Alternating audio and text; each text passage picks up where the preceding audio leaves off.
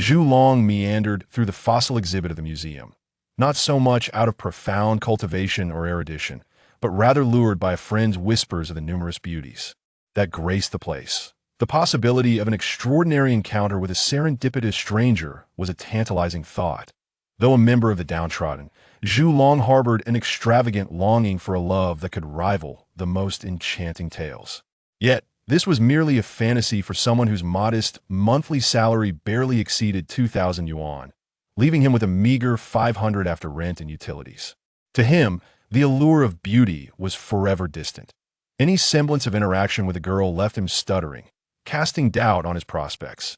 After wandering for about 10 minutes in the museum, Zhu Long found himself still lacking the vision of his ideal goddess. While he did spot a few striking young women, each was accompanied by a handsome companion, and he did not wish to invite his own disappointment. Perhaps I should just give up and return to the comfort of my bed. Sleeping is far more pleasant than this aimless wandering, Zhu Long contemplated. Yet, there lingered a sense of reluctance within him. After all, he had spent over 20 yuan on the entrance fee, and leaving empty-handed would indeed sting. Why not peruse the fossils? It could serve as an opportunity to enrich my knowledge, Zhu Long reasoned, finding himself compelled to justify his continued presence. Upon closer inspection, he discovered the impressive variety of fossils on display, which indeed justified the ticket price. The exhibit boasted a plethora of ancient creatures, including an array of renowned dinosaur fossils. Suddenly, Zhu Long's gaze fell upon an extraordinary elongated fossil, astonishingly measuring several dozen meters in length, resembling the remains of a long-dead serpent. Yet, it possessed two forelimbs.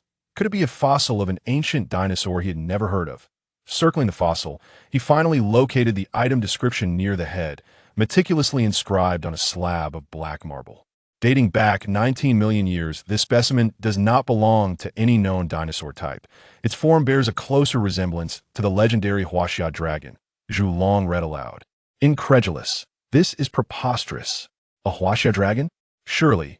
It must be a species of serpent yet to be discovered by scientists that in the 21st century. How can a museum present such nonsense? With a resigned shake of his head, Zhu Long's initial interest in the display evaporated. He raised his eyes to the skull of the serpent, a smirk of disdain curling at the corners of his mouth.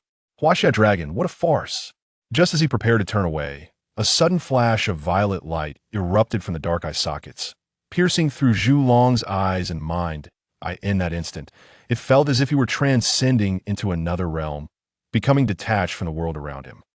Beneath a crimson sky, the clouds burst forth in vibrant hues. Yet this breathtaking spectacle went unnoticed by anyone. The individuals below, clad in identical protective suits, hurried about, their forms oddly diverse, starkly contrasting with typical human appearances. There remain many beings, indistinguishable from humanity. If one were to insist on differences, it would only be that they possess an additional tail and exhibit a more robust physique. Within the highest esteemed hospital of the capital city of Mulin on planet Vegeta, a mother gazes tenderly at her child as she begins to don protective attire. Lady Riri, are you truly not in need of a moment's respite? You have just given birth, the green-skinned extraterrestrial expresses with palpable trepidation, hesitant to intervene in her seemingly reckless decision to venture out so soon. After childbirth, enough with the superfluous chatter. I am not one of those inferior warriors. I possess the bloodline of nobility, and this minor situation has no bearing on me. You need only assist me in locating Crozar, Riri replies, nonchalantly placing her newborn in a cradle beside the bed. Very well, Lady Riri. Crozar is currently on the planet Mobon in Sector 45. Shall I prepare a spacecraft for your immediate departure? Upon receiving a nod from Riri, the green-skinned alien retrieves a controller to notify the necessary parties. By the way, I forgot to inquire. What is the battle power of my son? And I assume a name has yet to be decided? Riri, having donned the final pair of gloves, cracked her knuckles, feeling invigorated. Regrettably, Lady Riri, it is not possible to conduct such measurements on a newborn. We must wait a day for his physical condition to stabilize. Otherwise, the results would be inaccurate.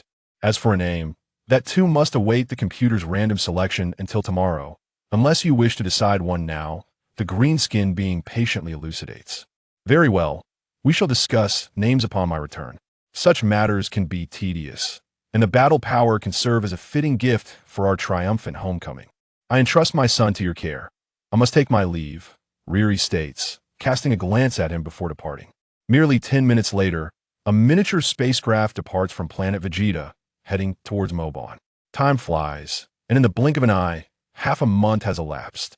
Yet, for planet Mobon, this duration feels like an eternity. The once flourishing and bountiful world now lies in desolate ruin. The culprits behind this devastation number merely 5 individuals, one of whom is a woman. These 5 legendary warriors of the universe have wrought this havoc. While planet Mobon does boast a certain level of cultivators and technological advancement, they appear utterly feeble in the face of the formidable Scions. Crozar, I hear your son has been born. It seems we shall have to celebrate with a drink upon your return. A bald Scion stands atop the carcass of a massive beast, occasionally slicing off a piece of tail meat with his hand and, undeterred by the blood, consuming it while sharing. Jovial banter with a long-haired man nearby. Indeed, my son Crozar is destined to become a formidable warrior. However, King Frieza has assigned us numerous tasks lately. It seems I shall not linger long before embarking on another mission. The long-haired man replies, resting upon a rock. Seemingly disinterested in the carnivorous feast, the sole female Scion, who was crouching beside the fire pit, suddenly turned her head and remarked, "Indeed, I hurried over here. Right after giving birth to him, it's been a month now, and we have yet to settle on a name. I truly wonder about that boy's combat aptitude. My expectations are set at over 80 points. I sincerely hope he does not disappoint me." Closar smiled faintly. "Riley, there's no need for concern. With my noble bloodline, this child's combat prowess is bound to be substantial. You see, my standards are even higher than yours. After a month, I anticipate that his capabilities will have grown. Upon my return, I hope to witness a child with a combat power exceeding 150 points that would truly be worthy of being my son." Riley cast a glance at Closar and replied, 150 points? I advise you to temper your expectations. A child surpassing 120 points within a month is already a rare genius. Be cautious, for great expectations may lead to great disappointment. Haha, Riley is right.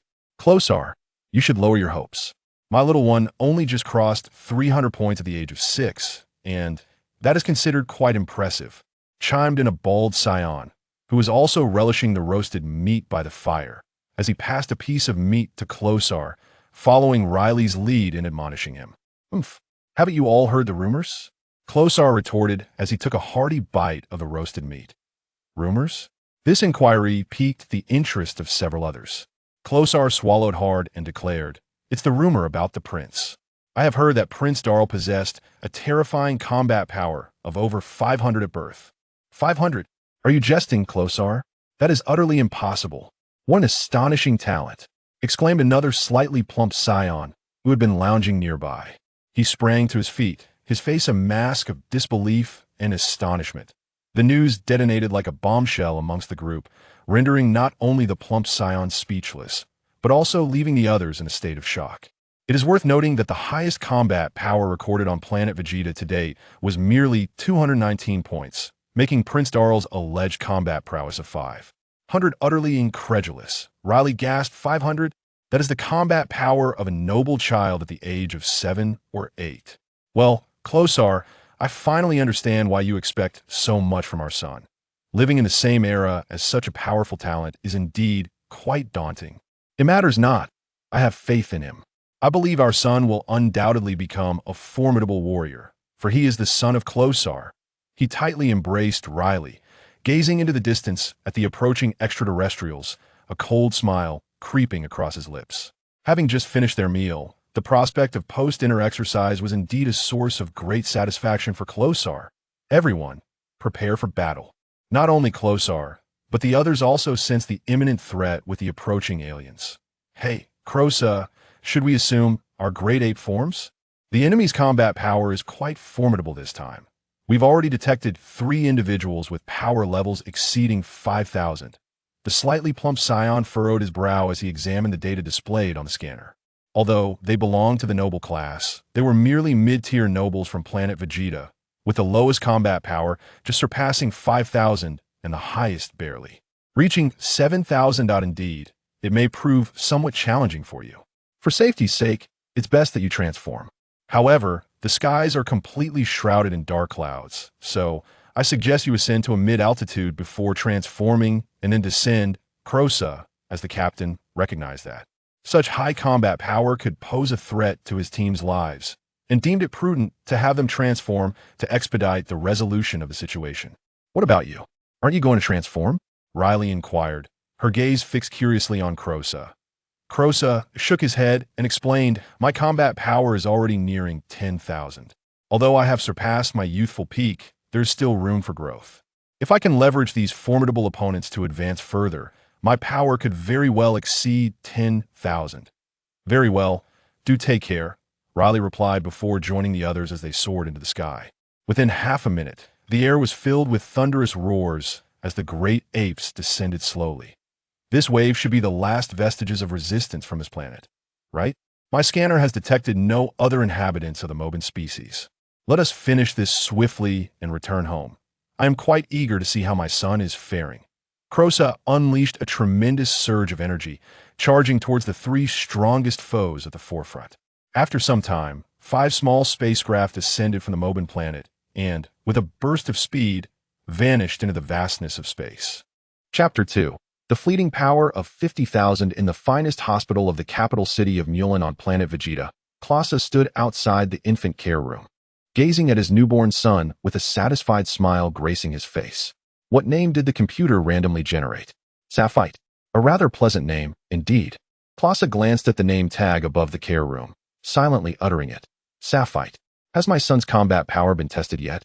The inquiry was directed at the green-skinned attendant who had previously cared for Riley. With utmost respect, the attendant replied, Lord Clausa, not yet. According to tradition, it is the parents who are meant to unveil the child's initial combat power. Thus, we have refrained from conducting the test over the past half-month, awaiting your return to reveal the results. My apologies. I shall retrieve the reports from the department regarding other assessments for this child and return shortly. I see. Clausa then directed the scanner towards Sapphite, lightly pressing the device. 50100,200, and it continues to rise? This is impossible. It has already surpassed 1,000, and there are no signs of it halting? Over 10,000 now, good heavens. This cannot be true. The instrument must be malfunctioning. The astonishing combat reading left Clausa in a state of shock. 50,000. A newborn possesses a combat power of 50,000? Unthinkable. It must be a fault in the device. Clausa switched off the scanner, then powered it back on, aiming it once more at Sapphite. 100,150,210. It has ceased. I knew it. The instrument must have been faulty. In that fleeting moment, Clausa remained oblivious to the cold sweat that had broken out across his body from the shock. How do you find it, Lord Clausa? Are you satisfied with your son's combat power? The green-skinned attendant approached Clausa with the examination report for Sapphite, inquiring softly. If the parents are exceedingly pleased with their child's combat power, their caretaker is sure to receive a generous reward. Overwhelmed by astonishment, Clausa failed to notice the attendant's approach, but soon he snapped back to reality, bursting into laughter. Delighted, of course. Kark, go to the mission hall and collect 50,000 B-coins, and tell them it is by my order, Clausa. Oh, thank you for your generosity. I wonder what Lord Sapphite's combat power is. You appear quite exhilarated. The green-skinned attendant, seasoned in his role, knew that such praise would only elevate Clausa's spirits. Moreover, Clausa's extravagant tip would nearly equate to the attendant's annual salary, greatly enhancing his joy. 210 points. Ensure you record that in the computer file. I want everyone to see the exceptional talent of my son, Clausa. Clausa was immensely pleased with this figure, initially hoping for anything above 150 points, and it vastly exceeded his expectations. At that moment, Riley and several others from her team approached, indicating that their mission had been completed. How did it go? Riley cast a glance at the care room, her brow furrowing as she softly muttered, Sapphite? Sapphite. Clausa turned to her. What is it? Do you dislike it? If so, propose another name, and I shall have them change it immediately. Riley shook her head and said, forget it. It sounds quite good, and naming can be the most troublesome task. Let us go with this name. Henceforth, my son shall be called Sapphite. Hey, Closar, you must have already assessed this child's initial combat prowess, right? Are you satisfied? Closar smiled gently, of course. As my son, Safet can never be a failure. This lad possesses remarkable combat talent, merely a month since his birth, and he boasts over 200 in combat power. It brings me immense joy. Although he still lags behind the prince, he is already quite formidable. Is that so? Then we should certainly celebrate this occasion. Rueli reached into her pocket and handed Klosar a card. Here, 50 million Bebi is the reward for conquering Mobin Star. I have already distributed the other 50 million to them. Let my 1 million be utilized for the celebration. All right, arrange these matters accordingly and ensure everything is meticulously planned. My son Klosar's birth banquet must be flawless. I want all the noble families to be in attendance. As for the invitations to the prominent nobles and King Saya, I shall personally handle that. After exchanging greetings with several others, Klosar turned and left, for he had many matters to attend to and could not linger here. Hey, Pose, did you hear that? The bald scion inquired of the other bald scion. Did you catch Klosar's mention of this kid's combat power? Rio, did Klosar just say over 200? The two scions stared at each other in disbelief. Beep beep, 210. The slightly plump scion standing nearby remained remarkably composed as he activated his scouter. Although he was somewhat prepared, the combat power displayed still astonished him greatly. Rueli laughed heartily and then patted the bald scion's shoulder, saying, Rio, my son truly is impressive. Remember to train that Naba well when you return. Don't let him embarrass you. After all, he comes from noble lineage, and if his combat power doesn't reach the elite warrior standard by adulthood, it would be quite shameful. Observing Rio's dejected demeanor, the others burst into laughter. While they all acknowledged that Rio's son Naba had decent potential, he was notoriously lazy and seldom exercised, resulting in consistently mediocre combat power. Rest assured, when I return, Naba will not have it so easy. Rio resolutely determined to train Naba diligently, for how could he possibly keep up with Safet? With such talent, Klosar's son was destined to become a prominent figure among the scions, and his combat power would undoubtedly surpass 10,000. In the future, he would surely hold a significant position. One could always find shade under a large tree. Originally, Rio had followed Klosar, and if he desired Naba to accompany Safet, it was evident that greater effort was required. As the others observed Rio's contemplative expression, they silently prayed for young Naba. In the year 732 of the Age of the Universe, a prodigious genius emerged from planet Vegeta. Born as the Prince of Vegeta, Darl possessed an astonishing combat power exceeding 800 from the moment of his birth. The news ignited a fervor across the entire planet, prompting King Sion to declare a 10-day holiday for the populace, leading to worldwide celebrations. However, the originally gifted Safite found himself overshadowed by the brilliance of this prince, garnering little attention. His accomplishments only circulated within the noble circles after Krosa hosted numerous aristocrats, merely recognized as a good son with decent talent. On the other hand, the unfortunate Naba was perplexed by his father's sudden whim to conduct an impromptu inspection of his training progress over the past 2 months. Naba was acutely aware that he had only visited the training grounds twice during this period, each time for merely half a day. Naturally, the results of this surprise inspection were less than favorable. He had hoped to enjoy the festive holiday celebrating the prince's birth, only to be seized by his father for rigorous training, which left him feeling quite dejected in the ensuing days. Nevertheless, the intense training significantly enhanced his strength, fulfilling Leo's earnest intentions and compelling Naba to abandon his previous laziness. Chapter 3. 3 years later, it was uncertain how long he had been unconscious. But Zhulong gradually emerged from his stupor, soon realizing he was enveloped in a warm, soft space that provided an immense sense of comfort. However, he quickly discerned a troubling issue. It seemed he was unable to leave this place. Coming to terms with his situation, Zhulong began to see the advantages of remaining in this space, where he required neither breath nor sustenance, yet felt remarkably healthy and vigorous. Eventually, one day, he sensed that he could no longer linger in this realm. A peculiar force began to exert pressure upon him, transforming the once comforting sensation into an overwhelming sense of repulsion. The confines of his surroundings constricted relentlessly, as if intent on suffocating him. Why? Why was this happening? Was he destined to perish? Just as despair threatened to engulf him, a glimmer of hope appeared before him. Seizing this last chance for survival, Zhulong fought valiantly against the oppressive force, determined not to succumb. He struggled with all his might, refusing to surrender, and ultimately escaped from that once beloved, now repulsive place. Lord Rueli, you have given birth to a son. With his potential, he is destined to become a formidable warrior. Upon his sudden arrival in this world, Zhulong initially struggled to adjust. However, as time passed, he gradually acclimatized to his new environment. Most importantly, he discovered that he was in the fabled world of Dragon Ball, home to the most powerful warrior race in the universe, the Saiyans. This revelation filled Zhulong with exhilaration, keeping him awake for several nights. Thus, he began to diligently enhance his combat training from a young age, endearing himself to Crosa, who grew quite fond of his son. 3 fleeting years have passed, and the once little Zhulong is now 4 years old. No, he should now be referred to as Safet. After several years of adaptation, Safet has decided to embrace the name of a Saiyan, believing it will spare him any inconveniences. Although he has yet to join an esteemed academy for systematic combat training, he has already acquired considerable knowledge from his father, Crosa. As a member of the high nobility, distinctly different from the lower-tier Saiyans, those like him, endowed with exceptional combat prowess, are nurtured with great care rather than being cast to lesser planets to develop at random. Since Safet turned 2, Crosa ceased to undertake missions from the task hall to conquer planets, dedicating himself instead to the meticulous instruction of his son. Originally, Riri intended to remain and teach. Yet Crosa could not quell his concerns, firmly believing that his guidance was paramount.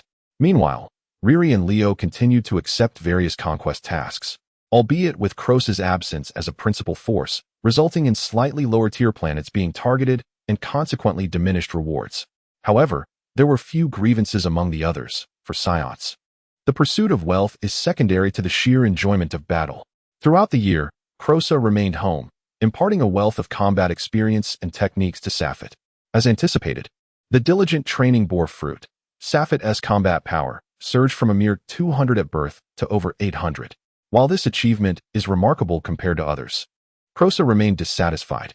Just yesterday, he learned that Prince Darl's combat power exceeded 1500, a revelation that weighed heavily upon Crosa's heart, instilling a sense of despair. He tirelessly trained Safet for an entire day, striving for even the slightest enhancement. In response, Safet bore no complaints. Influenced by his Saiyan heritage, he discovered an increasing affinity for combat and the exhilarating sensation of growing stronger. Regardless of the hardships, he willingly persevered, bolstered by a mindset befitting one in their 20s, far removed from the laziness typical of other children. After several days of rigorous training, Safet gradually acclimated to this intense regimen. However, upon rising this morning, he was surprised to find his father Crosa not clad in combat attire, but rather dressed in casual clothing. "Father, aren't we training today?" Safet inquired, observing Crosa leisurely sipping a drink while reclining in a chair. Crosa shook his head, replying, "Today is not devoid of training. Rather, there are more pressing matters for you to attend to. You have reached the age of 3, and it is time for you to enroll in the Noble Academy. Moreover, I am uneasy with your mother alone on the front lines. I plan to join her tomorrow to offer support. I have already deposited your living expenses and other fees onto your school's electronic card." Crosa paused, a flicker of reluctance crossing his eyes before he produced a card. "Take this. It contains sufficient funds for your needs." Safet silently accepted the card. Over the years of living together, despite being in his 20s and no longer easily moved, he could always feel the profound care and affection surrounding him. "My son, Safet," Crosa suddenly exclaimed loudly. Years of training had yielded remarkable results. Safet quickly reacted and stood at attention, replying, "Yes. Do you possess the confidence to become the most outstanding and powerful warrior?" "Yes, father. I will not disappoint your expectations. I shall become the mightiest Saiyan warrior." As he watched the small spacecraft gradually recede into the distance, Safet clutched the card in his hand, lost in contemplation. Ultimately, he must rely on himself. The planet Vegeta still existed, which meant he had time. Safet recalled reading the Dragon Ball manga in his childhood, but so many years had passed that he could hardly remember the intricate details of the plot. Nevertheless, he was familiar with several key adversaries. He knew that Goku's birth coincided with the destruction of planet Vegeta, yet he struggled to recall Goku's Saiyan name. The names he could vaguely remember included Piccolo, Dal, Frieza, Cell, and Majin Buu. However, he was confident that his current strength surpassed that of Piccolo from years later, alleviating his concerns. While Dal remained the target he needed to surpass, he remembered that Frieza was the one responsible for the annihilation of planet Vegeta, and that Dal had been very young at that time. though he could not ascertain his exact age, likely just a few years younger than himself. As he pondered this, an invisible pressure began to weigh upon Sapphire, making it difficult for him to breathe. Frieza, to him now, seemed an insurmountable height. However, it appeared that Doll and he were born in the same year. Shaking his head to dispel such convoluted thoughts, he resolved to focus solely on growing stronger, until he could confront Frieza directly. Indeed, he was now his most formidable adversary, wasn't he? Suddenly, Sapphire paused, then gave a self-deprecating smile. With his current combat power, he probably wasn't even worthy of being Frieza's opponent, was he? Sensing his inadequacies, a deeper yearning for power welled up within him. Gazing at the qualification card for the noble school in his hand, Sapphire murmured, "Father, do not worry. I will grow stronger, ever stronger, until I become the mightiest scion." Chapter 4. Enrollment. He hailed a vehicle to the highest institution for scion combat training, the Vegeta First High Combat Academy. Although Sapphire had never been there, he was well acquainted with its reputation. This prestigious academy gathered the elite of scion nobility and the most gifted warriors, with exceedingly strict standards for new admissions. Despite the existence of over 1 million scions on the planet, only 500 were accepted every 3 years. Most who attended this academy were extraordinarily talented warriors whose battle power surpassed 100 at birth, or the offspring of high-ranking noble families. However, the scions hold strength in the highest regard. Although the offspring of the noble elite may join freely, those born into such esteemed lineage typically possess a combat power exceeding 60 from birth. After all, they carry the purest scion blood. Even a frail body would not yield a child with significantly low battle capability. Sapphire vaguely recalls the peculiar data regarding Goku's birth, which astonishingly registered a mere 2. Yet he understands that both Goku and his father Bardock belong to an exceptional category. Generally, low-ranking warriors exhibit combat powers ranging from 5 to 15 at birth, and such children are often dispatched to lesser planets for life experiences. Should they meet an unfortunate demise, it is deemed inconsequential. Previously, Sapphire had encountered information indicating that the survival rate for such children hovers around 30%. Most low-ranking warriors are retrieved from their training on planet Vegeta by the age of 15, whereupon they undergo combat training and are assigned tasks related to planetary conquests before attaining their 20s, at which point they are essentially free. Ascending further in the hierarchy, we encounter the low-ranking nobles, whose combat power typically ranges from 15 to 30. While modest, this range positions them as vital contributors who cannot be easily discarded. Hence, these children usually receive education in lower-tier schools until they reach the age of 10, at which point they possess sufficient combat prowess for self-defense and are allowed to venture out for practical training. The survival rate for nobles is considerably higher than that of low-ranking warriors, achieving approximately 90%. Next in the hierarchy are the mid-ranking nobles, born with combat powers ranging from 30 to 60, while high-ranking nobles boast a minimum of 60. The royal lineage of planet Vegeta has consistently maintained a baseline of 100, thus each generation essentially comprises the most formidable warriors. Sapphire, hailing from high nobility, is the son of the renowned warrior Crossa, who is well known among the elite. However, high-ranking nobles are scarce. Out of over 100,000 scions, there exist only a few dozen high-ranking nobles. Most attendees of the Premier Combat Academy are high-ranking nobles, with a handful of exceptional mid-ranking noble children, while the presence of low-ranking nobles is virtually non-existent. Nonetheless, there are rare exceptions where exceptionally gifted low-ranking nobles or warriors are admitted, though such prodigies are exceedingly rare. The nature of the scions dictates that they cannot quietly enjoy life. Thus, children are raised in an environment that fosters independence, enabling them to care for themselves from a young age.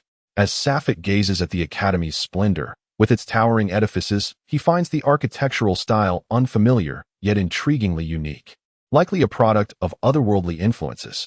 After all, he doubts that the predominantly muscle-bound scions possess such artistic sensibilities.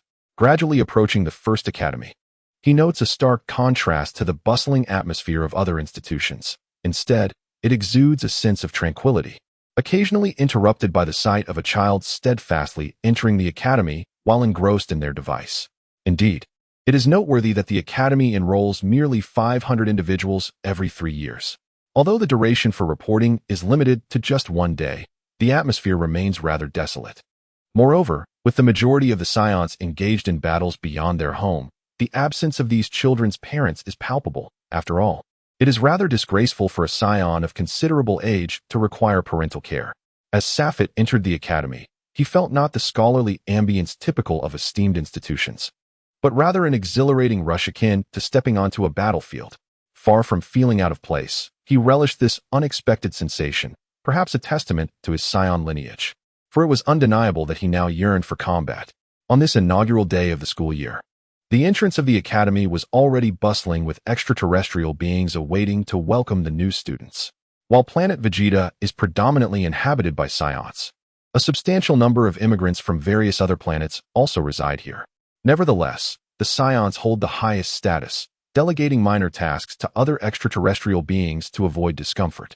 Upon noticing Safet's approach, the aliens within the academy recognized him as a noble child, evident from his distinctive tail, and promptly advanced to greet him. One of them, named Phil, introduced himself with enthusiasm, stating, "I am one of the receptionists at this esteemed academy. Please, address me as Phil. I am here to assist you during your time at the academy. Allow me to escort you to the enrollment office and procure some daily necessities for you." Safet nodded in acknowledgement, and, upon glancing in Phil's direction, observed a line of similarly attired receptionists standing with solemn expressions, clearly well-trained and awaiting the arrival of the next student. Each student is assigned a specific servant by the school, tasked with gathering information and handling trivial matters to ensure ample time for honing their combat skills. After a bustling morning spent following Phil, Safet finally completed all the necessary formalities. Despite the academy's stringent regulations and oversight, the facilities were impressively well-equipped, leaving Safet quite impressed, though it was likely a reflection of the talents cultivated by the other planets. Nonetheless, regardless of the caliber of talent, the scions remained the highest authority on planet Vegeta, with even human perpetrators of violence against other races facing minimal repercussions, often merely compensated. As Phil enthusiastically detailed the layout of the academy and various important considerations, he evidently learned Safet's name. "Lord Safet, we are approaching your private villa just around the corner. For your initial entry, you must use your card to unlock the door. I am afraid I cannot assist with that." While Phil was engrossed in his explanation, he inadvertently collided with others approaching from the opposite direction. Upon looking up, Safet noticed that the other party also consisted of scion children, accompanied by a few peers. One, in particular, stood out with his distinctive upright, tower-like hairstyle and an air of confidence, though the smile that had graced his features had vanished, clearly displeased by the earlier encounter. Phil reacted with remarkable swiftness, promptly bending at the waist at a 90-degree angle, placing one hand upon his heart, and performing an elaborate bow. "My sincerest apologies, esteemed sir. It was an unfortunate oversight on my part to inadvertently collide with you. I humbly seek your forgiveness." The diminutive leader snorted disdainfully, dismissing Phil with a glance. Maintaining his courtesy, Phil stepped aside, allowing them passage while he awaited their departure. The other scions followed the small figure. Yet one at the rear turned around to spit at Phil, unabashedly uttering, "Bah, rubbish." Chapter 5. Rival Vegeta. Safet observed the scene with a cold gaze. Whether it was Phil's respectful demeanor or his subsequent apologies, he found no fault. As a member of the scion nobility, he was acutely aware of his societal standing, and all of this appeared utterly normal to him. However, what did that last fellow's remark imply? Was it a veiled reference to himself? Regardless, the word struck a nerve with Safet. Scions were not known for their patience, and even unintentional insults could ignite his wrath. "Stop!" Safet, who had already turned to grant them passage, pivoted back, addressing the offender with authority. The rather unremarkable scion halted, glancing back at Safet, and queried, "Are you speaking to me? Apologize to me, and I may let you off lightly." Safet regarded him with a chilling stare. He had learned from Phil's introduction that brawls were a commonplace occurrence within the school. As long as one did not resort to lethal force, no repercussions would ensue. In fact, the institution seemed to encourage such altercations. "Apologize? You think I would bow to a mere newcomer?" The young man dismissed Safet entirely. Being a student from the previous year, he possessed greater experience in both studies and combat. Thus he believed his prowess far surpassed that of Safet. As fellow members of the high nobility, he held no belief that Safet's strength could rival his own. "I will count to 5, and if you have not apologized by then, you will soon realize that my fists are beyond your capacity to endure.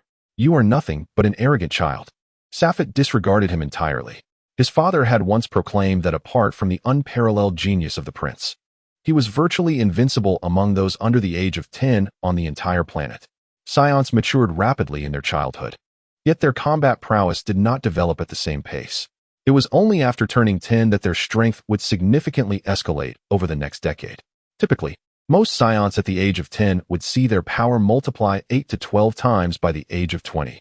While the strength of those below 10 does increase with age, it does not surge as dramatically as during puberty.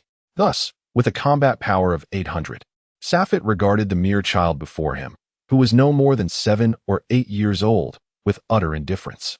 Generally, high nobility would possess a combat power ranging from 500 to 600 by the age of 10, and upon reaching adulthood at 20, their strength could soar beyond 5,000.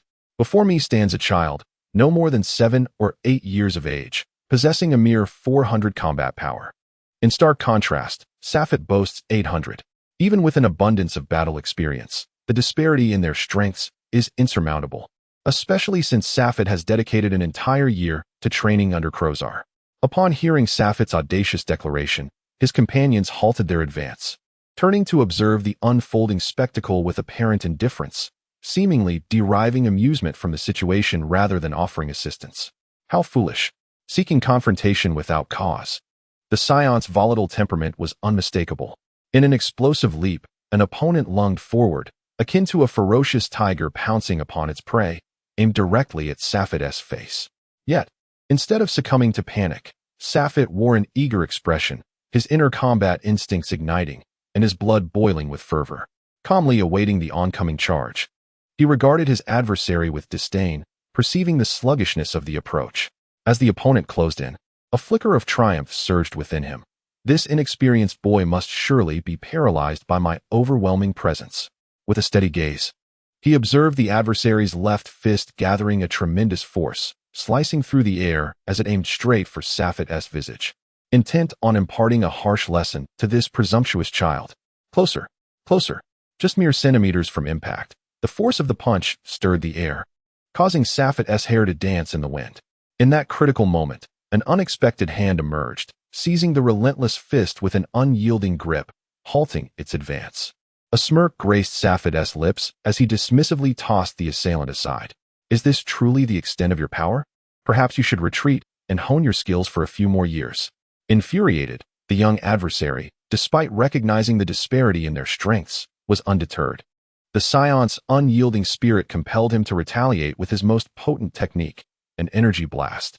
As the white shockwave surged closer, Safet merely shifted his stance, preparing for an ambush. His eyes fixed intently on the approaching force, he effortlessly countered the furious strike with a swift motion of his arm, shattering the assault in an instant. In the blink of an eye, Safet materialized before his opponent, delivering a powerful hook to the adversary's midsection. The young warrior crumpled, disbelief etched upon his face. Ultimately, however, his unwillingness to accept defeat paled in comparison to the overwhelming difference in strength. A soft applause echoed from behind. And although Safet did not turn, he recognized that the only individual bold enough to applaud him was the boy who had previously led the group of similar stature. Turning to face him, Safet locked eyes with the boy, who regarded him with a mixture of curiosity and disdain. After a prolonged silence, Safet broke the tension first. You are quite formidable. Thank you for the compliment, but in my eyes, you are no different from these worthless fools. The diminutive figure seemed oblivious to the essence of humility, and the arrogance in his tone irked Safet deeply. Is that so? Merely a fleeting display of my prowess. And you wouldn't presume that was my utmost limit, would you? If your strength does not match your bravado, I shall shatter your jaw. Safet understood that scions rely not on words, but on their might. Although he recognized the opponent's formidable strength, having been raised with a warrior's mentality, Safet would never succumb to fear before battle. Oh, are you implying a challenge? The small figure wore a smirk, arms crossed defiantly, showing no inclination to engage. Come forth. I trust scions do not shy away from a challenge. Safet had not equipped his scouter, unaware of the true power of his adversary, but sensed the overwhelming energy emanating from him, suggesting he was indeed a formidable foe. Upon hearing that Safet was genuinely issuing a challenge, the others burst into laughter, with a Scarface scion in the back scoffing, "Humph. An underestimating fool," Standing before you is the strongest genius in the history of our clan, Prince Darl. Chapter 6. The Bitter Defeat. Darl? Prince? Safit gazed curiously at the small figure before him. Though much time had passed, there was an undeniable resemblance to the spiky-haired image etched in his memory.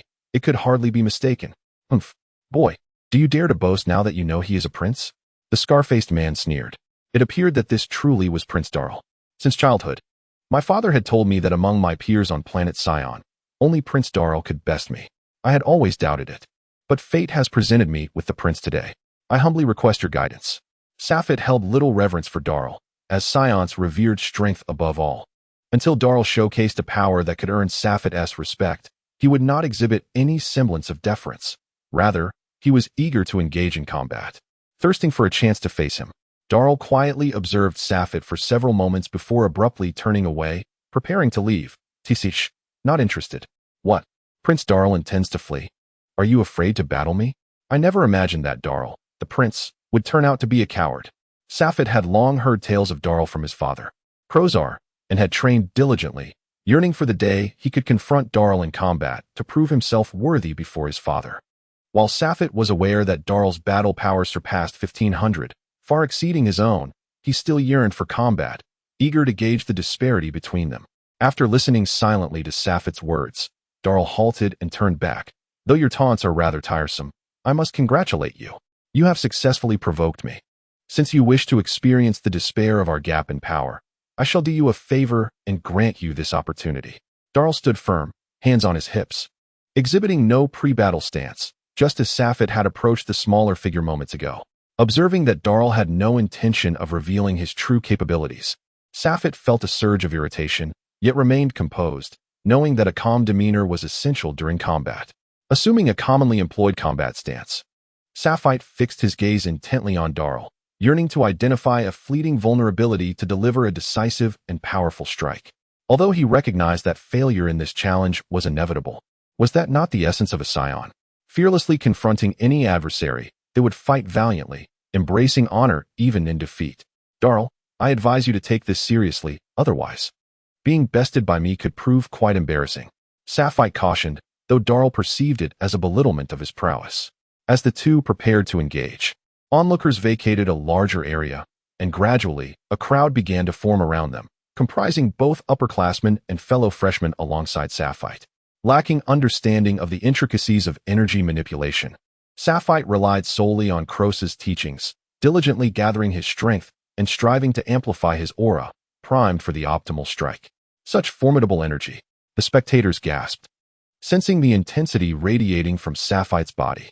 Yet, Darl stood unwavering, wholly unfazed by Safit's imposing demeanor. Hey, not bad at all. Why don't you make the first move? Otherwise, once I strike, you won't have a chance to retaliate. In an instant, Safit vanished, reappearing behind Darl, executing a swift knife-hand strike aimed at his neck. However, his hand sliced through empty air. Darl had evaded him with an afterimage. How do you expect to defeat me with such tactics? You must try harder, otherwise I shall miss out on the fun. Darl's voice echoed from behind, cursing under his breath. Safit prepared to turn and defend himself when he suddenly felt a tremendous force surge from behind, akin to being struck by a train. The impact sent him sprawling to the ground, rolling multiple times before he managed to brace himself against the earth to halt his momentum. A sharp kick struck him, and Safit tasted the metallic tang of blood at the corner of his mouth. Ignoring the urge to wipe it away, he hurriedly scanned for Darl's whereabouts, only to find him already vanished. Is that all you've got? The nightmarish taunt resounded once more. Upon hearing the voice, Safit instinctively darted away at high speed. Just as he evaded, a sidekick whizzed past the space he had occupied. Had he been a moment slower, he would have been sent flying again. Upon reappearing, he felt an acute sense of danger prickling at his back. Years of combat with his father, Croza, had ingrained a keen instinct for peril within him. The moment he sensed it, Safit disregarded his injuries and forced himself to dash again. Hey, impressive speed. Darl's taunting voice rang out from behind, but Safit dared not linger on thoughts of retaliation. He moved again, dashing swiftly. Darting, weaving, and evading, Safit pushed his limits, yet the intangible threat of Darl loomed relentlessly. Akin to a parasite. How infuriating. My pride in speed proves futile. after dodging repeatedly for 7 or 8 times. Safet realized that continuing in this manner would inevitably deplete his strength. Instead, he decided to retreat and counterattack, hoping to grasp a faint chance of victory. As he contemplated his predicament, a powerful gust of wind surged above him, prompting him to lower his head instinctively and execute a sweeping kick backward. Dull, with sharp eyes and speed far exceeding that of Safet, was not taken aback by this sudden assault. He effortlessly leaped aside, extending a hand that shimmered with a pearlescent glow. Huh! Dull bellowed, unleashing a white shockwave from his palm, a rapid and intense ripple that surged forth with astonishing velocity. It was so swift that Safet barely had time to react before it struck him. As the shockwave approached, Safet inwardly lamented, "This is bad." Yet, his body was incapable of executing a rapid evasion, leaving him helpless to witness the wave collide with him. Boom! A violent explosion resonated, and Dull wore a triumphant smile. Though he had anticipated this outcome, the encounter had nevertheless injected a modicum of amusement into his otherwise mundane academic routine. "All right, I'm done here," Dull declared, his interest waning. Having dealt that blow, he was confident that Safet would not rise again. "Wait, Dull." The thick smoke began to dissipate, revealing an unexpected sight. Safet still stood, albeit in a disheveled state. His newly assigned combat uniform was tattered beyond recognition, and his right arm hung limply, seemingly incapacitated. "What? Do you still wish to continue? Even if you possess such determination, your physical state seems to disagree. Perhaps it's best for you to lie down. You could never hope to compare to a genius like me." Dull surveyed Safet, realizing he was barely able to remain upright, devoid of any capacity to continue the fight. Gasping for breath, Safet felt a wave of fatigue wash over him, threatening to pull him into oblivion. Yet, he clung to his willpower. Any lapse in resolve would surely result in him collapsing to the ground. "Dull, I must concede that you are formidable, but I am acutely aware of the chasm that lies between us. If you maintain this nonchalant demeanor, I assure you that next time, I will leave a lasting impression." He fixed his gaze on Dull, supporting himself on one knee, feeling his strength waning. Dull paused momentarily, then smirked derisively, choosing not to utter any further taunts before turning away. "Just wait, Dull. I will surely surpass you." Chapter 7. The newcomer's competition. As Dull vanished from sight, a sense of relief washed over Safet. The moment he relaxed, his battered body succumbed to gravity, collapsing flat on the ground, muttering incessantly about surpassing Dull, surpassing Dull. The recent skirmish transpired in the blink of an eye. Upon hearing his master's provocation, which came from a warrior renowned as the greatest genius of the past several centuries, he felt an overwhelming sense of regret. In his eyes, all these events stemmed from his own carelessness, inadvertently dragging his master into the fray. Initially bewildered by the unfolding circumstances, he rushed over upon witnessing Safet collapse. In a flurry of activity, he managed to transport Safet to the infirmary. At that moment, Safet was rendered immobile on one side, his internal organs seemingly suffering significant injury. However, the medical facilities of this esteemed academy were remarkably advanced. A mere hour of immersion in a healing solution would suffice for recovery from such injuries. "Phil, thank you." Safet, weak and weary, gazed at Phil, who awaited anxiously outside the infirmary. Coupled with the disdainful glances from the group of scions earlier, he felt a twinge of emotion. Yet, he was also acutely aware that the servants assigned by the school were akin to personal slaves. On planet Vegeta, the lives of extraterrestrials were of little worth. "It is my duty to serve you, my lord. I sincerely hope you refrain from challenging Prince Dar again. You cannot defeat him." Phil's tone was earnest, yet to Safet, it sounded rather harsh. "That is not your concern. Focus on your own responsibilities." Safet, unwilling to continue the conversation, closed his eyes in meditation. Beep. After an indeterminate amount of time, the medical apparatus finally emitted a signal indicating the conclusion of treatment. To Safet, this simple sound was akin to celestial music. For remaining idle in the infirmary was sheer torment.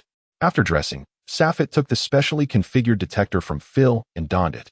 This type of detector was of medium grade, capable of measuring combat power up to 25,000, which was more than sufficient for Safet, whose current limit was merely 1,000. After my battle with Dar, I should experience an increase in power.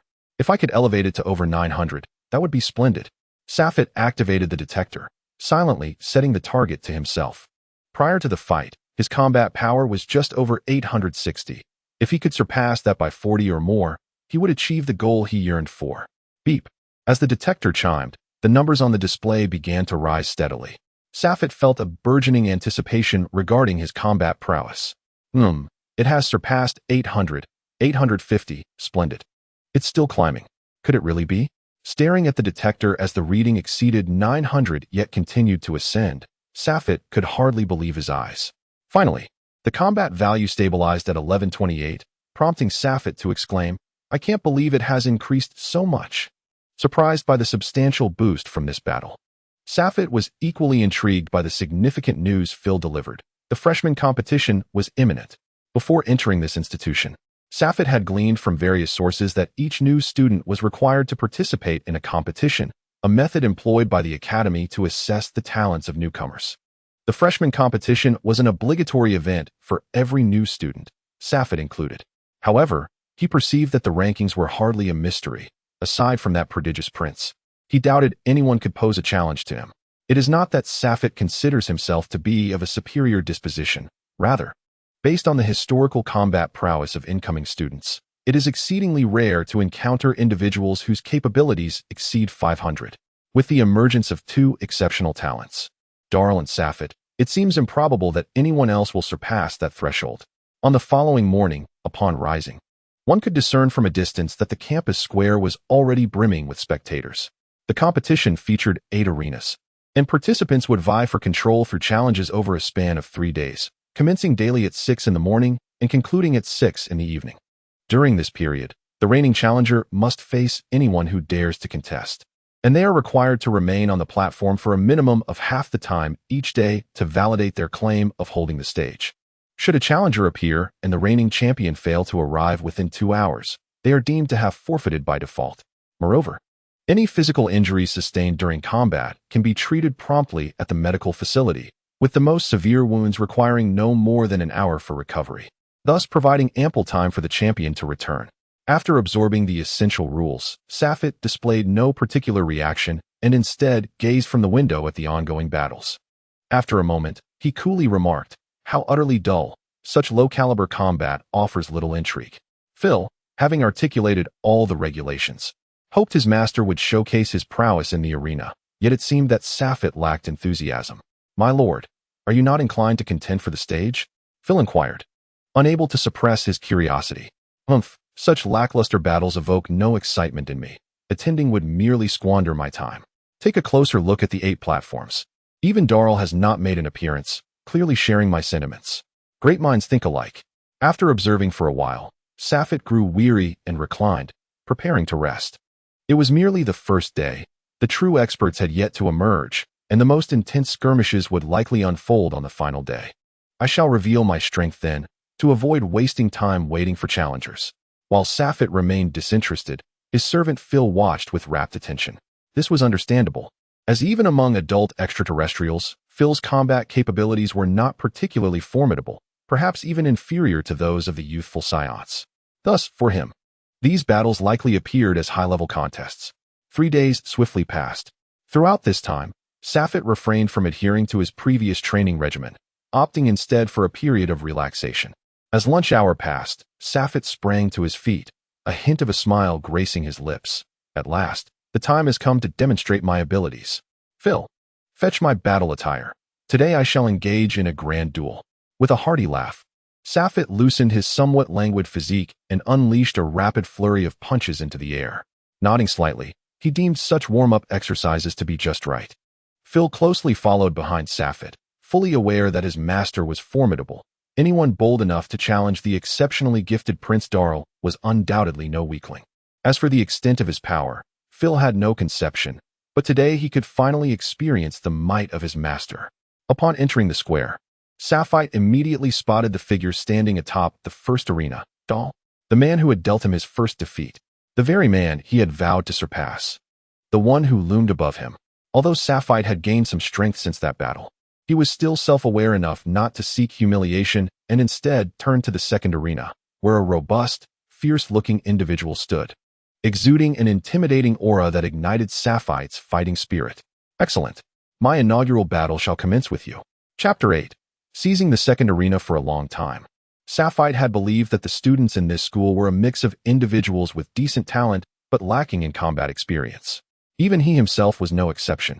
Despite numerous battles with his father, each encounter had been tempered by his father's restraint, devoid of any lethal intent. However, the imposing boy before him was different. From a distance, Sapphire could sense an invisible menace. This young man had undoubtedly emerged from the battlefield. With this conclusion firmly lodged in his mind, Sapphire narrowed his eyes. Observing him, the other seemed to sense his gaze and turned to meet Sapphire's eyes. In that moment, Sapphire felt a tremor coursing through him, an exhilarating sensation that made him involuntarily shiver. With a leap, he effortlessly ascended the arena. State your name. You are worthy of falling at my hands. Pravit was a scion of low noble lineage, having lost both parents to war at a young age and born with low combat power. He was sent to a remote planet like many other low-ranking warriors. Perhaps fate had decreed that he should not perish on that planet. Pravit self-taught a myriad of combat techniques and continually forced himself to engage in battle without resorting to transforming into a giant ape to wreak havoc. This led to a rapid enhancement of his combat prowess, and through several life-and-death encounters, by the tender age of 4, he had effectively eradicated all humanity on that planet. Such remarkable accomplishments caught the attention of several mid-ranking nobles, who not only restored his noble status, but also specially recommended him to this esteemed academy. Pravit proved to be quite formidable, overcoming numerous trials and tribulations to finally arrive at this pinnacle of education. He believed in his own strength and sought to reclaim the honor that rightfully belonged to him. No one could obstruct his path. Yet, this slight, scrawny boy, one whose muscular contours had yet to fully develop, dared to claim that he was worthy of falling before him? However, upon further reflection, it was evident that anyone who could reach this academy was no mere amateur. To speak such audacious words must surely imply some form of confidence. Nevertheless, Pravit had held the second arena for a day, facing dozens of challengers during that time, individuals deemed worthy by the crowd to engage in combat. Unsurprisingly, Pravit had not even visited the medical room once. One could only imagine the extent of his combat power. Such arrogance. Do not expect me to hold back. I shall surely cripple you. Pravaitai raised his hands, adopting a stance that balanced both offense and defense. It was his customary approach to first familiarize himself with his opponent's combat style, then seek out vulnerabilities, ultimately delivering a decisive blow. As he sensed the escalating aura of his adversary, Sapphire found himself unexpectedly admiring Pravaitai. However, he continued to stand with his arms crossed, devoid of any sign of preparation. How about this? If I emerge victorious, you shall follow me from now on. Upon hearing this proposition, Pravaitai frowned, dismissing the idea, for he did not believe his opponent possessed the capability to defeat him. That won't do, he retorted. It appeared my offer lacked allure. Very well. If I can defeat you without sustaining any injury, I demand you become my subordinate. A confident smile graced Sapphire's face. Based on his extensive observation, he assessed that his opponent's combat prowess was undoubtedly above 400, yet certainly not exceeding 500, leaving Sappphire with a firm sense of assurance. Pravaitai, incensed, perceived the terms proposed by Sappphire not as conditions, but rather as an affront. Let us see if you possess the ability. With that, Pravaitai unleashed a wave of energy, a white shockwave hurtling directly towards Sappphire. Sappphire smirked slightly. Recognizing the energy blast as a mere probe, he chose not to evade. Instead, opting to demonstrate his formidable strength to prepare for the eventual acceptance of his opponent. He extended his right arm to the side, and as the energy blast approached, Sappphire swung his arm fiercely, deflecting the projectile. Suddenly, Sappphire noticed that Pravaitai had vanished from sight, a sense of vigilance surging within him. A voice echoed from behind. Too late. Sappphire felt a force thrust him forward, though the impact was not overly strong, merely causing some discomfort. His body flew ahead, still slightly rigid from the blow, when Pravaitai reappeared before him, aiming a kick directly at Sappphire. Bang! Sappphire was sent soaring into the air, his body propelled skyward by the force. In an instant, Pravaitai materialized above him once more, his hands merging as he brought them crashing down upon Sapphire's head. Boom! Thunderous! Sappphire was slammed into the ground, lying motionless in a star-like position. Is this all you can muster? How dare you boast? Truly disappointing.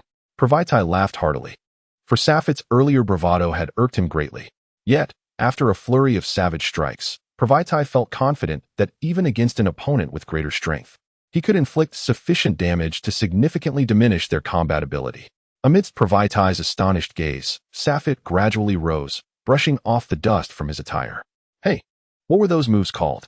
A little back rub and some loosening of my muscles felt rather pleasant. The force was just right. This is impossible, Pravaitai exclaimed in terror. Nothing is impossible. The disparity between us is far too great. I graciously accepted your earlier gift, and now it is my turn. Safit noted the shock on Pravaitai's face. A hint of satisfaction creeping in. Are you ready? I am about to strike, he warned, observing that Pravaitai remained momentarily stunned. As Praveti remained in a daze, muttering incomprehensibly, Safit paid little heed to his state. Although defeating such an unresisting opponent offered no sense of accomplishment. The rules of the arena mandated that one must vanquish the adversary until they conceded or were rendered unable to continue. After delivering a series of futile blows, the severely injured Praveti was taken to the medical room by his servant, while Safit stood proudly atop the arena, having successfully secured his position. Turning his gaze to the right, towards the first arena, he observed Darl effortlessly dispatching a challenger with a few punches and kicks, standing there with an air of nonchalance. Casually glancing in Safit's direction, Darl flashed a smile. Safit clenched his fists tightly, his heart roaring with determination. Darl, the humiliation you have inflicted upon me will be repaid in kind. In the ensuing hours, challengers dwindled, and those still standing in the arena were undoubtedly the finest fighters of this generation, each boasting a combat prowess exceeding 400. Unsurprisingly, Darl remained unchallenged in the first arena, while Safit firmly held his ground in the second arena, undoubtedly claiming victory there as well. Chapter 9. The formation of a team. With the successful acquisition of the second arena, Safit gained considerable renown. This tournament served not merely to select the most exceptional fighters, but also to grant those talented individuals sufficient prestige to establish their own teams. Most Scion teams began their journeys together from a young age. Apart from those who had perished, members had fought side by side throughout their lives, forging bonds that far surpassed ordinary friendships. Thus, for Scions, team members were akin to true family, an irreplaceable presence. Safit had initially contemplated inviting a fierce young fighter to join his team. However, he was gravely disappointed by the latter's inability to withstand even minor setbacks, leading Safit to abandon any hopes of collaboration. The recent freshman tournament had just concluded, with rewards yet to be distributed. While such grand competitions occurred each year, the nature of the rewards varied. Some included specialized training, others offered unique techniques, and some provided guidance in energy manipulation. Nevertheless, Safit was indifferent to these prizes. He had already acquired extensive knowledge from his father, Klosar, and lacked for nothing in that regard. As the freshman tournament concluded, the upperclassmen tournament was set to commence. Safit sat in the training room, contemplating whether to observe the event when Phil gently knocked and entered. "What is it?" Safit inquired brusquely, having clearly instructed Phil not to disturb him during training unless it was of utmost importance. Perhaps there truly was something significant, as Safit patiently awaited Phil's explanation. Otherwise, he would have unceremoniously ejected him. "Master." Phil slightly bowed, having served Safit for several days now, yet still finding the temperament of this powerful scion somewhat elusive. He had never perceived Safit as a mere child, and every time they faced one another, he felt an overwhelming sense of gravity. A scion appeared at the door, introducing himself as Pravaitai, one of your subordinates. "Should I allow him entry?" Phil endeavored to maintain a tone of gentleness and submission, fearful of inciting discontent. "Pravaitai? I have not heard of him. Send him away. I have no time to entertain him." Safit did not cease his exercises, but instead pondered whether he was the fierce young man from yesterday. After a moment of contemplation, Safit resolved to grant him an opportunity. After all, only those of exceptional talent could rise in this academy. Even with minor flaws, Safit had confidence in his ability to transform him. "Very well. Have him wait for me in the lounge." Casually, he exited, donning only a shirt, his body drenched in sweat, with no intention of freshening up, and made his way to the lounge. Upon entering, he found Phil already leading Pravaitai, who stood there awaiting him. "You sought me?" Safit initiated the conversation. "Captain," Pravaitai began, but was immediately interrupted by Safit. "I am not your captain. Your performance yesterday was utterly disappointing. You are unworthy of being my team member." Though Safit's tone was not loud, to Pravaitai, it resonated like thunder. A scion holds honor above life itself. Having been easily defeated by Safet the previous day, he had developed a deep respect for him and acknowledged his status. Yet today, he found himself scorned, which was yet another blow. I challenge you to a duel, a battle to the death. Pravitai's roar echoed within the villa, his fury rendering him devoid of reason. Consumed solely with the desire to vanquish the one who dared to insult him so brazenly. Unfazed by the seething gaze fixed upon him, Safet approached Pravitai, observing his taut muscles, poised for combat at any moment. With a faint smile, he patted Pravitai's shoulder, nodding in approval, saying, Now you begin to resemble a true member of my team." Pravitai's expression shifted to one of astonishment. Despite his commendable combat prowess, he struggled to comprehend Safet's true intentions. "What? You must be quite curious as to why I am treating you this way, correct?" Safet circled Pravitai before seating himself on the sofa. "Indeed. I do not quite grasp your meaning. Do you accept me as your team member or not?" Pravitai inquired, somewhat bewildered yet candid. "If you lack the courage to challenge me, then what claim do you have to be strong? Such a person is unworthy of being my team member. They are not only a coward but a disgrace to the Scion race."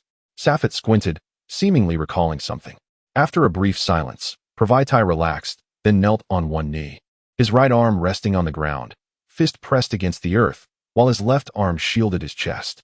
He proclaimed loudly, "Thank you for your guidance, Captain.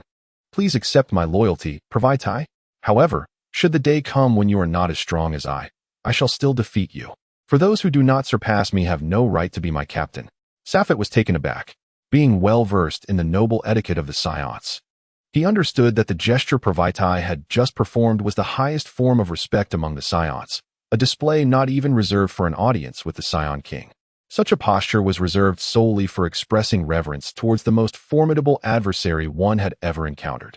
Taking a deep breath, Safet spoke solemnly and earnestly. "I, Safet, accept your loyalty." He then raised Pravitai with both hands and declared, "Good brother, our name shall resonate throughout the universe. I shall become the mightiest Scion." Pravitai, without hesitation, stood up and asserted, "So shall I. I am the strongest Scion. Now we require one more member to form the fundamental trio. Pravitai, seek out the final Scion. But I insist she must be female. I want the most powerful female Scion of this generation to join our team. Can you handle this?" Safet stated in a deep voice. "A female Scion? Why not recruit another male Scion? After all, men possess superior combat talent." Pravitai was perplexed by Safet's reasoning. "Do not underestimate women. My Aunt Hanasia boasts a combat power exceeding 11,000, surpassing even my father. While women may be slightly weaker, you will do as I say." Safet replied with dissatisfaction. "Very well. I hope you won't lament about the team's strength later on, Captain." Pravitai grumbled as he departed, leaving uncertainty about his reliability in this task. With Pravitai's exit, Safet returned to the training room, determined to surpass Dar and unwilling to relax for even a moment. The next day, Pravitai successfully brought forth the strongest female Scion of this generation, a result that surprised Safet. Their sudden arrival astonished him further. He had anticipated a longer wait to recruit her. The name of the formidable female Scion was Ella, and from the moment Pravitai entered with her, Safet's gaze was fixed upon her. "I am curious, why did you choose to join my team? I heard you initially intended to join Dar's team. As one of the challengers, you should have been easily accepted by him." Safet inquired after finishing his morning training and having a quick shower upon their arrival. Having welcomed them, Safet was aware that the short-haired girl had previously sought out Dar, yet he was puzzled as to why she had not joined his team. Surely, as one of the challengers, Ella would not have been overlooked by Dar. Ella shrugged helplessly. I had indeed joined Dar's team, but his arrogance was unbearable to me. So I left. Is it truly that simple?" Safet questioned. "Indeed it is," Ella affirmed with conviction, and seeing her earnest expression, Safet chose to believe her. "Actually, I was soundly defeated by Dar. Do you not feel it a disservice to follow me?" Safet candidly admitted his defeat at Dar's hands, which took Ella by surprise. Iraton paused momentarily before speaking. "To be honest, I was present when you challenged Dar that day. Even now, I lack the courage to face him. The pressure he exudes is overwhelming. Standing before him, I find myself utterly unable to strike." "Indeed, he is immensely powerful," Safet acknowledged. "But I am determined that one day I shall surpass him." Consistently encouraging himself, Safet diligently trained, feeling his strength grow ever more formidable. Welcome to my team. However, as you have just joined, we do not yet fully understand each other's capabilities. Would you care for a sparring match? The recent training necessitates a battle to solidify our progress. While I am uncertain of your strength, I assume it is comparable to that of Pravaitai. Although we may not engage in a full-fledged battle, it should suffice as a warm-up. With pleasure. Shall we proceed to the combat arena? It is rather difficult to unleash one's potential here. The Scions, regardless of gender, are known for their combative nature, and Iraton was no exception. Just as Safit and the others were preparing to head to the Academy's combat arena, Phil entered, stating, "Master, the Academy has just informed us that the champions should promptly proceed to the library to receive their rewards." Rewards? What could possibly be of value? Safit remarked dismissively. Any interruption to his duel was quite vexing. "My apologies, Captain. Let us first visit the Academy. Perhaps the rewards will be enticing." Though Safit felt little enthusiasm, the other two were genuinely intrigued.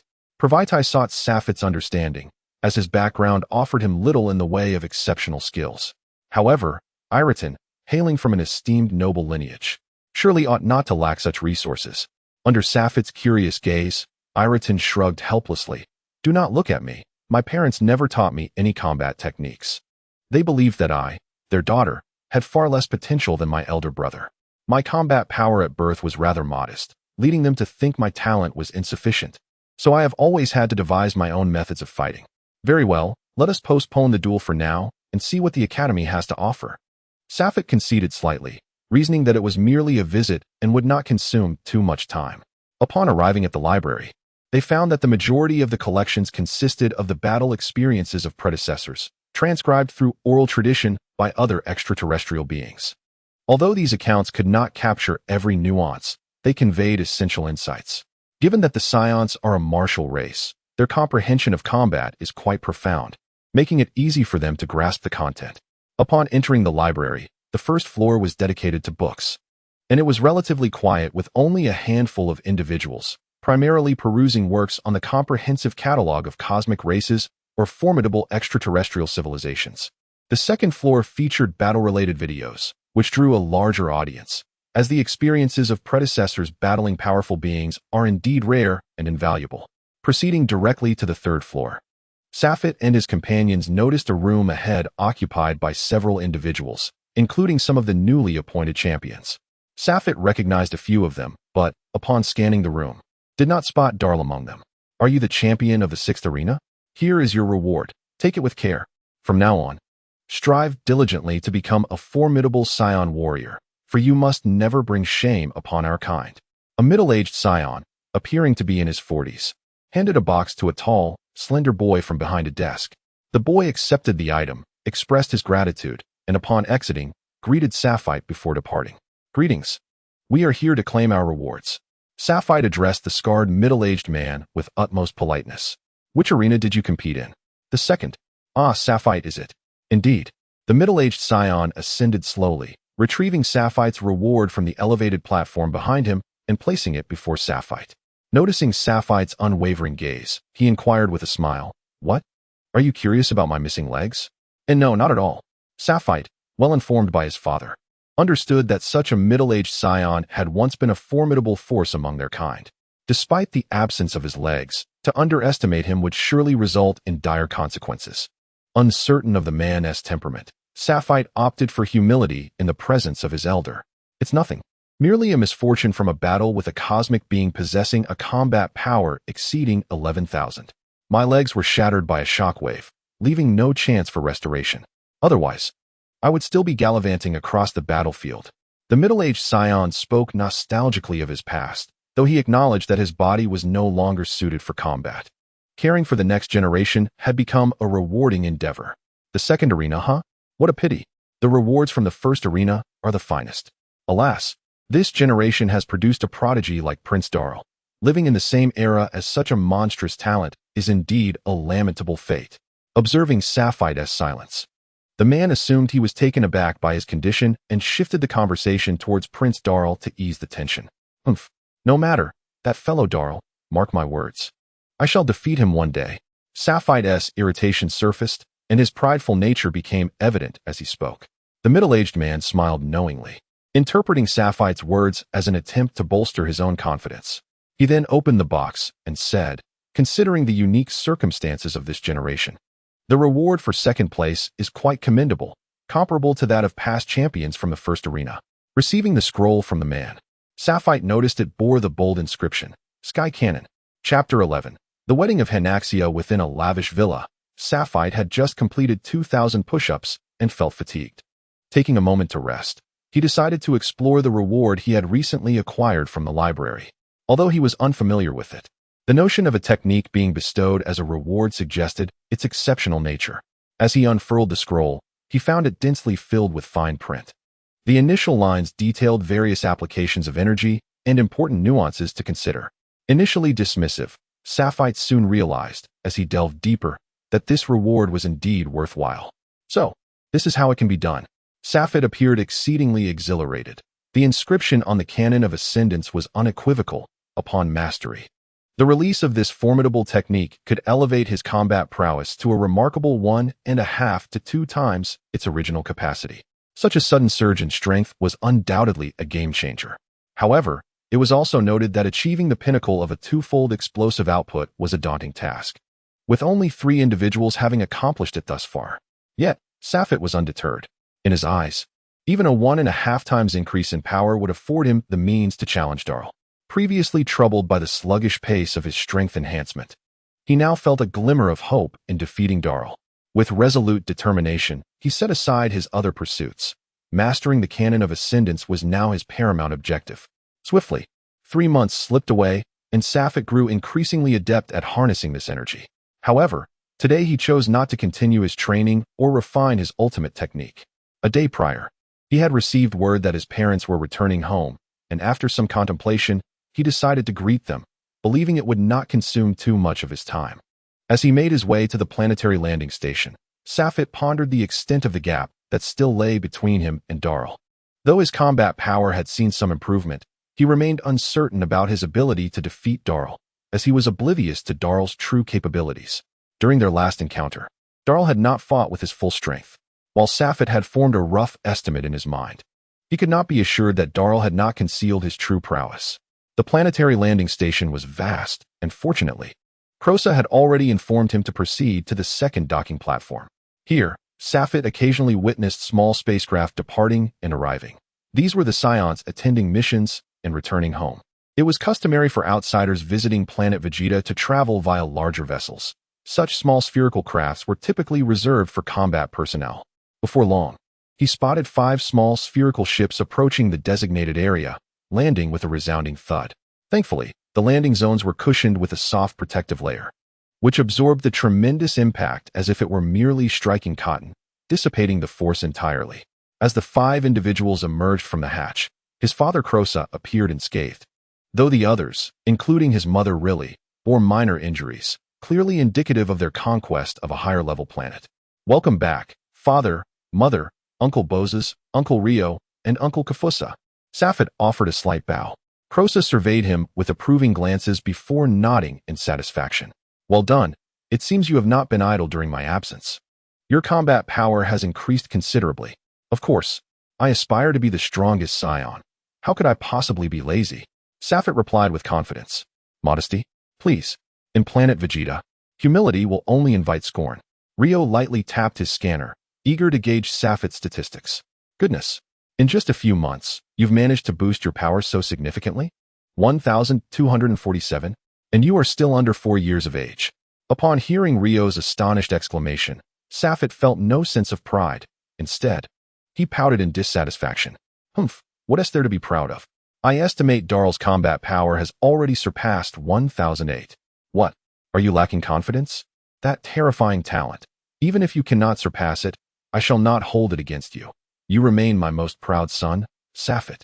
Crosa gently ruffled his hair, recalling that just a few months prior, when he departed, Safite had barely surpassed 800 in combat power. The remarkable growth he has exhibited has left Crosa exceedingly pleased with his son's performance. "Humph, no way. I will undoubtedly surpass Darl. One day, I shall personally trample him beneath my feet," Safite proclaimed with unwavering confidence. He assessed his recent increase in combat strength compared to Darl and felt a genuine hope of surpassing him, which bolstered his self-assurance. "Well then, my son, I believe in you," Crosa replied, though he harbored doubts about the likelihood of Safit surpassing Darl, deeming it a possibility so minuscule it was nearly negligible. However, he thought it preferable to motivate his son to continuously strive for greatness rather than worry about him becoming complacent after earning the title of the strongest among the younger generation. "By the way, father, how many days will you remain before embarking on another mission?" Although Safit did not possess an overwhelming sense of attachment, he hoped they could spend a bit more time together. "This time, we are rather pressed for time. There are still remnants of natives on Ashu planet, and the evaluation of this mission may not be particularly high, meaning the reward could be less substantial. It is common for merchants to seek reasons to deduct a portion of the bounty. The reason for our swift return is that your mother's dear friend, Hanesha, is getting married and has invited us. I must say, one must honor the first female warrior of planet Vegeta." Crosa chuckled heartily. "I am more curious about whether that man can withstand following her orders in the future. Such is the way of planet Vegeta, where strength reigns supreme, even in marriage. The stronger partner holds greater authority." "What? Does father not know who is marrying Aunt Hanesha?" Safit questioned, somewhat disdainful of his father for not knowing the groom, deeming it rather embarrassing. "I am not entirely sure, but there were rumors circulating recently that Hanesha has been quite close with a lower-ranked warrior. I cannot ascertain the truth of it," Crosa admitted, while his mother, really, interjected, suggesting that as close friends, they were likely privy to more insider information. "Enough of that. We shall know the truth at the banquet. Safit, do not return to the academy for the next few days. Notify them and come home. It is a perfect opportunity for me to assess your recent training results." Crosa, a quintessential battle enthusiast, could hardly stray from the topic of combat. "Understood," Safit replied, eager to gauge his own progress. As they exited the planetary landing station, Crosa bid farewell to a few comrades while Safit returned to the academy to request leave. They parted ways, agreeing to reunite at Hanesha's wedding 3 days later. Chapter 12, Goku. Huh. Safit unleashed a powerful punch, aimed just above Crosa's head. However, he felt no impact. Instead, his charged strike landed in empty air, inadvertently exposing a vulnerability in his stance. Crosa, with his wealth of battle experience, seized upon this minor flaw in an instant, delivering a swift kick to Safit's unguarded right chest. Sap hit, struck down, was sent sprawling like a ball, rolling multiple times before landing over 10 meters away. Struggling to push himself up, he seemed determined to rise and continue the fight. However, the weariness of his body and the extent of his injuries rendered such ambition futile.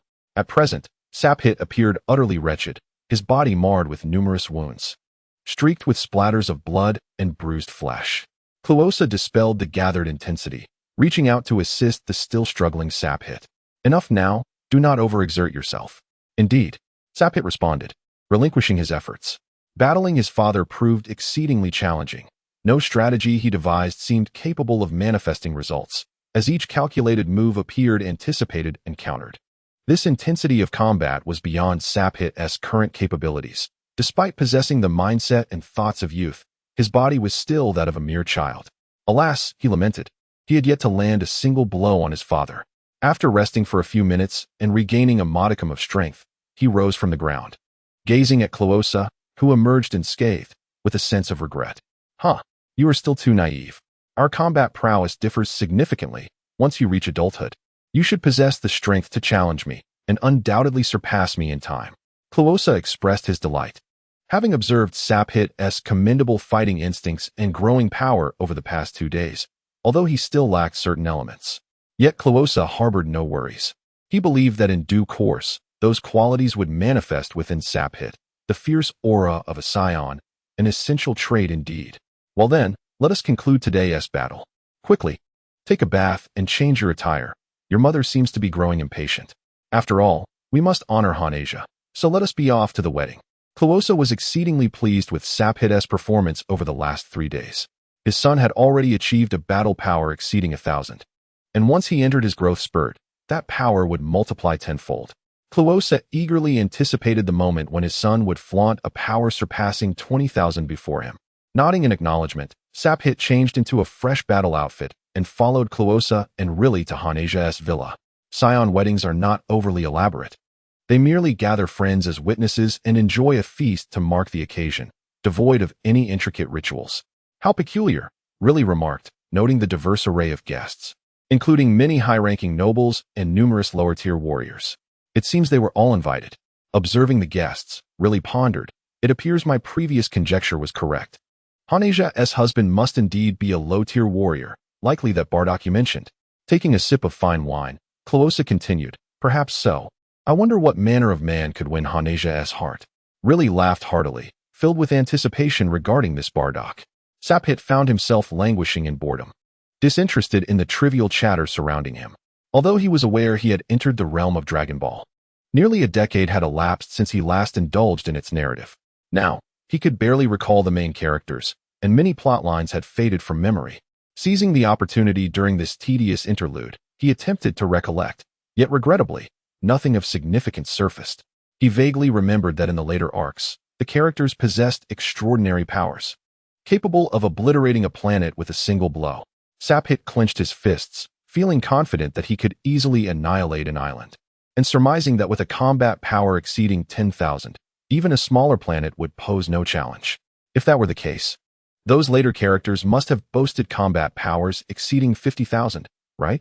Shaking his head, Saphit felt an insurmountable distance from such prowess. In truth, if matters became perilous, he could always flee.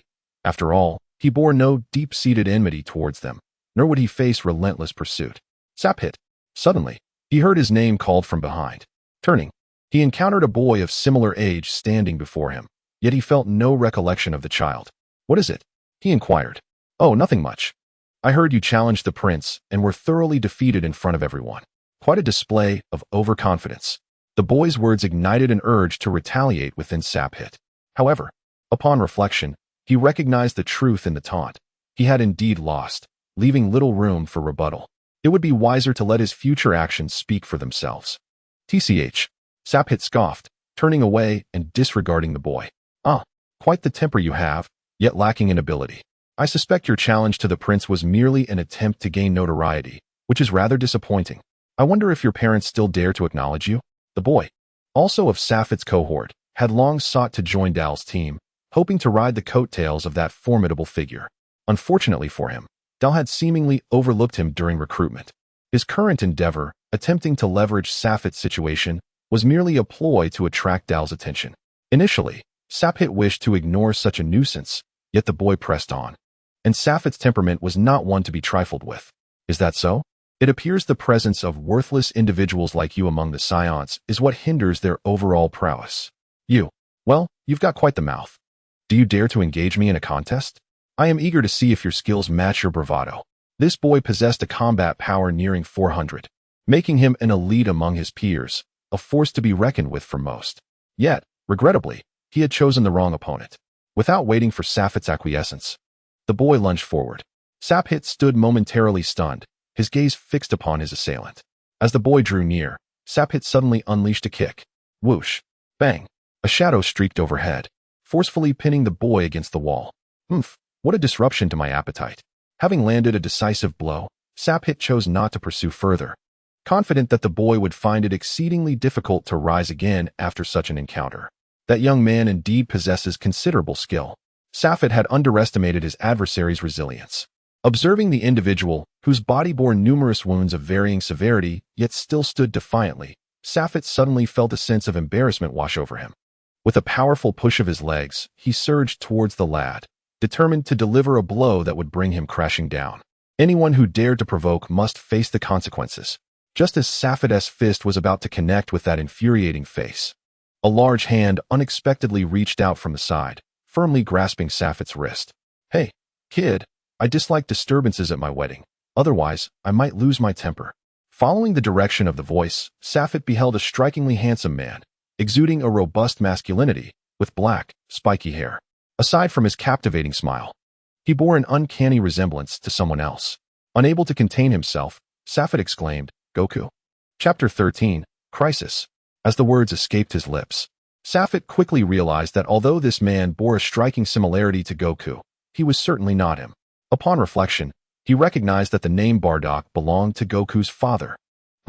Reluctantly retracting his fist, Saphit acknowledged that this was indeed the man's domain. It would be unwise to disregard the situation entirely, especially considering the formidable strength of his opponent. He decided it best to let it go. Continuing the altercation would surely invite repercussions from Hanasia, and even Klosar would not be able to shield him from that. Nonetheless, the young man who had just provoked him had undeniably captured the attention of most in attendance, including Dar, who observed from a distance, though the outcome merely served to diminish Dar's opinion of him further.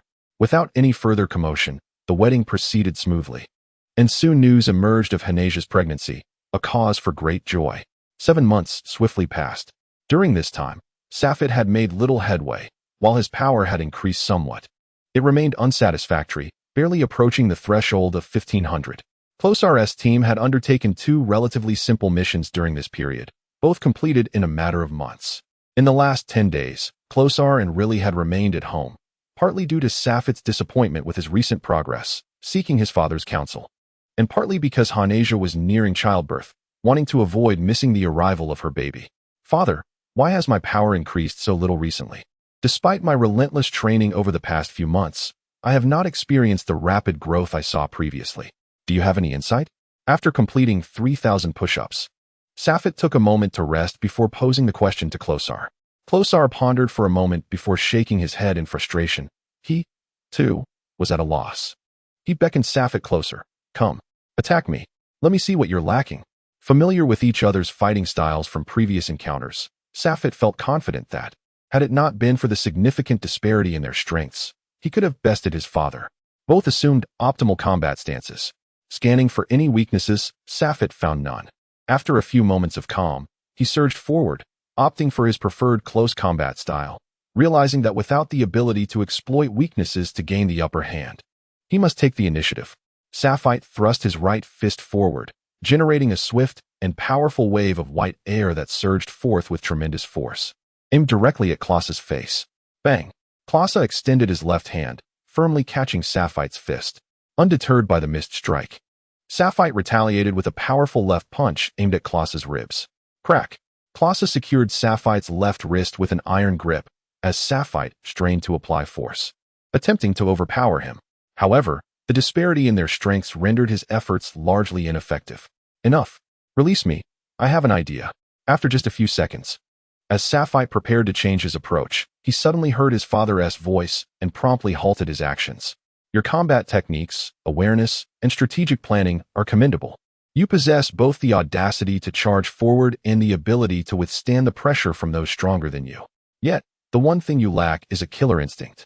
Klaas's analysis was profoundly insightful. "Thus far, you have not undertaken any missions on foreign planets. A scion who has not shed blood will never become truly formidable. Now, set aside your training and seek an opportunity to return to school and request a mission to attack a planet." "All right, I understand." Safed nodded earnestly. The notion of taking a life stirred an odd feeling within him. Although he recognized that as a scion, bloodshed would inevitably come, his body seemed to harbor no aversion. Rather, there was a subtle thrill. Despite knowing that his tremors did not stem from the act of killing, the ingrained thoughts of Earth still bound him, leaving him with ineffable feelings of conflict. "Understood. I know what decision I must make. No one can halt my ascent to power, not even myself. Oh, by the way, Aunt Hanasia is due to give birth soon. She should have her child within the next couple of days. You should refrain from taking on that mission for now and wait until after the baby is born." Klaasa murmured as he tidied up his dirty training clothes. "They say it's a boy, and with her lineage, the child's fighting prowess should not be low." "All right, I understand." Safed replied nonchalantly. Although his combat strength had been increasing slowly, cultivating a killer instinct was not an urgent matter, and he still needed to adjust his mindset, making the next few days a perfect opportunity. Safed turned to inform his 2 teammates at school, ensuring they were prepared.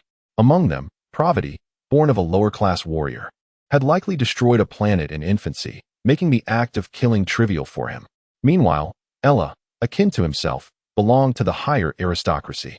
Though her current combat strength was modest, experiencing the sensation beforehand would be beneficial. Wait, Hanasia is having a son, and her husband is Bardock. That means Goku is about to be born. At this thought, a magnificent, radiant red star suddenly appeared in Safed's mind. Almost immediately, the red star flickered with a hint of aurora, and the planet began to crack chaotically. Amidst the dazzling white light, a resounding explosion erupted. Oh no, does this mean Frieza is soon to obliterate planet Vegeta? Saphite's heart raced with alarm. Although he was aware of his unique identity as a traveler, he possessed enough self-awareness not to foolishly challenge Frieza merely due to his special status. The chasm between them loomed as vast as the horizon, an insurmountable divide. The only viable option lay in escape. Escape. It was imperative to flee. However, time was running short. If his memory served him correctly, the planet's destruction would occur just days after Goku's birth. With Hannah's due date already upon them, he realized he had at most 10 days left. Taking a deep breath, Saphite resolved to promptly apply for a mission to conquer a lower planet.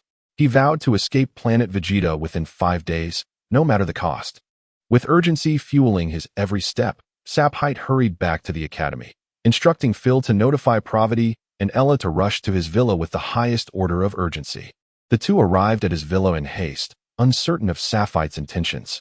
Yet, having shared many conversations over the past few months, their bond had grown quite close. Captain, I still haven't completed my training mission. Even if you're worried I'll surpass you, there's no need to interrupt my practice at this time. Are you afraid? Pravati jested upon entering. Normally, Saphite would seize the opportunity to impart a lesson, illustrating the disparity between them. However, in that moment, he lacked the inclination to engage in conversation. Noticing Saphite's serious demeanor and his disregard for his joke, Pravati sensed the gravity of the situation and chose to sit quietly, awaiting Ella's arrival to hear the captain's announcement. Captain, Ella greeted as she entered, but upon seeing Saphite's lack of response, she felt a twinge of confusion. All right, everyone is here. I have decided to embark on a mission to conquer a lower planet in 3 days. We must go to the academy to apply for the mission immediately. Chapter 14. Saphite's prediction. What? Who said that was not allowed?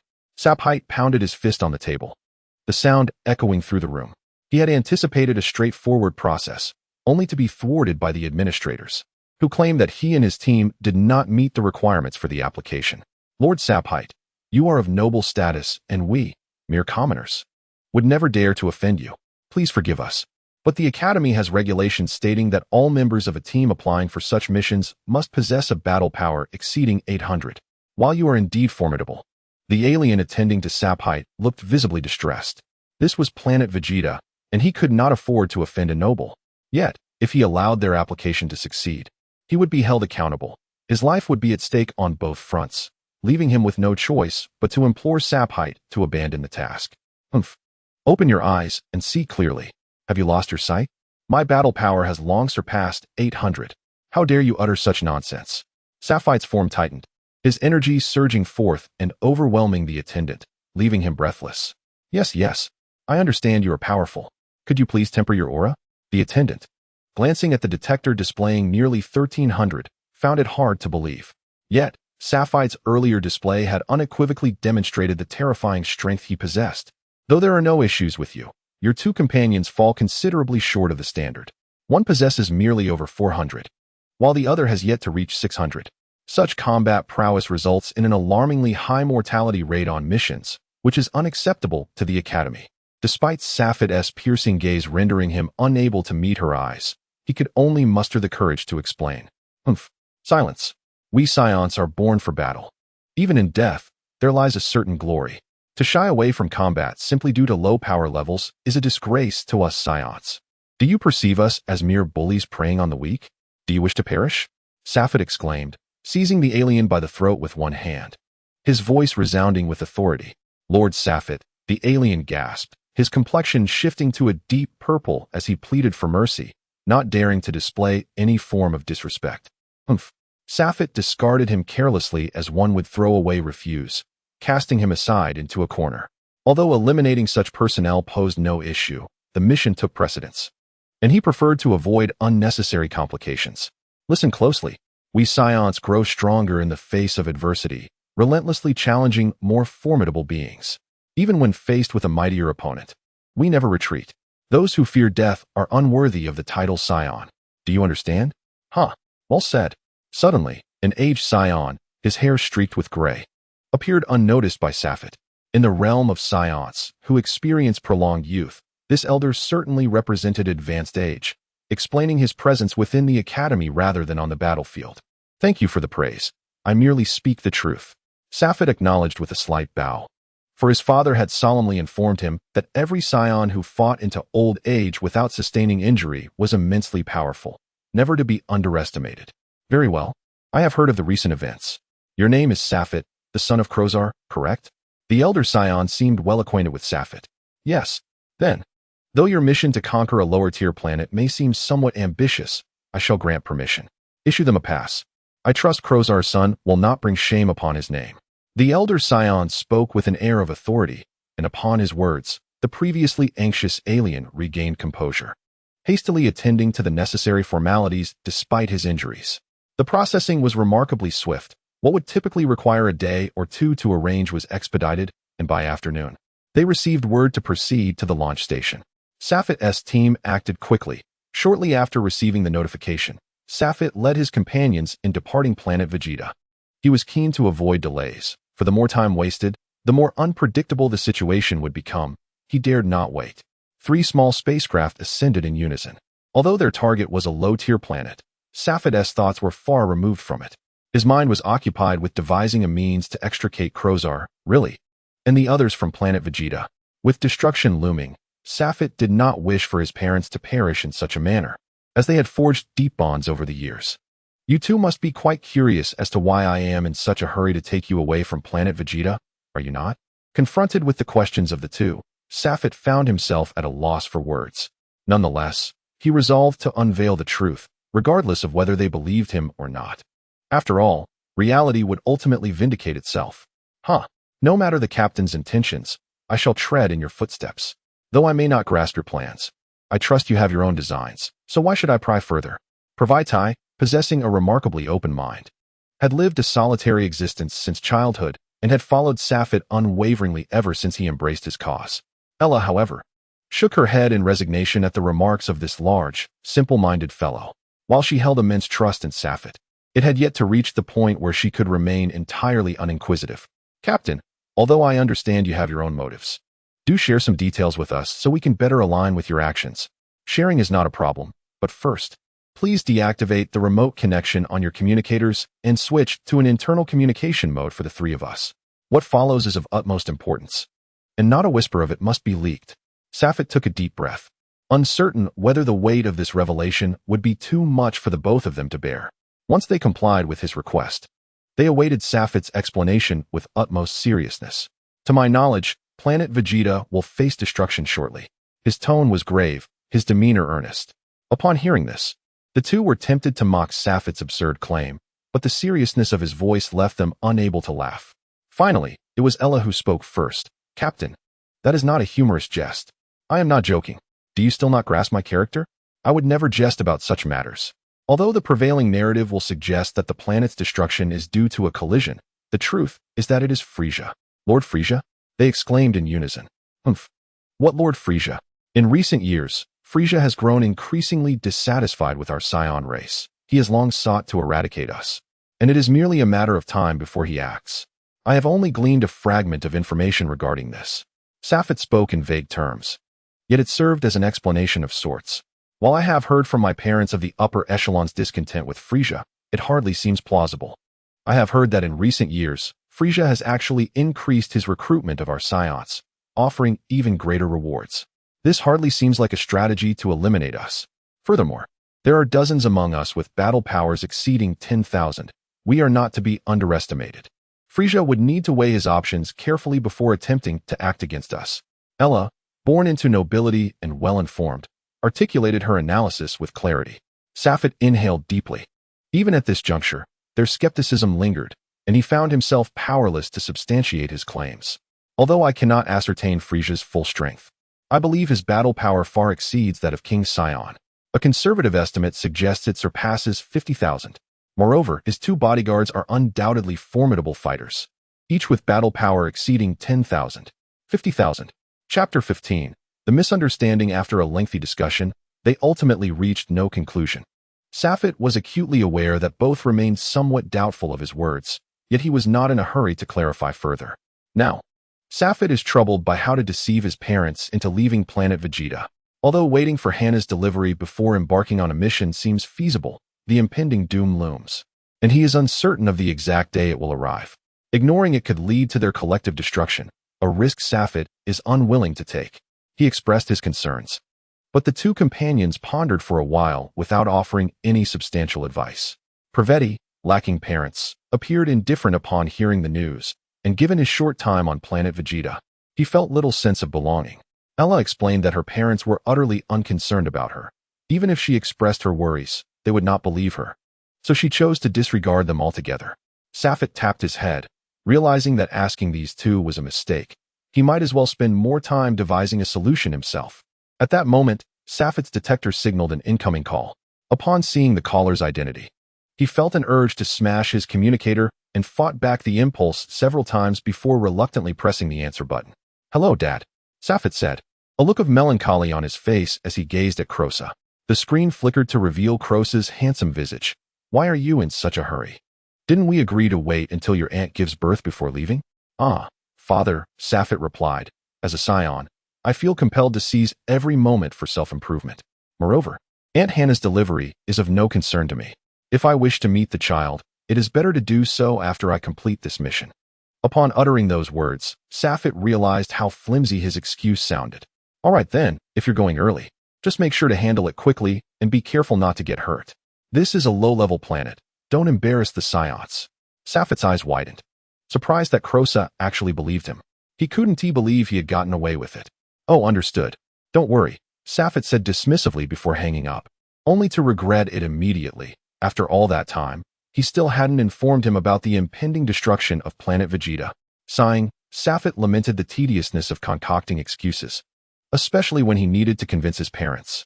The planet for this mission was not far from planet Vegeta. Traveling in a small spacecraft would take only 3 days. During those 3 days, Safit hardly slept, continually mulling over the issue, yet he still had no viable excuse. With just 2 hours until arrival, it was time to prepare for landing. The mission briefing had clearly stated that the strongest fighters on this planet should not exceed 500, and even if there were, they would be exceedingly rare. The population was estimated to be over 100 million, suggesting a prolonged battle ahead. Safit glanced at the mission scroll and declared, "Only 500? There's nothing to worry about. The planet where I honed my skills was similar, and I single-handedly annihilated it. Dealing with a planet like this poses no challenge at all." Only a lowly warrior like Praveti could utter such words. Although his tone was bold, the essence of his statement was undeniably true. Even with equivalent combat prowess, Psions have a far greater chance of victory compared to other races. Moreover, their strength is overwhelmingly superior. "Tisich, you need not worry about me. After all, I hail from a prestigious lineage and shall not bring disgrace to the Psiots. Even if danger arises, is there not our captain to lead the charge?" Era, exuding confidence, acknowledged that while her battle experience was not extensive, the very purpose of their mission was to confront such challenges, was it not? After Safit concluded his introduction, his thoughts drifted back to his excuse, completely oblivious to what the other two were discussing. Suddenly struck by inspiration, Safit clapped his hands and declared, "What if I say that I encountered formidable foes during the mission and summoned Father for assistance? Do you think they would believe it? A splendid idea indeed." With that resolution in mind, the tension that had gripped him for days finally began to ease. Yet, within a minute, Safit succumbed to slumber. Is it truly acceptable for the captain to sleep just before the impending battle? Praveti gazed at him in disbelief. Era, shaking her head in the communicator, wore a look of resignation. "Well, in any case, the initial skirmishes are unlikely to be too intense. Let him rest for a while. I suspect the captain is suffering from a headache due to his own chaotic thoughts. Whatever the case, it was perhaps better without the captain. At least he wouldn't be competing with us for any formidable enemies." Praveti was indifferent, having not placed much weight on this mission to begin with. Safit slept soundly for 3 days, remaining oblivious even as they landed on the target planet. Ah, what bliss! How refreshing it was to rest. Safit stretched languidly, feeling rejuvenated, the fatigue of the past few days vanishing in an instant. Exiting the small spacecraft, he discovered the surroundings lay in ruin, filled with dilapidated structures and remnants of destruction. Encountering numerous corpses, he felt no revulsion. It seemed all too familiar, which took him by surprise, as he had anticipated a period of adjustment before becoming accustomed to such sights. First, I must lure out Father. The connection to planet Vegeta remains intact. It has not yet met its demise, but time is certainly of the essence. Safit surveyed his surroundings. locating a corpse from which he smeared several layers of blood upon his face, rendering himself grimy and disheveled. He then activated the communicator to Crossa. Beep, beep. Within mere seconds, the call connected. Before Crossa could utter a word, the bloodied Safet feigned weakness and implored, "Father, save me. There are beings on this planet with battle powers exceeding 5,000. Crack. Before he could finish his sentence, Safet discreetly crushed the communicator, feigning an attack that interrupted their connection. Reflecting on his earlier arrangements and performance, Safet could not help but applaud himself, exclaiming, "Perfect. With this tale, Father will undoubtedly rush to my aid, and Mother, filled with concern, will surely accompany him. Perhaps the entire squad will follow as well, thus ensuring the safety of those familiar faces. Even if planet Vegeta remains intact by then, I can easily concoct an excuse to delay by a month or two. Having resolved this matter, I shall hasten to assist my beloved comrades in battle." Safet activated the locator device to search for their whereabouts. Found them. Over 3,700 kilometers to the southwest. I never anticipated they would move so swiftly. With a surge of energy, Safet catapulted into the sky. Oh, the fervent battle, I am on my way. After nearly 2 hours of continuous flight, Safet finally located the positions of Era and the others, who were currently embroiled in an intense skirmish. Pravati and Era were besieged by hundreds of adversaries, each possessing formidable strength, yet despite their arduous struggle, they found themselves relatively unscathed, with only minor wounds to show for their efforts. Unsurprisingly, Safet's arrival swiftly turned the tide, obliterating the opposition with sheer force. Within moments, tranquility was restored to the world. As the battle concluded and the team took a moment to rest, Safet proudly recounted the audacious trick he had played on Crossa. "Hey, Captain, are you certain your assumptions are correct? If not, I fear your father might soon deliver a severe reprimand." Era, languidly reclining on the grass, felt the exhaustion from the recent exertion and recognized the need for respite. "Of course," Safet replied confidently, "the eradication of planet Vegeta by Frieza is inevitable. While I may lack the power to alter this outcome, I can at least save some scions. They must not fade into history." "Very well, do as you please. When Crossa inquires later, Pravati and I will feign ignorance to avoid attracting any trouble." Era interjected.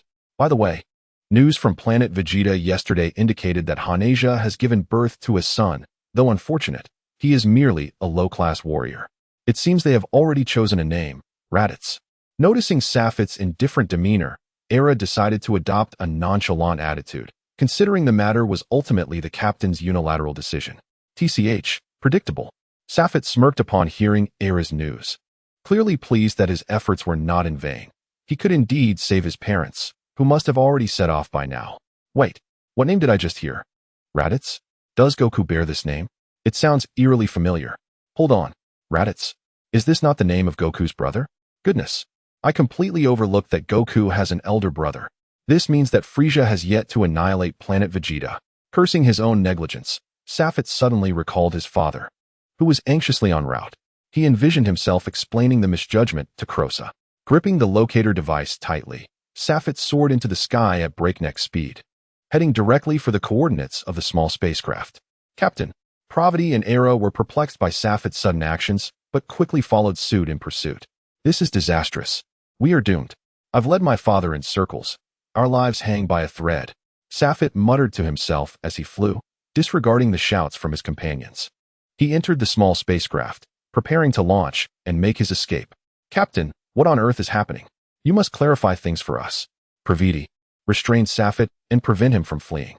"We will discuss the specifics later. For now, let us leave this planet." Safet, disinterested in explanations, believed that the best course of action was to escape this world, ensuring his father could not find him. The reasons could be elaborated upon later. As for this mission, to hell with it. No task is worth more than one's own life. Chapter 16. Safet, I shall skin you alive. Crossa was in good spirits yesterday. His friend really welcomed a son into the world. While this should have been a cause for celebration, it was quickly dampened by the revelation that the newborn was predicted to be a low-ranking warrior. Reflecting on his own son, Crossa felt immense pride. Thus far, Safet had given him no cause for concern. Although he didn't quite understand Safet's urgency in seeking trials. Shouldn't parents support their children in their quest for strength? Therefore, regardless of the reasons, Crossa decided to let him be. After all, That lowly planet posed no real danger, and a few more challenges would only aid in Safit's growth. Initially intending to visit the mission hall for potential tasks, Crosa was interrupted by a call from Safit on his communicator. Upon answering, he was taken aback by the sight of his son, covered in blood, gasping for breath, and appearing extremely weak. Just as Crosa was about to inquire further, he heard Safit plead, "Father, save me. There are foes here with battle powers exceeding 5,000. A surge of adrenaline coursed through Crosa's veins, his son's desperate cries echoing in his mind. "Father, save me." Staring at the now black screen of the communicator, Crosa felt a wave of anxiety wash over him. "How dare anyone harm my son? Whoever you are, I will reduce you to mere fragments." In a fit of rage, Crosa propelled himself from his villa, soaring toward the departure platform, disregarding all flight restrictions. Meanwhile, Riley, working out in the gym, sensed something was amiss upon hearing Crosa's furious shout. She rushed outside only to see Crosa flying off in a frenzy. Quickly, she activated her communicator. "Crosa is in a rage and heading to the departure platform. You all need to get there as swiftly as possible. I will follow closely behind and inform you of our destination once I know. Get out of my way. All of you move aside. I am Crosa, and this is an emergency." Moments after taking to the air, Crosa encountered dozens of scions attempting to block his path. However, upon hearing his esteemed name and recognizing the urgency of the situation, they quickly parted ways. Crosa was still a figure of considerable renown among the scions.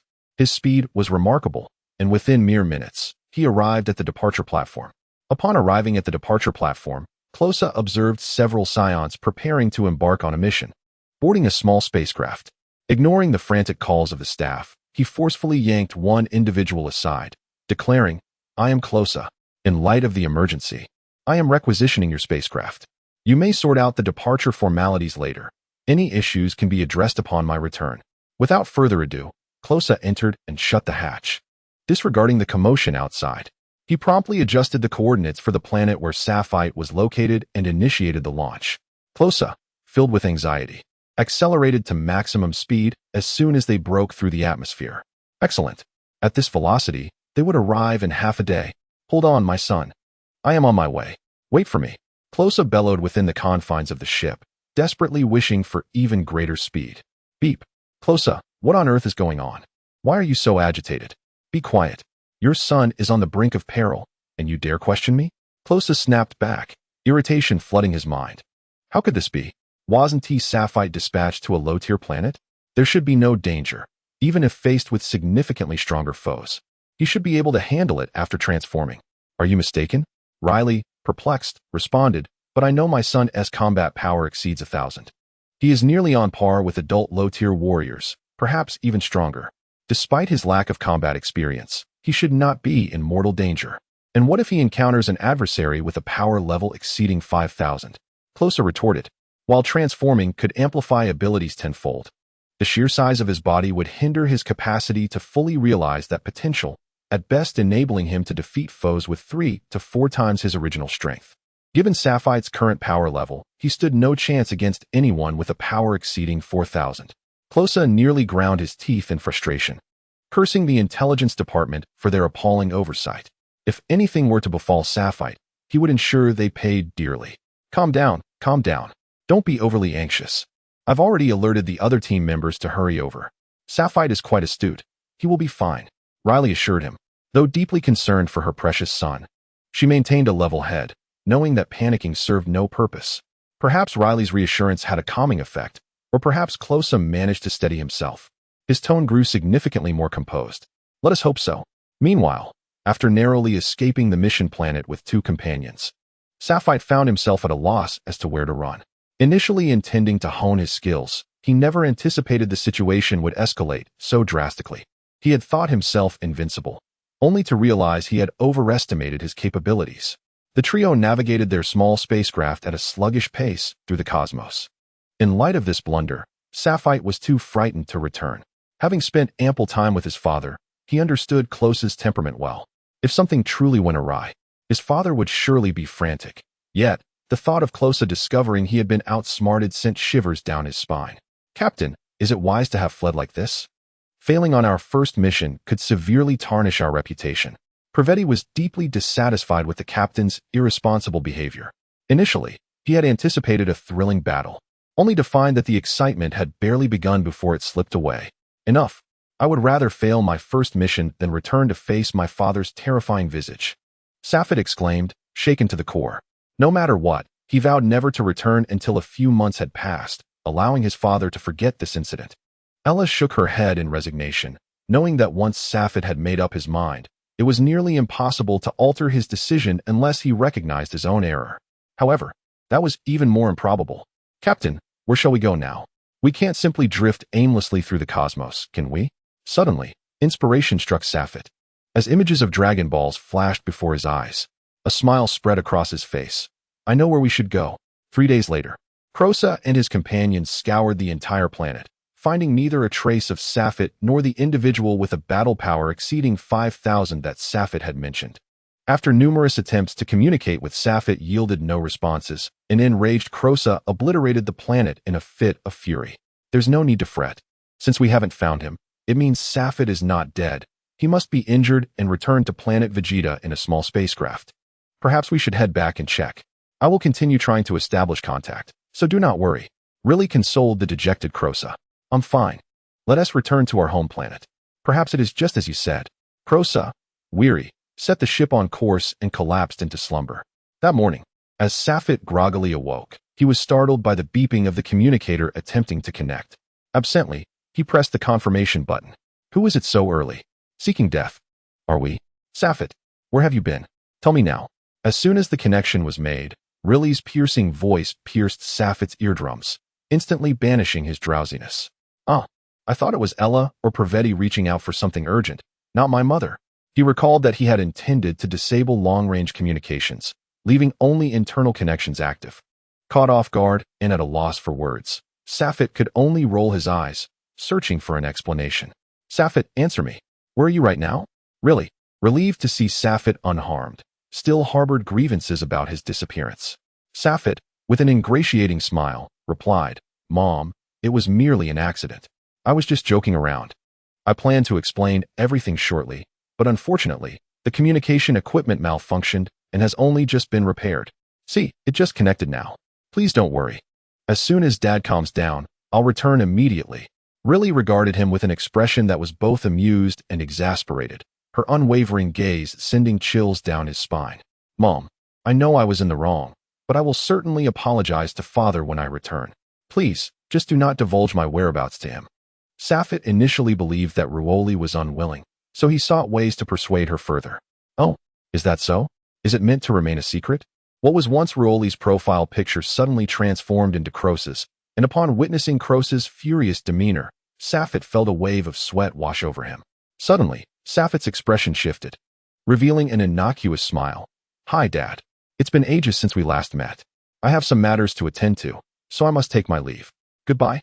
With a slight tremor, Safed pressed the button to disconnect the communication, allowing himself to relax and exhale deeply. Recalling something, he activated internal communications and called out to Era and the others. We must leave quickly. My father will surely track our location and will arrive shortly. We must escape. Without further ado, he accelerated to maximum speed, flying into the distance. Crosa, his face darkened, stared at the now black communication screen, inhaled deeply, and finally couldn't restrain himself from shouting, Safed, if you have the guts, don't come back, or I swear I will skin you alive. Crosa, we have located their position. Head there immediately, came the voice of Leo over internal communications. Returning to the home planet, that brat cannot possibly wait for us. I refuse to believe he won't head back. The fuel in his spacecraft can only sustain him for 2 years at most. We'll see if he returns. Crosa scoffed coldly and activated the spacecraft, heading toward planet Vegeta. Chapter 17. Arrival at Namek. The spacecraft soared at high speed, drifting aimlessly through the cosmos. For the past few days, Safed had not engaged in any other activities, focusing solely on locating Namek through his network. This was primarily because they were still relatively close to planet Vegeta. If they randomly landed on any celestial body, their entry and exit records would be easily tracked. Leading Crosa to them swiftly, Safed recoiled slightly. He still lacked the courage to confront his father and opted for a more distant location. Additionally, he had thought of using the Dragon Balls to make a wish, making a trip to Namek essential. Safed understood that he couldn't rely on force to resolve matters on Namek, but it was worth a try. Captain, There's no battle at hand, and I feel utterly uncomfortable. This predicament is entirely your doing, insisting on predicting the destruction of planet Vegeta. I suspect you merely concocted this excuse out of boredom. Praveti, though obedient to Safet's commands, was indeed quite displeased with his actions. This arrangement could have allowed him to engage in exhilarating combat, undoubtedly enhancing his strength, but Safet's interference had extinguished that opportunity. The absence of battle this time is inconsequential. I will compensate you later. However, we are not aimlessly wandering. I have devised an excellent plan. There is a place that should significantly augment our power. Safet declared confidently.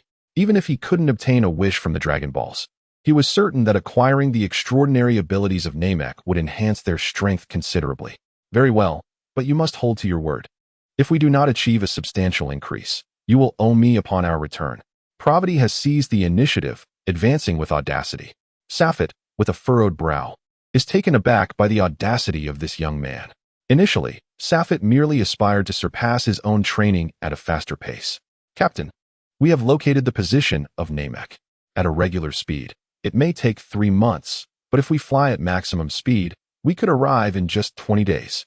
From the outset, Safet had entrusted the task of locating Namek to Ella, who excelled in this area among the 3 of them. No need for urgency. Let us proceed at a normal pace. Safet shook his head, eagerly anticipating this journey to Namek. Captain, that means a full 3 months. I'll be rusting away. Praveti's boisterous voice became unbearable for Safet, prompting him to decisively press the disconnect button. Pay no heed to that fool, Praveti. We can find some planets to practice on along the way and select those that present a challenge. If they resemble that pathetic amalgamation from our mission, I have no interest whatsoever. Safet relished the challenge of confronting formidable opponents. As for the potential dangers, that was beyond his consideration. Conquering that planet will require considerable effort. Only the captain would perceive that place as a mere assemblage of weaklings. If it were any stronger, it would indeed pose a challenge. Although that planet posed no threat to the 2 of them, the battles were not to be taken lightly. However, Safet's combat prowess had far exceeded theirs, placing him in a different league entirely. And thus Safet's words left Ella with little choice but to voice a few complaints. Very well, I shall be cautious. But I still wish to go to Namek first. After enhancing my combat strength there, I should be much better off. Oh dear, Namek truly is splendid. The environment is delightful, albeit a tad desolate. Ella surveyed her surroundings, where verdant mountains and crystal-clear waters painted the landscape, with the occasional large fish leaping from the surface. Indeed, yet we are not here merely for a mission. If I recall correctly, Namek was acquired from our Scion kin at a premium price. In preparation for their visit to Namek, Safet had dedicated several days to researching the planet's relevant information, including the habits and preferences of the Namekians. The combat capabilities of the Namekians are formidable.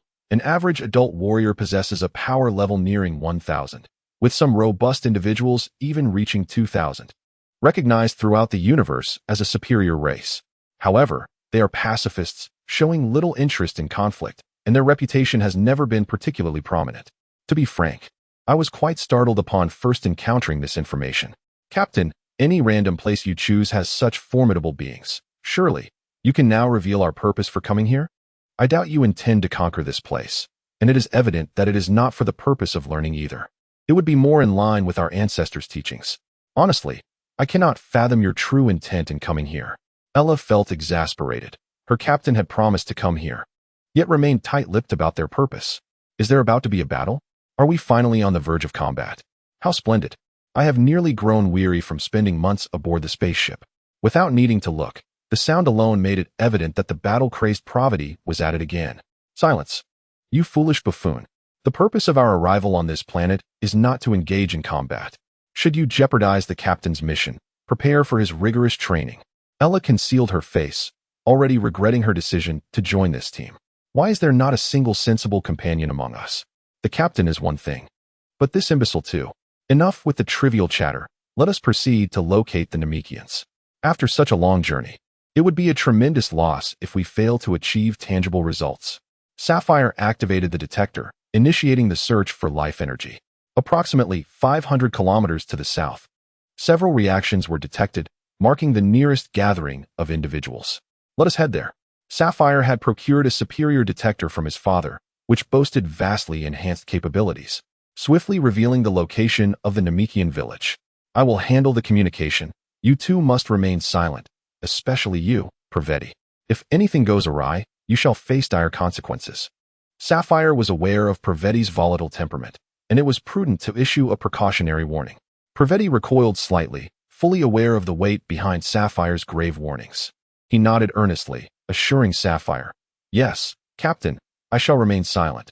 I entrust everything to you." After several minutes of analysis, they finally caught sight of uniquely shaped oval houses, various in size and scattered across the plain. A clear river flowed nearby, while green-skinned Namekians diligently toiled, their faces often adorned with warm smiles. "All right, we have arrived. Lower the ship," Sapphire observed as the village expanded before them, drawing the attention of numerous Namekians. After a few moments of mutual gaze, a middle-aged Namekian stepped forward and inquired, "Who are you?" "Greetings. We are Scions, and we have come to this place seeking assistance with the Dragon Balls. If you would be so kind." Sapphire's tone was exceedingly polite, as he was indeed requesting a favor. "Scions." The Namekian was taken aback, then scrutinized the three of them closely, undoubtedly noticing the Scions' distinctive tails. Upon confirmation, their demeanor shifted. The leading Namekian coldly declared, "Namekians do not welcome blood-soaked Scions. You are not welcome here. Return from whence you came." Before Sapphire could respond, Praveti, standing behind him, erupted, "What did you say? Do you look down upon us, Scions? You seek death." The moment the words left his mouth, he braced himself, ready to charge into battle, only to be swiftly restrained by Sapphire. "Fool. Do you remember what I told you when we first arrived?" "Humph." Praveti was halted, yet his anger remained, his gaze fixed intently on the Namekian. "Esteemed Namekian, we mean no offense. Though our approach may seem abrupt, we sincerely hope you can assist us. We are in dire need of the Dragon Balls. That is unacceptable. Although I do not sense any malice from you, the Dragon Balls shall absolutely not be granted to you." The middle-aged Namekian was exceedingly obstinate, refusing to yield no matter how much Sapphire implored.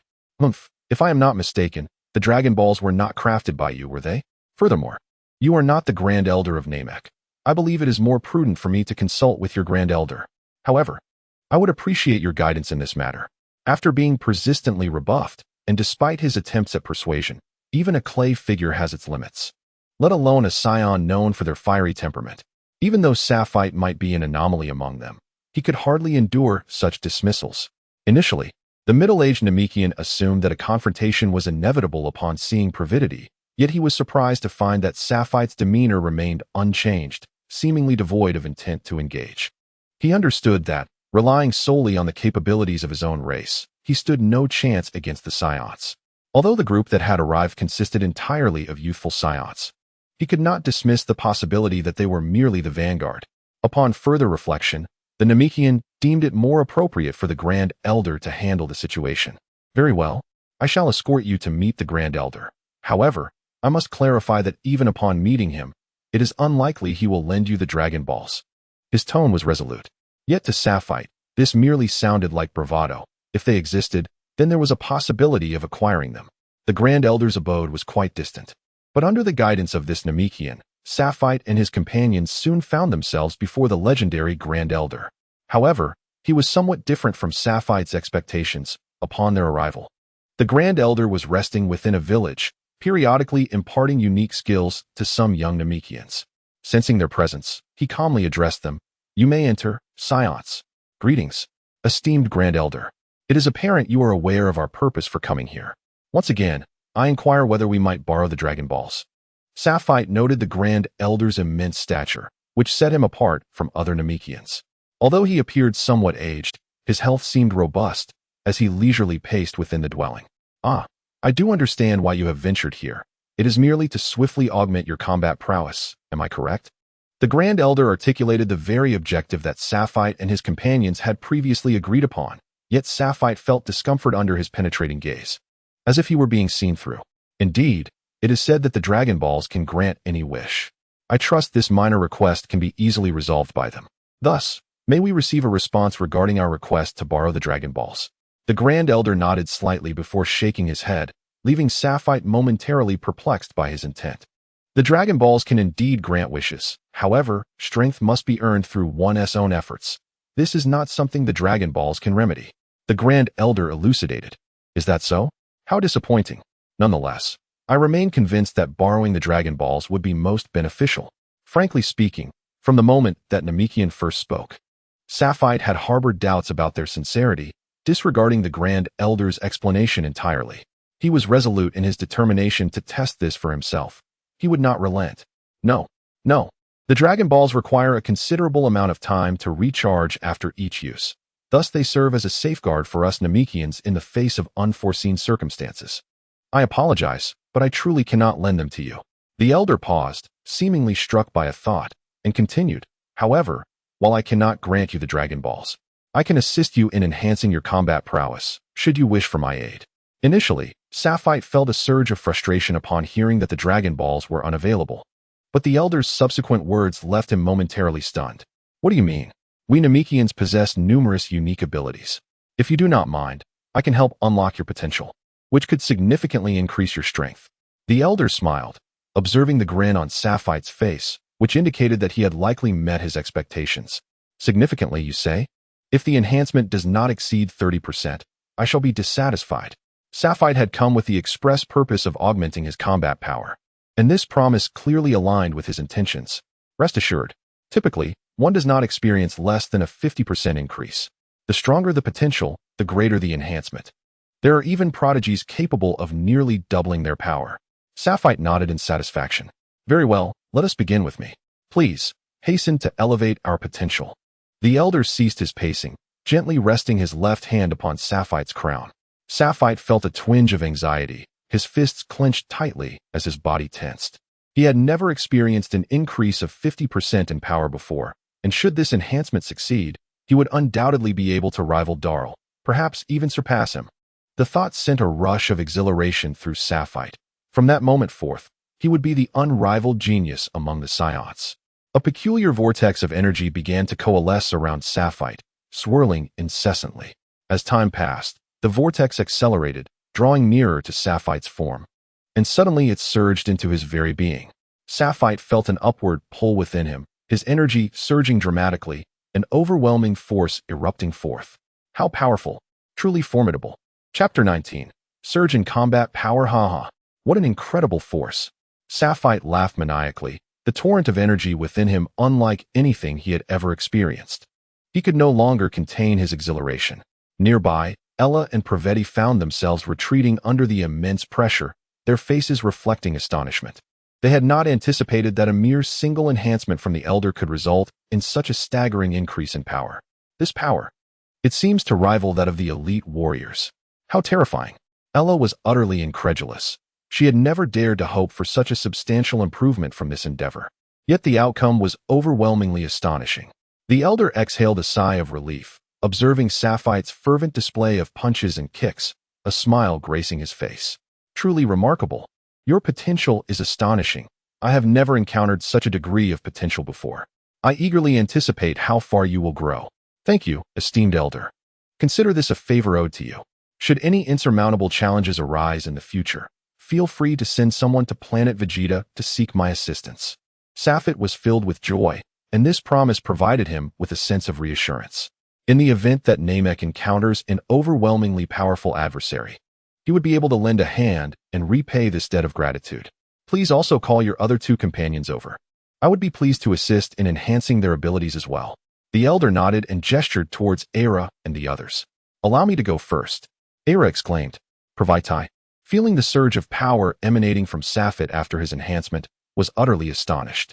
Had the captain not been engaged in conversation with the Elder, he would have eagerly approached to request assistance himself. He was eager to discover just how formidable his own potential truly was, and whether he could stand against the captain after his enhancement. Initially, Praveti held a certain disdain for the Namekians, but the Elder's abilities commanded his deep respect. He approached the Elder's seat, saying, I appreciate your help, Elder. The Elder smiled gently and placed his hand upon Praveti's head. In mere seconds, a tempestuous aura erupted from Praveti's being. Haha. How powerful. I feel as though I could easily contend with those ordinary elites now. After stepping back, Aira took a deep breath and advanced, perhaps lacking confidence. Although she believed she would experience significant growth, she felt she could not quite measure up to the captain. Haha. It seems that once I reach adulthood, the title of the first female warrior of the Scions shall undoubtedly belong to me. Era exclaimed joyfully, promptly donning her scouter and activating it. 4108. I am astonished. I've increased by more than ninefold. This is truly remarkable. 5372. Haha, Captain. I wonder if you have a moment to spare for a duel with me? Surely, you wouldn't shy away from such a challenge? Pravitai's confidence soared, and the thought of testing his strength against the captain was exhilarating. Of course, you are always welcome. I hope you do not regret your earlier decision. A cold smile played on Safit's lips as he gazed at the scouter displaying over 10,000 in battle power, clearly anticipating the impending clash. Suddenly, Safit recalled something and turned to ask, by the way, Elder, this enhancement has no adverse effects, does it? Will it prevent our battle power from continuing to rise in the future? If that were the case, the implications would be dire. For I am well aware that this power over 10,000 is merely a fraction of what we are capable of. Rest assured, this merely unlocks an ability that you could not enhance through training alone. Furthermore, if you continue to train vigorously over the next few months, your battle power will see substantial increases. It's akin to an individual possessing a potential of 100, yet only utilizing a mere 10%. Now, I have elevated that potential to 1,000, meaning your 10% translates to a battle power 10 times greater than before, albeit still just 1/10 of your ultimate potential. Should you manage to train to 20%, your power will rise significantly. The Elder provided a vivid analogy to reassure the trio. Thank you very much. This journey to Namek has truly been delightful. We shall not impose any longer. Sapit, having fulfilled his purpose, yearned to swiftly depart to other planets and experience the extent of his power, just having received the favor of the Grand Elder. He felt quite reluctant to wreak havoc on this planet. The Grand Elder shook his head and stated, if there is no pressing matter, I believe it would be best for you to remain on Namek for a while. As I mentioned, your potential has only just begun to be tapped. There is still a significant portion of your abilities yet to be fully realized. If you train diligently over the next few months, you will undoubtedly see substantial growth. Oh, is that so? Sapit replied. However, our Scion methods of enhancement and training predominantly involve combat amongst ourselves. If we inadvertently damage the environment of Namek, that would be quite unfortunate. He glanced at the eager Praviti, feeling his own battle fervor ignited, longing to find a suitable place for an exhilarating clash. Fear not. You can find an open area. As long as you do not harm my kin, there should be no issue. Namek is vast, and given your combat prowess, as long as you are cautious, you will certainly not cause any irreparable damage. Moreover, I have a request that I hope you will fulfill. The Grand Elder was unfazed, aware that while Scion battles could be destructive, they rarely resulted in irreversible harm. Indeed, please speak. If it is within my power, I, Sapit, shall not hesitate. I hope that one day, should Namek face an insurmountable enemy, you will assist us in battling this formidable foe. The Grand Elder's request seemed somewhat enigmatic. Yet Sapit readily agreed. If a powerful adversary were to arise, without needing the Grand Elder's prompting, Sapit would charge into battle. Driving away or vanquishing the foe would merely be a matter of course. Very well. I trust you will remember your promise. For now, let Nero attend to you during your stay. The Grand Elder smiled as he introduced a young Namekian, who had remained silent and unnoticed behind him. Nero is the only combat-oriented Namekian we have.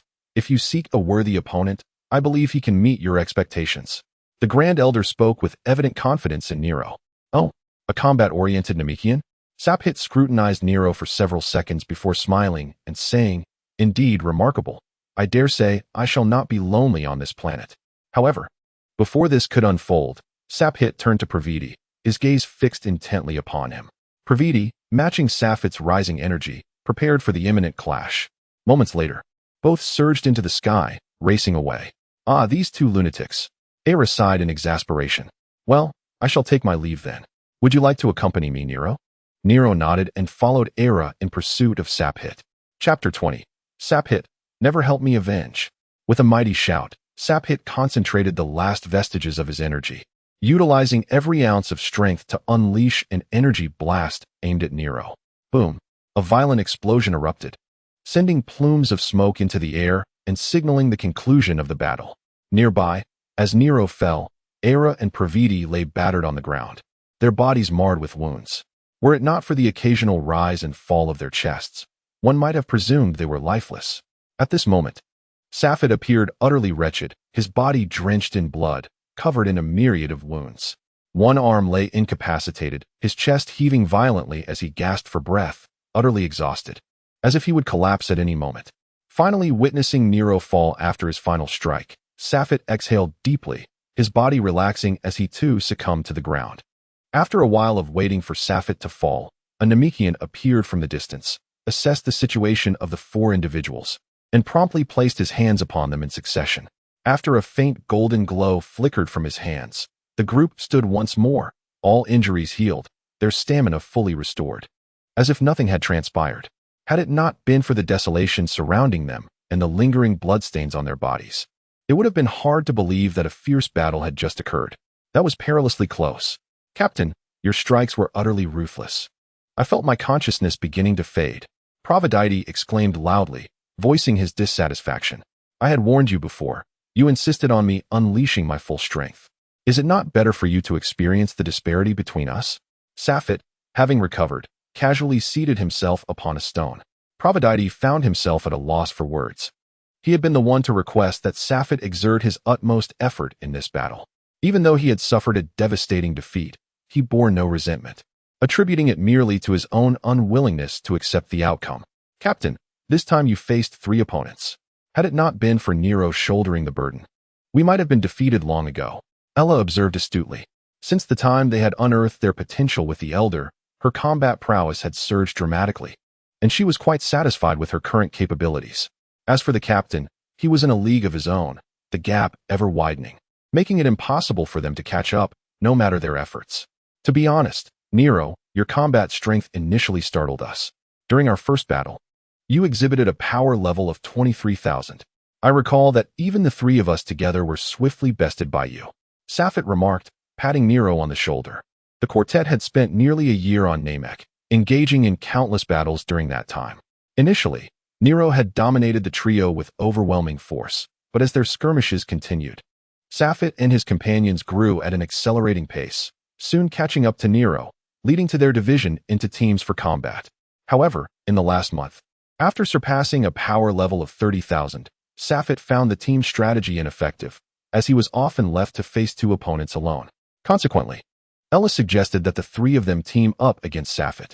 At first, Safit experienced more defeats than victories, but in recent days, he had managed to maintain a streak of victories. It seems we have all reached our limits, haven't we? Safit reflected, sensing that his threshold was nearing. He was uncertain whether it was the Elder's potential enhancement that had ceased to yield results, or if he was genuinely approaching his limits. As he felt that the progress made in recent battles was not as pronounced, Providite and Ella nodded in agreement, sharing his sentiments. Nero, I extend my heartfelt gratitude for your care during these days. I believe it is time for us to depart from this place. Let us bid farewell. We shall not visit the Grand Elder again, so please convey my regards. I also appreciate your exceptional healing. Your skills are truly remarkable. Safite and the others gracefully ascended, expressing their thanks before preparing to leave. They had indeed spent a considerable amount of time here and longed to return to planet Vegeta. The other individual who assisted them in their recovery was a Namekian, although Safite and his companions had interacted with him on several occasions. They were not well acquainted and had never even inquired about his name. Safe travels. There were no prolonged farewells. Nero found himself quite fond of these straightforward yet formidable youngsters, and their relationship was harmonious. However, it appeared that these 2 Namekians were not particularly adept at communication. Soon, the trio activated their small spacecraft and departed from Namek, setting a course for planet Vegeta at a standard speed. Wow, I wonder what kind of reception awaits us upon our return. My battle power has surpassed 15,000. Excluding the captain, I might well ascend to the esteemed position of the first scion. I recall that there are only about 20 elite warriors on planet Vegeta with power exceeding 10,000. Praveti exclaimed with excitement, never having anticipated such a significant gain. Accompanying the captain had indeed led him to a wondrous place. Haha, that means I shall be the first female scion warrior. The current title holder, Hanasia, possesses merely 12,000 in battle power, and I have already surpassed her. Ella also shouted with glee. Safite leaned against a surface, smiling at their exuberance. Despite their elevated power, they were still but 2 children. Although Safite's body was that of a child, His spirit was that of a nearly 30-year-old adult. While he was pleased with his newfound strength, he did not feel the need to be overly excited. I wonder if my father has calmed down. After such a long time, he likely would not hold any further grievances, Sapphire pondered, gradually succumbing to slumber. The intense battles had persisted for a year, and he had not truly rested. So this return journey would be the perfect opportunity for a few months of recuperation. 3 months later, Sapphire stretched lazily. That was a truly delightful slumber. Beep beep. Oh, we shall arrive at planet Vegeta in just 3 hours. Sapphire glanced at the spacecraft's display, contemplated briefly, and then decided to awaken Praveti and Ella. Haha, we are almost there. I eagerly anticipate the expressions of others upon seeing us. Surely, everyone will admire me now. Praveti proclaimed. Haha, what a delightful sound. Praveti had been born into humble circumstances and had always yearned for recognition. This was undoubtedly a golden opportunity for him to rise. TCH, narcissist. Ella scoffed, choosing to ignore him. Beep beep. A communication is coming through? Is it from my father? Sapphire examined the notification, puzzled. Since the trio's return from Namek, the communicator had been unblocked, yet regrettably, his family had not reached out during these 3 months. Upon accepting the call, as expected, the familiar visage of Klosar appeared on the screen, though he seemed momentarily taken aback.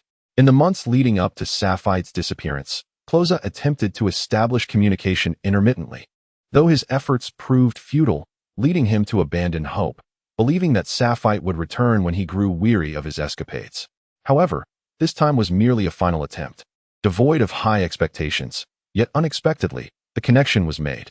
Father, I'm back, Sapphire exclaimed joyfully, extending his arms in anticipation of a reciprocated embrace from Klosa. Back. Klosa murmured, suddenly erupting with a fierce intensity. Get lost. Do not return to planet Vegeta. Remember this well. Never return to planet Vegeta. What is wrong with you, father? Sapphire inquired, perplexed, for he had never witnessed such an expression on his father's face. Before he could finish, Klosa rudely interrupted. Silence. Listen to me. I have little time left. Pay attention, wander the universe, and do not return to planet Vegeta. Remember this. I, Klosa, am about to undertake a significant task pertaining to our lineage. If I succeed, I will notify you to return. However, if 3 days pass without such a notification, then you shall never return. Sapphire was utterly bewildered, at a loss for words, unsure of how to respond. Sapphire, my son.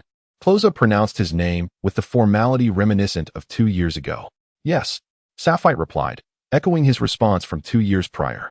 Klosa's expression softened suddenly. Sapphire, remember, never harbor thoughts of vengeance. Then, the screen turned black, and Klosa's visage vanished. Vengeance? What vengeance? Sapphire pondered, as a realization struck him. He hastily activated the spaceship, shouting at the other two, hurry back to planet Vegeta. Quick! The 3 spaceships surged forward at an urgent pace, racing towards planet Vegeta. Father, please be safe. At this moment, Sapphire was gripped by an unprecedented anxiety. Chapter 21. Intensified conflict 3 days prior. A furious roar echoed through the vast hall. Cursed Frieza. He increasingly disregards us scions. This time he even found an excuse to keep Dalu with him, under the pretense of training my son. King Vegeta's furious fist shattered the stone table before his throne, the terrifying force resonating through the ground, leaving even the steel with faint cracks. This cannot continue. If it does, one day the entire Scion race will be enslaved by Frieza. King Vegeta gazed out at the distant sky, lost in thought within the palace hall. Infuriating. How dare Frieza treat me, a high-ranking Scion noble, as inferior to a lowly alien? What does his judgment signify? Is he blatantly favoring that extraterrestrial? Indeed. Does Frieza truly believe that we, the esteemed Scion nobility, are even inferior to a scoundrel with a battle power of less than 1,000? Regardless of our past battles on his behalf, how can we be treated in such a manner? Recently, Frieza's treatment of the Scions appeared increasingly harsh, inciting growing discontent among the noble class, while the lower-tier warriors felt little impact. Esteemed king of the Scions, in recent days, many nobles residing afar have met with untimely deaths, their mortality rates soaring inexplicably, yet the precise cause remains elusive. The perpetrator appears to be a seasoned hand, leaving not a single trace after each incident. Within the grand hall of the palace, an elite Scion warrior hurriedly reports the troubling discoveries. Is that so? The Scion king seems to have anticipated this, a cold smile gracing his lips. Not a shred of evidence regarding the culprit? No, therein lies the most significant clue. Reflect carefully. Who among our Scion domain possesses the capability to silently eliminate so many of our esteemed nobles? The elite warrior pauses, then suddenly realizes the implication. Could it be? Indeed, only Frieza wields such power. It is astonishing that we, the Scions, have remained unwaveringly loyal to him, never defying his commands, and yet he has turned against us. The Scion King sighs in resignation, but soon emanates an extraordinary aura of determination. Humph. Does Frieza truly believe the Scions are feeble? To eliminate us so easily? Even in death, we shall ensure he loses 3 of his teeth. Dispatch the order. Summon all high-ranking nobles to return to planet Vegeta with utmost urgency. They are to convene at the palace by tomorrow night. With a grand gesture, the Scion King devises his strategy, resolute in his resolve. Frieza, let me witness whether you, the cosmic overlord, are indeed worthy of that title. King Vegeta murmurs softly. Knowing that this confrontation is inevitable, those who obstruct the Scion's path must be eradicated. Ah, is that not Kaban? To my surprise, you have also received the summons? Oh, is that Lightwind? It seems this is no trifling matter, as the king has summoned even you. Hey, Crozar, do you have any inkling as to why the king has gathered us? I am unsure, but this is the highest level call to arms. Those present are the elite of the Scion nobility, nearly half of our high-ranking warriors from planet Vegeta, all possessing powers exceeding 8,000. I wonder what could have transpired to warrant such gravity. I do not know, but our target is surely doomed this time. Crozar nods in agreement. Upon seeing King Vegeta emerge from the rear of the hall, he promptly ceases his conversation with others, awaiting the king's pronouncement in silence. Esteemed guests, you are the pillars of our Scion race. Your presence today is imperative as we stand on the brink of a monumental crisis. It is essential that you partake in this decision, as it will shape the future of our Scion people, declares King Vegeta with calm authority.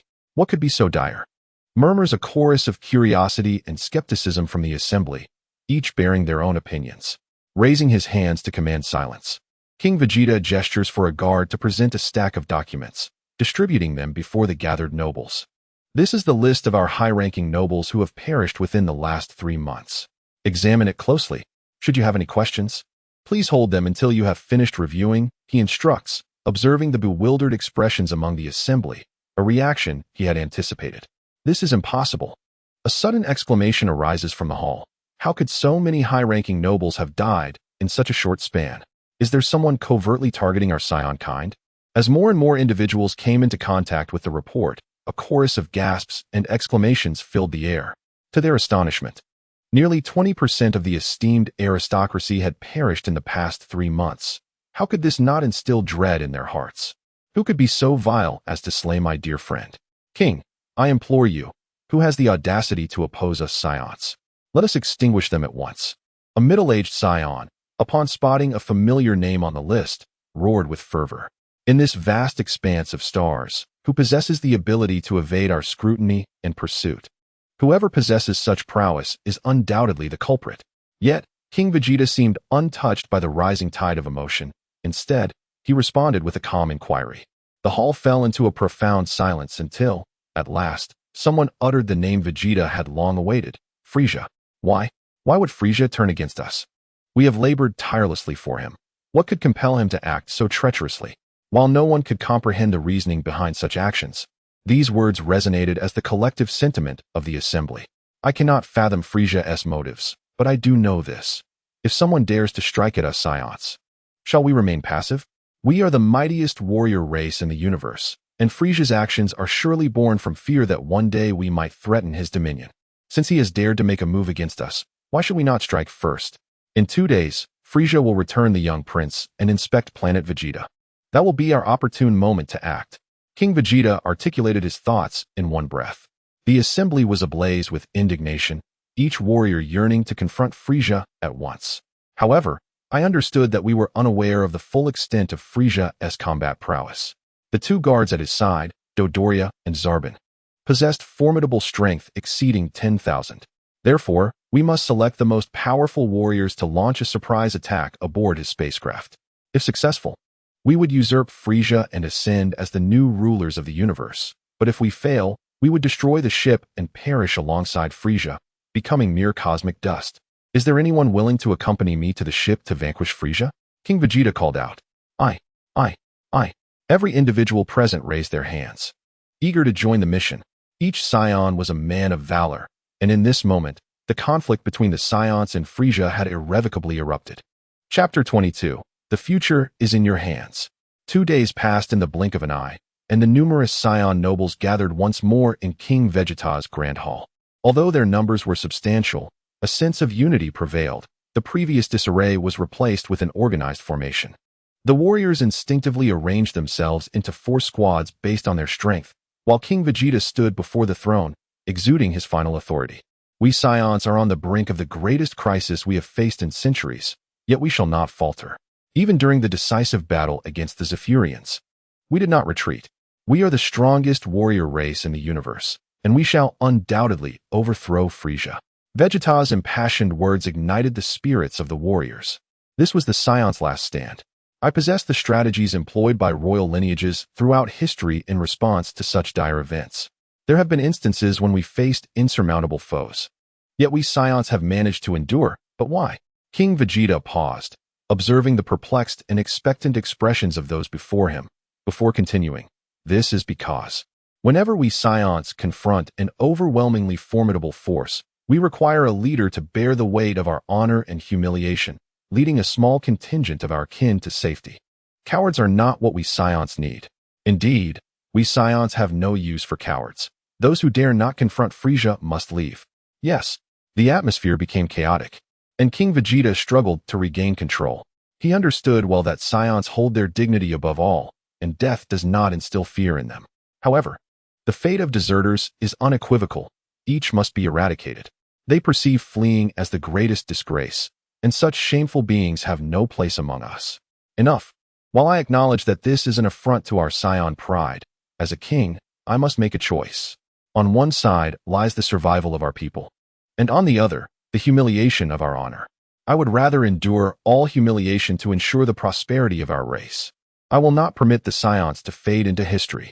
King Vegeta spoke gravely, needing to sway these obstinate warriors. He knew full well that the battle against Frieza would likely lead to more losses than victories. Regardless, he could not allow the Scions to make such a fateful decision. I recognize that you are all heroes among the Scions, fearless warriors, and the mightiest fighters, yet I have made my decision, and I do not wish for anyone to oppose it further. The Scions must continue, even if burdened with shame, for we must shoulder the responsibility of reviving our race. King Vegeta expressed his heartfelt desire for the elite Scions to cease their descent. Gradually, under King Vegeta's hopeful gaze, many Scions bowed their heads, though a few remained, their faces etched with fury as they glared at him. All this is merely the excuse of cowards. Even against Frieza, our multitude of elite Scions can surely prevail. A robust Scion with a square jaw huffed disdainfully, wholly disagreeing with King Vegeta's words. He had fought valiantly across the cosmos, never encountering an equal. Even adversaries of similar power were effortlessly vanquished upon his transformation. Thus, he firmly believed there were no insurmountable foes for the Scions. Frieza, in his eyes, was merely a petty landowner with a bit of wealth, able to afford 2 warriors with power exceeding 10,000. Never believing a man so steeped in avarice could possess true strength.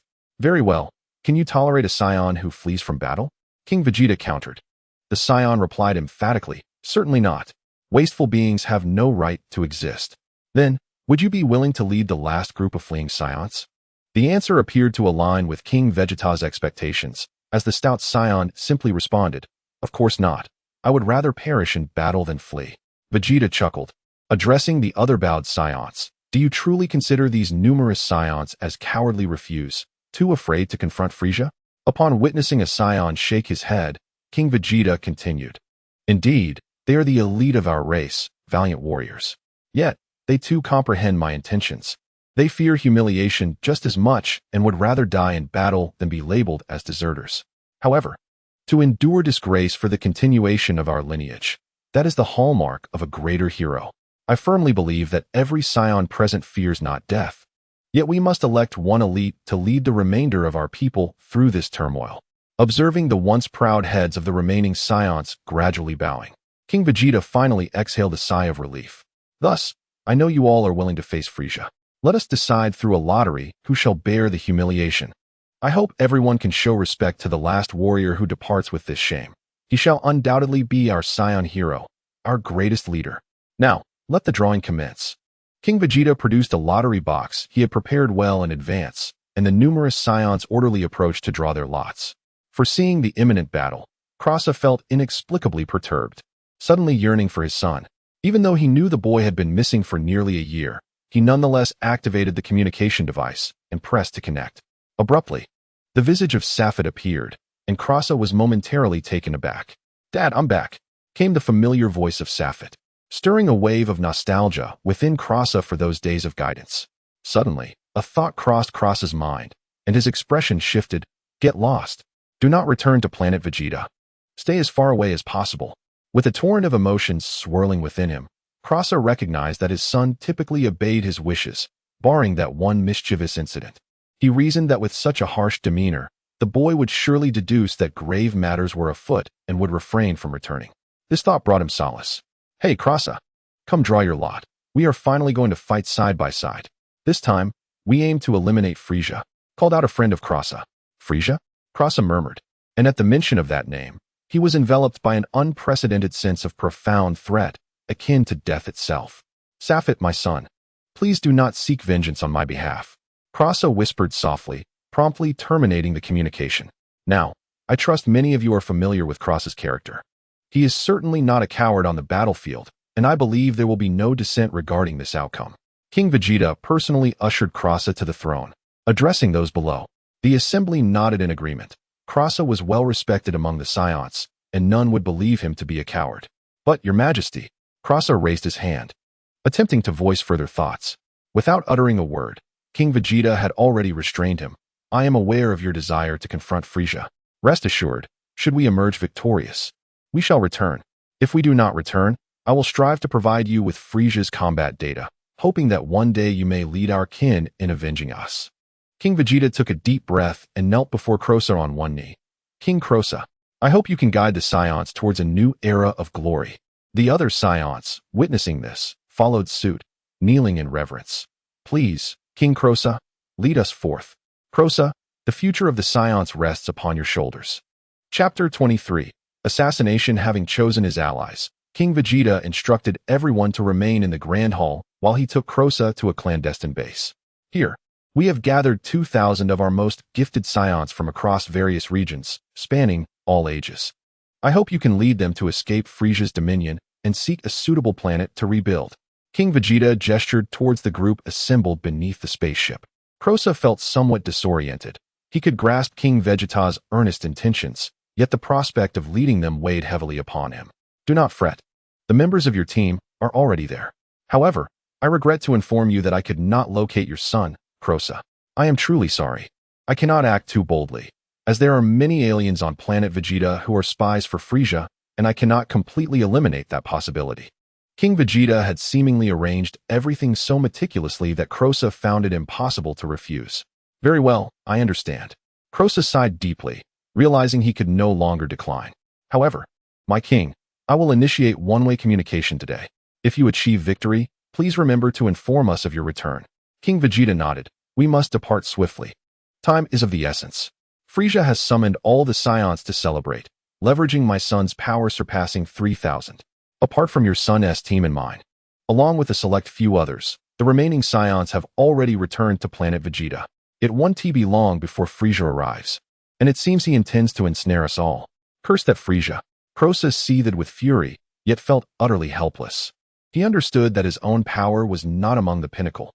Even if those within the Grand Hall confronted Frieza, he would be of little consequence.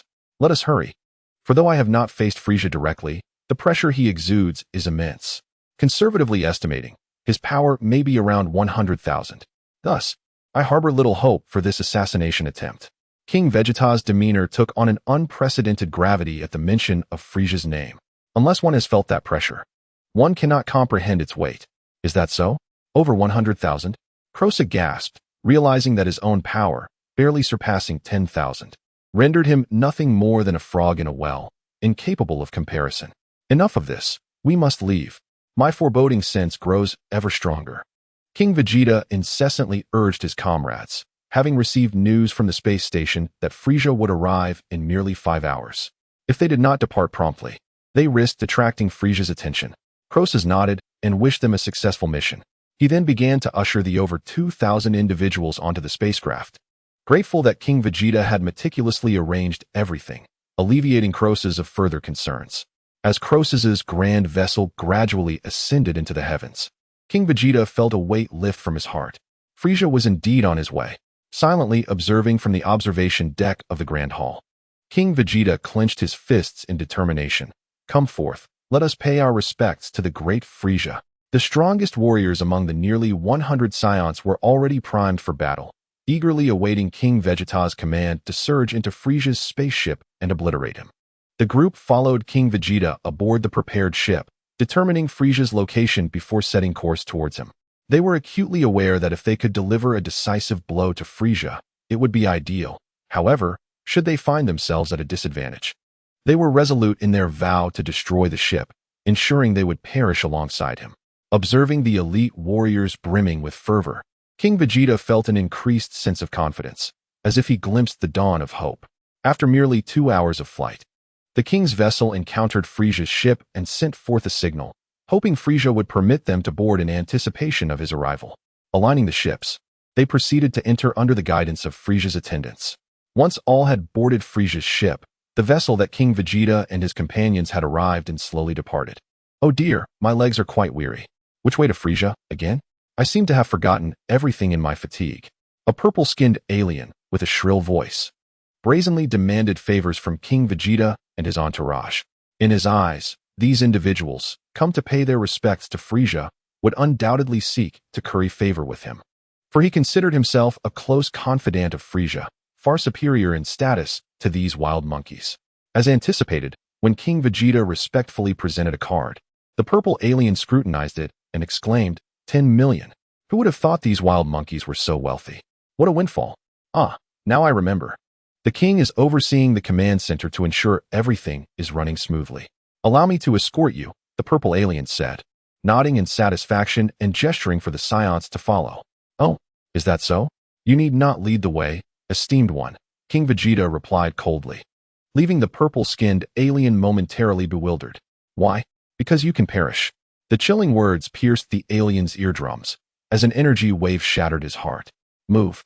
Follow me to the command room to eliminate Frieza, King Vegeta bellowed, prompting the Scions to spring into action, charging through the corridors and dispatching any of Frieza's subordinates they encountered with lethal precision.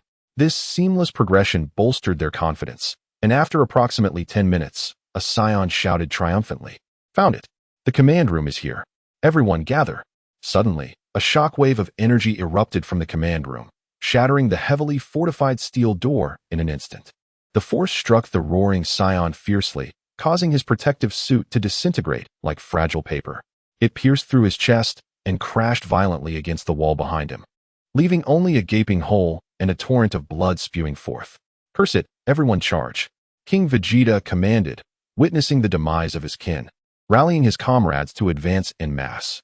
"Forgive me for the changes made to your spacecraft, Frieza, but may I dispose of these insignificant fish?"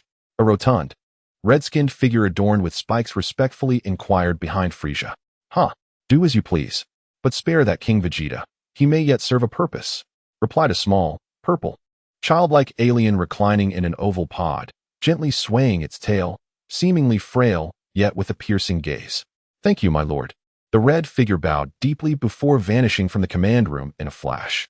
Watching the valiant Scions fighting bravely on the monitor, Frieza exhibited no hint of concern. Instead, he savored a sip of red wine, a cold smile playing at the corners of his mouth. Chapter 24, Despair 530,000. The rotund figure, Dodoria, unleashed his speed and power immediately upon arrival. His rapid movement caught a noble of high rank off guard, seizing his neck with one hand.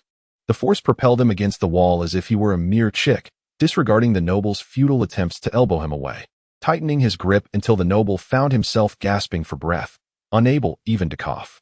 Just as death by asphyxiation loomed, an energy wave surged toward Dodoria, attempting to compel him to release his hold. However, he seemed to anticipate the attack, swiftly retracting his massive head and evading the assault. The energy blast whizzed past them, detonating against a distant wall. Fortunately, being within the confines of the spacecraft, even the breach would not hinder their movements. Damn it, our target is Frieza. The enemy possesses formidable power. Do not waste time on this brute. Send a few to entangle him while we head to the command room. King Vegeta clearly recalled the ultimate objective of this mission. He understood that the two guards Frieza had summoned were incredibly strong, requiring several Scions to stand a chance against them. Though he had not yet encountered the other, he surmised they were guarding Frieza. Could it be that Frieza truly lacked combat prowess? Otherwise, he would not require such protection at this moment. King Vegeta felt a surge of hope. If Frieza were indeed as frail as he appeared, victory might be within reach. Leaving only a handful of warriors to assault Dodoria, they simultaneously aimed to rescue the high-ranking noble who had been struck down. King Vegeta led his comrades to stand before the command room, observing the calm and smiling Frieza and Zarbon within. A nameless fury ignited within him. Frieza! Frieza! Die! With a fierce roar, King Vegeta commanded the assembled Scions to charge forth. In that moment, time seemed to slow, as dozens of the mightiest Scion elites encircled their foe. In the next instant, King Vegeta envisioned the glorious moment of Frieza's head shattering. Victory was at hand. Frieza, however, gazed calmly at the rapidly approaching fist, a smile still gracing his lips as he leisurely savored a sip of red wine. It was only when the fist loomed perilously close to his head that a flash of intensity ignited in his eyes, yet he made no move, nor did his companion. Zarbon, stir. The surrounding Scions were sent hurtling backward, blood spewing from their mouths as they crashed to the ground with dull thuds. Thud, thud, thud. In an instant, all the elite fighters were annihilated, leaving only the solitary figure of King Vegeta, who stood in stunned silence, as if the very gates of hell had opened before him. Utterly unimaginable. Captain, is this wise? This ship belongs to Frieza. Pravaitai spoke, a tremor of fear in his voice as he scanned the area, only to find it devoid of life. Enough of your prattle. If you're afraid, then leave. I never asked you to follow me. Sapphite retorted, his voice lowered to avoid detection. After only a few steps, they stumbled upon a corpse sprawled on the ground, blood pooling around it. It was one of Frieza's subordinates. The uniform was all too familiar to Sapphite. His experiences had taught him to recognize such details. As the trio continued their advance, an increasing number of bodies came into view. Captain, come quickly. Look. Pravaitai pointed at a corpse, disregarding his previous caution, beckoning Sapphite over. What? Sapphite gasped in shock upon seeing the body. How could a member of our race be here on this ship? Did our kin slay those other beings? A sense of foreboding washed over him. He could feel an eerie familiarity permeating the air aboard this vessel. Quickly. I suspect our elite Scions are engaged in battle with Frieza. With our current strength, we may be able to make a significant difference. We must hurry to their aid. Sapphite exclaimed, dropping the corpse and rushing forward. Follow me, Ella called out, hastening to keep pace with Sapphite. After winding through the corridors, Sapphite realized he had lost his way. Though the ground was littered with bodies, most were those of other extraterrestrials, with only a few belonging to Scions. As he pondered the situation, a sudden thought struck him.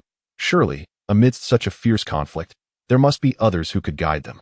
After much wandering, Sapphite finally discovered a group of aliens in a workshop, though they appeared to be non-combatants. He had little time for hesitation, preparing to seize a few when their conversation caught his attention. Haha, those wild monkeys are truly audacious. Their laughable power level dares to challenge the cosmic overlord, Lord Frieza. To think, Frieza possesses a power level of 530,000. How could these mere warriors with power levels exceeding 10,000 possibly compare? They dare to storm the command room and seek their own demise, sneered one tall alien adorned with blue spots. Indeed, that group of Scions should have been nearly exterminated by now. It seems only one king remains. Another short individual chuckled. Just the king left. And Father Sapphite felt a surge of power coursing through his entire being, fixated on a singular thought, to rend Frieza to shreds. The detestable Frieza. I shall make you pay. I will. Sapphite unleashed his full might, preparing to charge into the command room for a confrontation with Frieza, yet was halted by Praviti and Ayla. Let go, you scoundrels. Otherwise, I shall slay you both. The furious Sapphite disregarded their attempts to restrain him, ready to break free by sheer force, when suddenly Ayla on his right released her grip. You understand now. Do not obstruct my path. With a sudden burst of strength, Sapphire freed himself from Praviti's grasp. Praviti shouted in discontent, Ayla, if you truly do not wish to avenge your father, then go ahead. We shall accompany you to your demise. Ayla lowered her head, tacitly acknowledging Sapphire's impulsiveness. To death. To vengeance. With bloodshot eyes. Sapphire's heart was in turmoil, struggling to make a decision, before he suddenly struck the ground with a fierce punch. Damn it! Ayla signaled to Praviti, and together they hurriedly led Sapphire back to their small spaceship. Ah, is that not King Vegeta? Come, join me for a drink. I wonder if King Vegeta is satisfied with my recent performance? Frieza cast a casual glance at King Vegeta, a mocking smile gracing his lips, igniting the king's fury. Frieza, ignoring all else, King Vegeta launched another attack, only to be met with Frieza's fingertip, which lightly pressed, sending a ripple that directly pierced through Vegeta's abdomen. Kneeling on one knee, King Vegeta struggled to support his body, his gaze fixed intently on Frieza. Ha ha ha, truly laughable. You wild monkeys are utterly oblivious to the vastness of the universe. I suppose you wish to know just how powerful I am? Allow me to enlighten you. Pay close attention. My battle power as the Cosmic Emperor is 530,000. Frieza articulated each word with precision, each syllable plunging King Vegeta deeper into despair. Chapter 25. Resplendent fireworks. Frieza casually tossed the object in his hand to the side, where it landed with a thud beside Sabo, who, despite his evident disgust, had no choice but to catch King Vegeta's severed head. Lord Frieza, shall I keep this for my collection? Sabo, who prided himself on his image, preferred cleanliness and order, yet found himself holding a bloody trophy, hastily inquiring of Frieza to dispose of it quickly. Frieza glanced over, nonchalantly responding, no need.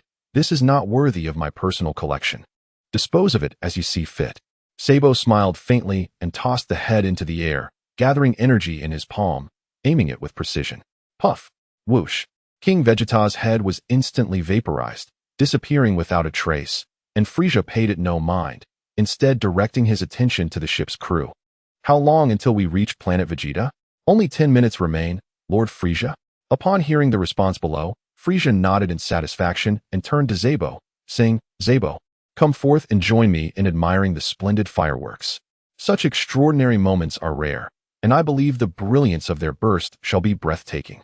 With great willingness. Sabo inclined slightly, and then gracefully approached Frieza's rear.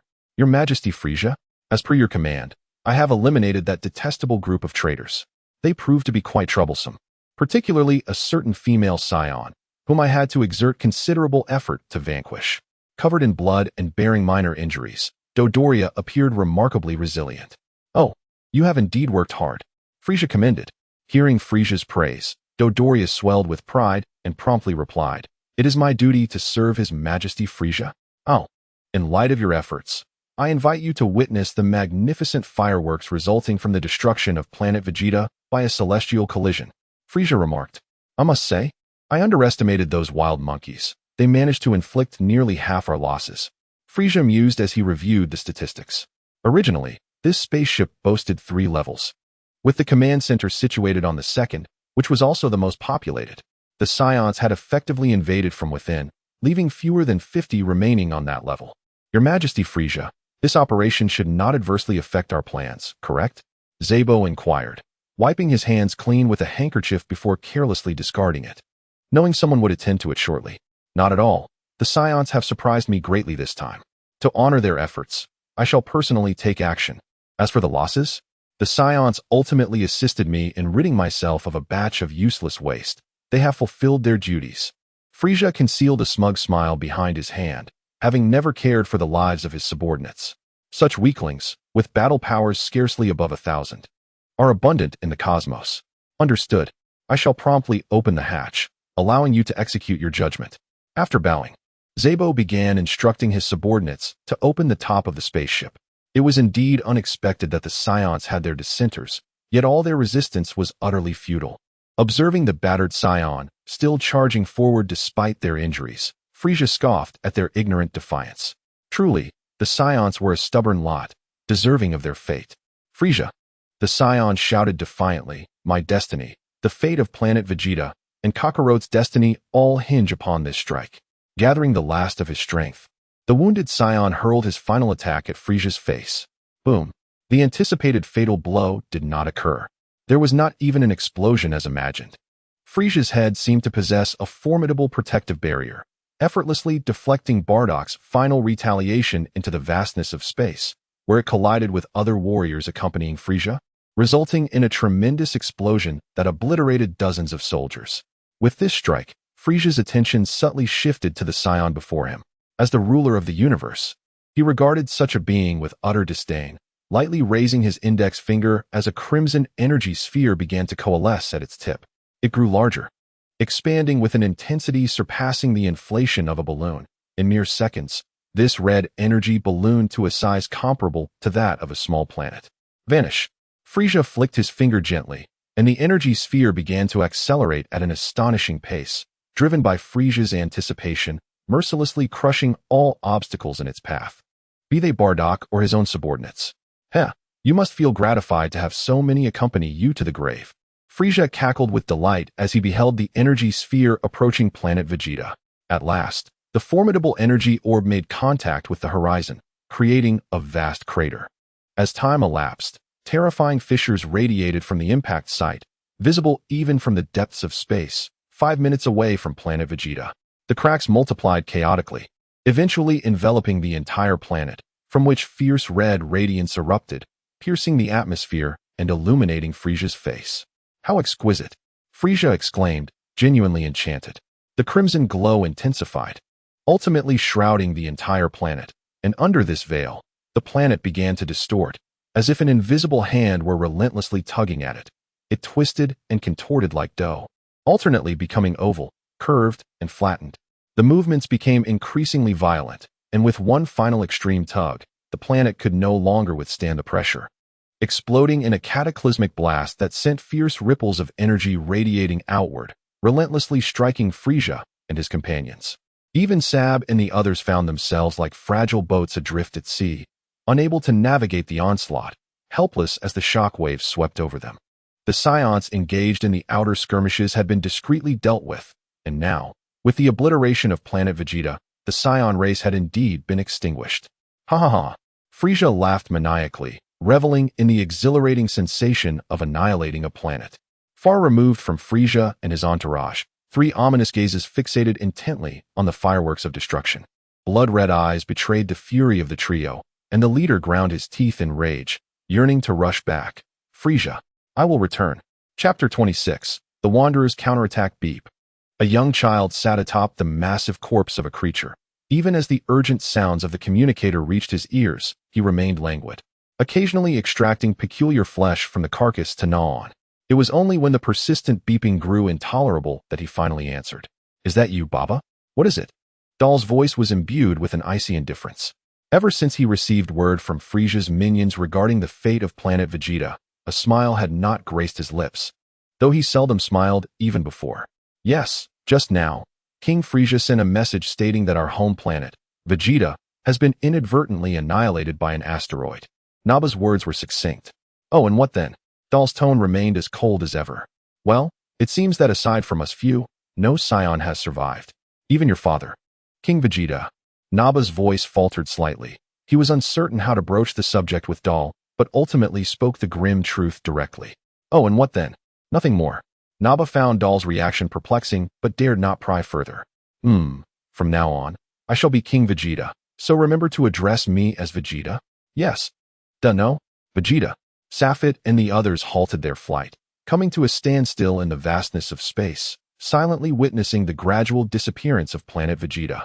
Fists clenched so tightly that their fingers broke the skin without them even noticing. Damn Frieza. My home. The place where I have lived for so long. 533,000, is it? Give me 10 years, and I shall surpass you. I will. Frieza, be prepared. I shall return. As Safit gazed at the static figure of 31,524 on the scanner, he struck himself hard across the face. Useless. To be so smug with such meager power. The humiliation, the pain, the suffering that Frieza has inflicted upon me. I shall repay him in full measure. Safit's anger surged, and in his fervor, his companions, Ella and Pravidity, dared not utter a word. Let us depart. We must leave Frieza's territory at once. Safit surveyed the increasingly desolate cosmos. As planet Vegeta transformed into cosmic dust, its beautiful red hue forever lost. At that moment, only Safet spoke. The others had no right to interject. As team members, they could only silently follow the captain's directives, especially since they could think of no better alternatives, and the captain's decision seemed sound. Captain, it appears our energy reserves are dwindling. If we wish to navigate out of Frieza's territory in this direction, it may take nearly a year, and we have already depleted much of our energy. We may not last that long. Ella relayed, recalling the substantial energy consumed on Namek, further exacerbated by their hasty return, leaving them with only 7 or 8 months of energy remaining. No matter, Safet replied. As long as we find 1 or 2 planets that can provide energy during our journey, we shall simply seize what we need. After all, with our current power, only Frieza poses a true threat to us. Even his 2 henchmen, Dodoria and Zarbon, would not stand a chance against me.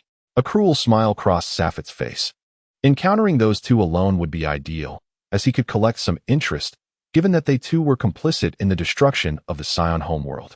Ella was momentarily taken aback, perhaps still grappling with the shift in her thinking. Previously, energy was merely something one purchased with currency. This sudden transformation was indeed difficult to adapt to. It felt somewhat akin to the notion of cosmic piracy. If we are to be cosmic pirates, then so be it. I bear no psychological burden when it comes to ambushing the planets under Frieza's command. Pravitai's mindset was rather simple. He initially held no animosity towards Frieza, but under the subtle influence of Safite, he now harbored a profound hatred for him. Although his memories of his home planet were faint, he could certainly resonate with the deep-seated yearning for it. What a splendid idea. Let us form a trio of pirates, our mission being to sow chaos within Frieza's territory. The moment Frieza arrives, we shall make our swift escape. Suddenly, Safite recognized the necessity of this plan. Having destroyed my home planet, does Frieza expect to enjoy tranquility? It shall not be that simple. Very well, it is settled then. Although we cannot utilize the numbering device within the ship to search at present, as long as we can find someone to replace the equipment inside the ship, we can search for many of Frieza's crucial bases without drawing attention. Ella, being a girl, was considerably more meticulous in her thoughts. All right, let Ella devise such plans. But the decision-making shall remain my responsibility. Having lived for so many years, Safite undoubtedly possessed greater judgment than these 2 youngsters. And what about me? What about me? Upon witnessing the clear division of labor between the 2, Pravitai hastily interjected. Ella's response was rather straightforward. She simply ignored him. Observing this, Safite could only offer words of comfort. Your greatest strength lies in combat. When the time comes, you shall be responsible for eliminating those who disrupt our endeavors. Thus, the 3 embarked on a frenzied spree of plundering. A month later, after anonymously replacing 3 new spacecraft, they became even more audacious. What rendered them even more formidable was their exceptional combat prowess. The highest combat strength of those guarding the planets barely reached 7 or 8,000, rendering them mere fodder before Safite and his companions. They effortlessly dispatched the Guardians, and with their ability to appear and vanish without a trace. Their objectives remained diverse and elusive, leaving no one aware of their next target. Safite and his companions were exceptionally astute, not confining themselves to selecting only affluent planets. Their choices were nearly arbitrary. They flew their ship throughout Frieza's domain, indiscriminately choosing planets to strike. This randomness rendered them utterly unpredictable, and for 3 months, they rampaged unchecked, leaving Frieza's subordinates in utter disarray. Naturally, they did not dare report to Frieza. To do so over such trivial matters could provoke Frieza's wrath, resulting in instant execution. For 3 months, the trio evaded all oversight, leading to their rising notoriety. However, as they had never employed their full strength and deliberately concealed their identities, the world only knew them as 3 exceptionally powerful diminutive figures. No one ever suspected that these individuals were the children of Scions, especially since there had been confirmed reports 3 months prior of planet Vegeta being obliterated by a meteor. What a delight. This battle has truly been exhilarating. Praveti crushed the last rebellious head on this planet, laughing maniacally, reveling in the present days far more than the days of past cultivation and missions, doing as he pleased with utter freedom. Indeed, the rewards were plentiful. Ella gazed at the assets in her hands, filled with joy. Well, we have never targeted the true core base of Frieza in these past months. After all, it undoubtedly harbors formidable combatants, and I fear I may not be able to handle them.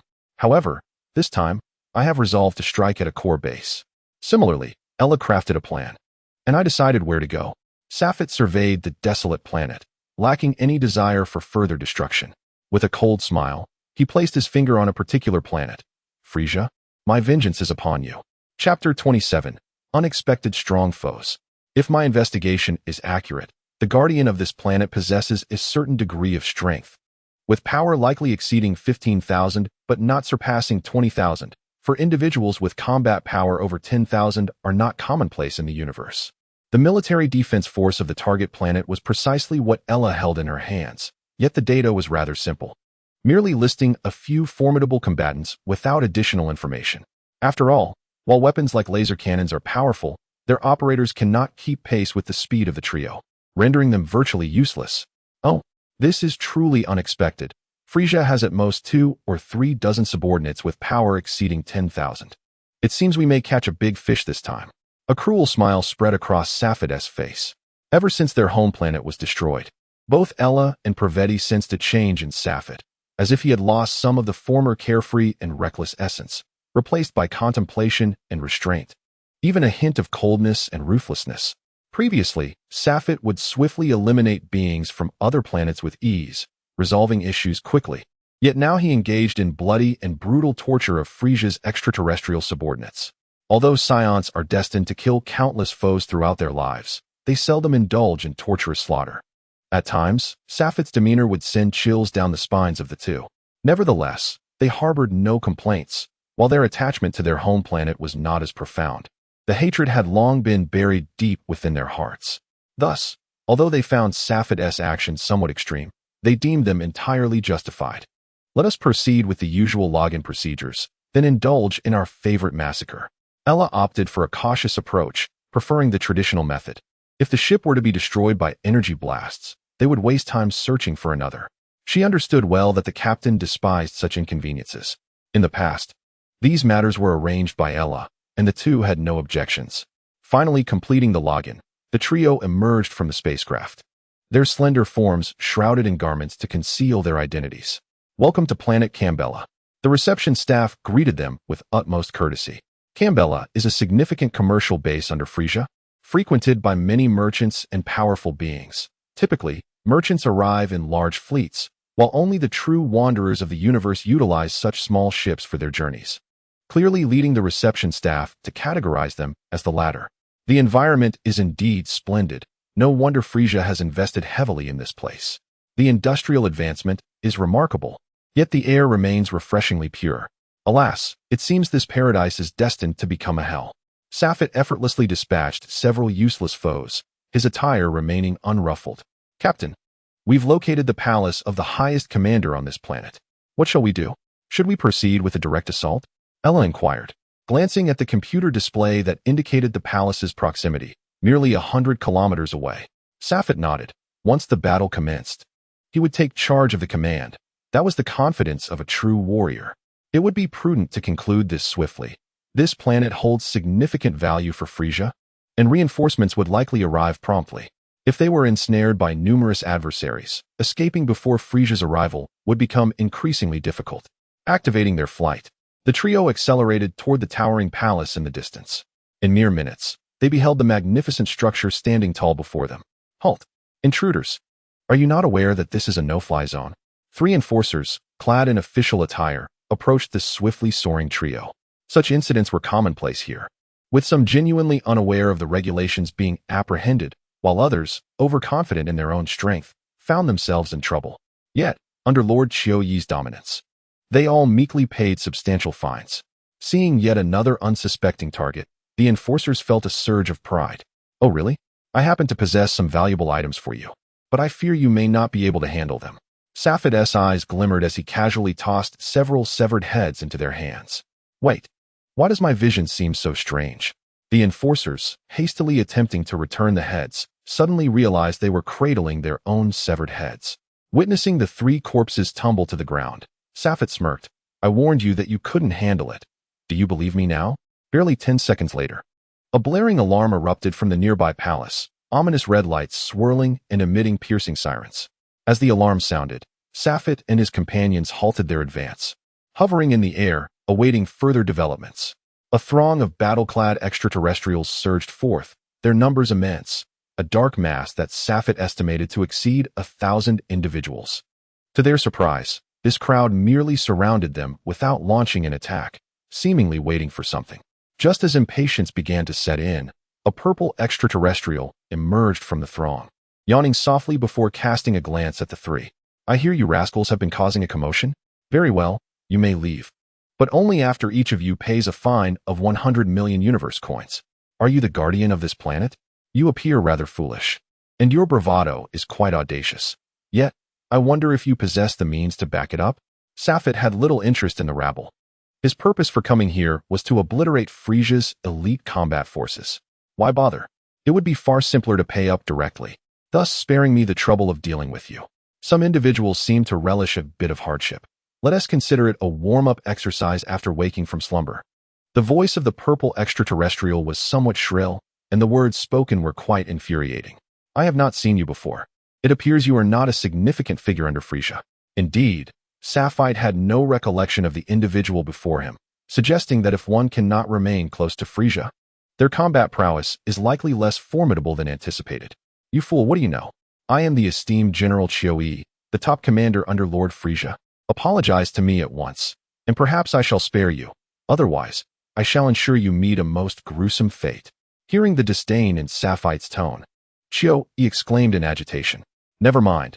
It truly is a nameless fellow. Does Frieza's entourage consist solely of Zabo and Dodoria? When did Chioe join their ranks?" Safite shrugged indifferently. "It matters not. You two can handle the insignificant pests. I shall take care of this one. It has been quite a while since I last had a good workout."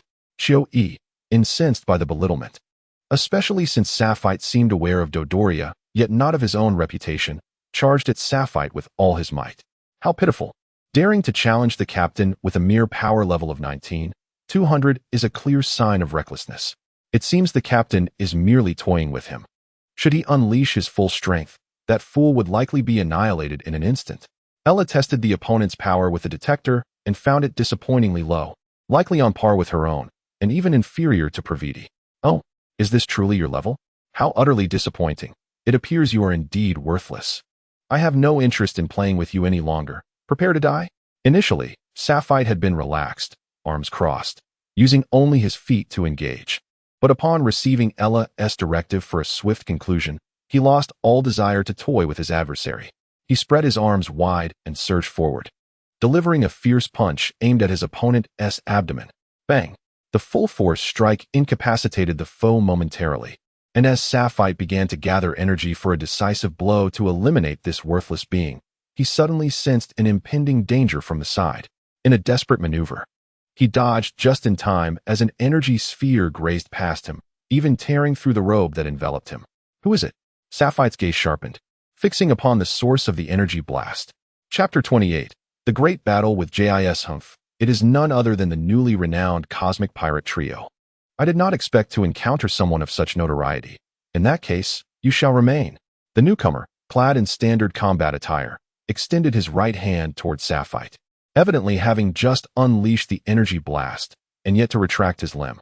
What caught Safite's attention was a human with crimson skin, remarkably similar to Earthlings, save for the striking white hair that set him apart. Feeling the power of the energy blast that had narrowly missed him, Safite could not help but harbor a hint of disdain. He had never heard of such a figure among Frieza's ranks. "Indeed, since you have heard of the infamous trio of pirates, what audacity brings you here?" Safite evidently disregarded his opponent. A recent strike had nearly succeeded, perhaps due to his own carelessness. He estimated the adversary's combat prowess to be comparable to that of Chioe, if not slightly inferior. After all, the data provided by Ella was something Safite held in high regard. "Lord Jis, that fellow is quite formidable. I implore you to intervene." Within scarcely a minute of their engagement, Chioe had sustained minor injuries, a result of Safite's playful demeanor. Had he opted for earnestness earlier, Chioe might have already been vanquished. "You appear rather strong. That fool seems to have great confidence in you," Safite remarked, turning his gaze towards Chioe, who instinctively recoiled in fear. Jis shook his head. "I am not that fool. You would do well to be cautious." With a mere flick of his finger, Safite exuded confidence in his abilities. Apart from Frieza, He felt little fear towards anyone, provocatively inviting his opponent to strike first. Captain Jinyu, JIS. JIS suddenly assumed a posture akin to soaring forward, and though Saphit was puzzled by his intent, he found it utterly ridiculous. Unrestrained, Saphit laughed heartily, leaving no room for doubt. Is that so? Clearly, one's stance lacks perfection. JIS remained oblivious to this critique, instead engaging in self-reflection. Never mind. Let us first deal with this young lad. After a moment of contemplation, JIS swiftly adopted a proper combat stance. Saphit, suspecting that his adversary might be stalling for reinforcements, decided to act first. Channeling energy into a single hand, he unleashed a surge. A yellow shockwave surged towards JIS. With a leap, JIS evaded, only to discover that Saphit had vanished from his original position. Right above you. The voice from above sent a shiver down Jesus' spine. Yet it was too late to evade. Boom. Saphit's fists, locked together, crashed down upon JIS' head, sending him crashing into the ground and creating a considerable crater. Dust swirling in the air. Saphit, with hands continuously pulsating, unleashed a barrage of energy blasts directed squarely at JIS. After unleashing dozens of energy strikes, Saphit ceased his assault, awaiting the dispersal of dust. As it settled, he was astonished to find that Jesus' protective suit had merely sustained some damage. Visually, his opponent appeared unscathed. I truly underestimated you, Saphit expressed, slightly taken aback. That previous flurry of blows would have inflicted substantial harm even on Xiao-Yi, yet JIS remained unblemished. Is that so? I too have underestimated you. However, you shall not find it so easy to land your next strike. JIS brushed off the dust from his attire, fixing his gaze on Saphit as he began to amass his true power. Both combatants scrutinized each other's every movement, searching for weaknesses to exploit and gain the upper hand. When Saphit suddenly sensed a surge of energy from behind him. With a decisive leap, Saphit did not ascend in a straight line, but rather veered to the right, only to have his movement captured by JIS in that fleeting moment. A splendid opportunity. JIS swiftly maneuvered, undeterred by the colossal explosion caused by the recent energy blast. Saphit sensed an approaching presence behind him and instinctively raised his arm in defense, but his efforts met only empty air. In the next instant, a sharp pain struck his abdomen, causing him to falter, his body succumbing to a state of rigidity. How infuriating! It was a kick. Saphit felt his body slipping out of his control, realizing the dire situation at hand. Had it not been for that wretched bug, Xiao-Yi meddling, he would never have fallen prey so easily. He chided himself for his overconfidence, allowing Ella and Pravaitai to deal with the lesser foes, thinking this area was a high-end battlefield where no one dared to encroach, though he was no longer subjected to further physical assaults. The sense of impending doom within Saphit only intensified. Alas, an energy blast, he thought to himself, just as he felt a formidable force strike his back. The energy surge enveloped Saphit's body, propelling him toward the ground, where a violent explosion erupted, unleashing a powerful shockwave that radiated outward, creating visible ripples and gouging a massive crater hundreds of meters wide into the earth. Having landed a successful blow, JIS refrained from pursuing further. The dense cloud of dust obscured visibility and posed a risk of counterattack. Saphit gradually rose to his feet, his expression inscrutable as he gazed at JIS. Though he bore some injuries on his back, they were minor and did not hinder his combat prowess. However, his right arm felt somewhat impaired, lacking its usual agility. Having suffered a slight setback, Saphit remained wary of Xiao-Yi, who lingered in the shadows, seemingly plotting another ambush. Humph, come at me again. Refusing to be outdone, Saphit lunged at JIS, aware that he was at a slight disadvantage. Without seizing the initiative, he risked being overwhelmed. Thus, he opted for a fierce assault, engaging in the close-quarters combat for which he was most adept. JIS, equally unyielding, charged at Saphit, and the two exchanged blows in a fervent battle. They fought relentlessly, neither gaining the upper hand, until Ella and her companion returned, both combatants sustaining significant injuries. Breathing heavily, Saphit gasped for air, astonished that this seemingly unremarkable adversary possessed such formidable strength. Initially, he had dismissed Frieza's henchmen as mere weaklings, but now he felt a surge of caution. Continuing in this manner seemed futile. A decisive move was in order. JIS sensed his stamina waning, realizing that as one of the elite members of Frieza's formidable team, he had never anticipated that a pirate could exhibit such prowess. It was utterly unexpected, and now he was nearing his limits, unable to risk prolonging the confrontation. For the consequence of defeat would be certain death. All right, though Safit still had energy to spare, he found no desire to reject his opponent's proposal. Captain, it's bad. I just detected numerous powerful fleets approaching this planet. They are likely reinforcements for our adversaries. We must leave quickly. We cannot afford to be ensnared by them. As Safite was gathering his strength, Ella's voice suddenly resonated through the communicator. Safite paused to reflect. Despite his reluctance, he ultimately resolved to abandon the fight. Let us depart. With that, Safite leapt into the air, accelerating away at an astonishing speed. His unexpected maneuver initially startled JIS, but soon he realized that Safite was fleeing. After a moment of contemplation, JIS decided against pursuing him. He was acutely aware that his stamina had reached its limits, and forcing a confrontation could very well lead to his demise. Damn it, don't think you can escape. Chio-E suddenly dashed out from the ruins. But after a few strides, he noticed JIS remaining stationary and halted his pursuit. My lord, humph. JIS disdainfully refrained from elaborating, letting out a cold snort before gradually making his way back toward the palace. Chapter 29. New territory. His expression was somewhat grave. The outcome of this operation had completely defied his expectations. Initially, he had aimed to deliver a significant blow to Frieza's empire and to eliminate some of his key combatants. But instead, he found himself returning empty-handed, which filled him with frustration. It seems we possess far too little information. We are utterly oblivious to Jesus' capabilities. Frieza has such formidable warriors under his command, yet we remain in the dark. The opponent's power has exceeded 40,000, and should we encounter several more such powerful adversaries, our plans to strike at Frieza's vital planets may very well come to a standstill. Safite meticulously analyzed the situation. Having assumed that the likes of Zabo and Dodoria were among Frieza's strongest assets, only to be confronted by this unexpected challenger. I apologize, Captain. I have failed in my duties.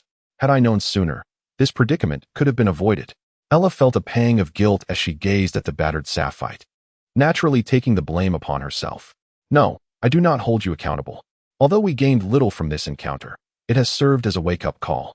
Our ultimate goal is to eradicate Frieza, yet we have squandered precious time here.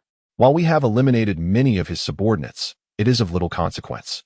As long as Frieza breathes, his power will endure. Safite paused, finally coming to a realization, and continued, thus, we need not waste further time on his planets. Equipped with sufficient resources now, we should escape Frieza's territory. Once we have acquired greater strength, we can return to vanquish him. This is what I must focus on.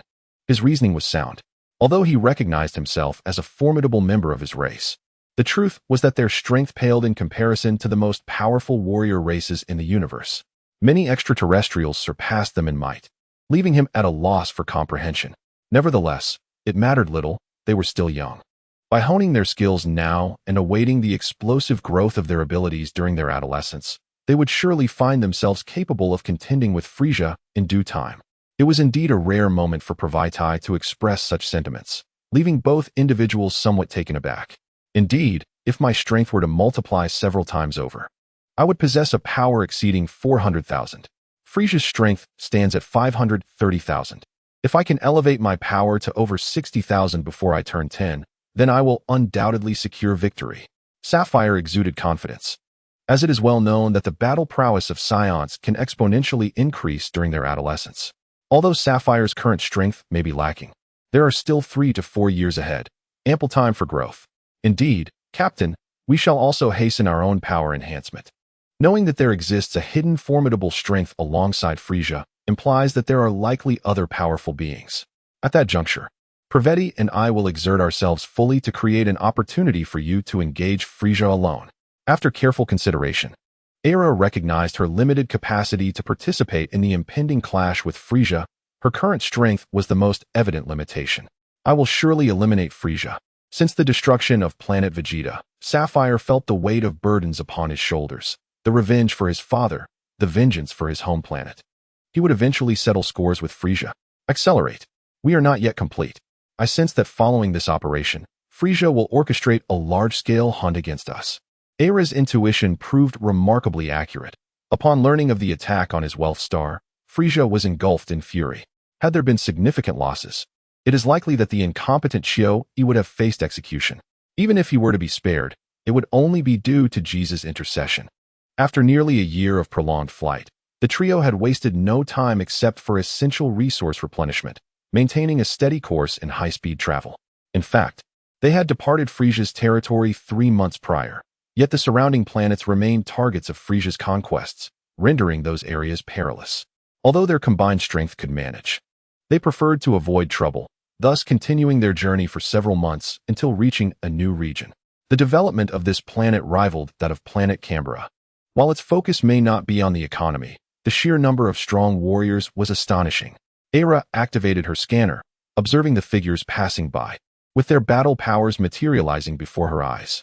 Here, the standard combat strength exceeded 1,000, with many mighty warriors surpassing 10,000.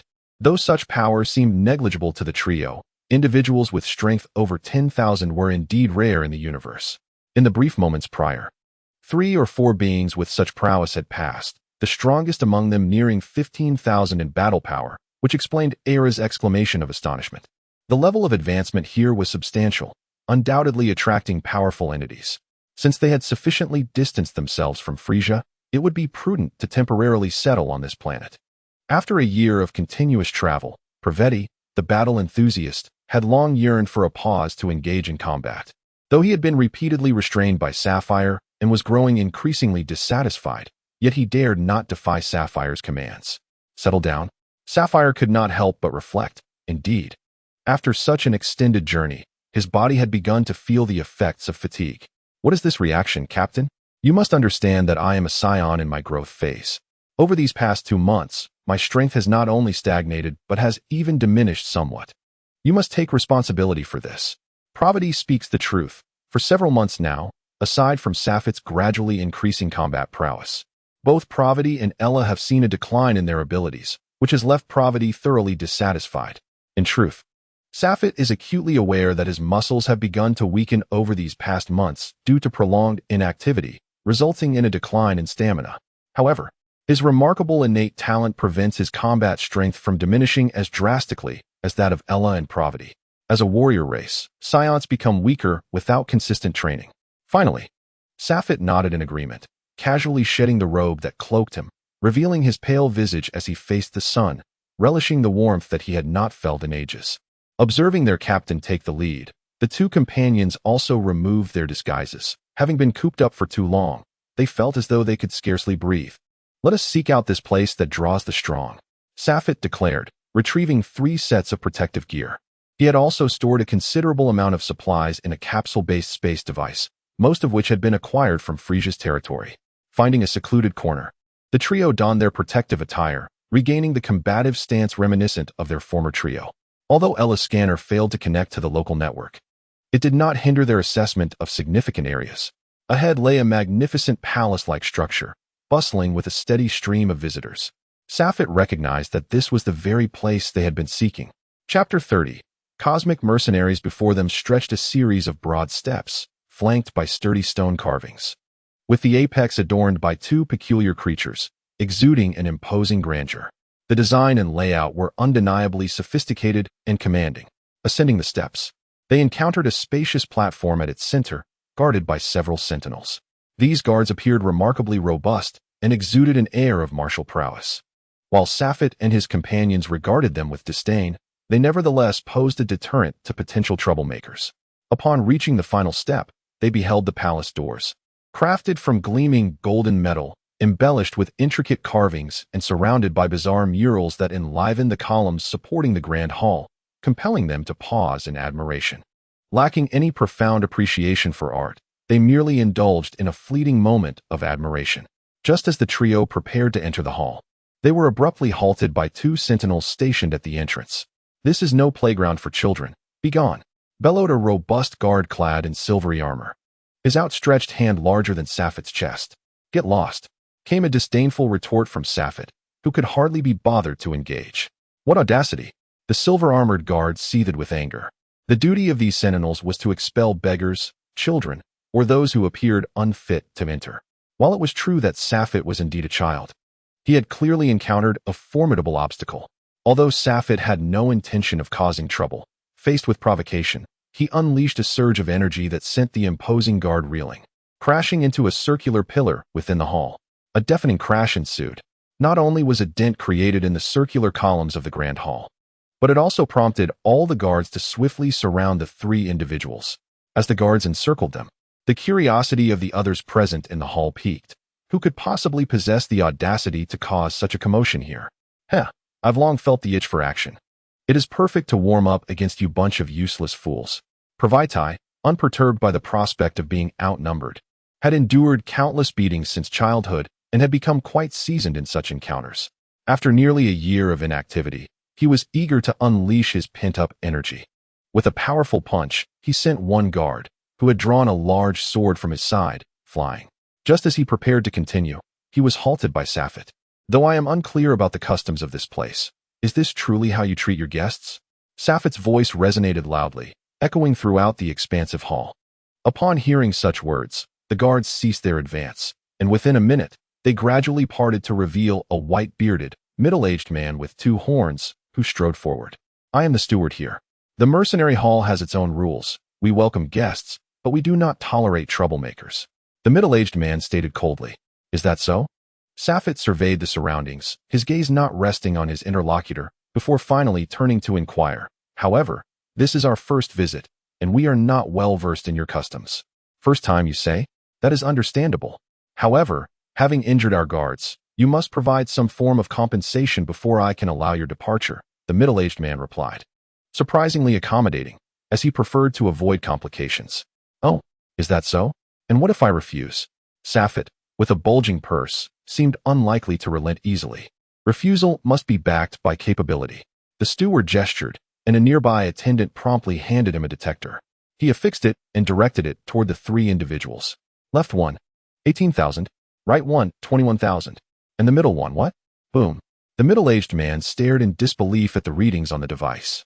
The highest measurement it could register was 30,000 combat power, yet it had just exploded when aimed at the leading boy. Though he was the steward of the cosmic mercenary hall on this planet, he only possessed a combat power of just over 25,000. Those exceeding 30,000 were beyond his capacity to confront. Realizing the formidable nature of the trio before him, the steward's demeanor shifted instantly. He waved to disperse the guards and bowed, saying, I sincerely apologize, my lord. The previous incident must have been a misunderstanding. I hope you can forgive me. May I inquire where you have come from, and if there is anything I can assist you with? Predicting the change in attitude, Safet remained unfazed. He quickly grasped the function and purpose of the hall, and the three of them successfully applied for mercenary status. Observers in the hall, witnessing the steward's detector fail spectacularly, inwardly lamented the misfortune. Even the most rudimentary detectors had a limit of 22,000, clearly indicating that the steward was not equipped with the lowest-tier device. The existence of such terrifying combat prowess naturally invites the possibility of forging alliances, who would concern themselves with the age of the other party. After declining the invitation to the Eighth Wave family's banquet, Safet found himself reclining helplessly in the VIP lounge. Pravaitai had ventured out in search of suitable missions, and Safet was reluctant to worry about it, choosing instead to rest a while. Ella was tasked with gathering additional information about this planet, as acquiring valuable intelligence was of utmost importance. Suddenly, Safet realized he was left idle. The lounge was well appointed, evidently designed for pleasure. Thus, Safet's intention to engage in exercise had to be shelved. As Safet's gaze wandered in boredom, Ella's adept silhouette was cast through the door. Upon opening it, it was indeed her. Captain, I have investigated. The residents here seem to live quite peacefully without any disturbances. It appears a commendable cosmic sovereign governs this realm. However, due to the sovereign's discreet nature, there is little information available. Yet, from what I have gathered, it is evident that this is not Frieza. Ella reported, rifling through her data. Is that so? Then we shall remain here for the time being. I have instructed Pravaitai to seek out missions of greater difficulty, ones that will challenge us. If our combat strength does not improve now, we shall have no hope of contending with Frieza in the future. Safet resolved to seek out planets of considerable intensity, willing to embrace danger rather than continue a life of complacency. The decision was made. Either they would perish or enhance their strength. The two exchanged nods, signaling their agreement with the resolution. Before long, however, the door revealed Pravaitai's battered visage. What happened? Did that middle-aged man trouble you? Safet asked, observing Pravitai's nearly swollen face, his anger flaring. But he felt somewhat reassured upon noticing Pravitai bore no severe injuries. "Captain, someone is looking for us. That individual is formidable, without breaking a sweat. He left me in this state. He specifically called for you." Pravitai spoke, his words slightly slurred, and it took Sapphite several repetitions to grasp the gist of his message. Chapter 31. Threats and Recruitment? At this moment, Sapphite felt not only anger but also a hint of trepidation. The fact that the individual could effortlessly control their strength to leave Pravitai in such a disheveled state, without inflicting serious harm, spoke volumes. Though Sapphite could easily overpower Pravitai himself, it did not imply he could adopt such a mocking demeanor. Narrowing his eyes, Sapphite sensed the scent of a conspiracy. It was highly likely that this individual had come specifically for him. While he held immense trust in Ella's reconnaissance skills and information-gathering capabilities, Sapphite pondered whether this could be a subordinate of Frieza. However, he quickly dismissed the thought. If it were one of Frieza's minions, they would have barged in directly rather than approach in this manner. "Let us go and see who dares to be so audacious." Sapphite's expression darkened. Encountering such trouble so soon after arriving on this planet was tiresome. Though he was not afraid, he knew that an abundance of troubles could become increasingly vexing. "Captain, be cautious. That individual possesses remarkable strength." Pravitai's face was grave, fully aware from his recent experience that, despite his rough demeanor, he was far from foolish. Safi nodded thoughtfully. Although he was aware that his opponent's combat power likely surpassed his own, he would never shy away from a challenge. Such was the way of the Scions. Retreat was simply not an option for him. Exiting the VIP room, he found the hall deserted, save for a middle-aged man standing respectfully behind a figure resembling a human, whose lips were incessantly moving in what appeared to be a report. "Humph. This must be the reinforcements that fellow summoned." To think he was so petty-minded. Safi felt a pang of regret. Had he known his adversary would first stabilize the situation before seeking assistance, he would have eliminated that man without hesitation. "Oh, our esteemed guest has arrived." The human-like figure teased. It was surprising to see such a lack of magnanimity. "So, you must be the one he called for help? I suppose stepping in for others indicates some capability." Upon first glance, Safi sensed that this individual was far from an easy opponent. A surge of power seemed to emanate from him, causing every inch of Safi's skin to tense, a sensation he had never experienced before. "Reinforcements, perhaps. However, I am not here to cause you trouble. Rather, I have a proposition for you, though I wonder if you would be willing to accept it." The opponent spoke in a relaxed tone, leaving it uncertain whether he regarded Safi and his companions with indifference or if he genuinely intended no conflict. "Oh, I indeed harbor no significant grievances against you. Do feel free to elaborate. I may just consider your offer." Although Safi remained skeptical of the promised good fortune, he decided to listen, partly to show respect and partly because, in his estimation, the two individuals accompanying his adversary possessed formidable strength as well. Earlier, while the opportunity arose, Safi attempted to gauge their power with his detector, but no data appeared, indicating that they had a more advanced device that obscured their combat capabilities. His detector could measure up to 100,000, yet theirs surpassed that, clearly signifying their elevated status. Facing those three, Safi felt a diminished likelihood of victory. It was quite rare. From the outset, hearing of disturbances in the mercenary hall had indeed irked him. However, Sedwin's assertion that it was merely a few youngsters, and that one of their power levels was even lower than that of a child, piqued his interest. He could not deny that a Scion child boasting over 40,000 in combat power at such a young age was astonishing. The adversary spoke confidently, yet Safi felt a weight in his heart.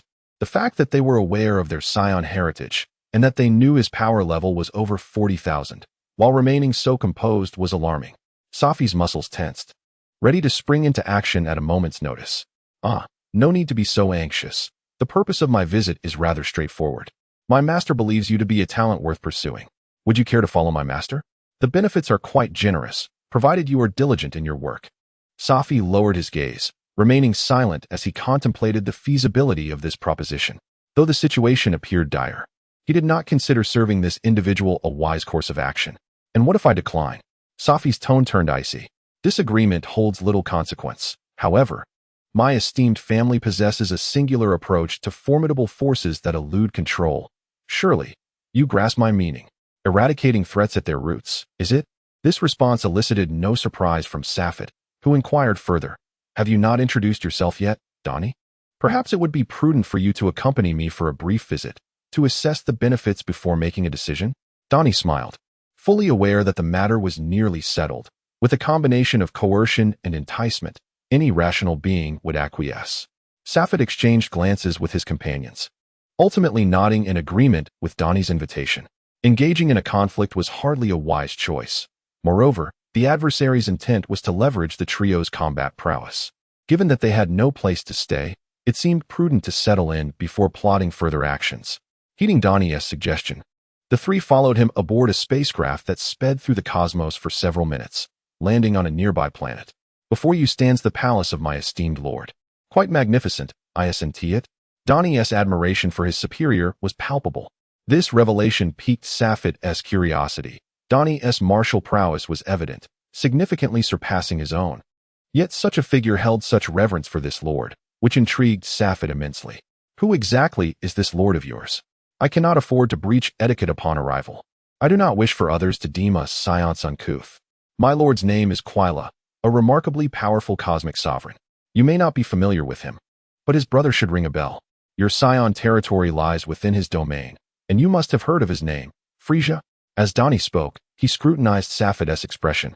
And indeed, upon hearing the name Frieza, the trio's demeanor shifted, instinctively preparing for action, only to be interrupted by Donnie's next words. However, my lord shares a strained relationship with his brother Frieza. Indeed, it is quite antagonistic. Therefore, my lord is more than willing to welcome the scions, whom Frieza seeks to annihilate. Donnie faced Safed directly. Though a hint of wariness lingered on Safed's face, he was beginning to trust the situation. There was no need for deception when the opposing side held such a significant advantage in strength. Very well, we agree to join, but you must assure us that our training will remain undisturbed. With Safed's response, Donnie turned, revealing a satisfied grin. My lord's words were indeed accurate. These youngsters possess formidable talents. They will surely pose considerable challenges for Frieza, and witnessing such a spectacle will be quite enjoyable. Chapter 32. Audience with Quila. Donnie. What are you doing standing outside with our dear little friends? Come in at once. A neutral male voice resonated from within the palace, contrasting sharply with Frieza's shrill tone, creating a far more pleasant atmosphere. Upon hearing the voice, Donnie ceased his conversation with Safed, turned, and pushed open the palace doors. Stepping inside, Safed and his companions followed closely. As it was their first visit, they required an introduction. Upon entering the grand hall, Safed found it did not possess the lavishness he had envisioned. Instead, it lacked excessive embellishments and did not exude a feeling of opulence. Rather, it felt somewhat vacant, yet undeniably majestic. After proceeding nearly 100 meters, the group halted as they approached the staircase. The throne above them was indeed splendid, occupied by a figure with a stern countenance and 2 crimson marks upon his face. Although not particularly robust in stature, Safed could sense an overwhelming aura of authority emanating from him.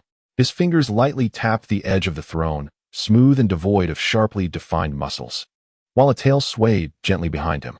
His appearance bore a striking resemblance to Frieza, and had it not been for the differences in attire, Safed might have been led to believe he had encountered Frieza himself. It was clear that this individual was Frieza's brother, the ruler of this realm, Cooler. Oh, what is this? Do I resemble Frieza so much that you are left speechless?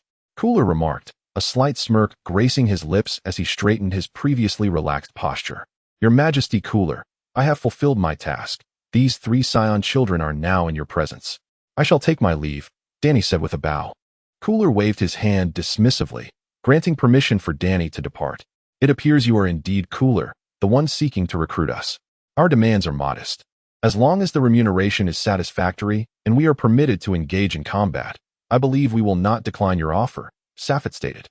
Having initially intended to temporarily serve under this individual, the notion of conditions was merely a means to elevate his own standing.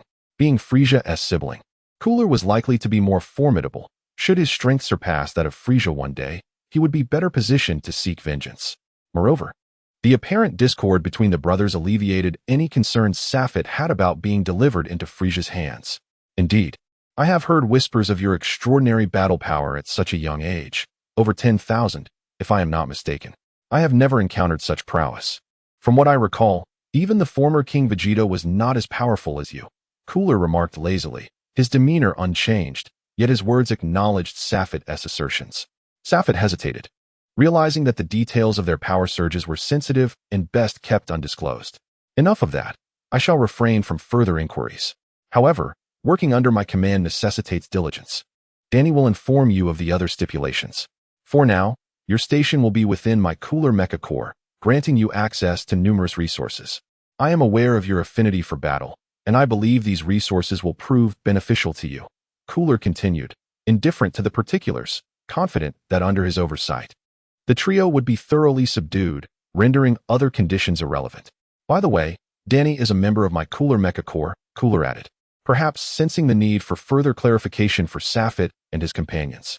Your Majesty, Cooler. Safet and the others knelt on one knee, pledging their loyalty. Very well. You may rise. You are familiar with Danny. Allow him to guide you on your duties. Cooler appeared somewhat impatient, waving his hand to signal Safet and his companions to withdraw. As the three little imps gradually receded into the distance, a figure emerged slowly behind Quila. This individual bore a blue visage and was clad in a snug pink suit, over which he wore a combat uniform. His name was Frieza, and he had been standing behind Quila unnoticed by Safet and his companions. My lord, although I am aware of your disdain for King Crude, after he issued the decree to eliminate the Scions, even his most favored son, Frieza, complied without question. Are you certain about harboring these Scion imps? Frieza inquired with a hint of concern etched upon his face. Fear not. While the Scions boast of being the universe's mightiest warrior race, their combat prowess is rather mediocre. Though their average strength ranks them among the top, their claims of invincibility are nothing short of hubris. It is no wonder that we, the strongest clan in the cosmos, harbor discontent, prompting Crude to issue such extermination orders. These three little creatures may possess commendable strength at present, but they pose no threat to us. Let them remain. They can serve as valuable tools. If King Crude inquires, let it be. Most Scions have already been dealt with by Frieza, and he still has those three little imps under his command. What harm is there in my sheltering a few? Rest assured, Crude would never turn against me for such trivial matters. If needed, I can offer him a few planets as compensation. After all, as long as those three imps help me subdue a few planets in return, it suffices. You may proceed with the arrangements, ensuring they are assigned a bit more responsibility.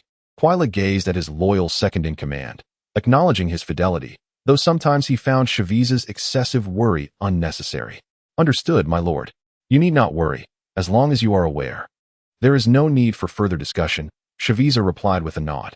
He performed a slight bow before turning to depart, as his daily duties, though not numerous, required his attention elsewhere. He recognized that Quila would prefer solitude for contemplation. It baffled Quila that his father would be concerned about such an ethereal legend. The Scions were merely an inferior race. Even if their power surged 100-fold, they would pose no threat to his kind. Crude's timidity was astonishing. He seemed frightened by mere ancestral tales. The notion of a so-called Super Scion was laughable. If he encountered one, he would easily crush them. After much reflection, Quila remained perplexed. Despite not being favored by Crude, his strength was formidable. Though he may not surpass Crude at present, he was far from being an easy target. Nonetheless, he still had to exercise caution regarding Crude. Finding warriors with combat power in the tens of thousands was no simple task. Thus, he was determined to cultivate these three little imps. It would indeed be a delight to create some trouble for Frieza. Quila was well aware of the deep-seated hatred the Scions held for Frieza, who had obliterated their home planet. The thought of nurturing a few warriors with strengths exceeding 100,000 to disrupt Frieza's territory filled Quila with exhilaration. It matters not. I shall simply inform Frieza that these little rogues have betrayed me, and it will have no bearing on my standing. Ha ha ha. Frieza, I eagerly anticipate the expression on your face when the time comes. Chapter 33. The Soul of Revenge in the Northern Regions of the West Galaxy. Several planets are inhabited by exceptionally powerful beings. Although they do not pose a direct threat to us, their rebellious nature has significantly undermined King Kuvara's rule. Time and again, they have defied his commands, emboldened by their remote locations. Our objective this time is to eradicate the leading factions among these planets to instill fear in those petty miscreants. Frieza pointed to the star map, marking several planets with red crosses, and systematically explained their significance to Safet, along with an overview of the combat capabilities of the various factions. This is your inaugural mission. It is imperative that you execute it with excellence to avoid being underestimated by King Kuvara. After all, we shall be comrades from this point onward. However, for your subsequent missions, you will need to procure information directly from the intelligence department. I am merely assisting you in understanding the process this first time, Frieza stated courteously. Though aware that these scions were merely pawns of Kuvara, he recognized the importance of nurturing them, for without their development, they would be of little help in executing the final task for King Kuvara. Safit nodded, appreciating Frieza's thorough explanations and amiable demeanor. Despite his initial confusion regarding Frieza's attitude, he found no cause for concern upon further reflection. As he scrutinized the mission details, Safit realized that the task ahead was indeed formidable. With over 10 adversaries boasting combat power exceeding 10,000, he had not anticipated such a challenging undertaking upon his arrival. Nevertheless, he welcomed the challenge, confident in his abilities. For those with power just above 10,000 posed no threat to him. It was his two teammates who would face the greater trial. Just as Safit prepared to inquire further about the combat habits and techniques of their targets, a low-ranking soldier rushed in, breathless and agitated. Lord Frieza, those two scions. The soldier abruptly halted upon noticing Safit beside Frieza, realizing that these formidable youths were new recruits under the king's command, and thus not to be trifled with. He lowered his voice and continued, "Those two scions seem rather unfriendly." "What?" Frieza was taken aback. Observing the soldier drenched in sweat and struggling to articulate his words, he seemed to grasp the situation. "Lead me to them at once," he commanded. The soldier, relieved, turned to guide them, while Safit, hearing the mention of the scions, instinctively followed suit. "Humph, you scions are nothing but lost dogs. So arrogant for what? How dare you claim to be strong with such a pitiful number? You think you deserve to be the second strongest team under the king? I challenge you to a duel." A distant voice called out, belonging to a red-skinned alien with a frog-like head, his expression one of utter disdain. He possesses a combat power of 22,000, which, while not remarkable, places him among the elite under Quira's command.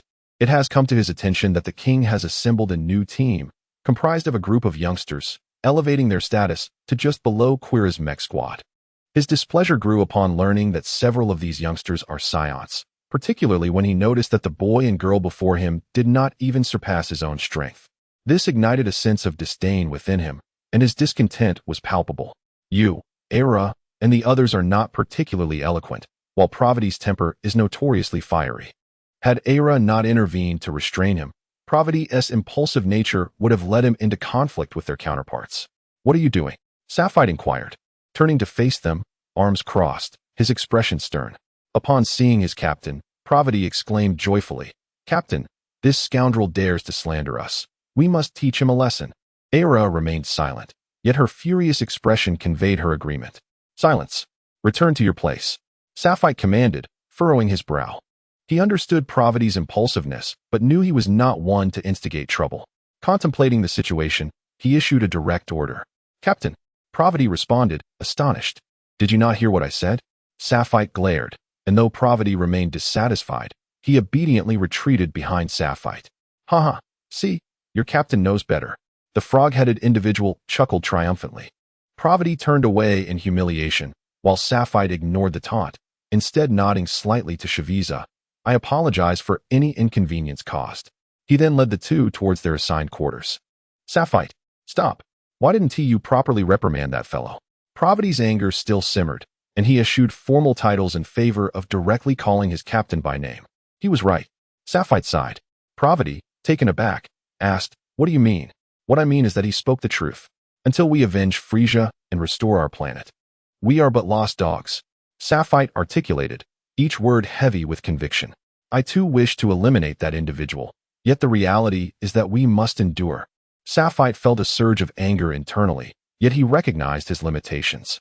"In short, do not provoke trouble here, regardless of how they taunt you. You must restrain yourselves. Now, let me inform you of our first task." Pravity, panting heavily, disregarded his injuries and unleashed another energy blast, dispatching an enemy nearby. Though he bore no fatal wounds, the multitude of minor injuries had drained him significantly. Casting a sidelong glance at Era, he noted she was similarly fatigued. He then looked up at Safite, who stood with arms crossed, seemingly indifferent to their plight, merely observing in silence. With gritted teeth, Pravity charged forward once more. Let us go. Those adversaries below have not contributed to my growth. Such challenges will likely increase, and I must strive to improve. Do not forget, our ultimate objective is Frieza. Safit pondered quietly, witnessing the two individuals covered in wounds, yet feeling compelled to refrain from intervening, allowing events to unfold as they may. Haha, what a delight it is. I never anticipated that I could endure this, initially believing I had reached my limit, only to discover an inexhaustible source of strength within me. Sitting within the recuperation chamber, Pravaitai remained restless, gesticulating animatedly. Can't you calm down for a moment? Your boundless energy is admirable, but Ella still requires her rest. This mission took over 2 months and resulted in only a meager increase of 3,000 in combat power. Such progress is rather sluggish. This pace is unacceptable. We must seek more challenging missions in the future to foster our growth. Safit muttered in dissatisfaction, fully aware that voicing his grievances was likely futile. Captain, I've been contemplating that our team needs a resounding name. Otherwise, it would be quite unfortunate if we gained notoriety and our enemies named us. A team name, you say? Safit paused momentarily before smiling and responding. Let us call ourselves the Soul of Vengeance. Vengeance. The grudge against Frieza has always been our unwavering goal. Soul. The spirit of the Scions is eternal and indomitable. Chapter 34. 20 years later. Mission, battle, injury, recuperation, an unending cycle. Since joining the ranks of Kveler, the Soul of Vengeance team has perpetually navigated time through this method, undertaking various arduous missions of differing lengths. From being initially unaccepted by Kveler's subordinates to earning their profound respect, from being ridiculed as a stray dog to achieving renown across the galaxy. This immense transformation was intertwined with the diligent efforts of Safit and his companions over 2 decades. An indomitable spirit, unyielding will, and fervent combat. All of this was consistently driven by a singular belief: to vanquish Frieza? Captain, have we surpassed our limits? This question had been posed for the 10th time in 3 years. Each time Pravaitai asked, a sense of certainty surged within him. Yet the responses invariably led to disappointment that bordered on despair. However, this time, he was finally met with hope. Safit gently nodded. The marks of 20 years had merely left a scar upon his visage, a deliberate reminder from a past battle when he had let his guard down. Each glance at this scar reminded him to remain vigilant against any foe. At last, we have surpassed our limits. 560,000. How long have I awaited this day? Safit had transformed from that small boy of 6 into a towering figure of over 6 feet. His physique robust and brimming with explosive power, forming a perfect silhouette.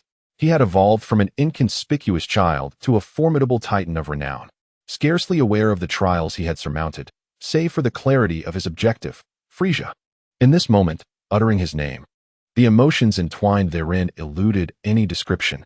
Thus, we are finally poised to confront him. My combat power has exceeded 200,000.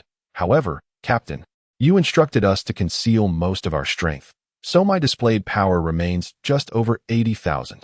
However, it seems unnecessary now, does it not? Although Safite had previously provided a rather simplistic explanation regarding this matter, the simple-minded Pravaitai has never truly grasped his intent. Despite his lack of understanding, he has consistently adhered to Safite's wishes. You fool, you are well aware that Quila is Frieza's brother, although their relationship has soured over the years. As long as they harbor a mutual disdain for outsiders, once Quila learns of the captain's prowess, he will undoubtedly inform Frieza. When that happens, where will you seek your vengeance if Frieza goes into hiding? Before Safite could utter a word, Ella exclaimed vehemently. Over the course of 20 years, Ella has transformed into a stunning and fiercely wild beauty. Regrettably, having grown up alongside her, Safite has never entertained such thoughts, and Pravaitai, being a battle enthusiast, has never considered it either. Thus, the three of them remain as close comrades, with no alterations to their bond. In contrast to the significant transformations of the other two, one becoming a handsome man and the other a beautiful woman, Pravaitai's changes have been far simpler. He towers above Safite, standing at an impressive height exceeding 2.5 meters, with a physique that is robust and muscular. His arms are already thicker than Ella's legs. Once Ella finished her remarks, Pravaitai could only obediently acquiesce. Although Ella's combat prowess may slightly surpass Pravaitai's, she wields considerable resources within their team. Should Pravaitai dare to retort or oppose her, he might find himself deprived of meat at the next meal. When he spoke earlier, Sapphire appeared somewhat distracted. While his responses were accurate, his expression was not particularly revealing. Suddenly, his gaze regained its brilliance, and Sapphire declared, "After we return this time, we shall undertake one final mission, targeting Frieza's territory. We will use the guise of a mission to venture forth. This time, we shall confront Frieza in a decisive battle." Upon hearing Sapphire's words, Ella did not respond with her usual immediate agreement. Instead, she lowered her head in silence for a moment before replying. "Understood, Captain. I will arrange everything. Rest assured, I will ensure you recuperate well and face Frieza in the best possible condition. We shall undoubtedly triumph in this battle." Pravaitai clenched his fists, brimming with confidence. The captain has never tasted defeat, and regardless of the opponent, he will surely prevail. The three of them reclined in the lounge, unaware of how long they had slept. Finally, a few extraterrestrials entered, and upon seeing the adults still resting, they dared not disturb them, simply standing quietly by. Before long, Sapphire was the first to awaken, and he roused the other two. "We are departing. We should be nearing our destination." Sapphire led the way out of the lounge, observing other extraterrestrials bustling about within the cabin. Ignoring them, Sapphire directly opened the hatch and stepped out of the large spacecraft. Since the age of 10, having made sufficient contributions, the three had grown weary of resting in the small spacecraft for extended periods, and they had requested a large ship from Frieza. Over the years, they had become accustomed to residing in the spacious vessel and had not reverted to the smaller spacecraft. As they emerged from the hatch, a line of Sentinel soldiers stood in formation to welcome the return of the three, led by the very provocateur with a toad-like visage who had previously confronted Sapphire and his companions. Initially, there was a sense of defiance. However, as tensions escalated, Sapphire decisively taught him a harsh lesson. Given that Sapphire and his team were required to work under Quila's command, they refrained from delivering a fatal blow. Yet, as the trio's combat prowess grew significantly, surpassing his own, he dared not provoke them further. "Welcome back, Vengeful Spirit Squad. Welcome, Lord Sapphire, Lady Era, Lord Pravadai. On behalf of all members of Litong Planet, I extend our most sincere greetings." The toad-headed figure bowed deeply, followed by the soldiers who mirrored his gesture. "Very well. We would appreciate your assistance in repairing our spacecraft. We shall handle the other matters ourselves." Routine maintenance of the ship was customary, while Sapphire and his companions needed to visit the mission hall to seek a task leading to Frieza's domain. "Yes, we shall comply with your instructions." The toad-headed figure led the other staff members to their duties, while Sapphire and his companions swiftly made their way to the mission hall. All extraterrestrials working under Quila were acutely aware that the Vengeful Spirit Squad was the most industrious and diligent among all teams. They typically completed their missions within a day, taking no more than a day's rest before embarking on their next task, never indulging in prolonged breaks. This occasion was no different. That very night, the Vengeful Spirit Squad set off aboard their spacecraft. While some marveled at the trio's relentless work ethic, no one ever doubted their commitment. Frieza, wait for me. I'm coming." Sapphire gazed out at the resplendent starry sky, a faint smile gracing his lips. No, it was not merely a smile. It was a most chilling smirk. Chapter 35. Target, Supergravity Planet. The spacecraft sped through the cosmos for over 6 months without a change in course. The mission was intended for a moderately sized planet on the western edge of the galaxy, isolated and devoid of support from other races. However, the task description indicated it was exceedingly formidable, rumored to house entities with combat power exceeding 100,000.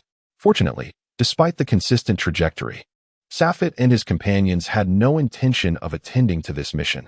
Their sole purpose was to venture into the northern galaxy in search of Frieza. Is this the target planet of our mission? It appears rather gloomy. I can only surmise that the environment must be exceedingly harsh, explaining the emergence of formidable beings. Sapphire mused as their spacecraft glided past a gray-black planet, gazing contemplatively at its surface. Suddenly, a flicker of aurora caught Sapphire's eye. Though it was minuscule, its brilliance was intense. As time progressed, the radiance intensified until it abruptly transformed into a powerful shockwave that surged towards Sapphire. "Quick, evade!" Sapphire shouted loudly. Upon closer inspection, he was certain that if this continued, they would undoubtedly be struck by the shockwave. He hastily alerted the stunned pilot of the spacecraft. However, the shockwave traveled with alarming speed, and by the time the ship attempted to veer away, it was already too late. Boom. A thunderous roar reverberated through the entire spacecraft as it violently shook, the vessel pierced by a shockwave. Even Safet had to exert considerable effort to maintain control against its effects. Quick, assess the extent of the damage to the ship and determine whether it will affect our flight. Although he had never encountered such a situation before, Safet's years of experience allowed him to remain unflustered. He issued commands with remarkable composure. Under the steady guidance of their steadfast leader, the crew gradually regained their composure, returning to their respective stations to conduct thorough inspections of the spacecraft. Half an hour later, as Safet reviewed the damage report before him, his expression darkened significantly. Ever since the shockwave struck, the ship had gradually ceased its forward momentum. Initially, he believed there was merely a minor issue that could be swiftly resolved. However, upon scrutinizing the report, Safet discovered that the propulsion chamber had sustained severe damage, necessitating an emergency landing followed by repair work. Otherwise, they would be unable to proceed. Damn it! Safet seethed, his fist crashing onto the control panel, shattering the steel structure into pieces. Captain! Captain! Aira and Pravaitai rushed into the command room from outside. The trio had been taking turns commanding within the chamber, but such a violent tremor had rendered sleep impossible. Upon realizing the gravity of the situation, they hastened to the command center. INT intended to eradicate the life forms on this planet, but it seems they are unwilling to relent. Although Safet's words bore a semblance of jest, the palpable tension in his voice revealed his true fury. Haha, Captain. My blood is boiling at the thought of the lengthy journey back to the northern galaxy. I simply cannot contain myself. Pravaitai's warrior spirit surged once more. Combat orders had always been Safet's prerogative, and now, the prospect of engaging in a skirmish before the climactic battle with Frieza was exceedingly enticing. Very well. Though this may prolong our return, a lack of conflict could indeed lead to stagnation. While Aira was not as battle-hungry as Pravaitai, being a scion, she too found great value in combat. Then it is settled. If these wretches wish for their demise, I shall reluctantly grant it to them. Safet mused, feeling the fatigue of prolonged inactivity settling into his muscles. Directing the pilots to initiate the descent, Safet and his companions donned their battle attire, bracing themselves for the impending conflict. Despite their derisive words aimed at their foes, the trio had long cultivated a habit of never underestimating their adversaries. As the spacecraft descended gradually, they soon felt the atmospheric pressure impacting the vessel, causing it to jolt incessantly. Amidst the tremors, the craft carved a brilliant arc of fire through the darkened skies. This planet lacked a sun, relying solely on starlight for visibility. Yet as they penetrated deeper into its atmosphere, Safet and his companions noted that visibility was rapidly diminishing. When the spacecraft finally touched down, a sigh of relief escaped their lips. Despite the pervasive gloom, the stars above provided a modicum of illumination, allowing for some visibility in their surroundings. Greetings. As you diligently repair the spacecraft, we shall venture forth to cleanse this planet. Safet briefly instructed his team members to disembark and utilize their detectors. However, they soon discovered that this world harbored a mere 30 creatures, each possessing formidable strength. The data displayed on their devices indicated that not a single entity had a combat power below 10,000. After locking onto their first target, the trio promptly set off toward their destination. Captain, do you not sense that the gravity of this planet appears significantly higher than that of others? By standard measures, it seems to be around 40 to 50 times stronger. Ella's intuition was indeed accurate. The gravity here was an astonishing 50 times that of their home planet, far exceeding any previous mission worlds. Thus, only the elite could endure such harsh conditions. However, the three possessed sufficient power, rendering even the 50-fold gravity insufficient to impede them. Gravity? Upon his arrival, Safet merely felt a sense of oppression, initially attributing it to the planet's murky atmosphere.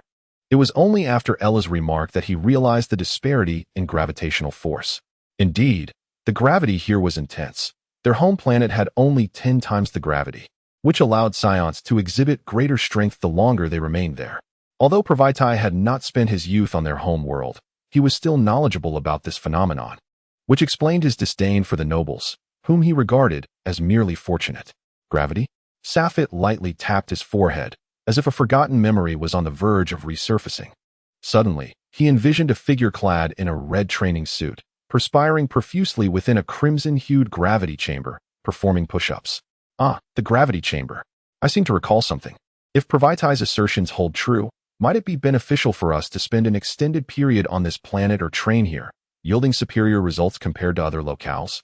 Safit's words momentarily stunned the other two, but as they contemplated his line of reasoning, they promptly uncovered the underlying implications. So, if we leave this planet, we could certainly enlist scientists to replicate a similar gravitational environment to aid our training? Ella's eyes sparkled with realization. They had always focused solely on combat, scarcely considering this alternative method to enhance their power. Excellent. Ella, make a note of that. Yet we are nearing our target zone, and our current mission is to eliminate the scum of this planet. Safit's anger was palpable as he suddenly accelerated toward the first target.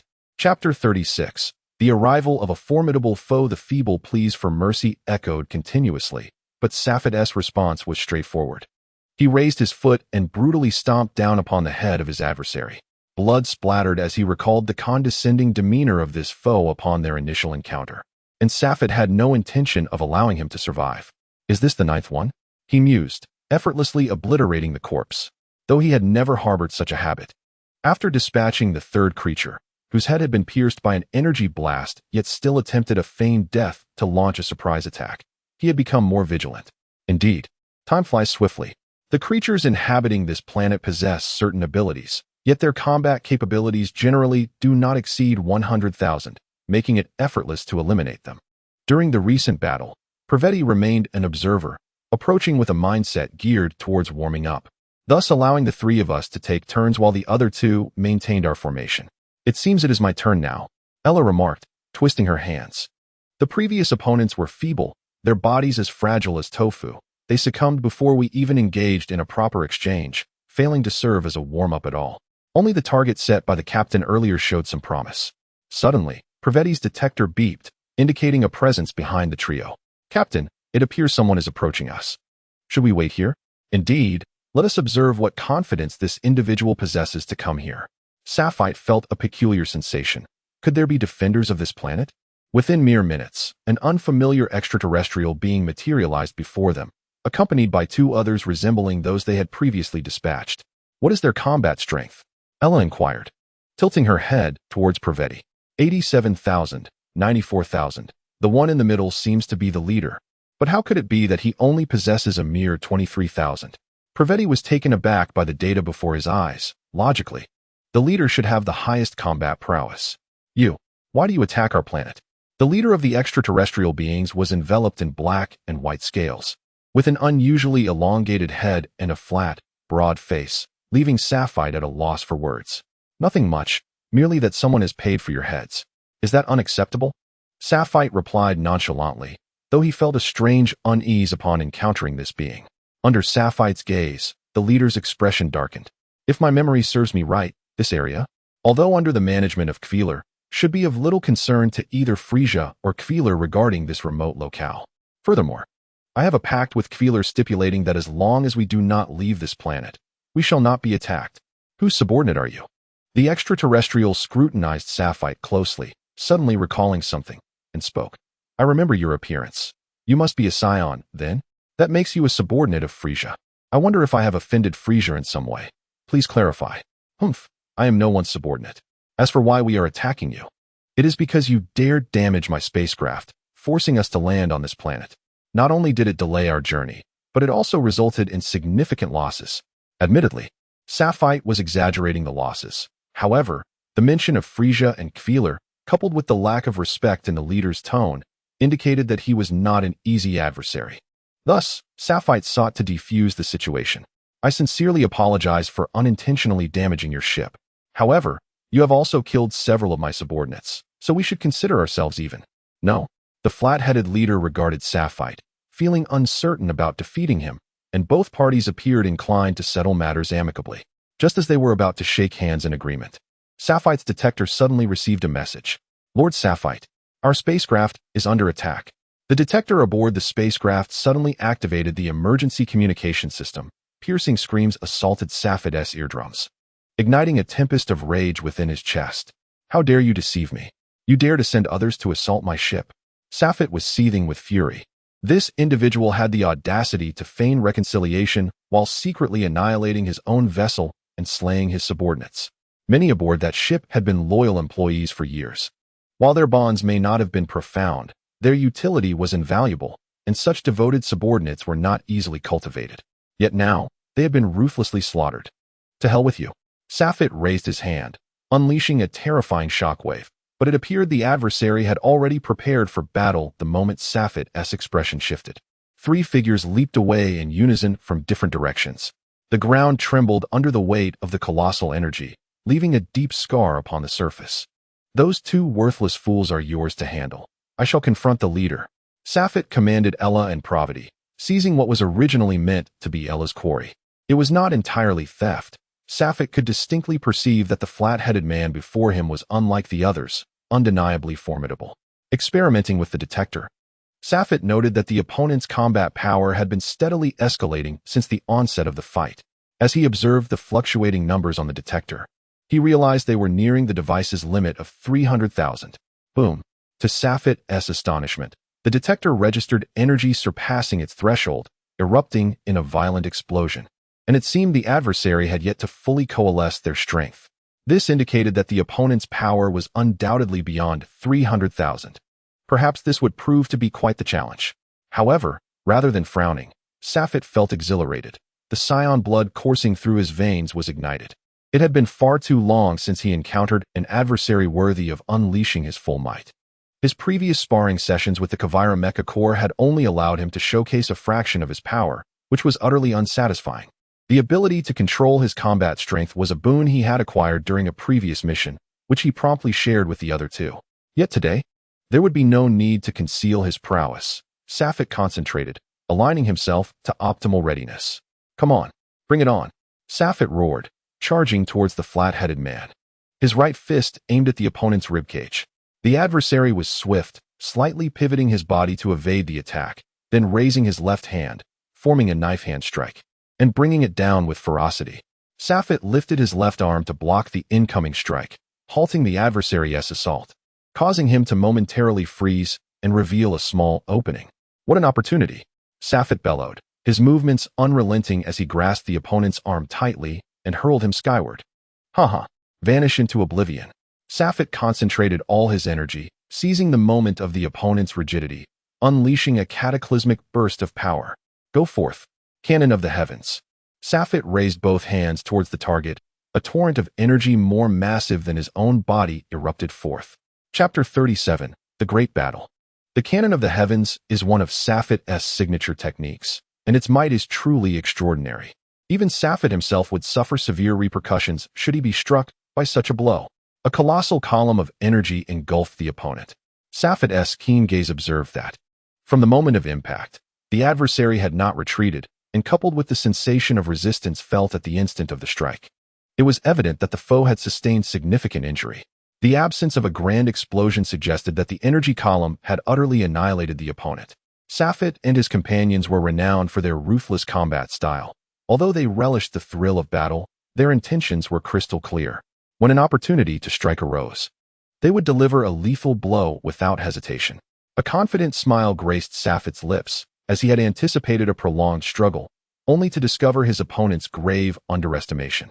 However, as the smoke dissipated, the figure of the adversary remained steadfast, causing Safet's smile to gradually morph into a solemn expression. How could this opponent so effortlessly thwart his ultimate technique? Once the haze cleared, it became apparent that the foe had undergone a transformation, their scaled armor coalescing into a massive shield that repelled Safet's energy assault. Now this was intriguing. If it had been so easily resolved, it would have lacked excitement. Observing the prowess of the shield, Safet's guarded demeanor relaxed slightly. As long as he could evade, the formidable defense posed no insurmountable challenge. As the scale shifted, the flat-headed man revealed a smooth physique, his pink skin accentuated by prominent veins. Chuckling at the astonished expression on his opponent's face, the flat-headed man reveled in his own versatility. His scaled armor possessed capabilities beyond mere defense. With a swift motion, the shield-like scales reconfigured into a sharp sword. Having narrowly escaped earlier, he resolved to take the initiative and attack. In the midst of the flat-headed man's transformation, Safet cast a quick glance at Ella and Pravati, only to find their situation less favorable than anticipated. The two adversaries, initially underestimated with combat powers not exceeding 100,000, had concealed their true strength. They now displayed a fighting prowess exceeding 150,000. Although Ella and Pravaitai held a slight advantage, overcoming their opponents proved challenging. It seemed that everyone would garner substantial gains from this encounter. From the outset, Safet had never contemplated defeat. Lifting his gaze, he noticed the flat-headed man charging forth with his sword raised high. As the blade descended, even before its proximity, Safet sensed an intense, razor-sharp energy emanating towards his forehead. Realizing that the sword was exceedingly sharp and could not be blocked with his hands, he would have to evade. Feeling the oncoming sword's approach, Safet was keenly aware of its speed and deemed evasion feasible. He had mentally prepared for everything, yet the sword suddenly accelerated, catching him off guard. He tightened his body and hastened to dodge, but in that moment, he inadvertently exposed a vulnerability elsewhere. A prime opportunity, the flat-headed man bellowed, mirroring Safet's intensity, as he unleashed a dual-fisted assault aimed at Safet's chest. With his hands disengaged, the scaled sword disassembled and rapidly spread across the flat-headed man's body. As Safet braced for the incoming fists, he understood all too well that evasion was not an option. Even if he managed to dodge at an angle, he would inevitably succumb to the subsequent attack. Understanding the crux of the matter, Safet resolutely opted for the most cumbersome yet safest approach to withstand the impact. With clenched fists, he crossed his arms over his chest. Bang! A tremendous force surged through his arms and enveloped his entire body. The sheer power of the blow was unbearable, causing him to lose control of his flight technique. Struck by the overwhelming force, Safet was propelled away, crashing to the ground and creating a deep crater that sent dust swirling into the air. The obscured visibility prompted the bald-headed man to wisely refrain from pursuing further. Come forth. I am aware that such feeble attacks cannot possibly defeat you. The bald-headed man, having discerned Safet's movements, recognized that his opponent had successfully blocked the assault. As the dust settled, Safet stood his ground, brushing off the debris from his attire and gazing at his adversary with a nod of approval. Your combat style is indeed diverse and unpredictable, leaving one at a loss for defense. You certainly possess some skill, but it holds little significance against me. The expression of the bald-headed man darkened. From their earlier confrontation, he realized that this scion was unexpectedly formidable. Although he had never encountered a scion before, he had a general understanding of their capabilities, recalling that they were not typically so powerful. Come again. Allow me to witness your true prowess. Safet taunted, beckoning with a finger. The bald-headed man's scales resumed their original form, enveloping his body as mere protection without altering their shape. The two warriors' spirits ignited, and they lunged at one another, initiating an intense close-quarters battle. Meanwhile, the skirmishes on the other fronts had also reached a fever pitch. After several exchanges to gauge each other's strengths, both sides unleashed their full potential. However, the two subordinates accompanying the bald-headed man possessed combat powers barely exceeding 16,000, still significantly inferior to the limits of Ella and Providence. Providence was the first to secure a victory. He deliberately exposed a small weakness in his defense. And as his opponent attacked, he absorbed the blow and retaliated with his most potent energy wave, obliterating his adversary into a cloud of dust. Ella, on the other hand, exhibited sheer brutality. From the outset, she maximized her speed, and amidst her rapid assaults, she ultimately exploited a gap in her opponent's defenses with a relentless barrage of strikes. After delivering hundreds of punches, her opponent's control over his body diminished, resulting in a drastic drop in their defenses. Without hesitation, Ella delivered a punch that pierced through her opponent's heart. Having dispatched their respective foes, the two made their way toward the battlefield where Safet was engaged. Observing the distant surge of energy, they clearly had no intention of intervening, for it was evident that Safet and the bald-headed man were still locked in fierce combat, making it difficult to discern any clear victor in the moment. Haha, your two subordinates are quite weak. They fell in no time at all, which is truly disappointing. Safet spat out a mouthful of blood, having just endured a punch that left him feeling extremely uncomfortable. Damn it, the arrival of Ella and Providence was indeed unexpected. Even though they did not join the fray, the pressure upon him grew considerably.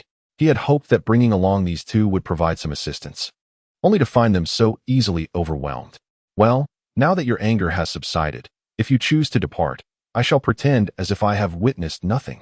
The flat-headed man paused for a moment before unexpectedly altering his tone to utter such words.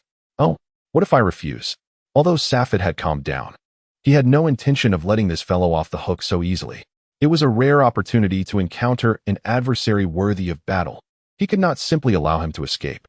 The flat-headed man's expression changed drastically as he lowered his head, muttering incessantly, "You forced my hand. You forced my hand. Damn it, it is all your fault. You will perish. You shall all perish. No one can impede me."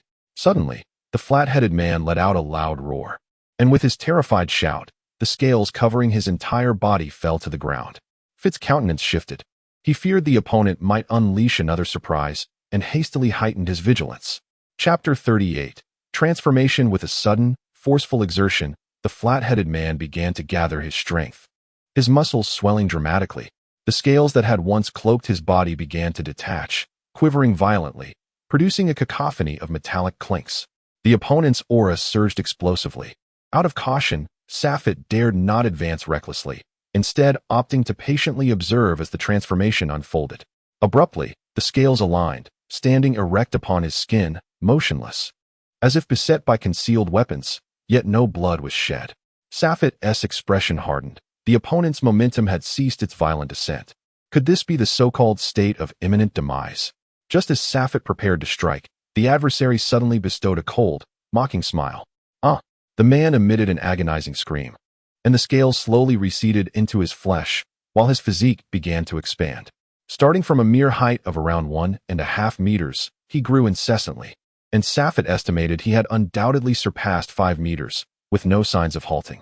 The previously stagnant energy erupted once more, surging forward, crashing against Safed's form, instilling in him an overwhelming sense of pressure, rendering him momentarily incapable of resisting. This is bad. The wretched fellow has managed to amplify his energy to such an extent. Yet, it exhilarates me. How astonishing it is that such a terrifying being exists in this world. This brings me joy, even though I may face defeat. A scion shall never retreat. Safed's fighting spirit surged to unprecedented heights. Despite the oppressive aura that rendered him breathless, he steadied his mindset and clenched his fists, directing them at the formidable foe. In merely a minute, the flat-headed man underwent a remarkable transformation. Not only did his head resemble that of a common human, but he also grew to a towering height of 6 meters, enveloped in a mist of black energy that was evidently formidable. The scales that once adorned him were consumed, absorbed into his being, and his previously pink skin morphed into a deep black, emanating a luminous metallic sheen. Even in the dimmest environments devoid of sunlight, the twinkling starlight was sufficient to render him dazzling. What an extraordinary monster!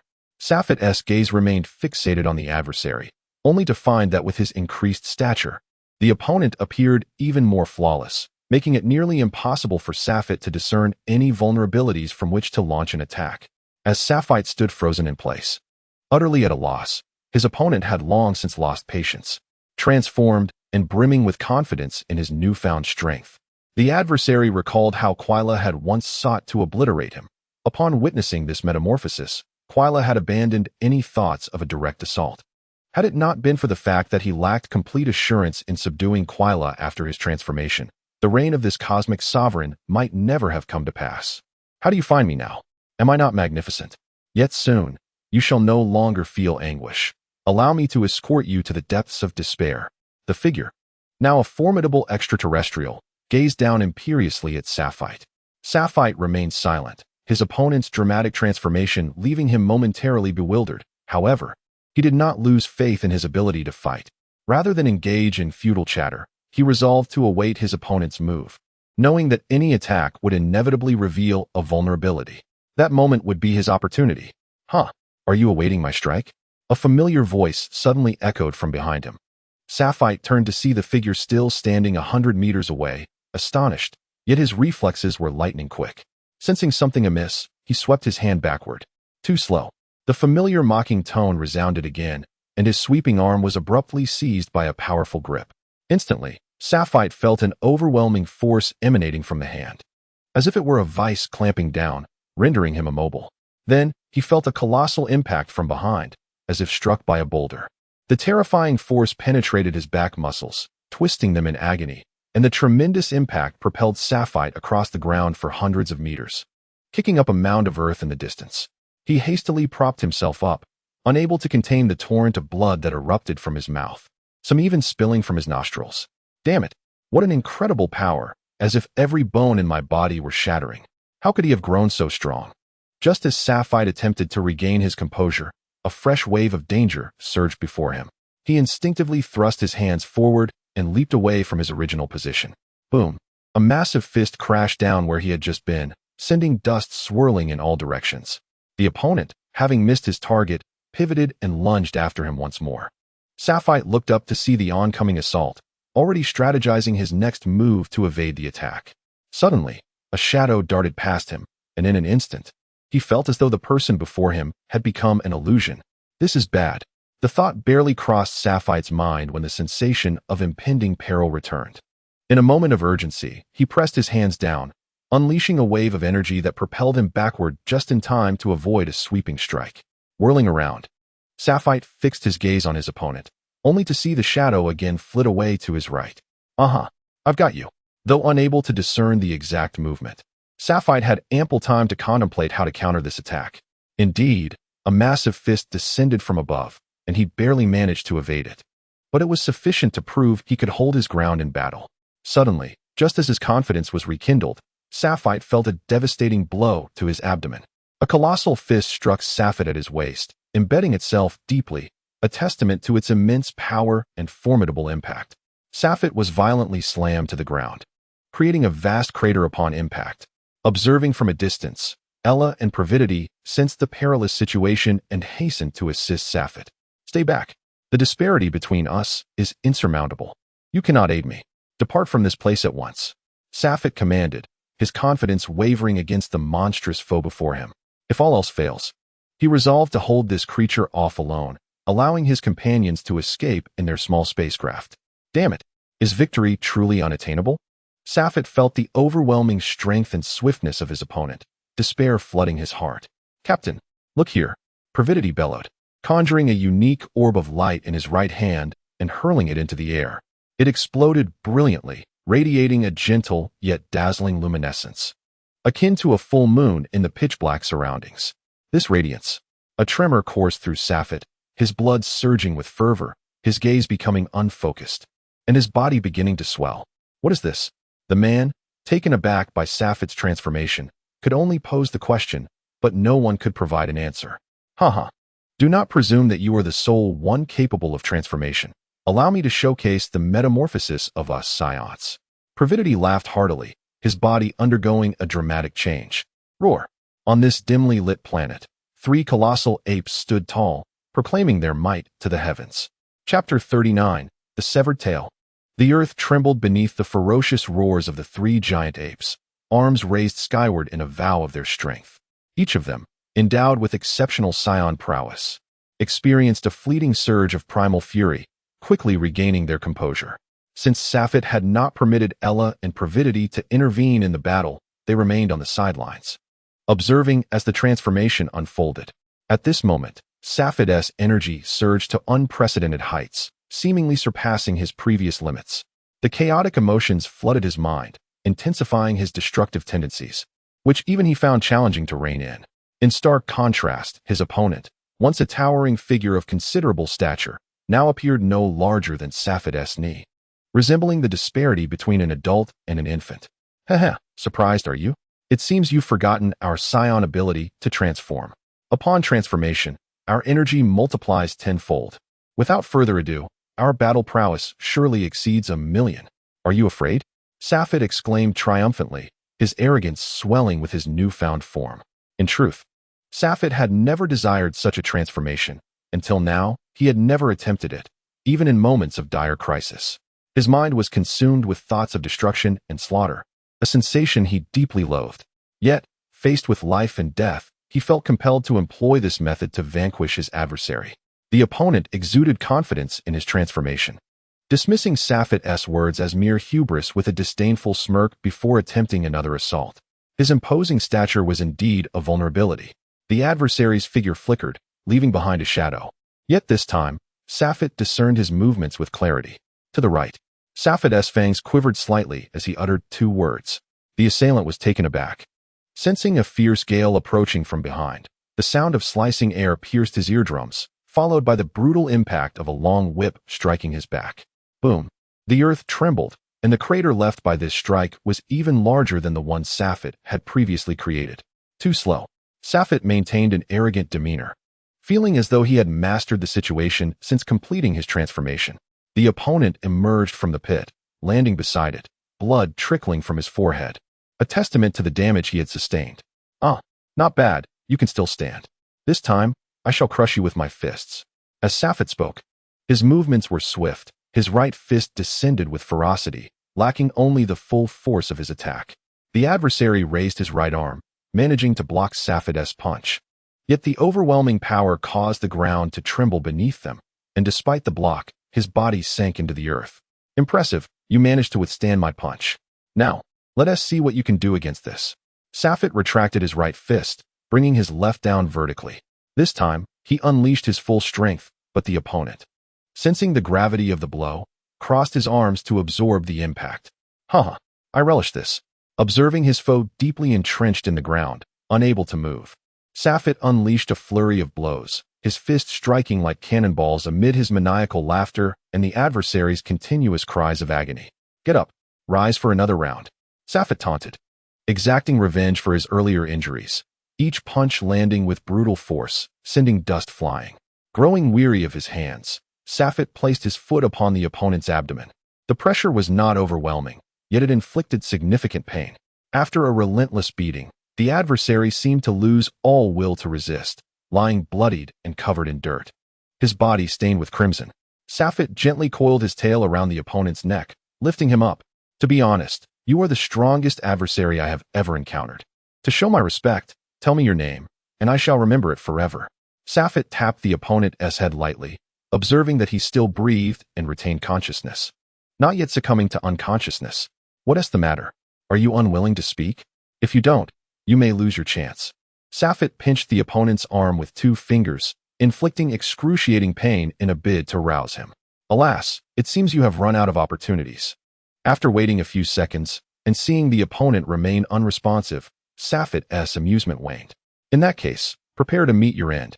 Safet concentrated energy in his fingertips, directing it towards the opponent. At that very moment, a sudden transformation occurred. The opponent abruptly opened his eyes, exuding an overwhelming aura, and delivered a fierce chop aimed at Safet's tail. Caught off guard, Safet was unable to react in time, and his tail was severed instantly. In that fleeting moment, Safet seemed to glimpse the triumphant grin on his adversary's face. "Damn it, my tail!" With a cry of despair, Safet realized that losing his tail meant he could no longer harness enough energy to maintain his transformation, and his colossal form gradually shrank back into his original scion appearance. How could this happen? Was I too complacent? Gasping for breath, Safet acknowledged that the recent transformation had drained much of his energy. From that last blow, he understood that his opponent still had the strength to continue fighting. Though severely injured, Safet's own condition was far from favorable. As he watched the massive form rise once more, struggling to support its battered body from a distance of 100 meters, an ominous premonition washed over Safet. "Haha, you didn't see this coming, did you? Initially, I underestimated you scions, but you dared to bring me to this state. I will ensure your demise. You must perish." The transformation of the flat-headed man remained intact, his towering physique still imposing at 5 to 6 meters, and Safet felt the weight of oppression once again. "Your power must originate from that thing in the sky, right?" Safet was taken aback, realizing the gravity of the situation. "No, disappear." A wave of energy surged toward the artificial moon. When the 2 energies collided, there was no massive explosion. Instead, they mutually annihilated each other. As the artificial moon vanished, Aira and Pravaitai, who were observing from afar, reverted to their human forms. Hey, although I am gravely wounded, I can still exert nearly half my strength. If you were in perfect condition, I might truly hesitate to engage you again. But look at you now." Haha. The flat-headed man reveled in his advantage, laughing maniacally. Ultimately, he would emerge victorious. The humiliation inflicted by that scion would be repaid 100-fold. Chapter 40 ends. So what if that is the case? Even in my current state, I can still bring you down, you filthy insect. Though his words were defiant, Sapphire was acutely aware of his own physical condition. If it came to a real fight, the odds were decidedly against him. No sooner had he spoken than a punch landed on his cheek. What's wrong? Feeling a bit frustrated? The taunt echoed. Your eyes may keep up with my speed, but your body can no longer move swiftly. You're fatigued and injured. Do you still have the strength to continue fighting? Ha ha ha. Faced with such derision, Sapphire felt helpless. The truth of the opponent's words was undeniable. However, surrender was not an option for a scion. Come on. Despite his exhaustion, Sapphire summoned his remaining strength and charged at his adversary. Bang, bang, bang. After enduring a barrage of punches, Sapphire seized an opportunity, channeling his energy into a precise strike to the opponent's abdomen. The blow landed on a vulnerable spot, causing a moment of stiffness, and then Sapphire followed up with a knee strike. The powerful impact sent the opponent's massive head reeling back, plunging him into a state of rigidity once more. In an instant, Sapphire brought his hands together, a brilliant aurora shimmering forth, engulfing him entirely. Boom. Do not underestimate me. Sapphire gasped for breath, his physical strength reaching its limit. Even the power he had just gathered seemed scant, and he was uncertain if it had any tangible effect. Indeed, the Scions were formidable. I must confess, I hold a deep admiration for their tenacity. However, no matter how hard he exerted himself, it was ultimately futile. This degree of power, though slightly damaging, would not affect me in the slightest. Witnessing the meager results of his attack, Sapphire felt a wave of despondency wash over him. But he soon reignited a more potent fighting spirit within himself. Once more, he surged forward. With fierce determination, Sapphire engaged his opponent in a brutal exchange of blows, each strike landing with visceral impact. In that moment, the battlefield was devoid of dazzling energy displays, yet was brimming with an indomitable spirit. Ella and Pravidity remained stationed, observing the clash. They noted the robust figure land 3 punches and an elbow strike upon Sapphire, while Sapphire managed to retaliate with but a single blow. Their brows remained furrowed with concern. It appeared the captain was on the verge of defeat. Pravidity's tone was grave, although Sapphire was gravely injured. His life was not in jeopardy, and in that regard, both held confidence in him. Nevertheless, Pravidity perceived the situation with keen accuracy. From the outset, the fervor of their battle had been infectious. Had they not agreed initially that the quarry belonged to Sapphire, they might have succumbed to the urge to intervene long ago. Should we assist him? Ella was evidently more anxious than Pravidity. Several times, she had attempted to rush to his aid, only to be restrained by Pravidity's firm grip. We cannot.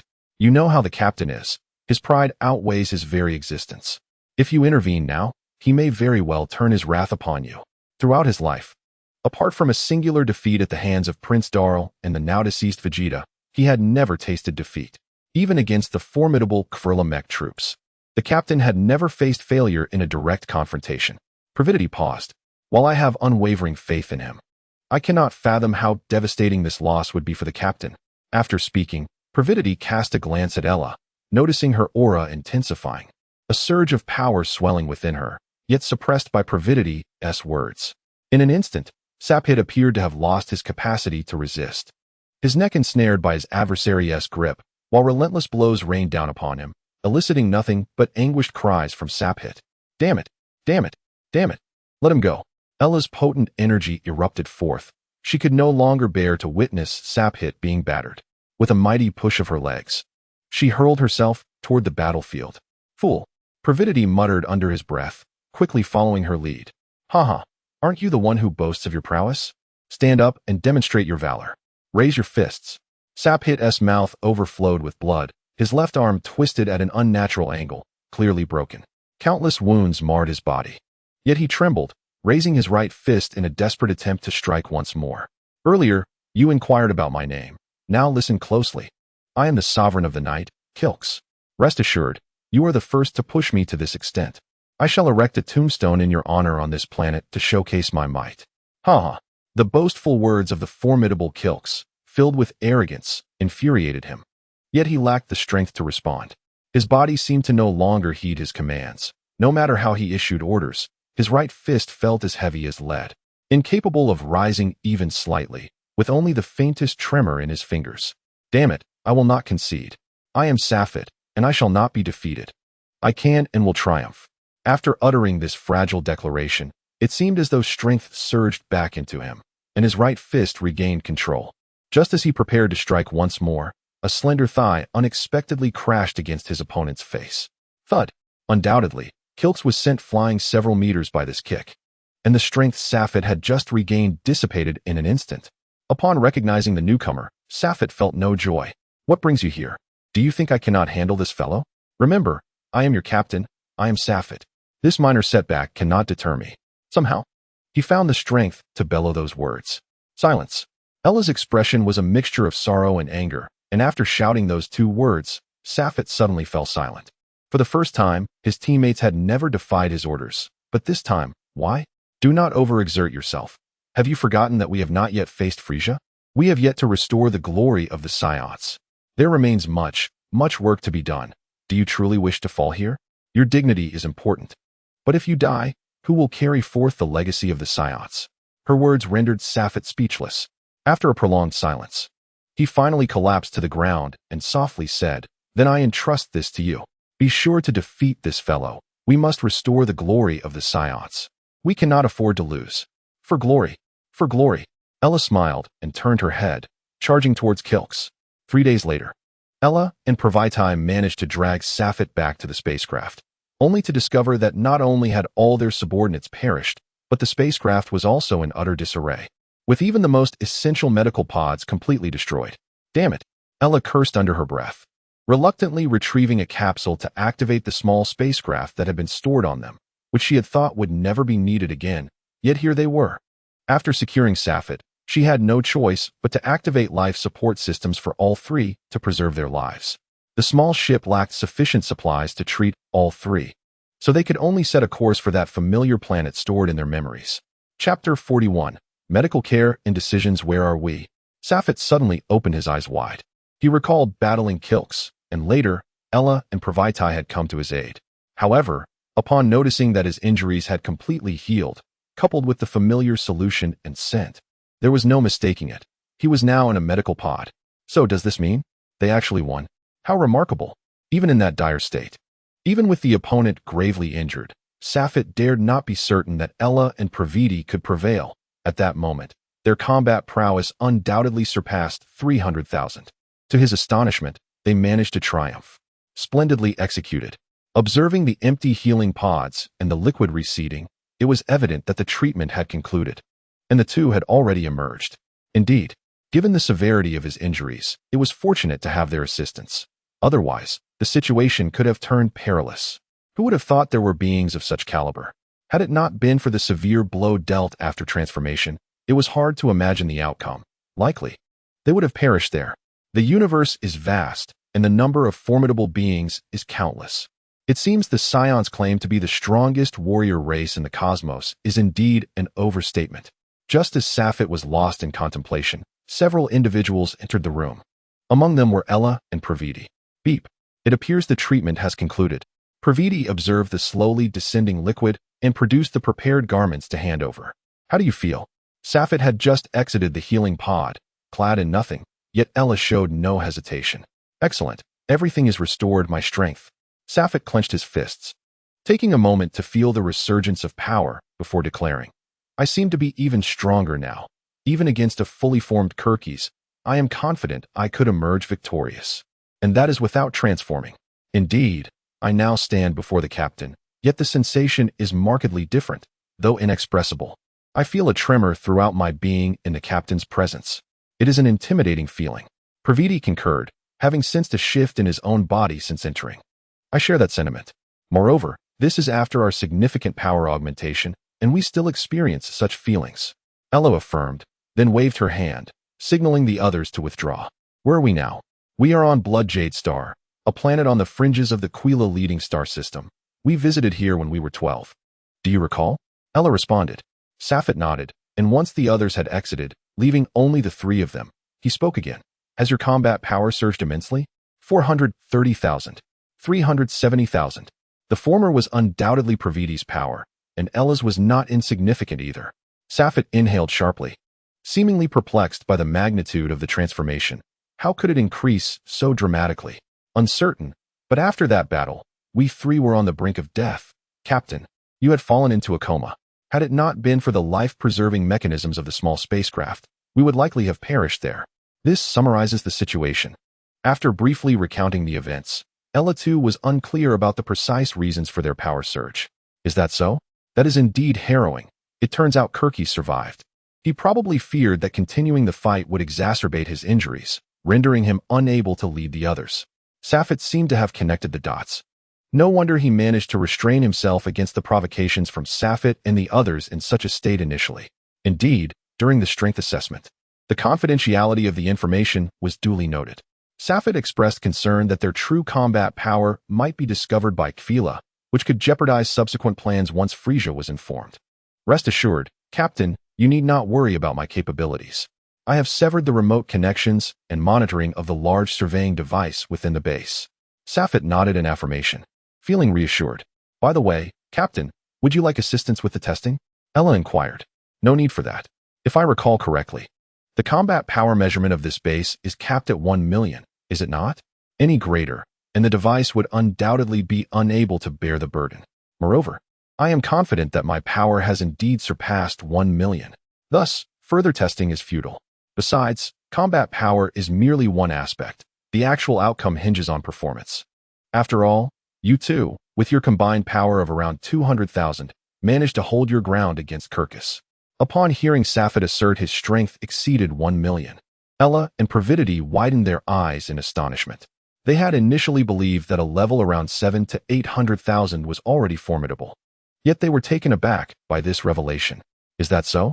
Truly terrifying. Pravidity had anticipated a significant gain from this battle, especially considering the captain's prowess. With such power, eliminating Frieza would be more than feasible. Ella smiled, and Pravidity, along with Safet, felt an immense surge of confidence at that moment. Within the simplicity of the Grand Hall, Kfila lounged in a lavish chair that appeared out of place, evidently having just awakened and not yet fully rejuvenated. Ah, Shaviza, have those monkeys set off? Below in the hall, Shaviza, after bowing in respect, reported the movements of Safet and his companions to Kfila. Indeed, King Kfila, just as you anticipated, this group of monkeys has evidently targeted Frieza. However, they pretended to visit the target planet.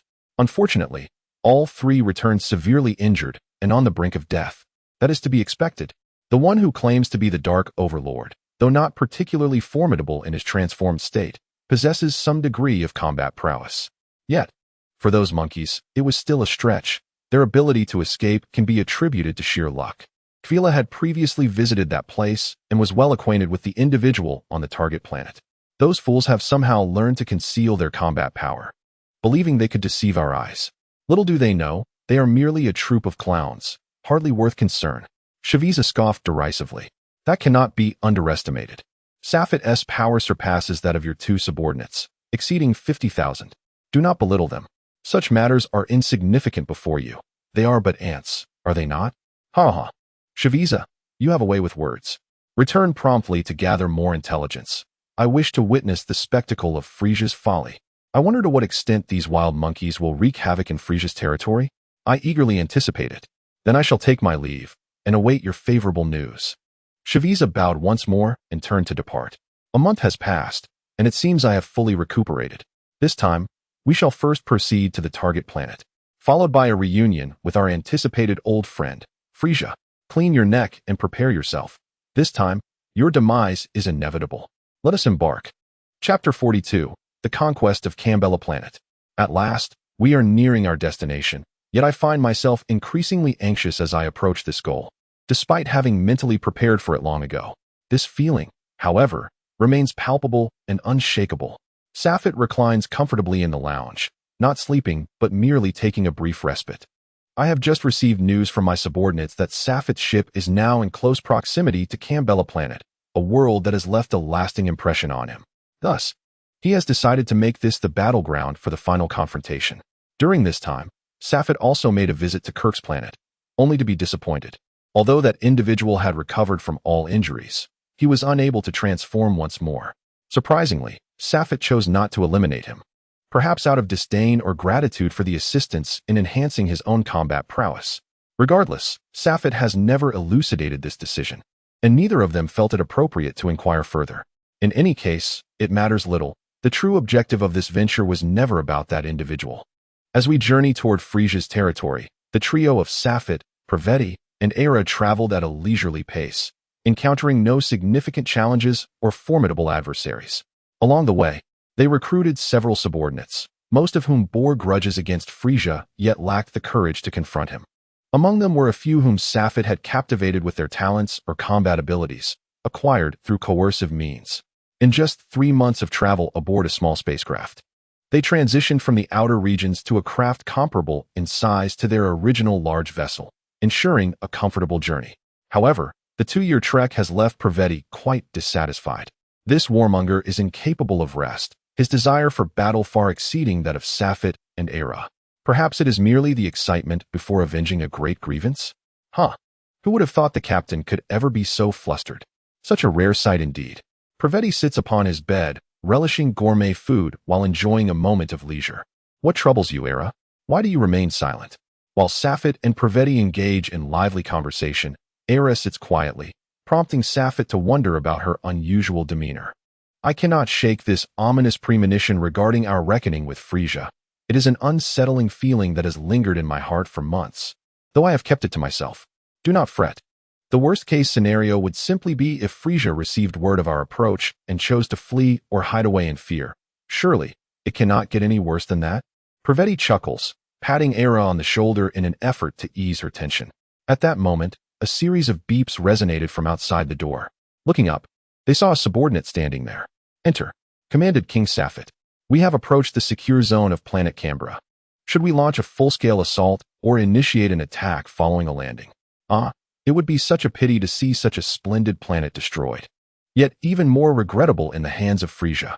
Relay my orders and inform the other escort fleets to commence a strong offensive.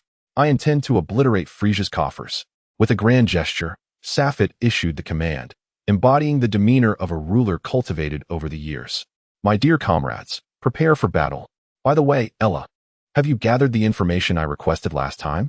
Ella rolled her eyes in exasperation and replied, I've had it for ages. You simply haven't shown any interest. The individual you fought against on planet Canberra is named Jisoo, a member of Frieza's elite Jinyu force. Despite their claims of being on par with the Kvira Mecha Corps, reliable intelligence suggests that even their strongest captain, Jinyu, possesses a combat power of merely 120. 000, a rather insignificant figure, hardly worth our concern. Ella paused momentarily and continued, I believe this information is of little use. Which is why I didn't bother to mention it earlier. I see. It appears our true adversary is Frieza alone. Safed nodded, choosing to disregard the trivial details. Boom, boom, boom. Outside, the sound of cannon fire resonated like thunder. The trio found themselves in the command chamber of the heist ship, gazing into the cosmos as they awaited the fleet's execution of the assault. Although planet Canberra is of great significance, the intensity of the retaliatory fire suggests it pales in comparison to other heavily militarized planets. Within 3 hours, planet Canberra had been thoroughly conquered.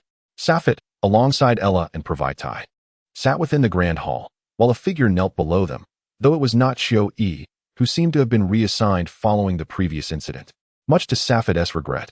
However, after several rounds of interrogation, this individual, with a combat power of 11,000, divulged all necessary information, and Safed showed no intent to further press him. Having said so much, I suspect you are weary. Allow me to present you with an opportunity to prove your loyalty. Although our forces have destroyed numerous facilities, I trust you possess a means to contact Frieza.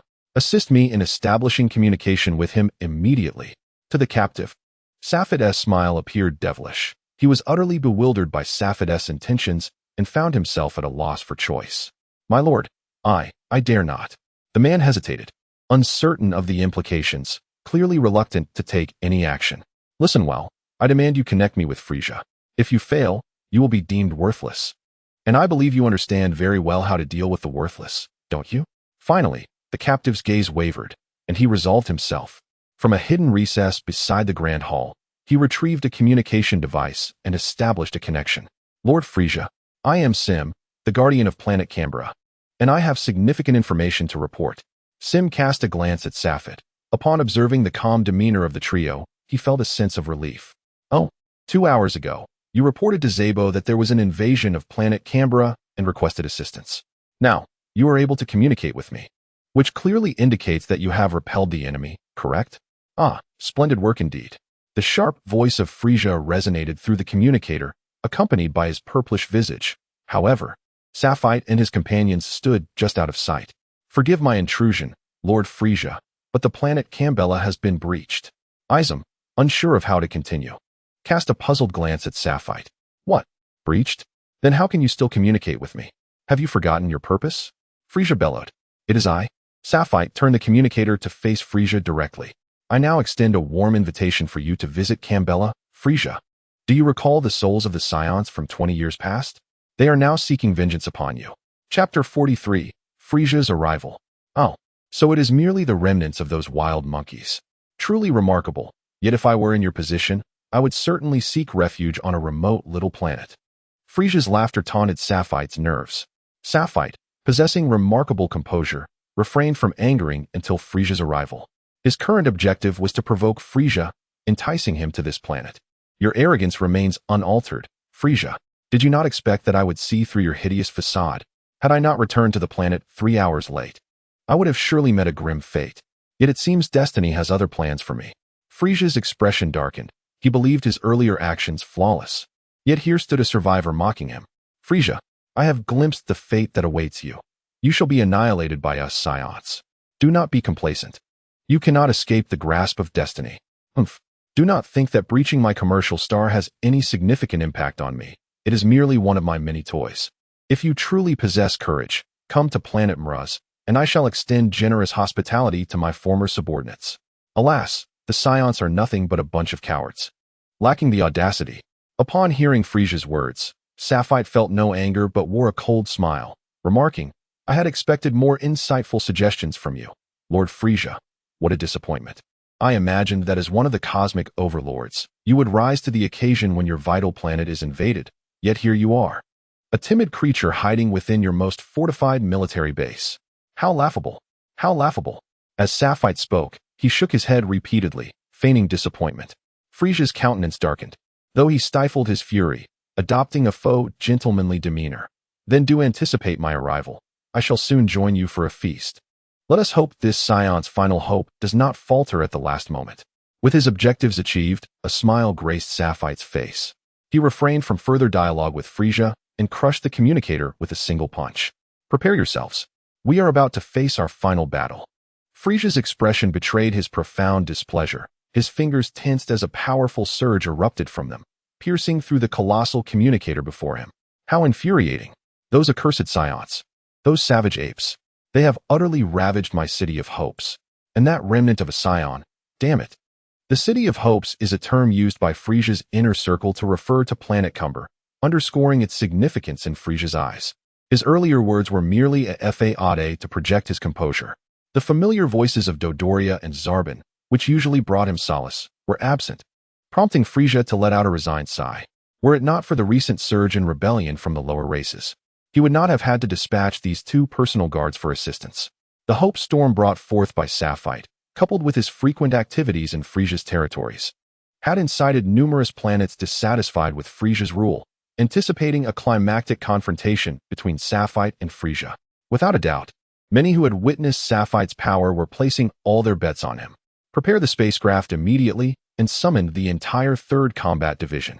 I shall personally eradicate those remnants of the rebellion. Merely 2 hours later, Frieza's expeditionary force departed from planet Mraz, heading straight for planet Cumber to eliminate the resistance.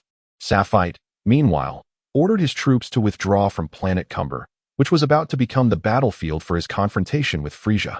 The soldiers remaining on the planet could offer no assistance and would only become collateral damage, hence the immediate evacuation.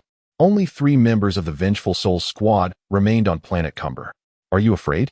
Sapphire inquired, already aware of the answer. As expected, they shook their heads. I am trembling all over. It has been 20 years. 20 long years. Throughout this time, I have continually urged myself to train diligently, reminding myself of the great vengeance that awaits, refusing to allow even a moment of complacency. At last, this day has arrived. At last it is here. My home planet. My kin, my parents. I beseech you for the courage and strength I require today. I will triumph. Standing atop the palace, Sapphire let out a thunderous roar. releasing his pent-up fury, hatred, and resentment. Today, it would finally come to a conclusion. You must calm yourself. With the impending battle, it is wise to maintain your composure. Ella gently pressed her hand on Sapphite's shoulder, offering comfort. Indeed, Sapphite nodded. The discomfort that had previously settled in his chest dissipated after his roar, and he had regained his optimal state. Now, all that remained was to wait for Frieza's arrival. Standing high above, he relished the gentle breeze caressing his face.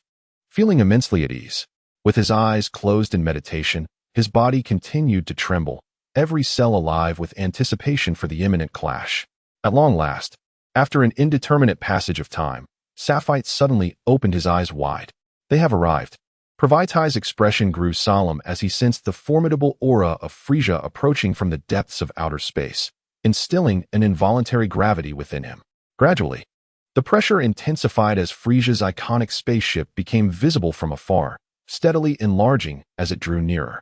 Sapphite and his companions widened their eyes, fixated on the vessel as it advanced step by step. With its approach, Sapphite could even discern the familiar figure standing at the forefront of the command room. The purple-skinned entity, Frieza, their gazes locked, igniting an insatiable battle spirit within Sapphite, as the power within him surged in response to his master's will. Erupting like a fierce tempest that battered against the approaching ship, the spacecraft descended slowly, and within the command room, Frieza's eyes met Sapphite's, a fleeting smile gracing his lips as he turned back. Sapphite never perceived this as a gesture of goodwill. Those familiar with Frieza knew that such a smile signified only one intent: to kill. The hatch opened, and a line of soldiers emerged, each wielding laser weaponry. Standing in meticulous formation, Sapphite gazed upon the ship, slightly lifting his head to survey the scene before him. At last, under the expectant gazes of the soldiers, Frieza's diminutive figure gradually stepped out, raising his gaze to fixate on Sapphite with a hint of a cold smirk. "Oh, so it is you three who have ruined my efforts?" Frieza's voice sliced through the air with directness befitting his nature. In this moment, surrounded by his most loyal subordinates, he saw no need for pretense. Unlike others, he encountered the forthrightness of Sapphite. Eliminate Frieza's minions. Sapphite instructed his companions before descending from the high platform to stand quietly before Frieza. "Frieza, I trust you would prefer not to ruin this palace? Let us choose another venue for our battle." Sapphite gestured behind him. "Ah, how amusing." Frieza observed the data on the scanner, surprised yet unfazed. "Since you have chosen your own grave, I shall not object.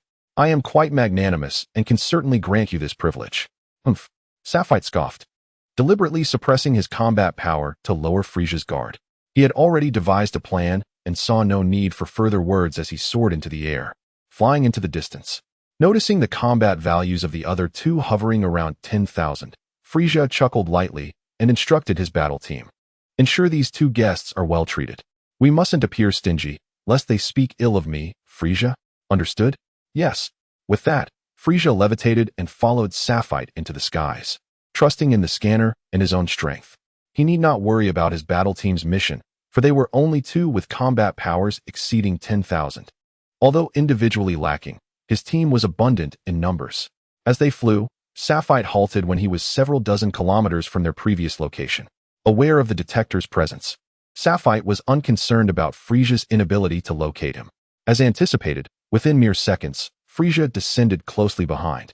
The environment here was quite suitable for a burial ground. A cold smile lingered on Sapphite's lips, only serving to further irritate Frieza. "Did you think that with a battle power of 100,000, I would trouble you, Frieza? You underestimate me, and you underestimate the Psiots. Open your eyes wide and behold. I shall make you live in terror." At last, Sapphite spoke, yet his words startled Frieza. Clicking the detector once more, Frieza noted that the readings remained at a mere 100,000. Such theatrics. He scoffed. With a fierce resolve, Sapphite clenched his fists, drawing his elbows to his abdomen, slightly bending his knees to assume a horse stance, and began to amass his energy, unleashing the true power concealed within him. Veins bulged upon his forehead, and an opposing airflow surged around him, creating a resounding hiss as it sliced through the air. 150,000, 200,000, 300,000, boom. The detector before Frieza erupted in a thunderous explosion, transforming his incredulous expression into one of astonishment, which quickly morphed into a cold smirk. As expected, "Come on." Frieza beckoned with a flick of his finger.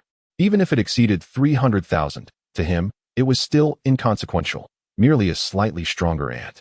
Easily crushed in an instant, Sapphite did not rush to attack. From the very beginning, he had intended to unleash his full power, continuing to build his momentum, undeterred by Frieza's taunts. At last, Sapphite sensed that his body had reached its most formidable state. He raised his arms suddenly, an overwhelming force sweeping through the surrounding dust, as if a tempest had been unleashed. "Apologies for the wait," Sapphite remarked with a chilling smile before vanishing from Frieza's sight. With astonishing speed, Sapphite closed the distance in an instant, delivering a powerful punch to Frieza's face, leaving a substantial dent and sending him hurtling away. With a spring of his right leg, he followed up, seizing one of Frieza's feet, spinning him around several times before launching him skyward. In another swift motion, Sapphite leapt into the air, his hands clasped together, emanating an aura of dominance as he descended. Suspended in midair, Sapphite extended his right hand towards the plummeting Frieza, conjuring a crimson energy sphere that coalesced with remarkable speed before erupting forth. As Frieza crashed onto the ground, a colossal explosion ensued, creating a visible hemispherical shockwave that rippled across the planet. Having completed his assault, Sapphite refrained from pursuing further, patiently awaiting the dispersal of the smoke for Frieza's reemergence.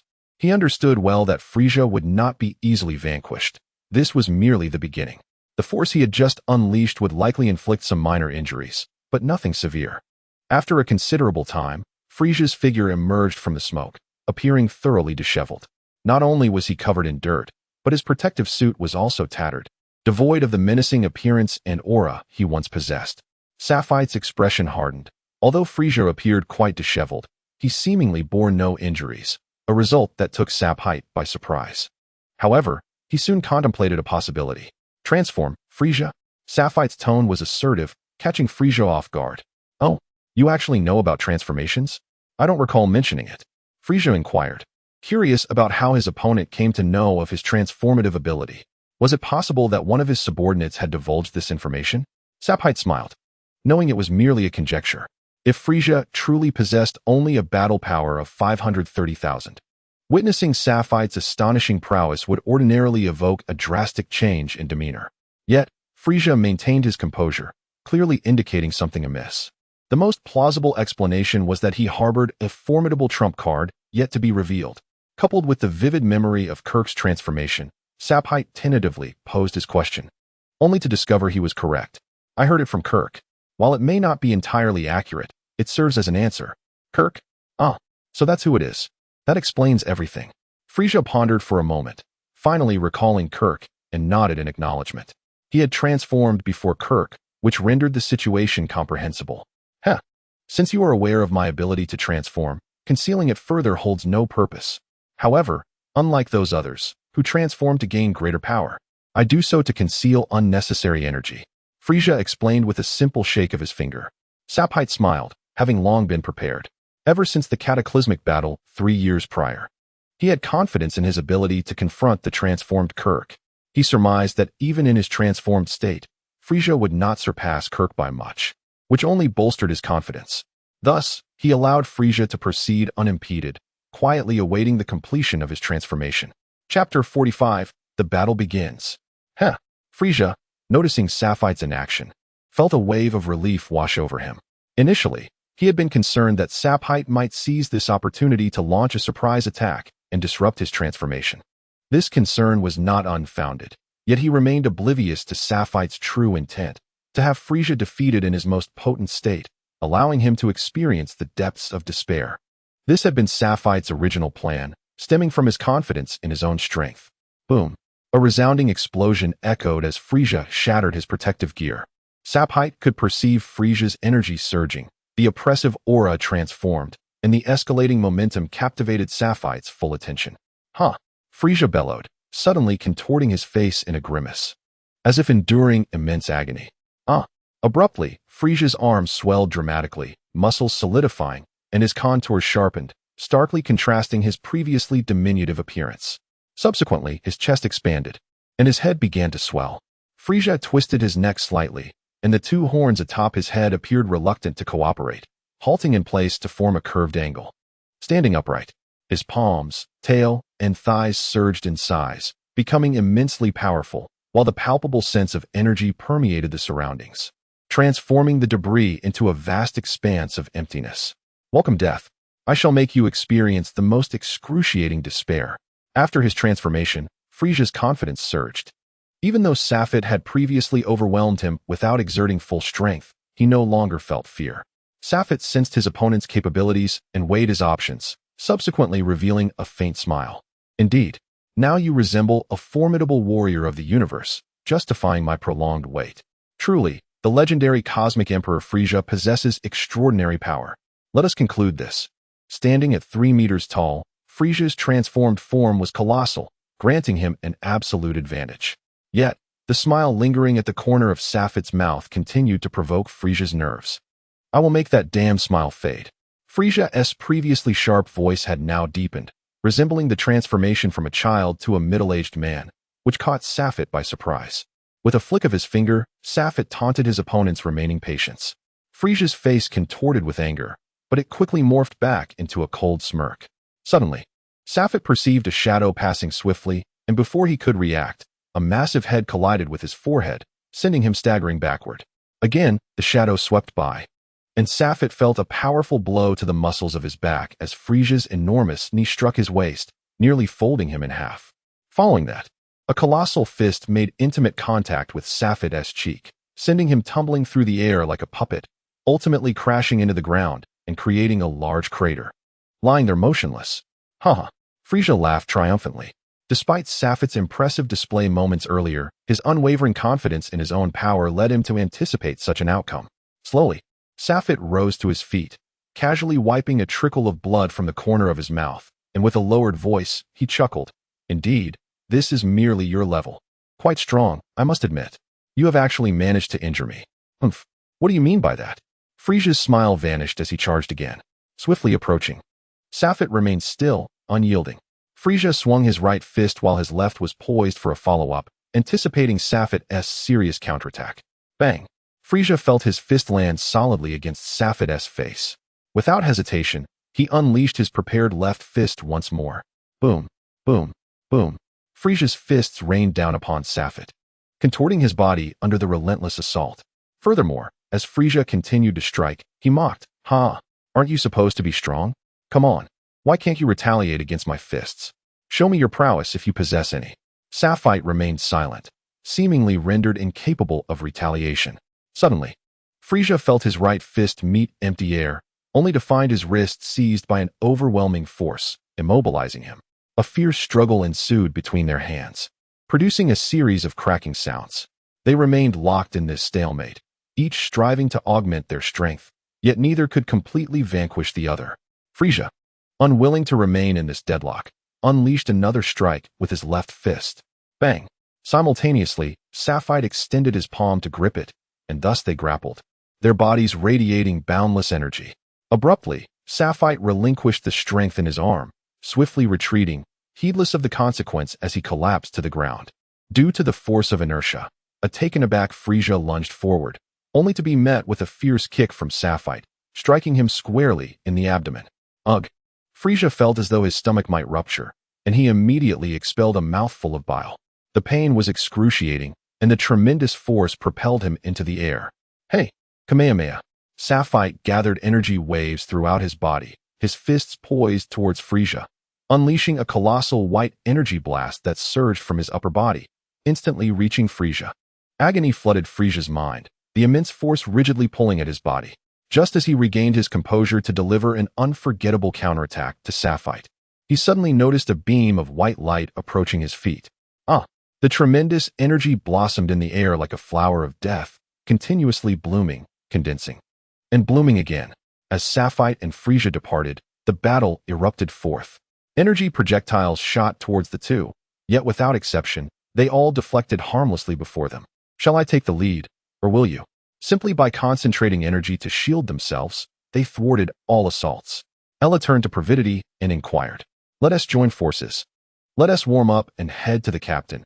I can hardly wait to witness the despair on Frieza's face." Fueled by Safed's long-standing hatred, Previdity's animosity towards Frieza was also ignited, sharing the same fervent desire to eradicate him. Boom, boom, boom. The two extended their hands, unleashing a barrage of small energy blasts akin to a machine gun, triggering a series of explosions. Though these were minor energy blasts, they were launched by the formidable Ella and Providity. Thus, even in such form, they were insurmountable for mere minions, all of whom were obliterated to dust. Observing the annihilation of Frieza's army below, Ella bore a triumphant smile and remarked, "Let us go see how the captain is faring." Chapter 46. A terrifying revelation. The tremendous explosion radiated blinding light, illuminating the entire sky, as if a second sun had emerged. In the aftermath, energy rapidly dispersed to the sides, creating long waves that rippled through the air. As the central smoke cleared, Frieza remained in a defensive stance, rooted in place. At that moment, Frieza was engulfed in excruciating pain, his body beyond his control, yet he maintained his defensive posture, his muscles aching unbearably, only able to tremble slightly to regain the fading sensation. The pervasive numbness throughout his body was of little concern. However, the current state of Frieza starkly contrasted with his earlier, formidable presence. He now resembled a fallen, despondent creature, akin to a stray dog, his broken arm hanging limply, still possessing sensation, yet incapable of fluid movement. Countless wounds marred his body, blood seeping forth, trickling down the contours of his muscles. His elongated tail had also suffered, the delicate bone at its tip shattered, leaving behind a severed appendage that bled profusely. "Damn it, cursed lowly beings!" Frieza exclaimed, laughter tinged with rage. Suddenly, he roared at Sapphire, "Damn Scion! I shall ensure you have no resting place in death." Sapphire responded with a cold smirk, deriding Frieza's bravado. "Anyone can boast, but Frieza, your performance has truly disappointed me. If this is all you can muster, then tomorrow, there shall be no emperor of the universe." He continued mockingly, "Perhaps you should call upon your brother. Maybe your brother Cooler could stand a chance against me." "Fool, do you truly believe this is my only form?" Frieza retorted, gradually descending to a position 10 meters from Sapphire, a sinister smile gracing his lips. Hearing this, Sapphire seemed to anticipate Frieza's serious demeanor, maintaining his smile as he stood with arms crossed, awaiting Frieza to gather energy.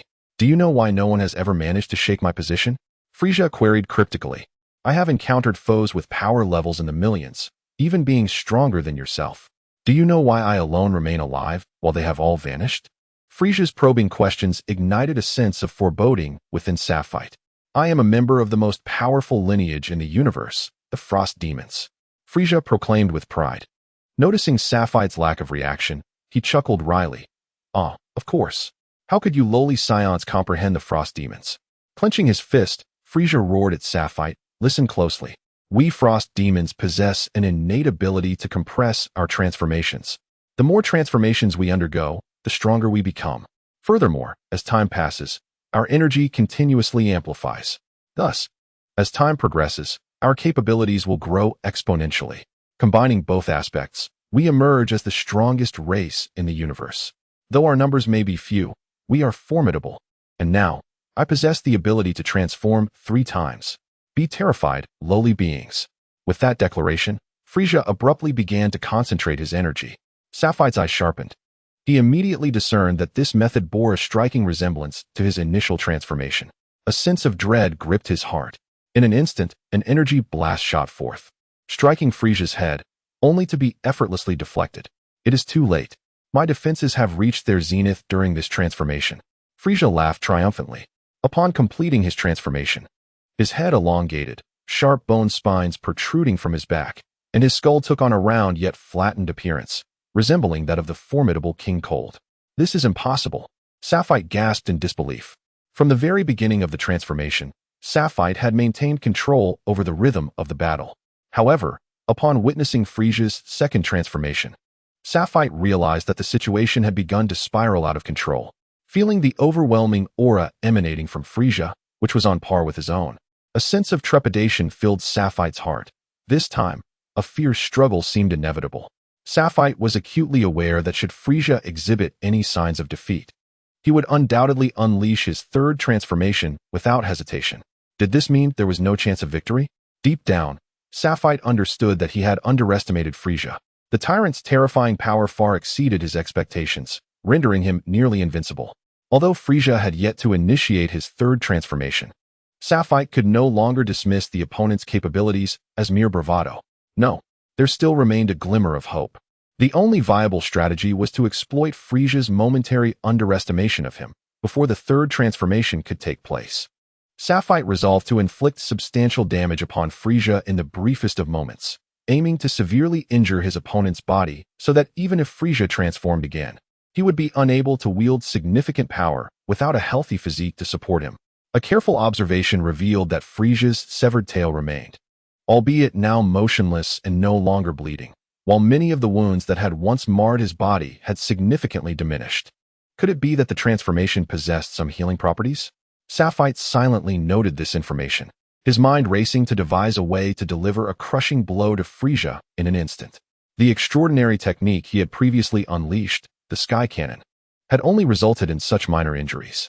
Although Sapphite had not exerted his full strength, the evident outcome suggested that Frieza's defensive capabilities were formidable indeed. Thus, with a well-crafted plan in mind, it seemed that Frieza was growing impatient. Sapphite extended his arms forward, bringing his palms together to coalesce a surge of energy within them. With a forceful exhalation, he compressed the energy, shaping it into a pointed projectile, broad at the rear, resembling a conical ball of dough. Frieza's expression shifted as he perceived the exceptional nature of this attack. With a flick of his right hand, Sapphite sent the conical energy projectile soaring forth, shining like a beacon towards Frieza. Frieza, initially dismissing it as an inconsequential threat, believed he could easily evade it with swift maneuvers. He leapt effortlessly into the air. Yet Sapphite traced a circle in the sky with his finger, unleashing an immense surge of energy as he charged towards Frieza aloft. As Sapphite rapidly closed the distance, an intense exchange of blows ensued between them, each strike landing with palpable force. The moment had arrived. Suddenly, Sapphite feigned a weakness, allowing Frieza's fist to crash into his abdomen. A sharp pain surged through Sapphite's mind, yet he momentarily set aside his discomfort. Fixated on a singular thought, I have been deceived. With a sweeping kick, Sapphite aimed for Frieza, but the tyrant's right arm intercepted the attack. Nonetheless, the sheer force of the blow propelled Frieza downwards, sending him crashing to the ground. Cursing as he tasted the dust, Frieza rose, seething with fury as he prepared to charge at his adversary once more. A sudden chill surged from behind, a primal instinct alerting Frieza to danger. He swiftly pivoted to the right, narrowly avoiding a rapid energy blast that grazed his ribcage. Before he could even take a moment to relish his narrow escape, an ominous sensation gripped him once more. Damn it, how fortunate! Sapphite observed as the conical energy projectile zipped past Frieza, failing to achieve its intended effect. Without hesitation, he swiftly maneuvered behind Frieza. Maximum power cannon. Sapphite pressed both hands against Frieza's back, instantly siphoning his entire strength, which surged forth with tremendous velocity. It struck. Chapter 47. The despairing final transformation, an extraordinarily intense explosion enveloped a significant portion of the planet. The destructive force of Sapphite's assault was formidable, though it struck Frieza's back. He understood that this surprise attack might very well fail. At the very least, after the conical energy had been evaded, he had mentally prepared himself for this outcome. Sapphite's plan was sound. He initially intended for the first energy blast to breach Frieza's formidable physical defenses, followed by a cataclysmic energy explosion for a decisive blow. Unfortunately, the first energy shot merely grazed him, failing to penetrate his defenses. Thus, even as he expended nearly half of his energy, Sapphite could not guarantee that he could inflict significant damage on Frieza. The immense power radiated outward, and even though Sapphite had adequately prepared himself, he was hurled hundreds of meters from the epicenter of the explosion. The shock waves battered his body, causing him some injury, but it was all worth it. If Sapphite felt such repercussions, one could only imagine the extent of Frieza's suffering from the direct hit. Anticipation welled within him. This assault was undoubtedly sufficient to severely wound him. Earlier, an external force had struck Frieza's neck. The energy felt eerily familiar, though not particularly strong. It was enough to capture Frieza's attention, enabling Sapphite to execute his plan successfully. A brief glance confirmed that Ella and Providence were observing from a distance. With Providence still holding the stance from her previous strike, her arm yet to drop. With just a fleeting glance, Sapphite redirected his focus. The cataclysmic explosion had flattened much of the terrain, leaving only a few resilient rock formations, while immense craters had allowed a river to flood the hollows. Consequently, Frieza's figure had vanished from sight, and Safet could only discern his location through instinct and observation. Despite his confidence in the preceding attack, he was acutely aware that this strike could never be sufficient to eliminate Frieza. Suddenly, Safet sensed someone approaching from behind. He turned abruptly, only to find it was his comrades, who appeared to believe that Safet had emerged victorious. Finally, vengeance was at hand. Captain, you have fulfilled our long-held desire. Is this not what we have sought all along? Soon, we shall find a more suitable planet and celebrate grandly.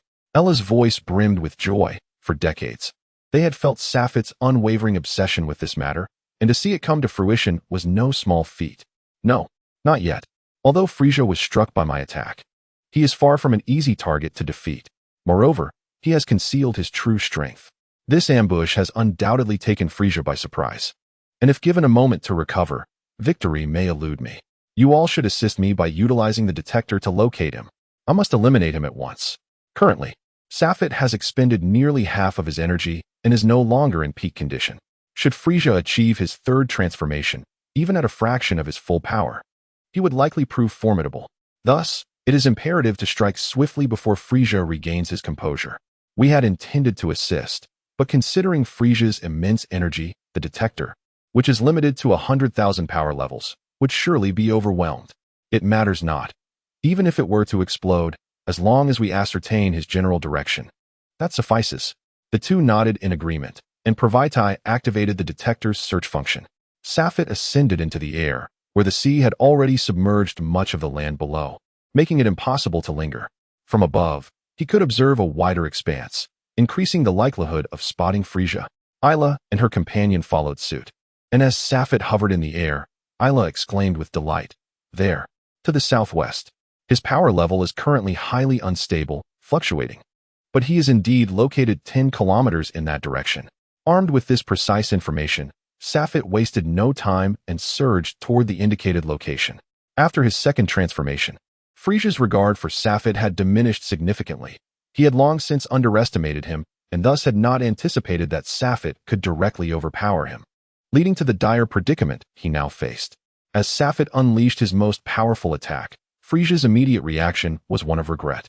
From the moment he was struck during his first transformation, he recognized the ferocity of the assault, and now, faced with its full might, he hastily assumed a defensive posture. Yet it was too late. As the energy wave struck him, Frieza felt his entire being threatened by destruction, as if he were at the eye of a tempest, utterly incapable of controlling his body. Instead, his wounds multiplied, and amidst the explosion, his consciousness began to fade. The sea washed over his battered form. Frieza was engulfed in excruciating pain, having just lost half of his right arm and the entirety of his foot. Countless other injuries rendered him a mere shadow of his former self, his power diminished to a fraction of its former glory. Frieza's expression was one of terrifying darkness.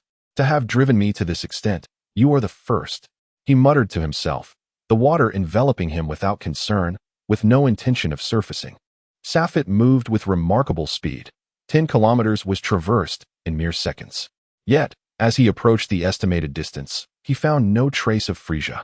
Beneath him lay vast expanses of water, occasionally disturbed by rippling waves, yet the surface remained eerily calm. "Come out, Frieza. Do not think I am unaware that you are still alive. Show yourself," Safet shouted from above, straining to penetrate the water with his voice. After waiting for several seconds, the surface remained as tranquil as ever. Suddenly, Ayla's voice pierced the silence. "Captain, beneath the water." Frieza lurked beneath the water, engaged in some inscrutable endeavor. Suddenly, his power surged dramatically, causing the detector to explode instantaneously. Alas, this fiend is transforming for the third time. Contemplating the situation, it was clear that diving in search of him would be futile. Safet unleashed a furious roar, unleashing energy from his hands as if it were an inexhaustible resource, sending shockwaves of energy exploding underwater, creating towering waves that crashed upon the surface. Yet, Frieza's silhouette remained elusive. As Frieza observed the barrage of white shockwaves descending upon him, a cold smirk crept across his lips. "Fools, only now do you realize, but it is too late." It seemed that the energy within him had reached its zenith, leading to a cataclysmic explosion of his form. A diminutive figure emerged from the bubbles. "Haha, can you still recognize me in this guise? Nevertheless, it matters not. I shall ensure you witness the most brutal hell. The slender figure of Frieza surfaced, eliciting a look of shock from Safed as he slowly floated before him. Very well. I can sense the pressure from public opinion. You are indeed formidable. This explanation of mine may be lacking. When you inquired about Safed's memories, I fabricated a response. The truth being I simply was not ready to disclose it. The irony is your relentless pursuit. Initially, I intended to reveal it gradually, allowing a natural revelation that would evoke a sense of enlightenment, a sensation that is utterly delightful. However, allow me to maintain a bit of suspense. It seems you would rather question the author's intelligence than accept this as a mere setup, and watching you eagerly leap into the pit is somewhat disheartening. Chapter 48. The eerie counterattack. As Frieza approached, Safed found his body unresponsive, seemingly paralyzed in place, devoid of any reaction. It was not a lack of will to move, but rather an overwhelming sense of pressure that rendered him incapable. He trembled slightly, rooted in place. Frieza continued his deliberate advance through the air, while Safed could only gaze at him, slowly retreating a step. Impossible. A scion is no coward to retreat. I cannot back down. Sensing his body's hesitance, Safed roared defiantly, summoning the will to withstand the immense pressure and take a step forward, closing the distance between them. At that moment, Frieza halted just 2 meters away from him. Remarkable. You possess a modicum of courage, able to endure 50% of my power without faltering. Such a pity. Truly a pity. I had considered recruiting you. Talents like yours are rare in the universe, and it would be a shame to eliminate you. I had intended to extend an offer after defeating you, but now, even if Frieza were to extend an invitation, Safed would never bow to him. Moreover, the enmity between them was insurmountable, rendering Frieza's aspirations mere delusions. Humph. That last strike was undoubtedly painful, yet you continue to feign strength despite your injuries. Safed let out a cold snort. Based on his earlier assessment, even if Frieza were to complete his 3rd transformation, given the extent of his previous transformations and the level of his injuries, Frieza would not exceed 30% of his battle power. Thus, he believed victory was still within reach. Safed glanced back. There lay the location of Ella and Praveti. Although he had never permitted others to interfere with his prey, he now understood that this was no longer merely a matter of honor. He must avenge this grudge, even at the cost of everything. Oh ho ho, is that so? Then why do you not come at me? You must know that my recovery ability is rather formidable. The longer this drags on, the more my injuries may heal. Safed raised his right hand to cover his lips, emitting a repulsive laugh. Despite his calculated confidence, the overwhelming aura and pressure emanating from Frieza left him too intimidated to attack recklessly. It seemed waiting for you to make a move was futile. I might as well strike first. Frieza narrowed his eyes, aligning his focus, and in an instant, they opened slightly. Safed felt a gust of wind rush towards him, followed immediately by a solid bone striking his face. Crack! The crisp sound echoed clearly to both of them. Frieza's elbow sent Safed flying, forcing him to execute numerous somersaults mid-air to regain his balance. Ugh! Safed gently pressed his right hand against his face, fully aware that his nose had collapsed. How could this be? Such speed? Such formidable strength? What a pity. I've lost interest in continuing this game. I didn't expect that with merely 50% of my power, you would already be incapacitated. Whether to undermine Safed's confidence or simply because it was true, Frieza spoke in a calm tone that compelled Safed to accept it as fact. Impossible. Given your previous injuries, no matter how much you recovered, it could not possibly reach this level. Blood streamed from Safed's nose. While Scions possessed incredible physical strength, their recovery abilities were indeed inferior to Frieza's. What a shame. I forgot to mention that during my 3rd transformation, my energy surges the most, and since I am returning to my true form, all prior injuries, unless they are penetrating wounds to the chest or head, will not affect me. So, you are saying this is Frieza at his peak state? A bitter smile crept across Safed's face. He finally grasped the reason behind the overwhelming pressure. Even more terrifying was the realization that Frieza's power had far exceeded his estimations. Frieza pondered for a moment, casually shrugging his shoulders. It should be about right. So, how does it feel to experience the might of the Cosmic Emperor? Taking a deep breath, Safed, despite his understanding of Frieza's terror, charged forward once more without hesitation. Bang! Bang! Bang! Amidst the intertwining shadows of combat, Safed's fists consistently met only empty air. Even the rare occasions when his strikes landed on Frieza were but mere trifles. causing no real harm. Instead, he found himself repeatedly assaulted, the wounds upon his body steadily intensifying until he was rendered incapable of delivering another blow. His facial bones lay shattered, as did his arms and thighs. The ribs of his chest seemed to hold on, a testament to his resilience. Yet what was this? Your feet still move? Do you still wish to kick me? Very well, let us shatter them together. Frieza seized Safet by the throat, who had already surrendered any will to resist, becoming a mere plaything for Frieza's whims. Remarkably, Frieza exercised restraint, opting instead to torment him by methodically breaking his bones. Crack! With a series of resonant sounds, Safet's feet finally fell limp, unable to move. Flee! Flee! Frieza continued to grip him, inspecting Safet from every angle, his expression shifting to one of disinterest, as if he regarded a toy that had lost its allure. He carelessly tossed Safet aside, letting him land upon the scant rocks that remained above the sea. How dreadfully dull! Frieza shook his head, his fingers coalescing as a swift wave of energy surged forth, piercing directly through Safet's abdomen. Safet let out a harrowing scream, and despite his unyielding spirit, he succumbed to unconsciousness. Unforgivable! Unforgivable! Era, seemingly possessed, repeated these words incessantly. From the moment Safet found himself at a disadvantage, she yearned to rush to his aid, only to be intercepted by Pravati. Now, both could no longer bear to witness Safet being so humiliated by Frieza.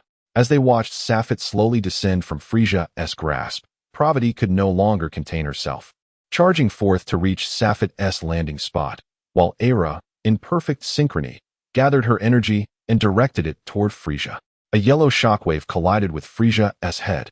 Though it caused no injury, it was sufficient to capture his attention. Gradually turning his head, Frieza saw two figures hurtling toward him.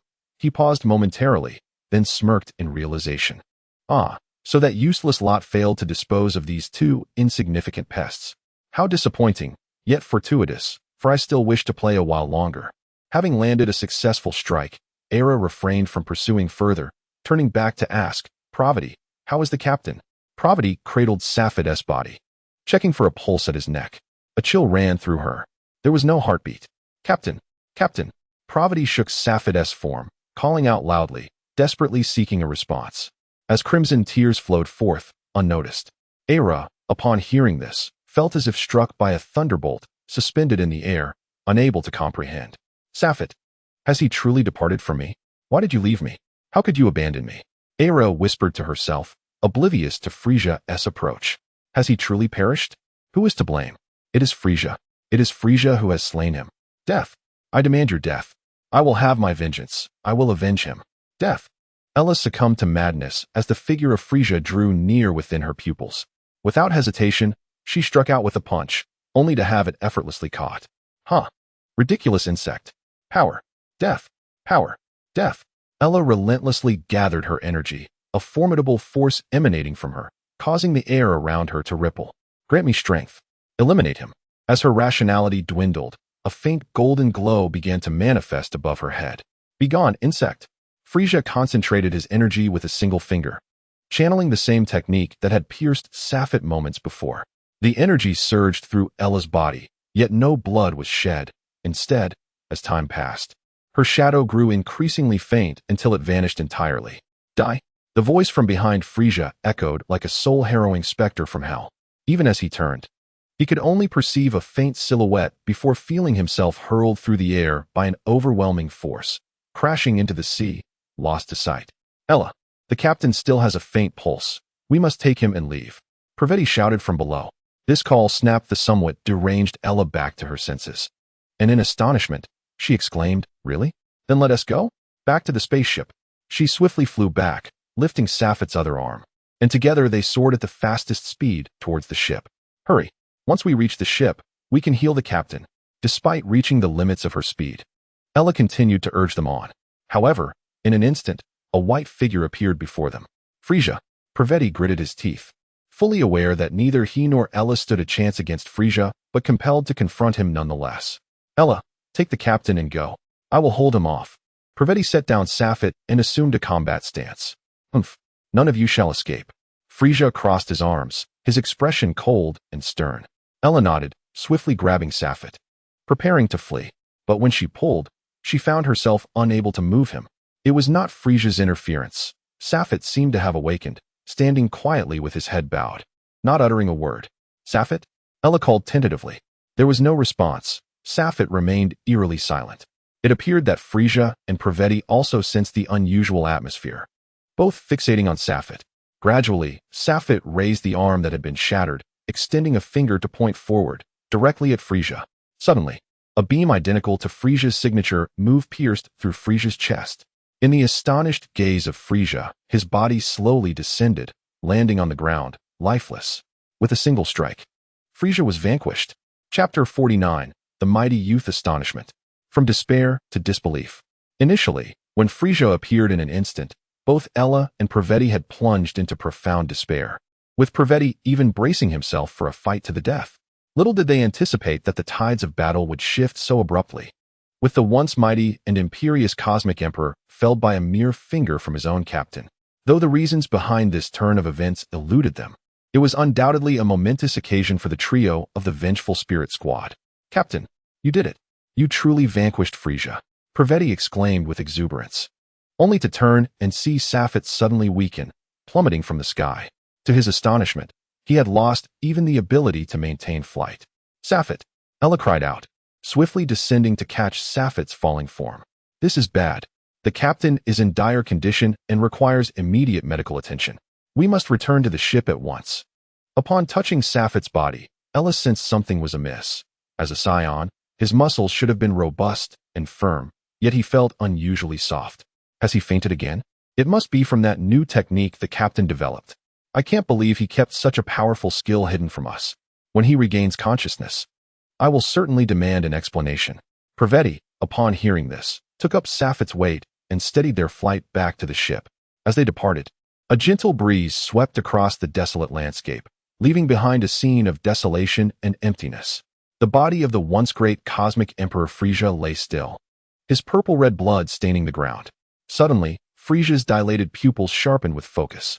Coughing violently, he expelled several mouthfuls of blood before managing to rise slowly to his feet. "He is not dead.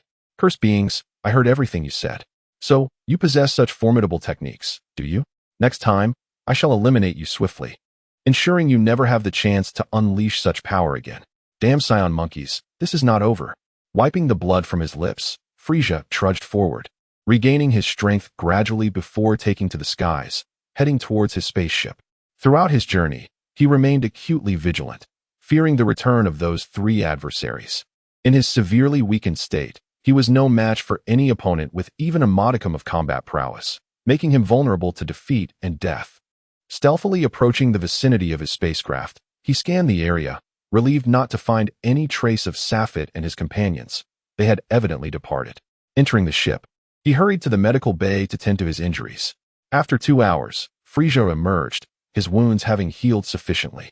Fortunately, with Ella and Praveti having eliminated all of Frieza's subordinates, his sorry state had gone unnoticed. As he initiated the spacecraft's return journey, Frieza sat alone in the command room, his demeanor cold and brooding. Even with the vastness of space opening before him, it bore little consequence to his dark thoughts. Beep. A visage of Kvila appeared on the screen. Frieza's face contorted with anger and disdain, yet he composed himself just enough to press the button to connect the call. "Haha, my dearest brother, I trust you have no intention of seeking me out unless there is something pressing to discuss, for I am rather occupied. Is that so? I have heard that the 3 scions I adopted have betrayed us and ventured into your territory. I wonder if they have caused you any inconvenience? If you happen to encounter them, kindly eliminate them for me. Traitors have no place in this world. Oh, what is that stain upon your chest?" It appears that Kvila expressed concern, noticing the bloodstains still lingering on Frieza's torso. "Humph. My apologies, but I have already dealt with those ruffians, and you shall never encounter them again. Are you satisfied?" Frieza retorted with irritation, unable to confess the near-fatal incident he endured. For pride would not allow him to disclose such a truth, especially not to his brother, lest he be met with ridicule. "Ah, that is splendid. Should you incur any losses, do not hesitate to inform me. I shall certainly compensate you." "Humph. No need, but thank you for your kind offer." Frieza abruptly severed the communication, fearing that continued conversation would unleash his pent-up frustration. "Ha ha ha, Shaviza, did you not see? Just moments ago, Frieza transformed 3 times in the communicator. Ha ha ha, 3 transformations. Truly remarkable. It seems that this fellow is genuinely furious. Otherwise, he wouldn't have resorted to fighting in his true form. Observing his countenance. I truly believe those 3 scions have been well trained. This is simply delightful. Kvila laughed heartily, sharing his amusement with his most trusted subordinate. A day later, upon returning to his military stronghold, Frieza refrained from mentioning the events that transpired during his absence, and no one dared to inquire. However, the return of Dodoria and Zabo from the front lines certainly lifted his spirits. Frieza-sama, there is an important message regarding Vegeta. Would you like to review it? A fish-like extraterrestrial reported upon entering. Vegeta, you say? Set it aside. Zabo, read it to me. Frieza commanded, waving his hand to dismiss his subordinate. His thoughts lingered on that dazzling flash that had pierced him with alarming speed, leaving him no time to evade. Each recollection darkened his expression. Zabo picked up the report, glancing over it before bursting into laughter. The report mentions that Vegeta has heard of something called the Dragon Balls on a remote little planet, which can grant any wish. Even the resurrection of the deceased. This is utterly absurd. Do those down below lack any sense? Does this report truly require your attention? Any wish can be granted? Frieza murmured, and in an instant, his eyes sparkled with a brilliant gleam. The frost demons grow stronger with time, increasing our transformations as time progresses. Therefore, if I were to attain immortality, I could become infinitely powerful. No, if my brother discovers this, he will surely eliminate me as a threat. Thus, I must wish for eternal life. Indeed, immortality. Zabo, let us prepare to embark on our journey to Earth. Is that truly the case, Lord Frieza? Do you genuinely believe this ludicrous news? Zabo gazed at Frieza in astonishment, yet he dared not voice his dissent, regardless of the extent of Frieza's trust in him. Enough with the trivialities. Follow my commands. Your Highness, I fear I must disappoint you, Zabo replied. The information also indicates that Vegeta seems to have slain the creator of the wish-granting Dragon Balls. According to reports, should the creator perish, the Dragon Balls will vanish as well. Zabo glanced at the subsequent details and sighed with a rueful smile. What? Frieza bellowed in fury. Zabo instinctively recoiled at Frieza's wrath, but then he noticed something. Rest assured, the report is quite detailed. It appears that the Dragon Ball creator is a Namekian, and from conversations among Vegeta and his companions, they intend to journey to the Namek homeworld to seek superior Dragon Balls to fulfill their wishes. Oh, a satisfied smile crept across Frieza's face as he absorbed this news. It seems Vegeta has delivered me good tidings. In that case, I might spare his life. Initially enraged by the incident involving Sapphite, Frieza had been prepared to exact vengeance on Vegeta and his allies. However, now that his wishes could be fulfilled, even if Vegeta remained, it mattered little. He could keep him alive as a mere dog. Meanwhile, Earth faced an immense crisis as 2 scions, reputed to be the mightiest warriors in the universe, arrived with the intent to eliminate the traitor Kakarot. 3 hours. We shall wait no more than 3 hours. It has already been over 2 hours, and it seems Kakarot is but a coward, lacking the courage to show himself. Your hopes may very well be in vain. A slender scion crossed his arms and chuckled. This individual was none other than Vegeta, who had long endured under Frieza's command. Chapter 50, A New Power? Super Saiyan. In the recovery room, Sapphite lay motionless on the bed, having remained in this state for dozens of days. At last, a nasal sound escaped him as Sapphite stirred from his slumber. His injuries had been treated well over 10 days prior upon returning to the spaceship, yet for reasons unknown, he had not awakened. According to other physicians, it was determined that Lord Sapphite's bones were undergoing a regeneration process, and his body was instinctively protecting itself to prevent any external factors from disrupting this delicate growth.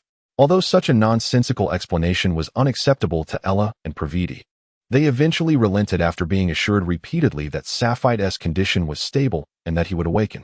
The recent battle on planet Cambella, coupled with the triumphant return of Sapphite and his companions, had solidified their renown throughout the galaxy. In a swift turn of events, numerous planets under Frieza's command faced counterattacks, and an increasing number of extraterrestrials joined Sapphite's organization, granting him dominion over nearly half of the northern galaxy. Captain, you're awake, Ella exclaimed in delight upon entering the room and finding Sapphite sitting up, cradling his head. Due to Sapphite's prolonged state of unconsciousness, the recovery room was accessible only to Ella, Praviti, and a select few trusted subordinates, with Ella typically being the sole occupant. Oh, Ella, my sincerest apologies for causing you worry. I never anticipated I would safely see you again. I thought I had already met my demise at Frieza's hands, Safet remarked. Although Safet's physical condition had improved considerably, he had yet to achieve full recovery and could do nothing but wait. Tell me what transpired afterwards. I recall that after Frieza's third transformation, I was utterly devoid of the strength to resist. Safet, you truly do not remember what followed. Ella responded, astonished. Is it possible? How could that be? Frieza in his third form is extraordinarily powerful. My abilities at that time could never have bested such a formidable opponent. Safet shook his head, disbelieving Ella's account. After a detailed recounting, Safet gradually grasped the entirety of the situation, posing inquiries about several particulars along the way. You mentioned you thought I was dead, and in your fury, you struck Frieza with a single blow? Indeed, but I suspect Frieza was caught off guard. Otherwise, I could not have succeeded so easily. Ella elucidated. No, it cannot be that simple. Even if Frieza were distracted, your strength could never have been sufficient to overpower him. Safet asserted with unwavering certainty, realizing that both he and Ella must have been in some extraordinary state, as it was inconceivable for her to have vanquished Frieza so effortlessly. Captain, Pravitai's distinctive voice echoed from afar as he swiftly dove into the recovery room. This action drew Ella's ire. You clumsy oaf, can't you be more considerate? Do you not realize the captain is recuperating? Come, let us step outside. But your health? Ella expressed her concern. Haha, I am Safet. With that declaration, Safet left no room for further argument from either of them. The trio strolled leisurely, matching Safet's pace as he gradually acclimated to movement, his body steadily regaining strength. Upon seeing their valiant leader, the crew of the ships erupted in cheers. Lord Safet, you have recovered. Lord Safet, you are finally well. We have been awaiting your guidance towards our next glory. Various voices resounded, and Safet could do little but wave his hand in acknowledgement, unable to respond to each one individually. Lord Safet, Lady Ella, Lord Pravitai, there is a new message. Pravitai received the news and, upon reading it, was taken aback. How could this be? Wasn't Frieza already slain? Ella inquired, perplexed. Pravitai gasped, then stated, news has emerged that Frieza has recently been seen aboard his spacecraft, heading who knows where. He has indeed made public appearances, and now many leaders from prominent families are reaching out to inquire about the situation. As we disseminated the information of his demise 10 days prior, the prominent clans were initially in a state of observation, awaiting confirmation from the trio of Safite regarding the outcome of the battle with Frieza. It was only after they received credible news of Frieza's demise that they dared to rise in rebellion. However, the unexpected resurgence of Frieza has instilled a profound sense of dread among them. Very well, let me respond to those cowardly individuals. Inform them that even if Frieza still draws breath, what of it? I, Safite, have vanquished him once, and I shall do so again. Even if I did not completely eliminate him the last time, I am certain I can eradicate him entirely this time, Safite declared confidently, feeling a surge of strength as he gradually recovered from the ordeal. He could distinctly sense an absolute enhancement in his power, and now he was resolute that even against Frieza's third transformation, he would not falter. Is this truly wise? However, we still lack certainty regarding Frieza's capabilities, Ella remarked, her brow furrowed with concern, not wishing her group to be despised by all clans. No, it matters not. I am confident that when I face Frieza again, I shall not be defeated. Furthermore, I have discovered a new source of power. Excellent. We shall proceed as the captain advises. New power?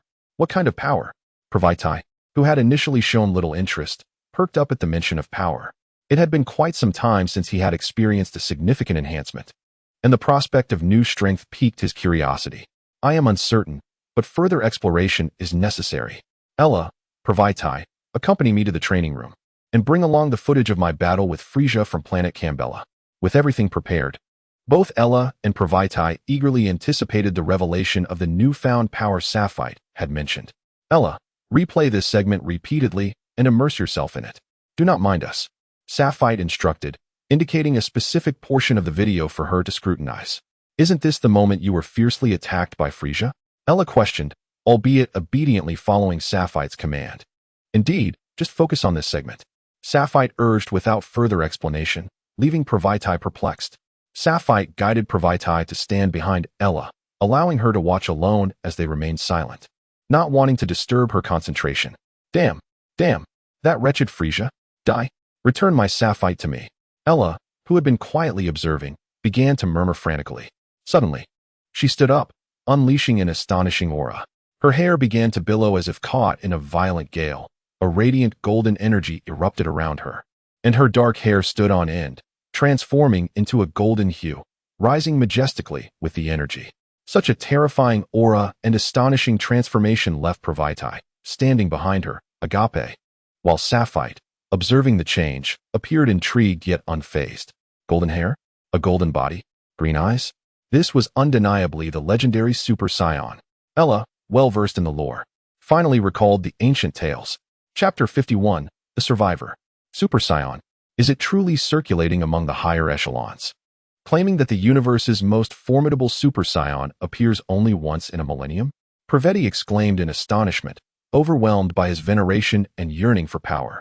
The prospect of witnessing the birth of the universe's strongest being ignited his excitement. Sapphire furrowed his brow, clutching his head in deep contemplation. A Super Saiyan? The term seemed profoundly familiar, yet he could not recall why. Although he had previously perused texts on planet Vegeta, he had never encountered such information. Why, then, did it evoke such a sense of familiarity? What is wrong, Sapphire? Are you all right? Aira turned to see Sapphire's distress and inquired with concern, her earlier agitation dissipating as the golden aura enveloping her faded. Sapphire grimaced, his face contorted in pain as he helplessly sighed. I can't remember. Damn it. What did you say? Aira failed to catch his words due to their faintness. Super Saiyan. Where's the Super Saiyan? Praveti suddenly grasped Aira's arm, shaking her vigorously, his expression bordering on madness as he bombarded her with questions. Aira struggled to break free, exasperated. You idiot. How would I know? Let go. What is happening with Sapphire? Oh. At the mention of Sapphire, Praveti's demeanor calmed significantly. He turned to see Sapphire painfully leaning against the wall and rushed to support him. Sapphire, if you're suffering from a headache, don't strain yourself. It's all right if you can't recall. I possess some information regarding Super Saiyans. Let's discuss it in the conference room. Aira, realizing that the existence of the previously mythical Super Saiyan had now become a reality following her transformation, understood that such news would undoubtedly be classified at the highest level of secrecy. Indeed, Sapphire ceased his attempts at recollection, and the throbbing in his head eased somewhat. The three swiftly entered the conference room to delve into an in-depth analysis of the incident. Dharm commanded the fleet's descent, following the awakening of the universe's mightiest, Lord Sapphire. The other two lords had seemingly vanished, presumably to accompany him. Thus, the responsibility of command fell upon himself. 12 years ago, he had followed the three lords, having once been the most gifted individual of the Kalmansa tribe. Had it not been for an attack by a rival faction leading to the annihilation of his tribe and his subsequent capture, he would never have encountered Lord Sapphire. He held a profound sense of gratitude for the Lord's recognition and had diligently managed various affairs on his behalf without delay. Now that Lord Sapphire had awakened, his heart brimmed with joy. Following Lady Aira's original plan, he directed the fleet to land on a nearby technologically advanced planet. Having gleaned that this world possessed little formidable combat power and had only recently pledged allegiance to Lord Sapphire 3 months prior. While their loyalty might be questionable, it served as a suitable landing point. Commence landing. The fleet pierced through the atmosphere and began its descent. Yet the absence of any welcoming communication from the planet heightened Dharm's vigilance. Had they fallen prey to Frieza's forces once more? The fleet descended slowly, only to find the ground marred by devastation, starkly contrasting with the cautious reports they had received. This destruction could not have been wrought by Frieza's forces, for even in conquest, they would never indulge in such wanton ruin. What had transpired here? Upon locating a relatively flat area, the fleet landed smoothly. Deploy a search team and ascertain the true state of this planet. Report back to me at once if any developments arise, and if we encounter insurmountable foes. Notify me immediately. Commander Dharm, whose combat prowess exceeded 27,000, although not on par with some of the esteemed leaders, was nonetheless a formidable force in the cosmos. Thus, his assertion regarding the planet's potential threats was credible. A minor planet could scarcely harbor adversaries of such overwhelming strength.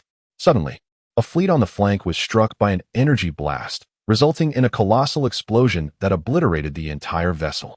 Dharm's expression darkened as he swiftly propelled himself into the fray. Is this a manifestation of the Super Saiyan transformation? According to the captain's hypothesis, rage serves as the catalyst. If one succumbs entirely to anger, could it lead to a loss of reason and control? I have no desire to harm my comrades. After a deliberation, although Frieza was filled with anticipation, he harbored reservations. At the zenith of fury, one might commit unspeakable acts. It was uncertain whether a bloodbath would ensue. And should the transformation succeed, even Ella might struggle to contain him. Nonetheless, he mused, if the captain were to spiral into madness, no one could restrain him. This indeed poses a dilemma, yet such power is not to be overlooked. We must facilitate your transformation. Let us find a desolate planet where any destruction would be inconsequential. Once you both achieve your transformations, should I lose my sanity, I believe you two could also restrain me. Sapphit pondered this carefully. It seemed a temporary solution. The three of them fell into contemplation, seeking a more effective strategy. Suddenly, a resounding explosion reverberated through the air, its reverberations penetrating even the conference room's soundproof walls. What on earth is happening? Sapphit inquired, his demeanor imposing as he addressed the guard station nearby. Yes, Lord Sapphit. Commander Dharm has relayed a message stating that he has captured one of your kin and requests your presence to investigate. The guard replied after a brief communication with the outside. Kin? A scion? Sapphit murmured, but did not Frieza annihilate the scion race? Nevertheless, he quickly made his way out, trusting Dharm's integrity, yet the sudden appearance of a scion was indeed perplexing. Frieza and Ella hurriedly followed, equally intrigued by the remnants of their kind. These remnants shall witness our vengeance. We scions will surely avenge ourselves. Cursed Frieza, you shall not escape retribution. One day, we shall restore our former glory. Even in his injured and captured state, the elongated-faced scion continued to rant, provoking Dharm's ire. Yet recognizing that this tailed individual might be a kin of the three esteemed leaders, he refrained from taking action. My apologies for the interruption, esteemed Lord Sapphite, Lady Ella, and Lord Praveti, but this individual may very well be one of your kin, and I must request your confirmation, explained Dharm with a slight bow. According to the data from the detector, this fellow appears to be around 20 years of age, possessing a combat power of 6,004, with rather average fighting skills. The young man, upon seeing the three before him, was momentarily taken aback, and then erupted in a joyful scream. King Krosa. It truly is King Krosa. You have returned at last. Chapter 52. The Lost Clan what? What did you say? Sapphite exclaimed in astonishment, the name Krosa resonating deeply within his memory, once so familiar, yet now merely a relic of the past. Suddenly invoked by another, it left Sapphite momentarily speechless. No, this cannot be. You are not King Krosa. Who exactly are you? Even as a prisoner, the scion exhibited an undeniable resolve, his own surprise overshadowing that of Sapphite, though Sapphite recognized some resemblance to his father in the young man's appearance. The distinction was clear. Perhaps it was simply due to the lengthy time he had spent with his father. Who am I? I am Sapphite. These two beside me are Ella and Praveti. You may not be familiar with our names, but our Vengeful Soul Squad has gained a measure of renown in the Northern Galaxy. You must have heard of us. As you can see, we are all scions. Now, would you kindly share with me your identity and origins? Sapphite's heart raced with excitement, yet he maintained a calm demeanor as he conversed. Krosa, the mighty father, once etched indelibly in his mind, now mentioned after so many years, stirred profound emotions within Sapphite. He had long claimed his quest was for the clan, yet the truth lay in seeking vengeance against Frieza for his father's sake, a significant part of his motivation. The young scion chose to trust Sapphite's words. This was Frieza's territory. Although Frieza had never openly declared war on the scions, many had fallen victim to his hidden wrath. A discerning mind could easily deduce the grim reality, yet Frieza's overwhelming power rendered all too fearful to challenge him, and thus no one would advocate for the scions. It was unfortunate that the scions had incurred Frieza's ire. Throughout the Northern Galaxy, numerous clans and planets remained silent regarding these matters, and the plight of the scions had reached a point where they were universally condemned. From the young man's account, Sapphite learned of King Vegeta's sacrifices for their clan. Although this boy was born in the aftermath of their flight, it did not diminish the respect for the decisions made by their forebears. He was born in the second year following their escape, after Krosa had led the clan away to seek refuge on a remote planet. Attempting to gather their strength and cultivate the clan into a more formidable force, all while plotting their revenge against Frieza. However, due to their diminished numbers compared to the past, Crossa cherished each newborn, ensuring that even those with modest talents received the finest training. In order to evade the opportunistic tendencies of other tribes seeking to claim credit for their achievements, it has been the practice for only a select few seasoned elders to venture forth for the procurement of essential goods, thereby addressing the numerous shortages faced by their community. For a long time, this arrangement had ensured a semblance of peace. However, 14 years ago, an unforeseen incident led to the inadvertent exposure of the Scion's location. As anticipated, they were soon besieged by a coalition of Frieza's minions from several planets, intent on exterminating the Scion kin to curry favor with Frieza. Fortunately, despite their overwhelming numbers, the opposing forces lacked formidable combat prowess, and under the leadership of Classa, the Scions managed to repel the attackers. Yet, it was evident that their sanctuary had been compromised, rendering it impossible to remain.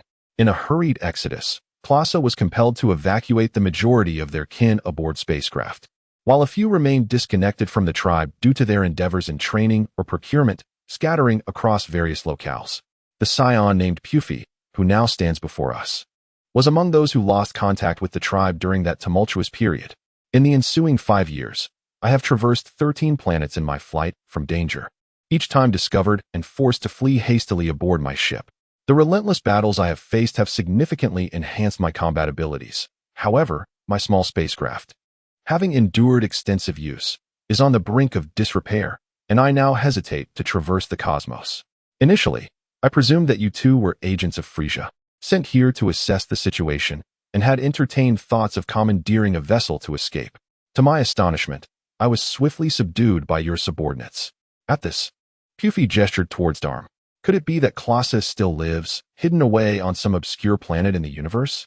Saphit inquired, harboring a steadfast belief in his father's survival. Humph, while you two are a Scion, it would be wise to show deference to King Classa. Else, even if I cannot best you in combat, I shall ensure you experience some discomfort. Puffy expressed his discontent with Saphit's demeanor, firmly believing that King Classa was the epitome of leadership and the beacon of hope for their tribe. You may be unaware, but the King Classa you speak of is none other than the father of our captain. Provitai laughed heartily, relieved to have received news of their kin from Puffy. As long as there are still members of their tribe, hope for the Scions remains abundant. What? Puffy was taken aback, realizing the striking resemblance between the individual before him and the king, save for a slight difference in demeanor.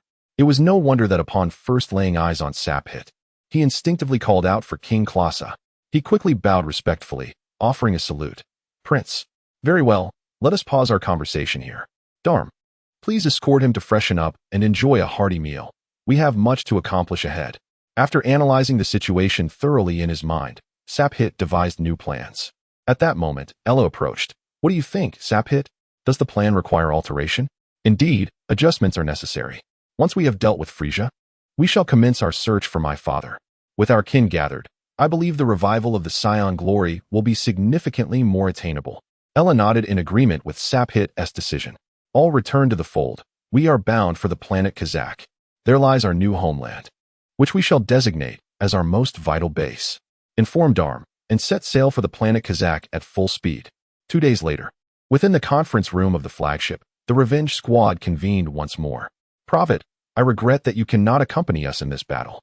If you do not swiftly grasp the transformation into a Super Scion, your combat prowess may struggle to keep pace with the forthcoming engagements. My mission with Ella to the planet Namek is to settle matters with Frieza once and for all. In recent days, Saphit had gleaned insights into Frieza's movements through his own channels. This endeavor was not merely to confront Frieza, but also to repay a debt of gratitude owed to the Grand Elder from years past. I understand, I comprehend. Prophet responded weakly, feeling the weight of disappointment as a Scion unable to partake in such a grand conflict. Yet, he was acutely aware of the vast gap between himself and Ella, not to mention their captain, Saphit. Rest assured, this voyage will likely last a month or two. If you act swiftly, you may still catch up. I have documented some insights on my transformation in the archives. Do peruse them when you have the chance, as they may prove beneficial. I hope you do not let malevolent thoughts cloud your judgment. We eagerly anticipate the full assembly of our squad. Ella encouraged him, her concern for Prophet's decline evident. Yet she felt powerless to change it. Now let us depart. Destination, Namek. Chapter 53. The mysterious droplet. Ella and Safet traveled aboard a small spacecraft, considerably more modest than the single-pod vessels once utilized by the Scions, yet equipped with all essential facilities. Safet, Ella had long harbored thoughts she wished to express, but had never found the opportunity. What is it? The two were residing in the lounge, aware that their journey through the cosmos would be lengthy, yet they had acclimatized to it, now taking the time to rest and conserve energy for the impending battle. As her words lingered on the tip of her tongue, Ella hesitated, suddenly feeling something in her pocket. Look at these items. Ella produced several objects and handed them to Safet, swallowing her intended words. Among them was a small blue vial, within which floated several droplets of liquid. How remarkable! These droplets can remain suspended without any external force acting upon them? Safet exclaimed in astonishment, though his curiosity quickly shifted. But why are you showing me this? I am not a researcher, after all. If you are intrigued by this substance, you should inform Darm and have him assign someone to investigate it. Safet brought the vial close to his eyes for a closer examination. However, at that moment, an unexpected occurrence transpired.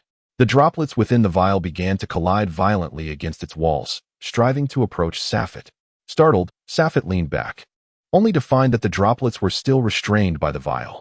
Meanwhile, Ella, seated calmly beside him, displayed no surprise at the droplets' behavior and remained silent. Where did you acquire this little thing? Safet inquired directly, sensing that Ella had her motives and choosing not to speculate further. These few drops of liquid were discovered after your battle with Frieza, while we were escorting you back. They hovered around your body, neither drifting away nor drawing closer, simply lingering there. Ella gestured with her palm. As we flew, these droplets followed us, which piqued our curiosity. Provitai paid them little mind, but I felt they might possess some significance, so I captured them in a small vial and only remembered to present them to you now. Since they are drawn to you, perhaps you can uncover their secret. Ella recounted her thoughts as they prepared for their journey to Namek, a growing sense of foreboding stirring within her. Her instincts had proven accurate in the past, prompting her to seek ways to bolster Safet's power. Although Safet claimed his strength had surged upon recovering, the chasm between his transformed state and his pre-transformation self left Ella uneasy. She was deeply troubled by the memory of how brutally Safet had been attacked by Frieza. Safet shook the vial, yet the droplets remained unaffected, steadfastly positioned nearest to him. Scratching his head, he finally unscrewed the cap. In an instant, the droplets escaped the vial, soaring beside him while maintaining a few centimeters distance.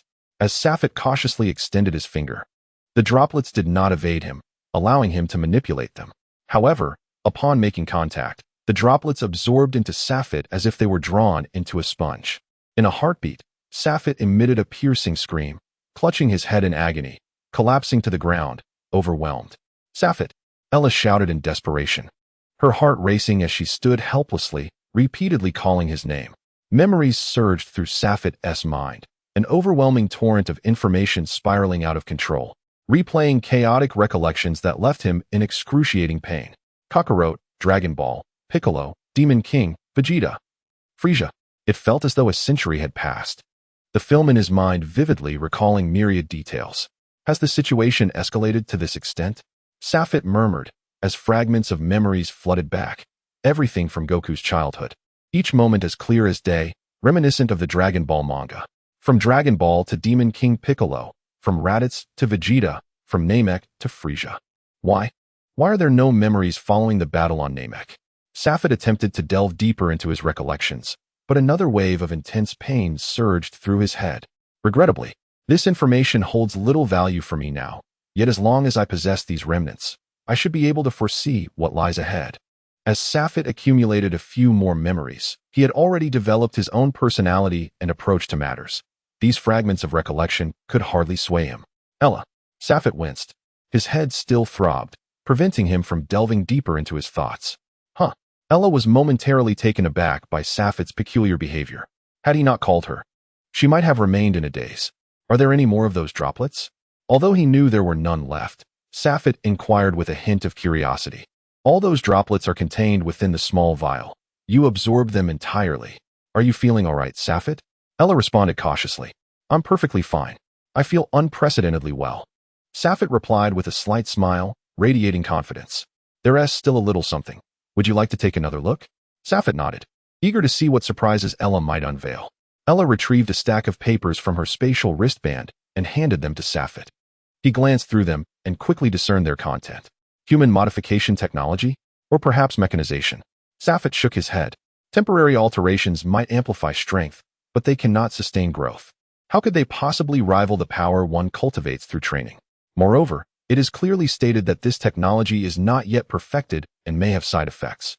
It is utterly unusable. However, it could nurture some protective force. Safet saw through the substantial flaws in this modification technology. They were irreparable. Never mind. I'll keep this for now. We shall revisit it after our journey to Namek. Speaking of which, it has been many years since we last visited Namek. I long to meet that benevolent elder once more. Over 20 years ago, the elder prophesied many events, most of which seem to have come to pass. It is high time we pay him another visit.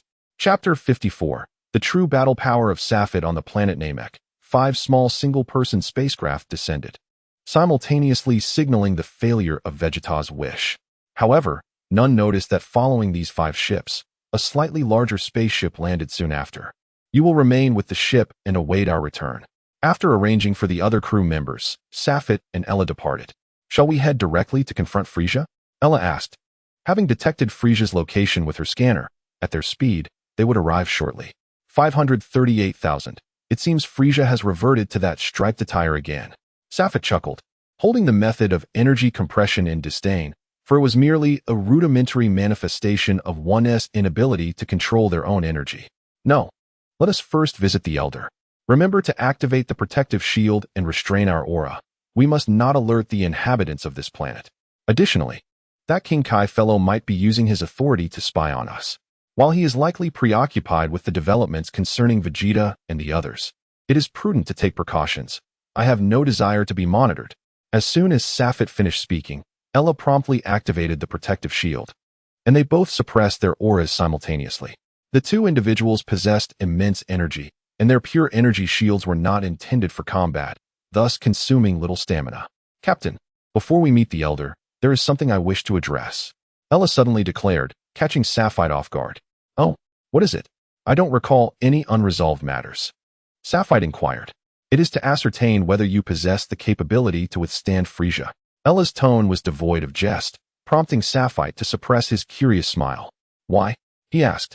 No particular reason, save for the lingering unease I feel. Safet, based on my calculations, Frieza is not my match. If you can withstand 80% of my strength, then you will undoubtedly triumph against Frieza, allowing me to feel secure in letting you confront him. Ella, now unconcerned with Safet's commanding presence, could not allow him to act recklessly. Is that so? As your captain, I must assert that you underestimate my strength. Safet responded, yet nodded in agreement. Indeed. My power has grown astonishingly during this time. Let us measure it. Boom. Ella transformed instantaneously, radiating a golden aura that shimmered brilliantly in the air. Even the 3 sons of Namek could not diminish this brilliance. Safet, be cautious. I shall use 60% of my strength, Ella declared as she launched a powerful punch. Observing the confidence etched on Safet's face, she struck with unhesitating force. Her fist, aglow with golden light, sped forth with the sound of rending air. Safet countered without hesitation, and their fists collided fiercely, generating a thunderous explosion that reverberated through the atmosphere. Ella unleashed a flurry of punches, but Safet deftly parried each one. You could apply more force. I am still not exerting my full strength. Safet jested, maintaining a remarkably relaxed demeanor. At that moment, Ella comprehended the extent of Safet's might. Having exerted 60% of her power and witnessing Safet's ease, it was evident he possessed at least 80% of his strength. This realization led her to conclude that even at her maximum effort, she could only inflict minor injuries. Safet, be wary this time.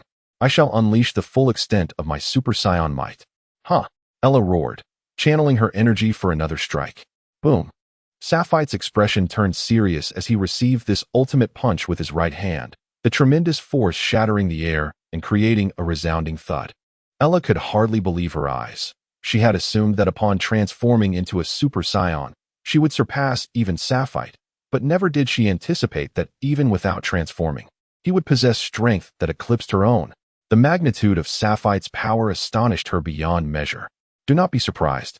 In truth, I have yet to reveal a portion of my strength. The power once dormant within me seems to have been unearthed.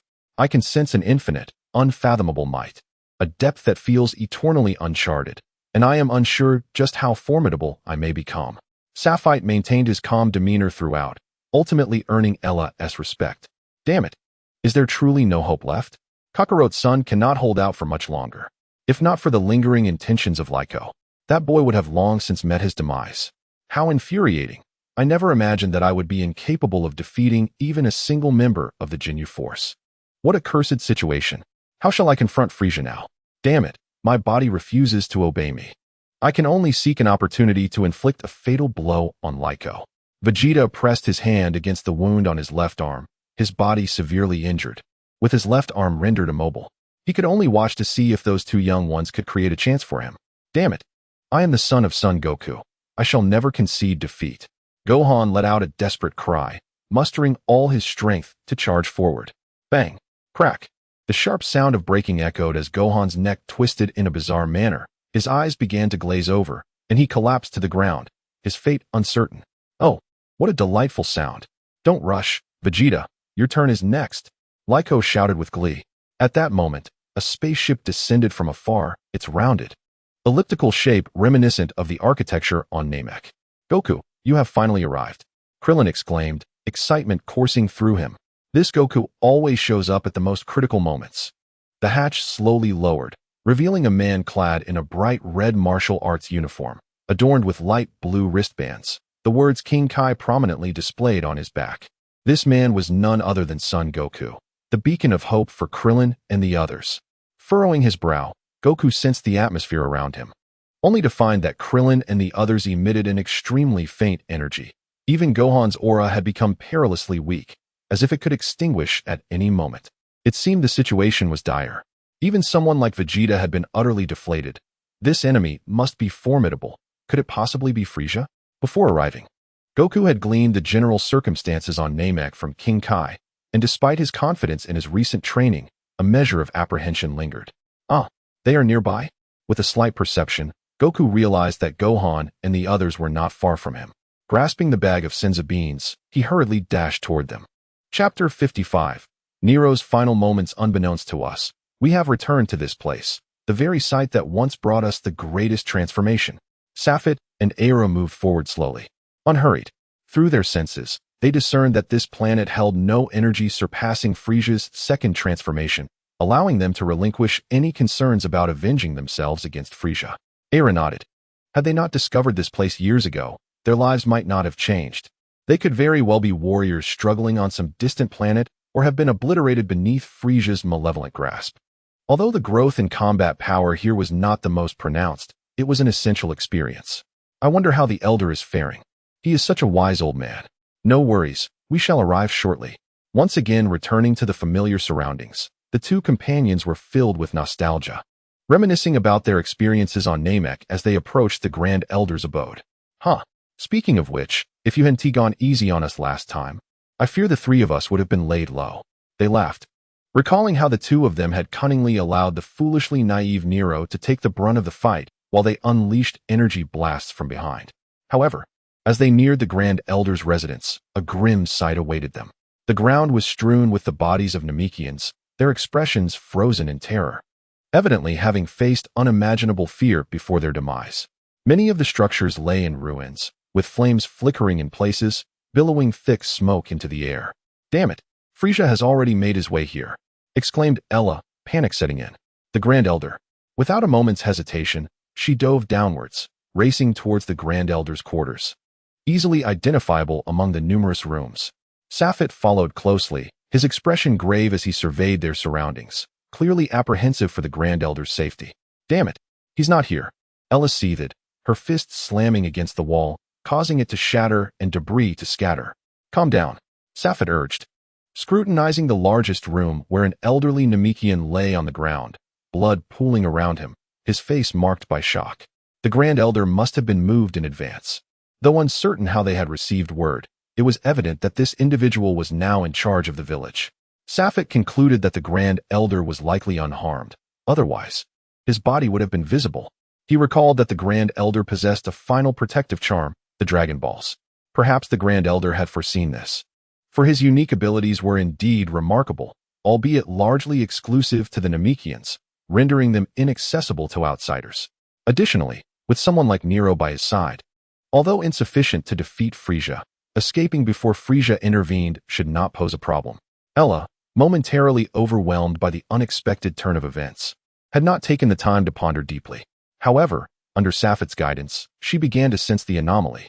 Safet nodded in agreement. Unfortunately, this planet is enveloped in chaotic energies, with several powerful forces clashing, and the Grand Elder's presence is alarmingly faint. Otherwise, we could have detected him with our sensors or energy sensing long ago. Let us move to another location. We must hasten our pace. To prevent any unforeseen circumstances, we should reach the Grand Elder as swiftly as possible. I promised to resolve the issues plaguing Namek, and I cannot afford to break that vow. Safet ascended into the sky, casting one last glance at the village, cursing inwardly. Frieza, you've just given me another reason to eliminate you. Let us go. Ella, compelled to utilize the sensor once more, soon detected two precise readings from the south, one at 42,000 and the other at 538,000. Damn it, the 42,000 is Nero. He's battling Frieza. In an instant, the astonishing battle power of 538,000 was recognized as Frieza's. However, Safet recalled the memory that it was Nero who had fought Frieza solely to buy time. How infuriating. We must hurry to Nero. He absolutely cannot be allowed to fall victim to Frieza. Era shouted urgently. The three had lived and fought alongside Nero for a year, forging a bond that was undeniably strong. Although Safet was aware that Nero was not in immediate peril, his anxiety surged, and he yearned to see him one last time. The two rushed forth, flying at their utmost speed towards their destination. Indeed, how fitting it is that it is Frieza. Yet, even if I were to share the secret with you now, it would be futile. I can only assume Dandy has already located those Earthlings. Soon, they shall realize their ambitions. Give it up, Frieza, your chances are gone. Nero lay on the ground, gravely injured and unable to move, left with only the power of his words to mock his foe. Damn it. So, you have been wasting my time all along. Frieza, filled with rage, extended his palm, intent on delivering a fatal blow. But then he withdrew his hand, sneering, Humph, do not think I will waste any more of my time on your worthless life. Soaring into the air, without the luxury to transform, he hastened towards his spaceship with utmost speed. I leave you to it, Earthlings.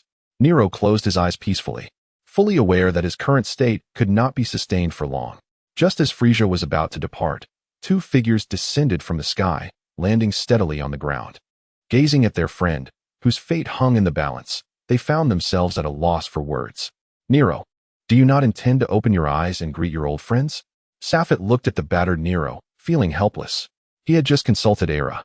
Both of them were equipped with medical devices, as this mission had been all but guaranteed to succeed, never anticipating they would need to utilize such equipment.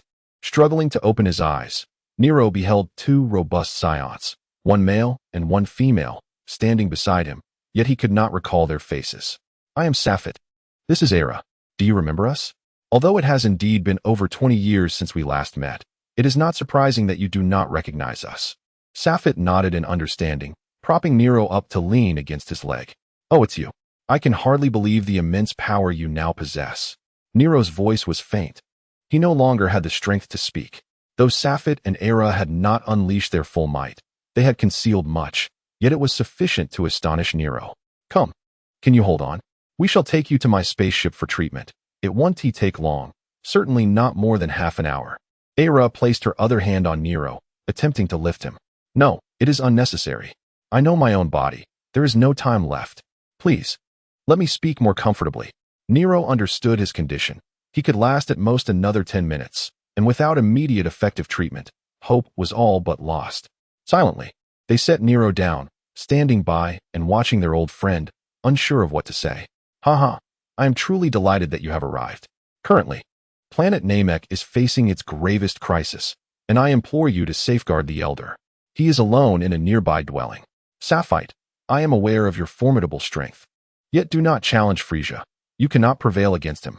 I have battled him and have deeply felt the terrifying magnitude of his power. Nodding in agreement, Safite assented. Please, hurry to him. As a dying man, I wish to remain alone for a moment. to savor the final sensations of my homeland. I entrust the elder to you." With that, Nero closed his eyes, utterly devoid of strength, his body in ruin, unable to utter another word. The two exchanged a solemn glance before slowly ascending, flying toward the direction indicated by Nero. Chapter 56. The Elder's Grief. Without lingering, the two hastened toward the elder's residence. With Nero's recent calamity, they were determined to reach the elder swiftly, fulfilling Nero's last wish. They soared through the air, and this time, fortune favored them as they reached their destination without incident. Ahead, just in sight, they approached. Sapphire focused intently. In the distance, atop a towering peak, stood a sizable Namekian structure, grander than any usual dwelling. "Oh no, Sapphire, look!" Ella waved her hand, and indeed, a gaping hole had been blasted into the building, evidently caused by an energy impact. They accelerated once more, anxiety gripping their hearts. Should anything happen to the elder, their gains would surely diminish significantly. Their purpose for coming to planet Namek was not solely to eliminate Frieza. More importantly, they sought the elder's wisdom and guidance.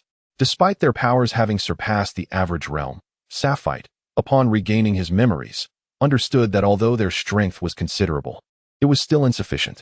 The information from his memories ceased at the journey on planet Namek, yet he was aware that the Dragon Balls were not the end, and the foes to come would be no less formidable than Frieza. If their current strength only slightly exceeded Frieza's, they would undoubtedly meet their demise later.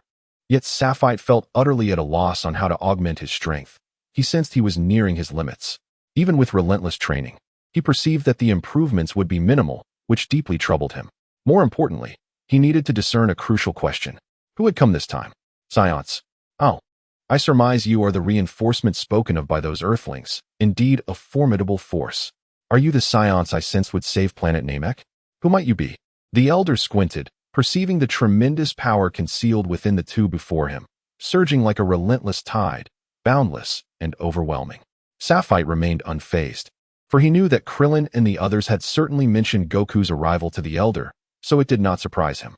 Ella was initially taken aback, but soon recalled the elder's extraordinary abilities, allowing her to relax.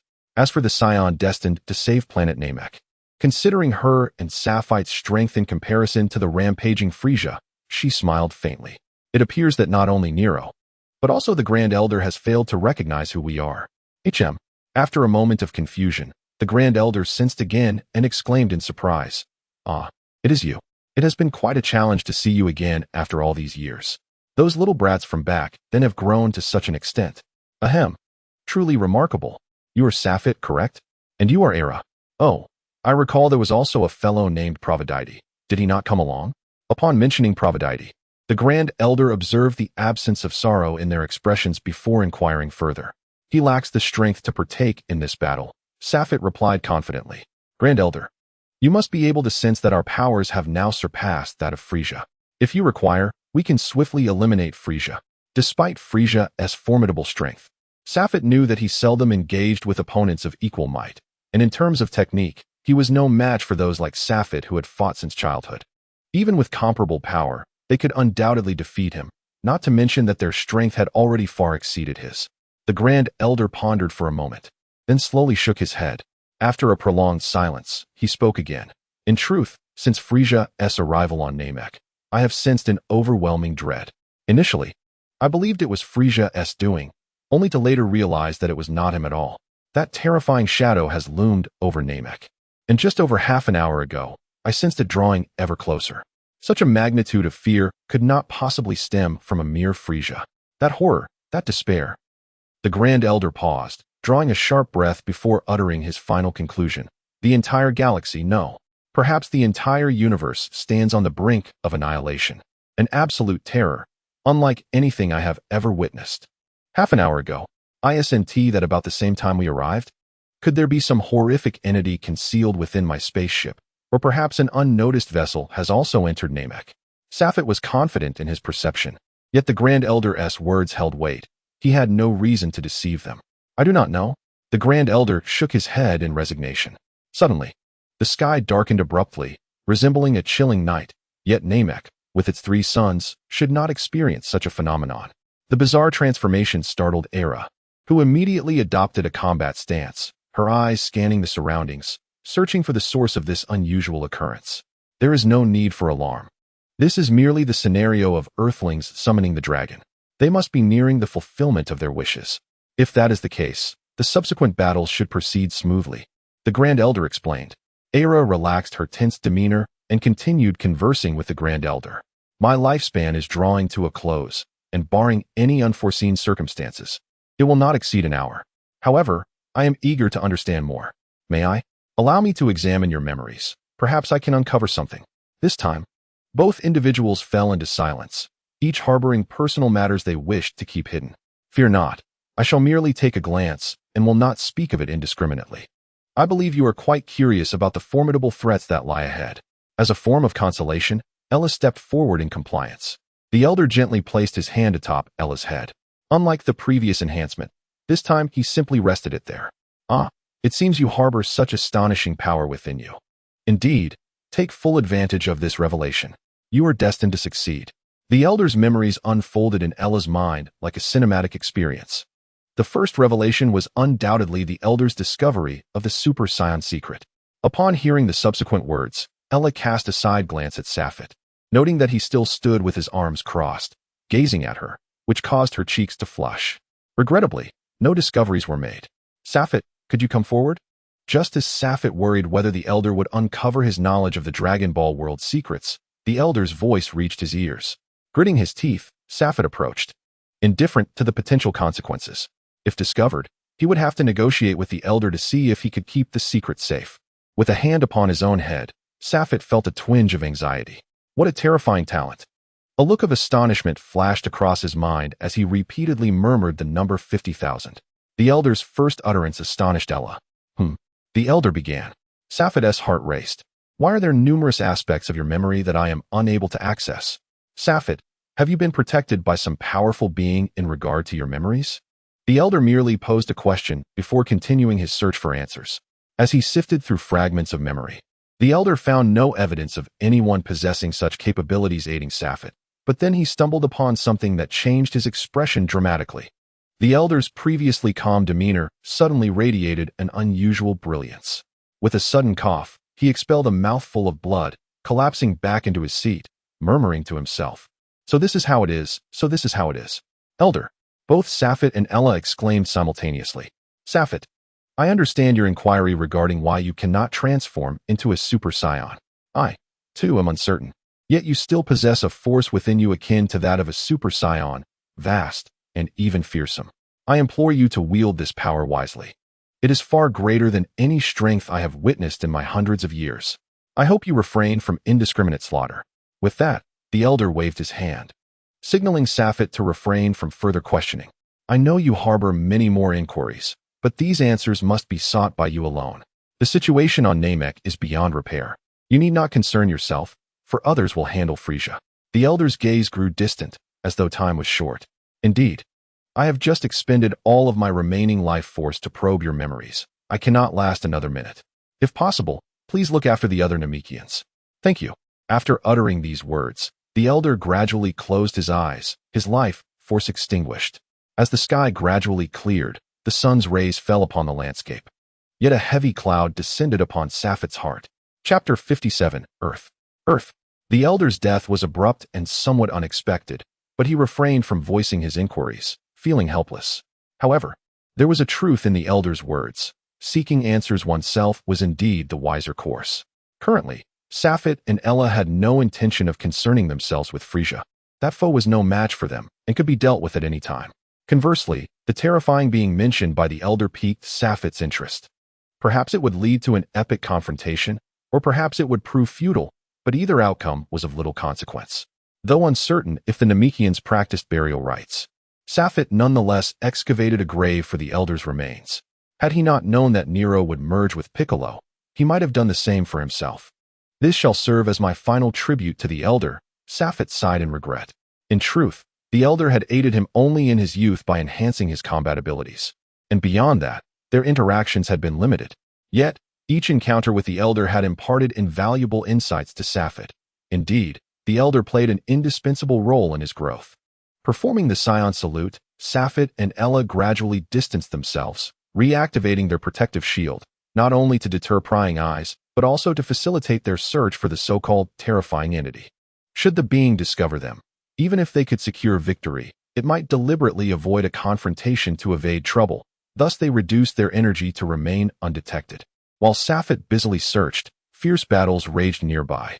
After hearing from Sabo about Frieza's transformation abilities, Vegeta's confidence led him to challenge Frieza. The outcome was, of course, predictable. Frieza likely entertained a sense of playfulness. Had Safat been present, he would have surely mocked Frieza for his obstinacy. During their first encounter with Frieza, had he not toyed with them, the Revenge Squad would not have returned to life, nearly costing them their own.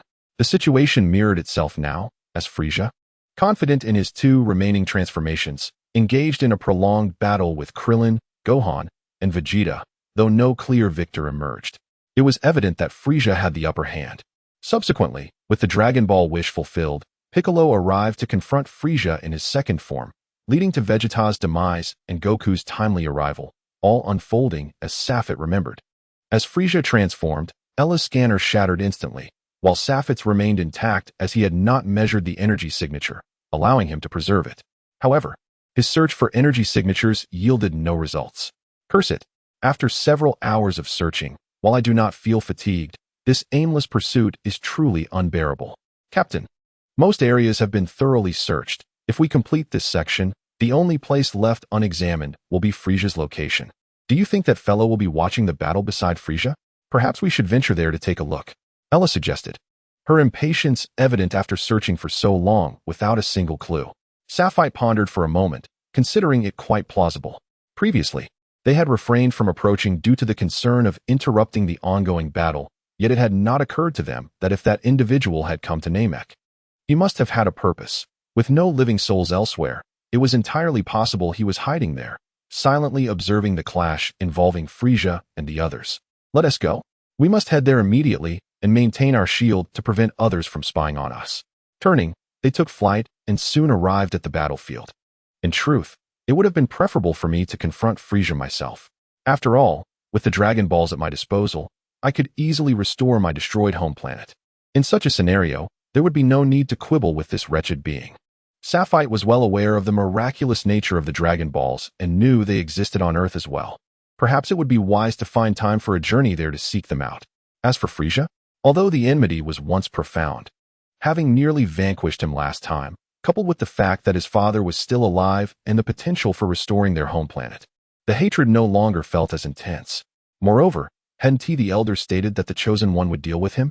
Regardless, Frieza was doomed. If he could not be defeated, then I would intervene. Ella and Safat descended low, keeping their distance, not out of fear of collateral damage, but rather to avoid detection. It seemed the Elder's judgment was lacking this time. Ella gazed intently at the figure facing Frieza in the distance, lamenting the pitiful state of the one being battered by him. Look at that fellow. He is on the verge of defeat. Behold the sky. There is a considerable energy blast. Although the heavens were bright, Safat discerned the immense energy present. What is that? Such pure energy, alas. It may still fall short of vanquishing Frieza. Frieza's defenses remained formidable. Observing the cataclysmic energy sphere descending, Safat calculated and concluded its power was insufficient. A thunderous explosion erupted, resembling a newly born sun, illuminating the sky as the Earth was bombarded, creating a vast crater. The planet itself bore deep scars, with seawater rushing in from all directions. Safat and Ella had no choice but to fly close to the sea level. Indeed, just as the four individuals from Earth prepared to return to their ships side by side, a fierce light pierced through Piccolo's body. That individual's aura was peculiar. The once gentle energy now surged with rage. Ella, witnessing the explosive demise of Krillin, sensed Goku's transformation. It is anger, Safat asserted. As anticipated, a golden aura erupted, eclipsing Safat's own violent energy. A Super Saiyan. I had thought he was merely a human from Earth. He even severed his own tail. While Safat understood the reason behind it, Ella remained oblivious, simply expressing her astonishment. Are you not merely spectating? Shouldn't you also be attuned to the extraordinary power surrounding us? Safat has never forgotten. His memories linger only until the destruction of Namek, after which he cannot recall the events that transpired. However, he cannot dismiss the possibility that there are terrifying figures he remains unaware of. The battle between Sun Wukong and Frieza intensifies, with their clash darkening the skies. In a moment of desperation, Frieza unleashes a tremendous energy blast aimed at the entire planet. What? The sky has suddenly darkened again. What could have caused this? While Era remains oblivious, Saphit turns to discover a colossal dragon looming nearby. Alas, if only he understood the Namekian language, he would have seized this wish. Sighing, Saphit recalls distinctly that the dragon of Namek comprehends only the Namekian tongue. Suddenly struck by an idea, Saphit stretches out his hand and shouts, "No." In an instant, the scene shifts, and Era and Saphit find themselves in a verdant garden, enveloped by lush trees and the fragrant scent of flowers. Chapter 58. Vegeta, do you remember me? Oh no, they have directly arrived on Earth. Yet there has been no progress on Namek. Saphit muses inwardly while suppressing his frustration. Had he known, he would have stifled the dragon's transportation with sheer will. Now that they are on Earth, it is too late for such reflections, and he must accept this reality. Initially, there was no need to worry about suffocating in space, as Namek possessed its own spacecraft, and the explosion's shockwave could not harm them. However, having arrived here, Saphit chooses to embrace this outcome, as he had already contemplated coming to Earth. Surrounded by greenery, the scenery is enchanting, albeit evidently manicured. What is going on? Era, unaccustomed to such circumstances, feels a tinge of anxiety, but reassured by Saphit's composure, she finds solace. This place should not be Namek. When the sky darkened, it must have been the dragon reappearing, and the wish likely transported the inhabitants of that planet here. Let us proceed. I have detected numerous individuals ahead, likely Namekians who have not perished yet. The Grand Elder entrusted us with their care, so we should first see how we can assist. The detector accurately indicates that there are hundreds of people gathered not far ahead, and since Saphit had promised the Grand Elder, he is determined to fulfill his commitment. As they leisurely exit the woods, their peculiar appearance captures the attention of the crowd. Who are you? We seem not to have seen you before.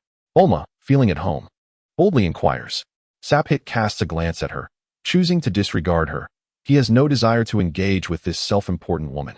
Spotting the Grand Elder, who had previously appeared lifeless, now visibly before him, he marvels at the power of the Dragon Balls. He strides directly towards the Grand Elder, inciting a sense of alarm among the other Namekians, who instinctively position themselves in front of him, demanding, "Who are you? What is your purpose here?" These Namekians are not foolish. Having witnessed the earlier confrontation with the Earthlings, they recognize that they are strangers. Cybermen. They are Cybermen, Gohan exclaims in astonishment. This elicited astonishment from others, particularly Vegeta, who was resting in the distance. Upon hearing this sensitive term, he instantly rose to his feet and gazed in their direction. How could this be? Gohan pointed at their waists, and indeed, the tails coiled around the two unmistakably revealed their identity to all. Incredible! Bulma exclaimed. And Vegeta hurried over from afar. Hey, what are you two Scions doing on Earth? If you intend to invade, you might as well abandon that notion. We have countless strong warriors here. TCH, foolish. Saphit remained silent, while Ella expressed her most sincere sentiments regarding such self-absorbed individuals. What did you say? Bulma fumed. Finally, the resurrected elder also noticed the commotion. Is that you, Saphit? You have come as well. Upon hearing the elder's voice, many Namekians were taken aback but quickly parted to make way, recognizing that if the elder could call out his name without any animosity, he was clearly not an enemy. Ignoring Bulma, the two approached the elder directly. Esteemed elder, it is a rare pleasure to see you again. I regret to inform you that Namek is likely to face destruction, but I will assist your people in finding a new sanctuary and provide the utmost protection. You can rest assured. Is that so? That is truly wonderful. The elder smiled gently, but then several heavy objects fell behind him with a thud. Ugh, I am on the brink of death. Saphit, could you step aside? I have a few matters to discuss with my kin. Though the Dragon Balls of Earth have revived me, my time is running short. Saphit nodded in compliance, stepping aside. Hey, you two. Vegeta, having endured for quite some time, could no longer contain himself. He distinctly remembered that aside from himself, Nappa, and Raditz, there were only Kakarot from Earth and that little brat Gohan. No other Scions existed. Vegeta felt both astonished and perplexed. He needed to understand and uncover this mystery. Oh, is it our dear prince? Dar? No, I suppose I should address you as Vegeta now? Saphit remarked, using the title with a tone devoid of any respect. Who are you? What do you want? Vegeta's heart raced with shock, He had never anticipated that not only were they Saiyan's, but they also recognized him. Safet smiled slightly and beckoned Vegeta with a finger before soaring into the distance. He deemed the ensuing events to be matters internal to the Saiyans, unnecessary for others to know. If possible, only Vegeta needed to be in the know. Feeling a surge of anger, Vegeta swiftly followed suit. "What do you think, Uncle Piccolo? Should we follow?" Gohan inquired, grasping Piccolo's arm. "You stay here and look after my people. I will go and see." Piccolo sensed the extreme danger posed by those two. The feeling was akin to confronting Frieza. He wasn't particularly worried about Vegeta, but wanted to ensure these two had no ill intentions toward Earth, so he decided to follow. Safet scanned the desolate expanse beneath him, finally locating a vast, barren desert, devoid of life. A perfect locale for conversation.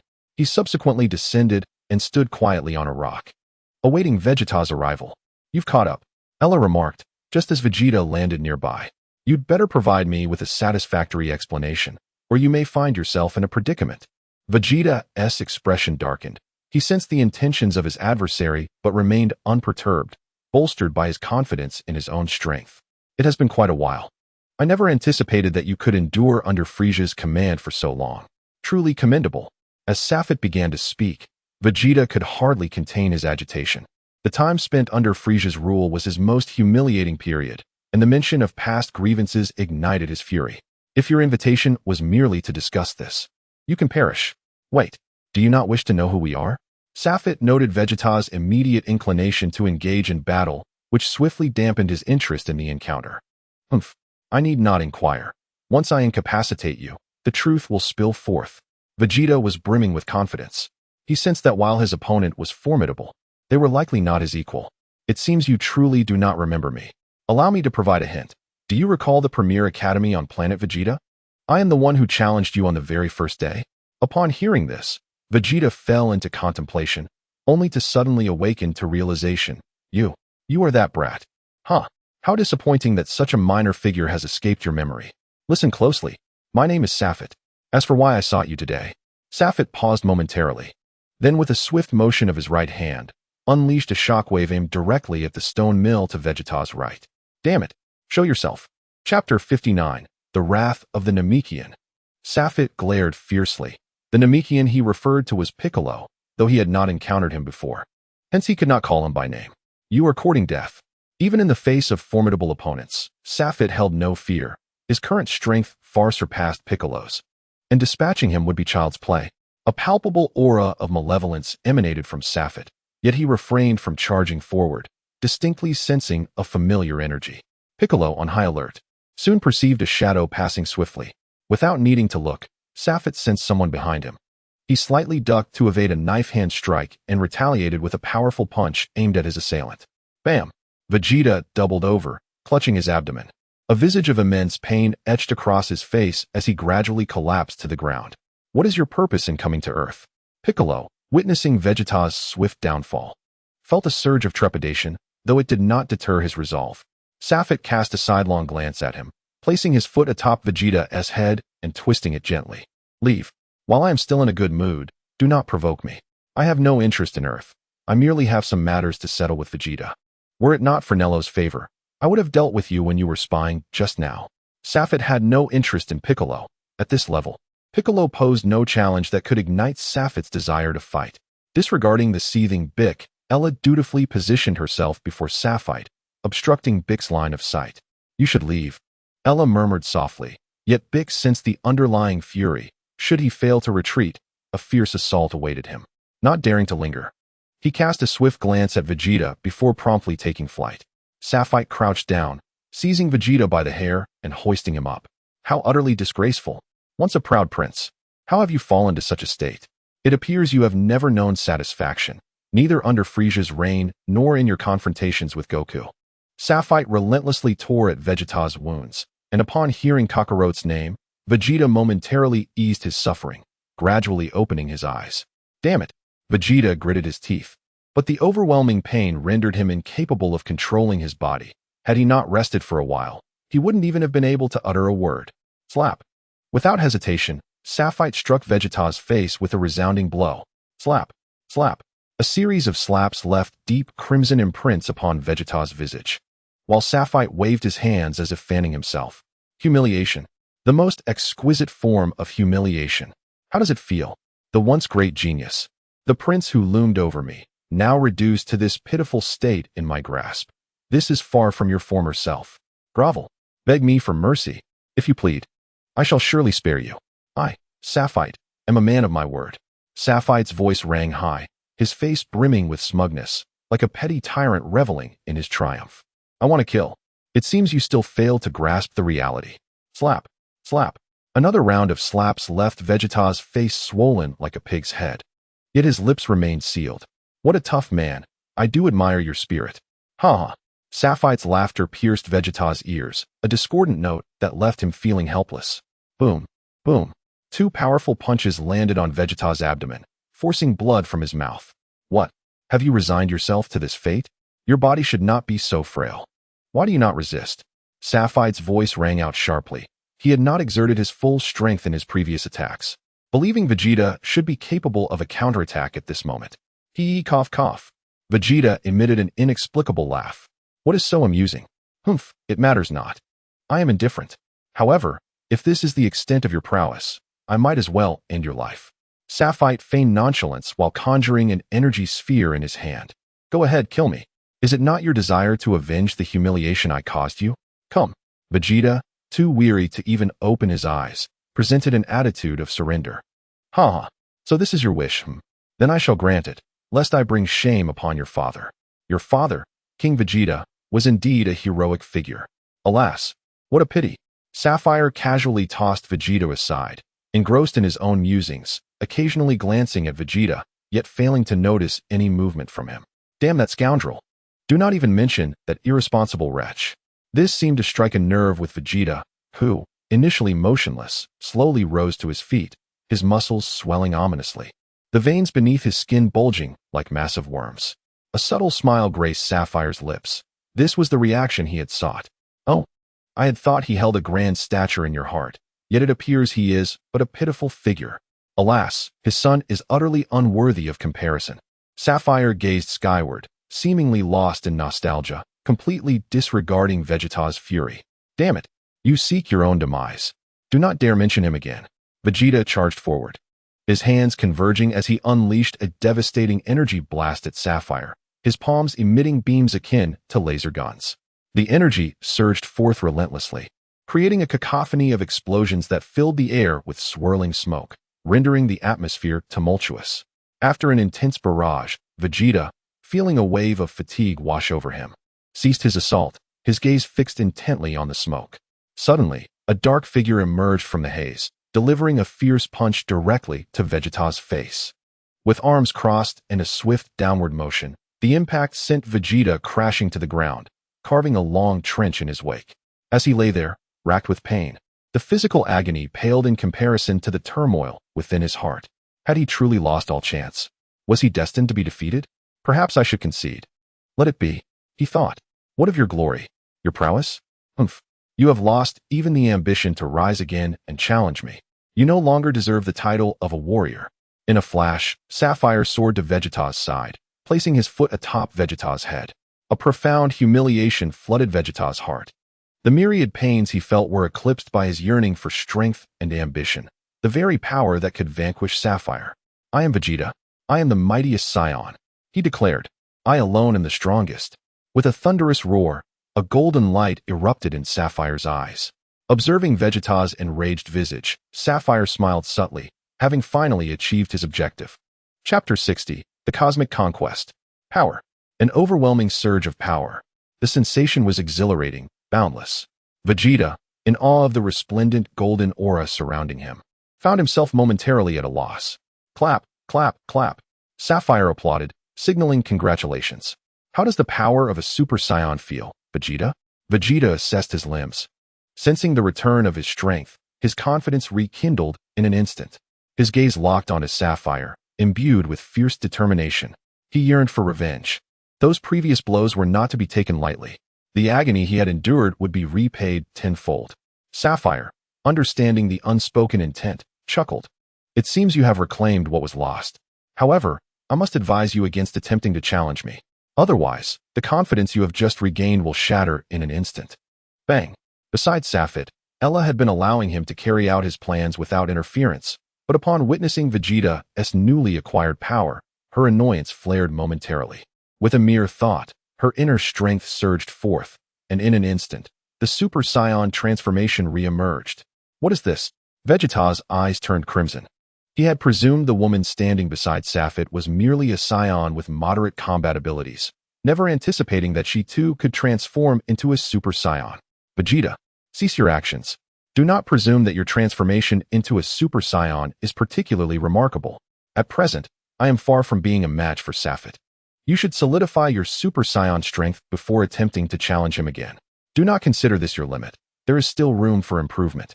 Next time, do not allow me to witness such weakness while you attempt to confront Safit, or I shall impart upon you a profound lesson. Humph. As Ella retracted her overwhelming aura, returning to her normal state, she believed that Vegeta would no longer pursue a battle. Indeed, Vegeta reluctantly withdrew his energy, yet he maintained his Super Saiyan form, desperately seeking to comprehend this state in order to adapt to the transformation. So, Safit, will you be residing on Earth? Vegeta ardently hoped that these two formidable warriors would remain on Earth. Otherwise, he would be left to train alone, which would significantly hinder his progress. Moreover, it was evident that they possessed a deeper understanding of Super Saiyans, perhaps providing him with valuable insights. As for the earlier humiliation, he recognized it was ultimately for his own growth, though he remained puzzled by their motivations. Not at all. However, I should stay on Earth for a while, likely departing within a year. From your demeanor, it appears you intend to make Earth your permanent residence? Vegeta contemplated before nodding in agreement. Hey, that is splendid news. Both of my objectives have been achieved. Allow me to share a good piece of news and a bad piece of news. Which would you prefer to hear first? In a light-hearted manner, Safit jested. What? Vegeta, having just begun to ease his relationship with Safit, seemed unaccustomed to this mode of communication. The good news is that there are many lost Saiyans scattered throughout the universe, and I assure you, your father was indeed a hero, not merely a figure of myth. Safit succinctly recounted the decisions made by King Vegeta in those fateful years. So that is how it transpired? Damn it. I had assumed that man had sacrificed all his kin for power. Sighing deeply, Vegeta felt a weight lift from his heart. He had long believed that his father's ambition to dominate the universe and challenge Frieza had led to their annihilation. You have shared the good news. Now, what is the bad news? After finding some relief, Vegeta felt significantly lighter. The bad news is that King Vegeta entrusted the throne to another, and you are no longer the Prince of the Saiyans. Ahaha. Vegeta erupted into laughter. What? Is this amusing to you? Vegeta shook his head and spoke with a sense of ease. I thought it was some dreadful news, but it turns out to be this. Not being a prince is even better. I no longer have to bear the heavy burdens of princely responsibilities. I can wholeheartedly pursue even greater power. Thank you for bringing me two pieces of good news. That is splendid. However, I have matters to attend to with Ella, so I must take my leave now. Upon hearing this, not only did Vegeta feel relieved, but Safit also felt a significant weight lifted. If Vegeta truly intended to usurp the position of prince, it could undoubtedly lead to considerable chaos. Vegeta nodded and turned to fly towards West City, as he was without a home and wished to investigate that place first. After watching Vegeta depart, Ella stepped forward to inquire, Safit, where are we headed? Were we not supposed to search for the Dragon Balls? It should be relatively easier to acquire them from the homes of those Earthlings, considering they have previously obtained the Dragon Balls. Safit slapped his forehead, realizing he had completely forgotten about this matter. Shaking his head in resignation, he lamented that he should have directly accompanied Vegeta, which would have made introductions simpler. Never mind. Let us follow in Vegeta's wake. With a leap, the two followed closely behind Vegeta. They did not accelerate, but rather flew at a leisurely pace, attuned to Vegeta's direction. Safit still had several crucial matters to plan, many of which required Ella's consent. The ambitious scheme to dominate the galaxy would have to be put on hold. Although Frieza had been dealt with, formidable adversaries still lurked. For instance, that fellow, Kuvara, was Frieza's brother, and judging by his demeanor towards Frieza, his strength was undoubtedly superior to that of Frieza. Ella nodded in agreement, but then posed a question tinged with curiosity. Safit, do you recall what Frieza said during our initial confrontation with him? I'm not certain if you remember, but I have a faint recollection. What? Safit replied, bewildered. as Frieza had uttered countless words, and he could not ascertain which one Ella referred to. Frieza had mentioned being a member of the Frost Demon race, and if that were the case, even a small lineage could number in the dozens. Even if Frieza was the most distinguished among them, there must exist others with considerable combat prowess. There might even be more formidable beings, such as Frieza's father. Ella's speculation indeed took Sapphire by surprise.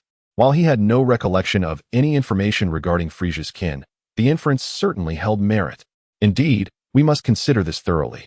Should any exceptionally powerful individuals manage to impede us, our subordinates would likely be incapable of withstanding the onslaught from the remaining members of the Frost Demon race. Sapphire mused, aware that a significant vulnerability lay within his team, particularly concerning their combat capabilities. Excluding the three Scions, the next strongest was Darm, whose power level barely exceeded 20,000, rendering him inadequate for serious confrontations. Just as Sapphire intended to conclude their discussion, a sudden, violent explosion erupted beneath them. Boom. Chapter 61 Gallo. The explosion stirred up a thick cloud of dust, yet its force was not particularly formidable. It could be said that Sapphire could easily generate such an effect with a casual strike. Assuming a defensive stance, the two individuals gradually relaxed their tense nerves as the dust settled, leaving behind only piles of rubble. It seemed less like an energy attack and more akin to the explosion of a technological bomb. Ella cast a glance at the debris and discerned the truth. If it had been an energy shock, such large fragments could not possibly remain. They would have been reduced to mere fine particles. Yes, it appears to have stabilized. Let us descend and investigate.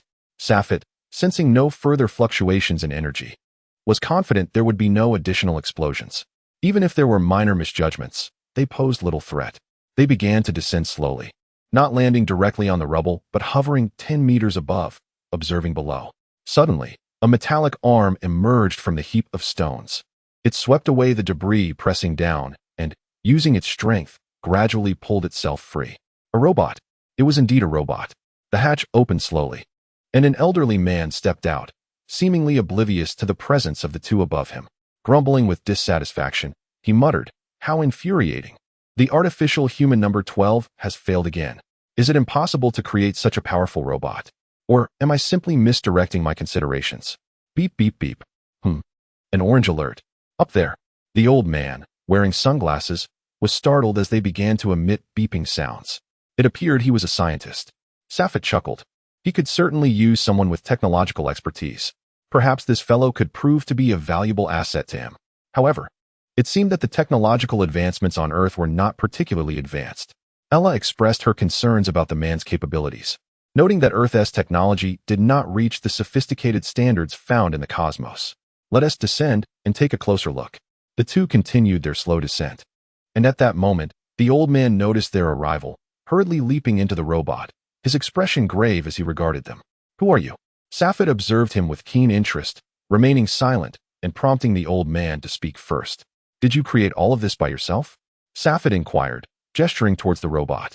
He could tell that, while not overwhelmingly powerful, it was certainly capable of contending with beings of considerable strength. Proudly, the old man responded, "Of course. However, you have yet to answer my question. I am the future ruler of the universe. My name is Sapphire, and this is my team member, Ella. I hope you will serve me. I can offer you abundant technological knowledge and support." Sapphire emphasized the phrase ruler of the universe, intending to convey his formidable capabilities. The old man dismissed him, clearly skeptical of Sapphire's claims despite sensing his significant energy. "If you've come merely to boast, you may leave." Bang, bang, bang. Sapphire did not respond with words. Instead, he extended his hand and pointed 3 times towards the side, unleashing energy from his fingertips to obliterate an unseen object in the air. The old man was visibly shaken. "Do not attempt to deceive me with such trivial tactics. Do you presume that these mechanical insects, equipped with cloaking capabilities, can extract my blood without my awareness? Considering your potential, I shall spare your life. I implore you to reflect deeply on this. Consider these items as a token of our encounter. I trust that upon my next visit, you will provide me with a satisfactory response. Otherwise, those who take my belongings without fulfilling their obligations often face dire consequences." Sapphire retrieved some technological data, originally collected from Frieza's planet, from his spatial wristband and presented it to the old man. "A carrot stick. The most effective means. Of course, the old man was well aware of these matters, yet he found himself outmatched. The energy detected by the robots far exceeded what they could withstand, indicating that his adversary could easily obliterate his machines. Without a response, the old man, accustomed to his freedom, had no desire to join Safet's ranks. However, Safet possessed sufficient confidence and patience. He was pressed for time in search of the Dragon Balls and could not linger. I trust you will make the wisest choice. When I return, do not disappoint me, or I shall be quite displeased. Safet gradually ascended, preparing to depart. By the way, what is your name, old man? Safet suddenly recalled while hovering in the air. Guy Luo. The old man uttered after a brief silence, simplicity embodied in those two syllables. As he watched Safet and his companion depart, Dr. Guy Luo withdrew his gaze, internally conflicted about how to respond upon their next encounter. Shifting his focus to the blueprints Safet had handed him, he exclaimed loudly, "This way. It can indeed be done. Is it truly possible for such a unique form of bodily modification to succeed? And these, the energy conversion devices. My heavens. Ha! That fellow has bestowed upon me such a magnificent gift. Splendid. I shall undoubtedly create the strongest android in the universe." In a frenzy of excitement, Guy Luo found himself in an unprecedented state of euphoria, scarcely believing his own eyes. As a scientist, he understood profoundly the monumental enhancement these materials would bring to his technological prowess. Fool! That individual must be oblivious to the value of these blueprints. Otherwise, how could he so carelessly offer them to me? Guy Luo's imagination filled in the gaps, completing the picture of Safet's bizarre actions. As for Safet, he deemed that even the most formidable enhancements could not surpass 1's inherent strength. Even if the modifications rendered 1 powerful, they would inevitably stifle 1's potential for growth, a trade-off not worth making. Moreover, in his view, bestowing these blueprints upon Guy Luo was merely a matter of time. Whether given sooner or later made little difference. The most troublesome outcome would merely involve eliminating this ungrateful doctor. Unbeknownst to Safet, his actions would unleash tremendous calamity upon Earth, nearly leading to its annihilation. Turning back, Safet realized that due to his earlier delay, he had lost considerable ground and hastened his pace, soon spotting Vegeta ahead. Regarding their pursuit, Vegeta merely cast a glance over his shoulder and chose to disregard it. As fellow Scions, and given that his temperament has significantly improved, he harbors no ill will towards the two who aided him in breaking through earlier.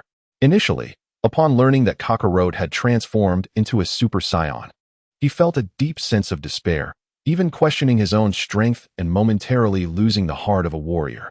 However, the arrival of the two changed everything. Contemplating Kakarot's successful transformation into a Super Saiyan, Vegeta is now eager to engage in an epic battle with him. Yet, he understands that Kakarot will not return for some time, and from that woman named Ayla, he learned that Super Saiyans can manifest varying powers depending on their level of mastery. Thus, he resolves to return and diligently train, striving to achieve victory upon Kakarot's return. Just you wait, Kakarot. Chapter 62. The Pitfall of the Dragon God. What? You seek the Dragon Balls? Truly, there is no one as brash and loud as Bulma. Facing her is Safet, who initially accompanied Vegeta, but soon realized that Vegeta had become engrossed in his solitary attempts to transform into a Super Saiyan on a deserted island. With no other option, he resorted to using a scouter to locate a few powerful individuals. Having departed not long ago, Gohan and the others should still be at Bulma's house. Safet arrived at Bulma's residence smoothly, yet when he attempted to inquire about the Dragon Balls, an unexpected situation unfolded. Do not feign ignorance. Do you think I am unaware that you possess scouters for locating the Dragon Balls? Hand them over for our use, and we shall return them to you. Do not provoke me into anger. Safet glared at the woman. Finding her self-importance due to her looks utterly insufferable, she was nothing in his eyes. Stepping forward, Safet allowed his restrained aura to gradually expand. The atmosphere shifted ominously, and Krillin and the others sensed the impending crisis, stepping in front of Bulma in defense. What?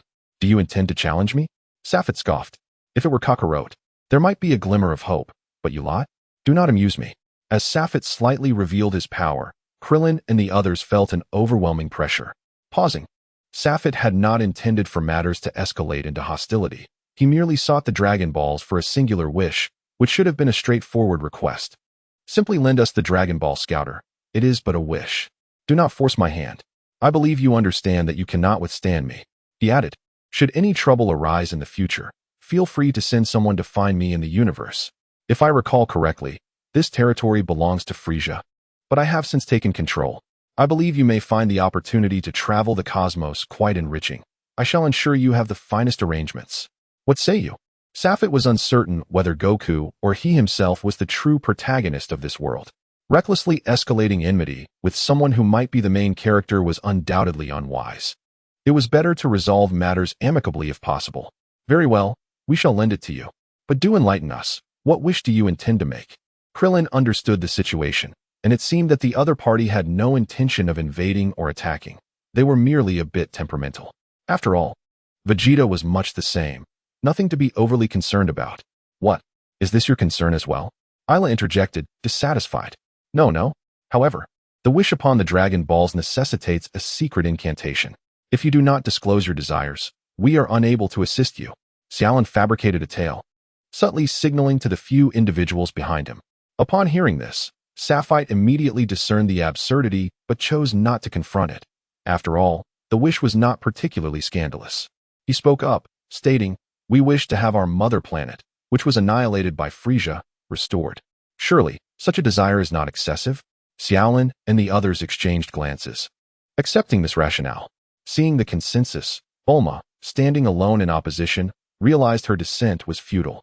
With a huff, she retrieved the Dragon Ball radar from the room, handed it to Safite, and with a graceful turn, stormed into the bedroom.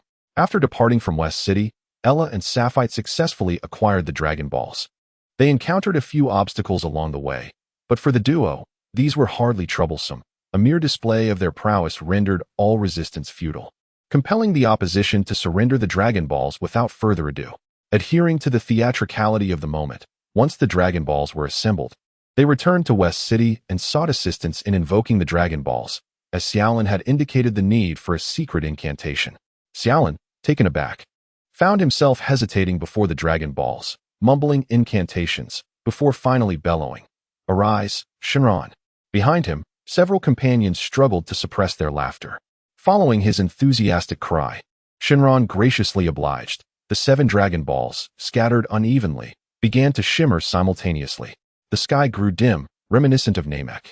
Subsequently, a blinding beam of light surged forth, encircled by golden arcs of electricity, as golden energy slithered through the heavens, undulating majestically, accompanied by intermittent flashes of lightning. It was truly a spectacle to behold. Although distinct from the Dragon of Namek, its magnificence bore a certain resemblance. This was the first time Safite witnessed Shenron's emergence, prompting him to exclaim in awe, "What do you think? Quite splendid, isn't it?"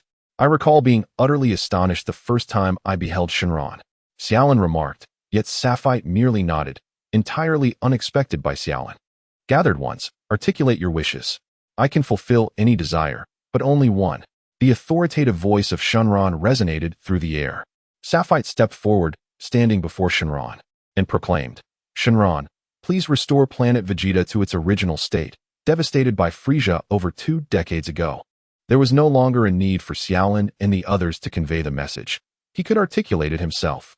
As for the wish, there was no deception involved. Aspirations of immortality and the like were beneath Safite's consideration. Please hold. Shenron's crimson eyes ignited with piercing brilliance, which persisted for several seconds before he exhaled deeply, stating, "Planet Vegeta has been restored, yet the life forms upon it cannot be revived. Most of the souls have already been reincarnated and cannot be summoned back. Very well. Your wish has been granted. Farewell." With a lightning speed, the divine dragon concluded its speech, retreating swiftly into the Dragon Balls amidst the astonished gazes of the onlookers. The Dragon Balls coalesced into a luminous sphere, ascending into the sky and dispersing into 7 radiant beams of light. Only Safit remained, bewildered in the wind. What is this? What use is a broken planet to me? This deceitful dragon. Safit roared in frustration. A planet inhabited by Scionts is what truly deserves the name Vegeta, but without Scionts. Is it still considered my homeworld? Even if the environment is identical, though Safit currently possessed only 1/3 of Frieza's territory. The multitude of planets available made it quite effortless to find some that resembled his mother planet. Damn it, how could I have believed that the dragon could grant any wish? With his objectives unfulfilled, Safit ascended into the air in a fit of rage. Since the dragon had failed to realize his wish, repeating the process would yield the same results. What then was the purpose of his remaining on Earth? Angered, Safet decided not to vent his frustrations here. Instead, he retrieved a small spacecraft from his spatial wristband and boarded it without hesitation. "Ella, let us go," he declared, promptly activating the ship and soaring into space. Ella shook her head in resignation, having long been accustomed to Safet's reckless behavior. She followed suit, producing her own spacecraft to pursue him. Meanwhile, a few individuals on Earth stood in the wind, speechless. Had they really just departed? Finally, they are gone. This was what they wished to express. The pressure exerted by Safet and Ella had been immense, leaving only Bulma, an ordinary person untouched by Ki, unaware of the terror surrounding her. Little did she know, Kakarot and the others were already drenched in sweat. Chapter 63. Return. So, are you still angry about the wish? In the cosmos, Ella observed the silent Safet on the screen and inquired. No. Safet replied tersely, though his tone betrayed his agitation. Let it go? Your frustration is written all over your face. I told you, there is no such thing as a wish that can fulfill anything. It seems even the divine dragon has limitations on its wishes. Ella consoled him while subtly disparaging the Dragon Balls. Forget it. Let us return and take control of Frieza's territory, then devise a plan to dominate the galaxy. This is your responsibility. So don't concern yourself with the Dragon Balls. I'll manage. Safet understood Ella's intentions well. Initially, he too felt a surge of anger, perhaps due to his accustomed ease in life, never having faced such a frustrating situation before. Had he known, he would have inquired about the whereabouts of the remaining scions to bring them back. After some contemplation, Safet concluded that this wish seemed far more feasible. Yet, he soon realized that with the expansion of his forces, he could utilize their power to search without needing to return to Earth. Ella nodded, equally exasperated by the absurd wish results brought about by the Earth's divine dragon. However, she had not anticipated such outcomes at the outset, and the dragon's rapid actions left no room for a response. Upon returning, I shall make the necessary arrangements. As for our kin, it suffices to issue a bounty on our own territory. There are many who would willingly serve us, especially after our triumph over Frieza. Ella's idea is splendid. By simply placing a bounty within our domain, anyone who reports the location of a scion will receive a reward. Furthermore, to prevent any unforeseen incidents, we shall add a stipulation forbidding harm to them. With little time left, Safet and Ella returned to the base, where they were warmly welcomed by Pravaitai. Safet soon learned that since their departure to Namek, Dharm had already commenced the acquisition of Frieza's territory according to their subsequent plans. Their journey faced little resistance. Any opposition encountered was swiftly quelled. Even against formidable foes, with Pravaitai by their side, challenges could be managed with relative ease. This suggests that during your absence, you have been aiding Dharm in his expansion rather than diligently cultivating your own strength, Safet remarked, casting a skeptical glance at Pravaitai. Should this lad dare to affirm such a claim, a serious reprimand would be in order, though Safet aspired to dominance. It did not imply that such ambitions would take precedence over their training. The Scion race is one that venerates strength, and under no circumstances can they afford to neglect their cultivation. Not quite. I've merely been somewhat remiss. During your absence, my training has not progressed as swiftly as it could have. However, while assimilating Frieza's territory, I encountered a new ally, a fellow Scion. Pravaitai chuckled awkwardly, fully aware of the severe repercussions that awaited him should he become lax in his training. Speaking of which, this hardly constitutes a punishment. It's merely a nudge towards rigorous training. Yet, the intensity of it can be quite daunting. Have you discovered another Scion? That is indeed splendid news. Have you inquired whether he is aware of the whereabouts of other kin? Safet expressed his delight, recognizing that the restoration of the Scion legacy cannot be accomplished by just one or two individuals. Every Scion contributes to their strength. My new friend is named Dales, and his combat prowess is formidable. I had no idea there were such powerful Scions apart from us. Pravaitai exclaimed with enthusiasm, clearly having sparred with Dales on multiple occasions. Is that so? Dales. Then we should pay him a visit shortly. Safet mused, his memory somewhat foggy regarding this individual. Nevertheless, since Pravaitai vouched for him as a commendable Scion, it would be prudent to investigate. Should he indeed possess considerable strength, integrating him into their ranks would be advantageous. As they disembarked from the spacecraft, Safet, unperturbed by the vessel, proceeded with Pravaitai into the palace's interior, leaving the logistics to their subordinates. What of Darm? Is he not present at the base? Safit inquired while walking, seeking updates from Pravaitai regarding the base's development. Darm has gone to deal with some minor resistance factions and certain tribes that have submitted to us but seem somewhat unruly. I've tasked Darm with addressing them. Moreover, Dollars accompanied them, which should pose no issues. However, according to the original plan, they ought to have been on their way back by now, expected to arrive in approximately 10 hours. Although Pravaitai typically disregarded such matters, he had gained some understanding from Ella's multiple arrangements. With the departure of these two individuals, he could only manage things on his own. Safit nodded earnestly. From the information he gathered from Pravaitai, Dollar's combat prowess far exceeded that of Dam, capable of contending with Pravaitai himself. He was quite pleased with the combat abilities of this newly arrived scion. Everything was proceeding according to plan, although there were minor issues. There were no major deviations, and the process was running smoothly. After a brief inspection, Safit found no problems. In the afternoon, Safit entered the training room to practice. Having neglected his training after being away for so long, he propped himself up with his pinky finger while counting. After shedding a small amount of sweat, the intensity of this exercise merely served as a warm-up, providing minimal enhancement to his physical condition. Nevertheless, to maintain his body in an exhilarating combat state, such activities were necessary. The training room was vast, akin to a massive sports arena on Earth, designed to facilitate their training with ample space for movement. Suddenly, the door to the training room opened, and a figure stepped inside. Though the sound was subtle, Safit's sensitivity in a combat state was acute. He instinctively unleashed a wave of energy. The pale golden arc surged directly toward the entrance, poised to strike the newcomer. With a casual wave, as if greeting a distant friend, the figure effortlessly deflected the energy. Impressive reaction speed. Safit descended gracefully and praised the newcomer. It was none other than Pravaitai, robust in stature. "Captain, shall we test the results of my recent training?" Pravaitai inquired, his presence radiating challenge. "Very well. Should you have been lax in your training, I shall show no mercy," Safit replied, his body still in an excited state from his earlier practice. Without an opponent, it would indeed be a regrettable oversight. Now, a worthy challenge presented itself. "Not so fast. You've been away with Ella for quite some time, and considering your return, I suspect you haven't trained properly in months. Don't be surprised if I defeat you and claim the captaincy for myself," Safit teased, leaping backward to give Pravaitai some room to maneuver. "Ah, it seems you've long coveted the captain's position. Today, I shall dispel that notion. Come at me." Safit understood Pravaitai's jest and played along. "Captain, this should be the last time I address you as such. Next time, it shall be your turn to call me that. Let us see my new power, Super Scion." Huh. Is that so? I'm eager to witness it. Your boldness has certainly increased, but I wonder if your combat ability has kept pace. Chapter 64. Journey to the home planet. The fierce battle raged on, shaking the very heavens and earth. Fortunately, the personnel within the base had already received news. Otherwise, they might have believed the planet was under assault. Ella waited outside at the opportune moment, refraining from intruding, merely observing their combat through the window.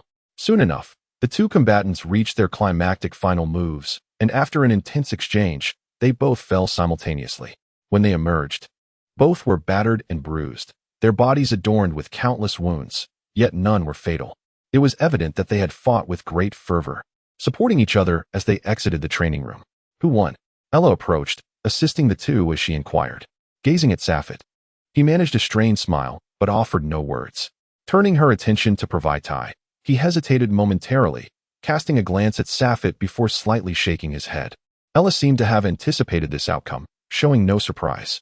When Safit had previously claimed his strength surpassed her own on Namek, she had not doubted him. In retrospect, this assertion proved true. Even as a super scion, she could sense that she was slightly weaker than Pravaitai. Female scions indeed appeared to be at a disadvantage in battle. Unless one possessed overwhelming superiority, it was nearly impossible for Ella to triumph over either Pravaitai or Safit at the same level. Initially, Ella had believed that Pravaitai could defeat Safit after transforming into a super scion, yet the reality was that he still fell short. However, it was clear that Safit's victory had been hard-won. Had Pravaitai become more adept with the super scion transformation or achieved even a minor breakthrough, Safit might have faced defeat. Yet, this was not the crux of the matter. The pivotal point was that Safit had yet to transform into a super scion. He had surpassed both Ella and Provitai in their Super Saiyan forms while remaining in his base state. Ella understood all too well the vast chasm that separated those who could transform from those who could not. She looked at Safit, a sense of bewilderment washing over her. When had he surpassed them by such a margin? Although Safit's growing strength was beneficial for them, it did not diminish Ella's or Provitai's desire to challenge him.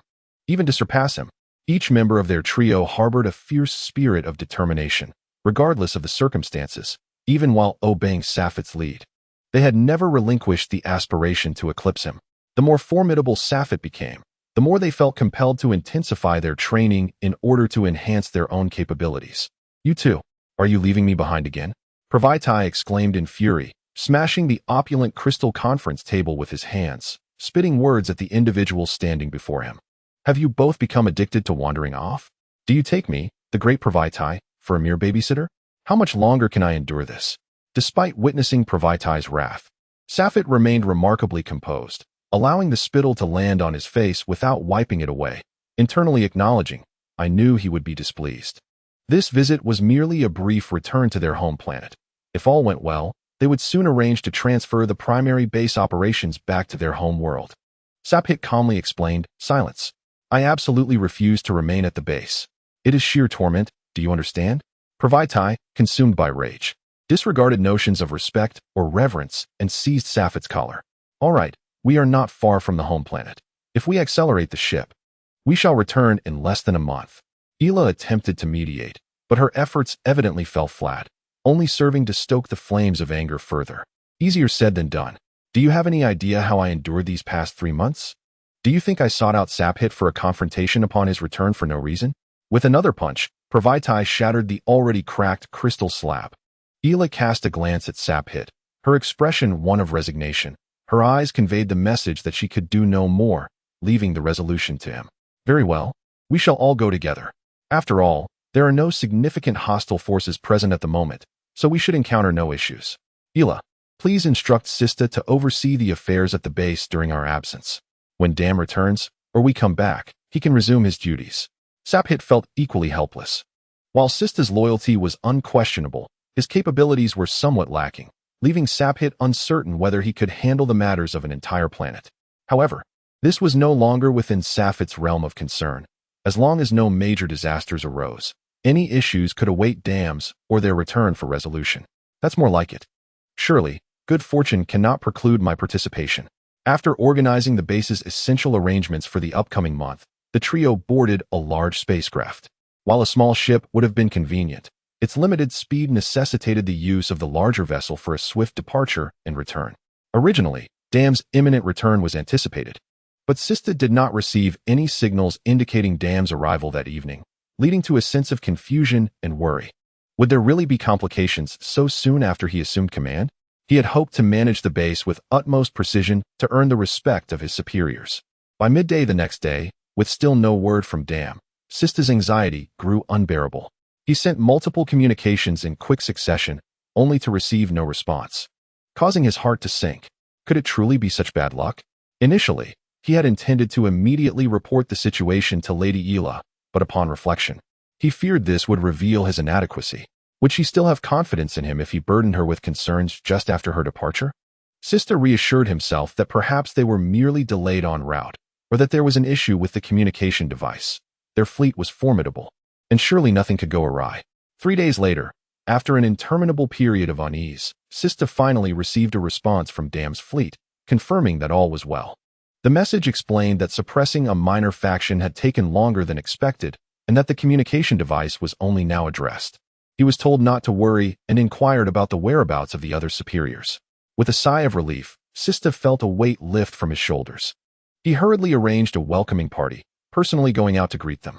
Although he was merely a regional supervisor, Dam was his direct superior, and such a reception could not be treated lightly. The reception area is remarkably vast, distinct from the landing site of the small spacecraft. It resembles an expansive plaza, lined with warships that remain motionless. Gazing skyward, a fleet, initially the size of a sesame seed, gradually enlarges, eventually resembling a small sphere, and then akin to the bottom of a pot. As the spacecraft approaches, the supports on board extend, preparing for landing. The cabin doors open slowly. and the first figure to emerge is not Darm. Surprised, Sista bellows, "Attention! Salute!" The numerous reception personnel bow deeply, placing their right hands over their hearts as a sign of respect. Following that figure, another silhouette gradually steps out. It is Darm. With a grim expression, he quietly stands behind the imposing figure, whose robust physique, coupled with a distinctive tail and a darkened visage marked by a scar, unmistakably identifies him as Dale's. Chapter 65. The discovery of the mother planet. Throughout the journey, the long-restrained Provitai grows increasingly restless, clamoring for a duel with Safit aboard the spacecraft. Perhaps the previous battle had greatly benefited him, for he soon approaches Safit again. Nonetheless, Safit finds himself unable to manage the impetuous youth, leading to an unscheduled halt on a desolate planet to settle this conflict. The spacecraft proves too fragile for the fierce battle Provitai envisions within its confines. It seems to have stirred Ella's combat instincts as well, transforming what was meant to be a duel between two into a chaotic melee of three. Yet, the outcome is all too predictable. Could Safit prevail? No. Safit, already barely a match for Provitai, finds his plight exacerbated with Ella's entrance as the second Super Scion, resulting in all three collapsing in defeat. Whenever Safit gains the upper hand, the other two unite to launch an assault. Conversely, when Ella takes the lead, Safit and Provitai ruthlessly ally against her. Fortunately, after all three fall simultaneously, the ship's subordinates promptly transport them to the recuperation chamber, and before long, they revive with renewed vigor. Following an exhilarating battle, they find their bodies feeling significantly better. After a prolonged period without combat, Scions crave the thrill of battle. Treating their time as a leisurely vacation, the trio meanders through the cosmos, engaging in fierce battles whenever the urge strikes, leaving behind a trail of devastated planets. Fortunately, this region falls under Safit's jurisdiction, leaving no room for others to voice their opinions. Even if they dared, would Safit pay heed? A mere energy ball would suffice. As they traverse from one planet to another, the universe remains splendidly vibrant, adorned with a dazzling array of stars, the ominous depths of black holes, and long-tailed meteors streaking across the sky, each spectacle a rich tapestry that invites admiration. However, having roamed the cosmos for so long, Safit and his companions have witnessed countless such breathtaking sights, and while they may occasionally express awe, they remain unfazed and unbowed by the grandeur surrounding them. More than 20 days have passed, and the three arrived as scheduled. The mother planet remained as enchanting as ever, its crimson sky captivating and never tiresome. They landed directly at the capital of planet Vegeta, and soon, the trio disembarked from their spacecraft. Upon seeing the familiar surroundings, a wave of nostalgia washed over them. Although Era was aware of Safit's desire to return to his home planet, she also understood that he must have pressing matters to attend to. He was not the type to squander time on mere reminiscence. Nevertheless, even with this understanding, Era refrained from inquiring. However, someone like Providence would not consider such nuances. Assuming that Safit's visit was merely a longing for his homeland. Where shall we go first? Era inquired, genuinely eager to return home, yet concerned that Safit might require her assistance, hence her question. Providence, having no home in the capital and unaware of his parents' whereabouts, had been exiled to a distant small planet since childhood. Upon his return, it was not long before planet Vegeta met its demise, and he had only glimpsed his parents once in his memories. Typically, he resided within the academy. Safit remained silent, gently caressing the wall of the landing platform. Lost in thought, aware that he still had tasks to fulfill. "You may go wherever you wish. I need some time alone," he finally stated. Era could sense Safit's preoccupation, but she respected his silence and did not press him. "Very well. If anything arises, you can amplify your energy or use a scanner to find me." Era called out to Providence, inviting him to her home. Safit stood quietly, watching as the two took to the skies, saying nothing. Once they were out of sight, he slowly ascended, heading towards a familiar location, his former academy. Without hesitation, he flew into the library, where the once formidable guards had vanished, leaving behind an empty room.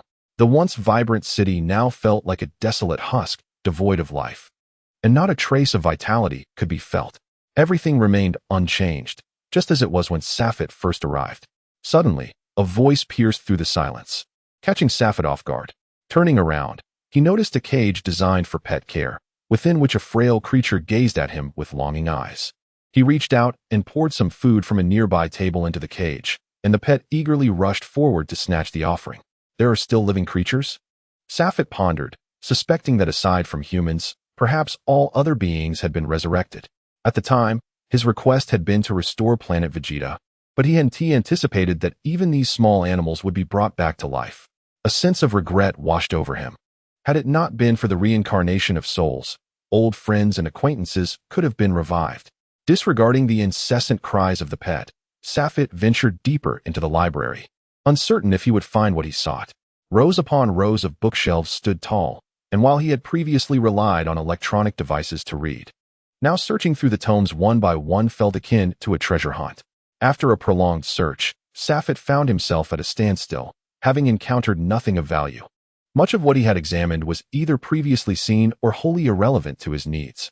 Ascending into the air, he scoured the library layer by layer, nearly exhausting its contents, yet the outcome was disheartening. In the process, he stumbled upon records detailing the exploits of scions from ages past and the remarkable talents among them, all of which had left their mark in this place. Suddenly, in a corner on the uppermost level, he discovered a slender tome, its cover inscribed in a haphazard manner with the word super. Such a phrase piqued Safet's curiosity. Grasping the book, he brushed off the dust and cautiously opened it, the uneven handwriting prompting a frown. It appeared to be a personal journal. They all say I am a genius, a once-in-a-thousand-years prodigy, an unparalleled genius. This was likely a record from his early teenage years, with a wide temporal range, yet the contents astonished Safet. 3 million. I possess a battle power of 3 million, while none in my kin exceed 100,000. Why am I forbidden from fighting? Is it out of fear that I might threaten your position, my king? At 30, the sudden transformation left him somewhat disoriented.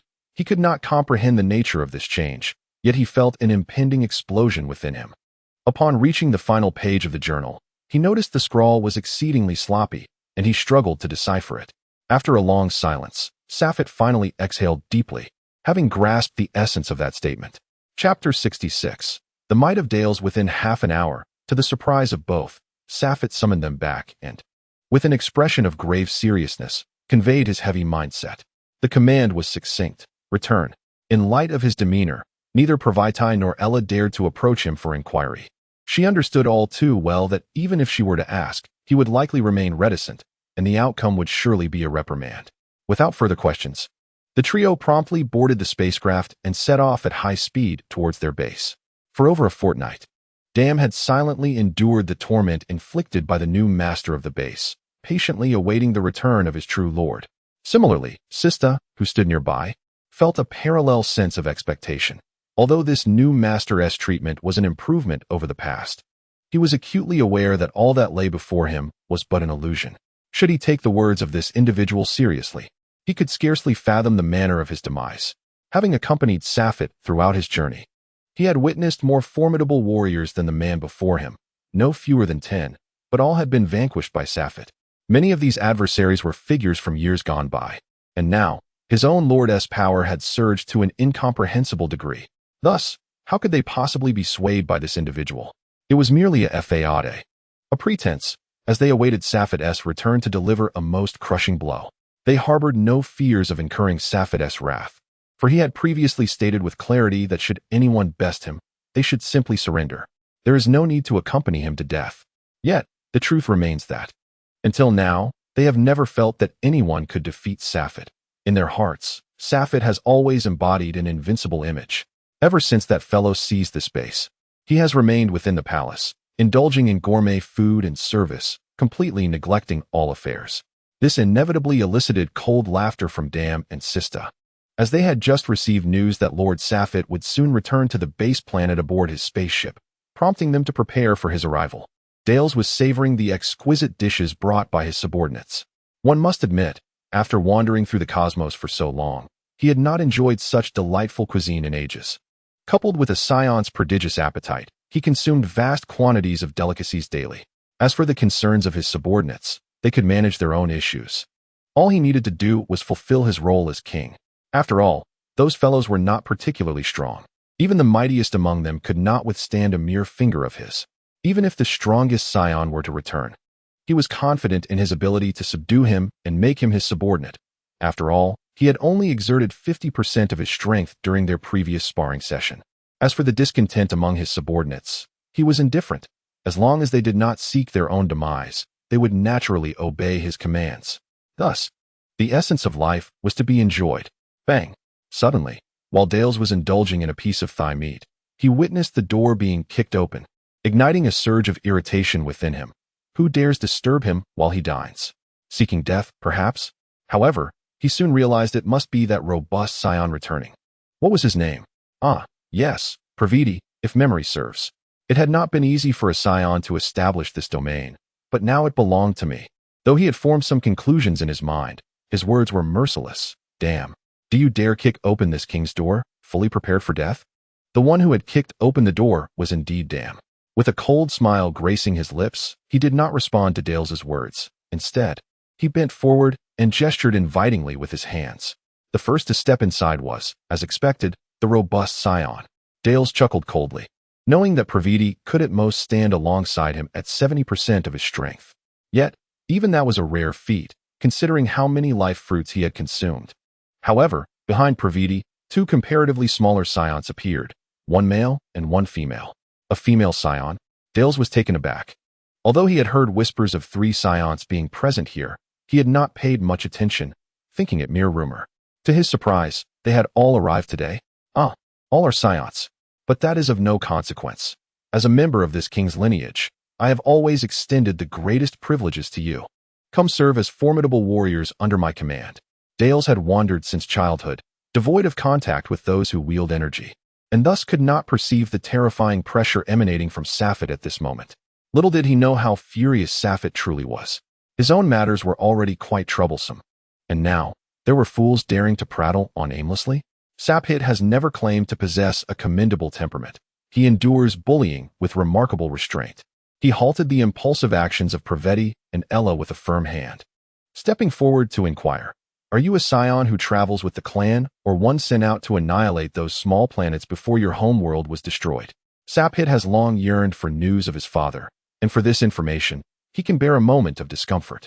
However, Darius's response clearly disappointed him. A clan? Does such a thing still exist? After wandering the cosmos for so many years, I have only encountered the 3 of you scions and heard whispers of a few more under Frieza's command. Where is this so-called clan? Darius, brimming with confidence, believed that with his current combat prowess, he could return to the clan and rightfully claim the title of king. A king acknowledged by all is certainly preferable to a self-proclaimed one. Sapit stepped forward once more. Darius's instinct for battle warned him of the danger posed by the individual before him, compelling him to assume a defensive stance. What? Do you intend to launch a surprise attack? I advise you against resistance. While I do not intend to kill you, why invite unnecessary suffering? It was evident that Darius was already faltering. He was met with a smiling visage. What had been 10 meters away had suddenly appeared before him. In an instant, he felt his body lose sensation. Boom. A punch from Sapit struck Darius's abdomen with precision, deliberately moderated to avoid fatal harm. Yet, the impact left a deep indentation, an arm's length, in his midsection, undoubtedly shattering his vertebrae. Without further ado, Sapit retracted his fist and turned to leave, instructing his companion Demo, attend to his injuries. Summon me once he is healed. I wish to have a thorough discussion with him. Darius, clutching his abdomen, bled profusely from his mouth, the crimson liquid spilling forth as he struggled to speak. No, it's impossible. Before he could finish, his body succumbed, collapsing to the ground, his eyes vacant, clearly having slipped into unconsciousness. The number of scions dwindles. It is preferable to refrain from killing when possible. Although Darius exhibited arrogance, a lesson in humility was warranted. At the very least, his combat strength compensated for the void in the middle ranks. With one strike, Sapit had obliterated Darius's power and confidence. Chapter 67. Departure soon. Under treatment, Darius recovered. Upon regaining his strength, he did not seek conflict. Instead, he humbly knelt before Sapit. This was not a sign of weakness on Darius's part, but rather an acknowledgement of the deeply ingrained scion belief in the supremacy of the strong. One who can defeat another of considerable might deserves respect. Sapit appeared to accept his fealty with equanimity and promised that should Darius transform into a super scion, he would be welcomed in a Sapit's squad, albeit as a provisional member for the time being. Ella, everything I have articulated should now be clear to you. Throughout the galaxy, The only formidable beings worthy of our attention, based on recent intelligence, are Frieza's progenitor and our former acquaintance, Quira. Outside of them, there are still a few formidable forces, among which are Vistador, Brant, and a powerful Namekian. According to reliable sources, their combat prowess is nearly 1,000,000. Furthermore, it seems that this Namekian has existed concurrently with the Grand Elder and possesses combat capabilities that should not be underestimated. Hence, according to our strategy, within 2 months, I require you to simultaneously eliminate the other cosmic leaders, excluding the Frozen Clan.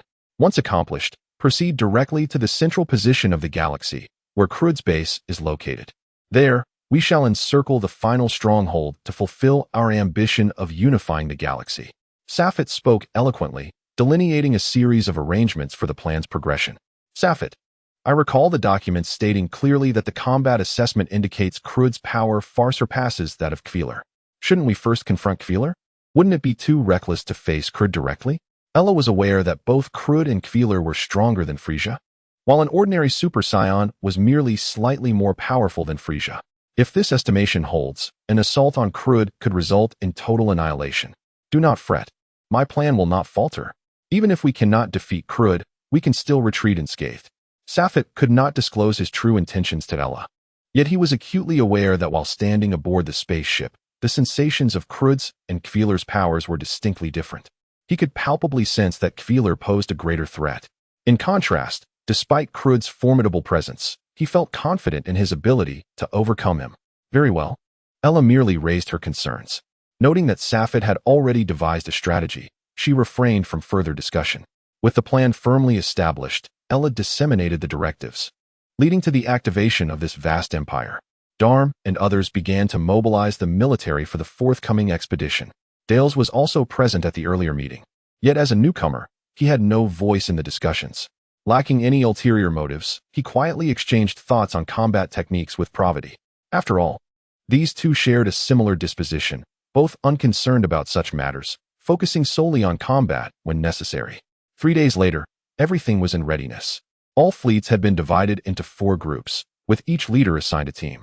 Aside from Safet's team, targeting the galactic center, the other 3 groups were to advance swiftly to eliminate those second-tier powers, ensuring that they would not be disturbed by external forces when facing Crud. Safet felt assured about Pravati and Ella, knowing they could transform into Super Saiyans. However, for Dales, to mitigate any potential risks, Safet selected the weakest opponent for him. Fortunately, Dales's combat strength was indeed commendable, and recent discussions with Pravati had significantly enhanced his fighting techniques. After all, despite his unorthodox background, he was still better equipped than the trio who had undergone systematic training. Safet recalled vividly that Son Goku, without utilizing the Kaioken technique, could achieve a battle power of 8,000. However, when confronted with Vegeta, who possessed a formidable battle power of 18,000, Goku was compelled to employ a threefold Kaioken to suppress him. The threefold Kaioken equated to a force approximately 4 times that of his normal state. While in terms of battle power, the twofold Kaioken was comparable, in terms of combat skills, Vegeta undoubtedly surpassed Goku at the outset. Thus, battle power merely reflects the magnitude of energy and does not wholly encapsulate one's capabilities. With an enhancement in technique, Dales should be able to prevail against his opponent. And judging by the flicker in Dale's eyes, he seemed to harbor additional intentions. Nevertheless, Safet harbored no concerns for him.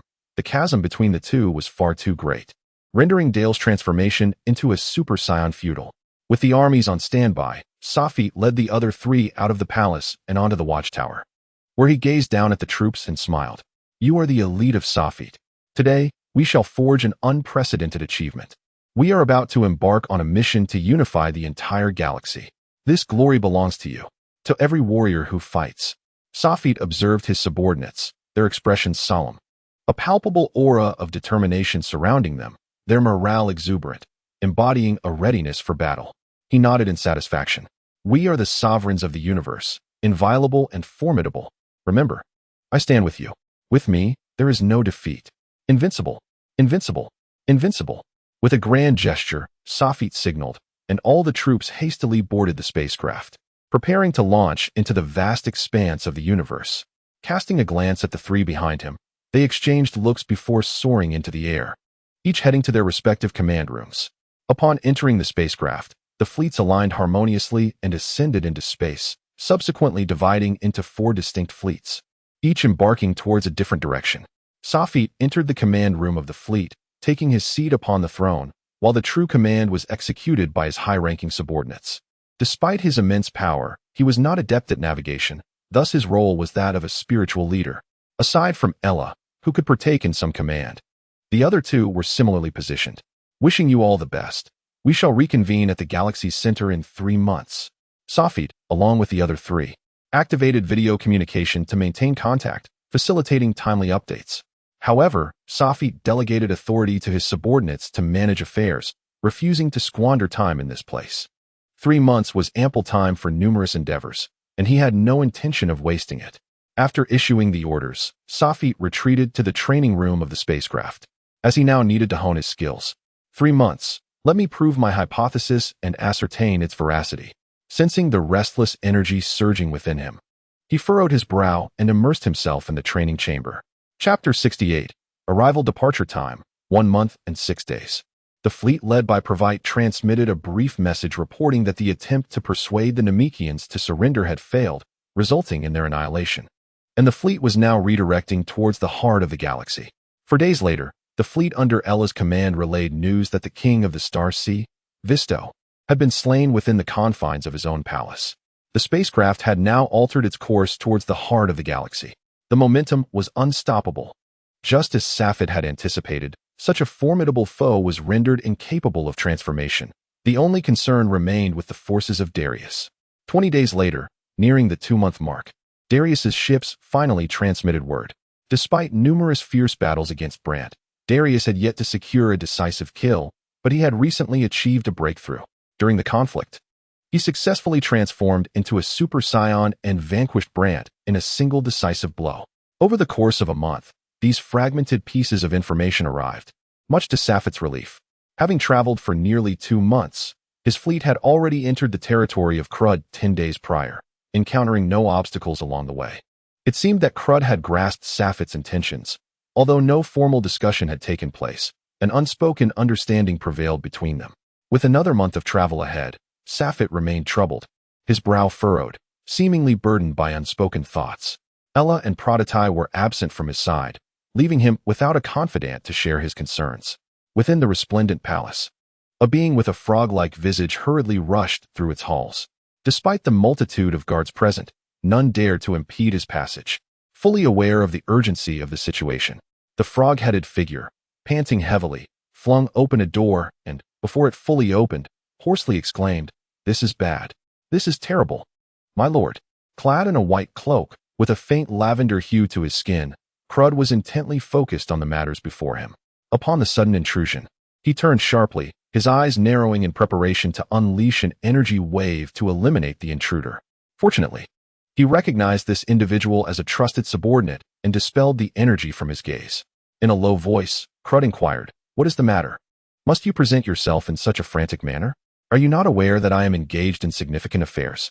Startled by the glimmer of intensity in Crud's eyes, the frog-headed figure knelt and pleaded for mercy.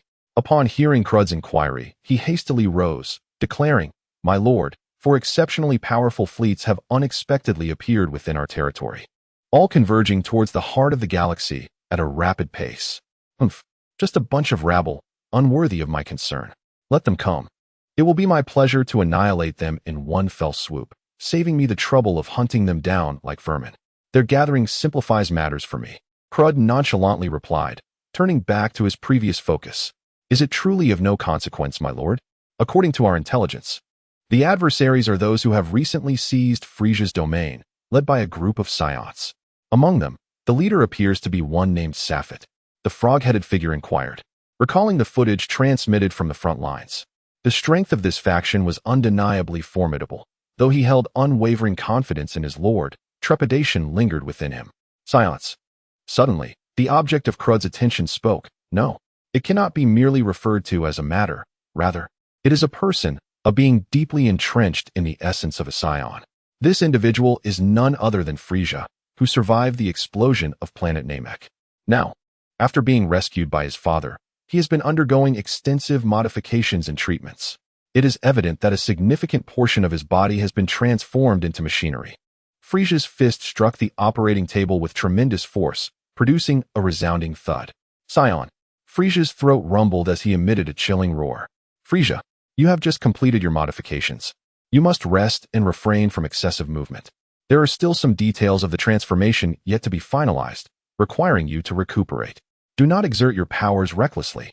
Karud admonished, observing the bent operating table with discontent. Father, that Safed is hardly a threat.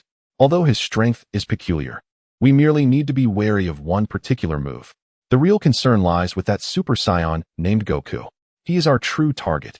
To this day, Frieza remains unwilling to acknowledge his defeat at the hands of Safed, convinced that the near-fatal encounter was merely the result of an unusual technique, rather than a reflection of Safed's genuine prowess.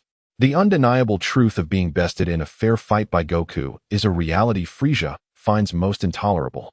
Very well. I understand. Rest assured, since you've labeled them mere buffoons, I trust your judgment. However, you must recover fully first. Once you are restored, I shall accompany you to Earth to exact vengeance. Karud reassured him. Frieza has suffered greatly, although it is largely of his own making.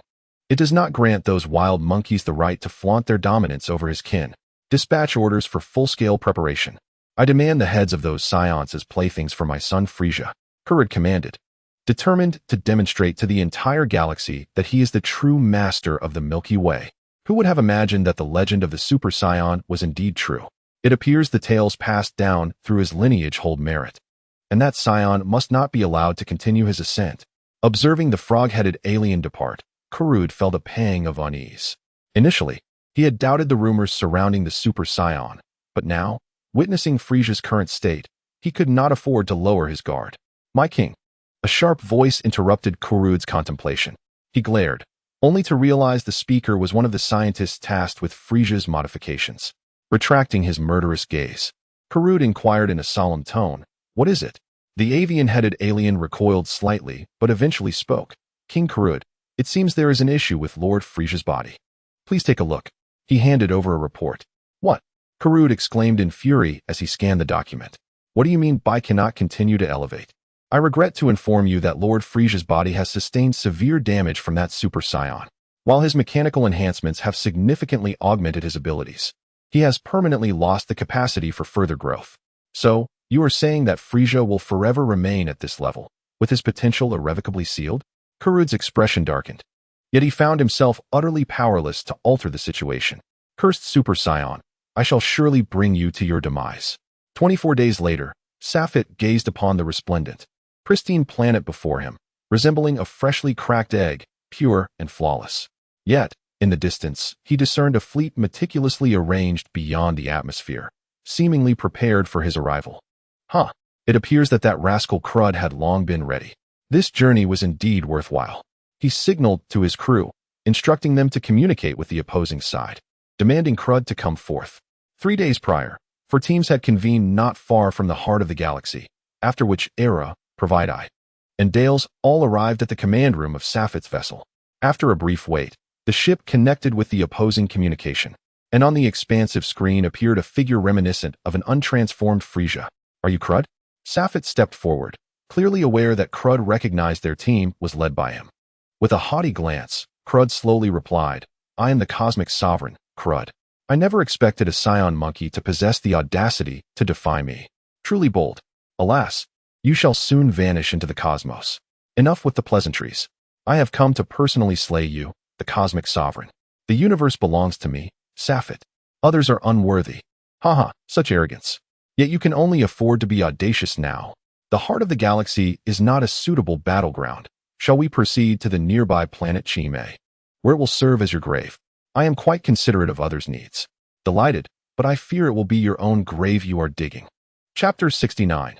The battle commences. The planet Crud indicated was merely a larger ringed satellite surrounding the heart of the galaxy, akin to Earth's moon, but considerably larger. It was equipped with several space bases, devoid of other life forms, making it an ideal battlefield. Crud dismissed any minor losses, maintaining a respectful demeanor towards Safed, courteously inviting him to the planet Chime. Aside from Safed, Era, Providii, and Dales followed closely, while Crud ventured alone without his elite forces. Not far off. Safet and the others arrived after merely 10 minutes of flight through the cosmos. The planet's atmosphere was thin, and while gravity was not significantly altered, ordinary beings would find it challenging to survive there. However, for their fighting prowess, such environmental factors were inconsequential. The grave you have chosen for yourself seems less than ideal. Would you not prefer a more suitable location? Safet observed that Crud remained in his untransformed state, yet his power was undeniably on par with Frieza post-transformation. This revelation stunned him internally. Haha, that jest fails to amuse. Do you believe that sheer numbers can overcome me, the Cosmic Emperor, with your combat capabilities? You ought not to be so foolish. You must realize that at our level, a tactic of overwhelming numbers is futile. Crud pointed at the three individuals standing behind Safet, shaking his head with a smile that conveyed his helplessness. Wrong. Utterly mistaken. They are not here to aid me in battle. They have come merely to witness the birth of a new cosmic monarch. And you are but a stepping stone for my ascension to this throne. With fervor coursing through him, Safet was ablaze with excitement. Whether it was for the impending battle or the prospect of claiming the title of Cosmic Emperor was uncertain. His battle spirit erupted, his aura surging like tumultuous waves in a tempest, crashing relentlessly against Crud, even causing the three individuals behind Safet to instinctively retreat several steps. Arms raised defensively before them. Terrifying. It was utterly fearsome. This momentum exceeded that of a Super Saiyan. The captain had never fought me with his full strength, otherwise. With his current terrifying power, he could have easily defeated me in mere moments. Province, the strongest among the trio, felt the overwhelming dread of Safet's might. We stand no chance, Era asserted with unwavering confidence. Even if the three of us attacked simultaneously, we could not shake him. His power has far surpassed ours. We are not even in the same league. At the back, Darius wore an expression of disbelief, astonishment, and shock painted across his features, his countenance shifting dramatically as unease gripped his heart. Damn it! If I had known, I would have refrained from taking such actions. Amidst the towering waves, Crud squinted slightly. Discomfort evident, yet he extended his hand to gently applaud Safet. Truly remarkable. Such terrifying power. No wonder you have the audacity to confront me. My perception of you has shifted. Enough with the pleasantries. Transform quickly. I can hardly contain my eagerness to vanquish you. Safet knew that to defeat his opponent, he must draw forth their most formidable strength. Otherwise, how could he claim to be the strongest? You seem impatient, but what awaits you is only despair. With a fierce cry, Crud clenched his fists, striking a posture reminiscent of Frieza's first transformation. A deep purple radiance enveloped him, and in an instant, he exploded, sending forth a thick cloud of smoke that obscured Safet's vision. Yet, this did not hinder Safet's sense of his opponent's position. Crud remained steadfast, not attempting a surprise attack. As the smoke dissipated, Crud emerged transformed, resembling a colossal version of Frieza as seen on Namek. Surprised? Noticing the flicker of confusion in Safet's eyes, Crud inquired, "There's no need for astonishment. I am not Frieza. His transformations are still unrefined and cannot compare to mine. I can complete all three transformations at once." As understanding dawned in Safet's expression, Crud continued, "The moment of despair has begun. I shall make you aware of how foolish it is to challenge me." With a fierce shout, he prepared for battle. With a thunderous roar, Crud unleashed a potent aura of malevolence, akin to a cataclysmic tempest, the air swirling around him like razor-sharp blades, grazing Safet's form and inflicting minor wounds upon him. Yet, as Safet concentrated, the air blades were swiftly repelled by his formidable presence. However, astute observers would immediately discern the astonishing reality. Safet's terrifying aura was being suppressed by Crud. To what terrifying extent must Crud's power reach? Safet murmured to himself, astonished by the revelation. In a fleeting moment of distraction, Crud seized the opportunity, bellowing with fervor, "What a chance!" He propelled himself from the ground, delivering a powerful hook to Safet's face. Caught off guard, Safet was sent hurtling backwards. Crud, possessing a wealth of combat experience, deftly maneuvered to follow up, exploiting Safet's momentary stiffness and launching a barrage of strikes with both fists. With a resounding thud, Safet's body was propelled towards the ground like a cannonball. How terrifying! They could barely catch a glimpse of a fleeting shadow. Pravaitai had already been astonished more than once today. The might of both the captain and Crud far surpassed his expectations. There was simply no way to counter this, apart from the captain, who might possess the strength to engage, they could do nothing. Even transforming into Super Saiyan would be futile, as they would only become a burden. Safet, do not falter, sighed Ella, her brow furrowed. As Krud transformed, the three of them also assumed their Super Saiyan forms to monitor the battle's progression, yet the outcome was beyond their comprehension. Why?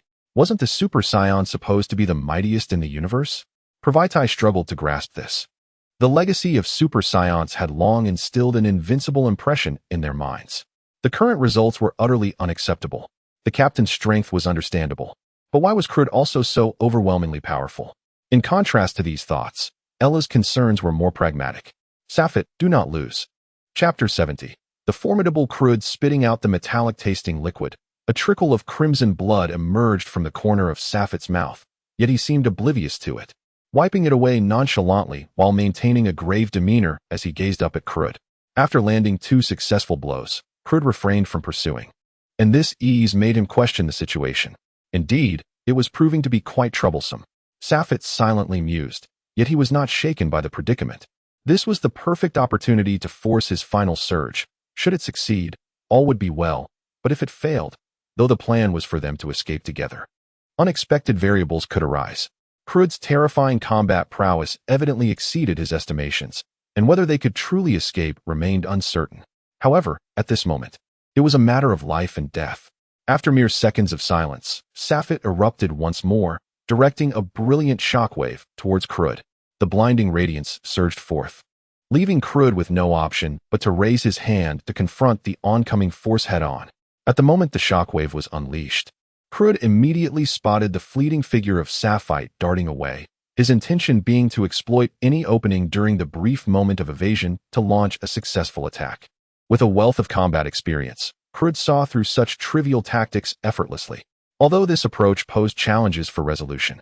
Standing firm and enduring the onslaught seemed the most prudent course of action at that moment. The shockwave arrived instantaneously, its energy likely weak. Thus, bracing himself against it would not inflict significant harm. Krud raised his arms to shield his body, preparing to confront the energy head-on. Boom. Contrary to his expectations of a ferocious impact, the shockwave dissipated almost immediately. This development sent alarm bells ringing in Krud's mind. Fool. Right here. Safet bellowed, hurling a long concentrated energy blast toward him. Krud's defense had been commendable, nearly flawless in the front, but the only flaw lay in exposing his back. A thunderous roar erupted as a massive ripple surged from behind Krud. Although this carefully planned energy attack did not inflict much damage upon him, it left Krud contorted in a bow shape, his body riddled with vulnerabilities, precisely the outcome Safet desired. Swiftly diving in, Safet reached Krud's front in an instant, unleashing a flurry of punches to Krud's abdomen. The icy physique of his opponent was notoriously resilient, a conclusion Safet had drawn from encounters with Frieza. Thus, in this renewed confrontation, he strategically avoided targeting the areas of great strength. The only vulnerable spots on the icy physique were the waist and tail. However, the tail could not inflict substantial harm, leaving the waist as the sole target. Delivering a relentless barrage of punches, Safet compelled Krud to stagger backward, panting heavily. Unyielding, Safet pressed on, teaching him a lesson through sheer force. After a series of blows, sensing a slight waning in the impact of his strikes, Safet closed in once more, his hands converging as an invisible golden sphere materialized in his palms. Die, he declared, executing a close-range explosive energy attack that struck Krud's waist with unrestrained ferocity, propelling him directly into the ground. Upon impact, a tremendous explosion erupted, tearing a chunk from the very planet itself. Following this relentless sequence of attacks, Safet showed no inclination to pause for breath. Instead, energy blasts continuously erupted from his hands, targeting the spot where Krud had fallen. Have you noticed something peculiar about the captain's state? Ella inquired, observing Safet unleash his fury with abandon. Pravaitai, with a grave expression, nodded in agreement. It seems the captain is somewhat overly eager. Logically, had he taken a moment to recover, the subsequent battle would yield better results. Why waste energy when the effectiveness of his attacks is diminishing? Pravaitai's analysis was undoubtedly astute, and Ella concurred wholeheartedly. As their captain, Safet possessed immense combat experience. Yet his behavior was perplexing to them. Safet was undoubtedly aware of the stakes. If anything goes awry, you and Dale should engage Krud while I come to his aid." Darius and Praveti nodded in agreement. Although they lacked confidence in defeating Crud, a 2-to-1 scenario should suffice to ensure their survival. Let us observe further. The captain may yet prevail. Meanwhile, the relentless bombardment weighed heavily on Safit's mind, engulfing him in utter confusion. Pressure. I crave more pressure. Safit exerted himself to the utmost, disregarding the circumstances behind him, deliberately creating an atmosphere where defeat equated to death. Yet, no matter how fervently he fought, he found himself unchanged. After a series of explosive attacks, Safit stood panting in midair, oblivious to the billowing smoke below, yet internally seething. Damn it, still no progress. Cursing under his breath, he refocused on the battle, scanning the smoke in search of Crud emerging from within. "Captain, behind you," Ella shouted loudly, causing Safit to momentarily freeze in shock. Oh no. Reacting swiftly, he swung his fist behind him, only to be firmly grasped by a large hand. Another kick. Once more. He was caught. Safit's 2 attempts had failed, placing him in a perilously vulnerable position. His unusual stance rendered him defenseless. Haha. Die. Crud cackled as he seized Safit's body, swiftly propelling him towards the ground. Like a toppled onion, Safit's head plunged into the earth. With no defense, the impact reverberated through his very core. Upon landing, Safit lay motionless for a long moment. The injury to his head induced a wave of dizziness, causing his vision to blur. In stark contrast, Crud, though covered in numerous superficial wounds, remained unscathed in terms of serious injury. All superficial grazes that did not hinder his movements. How formidable is this Crud? I have expended nearly a third of my energy, and he has emerged with but minor injuries. What is this? Have I lost my strength? I, Frieza, demand you showcase your so-called ultimate technique. Deep down, Crud no longer believed that Safit could conjure any further upheaval. From his probing encounters, he discerned that his opponent was indeed several tiers above Frieza. Yet Safit still possessed at least 70% of his strength. It was no wonder Frieza was at a disadvantage. Could it truly be impossible to secure a victory? This is a disgrace. The plan has failed, and the battle seems destined to be lost. How infuriating. Safit was acutely aware of his physical condition, given his current state. He could muster no more than 60% of his energy, and his combat prowess had always paled in comparison to Crud's. Meanwhile, Crud still had at least 90% of his strength intact. Chapter 71. Defeat. In that moment, Safit found himself ensnared in a grave crisis. Having sustained a severe blow, victory seemed nearly unattainable. Should we strike together? Praveti observed Safit's sudden drop in energy with growing unease. No. Ella shook her head. Although Safit was typically unrestrained, in battle, he epitomized the quintessential scion. He would not allow any interference with his adversary, lest he retaliate. We could only wait for Safit to be defeated before joining forces. First, we must repel Crud, then retreat together. Safit disregarded Crud's provocations, understanding that maintaining a tranquil mind was paramount in combat. He was acutely aware that despite his disadvantage, it did not equate to a lack of opportunity. It was often the calmest individuals who could seize fleeting openings, delivering decisive strikes. Upon reflection, it became evident that Crud's physical defenses remained formidable. Even his signature technique, the Sky Cannon, would likely inflict minimal damage, failing to provide any significant advantage. Conversely, employing such immense energy would deplete Safit's own reserves, diminishing his combat capability. After executing such a grand maneuver, he would be akin to a lamb awaiting slaughter. Moreover, Safit could not guarantee the Sky Cannon's accuracy. Such a large-scale energy attack lacked the requisite speed, and without sufficient time to incapacitate his opponent, it would be nearly impossible to land a hit. Cursed be the circumstances. After much contemplation, Safit realized he was at an impasse against Crud. Continuing to engage in a war of attrition would only result in his own detriment. Was there truly no alternative? Safit felt a wave of frustration, yet Crud showed no inclination to grant him further contemplation. Crud charged forward. His intentions brutally straightforward. He aimed to exhaust Safit. It was evident to him that his opponent had lost much of his earlier vigor. With a series of resounding impacts, fists and feet collided. Even though Safit discerned Crud's strategy, he faced him fearlessly, determined not to show weakness in spirit until a better plan emerged. The fierce exchanges continued, and after a rapid flurry, both fighters were forced apart once again. They could scarcely recall how many times they had clashed, though Safit's stamina was waning. His subsequent performance was remarkably composed, his fighting spirit emanating with clarity. After their encounter, Safet bore several deep wounds. While Krud had suffered multiple broken bones, both sides had incurred significant damage. Breathing heavily, Safet and Krud floated momentarily in the air, taking a brief respite. Cursed foe. Despite sustaining such grievous injuries, his physique remained steadfast. Safet struggled to articulate his thoughts about Krud. He was truly a monster, immensely strong, with formidable defenses, powerful fists, and remarkable speed, devoid of any apparent weaknesses. Krud shared a similar sentiment. How could this youth possess such resilience? He was entirely transformed from their initial encounter, so formidable. Despite having targeted his vital areas for an extended period, Safet's punches remained as powerful as ever.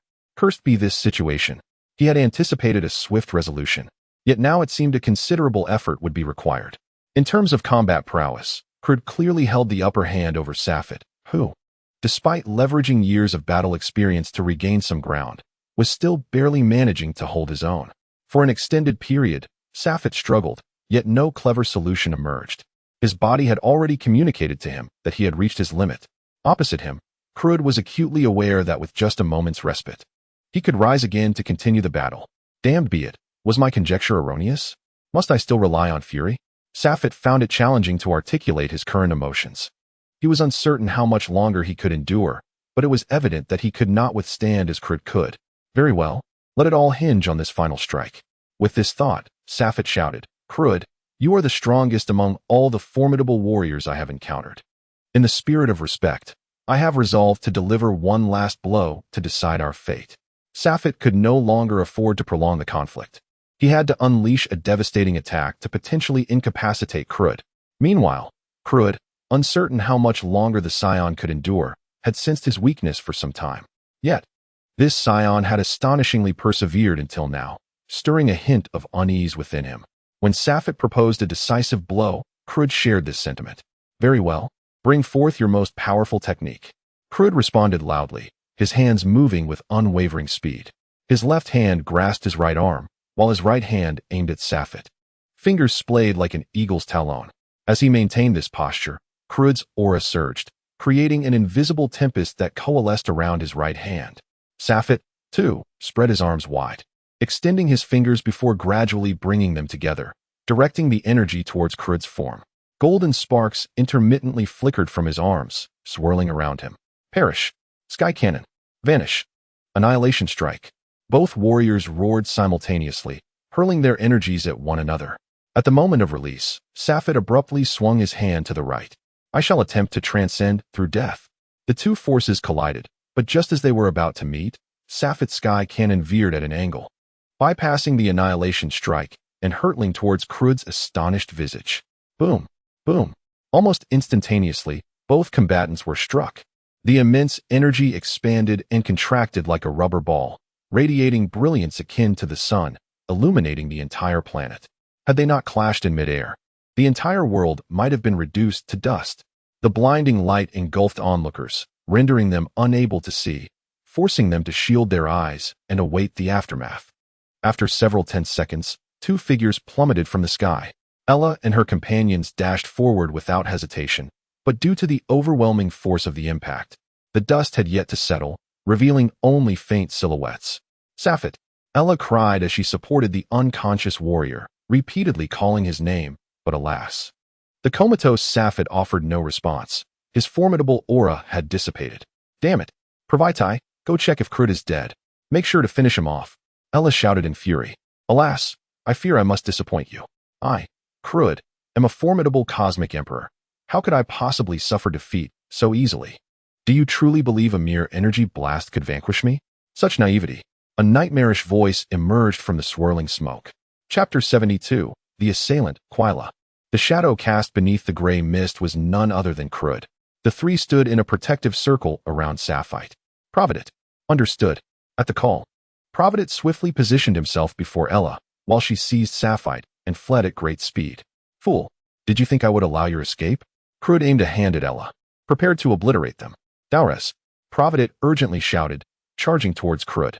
Daures, in perfect synchrony, also rushed at Krud, and the two began their assault. Granting Safet a fleeting chance to escape, Humph, it matters not. Your fleet has been decimated, and you possess no hope of fleeing. Scurry like the rats you are. I shall eventually drag you out. Realizing that eliminating Sapphite was futile, Krud unleashed his formidable combat prowess to counter the dual onslaught of the two Super Scions. Fortunately, Sapphite's earlier strike had inflicted significant damage on Krud, severely diminishing his power. Otherwise, the two would have had no chance against him. After an intense battle, neither side gained the upper hand. Krud emerged more heavily wounded, while Providit and Daurez bore numerous injuries as well.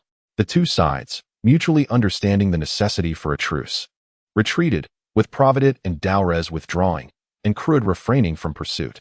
Returning to his base, Krud's demeanor was exceedingly grim, since ascending to the rank of Cosmic Emperor. He had never endured such a significant setback. Alone in his chamber, he contemplated the recent conflict, preparing to visit the medical bay for treatment when suddenly, the door was thrust open. Who dares intrude? Do you not know that I, the king, am resting? Krud bellowed in fury, yet the intruder merely chuckled. Poor wretch. Still referring to yourself as king?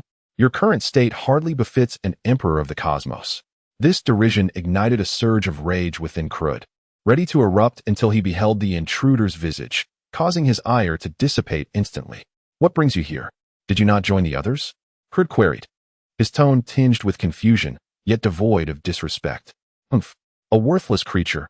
I cannot fathom how my formidable existence could produce a copy such as you.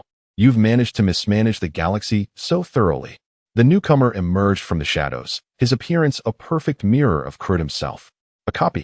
The one who just fought valiantly against Sapphite is merely a replica? I, at least, could be equated to a Super Scion at full power. Yet this copy is utterly pathetic. A mere mid-level Super Scion and a few fledgling ones have reduced you to this state. Had I not returned, I shudder to think of what state you would have left the Elder's cherished galaxy in after just a century of my absence. Krud chastised his replica, his disappointment palpable. This copy had utterly failed to meet his expectations, incapable of managing even the simplest of tasks. Why was there such a vast chasm between them? However, the Scion known as Sapphite is indeed rather peculiar, demonstrating the ability to wield the power of a Super Scion in its intermediate form even in his base state. Should he return to the Scion populace, he would likely become a significant threat that must be swiftly eliminated. Humph, since your management has proven inadequate, and with my return, it is time for you to vanish. The authentic Krud concentrated his energy, unleashing a rapid wave of power towards his duplicate. No, please.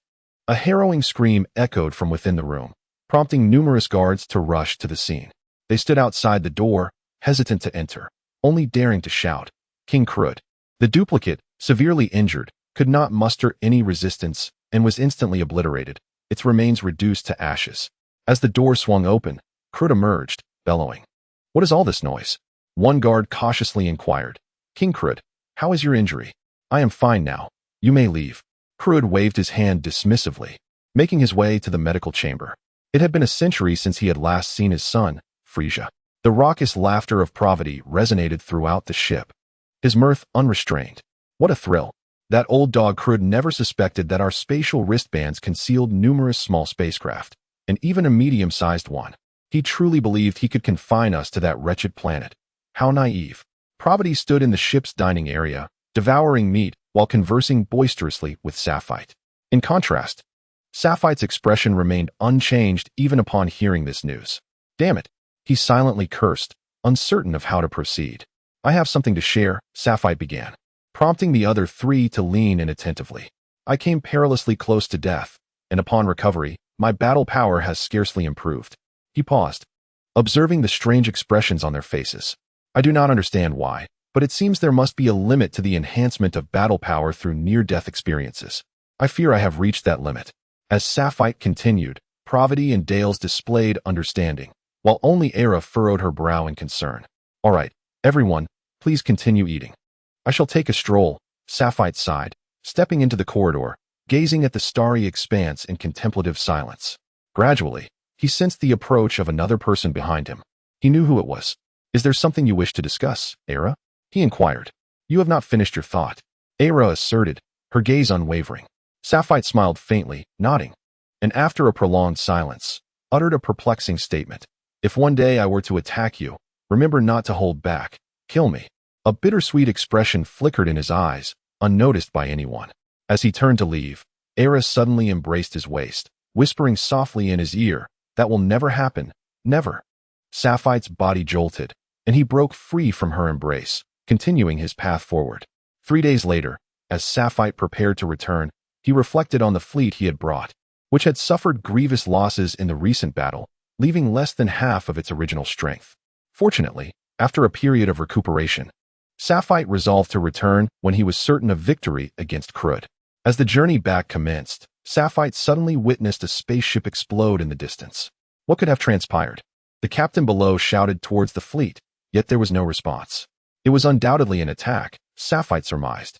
In that fleeting moment, he distinctly sensed a surge of energy erupt, only to vanish shortly thereafter, followed by the explosion of the vessel. Clearly, someone had unleashed energy blasts upon the ship. Suddenly, that same energy re-emerged, startling Saphite.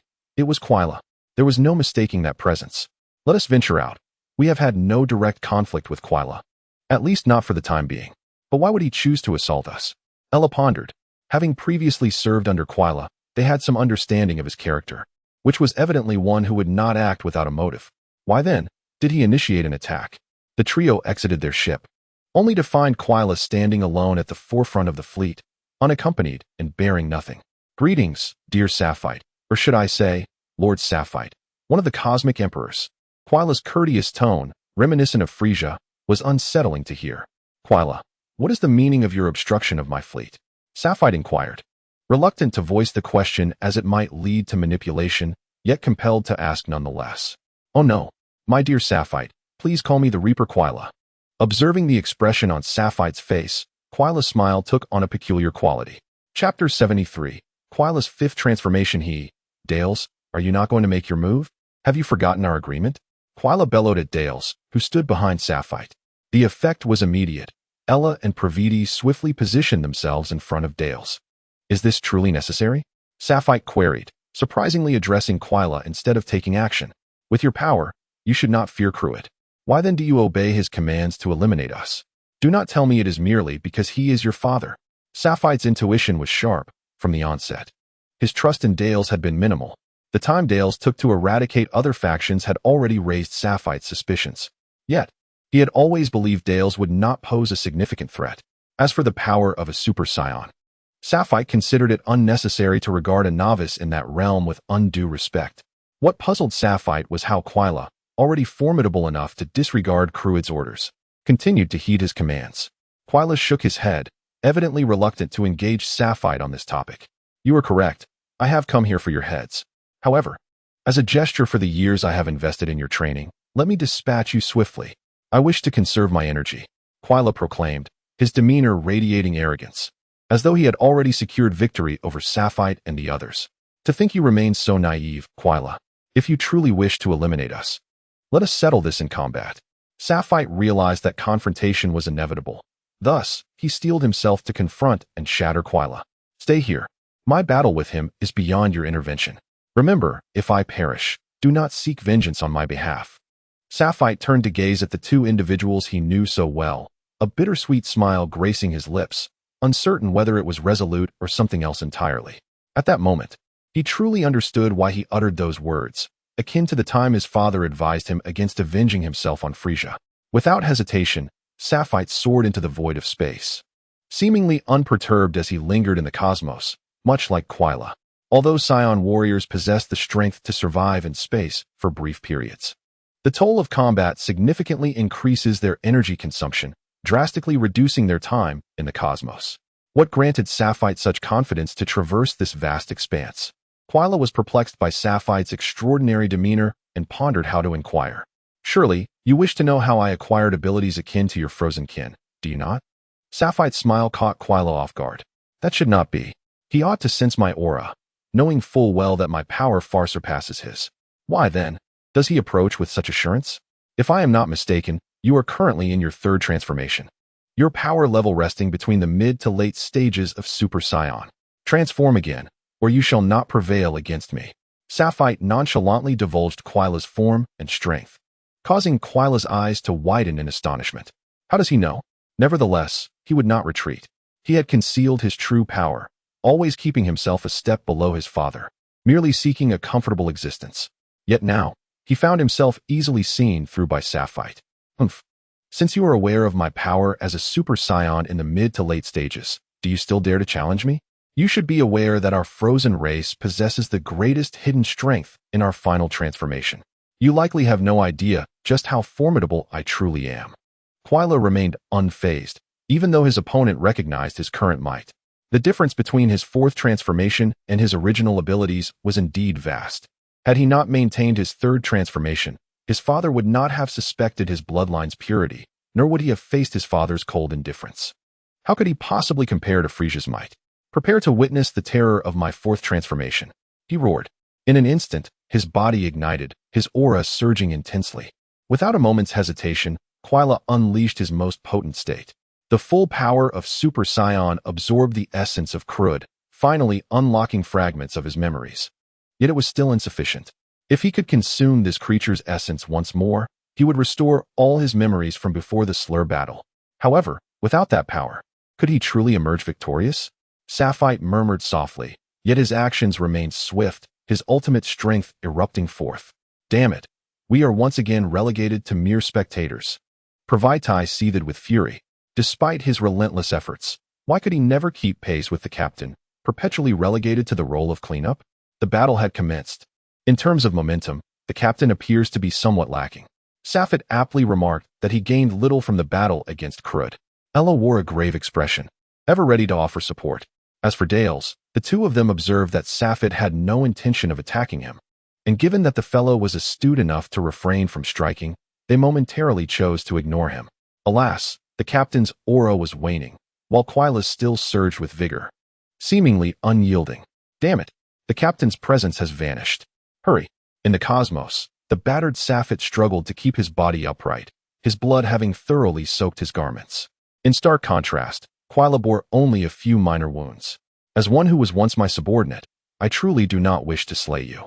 Yet I find myself with no alternative. Quila continued to flaunt his superiority.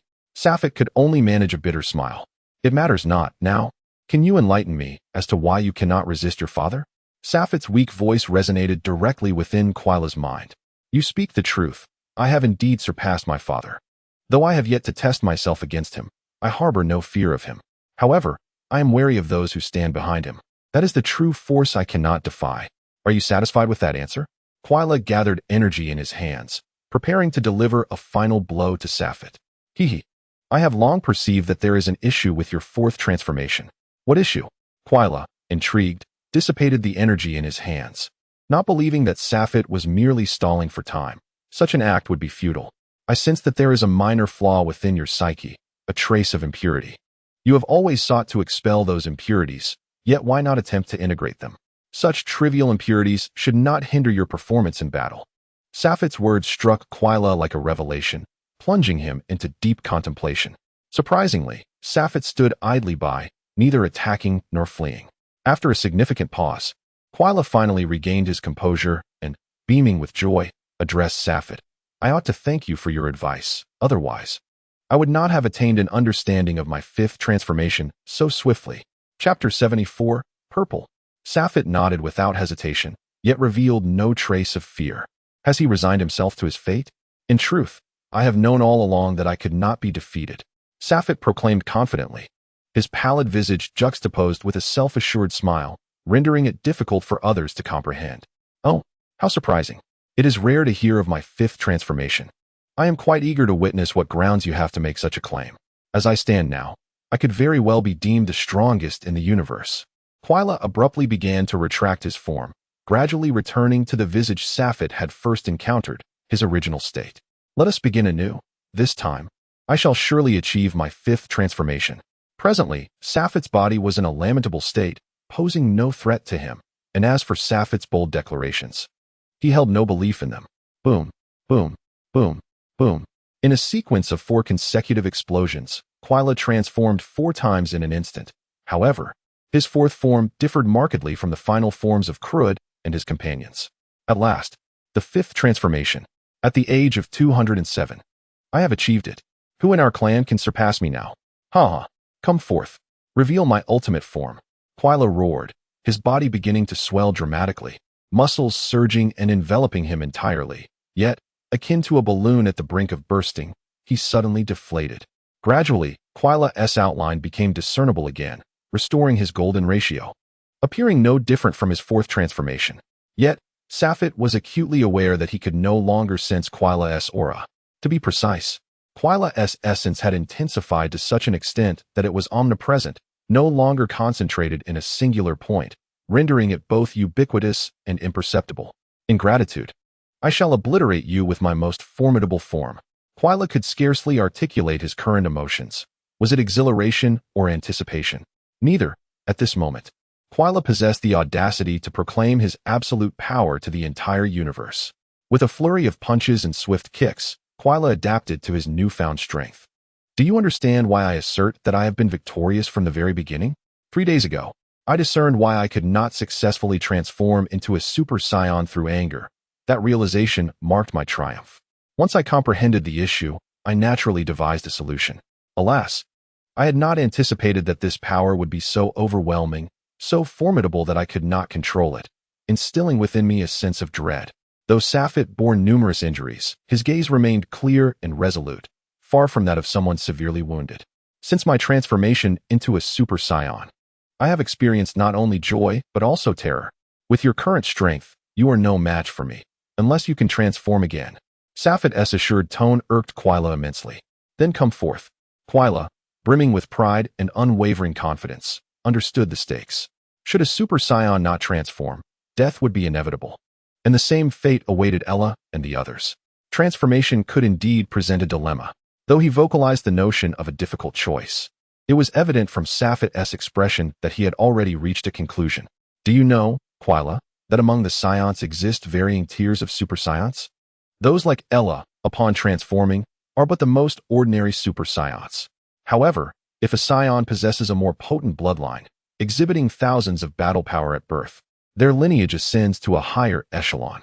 Although I have not encountered one, I am aware of an individual named Broly, who embodies this superior tier of Super Saiyan, a being capable of vanquishing multiple ordinary Super Saiyans. Moreover, this power can be infinitely enhanced, as long as the body can endure. Quila's smile faltered, leaving him at a loss for words. Such Super Saiyans, akin to the traits of your frozen kin, continuously augment their strength beyond mere innate talent. Furthermore, upon reaching the age of 30, they will automatically transform.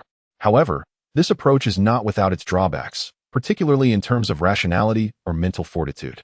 A deficiency in mental strength may lead one to the brink of madness, reducing them to mere instruments of slaughter rather than the most formidable beings in the universe. Quila's expression shifted. Could it be that you are that kind of Super Saiyan? Wrong. Safite declared loudly, which momentarily relieved Quila. If he were indeed that sort of Super Saiyan, the outcome would be truly uncertain. I am a being of even higher caliber, a royal-level Saiyan. Unbeknownst to anyone, I was born with a battle power of 50,000. 50,000. From the moment of my birth, I surpassed all on planet Vegeta. However, due to issues with my soul, that power remained buried until recently, when I resolved my spiritual dilemmas, and that terrifying strength has returned to me. And so what? A talent buried for so many years is still merely talent. Perhaps you can transform into a Super Saiyan, but you are certainly no match for me in my current state. While Quila felt a tinge of apprehension, it did not equate to fear. His confidence was surging. How could he waver due to a few words? Without personally testing his limits, how could he know if he would falter? Fool, you cannot fathom the terror of being a royal-level Super Saiyan. Let me share a secret. 3 days ago was my 30th birthday. You will soon experience it for yourself. Just a moment. Safite's body began to ignite with a faint green flame, distorting the space around him. I must maintain control. Safite roared internally, as he had never completed a transformation on his own and felt uncertain. 3 days ago, I naturally transformed into a Super Saiyan in a dark green state, far surpassing the terrifying presence of Broly's light green form. Gradually, the faint green flames intensified, morphing into a blazing fire, while the gentle green shifted to purple. The purple flames enveloped Safite, igniting his hair, as the flames gradually coalesced, retracting into his body, yet the fire above his head continued to gather. Roar! The purple flames seared intensely, and in his agony, Sapphire let out a fierce shout, as a phantom of a great ape emerged behind him, curiously adorned with peculiar scales on its tail. The momentum surged, and Quila, unwilling to allow Sapphire to develop further, casually unleashed several energy blasts towards him. Bang! The energy blasts were deflected by the pale purple flames before they could approach Sapphire. Subsequently, the flames above his head began to dissipate, revealing deep purple hair. As he opened his eyes, a faint purple hue flickered in his pupils. A purple Super Saiyan. Quila could hardly believe his eyes. The pressure emanating from his opponent was utterly incomparable to before, akin to a cosmic storm. The purple pupils were accompanied by blood-red sclera. Chapter 75, The Loss of Rationality. Quila was furious, as the worst outcome had indeed come to pass. Even if the transformation has been completed, what does it matter? The opponent is gravely injured. Even a purple Super Saiyan could engage me in battle, yet given their current physical state, they are undoubtedly no match for me. Kfira's heart was devoid of the joy of transformation. The fact that the opponent dared to retain this trump card implied absolute confidence. Moreover, assessing the aura, this heavily wounded individual exhibited a presence that was not at all inferior to my own. Impossible. The knowledge within my clan states that upon successfully completing 5 transformations, one possesses the power equivalent to a mid-level Super Saiyan 2. How could this opponent achieve such prowess in a single transformation? The pressure Kfira felt was immense. Beads of sweat unconsciously trickling down from his forehead. What is most terrifying? It is the initial offering of boundless hope, followed by a harsh blow of reality, culminating in a despair akin to a lethal strike. There is no reason, no justification for my defeat. Kfira urged himself on while preparing for battle. However, Kfira had miscalculated a critical detail. The legacy of the Frozen clan indicated that even the weakest among those who underwent 5 transformations possessed the strength of a mid-level Super Saiyan 2. But that applied only to those over 250 years old. Someone like Kfira, who had just reached maturity and completed his 5th transformation, had never been witnessed within the clan, leading him to erroneous conclusions. Yet, in truth, Kfira undeniably possessed the nascent power of a Super Saiyan 2 that was beyond dispute. On the other hand, Sapphire, in his purple Super Saiyan transformation, embodied the essence of a king-level Super Saiyan. Even Broly's pale green transformation was sufficient to defeat the combined forces of Vegeta, Goku, and several other Super Saiyans. Just imagine the terror that Sapphire's representation of the purple Super Saiyan entails. If he were merely an ordinary Super Saiyan, he would likely be utterly overwhelmed. This is why, in his most unassuming state, Sapphire could contend with typical Super Saiyans. Kfira was fully prepared for combat, yet Sapphire, standing across from him, made no move. Kfira hesitated to strike first. At this juncture, seizing the initiative would not guarantee an advantage. On the contrary, a rash offensive could easily expose vulnerabilities, leading to certain disadvantage if caught. Suddenly, Sapphire unleashed a primal roar, arms extended behind him, howling towards the heavens, reminiscent of a primal ape's fury, even pounding his fists against his chest. What? Kfira's eyes widened as realization dawned. This must be the flaw he himself had mentioned. Indeed, such a degree of transformation was too strenuous. This individual was unable to maintain control, succumbing to a loss of reason. Kfira chuckled. Should he face an adversary with superior combat power and extensive experience, the likelihood of defeat would be significant. However, if he were to contend with a beast far exceeding his own capabilities, overcoming such an opponent would pose no challenge. Yet Kfira's smile was short-lived. To toy with a beast, one must divert its attention, provoking erratic attacks, allowing for a swift counterstrike. But where were they now? Indeed, in the vastness of cosmic space. What exists here? Nothing at all. It is evident that the frenzied Sapphire has fixated his wrath solely upon Quila. With a ferocious roar, the mad Sapphire lunges forth at an almost imperceptible speed, targeting Quila with his colossal fist aimed directly at his face. The impact reverberates as Quila, despite assuming a defensive stance, is forcefully thrust backward by the sheer might of the blow. In a typical duel, one would expect combatants to exert merely 70% of their strength, reserving the remainder for evasive maneuvers and to thwart unexpected assaults. Yet, can one fathom the ferocity of an opponent whose might eclipses your own, unleashing his full power without hesitation? It is a strategy that disregards defense entirely, opting instead for an unrelenting, brute force assault. In a swift motion, Sapphire once again vanishes from sight. reappearing to deliver a sweeping strike that connects squarely with Quaila's neck. How could he be so rapid? There is no time for Quaila to react as Safet seizes one of Quaila's arms and tail, propelling his legs forward with reckless abandon, aiming for Quaila's midsection. The blows rain down relentlessly. Safet, consumed by his violent fervor, pays no heed to strategic shifts or defense. He seeks only sheer brutality and overwhelming offense. Though the fervent Safet disregards the limits of his own strength, his physical power is not infinite. After a barrage of strikes, he briefly succumbs to fatigue, granting Quaila a fleeting opportunity to break free. In a sudden retreat, Quaila instinctively touches the area of his waist that had endured the onslaught. Damn it! The pain is excruciating, and the force was tremendous. He fears his internal organs may have sustained injury. Just as Quaila contemplates a momentary respite to regain his breath and search for Safet's whereabouts, he discovers that the adversary has vanished once more. Where has he gone? Quaila is startled. Suddenly, he feels a sharp sensation above him. Damn, he is above me. Realizing the imminent danger, Quaila attempts to evade, but it is too late. Boom. Safet's fists collide with the crown of Quaila's head, the tremendous force creating a small indentation in his skull. Once again, Safet's unpredictable tactics obliterate Quaila's ability to retaliate, leaving him utterly defenseless. This is far from what Quaila anticipated. The overwhelming force constrains Quaila's movements, and before he can recover, Safet reappears behind him. Boom. Another heavy punch sends Quaila hurtling away. With astonishing speed, the frenzied Safet disregards his own physical exhaustion, closing in beside Quaila with rapidity. Safet extends his arms, gradually channeling a menacing energy.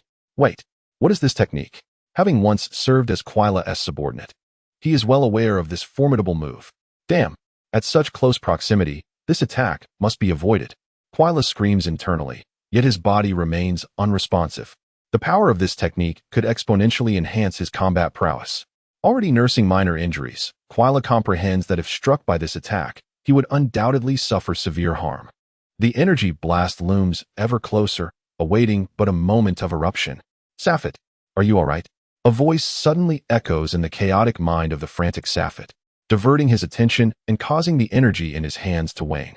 Halting his actions, he allows Quaila to escape, turning back to gaze behind him, his expression reflecting a hint of confusion.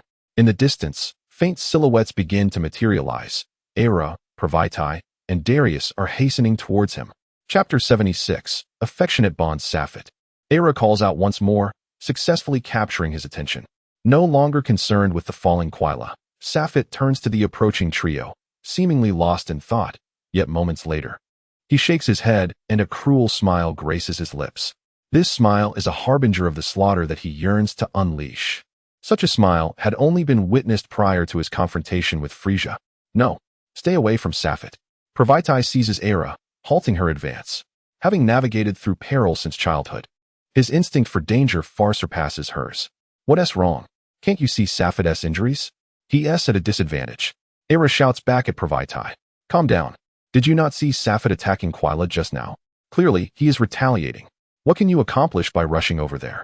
Moreover, do you truly believe Safet would allow you to intervene? We can observe from a distance, and if anything goes awry, we will charge in. Era hesitates slightly, finally regaining her composure. Witnessing Safet in such a pitiful state instinctively urges her to rush forward, momentarily clouding her usual calm judgment. Haha, Safet sneers coldly, darting swiftly to Era's side, his icy gaze fixed upon her, the crimson light searing her face and rendering her uneasy. What's wrong? Era is momentarily taken aback, unable to comprehend Safet's intent. Tentatively, she inquires, do you want us to leave? Bang! Safet suddenly strikes, landing a punch squarely in Era's abdomen. Immediately following this, he grips the crown of her head and delivers a knee strike directly to her face. The abrupt assault leaves the trio stunned. Pravaitai rushes forward, seizing Safet's arm and exclaiming, what are you doing? Even if Era has erred, is it necessary to resort to violence? In response, Safet unleashes a left hook, charged with immense weight, crashing into Pravaitai's jaw. Crack! The sound of bones fracturing resonates melodiously, and upon hearing it, Safet's smile broadens further. Darius, who had remained silent until now, finally reacts. This individual had only recently joined their ranks, and his loyalty to Safit was tenuous at best. With Safit's reckless aggression, retaliation was inevitable. With a fierce resolve, he launches a punch aimed directly at Safit's face, while another fist readies itself, prepared for the first strike to miss. Smack! Did it land? Darius can hardly believe his eyes. The opponent is so formidable, yet he managed to land a hit so effortlessly. The visage of Safit beneath the onslaught of Darius's punch appears even more jubilant. Boom, boom, crack. Once again, unyielding in his defiance, Dales launched a series of punches, astonishingly landing every single one. However, he soon sensed something amiss. His opponent, instead of displaying any sign of pain, wore an exaggerated grin. Suddenly, Safite grasped Dale's arm that was pressed against his face and with a gentle twist, wrenched his arm apart, leaving behind 5 crimson imprints on his wrist. A swift uppercut struck Dales squarely in the chest, piercing through with a sickening thud. Safite withdrew his fist, no longer concerning himself with Dales, and turned his gaze towards the recently revived Ella. Dale's formidable presence dissipated in an instant. The protective aura surrounding him vanished, rendering him as inconsequential as cosmic dust, allowing his body to drift aimlessly with the remnants of the force. Damn it! Pravaitai gasped, his jaw shattered, his speech becoming increasingly slurred. Yet he still managed to support Ella while remaining wary of Safite's movements. In a flash, and under Pravaitai's astonished gaze, Safite delivered a flawless knee strike to his midsection, the violent impact causing Pravaitai's eyes to glaze over as he helplessly succumbed to unconsciousness. What has become of you? Ella implored, locking eyes with Safite, aware that resisting his overwhelming power was futile. She ceased her struggles, instead seeking to glean some understanding from his gaze. What met her eyes were orbs brimming with brutality and bloodlust. Safite's scara had turned a ghastly crimson, while his violet pupils radiated a chilling resolve. Disregarding Ella's words entirely, Safite coldly seized her neck, showing neither hesitation nor compassion as he gripped her delicate throat with merciless force. He lifted her high, a terrifying wave of asphyxiation flooding her consciousness. Safite! Safite! Ella called out his name with her last vestiges of strength. Yet, his powerful hands, as unyielding as steel, tightened their grip further. Gradually, Ella's voice grew weaker, her will fading into a haze as she succumbed to Safite's control. Suddenly, she recalled his words. If I ever turn against you, remember, you must kill me. How could she ever bring herself to harm him? Had he truly lost everything to which he could cling in this world? At the mere mention of cling, as if spellbound, Safite inexplicably relented, his scarlet eyes seemingly reflecting a scene from light years away. A woman clad in pure white stood serenely atop a celestial peak, softly murmuring to the figure behind her, Lin Hao is my only attachment. If you possess any semblance of human emotion, please convey this affection onward, little dragon. You must protect him at all costs. A thunderous roar reverberated across the vast expanse, a coarse male voice resonating from the heavens. Lord Lin Hao is my sole devotion. I vow to safeguard him with my life. The inescapable images continued to swirl before Safite's eyes. Suddenly, he froze, as if struck by lightning, standing motionless as he gradually released his tightly clenched hands. Coughing, Safite fell from the sky, and Ella gazed at him with sheer delight. The crimson hue in Safite's eyes gradually faded, revealing the familiar clarity of his scara, as the previously frigid gaze began to warm. The malevolent purple aura dissipated. Although he still retained the form of a super scion with purple hair, Ella could sense it. Safite, the one they knew and cherished, had returned. I'm sorry. Safite stammered after a prolonged pause, the words tumbling from his lips like a heavy burden. It's all right, as long as you are unharmed. Ella exclaimed, her joy uncontainable. The fierce female super scion, known for her stoicism in the face of pain, found tears streaming down her cheeks at that moment. Safite smiled gently, wiping away the tears from the corners of her eyes. You mustn't weep. You should never shed tears for anyone, not even for me. Do you understand? Ella nodded vigorously. Yes. Forgive the interruption in our battle. Let's consider the first round as your victory and the second round as mine.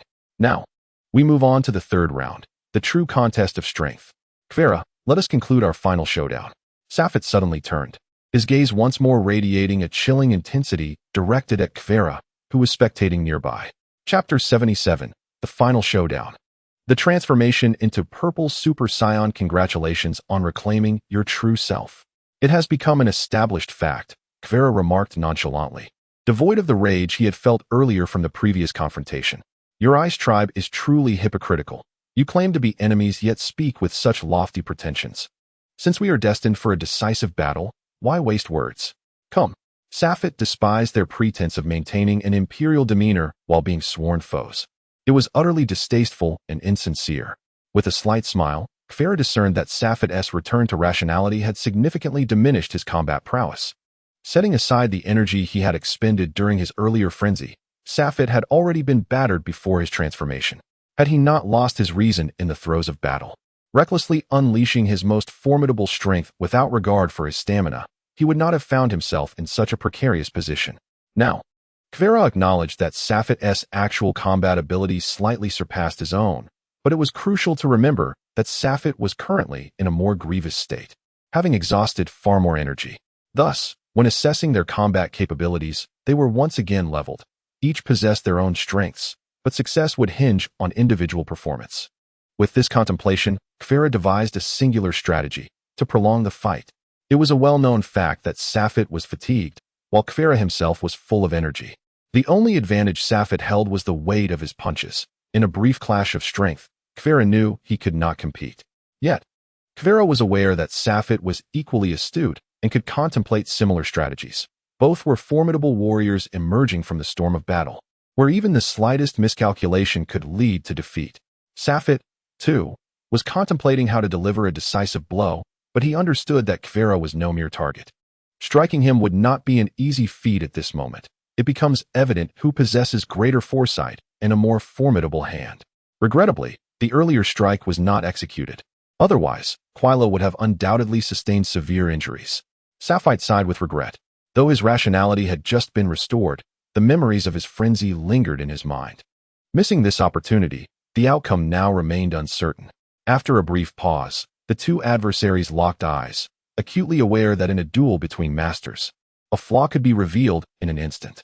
Neither dared to make the first move, resulting in a stalemate. They maintained their gaze for several minutes when Quila suddenly sensed something amiss. Safite's breathing had become increasingly steady. Upon closer observation, he realized that the injuries on Safite's body were gradually healing. Quila distinctly remembered a wound on Safite's face, which now appeared merely as a red mark accompanied by a patch of blood. How could his regenerative abilities be so formidable? Quila was taken aback. He had not anticipated that Safite's recovery would surpass his own. He had assumed that waiting a few more minutes would allow him to unleash 70% of his combat prowess, thereby overpowering his opponent. However, he was astonished by the remarkable speed of Safite's recuperation. Moreover, Quila's keen gaze discerned that while Safite maintained a fighting stance, his body was notably relaxed, clearly facilitating a swifter recovery. Damn it! Quila finally realized that his opponent was undoubtedly stalling for time and disregarding the potential exposure of his own vulnerabilities. He could not allow Safite to continue recovering. With a decisive shout, Quila unleashed a surge of energy aimed directly at Safite's face, then vanished in an instant. As he waved off Ella and the others, Safite turned to confront Quila, already adopting a state of relaxation. He understood that Quila was a cautious individual, never engaging in battles without certainty. This approach naturally afforded him ample time to recuperate. Since acquiring the blood of the Frost clan, his body had undergone significant transformation, and his recovery abilities were astonishing. Safite chuckled coldly, fully prepared. If his opponent continued to remain in a stalemate, he would accumulate a wealth of recovery time. By the time he was completely healed, Quila would be no match for him. Should Quila choose to attack, all the better. He was ready to counter with force. As anticipated, within minutes, Quila discerned an opportunity and boldly unleashed a wave of energy. There was no evading this attack. He must endure it, and he needed to expose sufficient openings. Safite feigned surprise, instantly adopting a defensive posture, yet appeared caught off guard as the energy blast propelled him backward, leaving him vulnerable. Come, strike me, Safite silently urged. In these times, combat also requires a flair for theatrics. Performing well is often more advantageous than fighting well. It was evident that Safite was showcasing his acting skills. Sensing a presence behind him, Safite smirked, his right hand already coalescing an energy orb, primed and ready for action. Waiting for the perfect moment. In an instant, he swung his right hand backward. Boom! A cataclysmic explosion reverberated through the cosmos, rippling waves emanating outward. sending even Sapphire himself hurtling through space. In the vastness of the universe, as the aurora formed by the energy blast dissipated, Sapphire found no trace of Quila's disastrous defeat. What was happening? Sapphire could scarcely believe it. The explosive force just moments ago had been indisputable, yet why was there no sign of Quila's fallen body? The blast radius was extensive, and while Sapphire was thrown to the periphery, Quila, positioned at the epicenter of the explosion, should have been severely injured. Moreover, Sapphire had distinctly felt the tangible contact of his energy projectile. Ha ha ha, did you think I hadn't discerned your scheme? You underestimate me far too much. Quila laughed heartily, though a sense of relief washed over him. In that fleeting moment, he had indeed intended to capitalize on Sapphire's brief lapse to launch a fierce assault.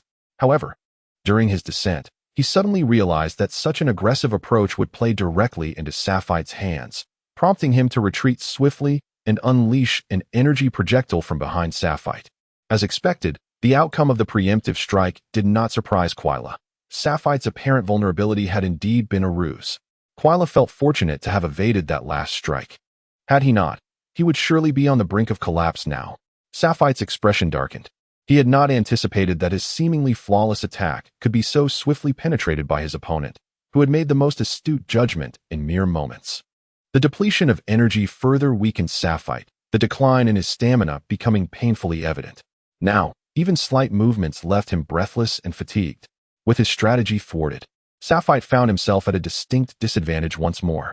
Chapter 78. I am the sovereign of the universe. Rather than merely being at a disadvantage, one could say that this setback had been magnified, reducing his chances of victory even further. Sapphire's strength did not lie in this aspect. Rather, this unexpected failure had sapped his morale. Fortunately, Sapphire was no ordinary warrior, and he quickly regained his composure, gathering his strength to charge forward once again. Though Sapphire contemplated pausing to recuperate, he knew that recovery required intense concentration. It was exceedingly difficult for him to maintain dual focus, with Quila fully aware of his intentions. He would relentlessly bombard Sapphire with energy projectiles, leaving him no opportunity to recover. While those smaller energy blasts were unlikely to inflict significant damage, they were more than sufficient to disrupt Sapphire's recuperation, and some could even exacerbate his wounds. In contrast, the energy Quila unleashed was but a trifling matter. He was unconcerned, possessing an absolute advantage in stamina. As the confrontation intensified, Quila's experience in handling such situations deepened. He refrained from engaging Sapphire head-on, often darting away the moment they drew near, avoiding any direct confrontation. From time to time, he would launch energy projectiles at Sapphire, ensnaring him in a dire predicament. "Damn you!" Sapphire exclaimed in frustration after deflecting yet another incoming energy blast. "Quila, as the Emperor of the Universe, how can you cower like a turtle and refuse to face me in battle?" Quila displayed no trace of shame, defiantly retorting, "This is merely a tactic. Do you understand tactics? Only the most foolish brutes would engage in a head-on confrontation." Sapphire found himself at a loss. His attacks were futile, draining his stamina instead. Retreating was not an option, as the enemy would relentlessly pursue him from a distance, preventing his escape. The transformation into a Super Saiyan was taxing, and Sapphire could feel the weariness creeping into his body. However, the current circumstances did not permit him to relinquish his Super Saiyan form. Lost in a moment of distraction, Quila suddenly appeared behind him, unleashing a powerful punch upon Sapphire's shoulder. The impact was audible, and the imprint of Quila's fist was unmistakably marked upon Sapphire's skin, shattering his protective suit and sending fragments floating into the cosmos, revealing the crimson hue of Sapphire's bruised skin. Unrelenting, Sapphire found himself momentarily paralyzed. He had never anticipated a sneak attack from Quila, nor did he believe Quila would dare to assault him so boldly. For the first time, he had been exposed and penetrated. The second time, he had genuinely revealed a vulnerability, which was swiftly exploited. Quila was convinced of his own judgment, dismissing the notion that this was an intentional feint. Instead of continuing his barrage, Quila released an energy wave that struck Sapphire's midsection with tremendous force. A sickening pressure bore down on Sapphire's internal organs, causing his chest to convulse, and he coughed up a mouthful of blood. Seizing the moment, Quila retreated to a distance, patiently awaiting the next move, refraining from further pursuit. "Damn, this fellow possesses remarkable judgment. He discerned that I had withstood that blow, preparing to counter." and immediately halted his advance. Now, Safit could not help but admire Kveler's acute timing in battle, as he found it impossible to identify any vulnerabilities. Quickly regaining his composure, Safit brushed the burning sensation from his back with one hand. Kveler, I concede that your fighting style may indeed allow you to triumph over me. However, I must offer you a word of caution. A coward, regardless of their strength, will inevitably falter, much like yourself. Your power has evidently surpassed that of your father, yet you lack the courage to defy him. From the very beginning, you have already lost. If my estimations are accurate, by your fourth transformation, your strength exceeded that of Krud by nearly half, yet you still hesitate to resist. I cannot fathom your hesitations, but I am certain that if I perish here today, you too shall meet your demise at the hands of another in the future. You should know that I, Safit, have roamed the cosmos since childhood, never resorting to underhanded tactics in any battle. Even with strategy and evasion, I would never employ the manner of combat you currently embrace. You do not deserve to be called a warrior, nor an emperor. Safit's bold proclamations were merely an expression of his inner turmoil. He had no illusions about altering the outcome through such a means. Victory must be glorious, and defeat honorable. Ira and the others should have already departed in their ship. He felt no lingering concerns. Winning would leave nothing to be said, and losing would merely mean death. Ira, Pravaitai, farewell. Kveler, I shall not cower before a coward. At this juncture, Safit harbors a resolute determination, for if Quila continues on this path, Safit is undoubtedly doomed. Quila's eyes flicker, lost in contemplation. Safit, I must concede that you speak the truth. Although I faltered in the face of Krud, I did not claim that I, Quila, was incapable of action. Today, I shall face you and settle this once and for all. I fear you not, for from this moment onward, I shall be the new master of the universe. Quila is resolved to engage in battle, yet the question remains whether Safit possesses the strength to unleash his ultimate move. Safit gathers the last remnants of his energy, but the aura enveloping his arm is now so thin it is nearly imperceptible. Ha ha ha, Quila, should I fall, I hope you will spare Ella and the others. If you lose, I shall assist you in fulfilling your desires. With that, he declares, let us determine our fates with one decisive strike. He brings his arms together, conjuring the most familiar technique. Here it comes, my final sky cannon. With a fierce roar, Safit expends all his strength and launches it forth. Rest assured, as long as they do not provoke me, I shall act as if I have not seen them. Quila extends one arm, while gripping his shoulder with the other, gathering all his energy as well. Go. Ultimate annihilation. The energies of both combatants surge forth, colliding with tremendous force. Waves of energy ripple through the air, causing the very fabric of space to tremble. A stalemate. They are locked in this contest. Unwilling to yield, they advance towards the center of their energy clash, striving to amplify their output. Gradually, they draw closer, as if two palms were destined to touch upon the energy sphere. I am the mightiest Super Scion. Safit bellows in the final throes of battle. I am the supreme ruler of the universe. Quila retorts fiercely, his eyes ablaze with fury. Safit roars louder, ultimately proclaiming, I am the true master of the universe. Suddenly, the energy line in Safit's hand thickens dramatically, as though igniting the fuse of a final explosive device. The amassed energy sphere erupts instantaneously, tearing apart the surrounding space and pulling at their very beings. As Quila witnesses Safit being flung backward, blood gushing forth as if disregarding his own life, a smile finally graces his lips. In the end, I emerge victorious.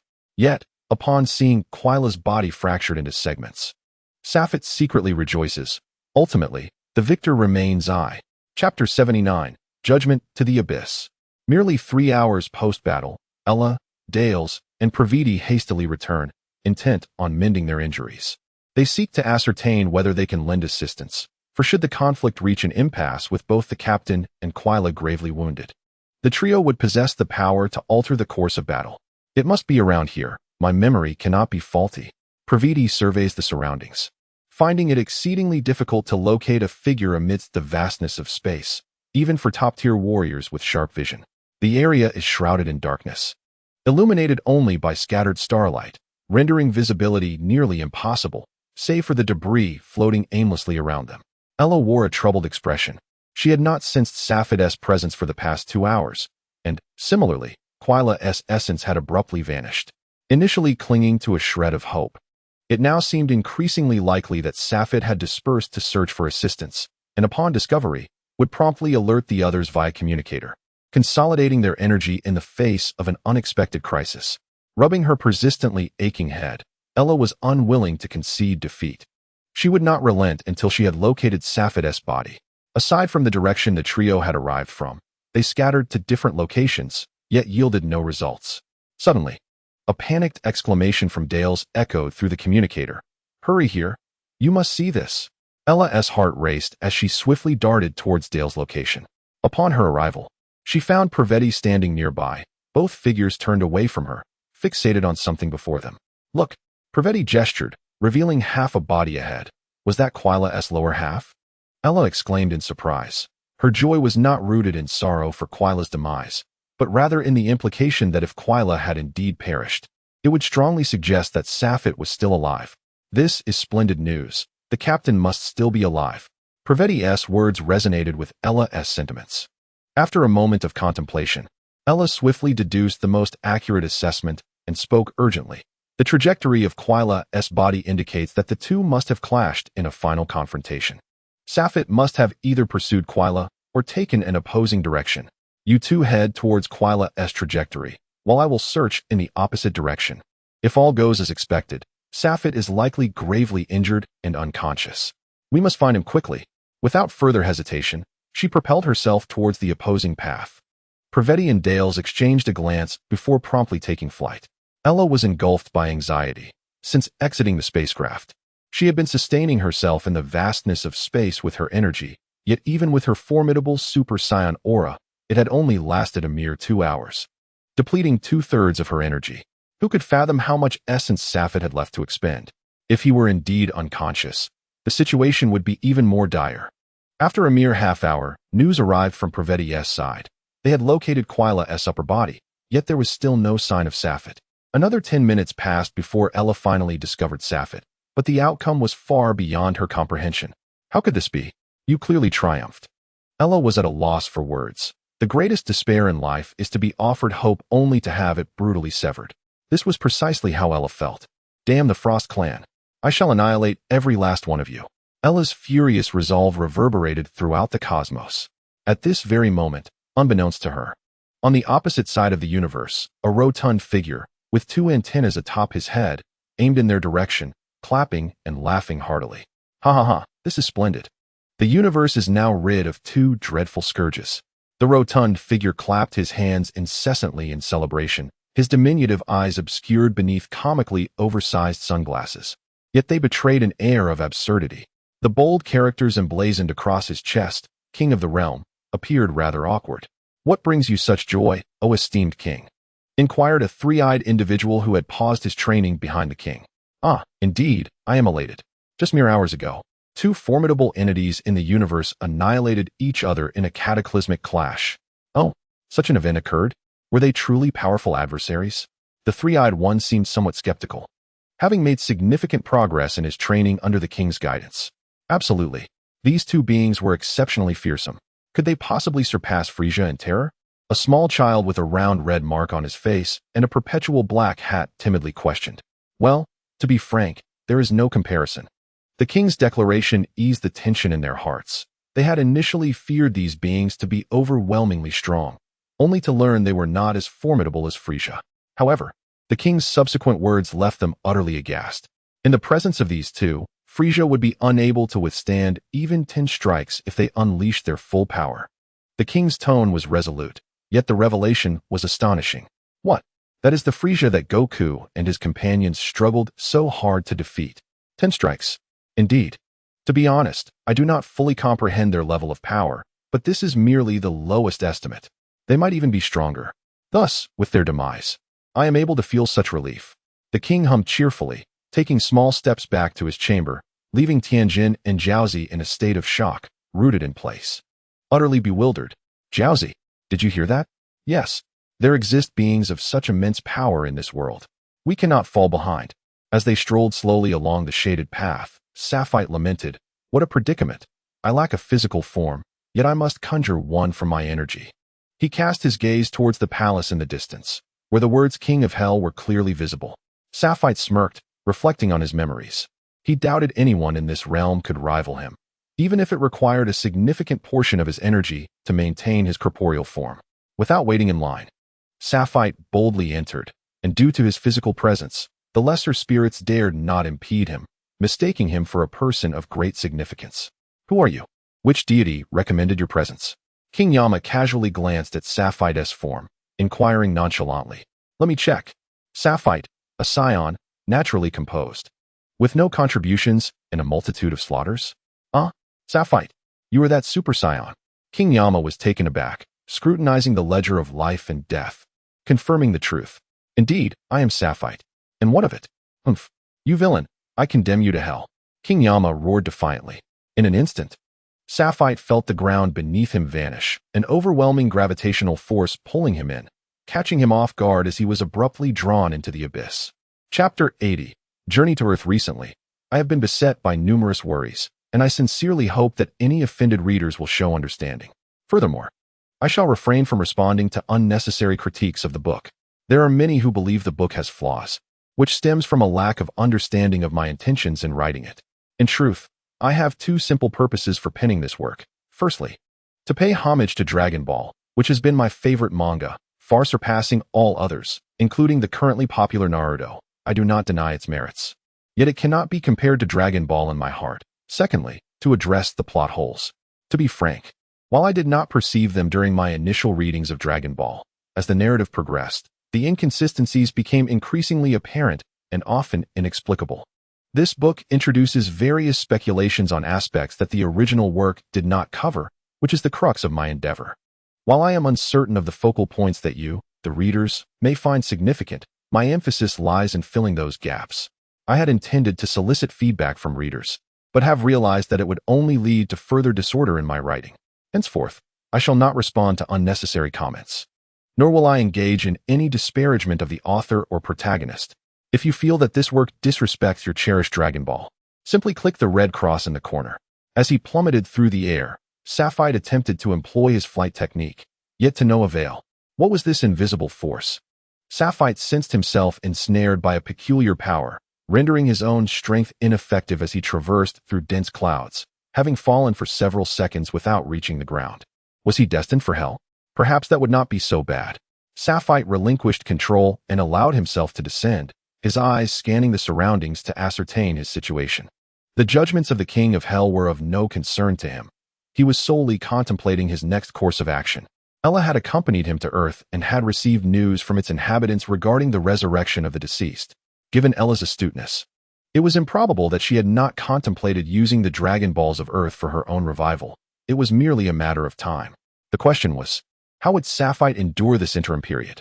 Perhaps embarking on a journey through hell would prove to be an intriguing choice. As he broke through the barrier of clouds, Sapphire finally caught sight of the ground. Although still at several hundred meters above, he felt his body regain its freedom of movement. Activating his flight technique, he halted midair and assessed his surroundings. The gravity here is 1/5 that of my home planet. The air is thin, and the environment is harsh. This is hell? It is not particularly terrifying.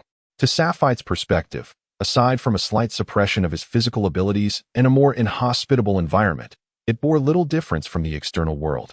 It merely resembled a less hospitable planet. Even more perplexing to Sapphire was the realization that his soul was capable of experiencing the sensation of breath. Well, let us not dwell on that. It is time to seek some amusement. Sapphire scanned the desolate surroundings, finding no sign of spirits. After flying for several minutes, he finally spotted a figure among the massive, dead tree trunks below. Descending swiftly, Sapphire seized the small creature and inquired, "Hey, little one, do you know of any formidable beings in this place?" The little creature, seemingly stunned by Sapphire's sudden appearance, stood frozen, pointing a trembling finger at him.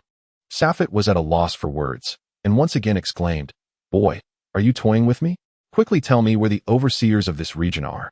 At last, from the young boy's lips, he learned that the administrators of this area were two individuals known as the Red Demon and the Blue Demon.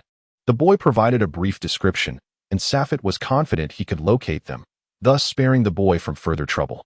10 minutes later, Sapphire indeed discovered the two figures, and their presence was formidable, albeit only in comparison to ordinary mortals.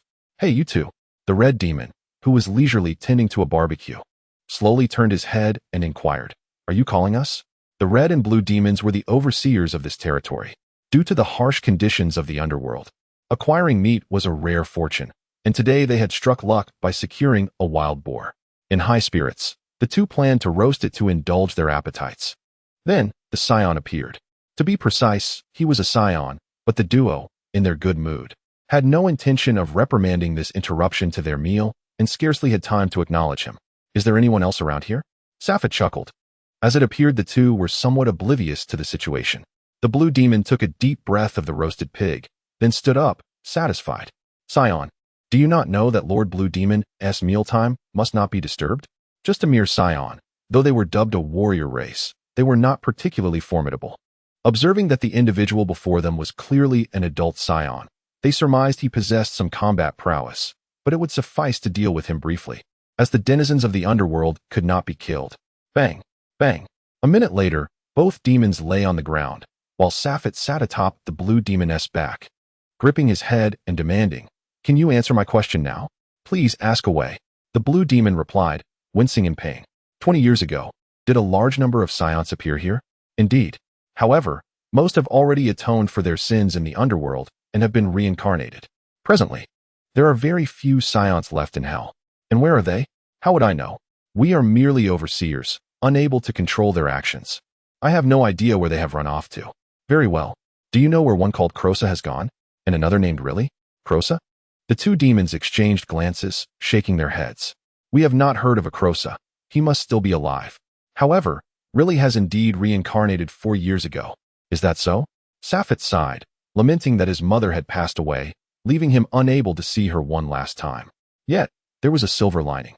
At least he learned that his father, Crosa, was still alive, drifting through the cosmos, though his whereabouts remained a mystery. Now, for the final question. Do you know where a fellow named Kvila has gone? His combat power is significant, so you should have a distinct memory of him. Safet had calculated the timing. Kvila should have died a few minutes before him, and thus would have arrived in hell prior to his own arrival. Kvila? That fellow has never set foot in hell. The blue demon's response took Safet by surprise. How can that be? I witnessed his death with my own eyes. Safet felt an unsettling curiosity. His memories before death could not be mistaken. He distinctly sensed the complete disappearance of Kvila's aura before he exhaled his last breath. A profound confusion lingered in Safet's mind, and he was eager to have Ella resurrect him. If Kvila was indeed alive, their perilous situation would escalate dramatically. Upon receiving the news of Safet's demise, Ella had isolated herself in her room for a full 10 days, refusing to eat or drink. Given the urgency of the situation, Providity had utilized the spaceship's maximum velocity, estimating they would return to the base in about 10 days. However, the military had suffered a staggering loss of 3/5 of its forces, and the indomitable warrior Safet had perished, undoubtedly a monumental blow. Fortunately, the news of his death had yet to be disseminated. Only a select few were privy to this information, and the explanation given to the subordinates was merely that Safet had new matters to attend to. Thankfully, his subordinates had adjusted to Safet's prolonged absence, harboring little suspicion. Finally, after 10 days, Ella emerged from her confinement, her red-tinged sclera and darkened circles around her eyes revealing the toll of her sorrow. She had visibly lost weight. Upon emerging, she spoke but a single sentence to Providity and Dales, to Earth, retrieve the Dragon Balls to resurrect Safet. Yet, acquiring the Dragon Balls was no simple task. Earth housed a super scion as well, one whose combat prowess was formidable. Moreover, the captain had explicitly instructed them to avoid antagonizing that super scion. Dales, aware of some details, inquired, but silence. Do not mention that dishonorable scion in my presence. Ella retorted fiercely. With Safet gone, I shall take command. We will go to Earth for the Dragon Balls. If they refuse to give them, we shall seize them by force. No one shall hinder my quest to resurrect Safet. Chapter 81. Rise Again, Safet. Shortly after the trio set off, Earth faced a new crisis. Vegeta was relentlessly performing one-finger push-ups, each bead of sweat that appeared on his face falling instantaneously without a moment's pause. The room was suffused with a peculiar red hue, as if the very air had been compressed. 999. With the last push-up completed, Vegeta propelled himself backward, flipping and landing on the ground, a smirk gracing his lips. Heh, Kakarot, I shall demonstrate to you that I am the mightiest scion. Ever since his initial encounter with Sapphit, Vegeta's extreme rage had ignited the super scion power within him. Coupled with his relentless training, he had regained the determination to fight anew. This time, I shall defeat you thoroughly. I have fundamentally surpassed the initial transformation stage. With but a thought, I can achieve the transformation, my battle power amplified several-fold from what it once was. I refuse to believe that Kakarot can still rival me. Vegeta envisioned Kakarot lying vanquished at his feet, unable to contain his laughter. Wait, what are those other Super Saions? They transformed before I did, and may have comprehended the Super Saiyan power more deeply than I. A sense of urgency ignited within Vegeta. Having completed his training, he had intended to rest, but the pressure Sapphit had once imposed upon him rekindled his resolve. What is this aura? Frieza? Vegeta abruptly leapt from the gravity chamber, hastily seizing his attire as he soared outward. Simultaneously, Gohan, Piccolo, Tien, and others sensed the ominous energy. Damn it! This formidable presence is unmistakable. It is Frieza. Aboard a spaceship, a tall figure accompanied by a diminutive, mechanized man gazed upon the azure planet. Is this the Earth you mentioned? Such a diminutive sphere, easily obliterated with a single strike. No, father. I believe it is wiser to exterminate those Earthlings first and await the return of the Super Saiyan. The small yet formidable Frieza, having undergone extensive mechanical enhancements, possessed greater strength than ever before, instilling him with confidence to confront Son Goku anew. Furthermore, with his father at his side, he felt no pressure. The towering Kurud chuckled resignedly. Possessing the ultimate power of Super Saiyan 1, he was stronger than Vegeta emerging from the hyperbolic time chamber when at full capacity. Yet, in his current form, having concealed 3 transformations, his battle power barely reached 5 million. However, he was convinced that no one could instantly obliterate him without allowing him to transform. Rest assured, father, my current strength should equate to that of a 200-year-old warrior. Significantly augmented by 50 years of power, I will not falter. Frieza asserted, not merely to reassure his father, but to bolster his own confidence. Yet, he overlooked a crucial detail. When Goku transformed, his body had already reached its limit, his capabilities barely constituting 1/5 of their potential in perfect form. In such a state, he could still defeat Frieza, let alone now, when he remained unscathed. Lord Era, we are approaching Earth. However, we have detected a spaceship marked by Kurud ahead. If all goes as anticipated, they should arrive half an hour before us. Additionally, there is a smaller spaceship trailing behind, identified as belonging to Frieza's Ginyu Force. Specifically a fellow named Goku. What are your orders? Do not concern yourself with them. Our mission is solely to procure the Dragon Balls. Let us not complicate matters. Accelerate our advance. We must acquire the Dragon Balls before they do. After all, we have already constructed our own Dragon Ball detector, eliminating the need to solicit those Earthlings.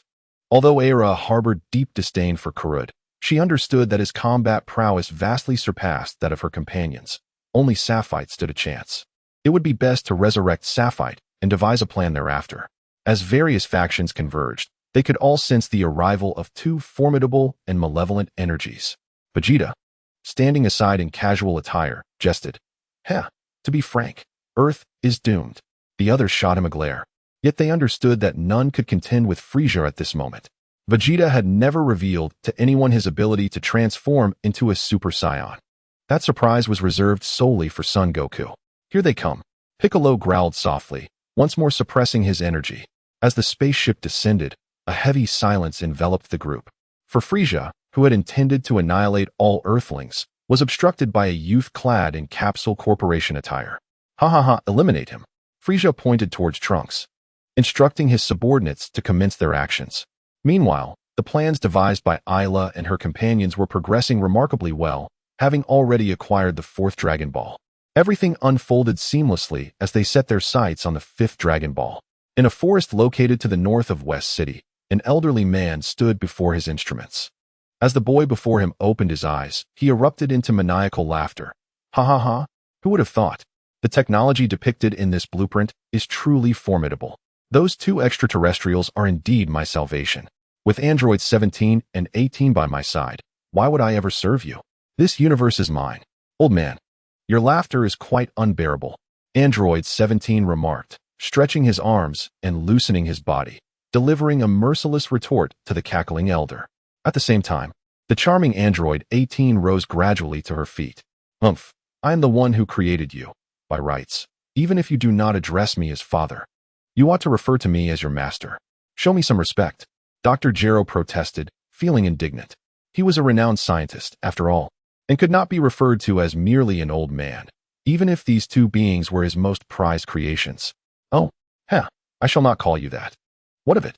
Android 17 dismissed him, turning his gaze towards the door, completely disregarding Dr. Gero. The young girl beside him let out a sigh of relief. Finally free. You too. Do you dare to disobey my commands? Dr. Gero bellowed in fury. Once again, he was ignored. In anger, Dr. Gero pressed a button in his hand, and instantly, androids 17 and 18 froze in place, unable to move, gradually collapsing onto the ground. Damn it. They were not modified correctly. It seems I must adjust the master recognition program. Otherwise, they will not obey. Isla gazed in astonishment towards the direction of the 7th Dragon Ball, sensing the gathering of all Earth warriors. The first 6 had gone smoothly, and she hoped that the 7th would not bring her further trouble. However, she had to go. Praviti, Dales, gather all the Dragon Balls at this location. We shall convene there. The quest for the Dragon Balls was a mission divided amongst 3 individuals. Isla possessed 2, Praviti held 3, and Dales had only 1, with the 4-star ball still unclaimed. Trunks transformed into a Super Saiyan, not only defeating Frieza with ease, but also vanquishing Crud, who had been unable to transform. It was indeed a rather humiliating demise for the Frost Demon race. Shortly after, Goku descended from the sky, and Trunks successfully met him. After a brief exchange, Goku readily agreed to Trunks' request. I leave everything in your hands, Mr. Goku. Trunks expressed his gratitude with a sincere bow. No need to mention it. I would have done so regardless. Such a formidable opponent is truly exhilarating. Suddenly, Goku turned his head sharply, fixing his gaze on the distance with a grave expression. Whoosh! A figure appeared in the sky. Dales, scratching his nose, muttered to himself awkwardly. It seems I arrived a bit early. Is this fellow a Scion? Vegeta's gaze was piercing, instantly catching sight of the tail coiled around his waist. A Scion. Upon hearing Vegeta's soft utterance, Piccolo furrowed his brow. He had never harbored a favorable impression of Scions, including Vegeta himself. Goku stood at a distance, noticing Dale's arrival, his brow furrowing once more. He then slightly turned his head, gazing into the distance anew. Haha, it seems I am the second fastest. Ella, not a chance. Instantly dissipating his Super Saiyan state, Pravaitai laughed heartily as he greeted Dales. Big guy, who are you referring to? Came Ella's voice from behind, causing Pravaitai's body to stiffen involuntarily. He quickly plastered on a smile, attempting to ingratiate himself. Oh, I didn't see you there. Lord Ella, you arrived first. Why didn't you say anything? Business is pressing. I have no time for idle chatter. Ella dismissed Pravaitai, once again using her detector to search for the Dragon Ball's location. Ella descended to the ground, gradually approaching the crowd. As she drew nearer, everyone watched intently, while Pravaitai and Dales stood beside her. At that moment, Dales had yet to relinquish his Super Saiyan form, exerting immense pressure on the gathered crowd, rendering them nearly speechless. Though Vegeta feigned indifference, he was keenly curious about the woman's intentions, as he vividly recalled Ella's formidable fighting prowess. It's you. Ella pointed decisively, her target being Gohan. In an instant, Goku vanished from his position, a faint shadow materializing to shield Ella's finger. Who are you? Goku inquired, having never encountered Ella before. Even on Namek, both Ella and Safit had concealed their forms. Goku, they are Scions. After the battle on Namek, when we were transported back by the Eternal Dragon, they were present as well. Though we have no close ties, they are not our enemies. I recall their amicable relationship with the Grand Elder of Namek. Little Bald, sensing the tension, hurriedly stepped forward to explain. Hey, since your last wish, has your home planet recovered? Little Bald inquired, stepping closer, seemingly eager to forge a connection. Ella's expression remained cold, yet she retained a measure of composure, explaining, Safit has passed away. I've heard that the Dragon Balls on Earth can resurrect individuals. I wish to bring him back. If you wouldn't mind, could you lend us the Dragon Ball containing 4 stars? What? Safit is dead. That man actually perished. Before Goku could respond, Vegeta exclaimed in shock. His understanding of Safit's power was limited, but Ella's demeanor revealed the depths of Safit's strength. In Vegeta's mind, Being surpassed by a higher noble was comprehensible, but being outclassed by a lowly warrior like Goku was the greatest obstacle he faced, hence his ongoing antagonism towards Goku. However, he found it utterly incomprehensible that Safit was dead. While he felt confident in challenging Ella, he was far from certain of defeating Safit. Who is it? Who could possibly slay such a powerful scion? Observing Vegeta's agitated state, Goku felt a twinge of confusion but stepped forward nonetheless, saying, "Vegeta, calm down. Let me question them slowly. Desiring the Dragon Balls, I offer them to you. Yet I am overwhelmed by an unsettling aura emanating from your beings. I cannot fathom the reason, but I fervently wish that once your wishes are fulfilled, you will hastily depart from this planet." What Goku perceives is merely the formidable murderous intent and malevolence surrounding Ella and her companions. As seasoned warriors who have traversed the cosmos for many years, their hands are stained with blood, which naturally unsettles someone as imbued with a sense of justice as Goku. They are of the Frost Demon race. If my memory serves me right, Frieza and Cold should have already arrived on Earth. It is indeed surprising that you have not endeavored to thwart them, remarked Ella. How could it be? Those Frost Demons, mere weaklings, could never defeat a Super Saiyan. From a distance, Trunks sensed something amiss and hastened over. Just a moment ago, I swiftly eliminated those 2 Frost Demons. It appears that the one you referred to as Safite is not as formidable as he seems. What did you say? Ella, a mixture of astonishment and fury, was taken aback that this young boy could vanquish Cold. Angered by the audacity of deeming Safite weak, she scrutinized him and could not help but mock. With your stature, you dare claim to have bested Cold? Speak not such grandiloquent words. Ella sensed within the boy a latent power of considerable strength, yet how could he challenge Cold when she could easily overpower him? Likewise, Praveti and Darius beside her shared a similar, disdainful expression. Preposterous.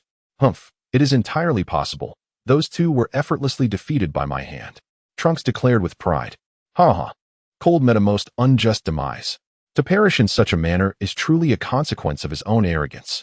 Ella laughed heartily, disregarding her appearance. They had all felt the weight of Cold's pressure, and the thought of his humiliating end brought them immense satisfaction. Vegeta, standing aloof, chose not to interrupt, deciding to wait until Safite was resurrected to inquire personally. Enough of this trivial chatter. Lend us the Dragon Balls for our use. Ella procured the Dragon Balls from her pocket, subsequently accepting several others from Praveti. Goku, observing the 6 Dragon Balls in their possession, could only manage a resigned smile. It seems you have come exceedingly prepared. As Gohan produced the final Dragon Ball, Ella simultaneously retrieved Safite's lifeless form. Arise, Shenron. A brilliant golden light erupted, illuminating the entire sky, as the unique incantation of the Eternal Dragon resounded. Gatherer of the Dragon Balls, declare your wish, whatever it may be. I shall grant it. Bring Safite back to life. Ella proclaimed with fervor. Revive, Safite. The dragon cast a glance, suddenly trembled, and exclaimed, What the hell? How could it be you? Who do you wish to resurrect? As the crowd stood in astonishment, Safite's figure slowly rose. The dragon hastily added, Very well, farewell. Then, as if struck by a chill, it muttered, It is perhaps best if we do not meet again. Safite, upon rising, displayed neither surprise nor astonishment. His first words were not directed at Ella, but rather, through gritted teeth, he uttered 3 words. Quila. Chapter 82. Departure from Earth. What? Quila is not dead. Upon receiving an affirmative response from Safit, Providence could not restrain himself from exclaiming loudly. They had witnessed Quila's body being torn asunder, and moreover, there was no trace of life remaining. It was a certainty that he was beyond salvation, for reasons unknown. During my inquiries in the depths of hell with the Red Ghost and the Blue Ghost, they had not detected Quila's soul descending into the underworld. A being of Quila's nature surely would not be granted access to paradise by the King of Hell, would he? Safit was confident that the Red Ghost and Blue Ghost would not dare to lie, yet he found himself ensnared in this perplexing misunderstanding. Could it be that the Ice Clan's members perish without souls? Or had Quila somehow preserved his life through some extraordinary means? Ella stepped forward, having just dispatched Frieza and his ilk. If this were true, caution was paramount. It was not without merit to consider the possibility. If memory serves, during our initial confrontation with Frieza, that fiend had been pierced through the chest by a blast from the captain, leading us to believe he was dead, only for Frieza to re-emerge shortly thereafter. Could it be that the Ice Clan possesses a resurrection ability of which we are unaware? Providence reflected on the earlier battle with Frieza, and the subsequent revelation of Frieza's survival indeed raised their suspicions. However, if this were the explanation, it made a certain sense. At that moment, their conversation was abruptly interrupted. "Hey, Safet!" Turning to see Vegeta standing directly behind him, his gaze intensely focused. "Is there something you need, Vegeta?" Safet inquired. "May I challenge you to a duel? Although I know I am not your equal at present, I am eager to ascertain just how vast our disparity truly is." Vegeta responded earnestly, acutely aware of the profound yet concealed aura emanating from Safet. He understood that he still had much ground to cover, yet, hardened by experience, he was determined to discern his shortcomings. No need," Safet replied dismissively. Vegeta had only just begun to acclimate to the transformation into a Super Saiyan. At best, he had barely entered the latter stages of Super Saiyan 1. Falling short of achieving full power, how could he possibly contend with Safet's formidable strength? It was important to note that Safet's power was already akin to that of a typical early-stage Super Saiyan 2, comparable to Gohan's initial display of Super Saiyan 2. "What? You won't even grant me this opportunity? Or is it that you have not yet perfected your transformation into a Super Saiyan, and thus fear facing me?" Vegeta, aware of the underhandedness of his provocations, nonetheless pressed on. "Enough of this, Vegeta. You stand no chance against Safet. The gulf between your strengths is far too great. If you cannot maintain your Super Saiyan form without expending energy, victory is utterly unattainable." Ella, still unfamiliar with the extent of Safet's newfound power, had already sensed the might of a fully unleashed Super Saiyan, reminiscent of the times when they had all transformed to compete in speed contests. She has already touched upon that echelon, and she is acutely aware that she falls short of Safet. If Vegeta has yet to attain that stage, then he cannot even surpass himself, let alone Safet. I refer to such a state as the Super Saiyan full power state, where the transformation into a Super Saiyan consumes energy as if one were in their normal state. Achieving this is tantamount to success. If you have yet to reach even that state, you lack the qualifications to challenge me. While Safet spoke the truth, it struck Vegeta as particularly jarring. Suppressing his tumultuous emotions, Vegeta directed his gaze towards Goku. "Don't look at me.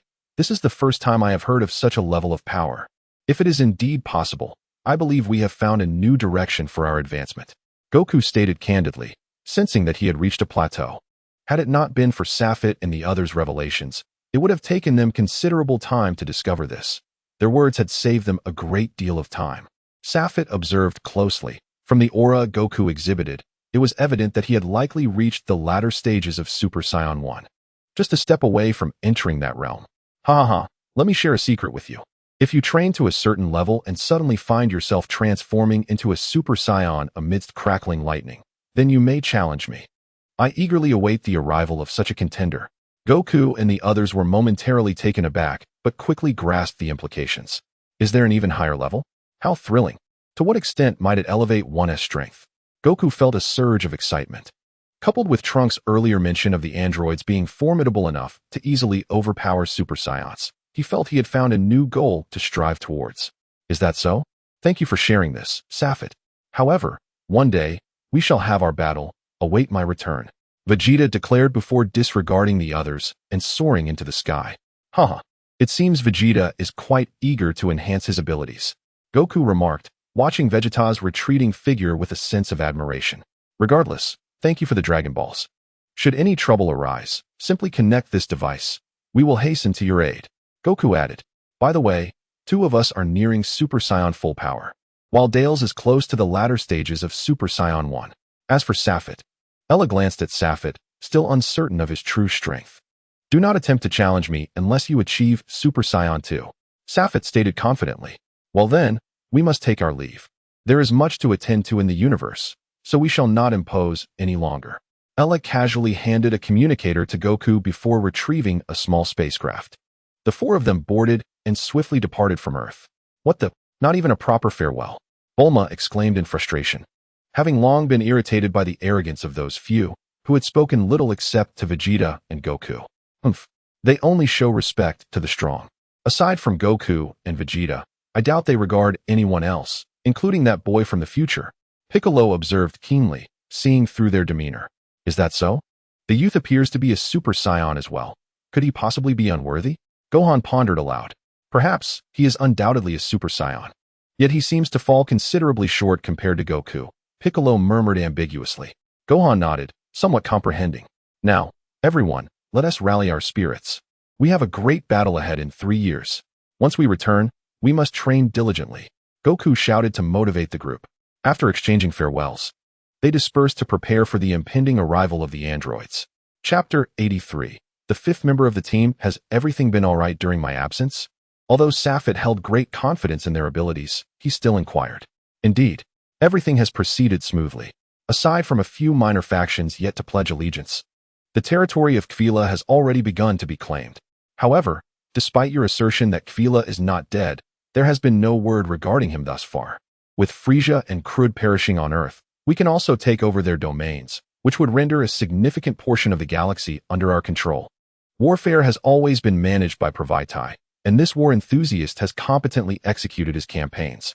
Oh, and recently, we have discovered several fighters with power levels ranging from 200,000 to 500,000. After a few encounters, they have successfully joined our ranks. Thus, they are currently safeguarding the base while we have come to Earth. Pravaitai mentioned a few names. Regrettably, Safet did not recall those individuals, but considering their capabilities, they would hardly pose a significant challenge. Their arrival is indeed timely, as we lack mid to high-tier combatants. Now, all that remains is to integrate those minor factions. In this matter, I entrust you, Ella. I do not wish for any further complications. Safet commanded, his mind burdened by an unresolved issue that required urgent attention. And what about you? There should be no remaining enemies, right? Pravaitai suddenly felt a sense of emptiness, a sensation akin to the chill of great heights. It seemed he had no one left to challenge aside from Safet. No, I still have a matter to handle alone. Ella, you stay on the home planet and see to all affairs. Pravaitai, you head to Earth. There should be ample adversaries there to hone your skills. Safet smiled. Fear not. I eagerly anticipate your strength. We have an unfinished battle awaiting us. Earth, are there any foes there worthy of our anticipation? I refuse to believe that androids can stand shoulder to shoulder with Super Saiyans. Pravaitai had encountered numerous artificial beings, including several cyborgs, yet none had proven particularly formidable. They were far from terrifying. Safet suddenly paused, questioning, do you sense it? At this moment, as they traversed the vastness of space, Safet's inquiry caught the others off guard. Ella reacted swiftly, attuning herself to the sensation, and responded, I feel it. That familiar presence. Indeed, it is a Super Saiyan. Providus exclaimed, astonished that the galaxy still harbored Super Saiyans, and as the soon-to-be ruler of the galaxy, he found it utterly perplexing that he had no inkling of this fact. Let us go and investigate. Safet promptly halted the ship's autopilot and directed it toward a desolate-looking planet nearby. All right, Kakarot. On the planet Butin, a tall man stood bare-chested, seemingly oblivious to the swarm of extraterrestrial beings attacking him, his gaze vacant, clearly having lost his sanity. Kakarot, get out here. With a thunderous roar, his fury surged, his muscles swelling once more. He swung his arm, causing the ground around him to erupt violently, obliterating the surrounding attackers into mere dust. Go, kill this Saiyan. Charge. Annihilate him. The extraterrestrials, undeterred by the chaos, hurled themselves at the towering Saiyan, their fists raining down upon him, yet he remained indifferent, allowing the blows to land without resistance. Get Kakarot out here, he bellowed. Suddenly, an energy sphere materialized from his abdomen, expanding rapidly, enveloping his entire being. All of you vanish. With an overwhelming surge of rage, the tall man unleashed his full power, obliterating a third of the planet, transforming it into a grotesque shadow of its former self. What an astonishing explosion. Safet suspended the ship midair, realizing that had they descended moments ago, the vessel would have been annihilated in an instant. Retracting the ship, Safet followed the direction of the energy's disturbance. The other three, shaken by the explosion, also retracted their ships and followed closely behind Safet. Laughing maniacally, Broly flailed his arms, hurling energy blasts without a care for his own stamina, relishing the distant screams and wails of his adversaries. Not far behind him lay a middle-aged Saiyan, Bogus, who had been knocked unconscious during Broly's explosive outburst. Despite Broly's madness, he appeared to show some restraint, purposefully avoiding the energy blasts aimed in that direction. Bogus slowly rose, having been incapacitated at the moment of Broly's eruption. Fortunate that Broly had not chosen to end his life. However, witnessing his son spiral into madness once more left Bogus feeling utterly helpless. Although the legendary Super Saiyan possessed extraordinary power, it was beyond his control. He had attempted numerous strategies to rein in Broly, all to no avail. "Stop it, Broly. Kakarot is not here." In a desperate bid to calm Broly, Bogus resorted to invoking the name that would most capture his attention. Kakarot?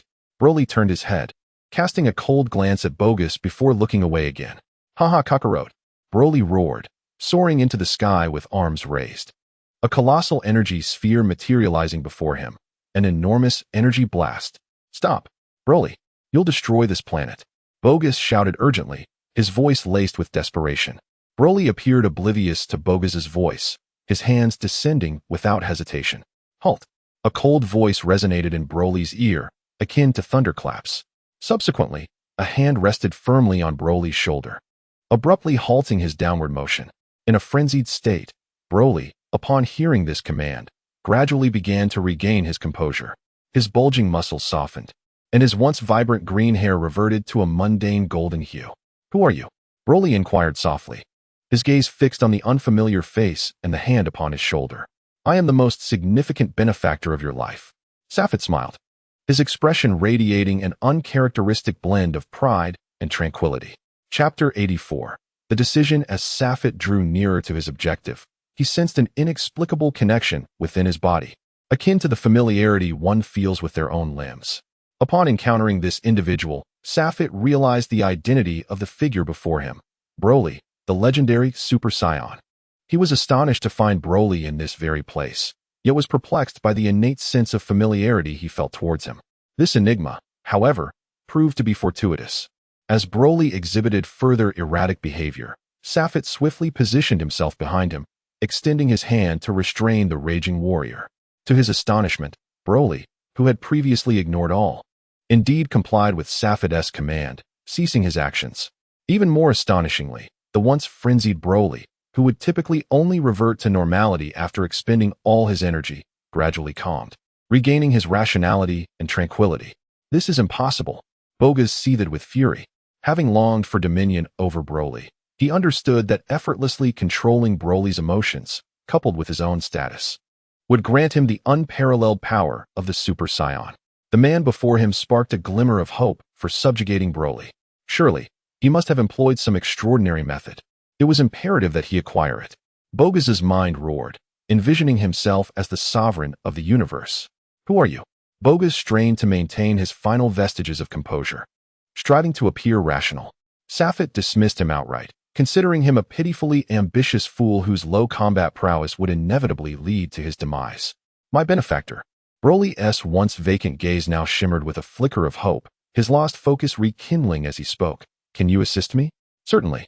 Safet felt a surge of vitality coursing through him, as if he had regained something profoundly significant, an indescribable sensation akin to the reattachment of a severed limb. Indeed, Broly exuded an essence reminiscent of his own right hand. "Are you willing to follow me and lend me your strength?" Safet, oblivious to the subtle glimmer of violet light emanating from his eyes, directed it towards Broly, casting a gentle illumination over his entire being. Broly was evidently taken aback by Safet's direct address.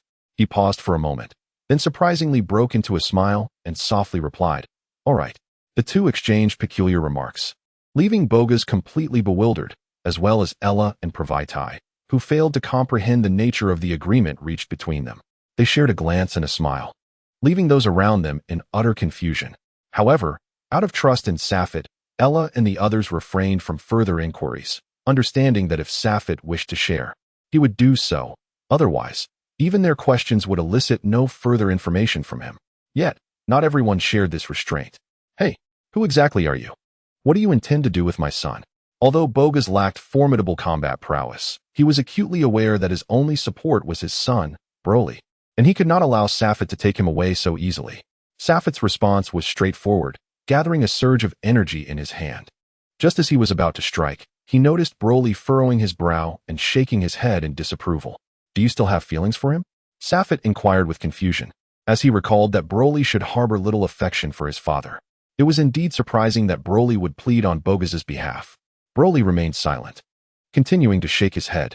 True to his character, Broly was fiercely boisterous in moments of rage, yet inherently introverted in his everyday demeanor. Very well. Safet dissipated the energy in his hand and turned to the three behind him, saying, "Let us depart." At that moment, Bogas was already overwhelmed by the aura emanating from Safet, watching silently as the five departed, too intimidated to utter a word. Upon returning to the base, Ella busied herself with the myriad of tasks within, seemingly unable to pause for even a moment. Meanwhile, Pravaitai engaged in training at the base, preparing himself for a journey to Earth in 2 years to witness the legendary android, whom the young Trunks claimed could even defeat a Super Saiyan. Safet led Dales and Broly back to their home planet, where a few individuals had begun to arrive, all in an effort to prevent the planet from becoming a desolate wasteland. He had dispatched only a portion of his subordinates to maintain the planet's operations. Additionally, he sought to glean some valuable information from the planet's library regarding his unique Super Saiyan transformation, knowledge that was not even mentioned in the Dragon Ball manga from his memories. Regrettably, his search yielded no discoveries. Although he had come across various legends and records about special Super Saiyans over the course of several months, they were evidently unlike his own transformation. The most detailed description he found was merely of a being similar to Broly, a pure green transformation of a Super Saiyan. Consequently, the trio spent a considerable amount of time combing through the entire library. Had it not been of paramount importance, Safet would have entrusted his subordinates with the task of seeking this information. However, in recent days, a particular piece of information caught Safet's attention. It was something discovered within the royal palace, hidden away in a very secretive location, which Safet had stumbled upon while seeking a diversion from his boredom. The content was scant, merely a few simple phrases. Upon receiving the news of your departure, Kasal was exceedingly enraged. However, his authority could not extend to jeopardizing your friends. Take your kin and depart, as far as possible, never to return. Rest assured, I shall care for your other friends. Though but a few brief words, their concealment in such a secretive place undoubtedly reflects a certain value. While Safet had yet to fully comprehend its significance, he had begun to form some conjectures in his mind. A month later, Safet returned to the base with 2 new members. This time, he had pressing matters to attend to, and feared he would not be able to return in the near future.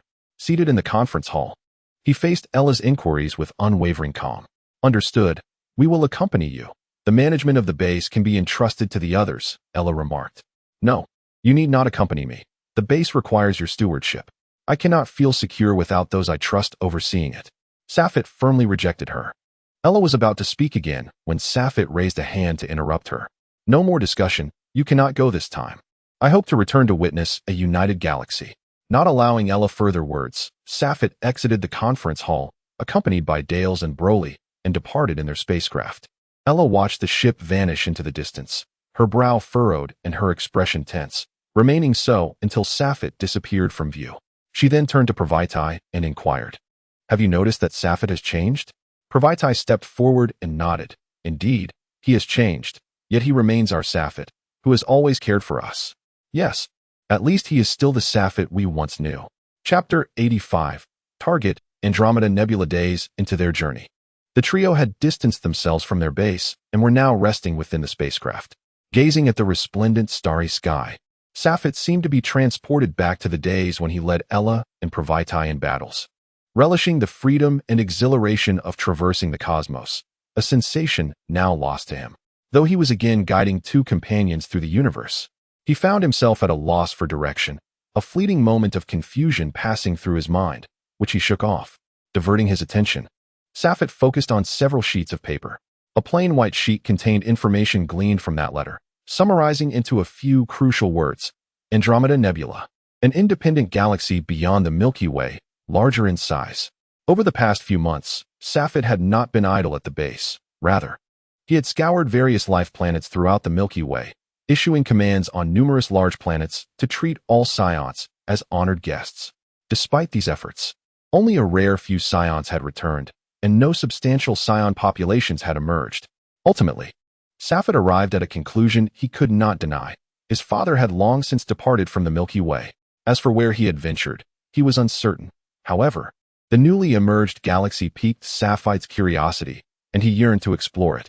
Regarding Earth, memories of the Dragon Balls lingered in his mind. Particularly the image of Sun Wukong succumbing after defeating Slug. Coupled with his unwillingness to be resurrected, it implied that the Dragon Balls should have reached their conclusion, with no formidable adversaries likely to arise thereafter. Moreover, Pravaitai was nearing the full power of a Super Saiyan, and a breakthrough in the near future seemed inevitable. Alongside Sun Wukong and his companions, even an opponent like Slug, who had yet to reach the mid-stage of Super Saiyan 2, posed little concern, especially with the formidable presence of Gohan as a formidable asset. Sapphire chuckled softly. Although he anticipated an engaging confrontation with Pravaitai, his excitement for Gohan's development overshadowed it. Within the galaxy, it was evident that there were no opponents capable of igniting his interest, prompting him to consider exploring the world beyond. After a moment of contemplation, Sapphire outlined several objectives for this venture. First, to seek out his father's whereabouts, even if he was not within the Fairy Nebula. He aimed to compile maps of the surrounding star systems to facilitate his search.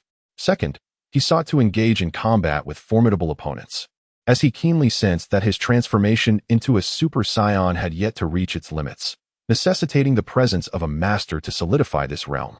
Third, he harbored a keen interest in the individual who had written to him. Should there be no unforeseen circumstances, it was likely that this person was also a Saiyan, indicating the potential emergence of a larger Saiyan clan, undoubtedly including Super Saiyans.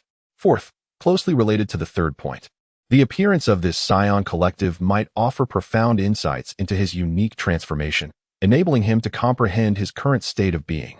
Sapphire turned his gaze towards the spacecraft to his right, where Broly, perpetually furrowing his brow, remained. Despite accompanying Sapphire, he had not altered his introverted demeanor. Only in private moments with Sapphire did he exhibit a more amiable disposition. Perhaps, in Broly's eyes, they both represented anomalies within the Saiyan race. Yet, Sapphire understood that Broly was a naturally born Super Saiyan. Once he matured to 30, fully embracing adulthood, his transformation would manifest, mirroring Sapphire's own journey. This unexplainable bond between them perhaps elucidated why Broly, who had always lacked assertiveness, was so inclined to heed Sapphire's counsel. At this moment, Broly had become a sharp blade in his hands, moving solely at his command. Gradually, Sapphire began to anticipate this journey through the Fairy Nebula. Were it not for the multitude of uncertainties involved, he would have gladly taken Ella and Pravaitai along. However, he felt compelled to exercise his authority to ensure they remained behind. As for Dales and Broly, it was evident that Dales was not the most steadfast ally. Yet, Sapphire was acutely aware that Dales would not easily betray him unless he witnessed his demise firsthand. In contrast, if they encountered an enemy, Sapphire felt that he should not be overly concerned about Broly. As time flowed, several months passed in the blink of an eye, and Sapphire and his companions finally approached the edge of the galaxy. If all goes as expected, in 10 minutes, we shall escape the gravitational confines of the Milky Way, Dales explained to Sapphire while gazing at the ship's map. Such matters were more familiar to Dales, who had wandered through the cosmos. Broly, evidently unfamiliar with the intricacies of the spacecraft, had been shielded from such knowledge during his prior conquests by his father. Indeed, how perplexing that it takes so long to exit the galaxy. One cannot help but wonder how much longer it will be until we reach our destination. Sapphire was aware that this journey would be protracted, yet he felt an unsettling uncertainty within. Although Scions possess an extended adolescence, it lasts merely a century, and their lifespan barely exceeds 100 years, a stark contrast to the 500-plus years of the Ice Clan. As the spacecraft approached the edge, Sapphire and his companions discovered that the boundary of the galaxy was enveloped in a delicate, silvery membrane. Before they could decelerate, the ship collided with it. Like sinking into mercury, the vessel became ensnared in that energy, its speed drastically diminishing. The ship began to meld with the silvery film, akin to an object succumbing to quicksand, slowly expanding the crater created upon impact as it inched forward. At last, the ship traversed the thickest part of the membrane, and, like a half-peeled egg, it swiftly glided out. The vessel trembled, causing many small objects aboard to tumble. Fortunately, the three were exceptionally powerful and remained largely unaffected. What transpired? Sapphire steadied himself and turned to look back. The moment the ship exited the membrane, it surged forward at an astonishing velocity, far surpassing their speed within the galaxy. Captain, our current speed approaches 100 times that of the fastest within the Milky Way, Dales exclaimed in shock. Sapphire furrowed his brow, apprehensive that the spacecraft might disintegrate in the vastness of space, for its materials seemed ill-suited for such velocity. Yet, to his surprise, it glided smoothly. Gradually, Sapphire relaxed his brow. He felt as though flying within the galaxy was akin to running in water, whereas their current flight was like running on land. The impediments within the galaxy were undoubtedly far more formidable. Although the reason eluded him, he found solace in this notion, as it would hasten their journey to the destination. Glancing back, he noted that the vast exterior of the Milky Way was enveloped in a faint, mercury-like substance, resembling an elliptical duck egg from a great distance. Chapter 86, Frieza? At the pinnacle of the galaxy, a tall, slender figure stood elegantly, surrounded by enormous clocks, their second hands ticking away incrementally. Above, a small purple dog slumbered, while he stood below like a devoted servant. With his hands clasped behind his back, he held a wand. Suddenly, he opened his eyes, which radiated a captivating brilliance, deep and distant, yet strikingly calm and silent. With both hands extended forward, he casually waved his wand, conjuring a series of small screens reminiscent of televisions before him. After a brief scan, he smiled faintly, discovering the object of his search, and promptly activated it. The image displayed was that of Sapphire's departing spaceship. After observing it in silence for a few moments, he slowly began to speak to himself. Oh? So it is him. This pace should be just right. As he watched Sapphire gradually recede into the distance, he waved his hand, closing the video. He then glanced up at the slumbering figure, shaking his head in resignation, and mumbled as he exited the room. Such leisure, completely unperturbed, and sleeping so soundly. After Sapphire had exited the Milky Way, his speed surged to 100 times its previous rate, and within a mere few months, they approached the outskirts of the Andromeda Galaxy. As the spaceship traversed into the Andromeda region, Sapphire and his companions had braced themselves for severe turbulence. Yet they were unexpectedly met with a smooth passage, devoid of any obstruction, a stark contrast to their journey through the Milky Way. Sapphire was puzzled by the circumstances, but chose to set aside his bewilderment as the planets drew closer. They decided to explore a nearby planet to stretch their legs and replenish their resources. From the expanse of outer space, a dusty yellow planet came into view, its surface marred by numerous pockmarks. The planet was not large, significantly smaller than Earth, which Sapphire had previously visited. According to Dales, it was hardly a desirable planet, with little value even if conquered. Naturally, their purpose for arriving here was not to wage war, but rather to gather essential information about the region and seek formidable opponents. Let us land, Sapphire commanded, and the spaceship descended gradually into a barren landscape, with no sign of life in sight. Dales, accustomed to operating the scanner, continued to find joy in the efficiency brought by technology, even after having learned to harness his own energy. To the northwest, there seems to be a congregation of life. We should investigate, Dales noted, tapping a few buttons to ascertain the distribution of nearby cities. It was evident that human inhabitants were scarce on this planet. All right, let us go. With that, they stowed the spaceship and ascended into the air, heading in the direction indicated by the scanner. Upon reaching the city's outskirts, they found the area to be as desolate as they had anticipated, with even the residential structures being rudimentary earthen homes, devoid of any towering edifices, clearly a primitive world. The trio gently descended onto a street, and the passing crowd, rather unfazed by their presence, scrutinized them closely, with several individuals even bowing in a gesture of friendliness. Well, it seems that finding the resources we seek on such a planet may prove challenging, though we might stockpile some supplies, mused Dales casually, picking up a large red fruit from a nearby stall and unceremoniously taking a bite. To him, consuming the local fare was a privilege for the inhabitants, showcasing their hospitality. The proprietor, despite having his fruit taken, displayed no anger. Instead, he cheerfully approached and bowed, leisurely inquiring, "Esteemed Scion Lords, may I ask what brings you to this humble planet? I, Old Waller, am quite familiar with this area. If you would allow me, I would be honored to assist you." The three were taken aback, and Sapphire quickly asked, "How do you know we are Scions?"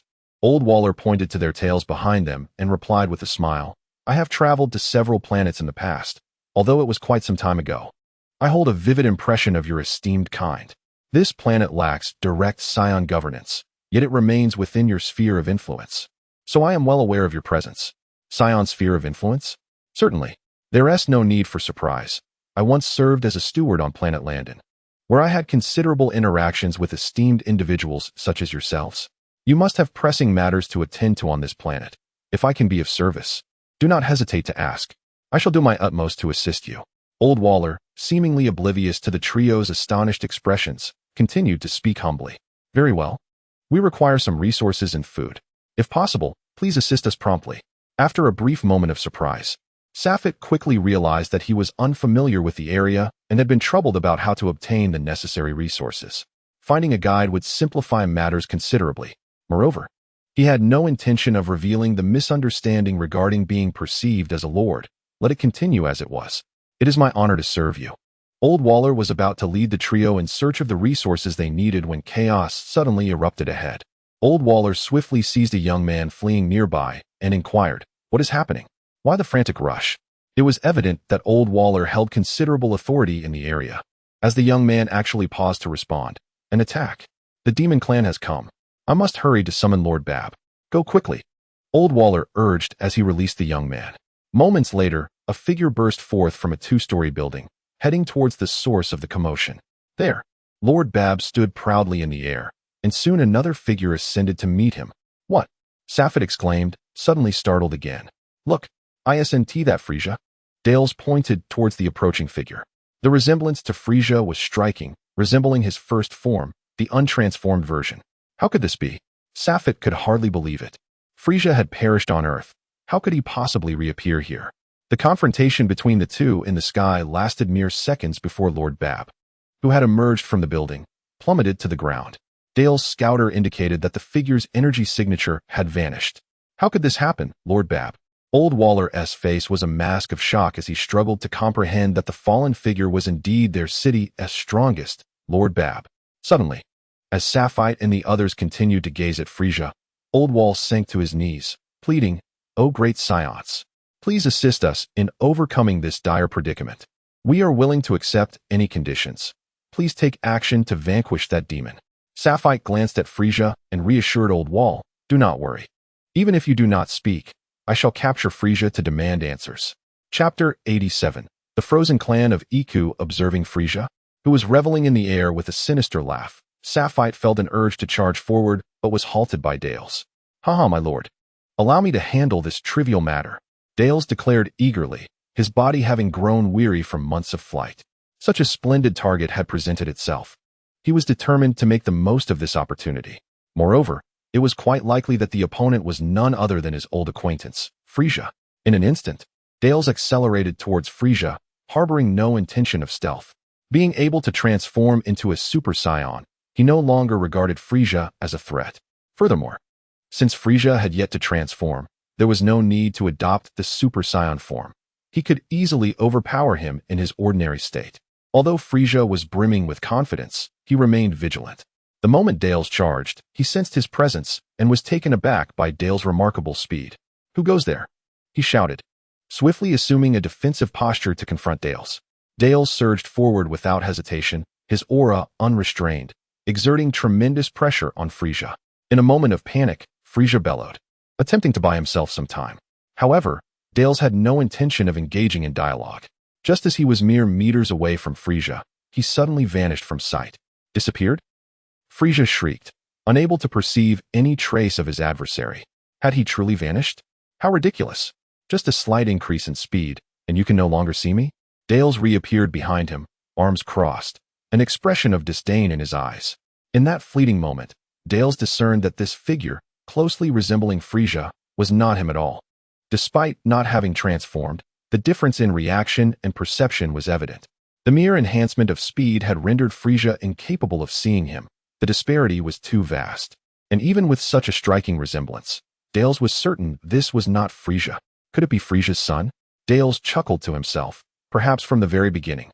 He had intended to toy with this fellow by preventing Safite from advancing. "You fool!" The Frieza before him roared, delivering a punch to Dales' abdomen. It landed. A blow struck against hardened muscle, leaving Frieza himself astonished. In that moment, driven by anger, he had expected Dales' incredible speed to evade the attack entirely. No, this sensation is wrong. Frieza quickly realized he needed to retract his fist to avoid Dales' retaliation, but was suddenly seized by intense pain radiating from his abdomen. Ugh!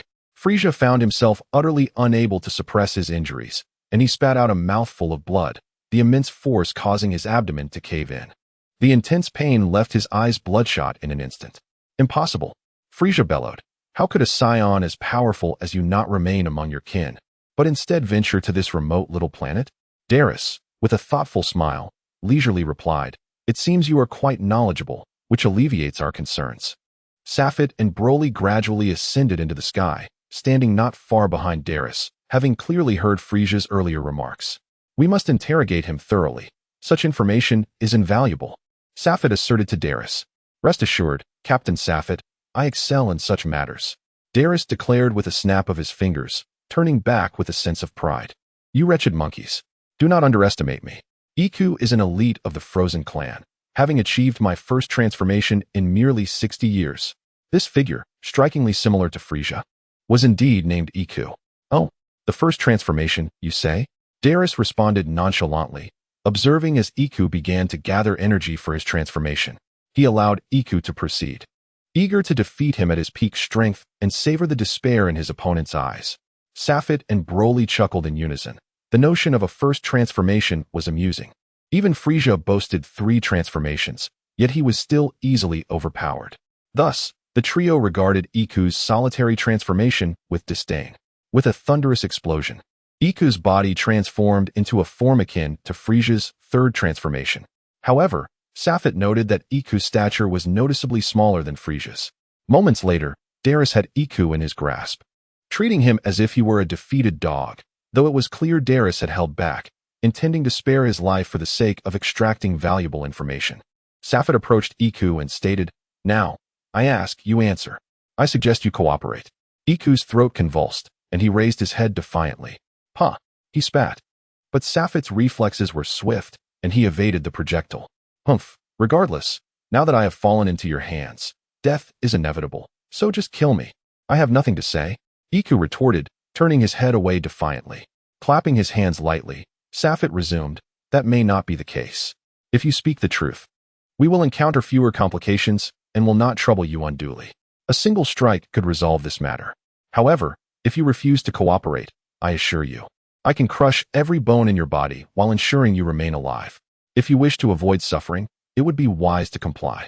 Upon hearing the threat of having his bones crushed, Iku's complexion paled, and his lips trembled slightly, yet he remained silent.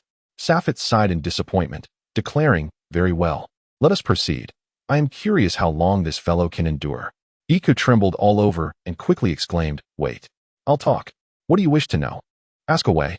Very well, if your response is satisfactory, I shall grant you a swift conclusion. The first inquiry, what brings you to this planet? Safed inquired, nodding his head. Iku, with a bitter smile, replied, Isn't it the cursed clan mission? This is something all you scions ought to be aware of. Every 50 years, we are tasked with fulfilling a mission set forth by our clan. Failure to do so brings misfortune. Iku considered himself unfortunate. Ordinarily, such missions posed little challenge, and someone of his elite status would encounter no life-threatening dangers. However, this time, the objective was to conquer a planet and enslave its inhabitants, rendering them subservient to the Frozen clan. Unexpectedly, he encountered 3 powerful scions along the way, leaving him utterly powerless. Had he known, he would never have accepted what seemed to be a simple task. Alas, regret was too late for Iku. Only death awaited him. The enmity between the scions and the Frozen clan was absolute, and he was fully aware of this. Chapter 88, Provocation. Safed nodded. His knowledge of the Frozen clan limited to Frieza and Clud, perhaps extending to Kfila. As for the clan missions known to all scions, he harbored his own suspicions. Yet they remained unproven.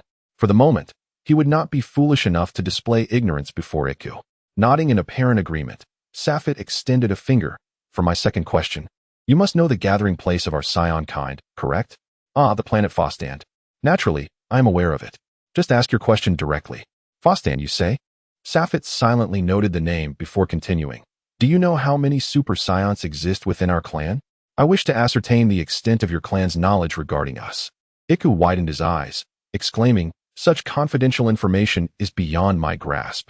I am merely a juvenile, not yet 120 years old, and even as an elite, I cannot possess such knowledge.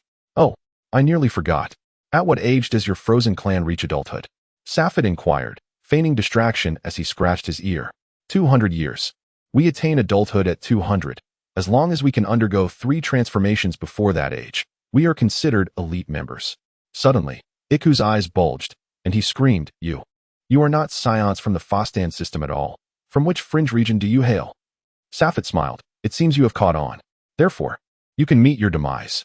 Without hesitation, Dale struck, obliterating Iku's head. Casually discarding the corpse, Dales remarked, It appears our scion presence here is quite formidable, having seized an entire star system. Indeed, what surprises me further is that our adversaries are merely the rabble of the Frozen Clan. Safed was not taken aback. He had long pondered a question. How could only Kfila, Klud, and Frieza claim to represent the Frozen Clan? A clan, no matter how scarce, should comprise at least hundreds of members, shouldn't it? Now, he finally understood. Those few were merely a branch of the Frozen Clan from the Fairy Star domain. With the scant information acquired from Old Wall, Safed swiftly deduced that the scions of the Milky Way are merely a branch of the scion race. Otherwise, how could a faction boasting merely tens of thousands in battle power, with a pinnacle strength not exceeding 100,000, dare to proclaim themselves the strongest warriors in the universe? At last, he comprehended the crux of the matter. The true might does not reside within the Milky Way scions, but rather among the congregation of all scions in the Fostan system. Without needing to ponder, Safed confidently asserted that there must be super scions present in that realm. If not, how could they possibly contend with entities like Crude? It is likely that there exist super scions of profound mastery within their ranks. Perhaps even beyond the full potential of super scions, there could exist super scion 2s as well. Once the leader Iku was vanquished, the other warriors he had brought were swiftly overwhelmed by the rebellion's forces on this planet, all annihilated without leaving a single survivor. Given that Safed had gleaned ample information, there was no necessity to spare anyone. Upon returning to Old Wall's side, Old Wall immediately knelt before him, speaking with utmost reverence. Thank you, my lord, for your intervention. Had it not been for you, my kin would have suffered greatly. No need for thanks. It was merely the effortless defeat of a scoundrel with a battle power of merely 500,000, Safed replied nonchalantly. Since your planet is under our scion banner, it is our duty to protect you. However, I implore you, Old Wall, to expedite the delivery of the supplies we require, for we must continue our journey. Safed graciously accepted the homage and seamlessly aligned with Old Wall's sentiments. Shortly thereafter, Safed procured a route to the Fostan system from a book vendor in the city. Though the map was rudimentary, it sufficed for Safed and his companions. Moreover, Old Wall's efficiency in handling matters was commendable, perhaps due to the favor of having defeated Iku. All supplies were provided free of charge, thus alleviating the awkwardness of Safed and his companions lacking the means to pay.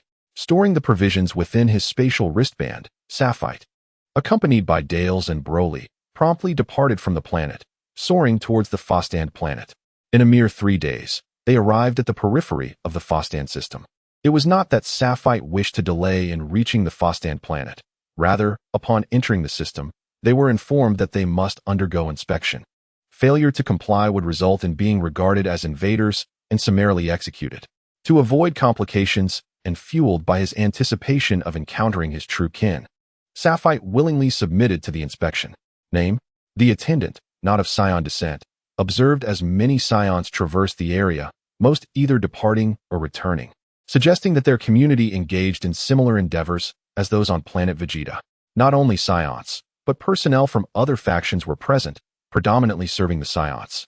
Much like the frog-faced individual before Safed, Broly, Dales, the frog-faced attendant swiftly inscribed the names of the 3 onto a digital interface. The frog-faced attendant furrowed his brow and inquired, You lack any identification. From which remote scion planet do you hail? Having encountered countless scions in his daily duties, he was not surprised by the arrival of Safed and his companions, including those from peripheral planets.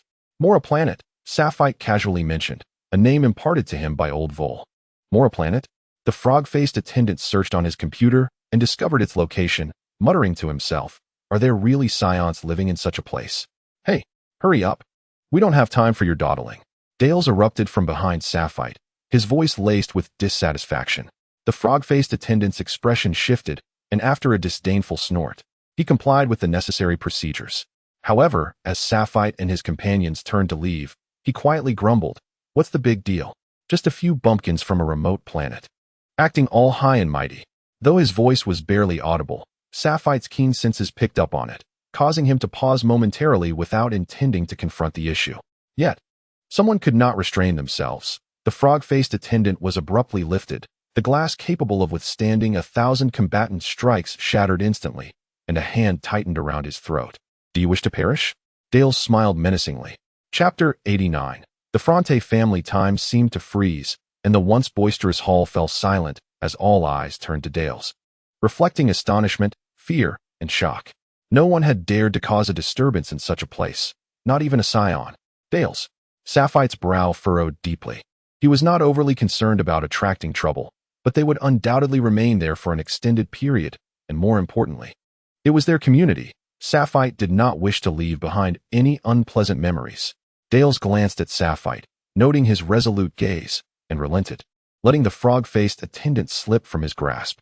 "All right, you are the elder brother, you call the shots." Dales obediently released the frog-faced attendant. Yet the latter was unwilling to let the matter rest. A sharp bell rang out from within the stage, as the frog-faced attendant pressed a red button, a triumphant smirk adorning his face. Sapphire's furrowed brow relaxed into a peculiar smile. To him, avoiding conflict was already a significant achievement, and now someone was looking for trouble? If someone sought their own demise, then let it be so. "Dales." Sapphire called out his name once more, and this time, Dales also wore a smile. Under the terrified gaze of the frog-faced attendant, Dales hoisted him once again. Sapphire suddenly noticed a line of scions emerging from behind. Though not as disciplined as an army, they were certainly not to be underestimated. The newcomers wore similar attire, and although they did not march in unison, each bore scars that testified to their fierce presence, felt from a distance. The onlookers who had been curiously gathering nearby dispersed instantly upon their arrival, eager to avoid any collateral damage. It seems we truly instill fear. Darius maintained his characteristic cynical demeanor, even in the presence of his kin, surrounded by numerous scions. The ability to transform into a super scion was undoubtedly a matter of immense pride. "Let me assess the power levels of that group," Darius remarked as he tapped his scouter. Suddenly, it shattered with a resounding crash, exploding within a mere second. It was evident what had transpired. Darius stared blankly at the remnants of the scouter, exclaiming in astonishment, "I truly did not expect them to surpass 500,000. Sapphire leaned casually against the wall, smirking as he teased, "Hey, Darius, don't stumble in the gutter now. These fellows are no pushovers." Broly remained silent. Yet the slight upturn of his lips betrayed his amusement. "Very well. Allow me to entertain you." Darius clenched his fists, the cracking of his knuckles echoing, clearly already formulating a plan. Who triggered the alarm? Could there be an external threat here? A scion, resembling a captain, stepped forward, clad in distinctive black armor. Markedly different from the white armor worn by others, it appeared more robust, crafted from superior materials. A scar ran from his forehead down to his cheek, emanating an intimidating aura, unmistakably a formidable opponent. "It's me. It's me," the frog-faced individual exclaimed excitedly upon seeing the guards gather, his voice shrill.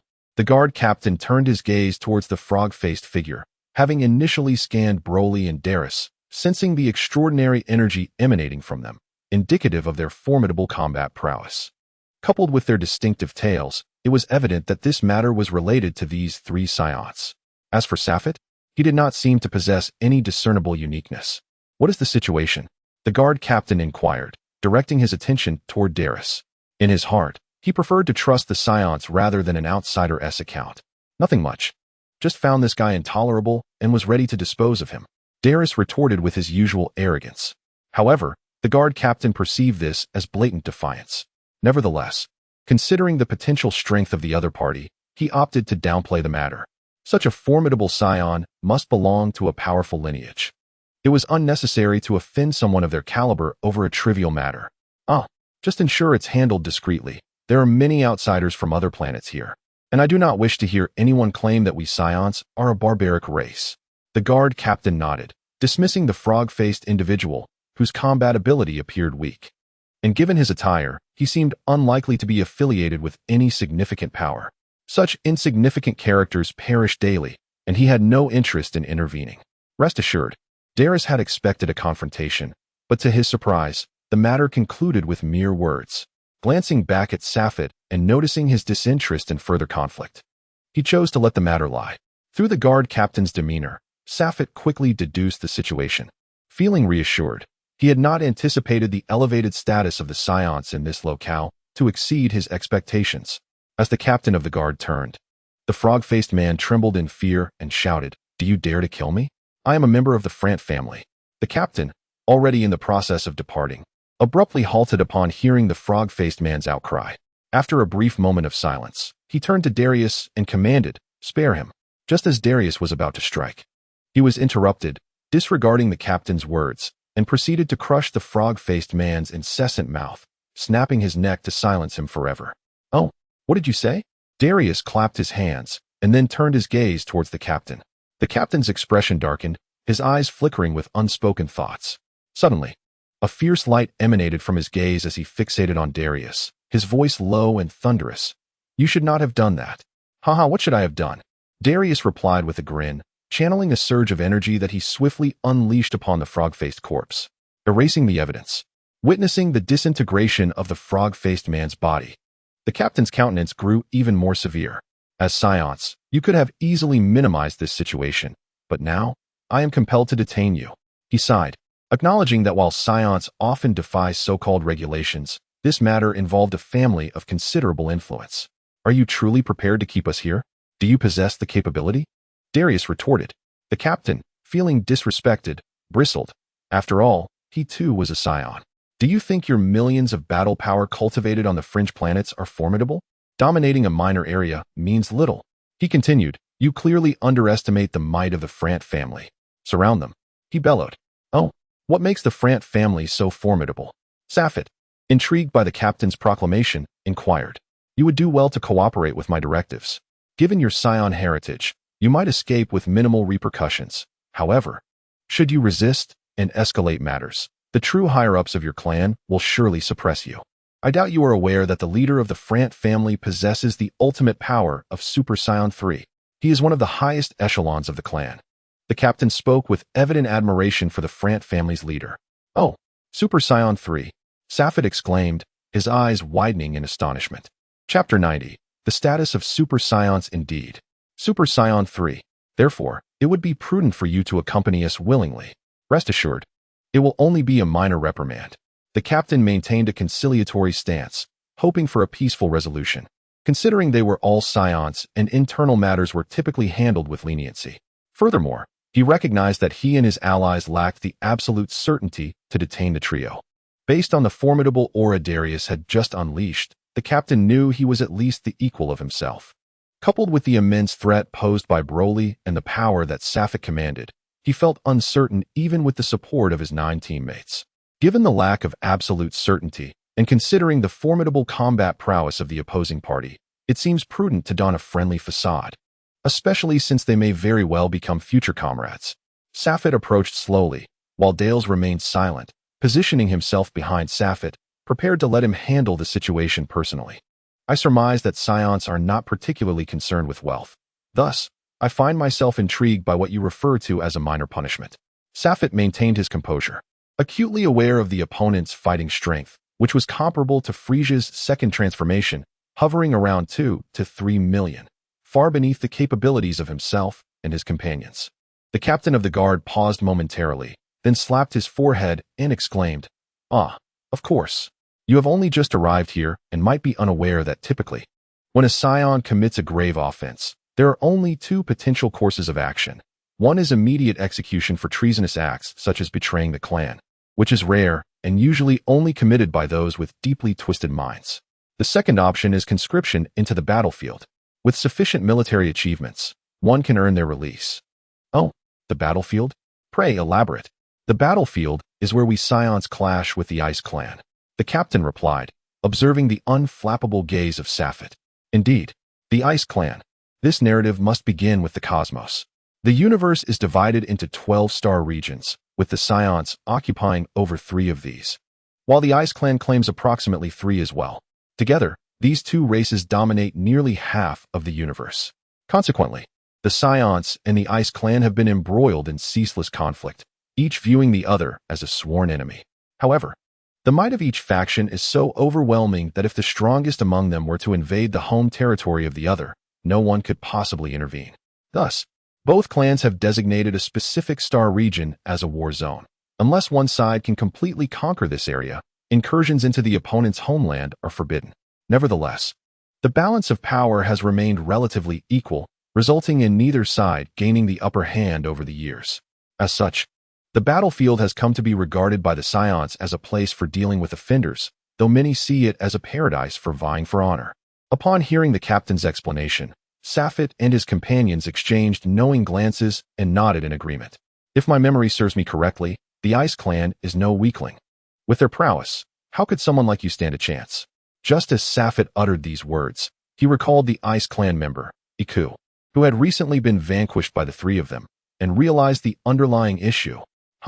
The Ice Clan possesses both weak and strong members. However, many of their youngsters exhibit high combat power upon birth from their primitive planet, with even the weakest boasting tens of thousands.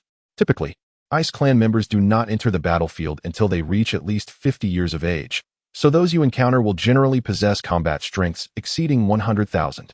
Yet, their population is limited, as they can only produce offspring from a single primitive planet, rendering their numbers far fewer than ours. Conversely, the combat strength among Scions varies significantly. Newborns can have battle powers as low as 10, while others may reach thousands, or even near 10,000. This has resulted in a disparity in the combat abilities of the Scions, with the majority unable to engage in battle. Consequently, the battlefield is often referred to as the honor paradise of the Scions, albeit a paradise that demands a price of life. The scar upon my visage is a testament to an encounter with the Ice Clan, a wound that even medical instruments could not erase. A consequence of that battle which has left me with certain vulnerabilities, prompting my withdrawal from the battlefield to serve as a guardian of this planet. The captain of the Guardians smiled wryly. Every Scion yearns to gallop across the battlefield, and he is no exception. Are there many Scions? Safite inquired, having seen few during his journey, only to discover some upon his arrival on this planet.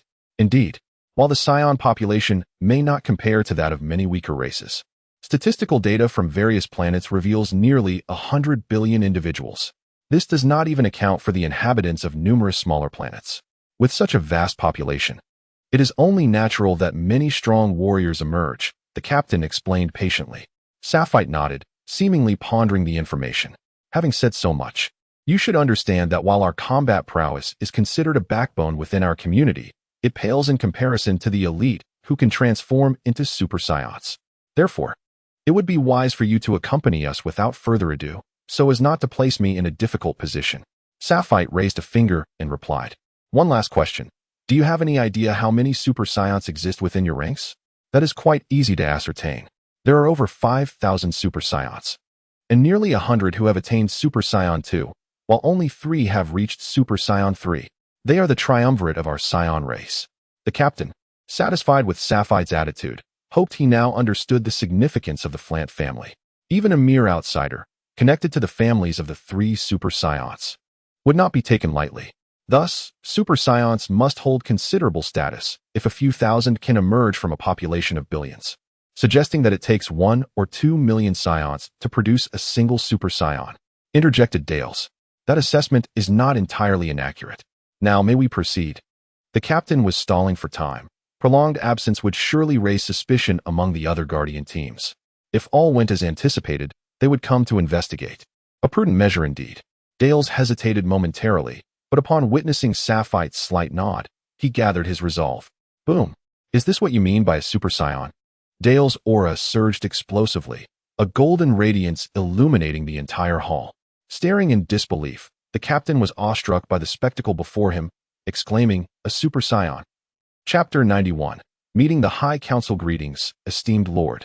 The captain quickly regained his composure, kneeling on one knee with his right arm across his chest.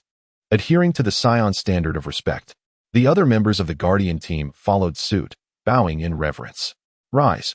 Safite was not fond of the situation. He waved his hand to signal them to rise. However, the captain of the guard cast a glance at Safite before redirecting his attention to Dales.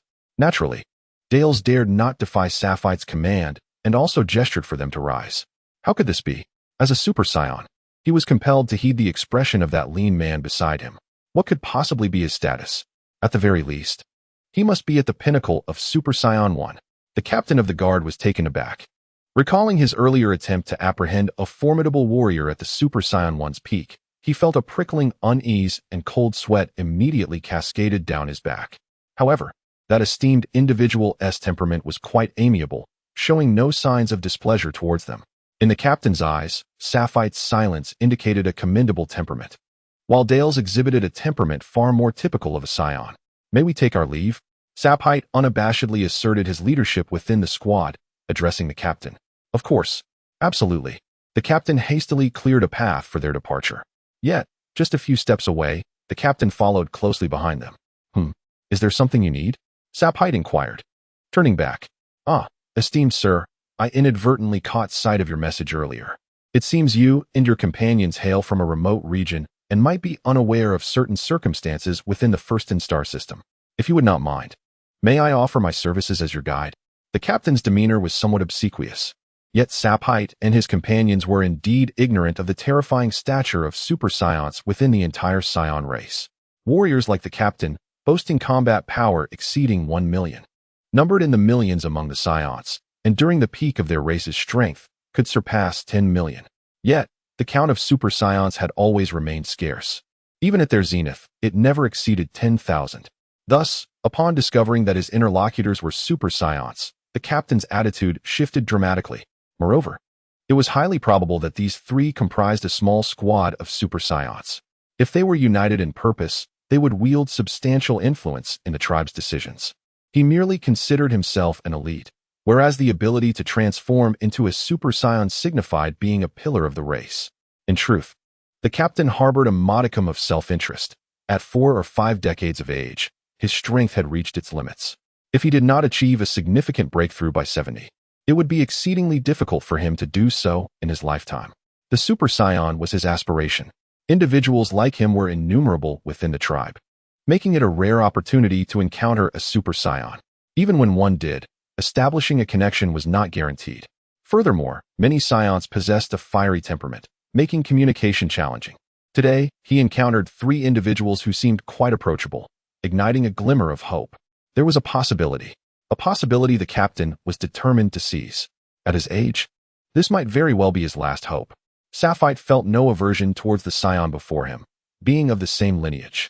He could sense the intrinsic connection coursing through their veins. His feelings for his kin were more profound than those of others. And since the captain of the guard had not committed any actions that provoked his disdain, he felt no animosity. Additionally, as the 3 newcomers were unfamiliar with the area, they deemed it essential to have someone knowledgeable to guide them, nodding in acquiescence to follow him. "Since you lords have just arrived, you may not be well acquainted with the surroundings. Allow me to enlighten you about the vicinity," the guard captain said, leaning attentively towards Saphite. This star system comprised over 200 life-bearing planets, with their own planet, Vra, being the most peripheral. It hosted only 7 high-ranking officials, while the majority of the management was conducted by powerful Saiyans like themselves, alongside a few exceptionally capable beings from other races, collectively ensuring the planet's operation. 7 high-ranking officials? That implies there are 7 Super Saiyans on this planet? Saphite pondered, noting that he could not sense their energy, likely due to their transformation being dormant. Indeed, however, this is merely the outermost realm. The inner planets generally house around 15 officials each, and at the heart lies the Saiyan Star, home to 30 Super Saiyans, including one formidable entity capable of transforming into Super Saiyan 3. There are even several who have achieved Super Saiyan 2. Could it be that Frant? Saphite inquired. No, it is not. It is another esteemed individual. Lord Frant is currently on the battlefield, the captain replied, startled, quickly realizing the strength of the one who dared to utter Frant's name. After a brief pause, the guard captain continued, "Thus, there are more than 3,000 Super Saiyans stationed in this star system, and with some additional notable planets featuring Super Saiyans, the total rises to approximately 3,500. On the battlefield, the number of Super Saiyans consistently hovers around 1,000. Saphite nodded, his heart swelling with astonishment at the collective power of the Saiyan race. Good heavens, what kind of force does more than 5,000 Super Saiyans represent? Even with his unwavering confidence, Saphite could not claim to be exceptionally strong. He felt a surge of elation, for he had finally recognized the vast journey that lay ahead of him. Suddenly, the guard captain's communicator emitted a series of beeps. He pressed it lightly, listening intently as the voice on the other end spoke. He nodded repeatedly, affirming, "Yes, yes, I understand." After concluding the communication, the captain offered a wry smile. "I apologize, esteemed lords, but I fear I can no longer accompany you." Sapphire waved his hand dismissively. He had gleaned the essential information he sought. Within the Scion community, the management was notably lenient, especially considering his status as a Super Scion. "Lord Sapphire, that was not my intention.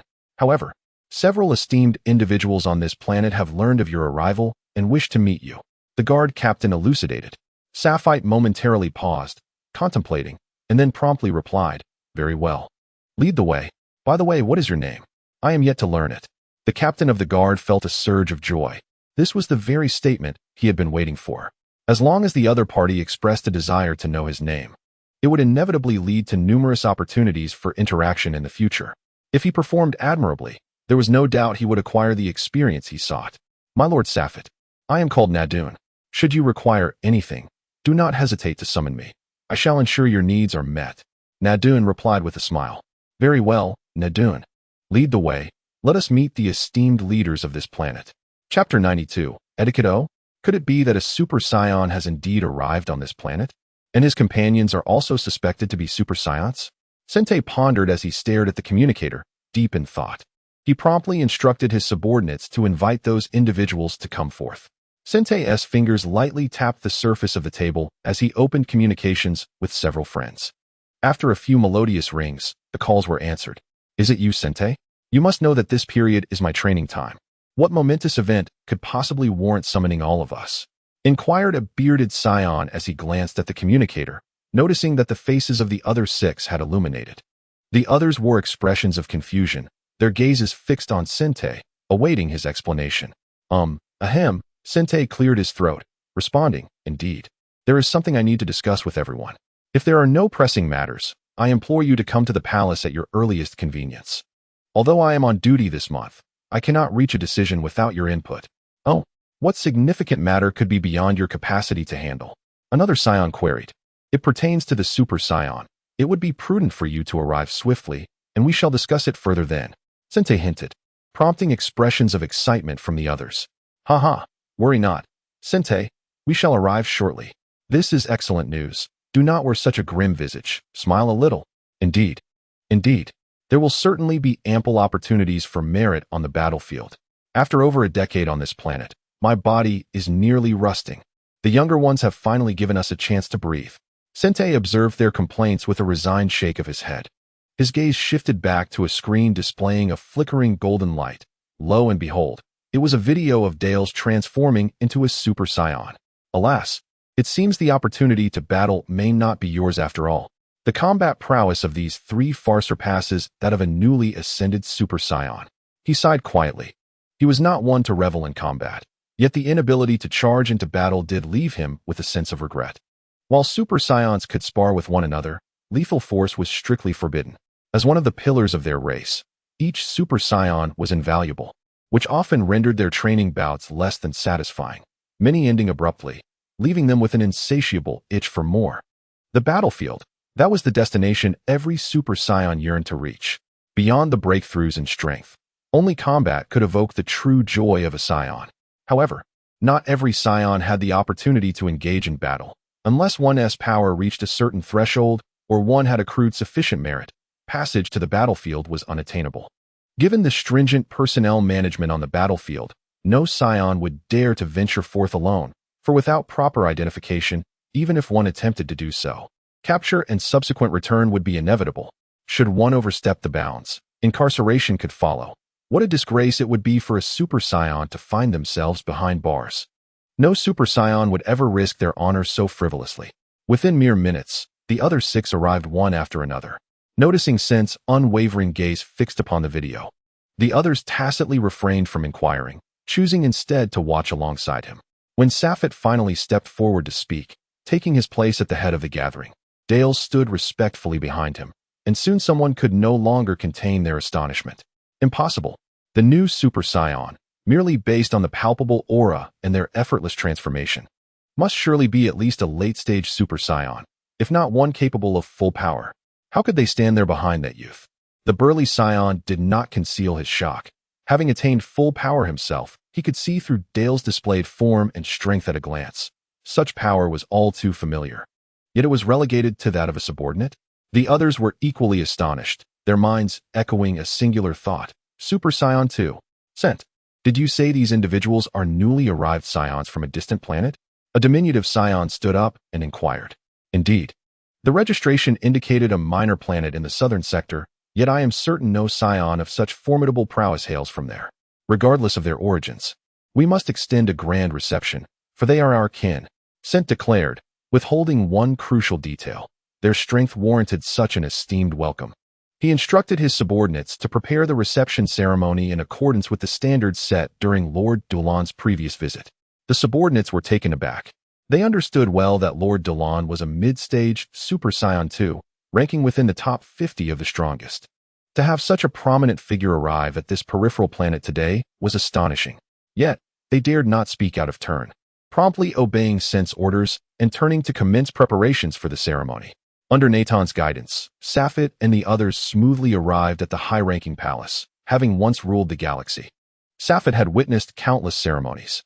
The seemingly grand event elicited merely a nod of satisfaction from him. Dales, having also held sway in the galaxy, felt little different. As for Broly, Safit had yet to observe any significant highs or lows in his demeanor. He remained indifferent to the welcome. Though it was evident to Safit that Broly's smile had grown noticeably brighter since returning to the clan. As for the reason, Safit had not thought to inquire. How shall we address the three of you? The 7 high-ranking figures of the planets stood in a line, with Sente at the forefront. Though he was not the strongest among them, it was his duty at this time to manage both significant and trivial matters. By the time they entered the palace, Naden had already withdrawn. Safite gazed at the individuals before him and finally sensed the surging power emanating from within them. It was the might of the Super Saiyans. 7 Super Saiyans. Just as Naden had claimed, it was indeed no exaggeration. No matter how much he had heard about them, nothing could compare to the shock of witnessing them in person. This was merely a fraction of the Scion's power. Safite slightly bowed, placing his right arm across his chest, a gesture of respect customary among the nobility of planet Vegeta. This is Broly, and the other is Dares, Safite introduced. After Safite's courteous gesture, the 5 individuals opposite him appeared momentarily taken aback before reciprocating the bow, mirroring Safite's gesture with their right arms across their chests. I sincerely apologize. I initially thought you were mere upstarts from some small planet, not realizing you were nobles among the Scions. My apologies. Sente bowed once more, clearly indicating that the noble etiquette of planet Vegeta was also applicable here. It is quite all right. We indeed hail from a lesser planet, though we were once nobles. Safite replied humbly. Please, come inside. We have prepared a sumptuous feast for the 3 of you, and we hope you will indulge. Sente led the 3 into a grand hall, where bustling attendants were continually bringing delectable dishes to the table. 10 chairs were arranged below, evidently calculated for exactly 10 guests. Please, take your seats. Sente personally drew out a chair for Safite, who sat down before Sente took his own seat across from him. The table was oval-shaped, with Safite and Sente occupying opposite corners, while the others were seated around them. The dining utensils bore little difference from those on planet Vegeta, and having been accustomed to such settings since childhood, Safite managed with ease. However, Dares, who came from a lower-class Scion background, and Broly, who had been sent away since childhood, clearly struggled. Watching Dares fumble with the knife and fork multiple times, ultimately failing to pierce a meatball, the frustrated Dares naturally twisted the utensils into the meatball.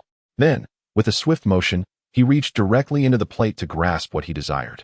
Not only was Sente taken aback, but Safite also felt a wave of embarrassment wash over him. My apologies, Safite murmured softly.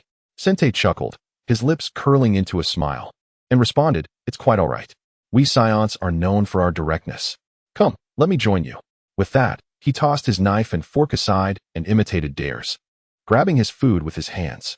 The others, in a display of camaraderie, followed suit and abandoned their utensils to eat with their hands. Safite smiled helplessly. While eating with cutlery was indeed cleaner and more elegant, it did not align with the Scion spirit. Casting aside his utensils, Sapphire found himself drawn into the spirited battle for food.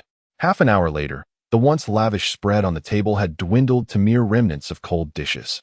Sapphire lounged in his chair, idly picking at his teeth, occasionally patting his belly with a satisfied sigh. Sapphire, I actually have a request to make of you today. I hope you can oblige. Stint finally spoke after their feast. Sapphire had anticipated this moment and was not surprised by his words. He replied in a solemn tone. Speak your mind. If I can assist you, I shall certainly do so. I hope you can allow us a chance to go to the battlefield, Stint stated plainly, without any circumlocution.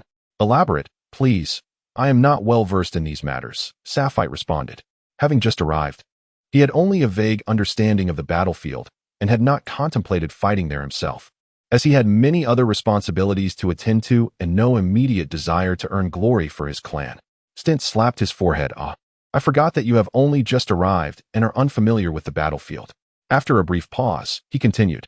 Let me explain. Not everyone among us scions can venture into battle. The battlefield against the Frozen tribe is a territory fought for by our ancestors, where every Super Scion is an elite warrior, and it is the place where glory can be most readily attained. Despite the many scions who have perished there, they have never regretted their choices. Rather, more and more scions yearn to fight on the battlefield. Those who have attachments may apply to refrain from going, but the majority of scions are eager to participate. However, our clan has its own regulations. To go to battle, one must possess formidable strength. While there are no restrictions for Super Scions in this regard, the clan still requires individuals to remain and manage affairs. Therefore, it is impossible for all Super Scions to go at will. Hence, a military merit system was established. Below the rank of Super Scion, merit is earned based on strength, while Super Scions must expend significant military merit to gain the opportunity to fight. Each Super Scion is a vital asset. Should they fail to achieve merit on the battlefield, they will be sent back, allowing others to take their place. However, obtaining military merit is no easy feat. It often requires sacrificing the lives of the Frozen tribe's warriors to enhance our own standing. Unfortunately, 3 years ago, my merit was insufficient to keep me on the battlefield, compounded by a string of ill fortune that saw me injured by a skilled member of the Frozen tribe, resulting in minimal merit accumulation. Consequently, I was sent back to the clan. Nonetheless, there are various ways to earn military merit. For instance, remaining on the planet to defend it and manage affairs can also yield merit, albeit in much smaller quantities. If I adhere to the standard, I fear it would take me a decade to accumulate enough merit to return to the battlefield. And the same applies to the others in my situation. Some may take a few more years, while others may need a few less. However, with your arrival, hope has emerged. If a new Super Scion appears on a planet managed by us, it can lead to substantial military merit. As long as we report this to the clan, they will allocate several spots for us to go to battle, and you new Super Scions will enjoy priority in selection, even without prior merit, as the first year is free for newcomers. As he spoke, Sente gazed at Sapphire with an expression of eager anticipation. Sapphire, taking his time to absorb the information, finally responded after several moments. So, if we relinquish our opportunity to go to the battlefield, the quotas allocated within our clan, combined with the merits you accrued from discovering 3 Super Scions, would suffice for several of you to be sent to the battlefield. Is that a fair interpretation? Before Sente could respond, Sapphire continued, Rest assured, we have no interest in fighting.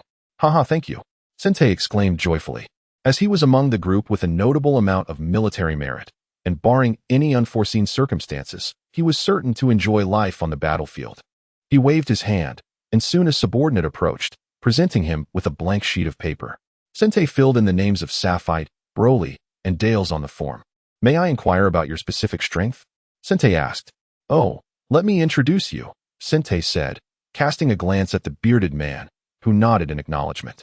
A golden aura surged forth as Sente began. This is the first transformation of a Super Scion. Achieving this initial form is quite challenging. Once one can transform it well, that signifies the intermediate stage.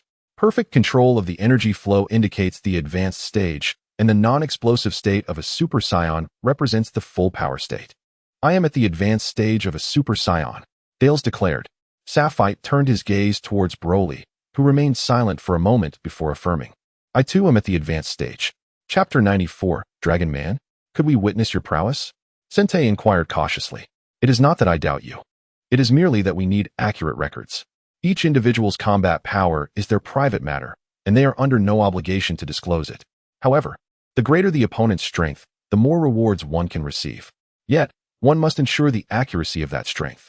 Although Dale's declaration of being at the advanced stage of a Super Saiyan had convinced Sente to a large extent, he still desired to see it for himself before making a final confirmation. Broly glanced back at Sapphire, and upon receiving a nod, he commenced his transformation. "Huh!" Broly shouted, and a brilliant golden light instantly illuminated the palace. Sente and the others watched as Broly completed his transformation, their brows furrowing. This seemed to qualify only as the intermediate stage of a Super Saiyan, as this power hardly seemed to reach the advanced level. Moments later, Sente could no longer contain himself. Indeed, Sapphire concurred, sensing the same. The magnitude of this power was reminiscent of Goku's battle against Frieza, slightly stronger. But had Broly not completed the transformation so effortlessly, he likely would not have even received an intermediate classification. Observing Broly's furrowed brow, Sapphire contemplated briefly and understood. With just 4 understated words, he ignited the powder keg of this legendary Super Saiyan, Kakarot. Like a hurricane, an overwhelming presence surged throughout the palace. A terrifying aura emanating from Broly, sending the unsuspecting other Saiyans flying. Broly's eyes gradually turned white, his pupils vanishing entirely, while his entire being radiated a golden glow tinged with a faint green hue. His muscles swelled dramatically, and he transformed from a height of approximately 1.80 meters into a towering giant nearing 3 meters. His hair stood on end, resembling sharp, pointed spikes, and a primal roar escaped his throat. "Kakarot! Kakarot!" The storm swept through the palace, stirring debris, as the others hastily transformed in an attempt to subdue Broly's overwhelming presence. Yet, even in their Super Saiyan forms, they discovered they were like a fragile boat adrift on a vast sea, utterly unmoored, as if they could be capsized at any moment. "How terrifying! Please stop. My palace is on the verge of destruction," Sent shouted desperately, but Broly paid no heed. Instead, he focused on the source of the voice, gathering a terrifying energy in his hands. "Stop it, Broly!" Sapphire's voice rang in Broly's ears. To everyone's surprise, the once frenzied Broly gradually ceased his actions, his gaze clearing as he slowly reverted from his Super Saiyan state to his normal self. "I apologize, my lord, for causing you trouble again," Broly said, lowering his head. He understood the uncontrollable madness that consumed him upon hearing Kakarot's name, a frenzy that had wreaked havoc across countless planets in the galaxy. Sapphire waved his hand, having witnessed Broly's madness before, and thus held no resentment towards his behavior. Sent gazed at Broly in astonishment, muttering, Green? What? Are you still questioning his power?" Sapphire inquired, noticing Sent's unusual reaction. "Did I just see a Super Saiyan with green hair?" Sent did not respond to Sapphire, but instead turned to the bearded man beside him. The bearded man nodded silently, still in a state of shock. Incredible. Sent's gaze towards Broly transformed, the earlier hint of disdain replaced by fervent admiration. He quickly jotted down a few words in a chart. Super Saiyan, invincible. Darius, not far away, clearly saw what Sent had written and asked, "What does Super Saiyan, invincible mean? It seems like this form wasn't mentioned before." Sent exhaled, a hint of reverence in his tone as he replied, "We may have overlooked it. In truth, among the Saiyans, there exists an exceedingly rare breed. Those who are born as Super Saiyans. Upon reaching a certain age, they can inevitably transform into Super Saiyans, and they are even stronger than ordinary Super Saiyans. Just like your comrade, whose ultimate transformation manifests in a faint green hair color. This is it. A Saiyan like him, once familiar with the transformation, transcends the notion of realms. As long as one can transform at will, their physical prowess can approach an almost boundless strength. However, this very potential also confines them, allowing dominion only within the same realm. Even multiple Super Saiyans at full power cannot rival him, rendering him truly invincible, hence the title of Super Saiyan in an unbeatable state. Yet, the Super Saiyan 2 stands apart as a different echelon. While this type of Saiyan is formidable, their physical limitations prevent them from contending with the Super Saiyan 2, despite possessing greater energy. Sente elaborated, revealing secrets known only among Super Saiyans, knowledge that the non-Saiyans remain oblivious to. Thus, it is entirely reasonable that Sapphire and his companions are somewhat perplexed. "So, Lord Sapphire, may I inquire what realm you belong to?" Sente's tone shifted as he regarded Sapphire. Even his subordinate Broly possessed such a realm, suggesting that Sapphire must at least be a Super Saiyan too. Contemplating this, Sapphire himself was unsure what to classify his strength as. He could only vaguely state, it should be the early stages of Super Saiyan 2. Ever since my breakthrough, I have not encountered a worthy opponent, making it difficult to assess my power. After defeating Kfera and resurrecting, Sapphire's strength had grown daily, gradually surpassing the peak he had once attained against Kfera. Now, he found it challenging to gauge his true combat abilities. Perhaps I should transform once more. You may estimate accordingly, he mused, deciding to unleash his most potent aura for Sente and the others to evaluate. After all, they had spent time on the battlefield and must have encountered numerous Super Saiyan 2 level warriors, providing them with adequate standards for assessment. Very well, please transform, my lord. We are prepared. Sente and the others activated their Super Saiyan states, ready for the intensity Sapphire was about to unleash. With a mighty roar, Sapphire erupted in a blaze of golden light, which gradually shifted to green. The intensity of his aura intensified, the green morphing into a faint purple, distorting the surrounding space like flames. It appeared as though he was enveloped in a delicate purple fire, his distinct tail elongating, with purple scales seeping from beneath his skin, enveloping the entirety of his tail. The terrifying aura caused the entire planet to tremble incessantly, yet what awaited Sapphire was not praise or awe, but a barrage of questions. A dragon man. By the heavens, this fellow is a dragon man. No, he is unlike any dragon man. What on earth is he? Sente gazed at the now unfamiliar Sapphire, his aura surging to new heights, fully prepared to act at any moment. This was the core of the Scion clan, and he would not permit any harm to befall their relatively weaker kin. Chapter 95. Old friends. Upon hearing Sente's words, the other 5 Super Saions stood resolutely opposite Sapphire, confronting him. Broly and Dales reacted swiftly, sensing the tension, and promptly positioned themselves beside Sapphire. Only the bearded Scion scrutinized Sapphire with keen eyes before decisively raising a hand and declaring, "Halt. He is not a dragon man. Restrain your powers." "How can that be? Look at his tail. It is unmistakably that of a dragon man. Even though he bears no scales, it does not negate his identity." Sente exclaimed in confusion. "Silence. You shall not be so disrespectful to our master. Your authority is insufficient. Perhaps you have not witnessed it before. But I am aware that this is merely a most unique manifestation of a Super Saiyan. While each generation of green Super Saions may produce a few, this particular form is almost exclusively found in legends. Had I not heard Lord Ghana mention it, I would scarcely believe such a form exists in this world. How can this be?" Sente's resolve faltered, his demeanor softening. "Are you questioning me, Sente?" The bearded warrior bellowed, for he was the eldest and most seasoned among them, commanding a respect that Sente lacked. Hearing his words, the others gradually relinquished their powers. The nature of the situation had shifted, although it was Sente's watch. It was evident that the bearded warrior held dominion over the matter. He approached Sapphire, bowing respectfully before saying, "I apologize, Lord Sapphire. It was our oversight. I shall report your matter to our clan promptly, and the higher-ups will seek you. I hope you will not take offense. Furthermore, I kindly ask that you refrain from leaving for the time being. A brief sojourn to nearby planets will suffice to ensure we can reach you at any moment." With that, he handed over a palm-sized communication device.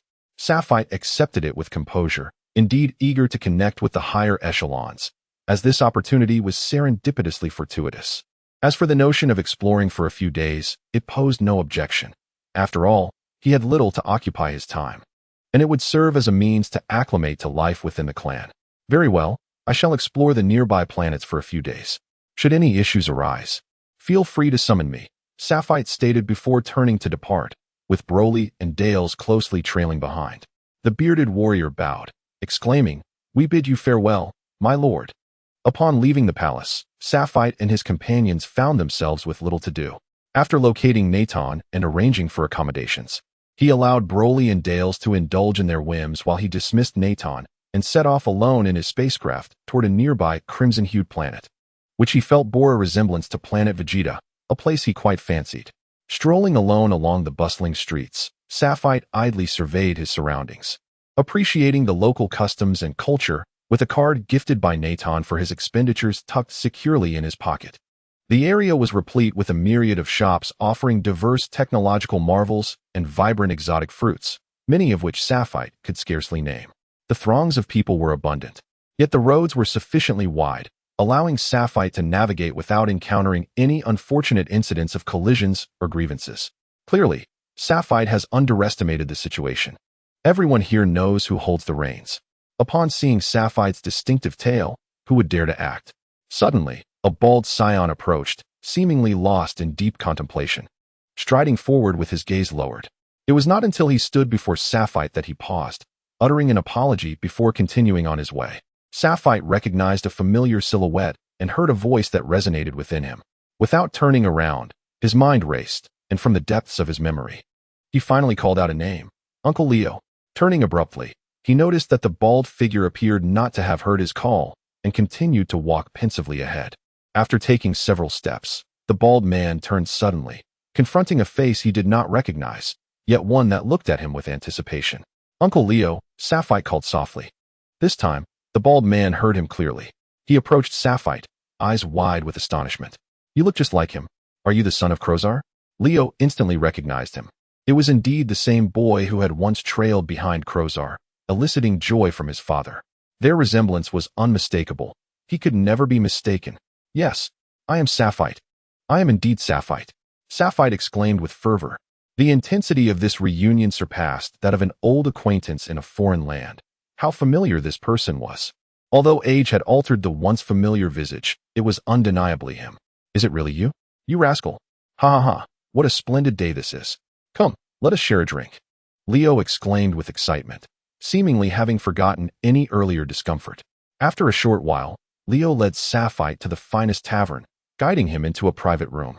Once they had feasted and quenched their thirst, Leo's long-held thoughts poured forth like a river unleashed. You little rascal, when you fled planet Vegeta, Crozar mentioned he had contacted you, urging you to stay away. However, he feared that Frieza was not one to show mercy. He would surely seek to eradicate the remaining scions. We had assumed you had met a grim fate, yet here you are, alive and well, having traversed the galaxy to find us, Leo declared, taking a hearty swig of his beer, unburdening his heart. Frieza has been slain, Sapphite responded, taking a sip before speaking slowly. Uffed. Leo sputtered, beer spraying forth as he quickly inquired, dead? Who killed him? It wouldn't be you, would it? Sapphite shook his head. Leo understood well. Although he was unaware of the exact number of Frieza's transformations, he was keenly aware that a being of Frieza's kind possessed at least 2, if not more, transformations. Otherwise, it would be too weak to tarnish the reputation of the Frost Demons. With 2 transformations, his combat power would easily reach several million. Leo sensed that Sapphite's energy did not radiate strength. It was impossible for him to possess such formidable power. Seeing Sapphite shake his head, he continued to gaze at him with a look of confusion, awaiting further explanation. It was Kakarot, the son of Bardock. Sapphite spoke in a deep voice, affirming that it was indeed son Wukong who vanquished Frieza on Namek. As for Trunks' subsequent defeat of Frieza, Sapphite could hardly recall, to be precise. He did not consider that young man worthy of his attention. Bardock, who would have thought he was a legend, and his son was even more legendary. Initially, I had heard that his son was a weakling, possessing a mere battle power of 2, but it seems that was a falsehood. Rio nodded. Although he had never encountered Bardock himself, the name resonated powerfully on planet Vegeta, being referred to as the mightiest low-class warrior or the most formidable scion, who had even outshone the strongest female scion, among other accolades. Chapter 96. News of the father. No, that was indeed a true statement. However, that Kakarot has learned much in a quaint little place called Earth, and he has remarkably mingled with those Earthlings, Sapphite explained. Scoundrel, Rio exclaimed indignantly. Perhaps son Wukong himself was unaware, but all scions would uniformly label him with those 2 words upon hearing this news. As a scion, to consort with those Earthlings. Let us not dwell on him any longer. In truth, while we used to boast verbally of being the strongest warrior race in the universe, deep down we harbored some doubts. Yet, it was only upon leaving the galaxy and encountering our kin that we realized the truth of that assertion. We scions are indeed the most powerful warrior race in the cosmos. Even the Frost Demons must feel ashamed. It is merely unfortunate that we became proverbial frogs in a well without realizing it. Rio sighed. However, all of our kin in the galaxy are aware that for some reason, our battle power is suppressed within the galaxy. Sapphite inquired, puzzled, as he did not grasp Rio's meaning. Rio paused before continuing. In the past, I believed I had reached my limits, but in reality, that was far from the truth. After departing the galaxy, I astonishingly discovered a remarkable increase in my battle power. In just 3 years, my initial battle power of 8,000 surged to over 300,000, a fact I would never have dared to believe while within the galaxy. Not just me. Every other kin has experienced significant increases in their battle power, but all of this only occurred after we left the galaxy. Did you not feel it? Rio questioned, skeptical, as he found it hard to believe that Safit was unaware of such a palpable sensation. Safit fell silent. He indeed had not sensed it, as his battle power had been consistently rising without much stagnation, thus he did not perceive the rate of growth distinctly. By the way, has that cockroach transformed into a Super Saiyan? Rio, noticing the atmosphere had grown tense, sought a change of topic. Yes, and at this point, he should possess the strength of a late-stage Super Saiyan, right?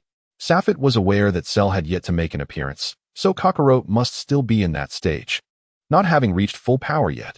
Oh, that young man is truly remarkable, Rio remarked, only to fall into silence once more. Safit suddenly recalled Rio's earlier despondent demeanor and could not help but inquire. Uncle Rio, I noticed your earlier expression. Was there something troubling you? If you don't mind, could you share it with me? Silence, a silence that lingers even longer. If you are reluctant to speak, then so be it. I have only myself to blame for bringing it up. Safit poured himself a drink, wishing to brush it aside.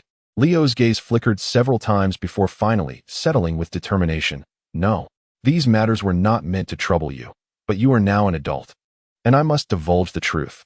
I cannot continue to conceal it. Your father is still alive. As soon as Leo spoke, Safit sprang to his feet. Initially, he had planned to inquire further about his father and others after drinking, but he had not anticipated this revelation. The news was good. Yet why did Uncle Leo's face bear such a sorrowful expression? Though alive, it felt as though he were suffering a fate worse than death. Leo's expression conveyed that there was a lengthy tale behind it. Safit's smile froze upon his face. What does this mean? A foreboding feeling stirred within him. Yet he maintained his composure to ask. The story begins with Frieza's arrival.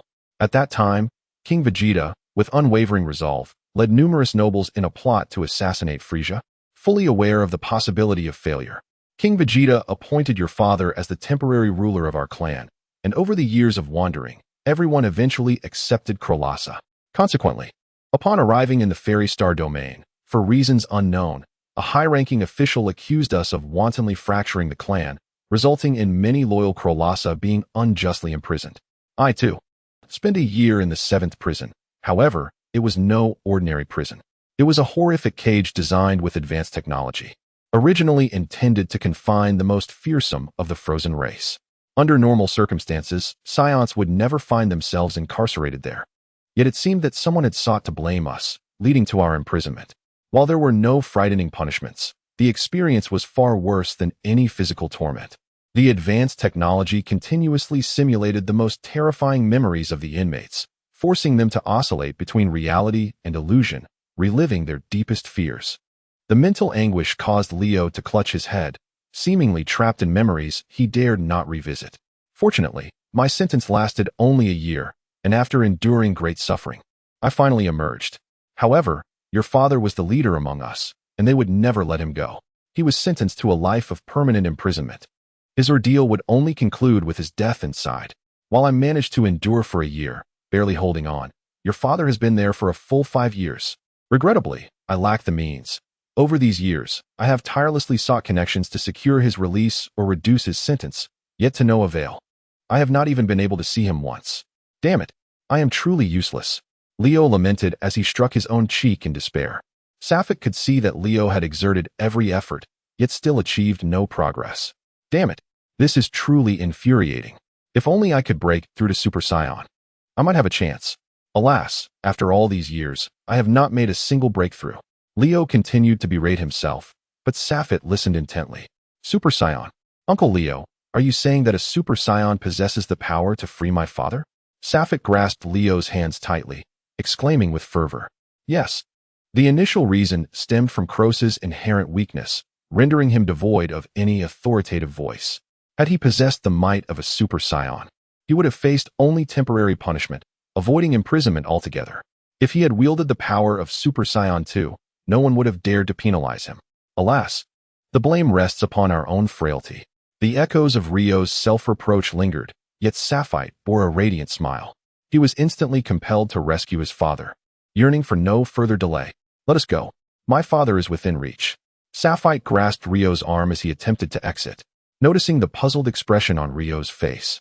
He continued, for I am a Super Saiyan. A Super Saiyan? Are you truly a Super Saiyan? Rio exclaimed in astonishment, his heart racing with hope after years of relentless effort. Chapter 97.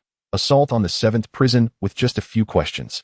Sapphire quickly gleaned the location of the 7th prison from Rio. It lies on the opposite side of this planet. Splendid. Sapphire seized Rio, soaring into the sky, rapidly heading towards the prison. Midway, Sapphire recalled what Sente and the others had informed him, that his trio had yet to be registered as Super Saiyans and would have to wait several days for their badges to be issued. Considering his unique transformation, Sapphire pondered for a moment before activating his communicator. Hello, is this Broly and Dales? Come to me immediately. I have an urgent matter. Perhaps his transformation was ill-suited for the presence of ordinary guards, so it would be prudent to have Dales and the others accompany him to avoid misunderstandings. Sapphire recalled Sente's reaction upon witnessing his transformation, the exclamation Dragon Man forcing him to contemplate this dilemma. Is that you, Lord Sapphire? What brings you here? I'm currently indulging in a feast. If it's not urgent, could we discuss this later? Dales's muffled voice reached him. Upon hearing this, Sapphire realized the lad was still munching on food, yet the urgency of the situation brooked no delay. Come here instantly. And Broly too. Do you hear me? I have something of great importance for you both. Yes, my lord. Broly responded succinctly. After a mere 2 or 3 hours, Sapphire felt an overwhelming sense of impatience. Yet he had no choice but to await the arrival of Dales and Broly. Fortunately, with the confidence of his Super Saiyan identity, Dales and Broly arrived without incident. After a brief recounting of events, they comprehended Sapphire's intent. Rest assured, my lord, we shall venture together to the 7th prison to rescue your father. Dales contemplated the matter. Though it seemed minor, given its significance to Sapphire, he approached it with utmost caution. With Rio in tow, the force soon arrived before the 7th prison. To facilitate their mission, Dales transformed into a Super Saiyan along the way, considering it a form of training, as he had yet to achieve his full power. Greetings. May I inquire what brings you here, my lord? The gatekeeper, another Saiyan with a combat power exceeding several million, akin to Naton, recognized the Super Saiyan among them and did not dare to be remiss. We seek a Saiyan named Crosa, who is imprisoned here. Our purpose is to find him. He has committed a minor offense, yet there exists a Super Saiyan willing to vouch for him, and we hope to secure his release. Relatively speaking, Leo is more acquainted with the dynamics within our kin, thus the communication with the guards has been entrusted to him. Upon glancing at Darius, who subtly nodded, the guard remarked, very well, since a distinguished individual is advocating for him, coupled with his Saiyan heritage, there should be no issue. I shall ascertain which cell he occupies. Seeing the guard respond positively merely from the Super Saiyan's nod filled Sapphire with immense joy, a smile unconsciously gracing his visage.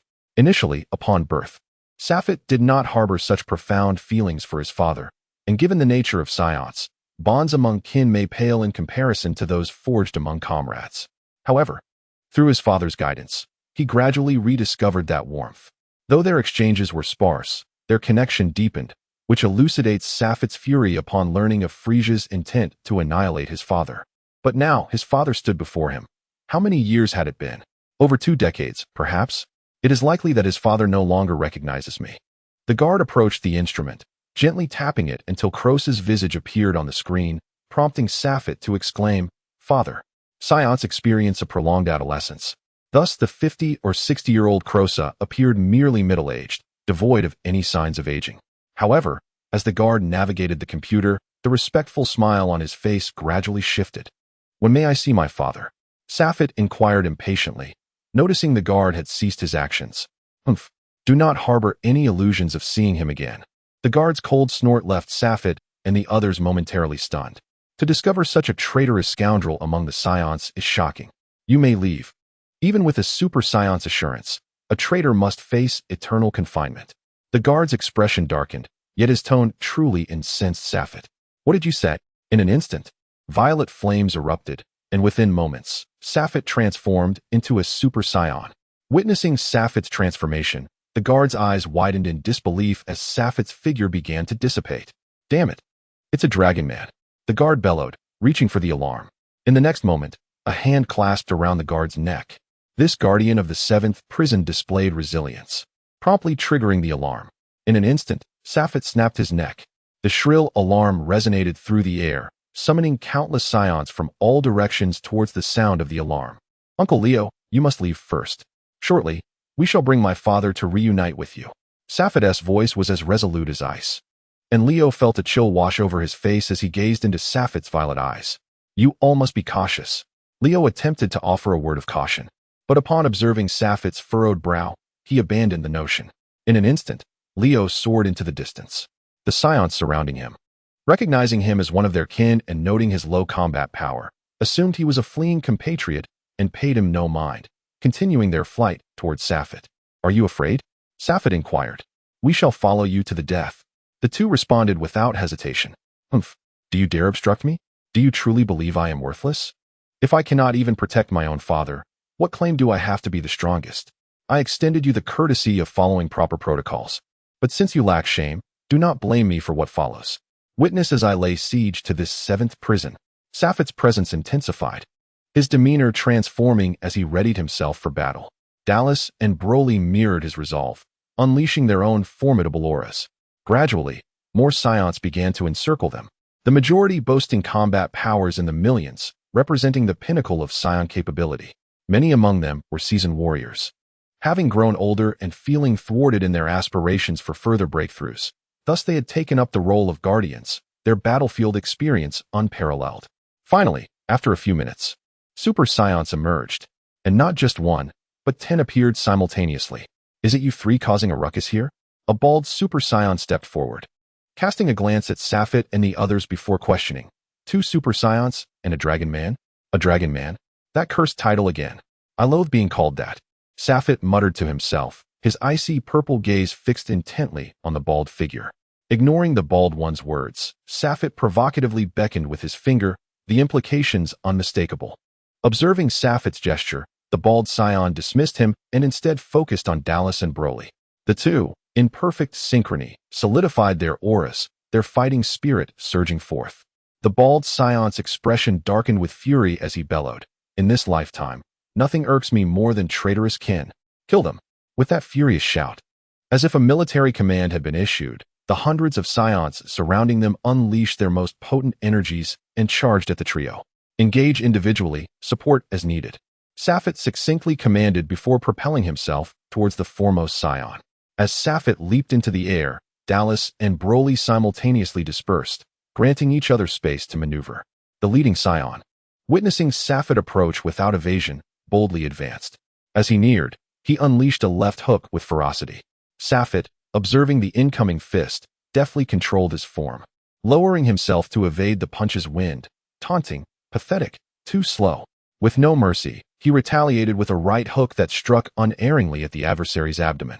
The immense force shattered the opponent's defenses, and as the scion doubled over in pain, Safet leapt above his head, arms drawn back, and with a thunderous crash, he descended. Die for me. Safet unleashed his might without restraint. Even against the robust scion, he was certain this blow would render him unable to rise again. In less than a second, a being of peak scion strength was vanquished. As Safet observed the fallen scion, he could sense a faint lingering energy. Just as he prepared to eliminate that foe, another scion suddenly surged forward. Swiftly, 3 kicks were unleashed, yet all were deftly blocked by Safet's arm. After the flurry, a momentary opening appeared, and Safet seized the opportunity, delivering a sweeping blow that struck the scion's waist. The immense force sent the opponent plummeting to the ground like a meteor, kicking up a cloud of dust upon impact. However, in the blink of an eye, 2 more scions materialized before him. Damn these pests, they just keep coming. Safet muttered in frustration.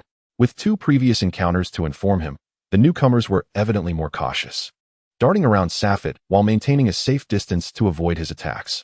How amusing. A cold smirk appeared on Safet's face as he vanished from sight, reappearing behind one of the scions. Boom. He delivered a knee strike directly to the opponent's midsection. Crack. Safet felt the unmistakable sound of shattered vertebrae, and with a swift sideways motion, he sent the scion crashing down. Yet, Before he could catch his breath, 4 more scions emerged before him, and he sensed an additional presence behind him.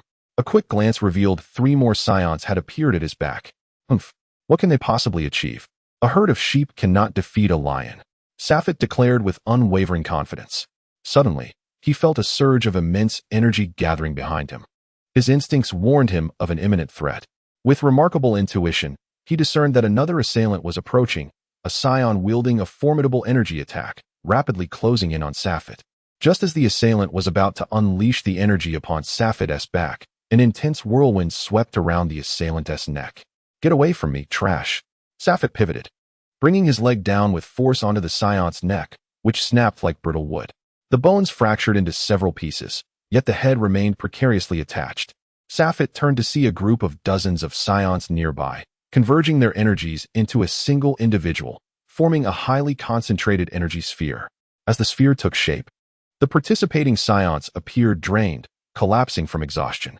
Humph, such tricks dare to flaunt themselves before me. What does it matter if they possess great energy? These worthless fools cannot match my speed. Safet scoffed. Witnessing Safet effortlessly dispatch the ambushing scion, the others instinctively realized that their strategy would be futile. They ceased their energy gathering and encircled Safet instead. Given their overwhelming numbers, Safet understood the need for caution. Even though the threat level was manageable, sustaining an injury would undoubtedly be a source of ridicule. Suddenly, the scions surrounding Safet began to disperse, yet they remained close, merely increasing the distance between themselves and him. In an instant, hundreds of energy waves surged forth like an overwhelming tide. Damn it, they have this trick as well. Safet swiftly moved his hands around him, conjuring peculiar ripples that manifested in the air. Bang, bang, bang. Countless energy waves relentlessly bombarded Safet, a blinding white light illuminating the surroundings like a blazing sun. The energy sphere expanding larger and larger, with Safet at its very center. The relentless bombardment continued for nearly a minute, only ceasing when the surrounding scions paused to catch their breath, awaiting the emergence of their target. As the blinding light dissipated, a transparent energy shield revealed itself, while Safet continued to channel energy into the protective barrier with his hands. This technique was inspired by the artificial being's shields, yet he was not endowed with infinite energy. He had to perpetually supply energy to maintain the shield. It's my turn. Safet observed the hundreds of stunned scions, and without hesitation, he unleashed the energy from his hands. The shield transformed into a true blazing sun, its energy radiating outward like sunlight. Streams of light swords pierced through the bodies of the hundreds of scions. Simultaneously, they plummeted from the sky like ruptured sacks. Noticing the grim expressions of 10 super scions, Safet flashed a radiant smile and calmly proclaimed, "Now, the warm-up is over." The bald one stared intently at Safet for a long moment before slowly articulating, "Powerful, truly powerful. Had you displayed such formidable strength from the outset, perhaps we could have negotiated your terms. But now we must fight." The scions held great respect for strength. Had they known from the beginning, discussions might have been possible. However, now the bald one could not allow Safet, who had already overwhelmed hundreds of peak scions, to escape. He was unaware of just how many of those scions could still survive. Such a deep-seated grudge could only be resolved through combat. Chapter 99, Overcoming You 4. Go deal with the other 2 super scions. The 6 of us will remain. This one is not easy to handle. The bald one gestured, sending 4 of the weaker scions to confront Broly and Dales. I advise you to summon more allies to face those 2. The mid-tier super scions cannot contend with that individual. Safet chuckled, knowing that while Dales might struggle against the 2 mid-tier super scions, Broly was a different story. When he went berserk, his power was beyond the grasp of mere mid-tier super scions. Compared to them, I believe you should be more concerned about your own safety. The bald one retorted angrily. You think you can defeat me, Safet, with just your numbers? You should gather 10 more super scions for even a glimmer of hope. Safet laughed heartily, dismissing the 6 super scions, including the 2 at full power, as inconsequential. Arrogant. Such an insolent individual. Let us confront him together. The 6 super scions encircled Safet, their gazes fixed intently on his every move, ready to strike at the slightest hint of vulnerability. Safet, however, remained unfazed by their assault. Noting that the scions of his clan exhibited a tolerance for teamwork that was starkly absent among their Earth counterparts, Unlike Goku or Vegeta, who would never allow interference once a foe was chosen, these scions were willing to accept assistance from their allies. Yet, Sapphire found his combat style resonated more closely with that of the Earth Warriors. He too demanded that no one interfere with his quarry. Little did he know, in the war between the Scions and the Frost Demons, the prowess of a lone Super Scion could scarcely alter the course of battle. Cooperation was often essential, which made coordinated attacks a natural strategy for these Super Scions. As their collective energy surged, Sapphire continually adjusted his own stance. "Come on," he murmured, igniting the tension like a lit fuse. As their combined ferocity reached a crescendo, a minor shift in the atmosphere instantly electrified their senses. "Attack!" cried the taller Super Scion on Sapphire's right, lunging forward with probing jabs. Sapphire discerned that his opponent had prepared defenses for his entire form. He understood this was a bait. Retaliating would likely ensnare him, leaving him vulnerable to the swift assaults of the other 5 Super Scions targeting his vital points. Yet, Sapphire could not simply refrain from responding. Allowing them to strike unopposed was not an option. To evade would be perilous, amidst such a multitude.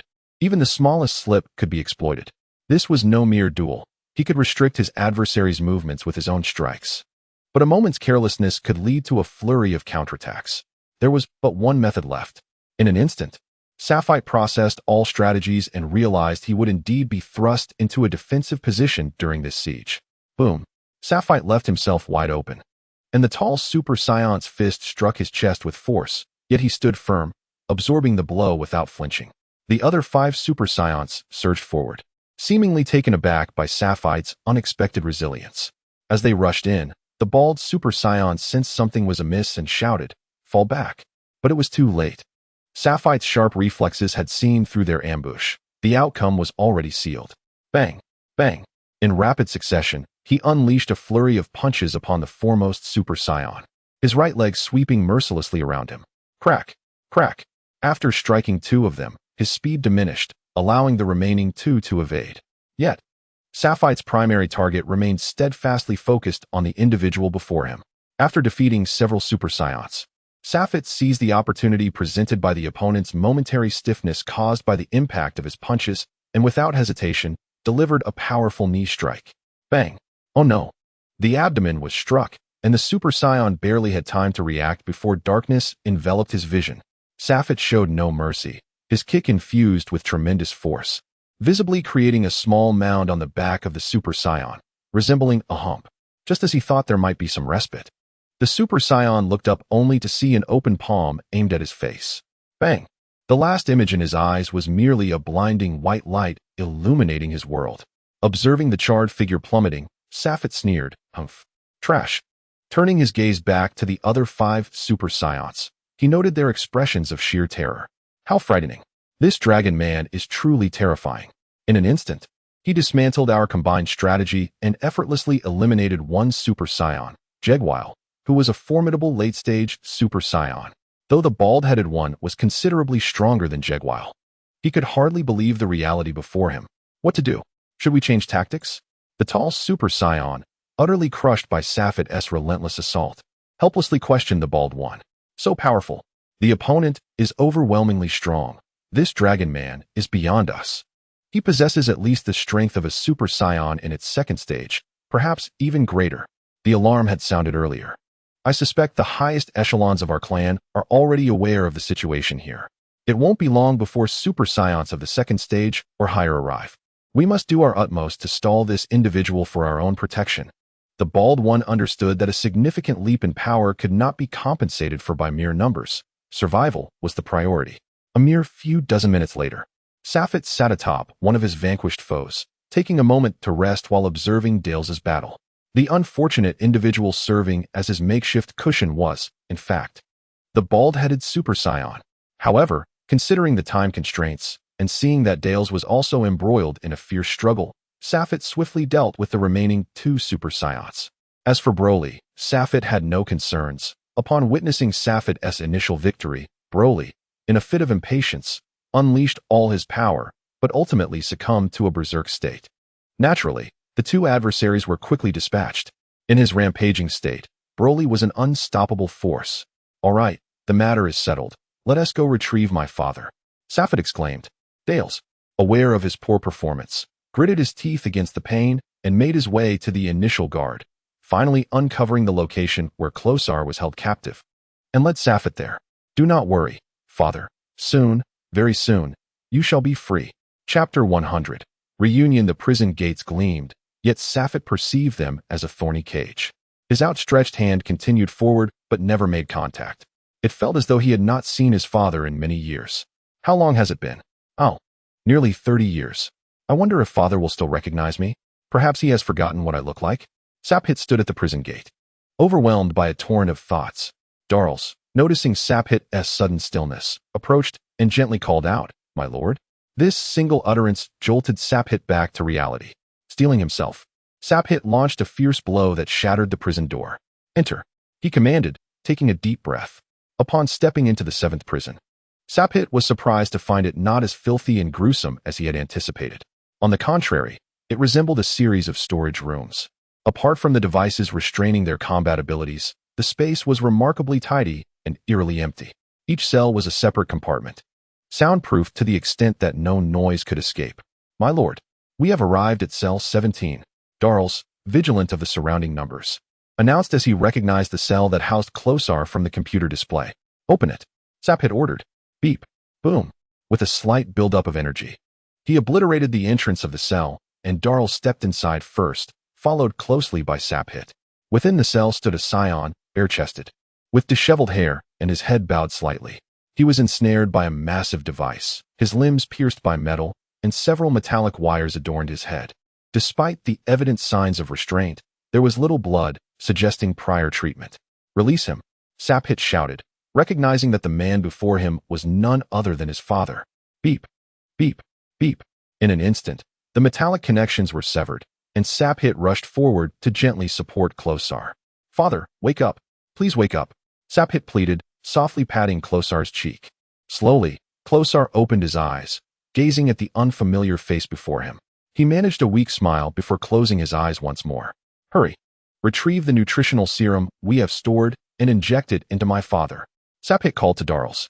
The nutritional serum was one of the many restorative concoctions developed by scientists that Safet had discovered, comparable in efficacy to a recovery pod, offering significant healing for both injuries and stamina.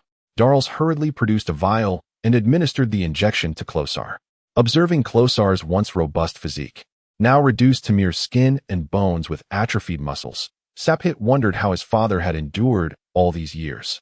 Moments later, Klosar stirred, and upon seeing the 3 unfamiliar figures before him, he remained remarkably calm, scrutinizing their actions. The atmosphere grew increasingly peculiar as silence enveloped them until Klosar finally broke it. "Heh, what new torment do you bring this time? Come at me if you dare. I fear nothing," he scoffed. Father, it's me, your son Safet.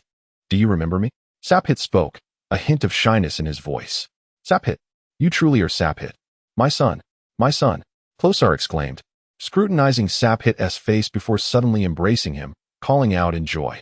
Then, just as abruptly, he pushed Safet away from his shoulders. Then, slightly raising his head towards the sky, he exclaimed, "Is this not the manner in which you wish for me to perform? First, my friends drink with me, only to be brutally slain before my eyes. Then, the haunting replay of the destruction of planet Vegeta, and ultimately, you have the audacity to torment me with visions of my wife.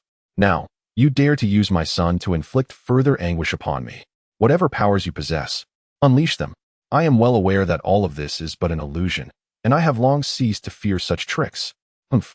I shall see how you intend to take my son's life. Regardless of the circumstances, my son is light years away in the galaxy, and he shall come to no harm. With that clever boy, even Frieza would find it arduous to capture him. Next, do you intend to summon Frieza to witness the cruel slaughter of my son? Come then. Come at me if you dare." Krosa shouted passionately, his emotions spiraling further out of control. "Father, I truly am your son. I am Safet. What has happened to you?" Safet gazed at Krosa, who was descending into madness, and immediately felt alarmed, seizing Krosa's shoulders and gently shaking him. "Get away. A mere illusion dares to associate with me. Krosa, my son is the most astute and composed individual. How could he be unsettled by trivial matters? Am I so blind as not to see it?" Krosa suddenly shoved Safet away, Yet his own body had only just begun to stabilize and could barely maintain balance, causing him to stumble backward. Fortunately, Broly reacted swiftly, instantly moving behind Crossa to support him gently. Damn it! What have these fiends done to my father? Safet was filled with rage, never having anticipated such an encounter. Now, he finally understood why Uncle Rio had worn that expression. Just as he intended to communicate further with Crossa, he suddenly sensed an overwhelming presence. Safet's demeanor gradually grew solemn. The more he sensed the opponent, the more he felt the unfathomable battle power emanating from them. Glancing at Crossa, a hint of helplessness flickered in Safet's eyes as he gestured. You two take my father back. Seek out Uncle Rio. I trust he will orchestrate everything. Broly looked up towards the right, clearly feeling that formidable aura as well. He turned back and inquired, My lord, you? You must return. This adversary is beyond your capacity to engage. Trust me, once I have dealt with this foe, I shall seek you out. Safet ascended into the air, creating a large breach in the prison, hovering at several hundred meters above ground, awaiting the arrival of his opponent. It was not that Safet wished to evade. His instincts informed him that the opponent had already locked onto his energy signature, and no matter where he fled, he would be found. Moreover, Safet's warrior spirit would not permit him to retreat without a fight. Broly carried Crossa on his back, ascending alongside Darius. Just before departing, Darius turned back to whisper, My lord, take care. This adversary seems formidable. Even my body trembles slightly. Indeed, Safet did not look back, but merely nodded in acknowledgement. Focusing on adjusting his state, such an opponent necessitated his utmost strength to conquer. In mere seconds after Darius and the others took flight, Safet felt a powerful gust of wind approaching, the immense pressure causing him to furrow his brow once more. After a brief moment, he uttered 2 words, Here they come. Chapter 101. A formidable foe approaches. At the instant Safet spoke, a striking figure appeared before him. A woman? Safet gazed at the scion before him, hesitantly inquiring, What? Do you look down upon women? The female scion opened her previously closed eyes, scrutinizing Safet intently before continuing. It seems you are indeed one of the rebellious super scions. I never anticipated that the 3 of you could contend against 10 super scions, especially since those individuals are not weak. According to the information relayed to us, that dragon person likely possesses the strength of a super scion too, does he not? Just as Safet was about to respond, the woman gently shook her head. That is of little consequence. What I am truly curious about is why you, as super scions, have chosen to betray your kin. It appears that super scions are not poorly treated within their community, so why become pawns for the dragon? Humph. If one could consider the daily torment inflicted upon this super scion's father a form of grace, then I shall embrace the role of a traitor. Safet interjected, not because he was unwilling to engage directly, but rather due to the overwhelming strength of his opponent. He needed to observe carefully, ensuring he would not enter into a battle without confidence. Oh, this piques my curiosity. If my memory serves me right, all relatives and friends of super scions should enjoy considerable immunity. Even in conflicts with other super scions, the worst consequence would be some form of compensation. Unless one has betrayed their clan, they should not be imprisoned. Did your father betray the clan? The woman blinked, her inquiry certain. Humph. I wonder if you have heard of the name Crossa? Safet was reluctant to elaborate, as matters had escalated to a point of no return, rendering further explanation unnecessary. To his surprise, the woman tilted her head in contemplation and nodded. Ah, indeed. You are the son of that Crossa from the galaxy? Very well, that makes sense. However, I am still quite curious as to why you would serve the dragon. With the pride of a super scion, that seems improbable. Aside from those super scions who have been mentally controlled by special races, there has never been a case of a super scion betraying their kin throughout history. Safet had been observing closely. Although the pressure from his opponent was significant, their energy was only slightly stronger than his own, not insurmountable. If he seized the right moment, victory was entirely within reach. Moreover, she was a woman, which inherently posed a slight disadvantage in combat.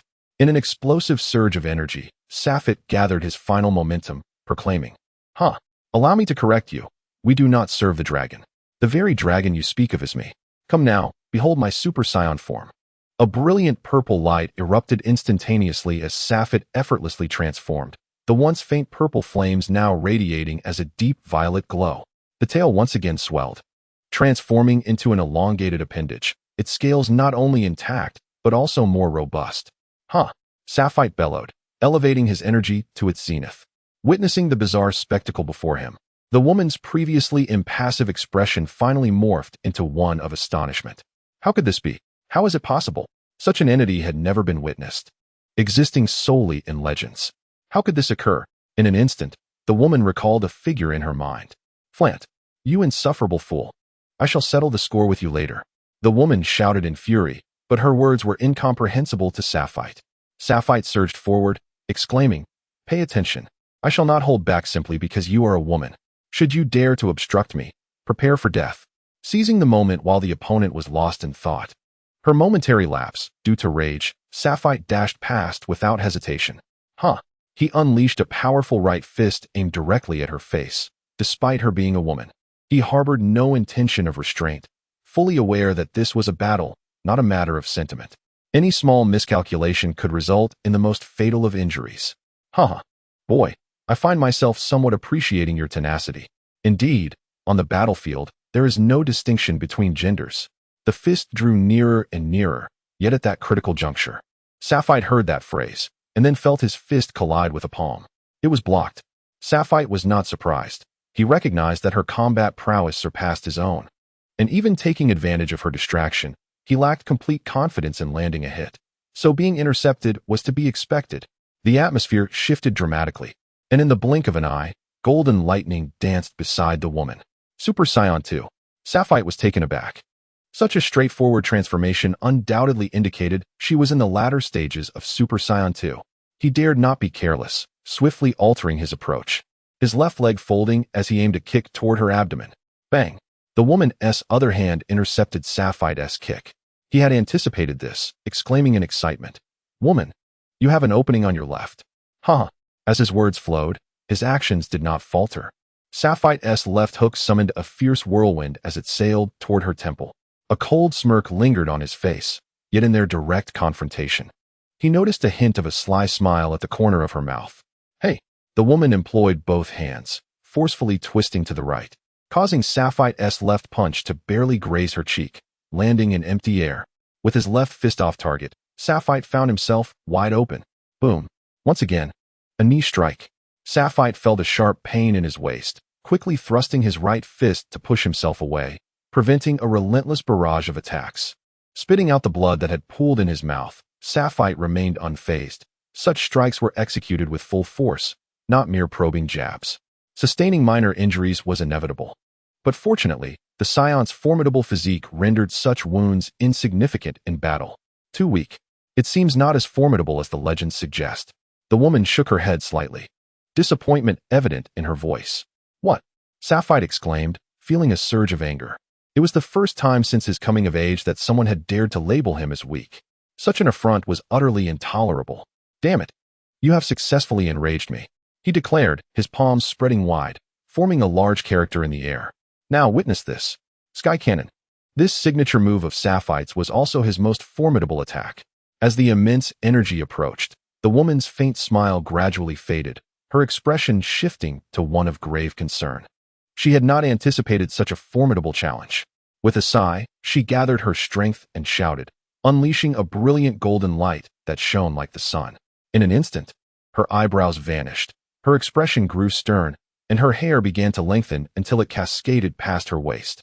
Without hesitation, she met the approaching energy with a powerful kick. Boom! The colossal force was sent soaring into the cosmos as if it were a mere ball. Observing the woman, Sapphire felt an unsettling sense of familiarity. Chapter 102, Gunna. Impossible. How could she be so powerful? Sapphire was filled with rage and disbelief. He had assumed that even if this attack failed to land, it would instill some caution in her. He never expected such a result. As he beheld the woman's now ferocious visage, he found himself at a loss. His memories only extended to the end of the Slug Saga, and he had no recollection of the Super Saiyan transformations beyond that point. Yet, why did this sensation feel so familiar? Overwhelmed with emotion, Sapphire stood frozen in place. It is time to put an end to this farce, the woman declared, her red lips parting as she vanished from sight. The atmosphere shifted in an instant, and Sapphire, suddenly alert, heightened his awareness to anticipate her next move. Suddenly, he sensed a disturbance in the air behind him. He spun around, ready to counterattack, only to find a hand gliding towards him, settling on his neck. Darkness enveloped him, his eyelids heavy as lead. How could this happen? Saphite's thoughts trailed off as he succumbed to unconsciousness. Perhaps this young man will no longer harbor resentment towards our kin.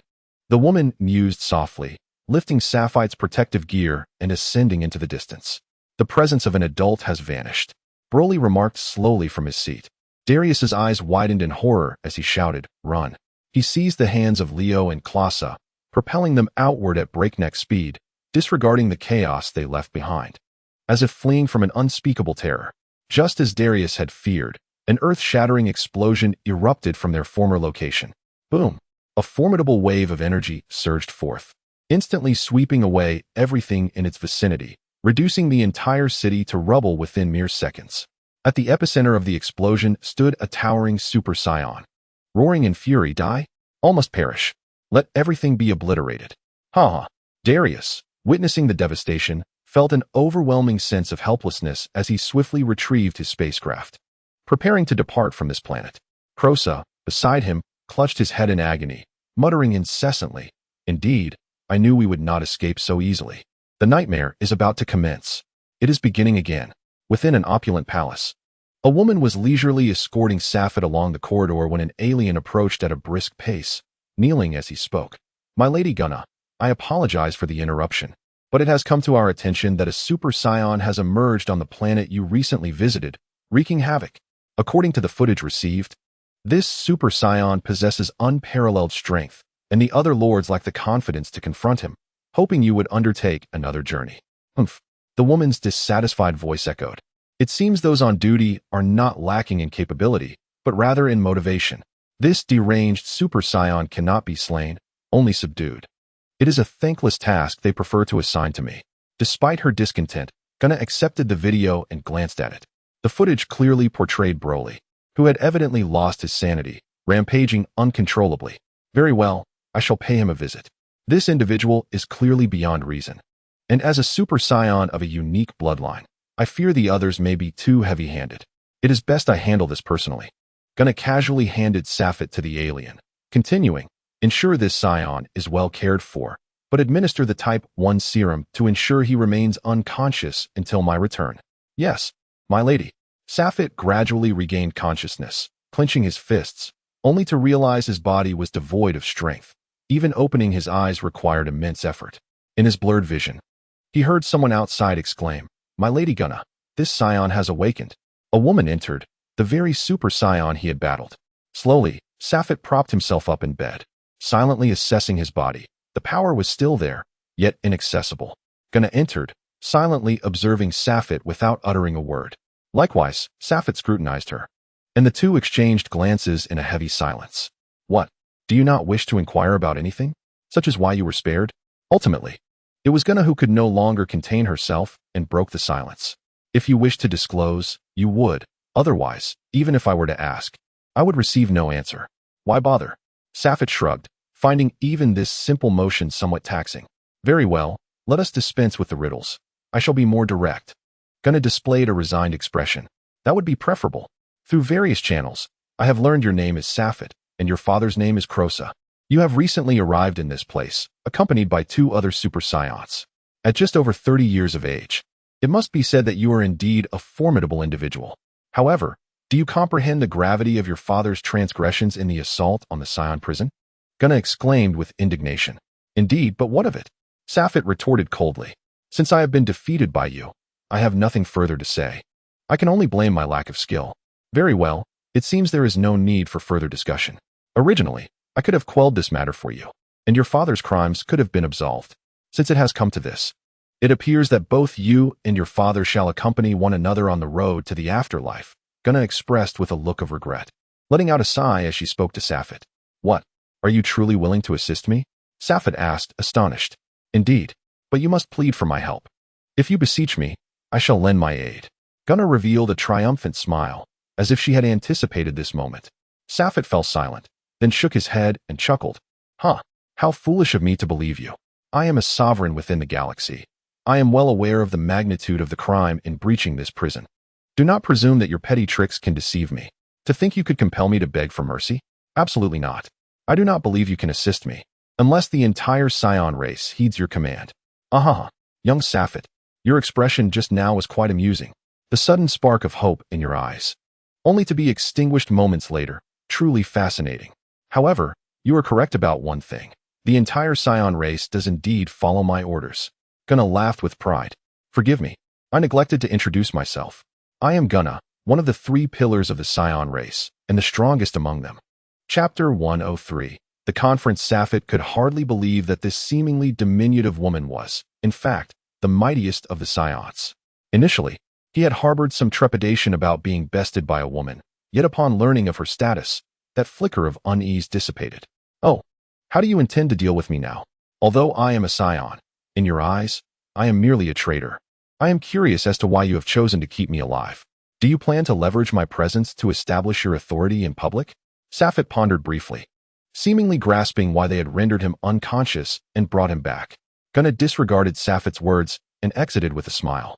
Before long, a massive screen appeared before Safet, revealing a chamber akin to that of a conference room, which gradually filled with Scions taking their seats. Despite the distance created by the screen, Safet could distinctly sense the immense power emanating from those Scions. At this moment, he was even more perplexed as to why they had placed this screen before him. Gradually, the hall filled to capacity with Scions, leaving only one prominent seat unoccupied, until a slight figure emerged on the screen. It was Gunna. She had not lied. She was indeed a pillar of the Scion race, Safet affirmed. Yet as he considered his position as a captive, he realized there was little sense in overthinking the matter. Safet clearly observed as Gunna pressed a button, causing the cacophony in the conference room to gradually diminish, leaving all present in quiet anticipation of her words. Among the attendees were 43 Super Scions of the 2nd tier and 2 of the 3rd tier, meeting the criteria to commence the meeting. Gunna was the first to rise, inquiring if everyone was prepared, and upon seeing the nods of agreement, she continued, I believe you are all familiar with the recent rebellion of Super Scions on Planet 72. Therefore, the principal agenda for today's meeting is to deliberate on the appropriate course of action regarding these 3 Super Scions. What is there to discuss? Traitors deserve execution, a burly Scion proclaimed, and his assertion was met with fervent agreement from dozens of others. Absolutely not. Super Scions are a rare resource within our race. We cannot simply execute them over such a trivial matter. What, then, becomes of our special status as Super Scions? A bald Super Scion countered, earning the nods of a dozen more. Very well, it appears you are divided into factions with differing opinions. Grell, I would like to hear your perspective, Gunna said, directing her gaze towards a tall, slender Scion. First and foremost, we must ascertain whether these 3 Super Scions are indeed accomplices. Secondly, we need to understand the motives behind their rebellion and whether such circumstances can be prevented in the future. Additionally, we should consider if there are any promising young Super Scions among them. If these 3 older individuals intend to wreak havoc within our race, I suggest they be eliminated. However, if they are youthful and naive, we may still attempt to guide them towards a better path. Grell articulated, his ambiguous statements leaving both sides feeling somewhat unsettled. Nevertheless, Gunna seemed thoroughly pleased with his words, nodding in agreement. To my knowledge, none of the 3 Super Scions exceed the age of 40.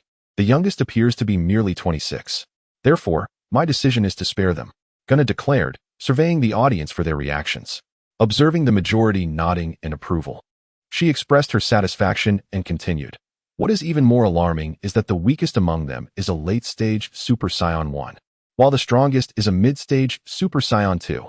Such prodigious talents must be protected until they reach their full potential. As for their reasons for rebellion, I have conducted an inquiry.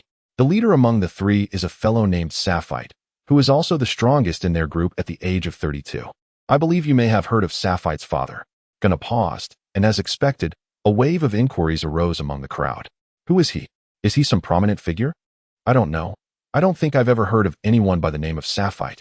Gunna raised her hands, gradually silencing the murmurs. No need for speculation. Safet's father is named Crosa. Crosa? Grell appeared to ponder this revelation before speaking again. Is he not the leader discovered 6 years ago, who was said to hail from a lineage in the galaxy? Wasn't that matter handled by Lord Frant? As the collective gaze turned towards him, Frant, seated opposite Gunna, rose to clarify. Indeed, as the individual spoke, his words were riddled with inconsistencies, coupled with their utter lack of evidence to substantiate their claim of being from the galaxy. It is well known that entry into the galaxy is strictly prohibited for Psions. Consequently, I regarded them as traitors, and many were released after enduring punishment. However, that Klaus's sentence was 10 years, which is hardly sufficient. Therefore, upon learning this news, his son resorted to a prison break. This is undeniably a provocation against the Psion race, and I stand in favor of executing those 3 Psions. After articulating his thoughts, France slowly resumed his seat. The Psions, who had initially intended to spare Safet, began to rally in support of the extermination of the 3 troublemakers. Enough, Gunna exclaimed, slamming the table, causing a massive crack to appear in the conference table, silencing everyone as they gazed at the enraged Gunna. The room reverberated with Gunna's furious voice. "Frant, do not presume that I am unaware of your intentions. Were it not for your ancestors driving away that faction of Psions over 500 years ago, leading to their exile and subsequent disappearance, the strength of the Psion race would be far greater than it is today. And now, you dare to employ such tactics against me. Do not think I am oblivious to the fact that Safet is a descendant of that very lineage. Let me tell you, one of them, named Broly, is an indomitable Super Saiyan. As a legendary Super Saiyan, if he manages to control his emotions by the time he reaches 50, our race will effectively gain another Super Saiyan at the 3rd level." Frant opened his mouth, fully aware of the monumental status of a Super Saiyan. Listen carefully. Their leader, Safet, is an Emperor-level Super Saiyan, a being of unrivaled power that has never graced our Saiyan history. I have personally tested this. Even in the 1st level of Super Saiyan, his purple transformation can rival that of a mid-tier Super Saiyan 2. Should he achieve the purple transformation of Super Saiyan 2, he may even surpass me. Hence, it is impossible to eliminate him now. Additionally, remember this. I can overlook your decision to place Klasa in the 7th prison. But do not expect me to show you any leniency now. Suppress your vengeful thoughts. Frant's expression darkened, and with a cold snort, he turned to leave. "Humph, you dare to show me such disrespect? Keep in mind that Safet must be treated with utmost care. His birth in the galaxy has already instilled a sense of detachment from our race, and now, with this incident, you bear your share of responsibility." Gunna shouted furiously, leaving everyone too intimidated to speak. After a few moments of silence, Gunna, increasingly irritated by their presence, waved his hand dismissively. "The meeting is adjourned. Remember, all our actions are for the sake of our race." Chapter 104. Atone with merit. As his body gradually healed, Safet regained his mobility and, after some light exercise, found that his combat capabilities were largely unaffected. However, he had no intention of fleeing. Judging by Gunna's demeanor in the recent meeting, he believed that none of them would face dire consequences. After a few minutes of quiet waiting, Safet's expectations were confirmed as Gunna entered the room. "You summoned me?" Gunna, upon observing Safite's expression, discerned his thoughts. Safite nodded slightly and inquired, "I have a few minor questions, and I believe you are the only one capable of providing me with answers." "Speak," Gunna replied. "I have numerous matters to attend to." The ruler of the Psion race is not one to linger idly. Safite spoke candidly. "I wish to understand the matter concerning the Emperor-level Psions you mentioned at the meeting. The information available to me only extends to the legendary Super Saiyan with green hair, like Broly. As for transformations like mine, I have never encountered anything of the sort." "I am not entirely certain either," Gunna responded. "Among the green-haired Super Saiyans, such as Broly, there are indeed others. They are exceptional Super Saiyans, their power significantly surpassing that of regular Super Saiyans, as has been confirmed. However, a Super Saiyan of your purple form exists solely within legend, a figure that has never manifested throughout the millennia of Saiyan history. It was thought to be a mere illusion conceived by our ancestors, a non-existent entity. Yet, to my astonishment, I behold one now. I regret to admit my knowledge of this form is limited. I possess only a few written accounts that describe such a Saiyan as a leader destined to guide the race to new heights, an innate Saiyan monarch, unparalleled in strength." After articulating this, Gunna paused slightly, allowing Safite time to absorb her words. "The strongest? Among those formidable warriors from your clan who attended the meeting, which of them could possibly rival me?" Safite chuckled. "Nevertheless," Gunna continued, "do not forget that you are merely a Super Saiyan 1 at present. Should you attain the Super Saiyan 2 form, perhaps in that state, you would stand as my equal." Gunna, possessing a strength equivalent to a late-stage Super Saiyan 3, akin to the absorbed Gotenks of Bu, hesitated to assert that Saphite's Super Saiyan 2 form would be inferior to her own. Thank you for your kind words, but I believe I must take my leave. As for Broly and the others, you wouldn't impose any difficulties upon them, would you? Saphite, having gleaned little significant information, wished to depart this place swiftly, feeling increasingly discontent with his clan. Hold on, have I permitted you to leave? Gunna's voice rang out from behind. Saphite turned, puzzled by her intent. Although I intended to let you go at the meeting, it does not imply that you shall escape unscathed. Causing disruption within the Saiyan clan warrants punishment. How could I maintain order without it? Listen closely. I hereby decree that you shall lead your team to the battlefield. Only by earning sufficient military merits will I consider releasing your father. After all, this punishment has been predetermined within our clan. Even though he may not endure immediate penalties, imprisonment is inevitable. Observing the gradual shift in Saphite's gaze, Gunna reiterated, rest assured. I understand your concerns. It is indeed excessive to confine Saiyans in the 7th prison. Your father will be transferred to the 1st prison, where he will merely face restrictions on his freedom without enduring any dreadful punishments. After a brief contemplation, Saphite acquiesced to Gunna's terms, responding, very well. We shall proceed as you say. Humph. However, military merits are something I shall acquire swiftly, but I hope you will not renege on your word. After a straightforward yet unpleasant exchange, Saphite begrudgingly conceded to the punishment imposed by the other party. Although it was a compromise, he was genuinely eager to witness the legendary battlefield revered by the Saiyans. Under the guidance of another Saiyan, Saphite swiftly located the imprisoned Rio and Broly. After briefly recounting his conversation with Gunna, both expressed their willingness to join him. As for Rio, he was detained alongside Classa, serving a sentence that mirrored Classa's remaining term, a directive specifically issued by Gunna. Uncle Rio, I hope you can take good care of my father during this time. I wish for him to awaken to reality sooner rather than later. A few days later, Saphite led the two into the 1st prison, taking a moment to visit the two before departing, although his father still appeared to be in a dazed state. Rest assured I will. I believe in your father. He is a great Saiyan, at least in my eyes. He will surely reclaim his sense of reality. Rio nodded, having fought alongside Classa for many years. They were as close as brothers. Saphite also nodded in agreement. I believe so too. With a wave of farewell, Saphite's team boarded the spacecraft heading to the battlefield. Are we going to slay someone akin to Frieza? How exhilarating. Dales remarked with a smile. For too long, he had been overshadowed by Frieza and Quira in the galaxy. And although time had passed, he would show no mercy in retaliation. Moreover, having reclaimed his kin, his disposition was gradually transforming into that of a warrior fighting for his people, even under Saphite's command. Now, a brief introduction will suffice. I must remind you, the Ice Clan members possess varying degrees of power. Some are weak, even inferior to Frieza, while others surpass any foes we have encountered. Thus, we must not let our guard down or act recklessly. Enjoy the thrill of battle.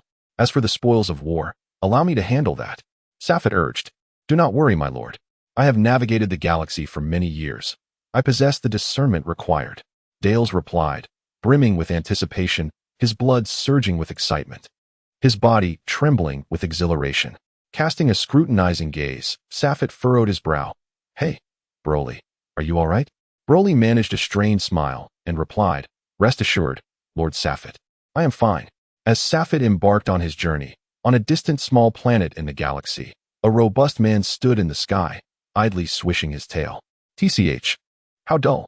The boss claimed there were formidable foes on Earth, yet I have not sensed a hint of power. As for that Kakarot, he is advancing rapidly, nearing my level. Vegeta is slightly behind, but still impressive. Both of them are approaching the Super Saiyan full power state. It seems I must step up my game. Saphite mentioned an elusive form called Super Saiyan 2, a lightning-like state. I absolutely cannot fall behind. The man hovering in the sky was none other than Pravaitai, whom Saphite had dispatched to Earth. Pravit, how fare you on your end?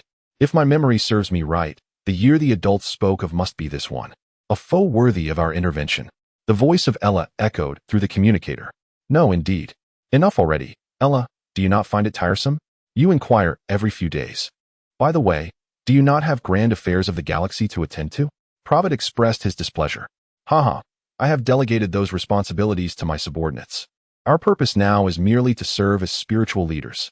I shall visit Earth in a few days. I do not wish to miss the spectacle. Very well. Suit yourself. I am rather bored here, so why not engage in a friendly spar with me? Prophet sighed. Although Ella's combat prowess did not match his own, their realms were alike. Yet being a woman, Ella held a slight disadvantage. Upon closing the communicator, Prophet prepared to hunt for some game to make breakfast when he suddenly paused. Those earthlings have begun to fly at high speed, and their destination seems to be the same place.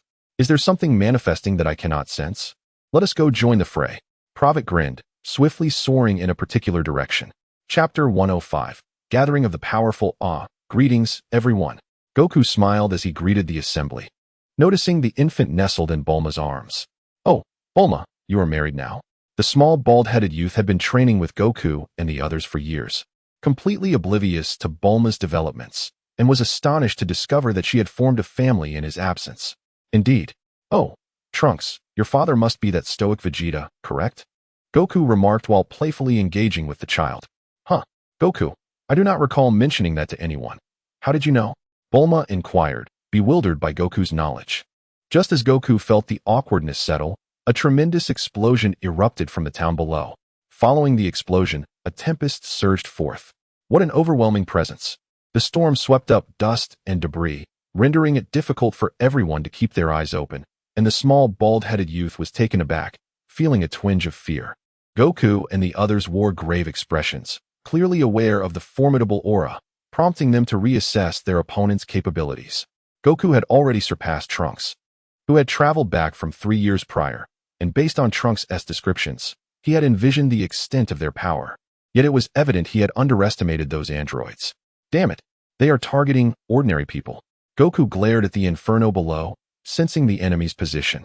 There, Piccolo, with his keen eyesight, spotted a figure hovering in the distance. Krillin, take Bulma back. Tien, you too, leave this to us. It seems this battle is beyond your reach. Goku stated solemnly, aware that should he expend all his strength, he might be unable to ensure their safety.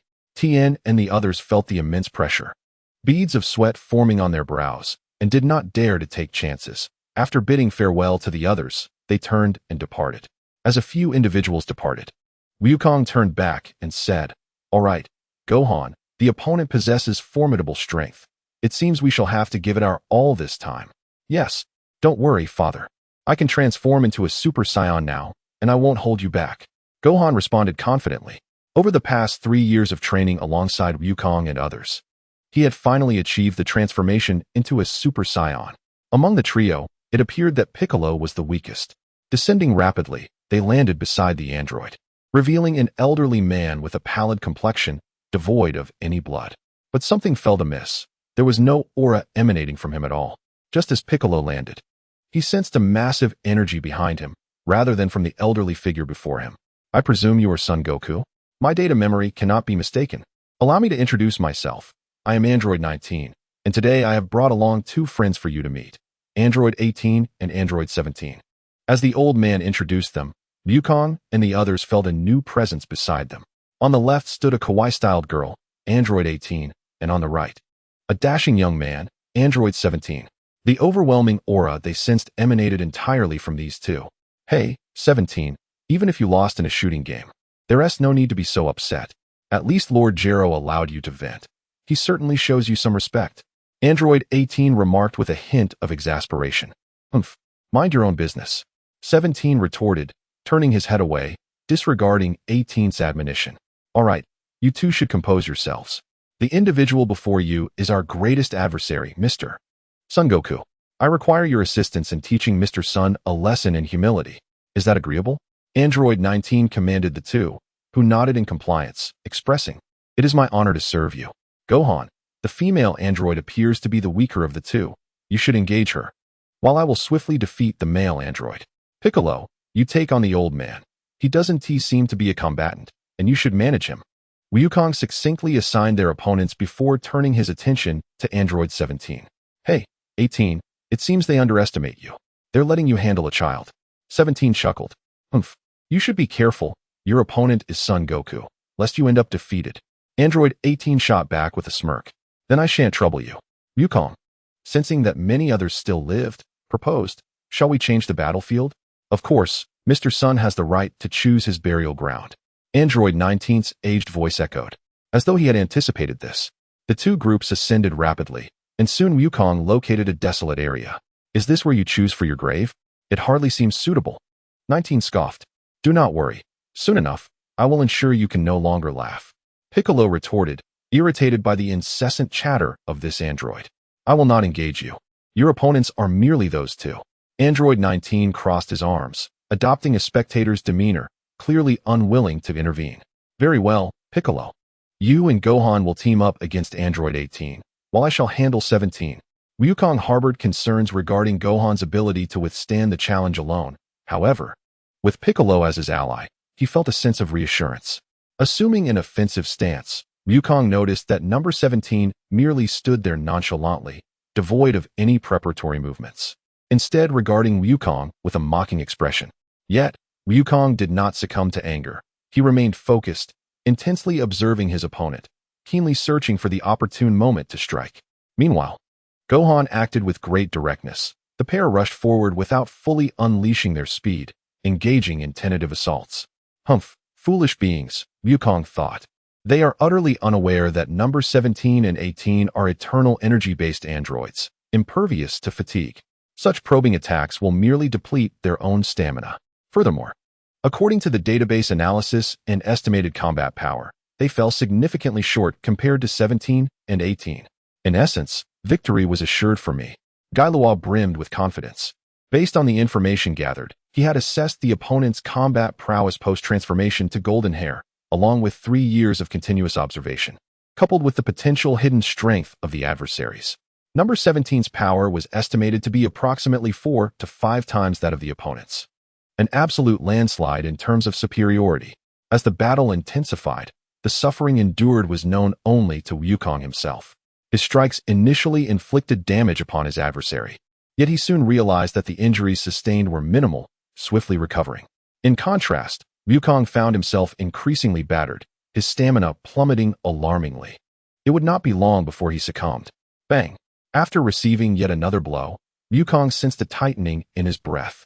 Swiftly, he retrieved a senzu bean and, without hesitation, consumed it. Meanwhile, Gohan and Piccolo found themselves ensnared in a similar predicament. Haha, fools. Number 17, stop toying with them and finish this. Number 19 cackled, eagerly anticipating the moment when Goku's face would contort in agony. Suddenly, a beam of energy zipped past 18's face, landing in the distance and resulting in a tremendous explosion. Humph, Kakarot, your current state is truly disappointing. Vegeta, clad in battle attire, observed Goku with disdain, while future Trunks stood behind him, anxiously surveying the unfolding situation. Haha, finally, I have caught up, Praviti exclaimed, exhilarated by the overwhelming aura. Indeed, this adversary possesses some strength. Hovering in the air, he reveled in the prospect of facing an opponent worthy of his full might after years of tedium on Earth. Some strength? I hope you don't end up begging for mercy. Number 19 retorted defiantly, yet a hint of perplexity lingered within. This man was unfamiliar, never encountered in the database, only identifiable as a scion by his physique. However, 19 soon chuckled, reasoning that one was the most talented scion prince, Vegeta, and the other was Goku. Who had bested Vegeta? What could this sudden newcomer possibly bring to the fray? 17, eliminate them. Hiya. Step aside, Kakarot.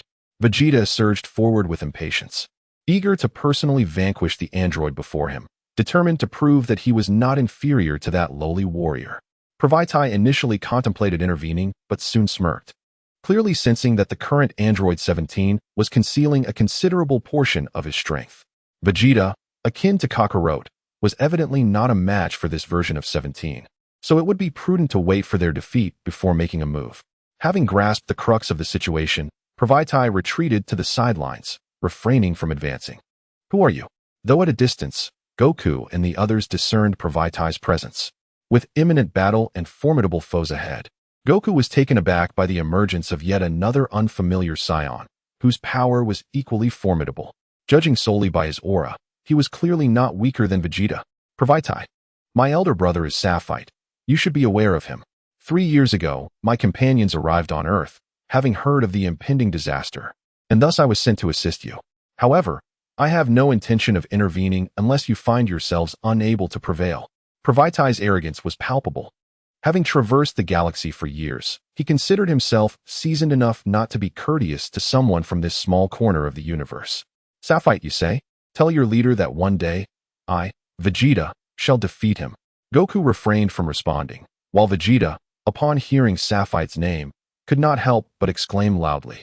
He had grown significantly stronger over the past 3 years, and the once overwhelming presence of Sapphire had long since waned. Sapphire. Android 19 pondered silently, finding the name somewhat familiar. Let us deal with you before we discuss this further. Be cautious, those androids are not as weak as they seem. Pravaitai warned with a smile, but to Vegeta, it felt like disdain. Haha, just watch closely. In just a few minutes, I will decimate these scrap heaps. With a surge of energy, Vegeta amassed his strength to its zenith, launching himself forward with fierce determination. His speed escalated to such an extent that even Piccolo found it challenging to track Vegeta's movements, clearly reaching the pinnacle of his capabilities. Closing in rapidly. Android 17 maintained a calm smile, albeit adopting a combat stance this time. In the blink of an eye, 17 was right in front of him, and Vegeta, without hesitation, unleashed a right hook aimed squarely at his opponent's face. To everyone's astonishment, 17 appeared momentarily stunned, remaining motionless. Vegeta's fist grazed 17's cheek, yet struck nothing but air. As all eyes eagerly fixated on Vegeta, only Pravaitai slightly turned his gaze elsewhere. Be careful, Vegeta. That was merely an afterimage. Goku shouted urgently, but it was too late. Is this truly your limit? How disappointing. Like before, 17 vanished, reappearing instantaneously behind Vegeta. Boom. Vegeta was sent flying like a cannonball, crashing into the distance and stirring up a cloud of dust. Humph. Had you not undergone that final enhancement, your power might have been comparable to mine. However, the re-engineering we have undergone has long since liberated us from our previous limitations, and thus, I have transformed into a formidable, evolving artificial being. No, perhaps it is more accurate to say we are not mere artificial beings, but rather enhanced humans, augmented and modified from a biological foundation. Can you not sense the immense aura I exude? This is the most profound testament to my power. Of course, all of this is thanks to Lord Gero's nurturing. Number 17 laughed heartily, now possessing a comprehensive understanding of Vegeta's strength, and no longer regarded him with any semblance of respect. And that Goku as well. Number 19, observing 17's boisterous laughter, furrowed his brow and commanded, 17, cease your prattle and swiftly eliminate them.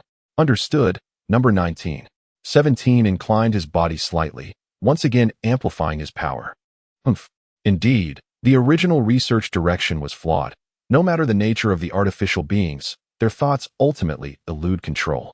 It is no wonder that the original number 17 and number 18 were disobedient. However, if they are merely human, then with a few modifications, loyalty can be instilled. I am truly a genius. 19, brimming with self-satisfaction, stood in place, quietly muttering to himself. Pravaitai ears perked up, and he smiled without uttering a word. Subsequently, an enraged Vegeta charged once more at 17, but predictably, the outcome remained unchanged. Vegeta was effortlessly subdued. No, this cannot be. How can this be? It was not supposed to be like this. Not like this. Trunks stood frozen, murmuring in terror, his complexion pale. Hey Trunks, what's wrong? Goku noticed Trunks' distress and inquired. In our world, the androids are not nearly so powerful, and my father has not transformed into a Super Saiyan. By my estimation, my father should be capable of defeating the androids. So why is it that here, even such a powerful father is easily vanquished? Is it due to my arrival? Must we repeat that same dark future? Trunks cried out in anguish, initially believing his father's strength would guarantee victory against the androids, only to find that in this world, the androids were formidable beyond his expectations.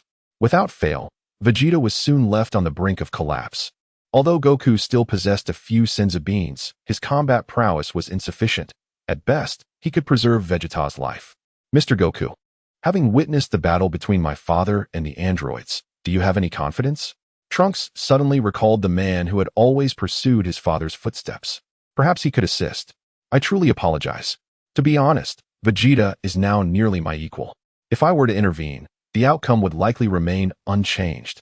Goku replied with a wry smile, reluctantly admitting that he had severely underestimated the android's might. However, had Safat been present, he would have distinctly sensed that the current number 17 and number 18 were hardly inferior to the second form of slug. Pravaitai continued to meditate, seemingly indifferent to the unfolding events. Finally, as Vegeta was on the verge of being slain, Goku and he acted in unison. Pravidity is a wave of energy that surges along the trajectory of number 17, while Sun Wukong swiftly dives in, instantly teleporting away the moment he lifts Vegeta. Chapter 107, Counterattack. Hey, if you find this uninteresting, why not let me entertain you? Pravidity observes number 17 with the gaze of a predator eyeing its prey. Humph. It makes no difference who comes to meet their demise. I certainly won't mind. Number 17 responds with equal bravado. Pravidity, raising his thumb to his nose, arrogantly retorts, I am the most elite warrior forged in countless battlefields across the galaxy. Do not presume I am akin to them. Haha. Are you the refuse among elites, or the elite among refuse? Number 17's sharp tongue remains undeterred. Humph. Rest assured, you won't be laughing for long. Pravidity, disinterested in a verbal spar, understands that true strength speaks volumes. As number 17 mockingly beckons him with a finger, Pravidity feels a flicker of irritation despite his composure. In an instant, he transforms into Super Saiyan, locking his gaze on number 17 and charging forth, delivering a powerful right punch. Yet, he strikes nothing but an afterimage. Is your speed merely a tad faster than Vegeta's, and you dare to boast? Number 17's voice reverberates from behind Pravidity. With a similar maneuver, no. 17 executes a horizontal kick, only for Pravidity to grasp it firmly with a large hand. I warned you not to compare me to them. He effortlessly hurls no. 17 to the ground like a fledgling chick. Boom. Thud. Number 17's head meets the earth, tumbling several meters before finally lying still. Without hesitation, Pravidity unleashes another wave of energy, striking number 17 directly. As dust swirls, a smile spreads across Pravidity's face. Suddenly, he feels a rush of wind against his right cheek. Bang! Number 17 has emerged from the smoke, landing a precise side kick squarely on Pravidity's face. Pravidity's body skids along the ground, rolling for several meters. Humph. I merely let my guard down momentarily, granting you an opportunity. Now I shall unleash my true prowess. Number 17, having landed a hit, refrains from pursuing.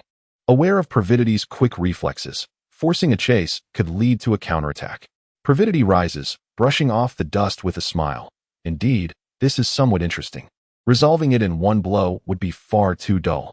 Wukong, can you fully perceive their movements? Piccolo inquires. Though he too can see. He failed to grasp how Pravidity caught number 17's sweeping kick or how number 17 escaped from the smoke. Generally, yes. But there are moments when I can only see vague shadows. If I were to intercept, I fear I would be too late. Wukong candidly admits, acknowledging the evident gap between himself and the two combatants. I can only discern a faint shadow. Gohan chimes in, noting that he can currently only transform into a Super Saiyan, his strength slightly inferior to his father's, perhaps on par with Trunks. Terrifying. How can they be so powerful? Has my strength gradually become inadequate? Thoughts continuously plagued Piccolo's mind. He had always believed that, though slightly inferior to Son Goku, his power should be relatively comparable. However, as time progressed, he increasingly realized that he was utterly incapable of intervening in the current battle. Bang, bang, bang. The battlefield was a tumult of fists, with fierce collisions tearing through the air and creating ripples. The clash between number 17 and Pravidity had reached a fever pitch. Fists collided. The two opponents struck each other and swiftly retreated. I didn't expect you to possess such strength. It is only fitting that I reveal my true power. As a mark of my respect for you, number 17, undaunted, maintained an air of confidence, seemingly holding back his full potential. Indeed, it is time to conclude this warm-up. Pravidity remarked casually, cracking his knuckles. What? They have not yet unleashed their full power in such an intense battle. Piccolo was astounded, while Goku remained composed. Piccolo, their strength surpasses our imagination. When we first arrived on Earth, the man named Safit mentioned that Super Saiyans possess a state called full power. Just now, I observed that Saiyan named Pravidity displaying tremendous combat prowess even without releasing his energy. He must have attained that state, Goku thought, his anticipation growing as he gazed at Pravidity's relaxed demeanor, envisioning the legendary lightning form's might. A warm-up? Quite so. But heed my warning, for I fear that a moment's inattention may lead to your demise. Number 17 was convinced that Praveti still held back, or else he would not have endured several of his blows with minimal injury. If you have the ability, then come at me. Praveti was not indifferent to life and death. He simply did not believe that his opponent possessed such formidable strength. In the blink of an eye, number 17 vanished from sight. So fast, Goku marveled, seemingly catching a glimpse of the movement. Number 17's figure reappeared instantaneously behind Praveti, launching a direct punch aimed at his shoulder. Praveti remained still, yet as number 17 materialized behind him, he executed a peculiar maneuver, inflating the muscles in his shoulder. Praveti chose not to evade, but instead braced himself to absorb the blow. Boom! The impact echoed as if striking a boulder, and number 17's heart sank. Snap!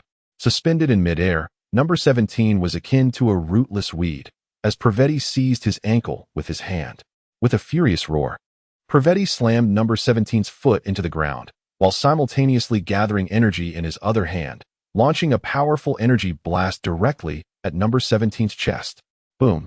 The tremendous explosion obliterated the surrounding dust for hundreds of meters, leaving a massive crater, while number 17 lay in the center, motionless as if a defeated fish. After several moments, he gradually regained his composure and unleashed a small energy wave, propelling himself from the ground. On the 17th, his countenance was exceedingly grim, and his attire had become tattered and worn. Adorned with layers of dirt and dust, a trickle of crimson blood adorned the corner of his mouth, indicating that he had sustained a minor injury. What transpired? It appears that even artificial beings can bleed. Moreover, it is human blood. Praveti retorted, not typically one for verbosity, yet feeling irked by the earlier remarks of the 17th. That was merely a moment of carelessness. Come again. Although the 17th was humiliated, he refused to concede. Hey, 17th, let us join forces against that fellow. My scanner indicated that your chances of victory stand at a mere 7%. Do not be overconfident. Their combat prowess far exceeds ours. Before the 17th could make a move, the 18th, stationed at a distance, could no longer restrain herself. The data she had just acquired was astonishing. In a one-on-one confrontation, the 17th's odds were exceedingly low. However, with her support, there remained a substantial opportunity for triumph. Chapter 108. The vanishing 17th. The 18th swiftly flew to the side of the 17th, eager to lend her assistance. Stand aside. He is mine alone. No one is permitted to interfere. The 17th pushed the 18th away and lunged once more at Praveti. Armed with all the data obtained from the central computer, he possessed unwavering confidence in his ability to vanquish any adversary, including Sun Wukong or Vegeta. Yet, today, this unknown opponent managed to match him, even causing him embarrassment, a profound disgrace. This humiliation could only be cleansed by the blood of his adversary. Disregarding the 18th's pleas, the 17th charged at Praveti once more. After a flurry of exchanges, the 17th was once again caught off guard and struck down by Praveti's elbow. Indeed impressive. The strongest combatant has nearly reached 70% of my prowess. Alas, still lacking a fraction, but as an opponent, he is not without merit. Praveti remarked slowly from his aerial vantage, no longer doubting Safet's words. After years on this planet, he had long since grown weary, yet finally encountering such an adversary made him feel that his patience had not been in vain.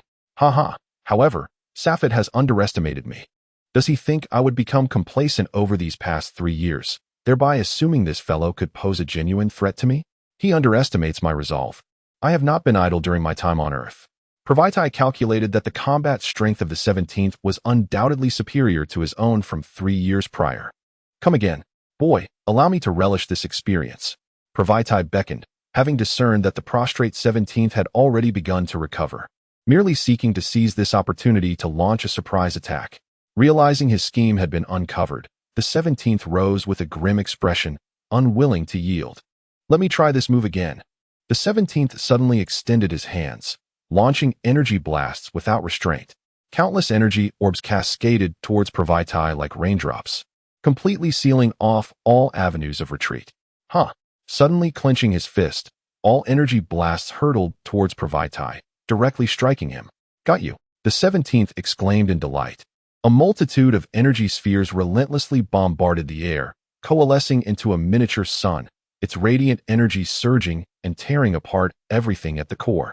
After several minutes of continuous assault, the 17th entity finally ceased, gazing at the sky with a smile, fully aware of the energy he had expended. Even he could perish in that moment, and though his opponent might be stronger, they would undoubtedly suffer grievous injuries. Does your energy not deplete your stamina? Quite the contrary. Pravaitai exhaled, halting his actions as the energy shield beside him gradually dissipated. What? A protective barrier. The smile on the 17th's face quickly morphed into a grimace. He possessed this technique as well and understood its implications. Infuriated, he pondered whether his previous actions had merely served to amuse his adversary. Although he yearned to continue their duel, it seemed his opponent had lost the will to fight, rendering the encounter rather dull. Then allow me to conclude this.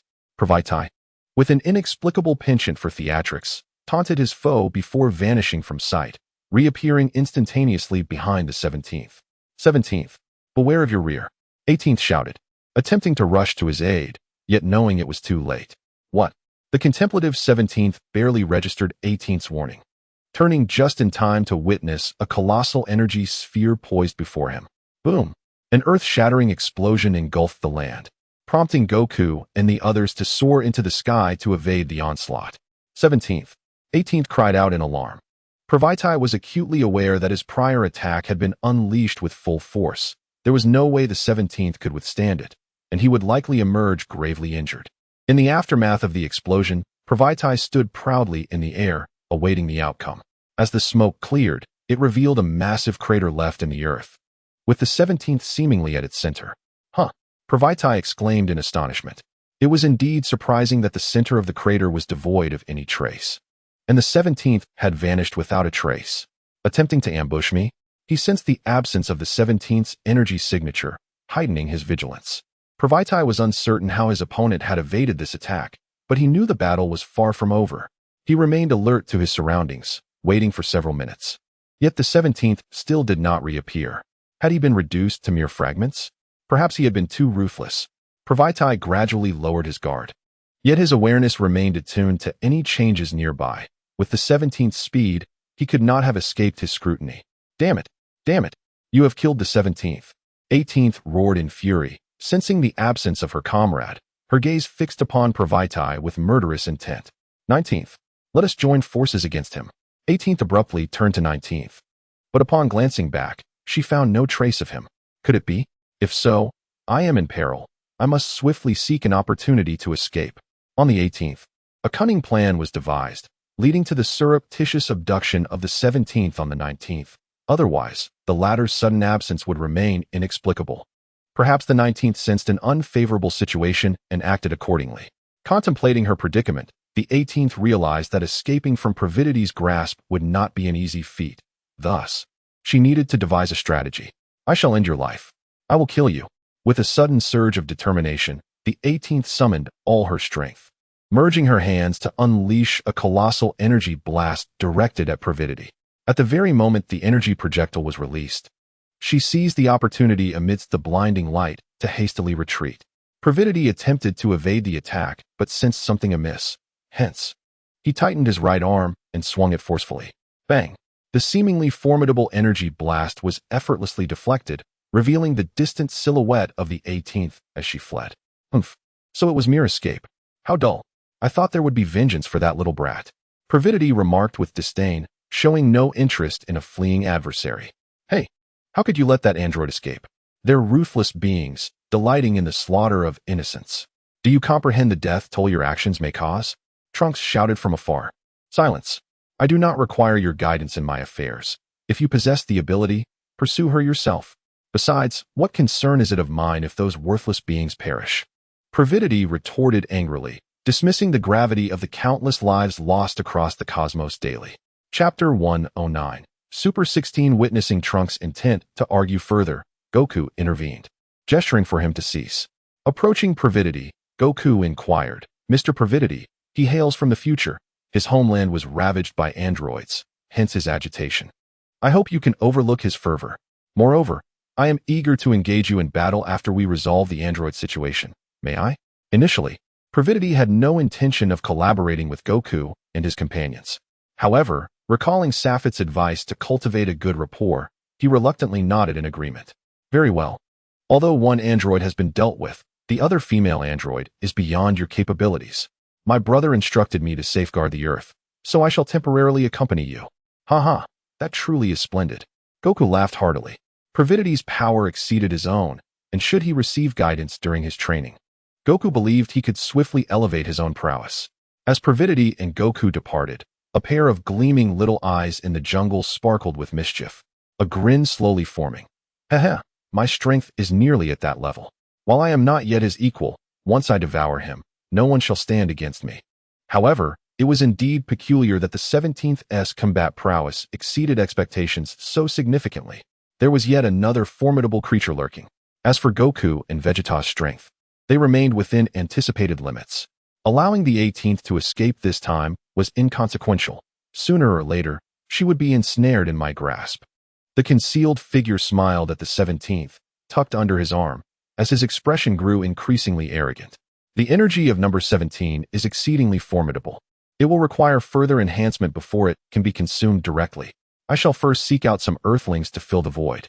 After gazing for a while at the direction in which Sun Wukong and the others departed, I finally leapt away from the jungle. In a distant cave, number 19 was busily engaged on the operating table when the laboratory door swung open unexpectedly, startling him. Upon realizing that it was number 18 entering, he momentarily relaxed his vigilance. Was he followed? Number 19 cast a few glances behind number 18. No, that powerful scion did not pursue me when I escaped. Number 18 said despondently. Good, that is reassuring. Number 19 nodded and turned back to his tasks. Number 18 scanned the laboratory for a few seconds before suddenly inquiring. Where is number 17? Did you not bring him back? Huh, number 17? Did he not return with you? It was then that number 19 realized number 17 was missing. What? You did not bring him back? Is that scion truly so formidable that he could shatter number 17 with a single blow?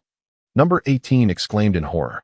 In this world, number 17 is her only remaining kin, and the thought of losing him was utterly unbearable. Killed? How frustrating.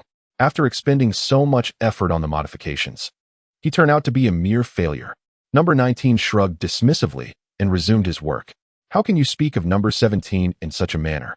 When we were afflicted with terminal illness, you aided us in our transformation and restored our health, and we have always held you in high regard. Now, number 17 is lost because of you. Do you not feel any remorse? Number 18 retorted angrily, slamming the door as she stormed out. Humph, worthless creature. Daring to vent your anger at me. Once I complete the modification of number 16, I shall command him to eliminate you one by one. Number 19 scoffed coldly, clearly displeased with number 18's words. Very well, the enhancement chips of numbers 13 and 14 have already been implanted into number 16. We only lack the final energy kinetic machine of number 15. With these modifications, number 16's strength will be multiplied several times over. At that point, none shall be my match. Yes, the modifications may require a few more days, but that is of no concern, even if that scion trains during this period. He cannot possibly become significantly stronger. Number 19 murmured to himself while dismantling the parts of number 15. After Pravedi returned with Sun Wukong and the others, he encountered no difficulties, though the arrogant Vegeta was once more defeated in his overconfidence and left in a rage. Wukong and his companions recognized their shortcomings and sought the guidance of the Supreme Kai, requesting to be arranged into that alternate dimension for training.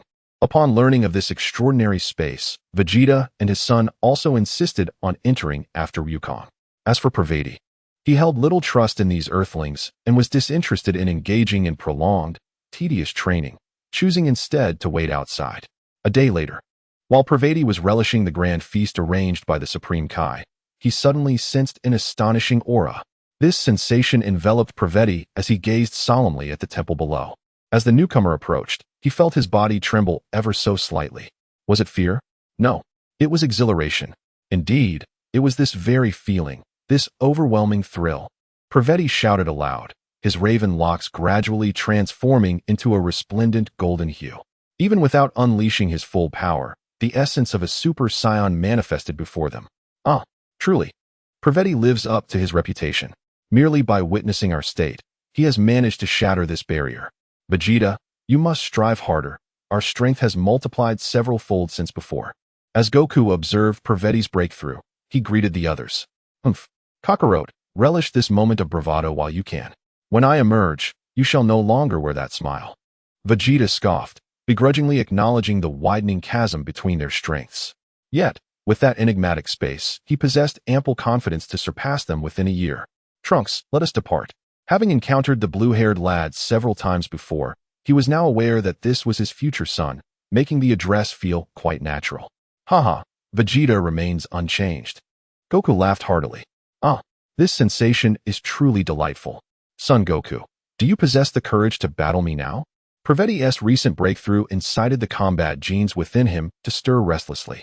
"Haha, as much as I desire that, I fear our duel must be postponed slightly. After all, a new friend has arrived, and we cannot neglect our hospitality. Right, number 19?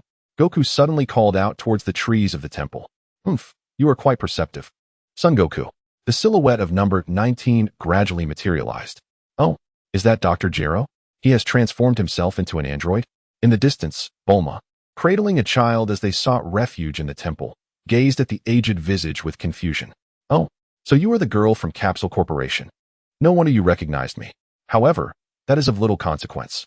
What matters is that today, I shall introduce you to a new friend. Step forth, number 16.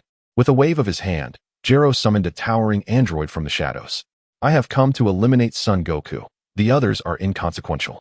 Should anyone impede my path, do not blame me for my lack of courtesy." Number 16 shimmered with a metallic gleam, his distinctive pineapple-shaped head remaining as eye-catching as ever. Chapter 110, The Emergence of Slug. How infuriating to find the temple so easily.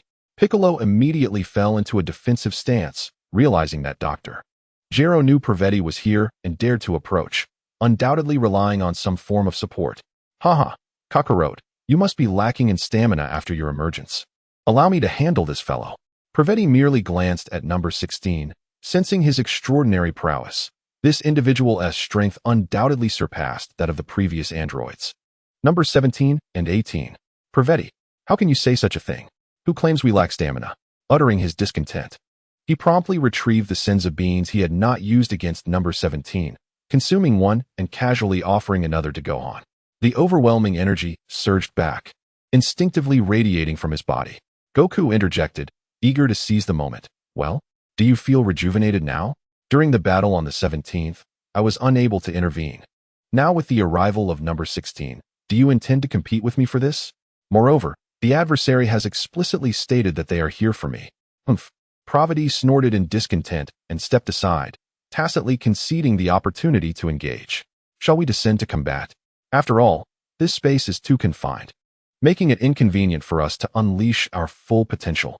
Both Goku and number 16 possess extraordinary power, and fighting within the temple would risk injuring bystanders. Observing number 16 nodding silently, a glimmer of insight flashed in Piccolo's eyes as he glanced at number 19. Number 16 ascended into the air alongside Goku, whereas Praveti chose to remain behind, reclining in the temple to indulge in slumber. "Hey, Praveti, why aren't you watching them fight?" asked Krillin, wishing to join them, but recognizing that his own combat prowess would only burden Goku. "Humph, what is there to see? It's not my battle. The more I watch, the more irritated I become." With that, he turned over and resumed his sleep, dismissing the matter entirely. Not long after Goku and the others took flight, a green figure cautiously emerged from behind the temple. Hee, with Son Goku and that formidable scion gone, and not sensing Vegeta's presence, I am left with only a few decent energies. According to the data, they should be Tien and Yamcha, just the right amount of energy, and not too difficult to handle. They will serve as my nourishment perfectly. The creature glanced at number 17, gently placing him on the ground. Once I absorb them, I will possess sufficient strength to devour number 17, and then I shall be invincible. Suddenly, the green-skinned creature's laughter ceased as it quickly scanned its surroundings. Realizing there was no movement, it composed itself and stealthily ventured deeper into the temple. Praveti relished a moment of tranquility, yet abruptly sprang to his feet. The surroundings were eerily quiet, just like the temple of usual. No, it was too quiet. Praveti's instincts kicked in, honed from countless battles across the cosmos. He had never allowed himself to slip into slumber, always maintaining a hint of vigilance. Yet now, he felt utterly oblivious. Clearly, the opponent's strength should not be underestimated. With heightened alertness, he scrutinized the area, attempting to sense any possible energies, but found nothing. Suddenly, a shadow darted from the temple entrance with remarkable speed, eluding Pravati's gaze. Who goes there? Stop! The shadow leaped into the nearby foliage. Haha, at last, I have enough energy to consume number 17. The perfect me is about to be born.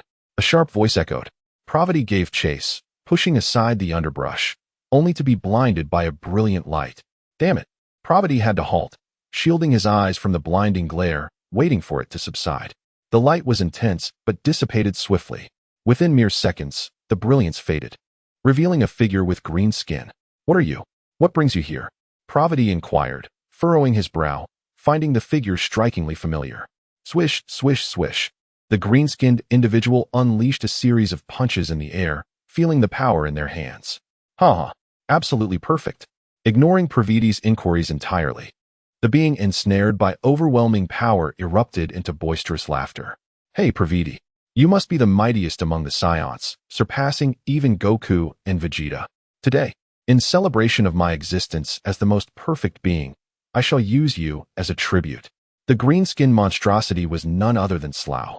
Moreover, after merely devouring Android 17, he had achieved a form strikingly close to that of a human. Who are you? Pravati could sense the extraordinary aura emanating from him. His physique bore a striking resemblance to that of the Frieza clan, yet his essence was reminiscent of the Scions. There was even a hint of Namekian energy. I am the most perfect being created by Dr. Gero. My name is Slough, and I am now the strongest entity in the universe. Slough clenched his fists, appearing to possess absolute control over everything. Humph, I care not who you are. Encountering me spells your misfortune. All the earthlings inside are doomed. Allowing you to escape would undoubtedly cast me in a negative light. As for your claim of being the strongest in the universe, that is utterly laughable. Just among those I know, the newly emerged Super Saiyan Broly is more than a match for you. Not to mention the unfathomable power of my elder brother, Safit. Let us depart. I presume you would prefer not to battle with me in this confined space? Slough waved his hand and soared into the distance. Humph, just as I wished. Pravati had long been informed by Ella about the Dragon Balls, thus he understood that the deceased could be revived using them. However, to avoid complications, it was best not to engage in battle, lest their remains be disturbed. Haha, son, I never imagined your training in that chamber would yield such tremendous results. The smile on Piccolo's face clearly indicated their victory. I too did not expect Android 16 to be so formidable. It took all my strength to barely defeat him. It seems I must intensify my training henceforth. Goku's face was adorned with a smile. Yet he was acutely aware that he was not yet in a position to revel in triumph. Indeed, although you have vanquished 16, you have allowed him to escape. And that cunning Dr. Gero fled at the first sign of trouble. Failing to eliminate this puppet master is truly regrettable. I fear he may continue to create more androids like 20 or 21, which would undoubtedly lead to further troubles. Piccolo had personally pursued Dr. Gero but was thwarted by the latter's cunning escape, leaving him with a sense of dissatisfaction. In truth, Android 16 possesses a kind heart. Even the fact that small birds dared to land upon him is indicative of that. As for Android 19, as long as our power continues to grow, the presence of a few more androids will pose no issue. Goku declared confidently. Father, we are nearing the temple. Why has everyone's energy vanished? Have they all departed? Gohan, initially elated, suddenly froze in confusion. Piccolo was also taken aback, and after sensing the situation, he bellowed, "Hurry back and check." Even if the others have left, the Supreme Being would never abandon the temple. Just now, I felt no trace of the Supreme Being's energy. Chapter 111. The defeat of Pravati. With a swift rush, Goku and his companions rapidly descended and made their way deep into the temple. They split up, each racing in different directions. Tangent on, Goku shouted as he rounded a corner, but all he found were a few discarded garments. One particular outfit appeared strikingly familiar, Taienjin Han's clothing. Cursed be it, what is happening? Goku muttered under his breath. In that fleeting moment, he sensed the presence of God and Boppo. Instant transmission. Utilizing his unique skill, Goku instantaneously appeared before the deity. Old Piccolo merely paused in surprise at Goku's sudden arrival before regaining his composure. What room is this? Goku inquired, glancing at the chamber behind God. The familiar colors and shapes sparked joy in him as he exclaimed, I see. Everyone has come here to train. No wonder I couldn't sense their energy. What are you talking about, Goku? God replied, his face a mask of confusion, clearly bewildered by the situation. At that moment, Piccolo arrived, closely followed by Gohan. Vegeta and Trunks are making excellent progress in their training. I just peeked in but was blasted out by Vegeta. Wait, why do you all look so grim? What has happened? God questioned, puzzled. Are you saying that aside from Vegeta and Trunks, no one else is in there? Goku asked, though skepticism lingered in his voice. Despairing, Gohan nodded and, filled with rage, stormed out. Damn it, I will kill that scion. Gohan, no. Don't act recklessly until we understand the situation.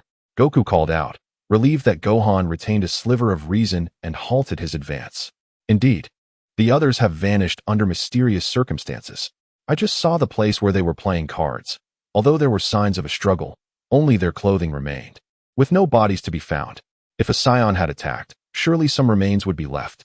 Piccolo remained composed, discerning the underlying mystery. Is that so? Then Tianjinhan and Yajirobe are also missing, but it seems Yajirobe didn't even leave behind his clothes. Goku's expression grew grave, as he realized a new enemy had emerged, delivering a devastating blow to them all upon arrival. As the group contemplated their next move, two immense energies surged towards the depths of the temple. How formidable! These two energies are incredibly powerful. One is almost on par with my father, while the other seems even stronger. Gohan exclaimed, sensing the presence that mirrored his father's energy. Belonging to the scion named Pravaitai, it appeared evident. This newly emerged individual was likely the perpetrator behind the disappearance of their comrades, and Pravaitai might have engaged in battle while pursuing the assailant. Gohan, Piccolo, grasp my hand. We shall venture forth together, Goku declared resolutely, already planning to use instant transmission to assess the situation before making a decision. Upon materializing near Pravaitai, the trio spotted a green figure and instantly fell into a defensive stance. Ah, this aura! Piccolo sensed the peculiar energy emanating from Slur and exclaimed in disbelief, be cautious. The presence of that creature is exceedingly strange. It not only bears my essence, but also that of Vegeta, Goku, Tien, and even Frieza. Ah, Goku is it? I never expected to encounter you here. However, could you hold on a moment? Allow me to deal with this reckless individual before we converse. Slur spoke to Goku as if greeting an old friend. Goku's expression was grave. He clearly observed that Pravidity, whose combat power was nearly on par with his own, was utterly powerless against the green-skinned monster. Pravidity no longer exuded the invincible aura he once had. Now, he was on one knee, gasping for breath, visibly fatigued. His right eye was clearly blinded, and his left arm bore evident signs of fracture, with countless small wounds covering his body. Goku recognized that Pravidity had pushed his body to its limits, relying solely on sheer willpower to sustain himself. Pravidity, Goku called out, but to his surprise, his counterpart responded with disdain, shouting, get lost. This is my battle, and I will not permit your interference. I can win, I must. With a mighty roar, Pravidity surged forward once more. However, his battered body could no longer match the speed he once possessed. Even the weakest among them, Piccolo, could see his movements clearly. Slur, seemingly losing interest in the skirmish, sidestepped Pravidity's punch and landed a powerful blow to his abdomen. Bang! The impact was direct, with his body already at its breaking point. Pravidity's vision blurred, and he collapsed to the ground. Just as Slur prepared to deliver a fatal strike, an energy blast suddenly surged toward his head. Instinctively dodging, Slur focused his gaze and found Goku had vanished from sight. Turning back, he discovered Pravidity was no longer before him, while Goku had returned to his original position. A battered Pravidity draped over his shoulder. This is quite intriguing. Slur chuckled. Hey, Goku, I suspect you are not my equal at this moment. If I were to simply eliminate you, it would lack excitement. Instead, let us do this. I shall grant you 7 days to prepare and see if you can enhance your strength enough to defeat me. In the meantime, I will construct the venue for the greatest martial arts tournament in the world, allowing all to witness the might of Slur, the ruler of the new era. However, do not entertain the notion of escape. Should you fail to appear in 7 days, do not blame me for the destruction of Earth. Slur proclaimed with a smile. Oh, rest assured, I will certainly participate. We shall settle this then, Goku replied, swiftly teleporting away with the other two. Is that so? I truly have been defeated. Pravidity sat on the ground after consuming a senzu bean, listening to Goku recount the events that had transpired. This setback was inconsequential to him. He was merely contemplating how to grow stronger once more. Such a potent aura. It seems familiar. As Wukong prepared to offer some comfort, he was suddenly enveloped by an overwhelming aura emanating from the cosmos. Following his gaze, Pravaitai also sensed the formidable presence.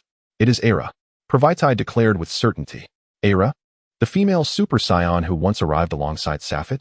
Wukong exclaimed in astonishment. What an imposing energy. Wukong, can you feel it? Piccolo and Gohan also sensed it, rushing outside in an instant. Before long, a colossal spaceship appeared above the temple. Era surveyed the temple below, murmuring, it seems a bit cramped. Perhaps I should land first. Chapter 112, Super Saiyan 2. Era. In a mere 10 minutes, Era arrived at the temple, leaving her subordinates behind.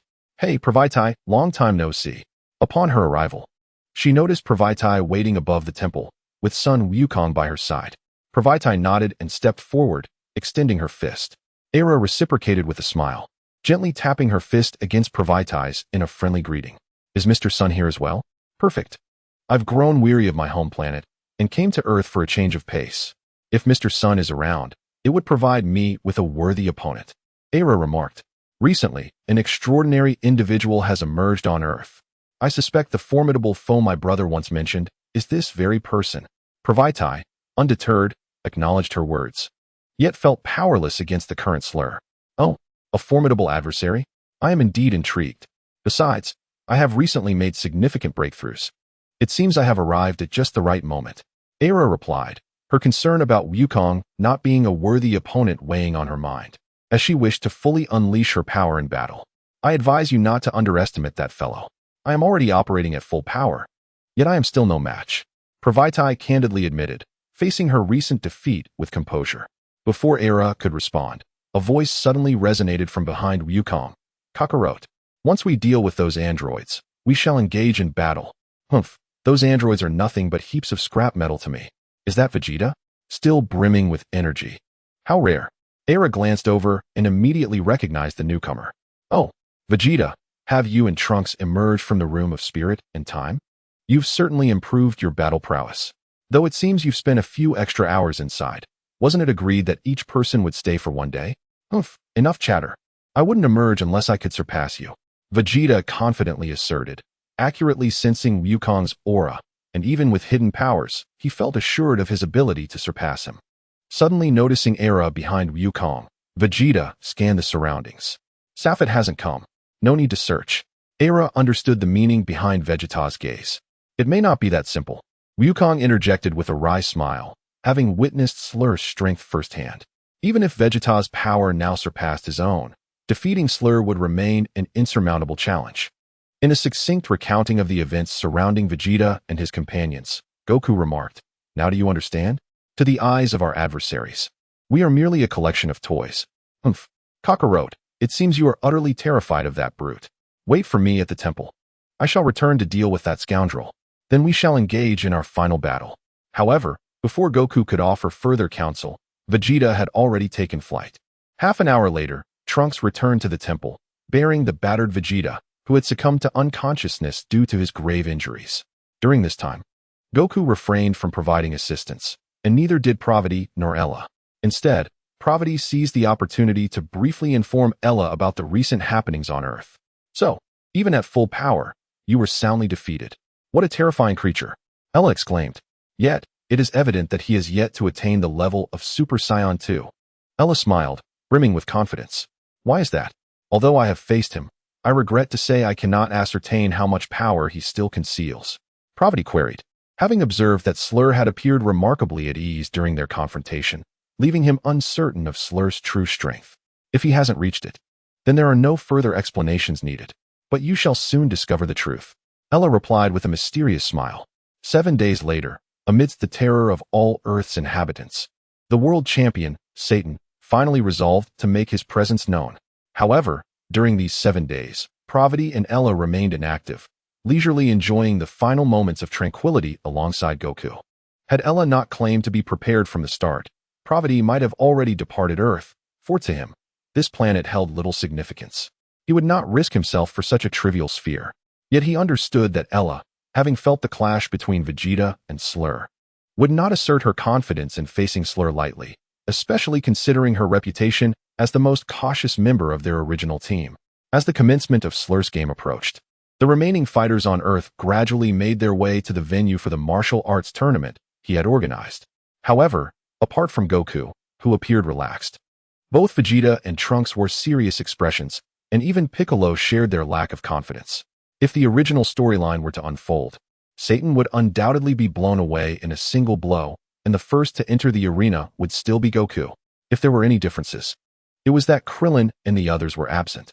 After several skirmishes, Goku, without surprise, exhibited signs of defeat. And Pravati observed that while Slur had indeed enhanced his strength since their previous encounter, he was still holding back. This guy? He has exerted at most 60% of his strength. He is not fighting with his full power at all. Although he appears injured, it does not affect him in the slightest. Pravati thought, watching Slur wipe the blood from the corner of his mouth, his understanding crystal clear. What a disappointment. I had hoped for some amusement, yet aside from Goku, the rest are nothing but useless. Pravati lamented.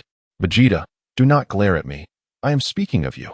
Slur retorted mercilessly, meeting Vegeta's furious gaze. As Wukong was about to summon Son Gohan, Aira stepped forth with a playful demeanor.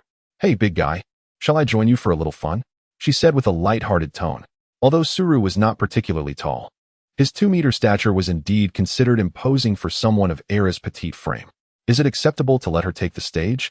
Wukong inquired, unaware of the extent of Aira's power, relying solely on Pravati for information. No problem, just watch. Although Pravati had faith in Aira, he too felt a sense of uncertainty. Meanwhile, Suru harbored his own doubts. Another unfamiliar contender, with scant details in the database. Aira, a scion who had visited Earth 3 years prior with Pravati, resurrecting a super scion named Safit. Beyond that, there was no mention of her power level.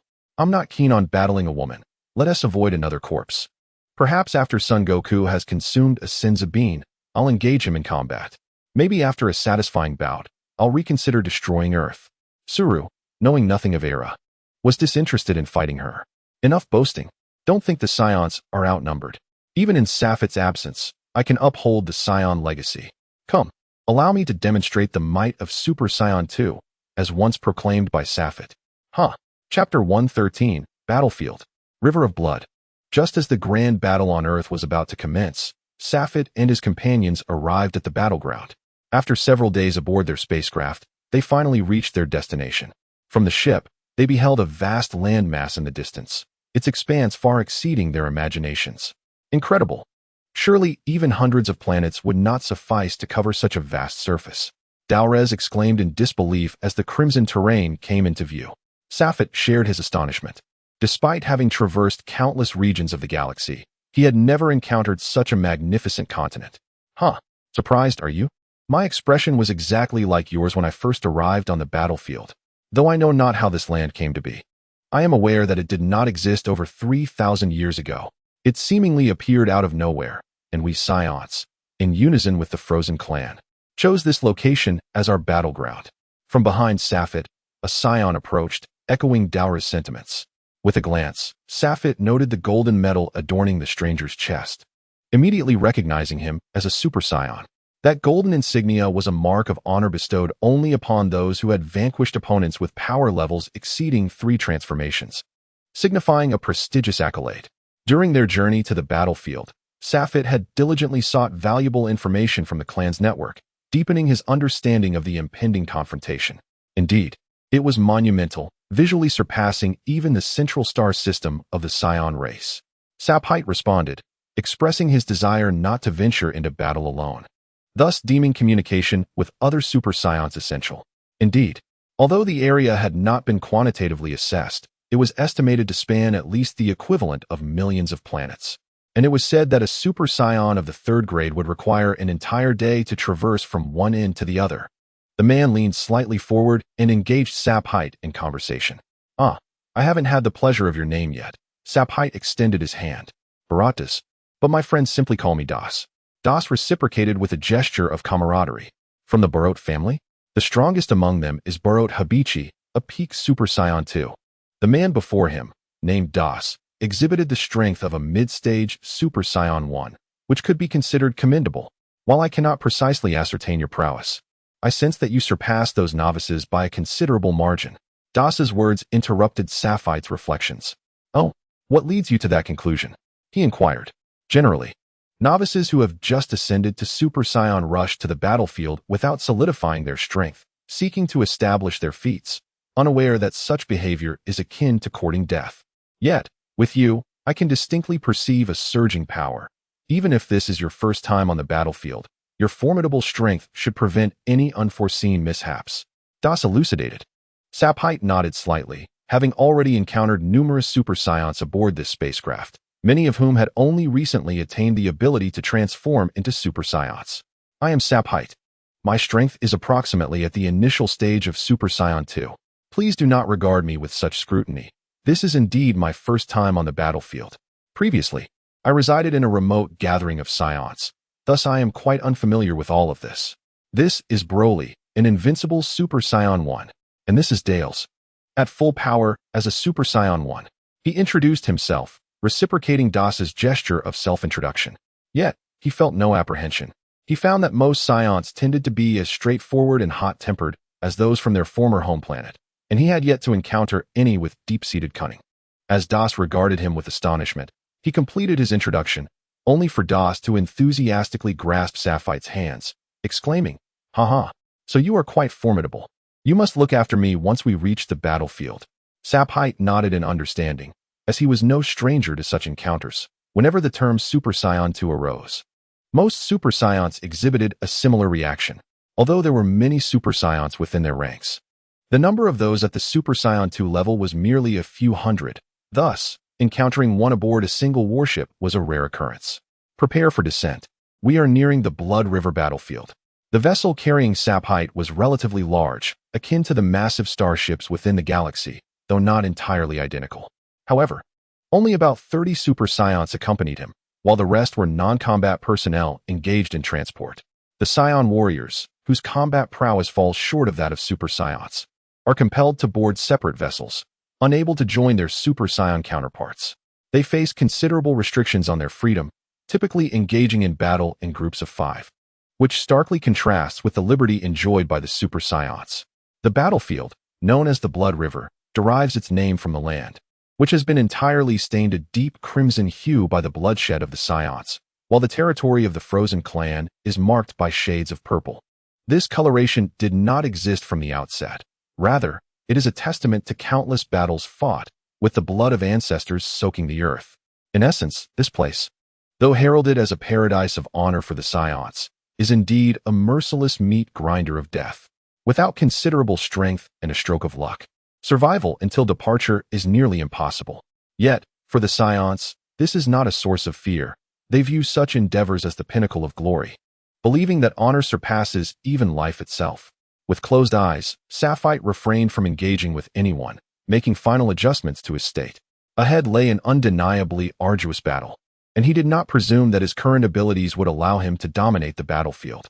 With a slight tremor, the ship finally descended. "Esteemed gentlemen, please disembark promptly, as the vessel will return in 10 minutes. Kindly do not delay its journey," a cosmic being respectfully announced from a short distance behind Sapphite. "Let us go?" Dales and Broly. Sapphite called to his companions as they descended the ship. Upon touching the ground, a sticky sensation arose from beneath their feet. Much of the earth had turned blood red, with only scattered patches revealing the original soil. Several hundred meters away, dozens of grand palaces stood as the gathering place for the Saiyans on this battlefield.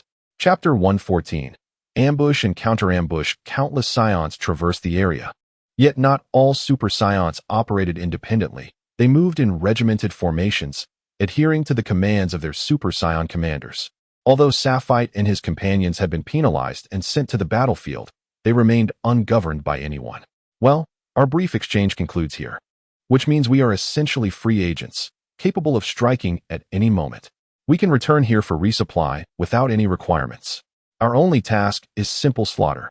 Sapphite sneered. Though he did not harbor the same enmity toward the Frozen Clan as some of his kin, he certainly intended to eliminate any he encountered. Having taken a brief respite, the trio set off in a singular direction, lacking familiarity with the battlefield and thus opting for a random course. They knew well that in such a place, flying was ill-advised, as it could render them vulnerable to ambushes. However, should one be unafraid of such tactics and consider themselves invincible, they might charge forth without reservation. Suppressing his aura, Dales cautiously surveyed the surroundings and the subtle changes in the environment. Although the people of the Frozen clan could not sense the Scion's presence through their aura, it was known among their ranks that their advanced technology was remarkably sensitive, providing effects akin to aura detection. Thus, Dales dared not let his guard down. Only after ensuring the area was devoid of any movement did he beckon to the figures behind him. Two shadowy forms swiftly leaped to his side. The sight of purple blood in the vicinity indicated that members of the Frozen clan were likely nearby. Everyone, proceed with caution and disperse to avoid ambush. Safet quietly commanded. The two nodded in silence and stealthily darted behind a nearby rock. The battlefield was characterized by rugged terrain, aside from a small flat area surrounding the base.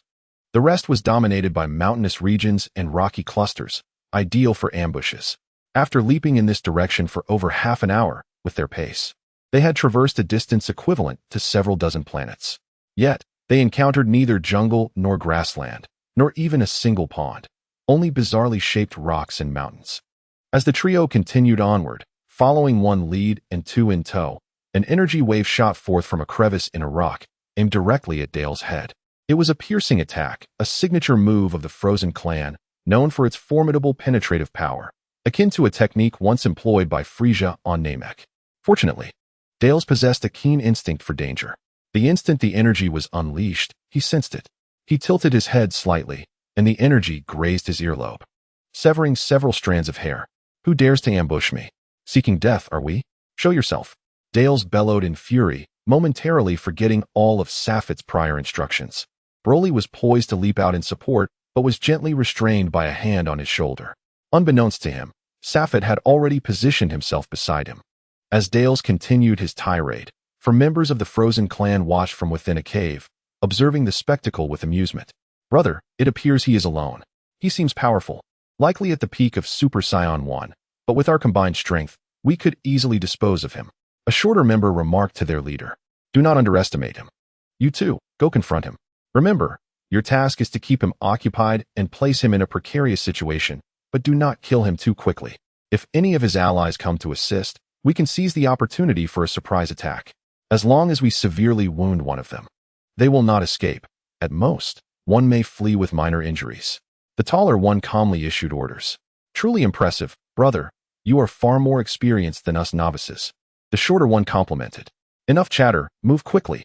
Nodding, the shorter one took hold of another and charged out. Hey, Scion, you seem formidable. But encountering us too is your misfortune. As he gazed at the approaching figures, Dales broke into a smile, cursing under his breath, and was pleasantly surprised that someone had come knocking at his door. Although he was unaware of why Safet had not joined him, he understood that Safet would not flee from such a minor ambush. He was likely hiding somewhere, observing his performance.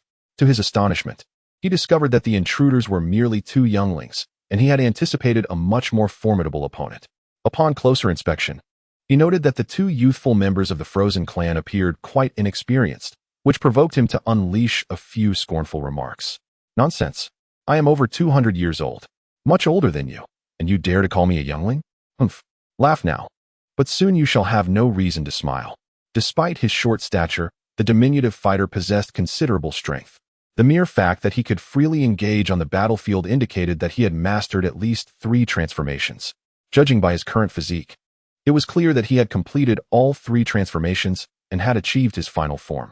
The other opponent, based on the aura he exuded, also exhibited the prowess of a mid-tier Super Saiyan. Although neither adversary was superior to Dales, the outcome of a confrontation was uncertain. The shorter fighter possessed at least late-stage Super Saiyan capabilities, and while Dales was slightly stronger, the presence of a competent ally could complicate matters significantly. As the tension escalated, both sides prepared for battle. Dales, seasoned in combat experience, faced formidable opponents, and the high defense of the Frozen clan members resulted in a stalemate, with neither side able to gain the upper hand.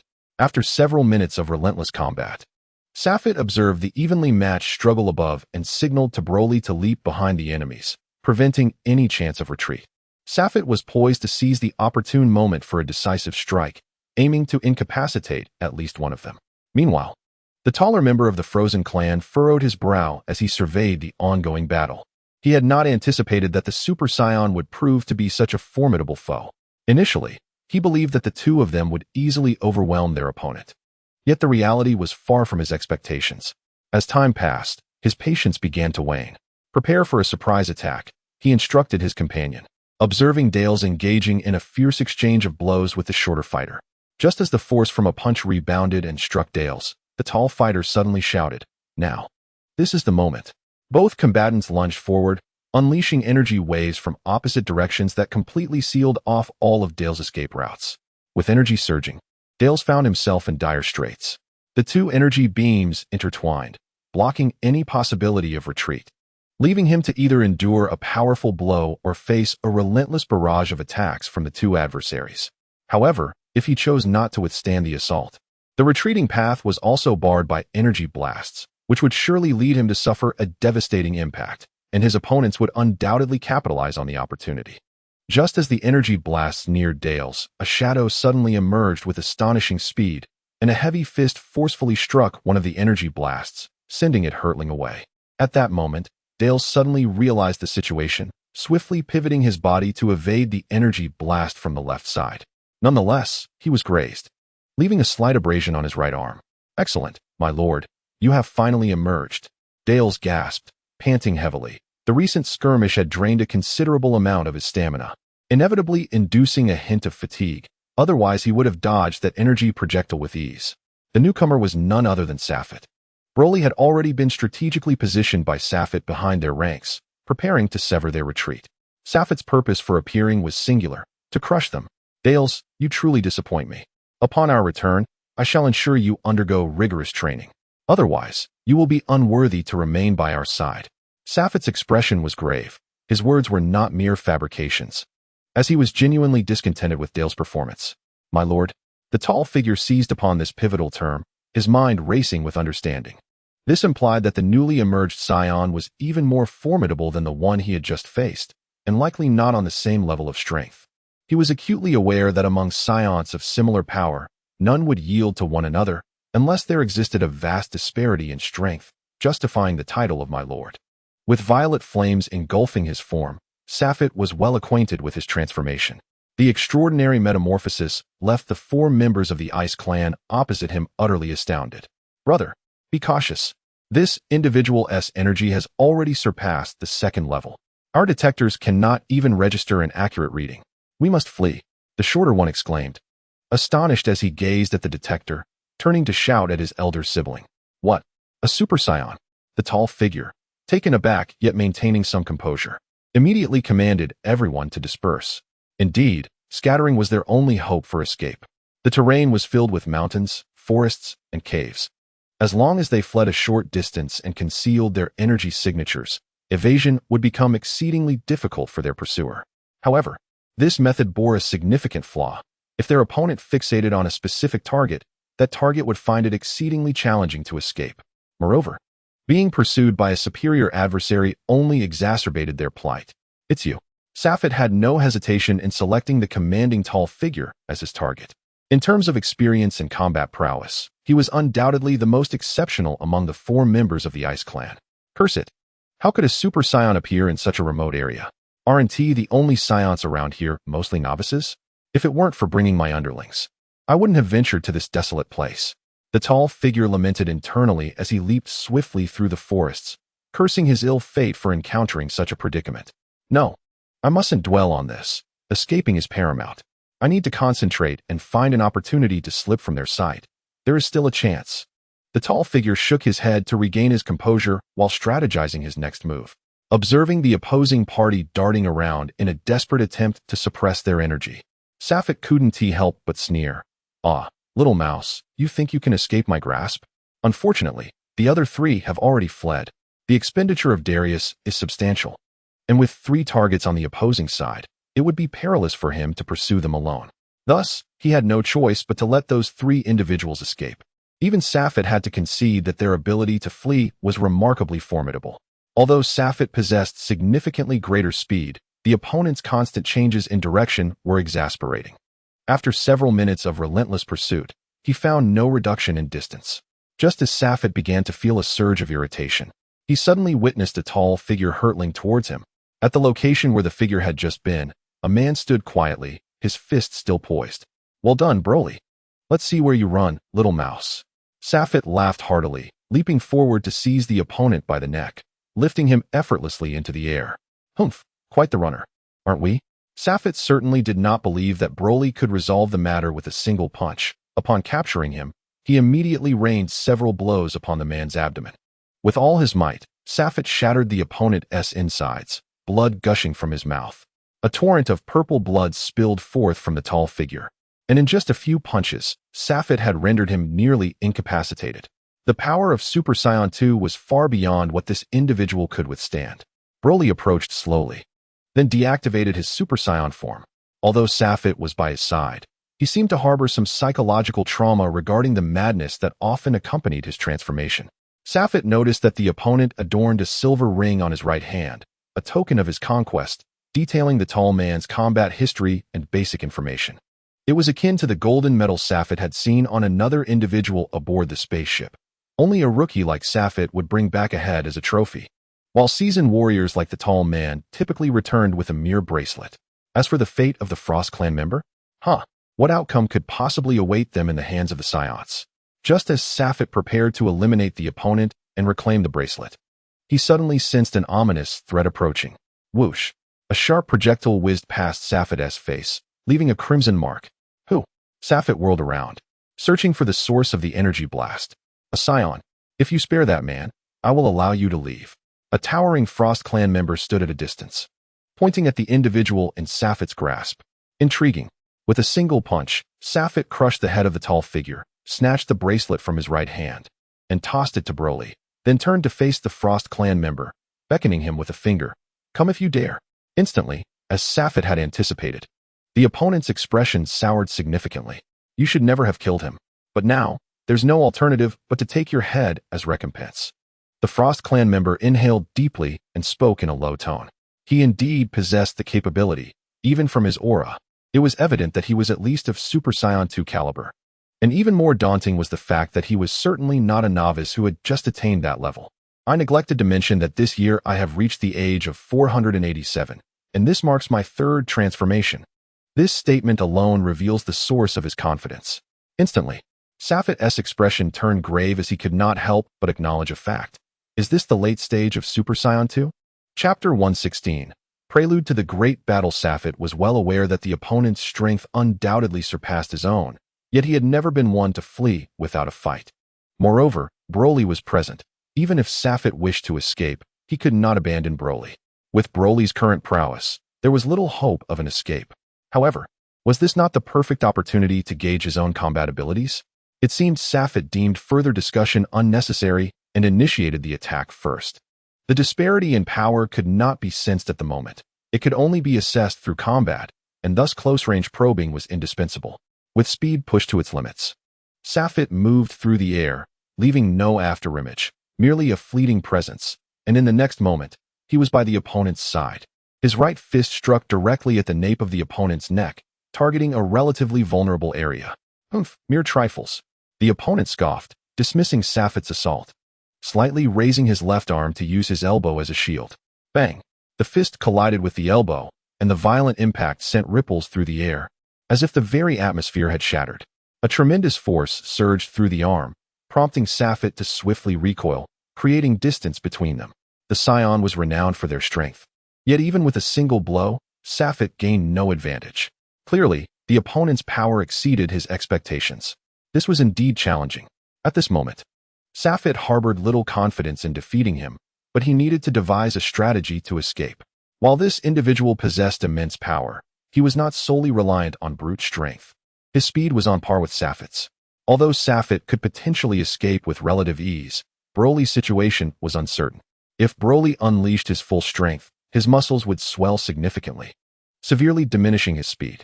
Conversely, if he refrained from tapping into his full power, he could not achieve his maximum velocity. Thus, speed was Broly's Achilles heel. As Safet pondered a feasible plan, the opponent was not inclined to grant him such an opportunity. Observing Safet lost in thought, the adversary grew enraged. To be distracted in battle was clearly a mockery of his strength. If the opponent surpassed him, he might begrudgingly accept it. But a scion of lesser strength daring to appear absent-minded before him? With a sudden surge of fury, the opponent accelerated towards Safet. Although Safet had momentarily lost focus, a seasoned warrior like him would never commit such a grave error. The instant the opponent moved, Safet regained his composure, but the adversary's speed was blinding. And in the heat of the moment, he could only brace himself for the impending attack. A powerful leg descended from above, and Safet raised his left arm to block, only to feel a heavy force bearing down upon him. Bang! The left arm could no longer withstand the pressure, instinctively retreating, while the immense force compelled Safet to bend his waist. Damn it! How could there be such a vast disparity? Safet felt a surge of anger. Though he was not particularly known for his strength, he certainly should not be overpowered by a member of the Ice Clan, who was not even a power-type fighter. With a successful strike, the opponent showed no signs of restraint, launching a left punch accompanied by the sound of slicing air, aimed directly at Safet's face. A glimmer of cold light flashed in Safet's eyes as he made no attempt to evade. Instead, he raised his right arm and delivered a thunderous punch towards the opponent's face, fully intent on inflicting damage in return. Bang! Bang!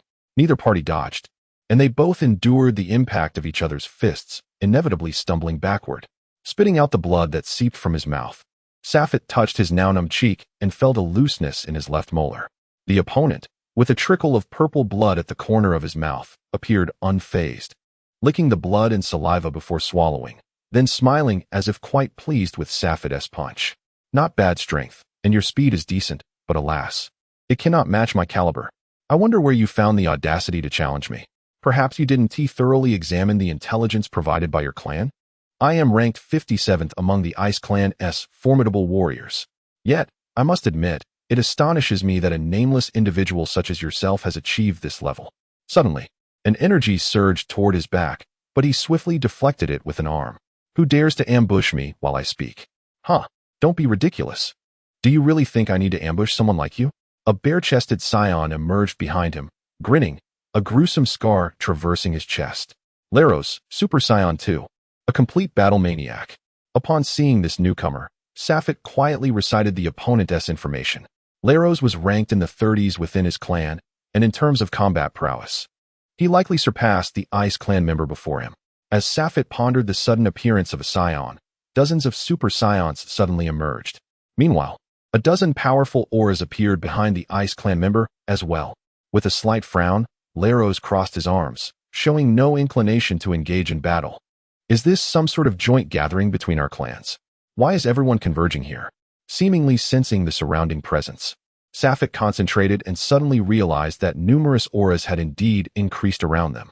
Just as Leros finished speaking, dozens of Ice Clan members surged forth, yet Leros displayed no fear. Following closely, dozens of Scions also emerged behind Leros. Neither side had made a move, but the atmosphere grew increasingly tense. This shouldn't be. How could so many appear all at once? Safet furrowed his brows, struggling to comprehend the situation. He found it hard to believe that these individuals had been concealing themselves nearby. Otherwise, he would have sensed them, especially since most of them lacked combat power compared to himself. As Safet keenly sensed his surroundings, he finally realized that numerous presences were converging upon this location, comprising both Scions and members of the Frost Clan. Among the multitude of Super Scions, a man with a prominent scar upon his forehead stepped forth, gazing at the collective of Frost Clan warriors before him, and boldly declared, "What is this? Are you preparing for a decisive battle here? I fear your strength may be somewhat lacking." The man, known as Tajira, was well remembered by Safet, recognized as one of the elite Super Scions, whose true combat prowess could easily place him among the top 10 formidable fighters. In response, a middle-aged man from the Frost Clan emerged, unperturbed, and retorted, "With you lot? Perhaps it would be wise to train for a few more years before making such claims." It appeared he had no intention of initiating combat. Although reluctant to allow them to depart, he conceded that the timing was not opportune for war. Tajira understood that the combat capabilities of both factions were closely matched. A single misstep from either side could lead to utter annihilation, thus engaging in battle at this moment was decidedly unwise. While I have no intention of provoking a conflict, permitting you to leave unscathed is out of the question. That Scion has slain a crucial member of our ranks. You would do well to surrender him." Tajira scoffed. "What foolishness! When have you ever seen a scion relinquish one of their own? Very well then, in 10 days' time. At the Twilight Thicket, I invite your scions to come and meet their demise. With that, the middle-aged man turned and walked away, astonishingly leaving the scions to watch as the entirety of the Frost clan departed. In that moment, Sapphire was at a loss for words, grappling with his peculiar feelings. Chapter 117. The Five Kings of the Frost Clan. What of our sworn enmity? What of our commitment to a fight to the death? Are we truly to watch them depart? Just as Sapphire contemplated further words, he suddenly heard someone in the distance exclaiming angrily, "You let those scoundrels go just like that? Why did you not detain them? Have you not had your fill of breakfast?" Darius was slowly approaching, having regained considerable strength after a brief respite. The other scions chose to selectively ignore Darius's comments. Instead, Tajira flew to Sapphire's side, indicating they should converse while on the move. The other scions followed closely behind Tajira as they soared toward their base. A group of super scions ascended through the air, their formidable auras swirling around them, creating a striking spectacle. Observing the silent and somewhat contemplative Sapphire, Tajira seemed to perceive his thoughts. What? Still pondering why we allowed them to leave. Sapphire nodded silently, genuinely unable to comprehend their actions, yet he understood that there must be a rationale behind it, even if he was not yet privy to it. Very well. Allow me to pose a few straightforward questions. First, how can you be so certain we can defeat and eradicate their squad? Even if we hold a slight advantage in high-level combat power, I suspect few scions would emerge alive from such a confrontation. Observing Sapphire's affirmative nod, Tajira continued. In such a fierce battle, sustaining severe injuries is inevitable. If the opposing side has kin arriving for support, we would surely perish entirely. The same fate awaits us even if our own kin come to aid. Moreover, even if we achieve a complete victory, what would it matter? It would not harm the foundation of the Frozen clan. Rather, it would only incite their wrath, compelling them to engage us recklessly in combat, which is detrimental to the development of our own tribe. Surely, you cannot be serious? The opposing side boasts numerous individuals of at least the late Super Saiyan 2 level. Eliminating them would undoubtedly cripple the Frozen clan. Sapphire could perceive that within that group of the Frozen clan, there were at least 10 individuals whose power matched his own. Haha, no, you misunderstand. Tajira chuckled, gazing at Sapphire. Let me ask you this. Do you believe that the pillars of a clan are comprised of those individuals? In a tribe, only those who possess power at the Super Saiyan 3 level can truly be considered the backbone. Even if half of the Super Saiyan 2 level beings were to perish, as long as there are no issues with the Super Saiyan 3 warriors, it would have no significant impact. Additionally, the reason I assert that this is unfavorable for the Scions is that the Frozen clan boasts a formidable 5 Super Saiyan 3 level beings. Sapphire was taken aback.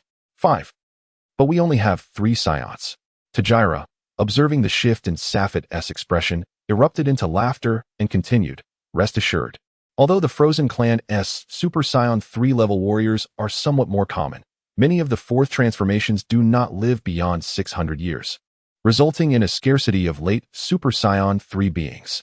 Most of them are early-stage Super Saiyan 3. While we may only have 3, Lady Ghana possesses strength at the mid-level of Super Saiyan 3. Any one of those 5 could be defeated by Lady Ghana in a one-on-one confrontation. It would take at least 2 of them to survive, and 3 to remain undefeated. To secure victory, a minimum of 4 must engage in tandem. However, how could our esteemed scions, Lord Flant and Lady Scanna, ever provide them with such an opportunity? Thus, a balance has been maintained, rendering neither side capable of overpowering the other. If one were to assess the situation, it could be argued that the scions are currently in a period of weakness. During my grandfather's era, Super Saiyan warriors were abundant. Alas, Tajira paused, as if burdened by unspoken truths. Enough of that. Go back and research the detailed information on those 5 individuals, along with other higher-ranking adversaries. Although they may not necessarily be present in the tribe, battlefield intelligence is quite comprehensive. Understood. Sapphire finally grasped why, during the clan meeting, only Lady Ghana held sway, merely soliciting Lord Flant's opinion, and why her tone was unyielding when Flant erred. Sapphire came to realize that, among the scions, power indeed represents everything. Very well, this aligns with my intentions. Does it not? Although my strength may be somewhat lacking now, I am absolutely confident in surpassing them within 2 years. With rapid flight, Tajira and his companions returned at twice the speed of their departure, and soon the Scion base came into view. As we part ways, I have other matters to attend to. Should you require anything, do not hesitate to seek me out. Tajira greeted Safit like a friend before soaring away. Safit reciprocated the wave, yet he couldn't shake the feeling that the other seemed overly enthusiastic, shaking his head to dismiss such trivial thoughts. He reminded himself that no matter how fervent the other's demeanor, it was ultimately not a negative thing. Upon returning to the base, Safit needed to submit the bracelet of that individual for professional evaluation to ascertain the strength of the Frozen clan he had defeated, and to determine the potential rewards he might receive.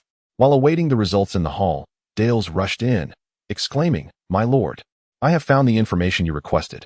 Please, take a look." Observing Dale's anxious expression, Safit accepted the documents.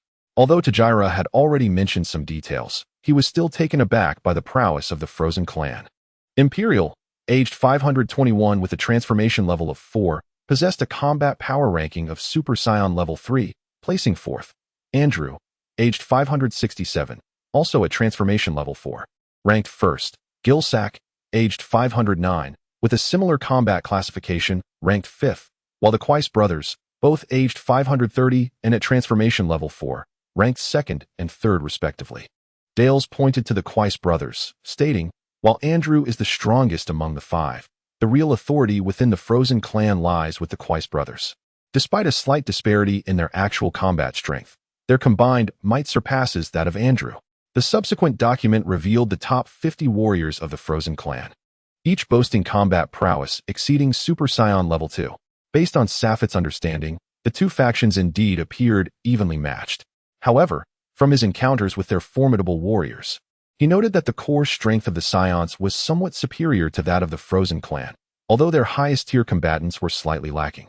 Moreover, since Super Saiyan level 3 warriors seldom engaged in battles, the Scions had consistently held the upper hand over the Frozen clan, only occasionally facing setbacks.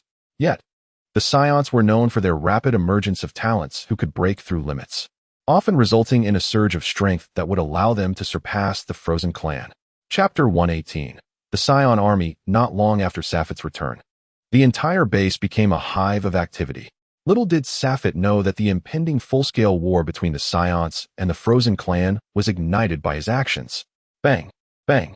Scanna, uninterested in the noise emanating from the door, continued to throw punches until, after several seconds, he called out, "Come in. Have you found me in my training space for something of great importance?" Scanna could not recall any major tasks left undone. Minor matters could be delegated to others, as they were more than capable of handling them. "My lord." Entering from the door was none other than Tajira. "What brings you here? Has yet another powerful warrior met their demise?" Scanna paused his training to approach Tajira. Tajira shook his head slightly and spoke in a deep voice. "My lord, do you recall the legendary Super Saiyan who arrived the day before yesterday? Is he the one who perished?" Scanna furrowed his brows. After his conversation with Gunna, he understood all too well the significance of this young Scion to their kin. He would readily assert that even if all the Super Scions were to fall, it would not warrant his sacrifice. This was not merely an isolated matter, but one with which he had some connection. Tajira paused momentarily before continuing. "Originally, this was that fellow's first venture into hunting, and we had deliberately arranged for him to be in a relatively weaker area. Unfortunately, he encountered Andrew's son, and without hesitation, he decisively eliminated him. Moreover, this transpired right before the eyes of the one secretly safeguarding him. Later, we signaled for dozens of our comrades to join us, but the enemy did the same. To avert unforeseen complications, we withdrew and agreed to a decisive battle in the Twilight Thicket 10 days hence. Since it is a decisive battle, your personal involvement is essential, and given that this incident contravenes Lady Gunna's orders, I believe it is best for you to make a decision." Tajira understood that such matters were beyond his sole jurisdiction. Even Lord Scanna would consult with Lady Gunna. After a moment of contemplation, Scanna nodded and said, "Understood. Prepare for battle. Ensure all combatants are ready." After more than 2 years without significant conflict, it is indeed time for a resounding victory to invigorate our brethren. As for other matters, I shall discuss them with Gunna. Once Tajira had departed, Scanna retrieved a communicator and dialed Gunna's number. The basic situation is as follows. Although the Scions are currently in a weakened state, necessary battles are still required. Over the past 2 years, discontent has brewed among our kin, as you are undoubtedly aware. Even if we have reached a point where losses cannot be afforded, the true strength of the Ice Clan pales in comparison to ours. Therefore, there is no need to worry about the outcome of this battle, should we triumph. That would be splendid, and if we falter, we shall merely recuperate for a time. There is no cause for concern. After concluding the call, Scanna stood alone in quiet contemplation for a considerable time before smiling and shaking his head, resuming his training. 9 days swiftly passed. During this time, Sapphite diligently followed the regimen established at the base, elevating his condition to its optimal state. The base assigned each Super Scion a room commensurate with their power level. Sapphite received accommodations suitable for a mid-stage Super Scion. Although his combat prowess could rival that of a late-stage Super Scion, he chose not to dwell on such distinctions. Suddenly, a voice called from outside Sapphite's door, "Lord Sapphite, the Super Scions are gathering in the square. Please complete your preparations within half an hour and make haste." "Understood," Sapphite replied, uncertain if the outside party heard him. Nevertheless, he was indeed astonished by the Scion maintenance method. He could sense that while his peak battle strength had not significantly increased, the duration he could maintain this pinnacle state had at least extended by nearly half compared to before. In the context of a protracted battle of attrition, the former version of myself would undoubtedly face defeat. Broly and Darius did not arrive. They were assigned to their respective teams, and even Sapphite did not possess the privilege to have them continue fighting alongside him. Taking a deep breath, Sapphite stepped out from the rest area and made his way to the square. Upon reaching the edge of the square, he found it already filled with numerous Scions, engaging in small talk in groups of 2 or 3, and the crowd comprised over 1,000 Super Scions. Were they all mobilizing?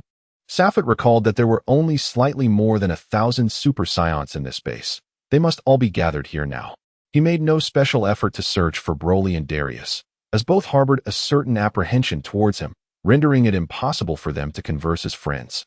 Sapphite quietly waited on the sidelines, and for a moment, no one approached him, allowing him some peace.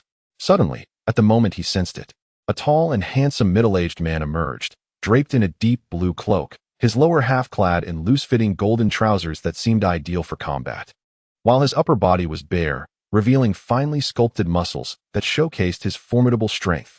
The moment he appeared, a chorus of cheers erupted from the Super Scions below. "Lord Scarna." The accolades flowed continuously, and Sapphite could discern that these were heartfelt expressions of respect. "One day, I too shall achieve such recognition." What followed was Scarna's impassioned speech, which indeed resonated with many Scions. However, Sapphite was acutely aware that this was merely a formality.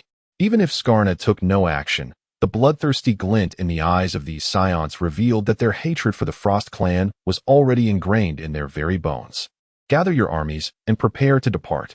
We shall undoubtedly vanquish those scoundrels. We Scions are the mightiest race in the universe," Scarna proclaimed in a final declaration. "Armies?" Sapphite pondered, speaking to himself, yet his murmurs were overheard by those nearby. "Is this your first time participating in such a grand battle, my lord?" inquired a middle-aged Scion with a scruffy beard, sensing Sapphite's true strength eluded him, hence addressing him with such a title. Before Sapphite could respond, the Scion continued. "Each time we embark on a campaign, we Super Scions serve as commanders of various divisions, while the ordinary Super Scions are the most basic 1,000-man leaders. Those slightly more capable are 10,000-man leaders, and typically, one who has reached the late stages of Super Scion 1 can become a legion leader, commanding a legion of 10,000. A Super Scion at the level of Super 2 would lead approximately 50,000, and during an expedition, there could be around 1 to 200,000 elite Scion warriors. However, regarding battles of this magnitude, although they are elite Scion warriors, it seems they are entirely out of their league," Sapphite mused, feeling astonished. He had initially believed this battle would involve only a few thousand fighters. Yet it turned out there were millions of Scions preparing to engage the Frost clan. "My lord, have you forgotten about the combined attacks? Although a Scion may lack sufficient strength, 100 Scions unleashing their energy waves simultaneously could certainly injure a Super Scion.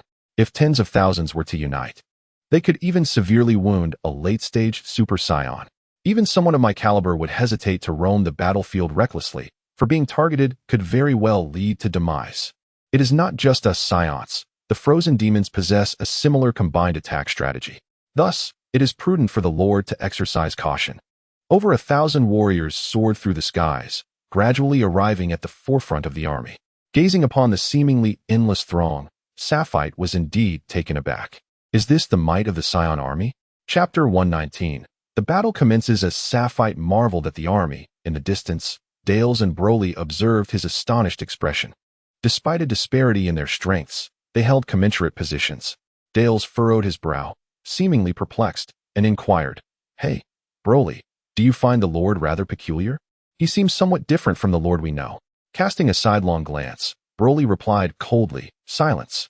The Lord's affairs are not for you to question."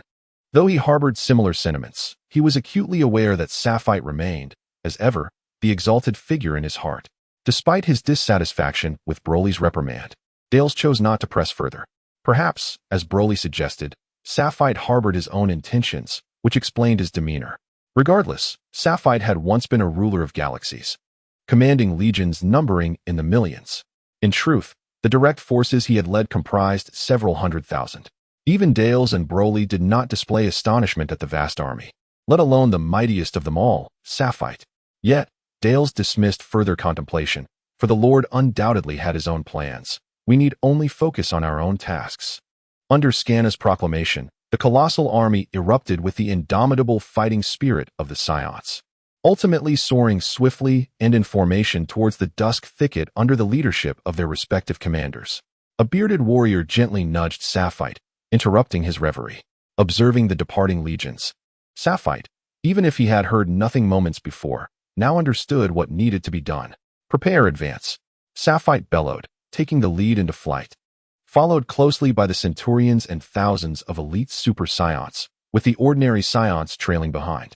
After hours of flight, the Scion army finally spotted a dark mass on the other side of the dusk thicket. The Frozen clan had already gathered their forces, eagerly anticipating a clash with the Scions. Even from over 1,000 kilometers away, the distant army was discernible. Sapphire had initially believed that upon sighting the enemy, preparations for battle would commence. However, to his surprise, the opposing forces boldly approached, directly confronting the Frozen clan. With mere kilometers separating the two armies, an overwhelming aura surged between them, as numerous Scions eagerly rubbed their hands together, bracing for the imminent confrontation. "Ah, indeed, it is you leading the charge, Scanna. Without further ado, might you enlighten me as to the whereabouts of the Scion who took my son's life?" From the opposing army's forefront emerges a member of the Frost clan, exuding a palpable aura of malevolence, with a faint violet ripple of energy surrounding him. It is evident that he is one of the 5 great sovereigns. However, Sapphire is not well acquainted with their identities, even with basic information. The Frost clan members bear striking resemblances, making differentiation quite challenging. He cannot ascertain which one this is. It comes as no surprise. As the mightiest of the Frost clan, Andrew, I suspect you are still harboring resentment from our last encounter, where I bested you. This decisive battle presents another opportunity, but I fear you may still prove to be as ineffectual as before. As for the Scion, I advise you to abandon your inquiries. I will not divulge his location. We Scions do not possess the inclination to betray our kin. With unwavering resolve, Scanna shows no fear, whether in numbers or strength. He finds no reason to be intimidated. "Very well. It seems you Scions are indeed obstinate. I shall pursue you until you relent. Today marks a temporary truce. From tomorrow onward, we shall engage in a clandestine war lasting 10 days. After this period, regardless of how many forces remain, we shall settle our score. This time, I must impart a profound lesson to you Scions." Andrew, suppressing the fury within, strives to maintain an air of calm. "No problem. Perhaps you have forgotten the former glory of the Scions. It is time to remind you that you will forever remain beneath the Scions." Scanna does not conceal his disdain. Turning to command, "Let us depart. We shall make camp at the edge of the twilight thicket." All Scion troops promptly turn and leave, while Andrew can only watch them retreat until they vanish from sight, before he finally calls out, "We move." Upon returning to the periphery of the twilight thicket, Sapphire, with the assistance of his subordinates, ensures the well-being of all Scion warriors before seeking out his bald-headed subordinate. "Haha, Lord Sapphire, the battle commences tomorrow. Would you like me to accompany you for some warm-up exercises?" The bald-headed man approaches, laughing heartily as he waves from a distance. "No need for that. I merely wish to inquire about what a clandestine war entails. You see, this is my first encounter with such a concept, and I am quite unfamiliar with it." Sapphire admits, feeling somewhat embarrassed, as he is, after all, the highest commander of this legion, yet lacks knowledge of the most fundamental battle tactics. Ah, that makes sense. My lord, as this is your inaugural participation, allow me to elucidate briefly. A clandestine war refers to the deployment of our finest troops into the depths of the Twilight Thicket, where both sides engage in close-quarters combat. In this arena, neither side can unleash powerful energy waves. Thus, the contest hinges upon physical endurance, skill, stealth, and the ability to ambush. As energy blasts are prohibited, allies cannot be summoned, resulting in a fight to the death upon contact, with no possibility of support, unless fortune smiles upon you and you happen to encounter a fellow comrade. As Sapphite fell into contemplation, the bald man continued, "Of course, my lord, you are aware that both we Scions and the Frozen clan possess remarkably resilient physiques. It is entirely plausible for a battle to endure for several hours without a definitive conclusion, and we are incapable of unleashing massive energy shocks to achieve an instantaneous resolution. However, that is merely the surface. Observe, the bald man gradually concentrated energy in his hands, and soon a sword of energy, over a meter in length, materialized in his grasp. It resembled the energy sword used by Vegeta to sever Gohan from view, albeit on a considerably smaller scale. While incapable of generating a significant energy impact, this smaller accumulation of energy could inflict tremendous damage upon an opponent. Hence, what may appear to be an indecisive battle could, in an instant, result in a severed head. This is what we refer to as a clandestine battle, a test of the most profound assassination and ambush techniques. The bald man dissipated the energy in his hands, gazing at Sapphite's face, awaiting a look of enlightenment. "And what of an overt battle?" Sapphite inquired. But he quickly realized the foolishness of his question. Nonetheless, the bald man did not dwell on it for long. After a brief moment of reflection, he elaborated. "An overt battle entails all participants gathering in the skies above, employing colossal energy shocks to engage in long-range energy confrontations. It tests the cooperation among our kin to the utmost degree. Even a minor misstep could lead to the collapse of the entire team. Naturally, the underlying premise is still a competition of ultimate strength." At this point, Sapphite gained a deeper understanding of the conflict between the two clans, recognizing that their previous skirmishes in the galaxy were mere trifles in comparison. Tomorrow awaits. Tomorrow, we shall engage in battle. Chapter 120, The Assassination. In a world that should have been a haven for restful slumber, Sapphite found himself unable to peacefully sleep. He felt as though a shadow loomed ominously nearby, leaving him restless and unable to calm his mind. He stood aloft in the air, gazing up at the starry sky, yearning for tranquility.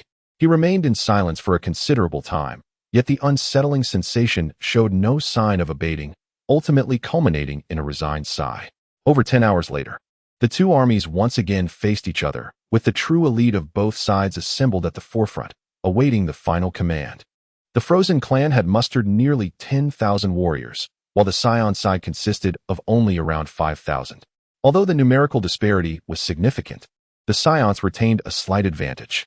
In this grand conflict, all the Super Scions had gathered, totaling just over 1,000, while the remaining 4,000 were largely caught between the thresholds of Super Scion and Ordinary Scion, unable to advance for an extended period. They had resolved to motivate themselves in this manner. Should they fail to transform into Super Scions, their chances of perishing within the fray would be greatly heightened. Those whose power levels fell below that of Super Scions would merely be fodder upon entering the fray, while the Frozen clan boasted greater numbers. Their actual formidable warriors were inferior to those of the Scions. In truth, only a handful, perhaps no more than 10, could genuinely pose a challenge to Sapphite, with a tiny fraction comparable to him, while the majority were nothing more than cannon fodder, even weaker than Frieza. As Skarn observed the assembly of the elite, he smiled and proclaimed, "Comrades, we must ensure that those fellows understand what it truly means to be the most formidable fighting race in the entire universe. We must return with the heads of their leaders. Do you understand?" Andrew's eyes sparkled with fervor as he shouted to the 1,000 warriors, "Tear apart those monkeys." The battle spirit surged in both factions, as if they could charge forward at any moment. Yet, they were acutely aware that this was not the arena for conflict. Simultaneously, Skarn and Andrew unleashed their powers, causing the vast Twilight Thicket to sway as if swept by a tempest, enveloping the entire jungle in a faint, translucent membrane. This sensation seemed to trigger a recollection in Sapphit. Let us proceed. With Skarn's command, all the Scions soared through the opening he had created. The Ice Tribe followed suit, and as all the elites entered, the membrane above the twilight thicket gradually descended until it rested atop the underbrush. Skarn and Andrew exchanged glances across the thicket, now awaiting the passage of 10 days. Each held unwavering confidence in their ultimate victory, though none possessed absolute certainty. As Sapphit observed the membrane descending overhead, he felt an alarming increase in pressure upon his body, rendering his breathing labored. What is this? Incredible. Almost instantaneously, the Earth's gravitational pull intensified nearly 100-fold, while the air became significantly thinned. Even more troubling was the substantial hindrance to the flow of energy. Fortunately, the energy within him remained unaffected.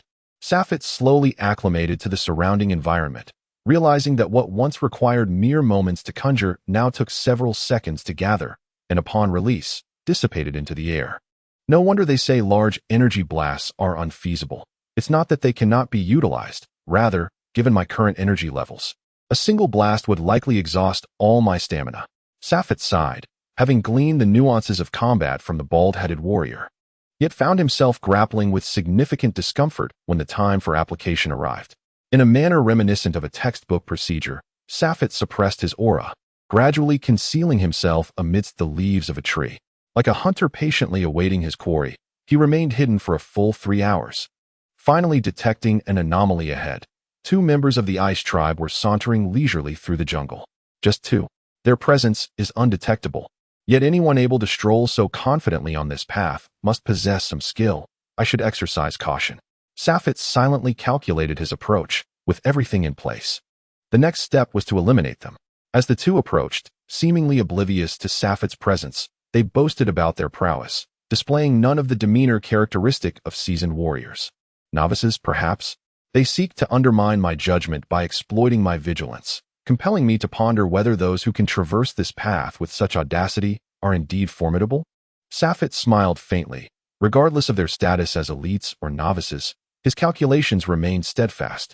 Drawing closer, Sapphit was now merely a dozen meters away from them, his body taut and poised to strike at any moment. At this moment, the individual near Sapphit suddenly reached out to clear the branches obstructing his view, inadvertently shielding his peripheral vision with his arm. With a resounding thud, Sapphit propelled himself forward, channeling his energy to manifest a 1-meter-long energy sword in his grasp. As he launched his attack, the 2 adversaries finally revealed faint smiles at the corners of their mouths.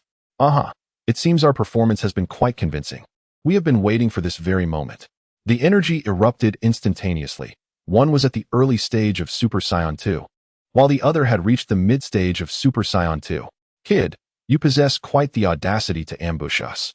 A mere Super Saiyan at the late stage of Super Saiyan 1, although Sapphit boasted the strength of a late-stage Super Saiyan 2. The previous energy suppression had significantly diminished the gap between the late and mid-stages of Super Saiyan 2, rendering it no longer an insurmountable chasm. Should those 2 adversaries unite their efforts against Sapphit, he would undoubtedly find himself at a disadvantage. But is reality truly as such? In an explosive surge of speed, Sapphit swung his sword with astonishing swiftness. Damn it! This speed is that of a late-stage Super Saiyan. Be cautious. The mid-stage member of the Ice Clan reacted much quicker than the other. As Sapphit unleashed his energy, he abruptly retreated, seeking a moment to recalibrate. However, his companion was not as fortunate. The blade of energy was extraordinarily sharp. If it struck the opponent, it would cleave him in 2. In that fleeting moment of life and death, the Ice Clan individual hastily raised his arm to block the energy sword, attempting to thwart Sapphit's assault in this manner. It became evident that the sword's sharpness was irresistible, cleaving through his arm with ease. Without mercy, it aimed directly for his neck. Just as the blade was about to sever the adversary's throat, Sapphit was taken aback to find the tip of his weapon had vanished, leaving only a portion of the energy sword to barely graze the skin. Damn it! Sapphit cursed inwardly, preparing to stabilize his energy output for another strike. Yet suddenly, the opponent extended his other hand, unleashing a colossal wave of energy that sent Sapphit hurtling through the air. Boom! Sapphit was propelled hundreds of meters away, followed by a staggering explosion. Quick, take me away. After unleashing this attack, the Ice Clan member was nearly collapsing from exhaustion. The other individual, quick-witted, swiftly grasped his comrade's body and severed arm, vanishing in a series of rapid movements. Sapphire, propelled by the inertia of the energy blast, could only watch helplessly as they escaped. Chapter 121, Difficulties. Damn it. Sapphire wiped away a trickle of blood from his mouth. The full-force attack had merely inflicted minor injuries upon him. Had it not been for the peculiar energy suppression, he would have emerged unscathed even through sheer resilience. After shattering a few stones to vent his frustration, Sapphire settled on a branch, quietly reflecting upon the insights gleaned from the recent encounter. From their earlier dialogue and the actions of the two Ice Clan members, it was clear they had detected Sapphire's presence from the outset, merely feigning their behavior to obscure their true prowess, leaving one unable to discern whether they were masters or novices. Subsequently, they deliberately made a gesture to shield their eyes, which in fact constituted a perfect trap designed to lure an ambush. However, the assailant had long been prepared, akin to another individual who vanished in an instant. After this, Sapphire did not foresee that the adversary could use an arm to deflect the energy sword's attack, dissipating part of its energy at minimal cost to preserve a life. Ultimately, an energy projectile propelled him away, allowing his companion to carry him to safety. Most notably, this last point was what troubled Sapphire the most. Yet, he could only blame himself. Ensnared in a cognitive misjudgment, he could not fathom that someone would employ an energy projectile in attack. The truth, however, was that such was indeed the case, but each individual had but one opportunity, as energy was suppressed, and using insufficient energy would result in complete annihilation. Had he not fallen into this cognitive trap, he might have at least secured a trophy. Fortunately, the opponent he initially encountered was not particularly formidable. Had he faced an adversary of equal caliber, he might have suffered a significant loss in that battle. Reflecting on the errors he had committed, Sapphire reconsidered his approach for the next encounter and resolved to lie in wait once more. At that moment, over 10 kilometers away, a tremendous explosion erupted, unleashing a vast amount of energy that, even when suppressed, stirred terrifying ripples, shattering the membrane that had confined them. Following this, Sapphire felt a sudden lightness, only to be weighed down again. In that fleeting moment, he distinctly sensed that the energy had accumulated significantly. With a subtle smile, he conceived a new strategy. Though he realized that to maximize its efficacy, collaboration with teammates was essential. With a sigh, he acknowledged that he had no means to find a partner for such coordination. This fleeting thought passed through his mind. Remaining idle yielded no rewards, and he resolved to investigate the site of the explosion. Sapphire's concealed figure darted through the jungle, maintaining vigilance towards his surroundings and remaining ever ready for combat. To ensure his safety, he moved cautiously, taking more than a minute to traverse the majority of the distance. The recent colossal energy surge had carved a massive crater at the former battleground, reducing the surrounding jungle and rocks to mere ash. In the center of the crater lay a corpse, one arm severed, the face frozen in an expression of unfulfilled resolve, clearly having failed to achieve the desired outcome. Damn it, a scion! Sapphire cursed inwardly, though he had never encountered this individual. The earlier energy projectile sufficed to determine that this being was undoubtedly of late Super Saiyan 2 caliber, yet here he lay, tragically slain. It was evident that greater caution was warranted. If a late Super Saiyan 2 could perish here, it signified that Sapphire's own situation was exceedingly perilous. It was imperative to recognize that to have dispatched that individual so swiftly, there must have been an equally formidable warrior involved. After all, every formidable warrior possesses ample means. Not to mention that this individual is undoubtedly a seasoned veteran on the battlefield, yet it is surprising that he would falter here. Suddenly, a sound of something flying emerged from behind Sapphire. This is not good. He has been discovered. Nestled within the dense jungle, Sapphire could not discern the nature of the impending attack and dared not confront it head-on. He could only evade. Sapphire leaped downwards, but was suddenly struck by a chilling sensation. This is perilous. The true danger lurked below, abruptly halting his descent. Sapphire pivoted in midair and swiftly veered to the right. A streak of violet light sliced through the thick foliage, narrowly missing him at the waist. Fortunately, Sapphire's timely sidestep allowed him to evade this assault, but his armor was not as fortunate. Even a slight glimmer had rent it asunder. In this urgent situation, Sapphire could not afford to let his guard down. Judging by the speed of the opponent's strike, it was clear that he was of the same caliber as Sapphire himself. Having just hooked a large fish, another one unexpectedly presents itself. It is astonishing that this monkey is quite astute, managing to anticipate my attack from the left.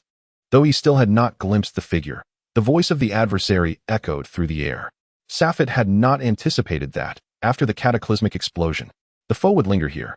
Even more alarming was the realization that there seemed to be more than one assailant.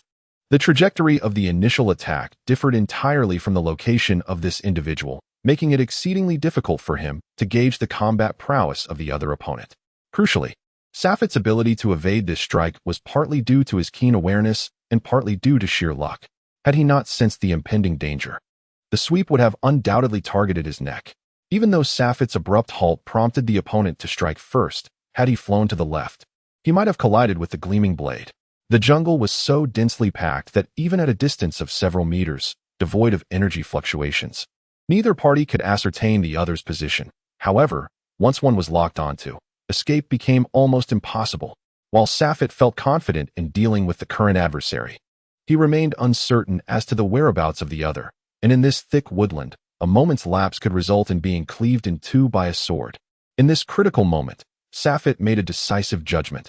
He must flee. With his gaze sweeping the surroundings for signs of movement to guard against a sneak attack from the other, he retreated swiftly, simultaneously dividing the energy within his body into 4 segments, propelling them in different directions. This technique was acquired just before his entrance, as the dense foliage of the twilight jungle made it nearly impossible to identify locations with the naked eye. Thus, one relied on the perception of energy. By evenly distributing the energy into 4 parts and projecting the other 3, a false impression was created, rendering the opponent unable to pursue effectively. As long as fortune favored him, escape was highly probable. However, this method bore significant drawbacks. Deliberately equalizing energy required considerable preparation time, which was precisely why Safet would resort to this maneuver when he had not sustained injuries but lacked confidence to continue the fight. With several leaps, Safet concealed his presence once more, vanishing at a pace comparable to that of the other energy orbs. However, Safet was clearly overthinking his opponent. Having failed to land a blow, also instantaneously disappeared into the shadows along with a member of the Frost clan. Chapter 122. Miscalculation after a brief yet intense skirmish. Safet sought refuge in a secluded spot to recuperate, having expended over half of his energy. He no longer dared to venture out recklessly. It became evident to him that the immense pressure had narrowed the gap in strength among many warriors, rendering higher-tier fighters incapable of overpowering their foes through sheer force. In such a jungle environment, brute strength had become secondary. The true test lay in each individual's vigilance and crisis management skills. At that moment, regardless of how confident Safet was in his sense of impending danger, he would not take unnecessary risks. His recent experience had illustrated this lesson well. The following days unfolded far more easily than Safet had anticipated, lacking the ferocity of the initial day's battles. His fortune also improved, as he managed to secure 3 heads from the Frost clan after employing some clever tactics. Though these 3 foes were not particularly strong, their coordination was commendable. Had Safet not swiftly eliminated their leader, dispatching the remaining 2 would have proven far more challenging. Even so, he exerted considerable effort to slay the last 2. To Safet's dismay, in the ensuing days, he encountered not a single adversary, while the Scions had only come across 1. Frustrated, he cursed, lamenting that after 7 days, he had seen not a soul, let alone made a conquest. He had attempted to create disturbances to lure enemies, but none approached, whether from the Scions or the Frost clan. Starting from the 3rd day, Safet ceased to hide and proceeded cautiously, searching for opportunities. Over the next few days, he brazenly traversed the jungle, yet still encountered no one. Was it possible that all the inhabitants here had perished? In exasperation, Safet struck a nearby tree with his fist. His strength was not formidable, merely causing the tree to shudder, an ostentatious display in the tranquil jungle. Yet, this was not the first time he had resorted to such actions. He secretly hoped a group would emerge. Regardless of whether he could triumph over them, at least it would confirm he was not the sole combatant left. 7 kilometers away, a Scion monkey was idly wandering about. Its power level was unknown, and no other Scions could be sensed in the vicinity. The lean one frowned again and remarked, "There really are no other Scions." Upon hearing his subordinate's report, the leader fell deep into thought before addressing the others. "Stay vigilant. Whether or not this is a trap, We cannot continue to remain idle for the remainder of our time here. Let us proceed and investigate. While Safet navigated through the jungle, the opposing side was already devising their battle strategy. For those who dared to act alone in the jungle were either fools or undeniably formidable warriors. However, the fools were typically eliminated within the initial days, and the individuals present now undoubtedly possessed exceptional skills. Although Safet ambled through the jungle with an air of nonchalance, he was no stranger to the perils it harbored, thus remaining ever vigilant. As a result, the moment his adversary moved, Safet sensed it. Oh, the mice can no longer contain themselves, can they? I had thought you all were hibernating. Upon sensing the imminent threat, Safet began contemplating his response. Since the enemy dared to launch a surprise attack, they must possess remarkable abilities, and their lethal maneuvers would not be easily evaded.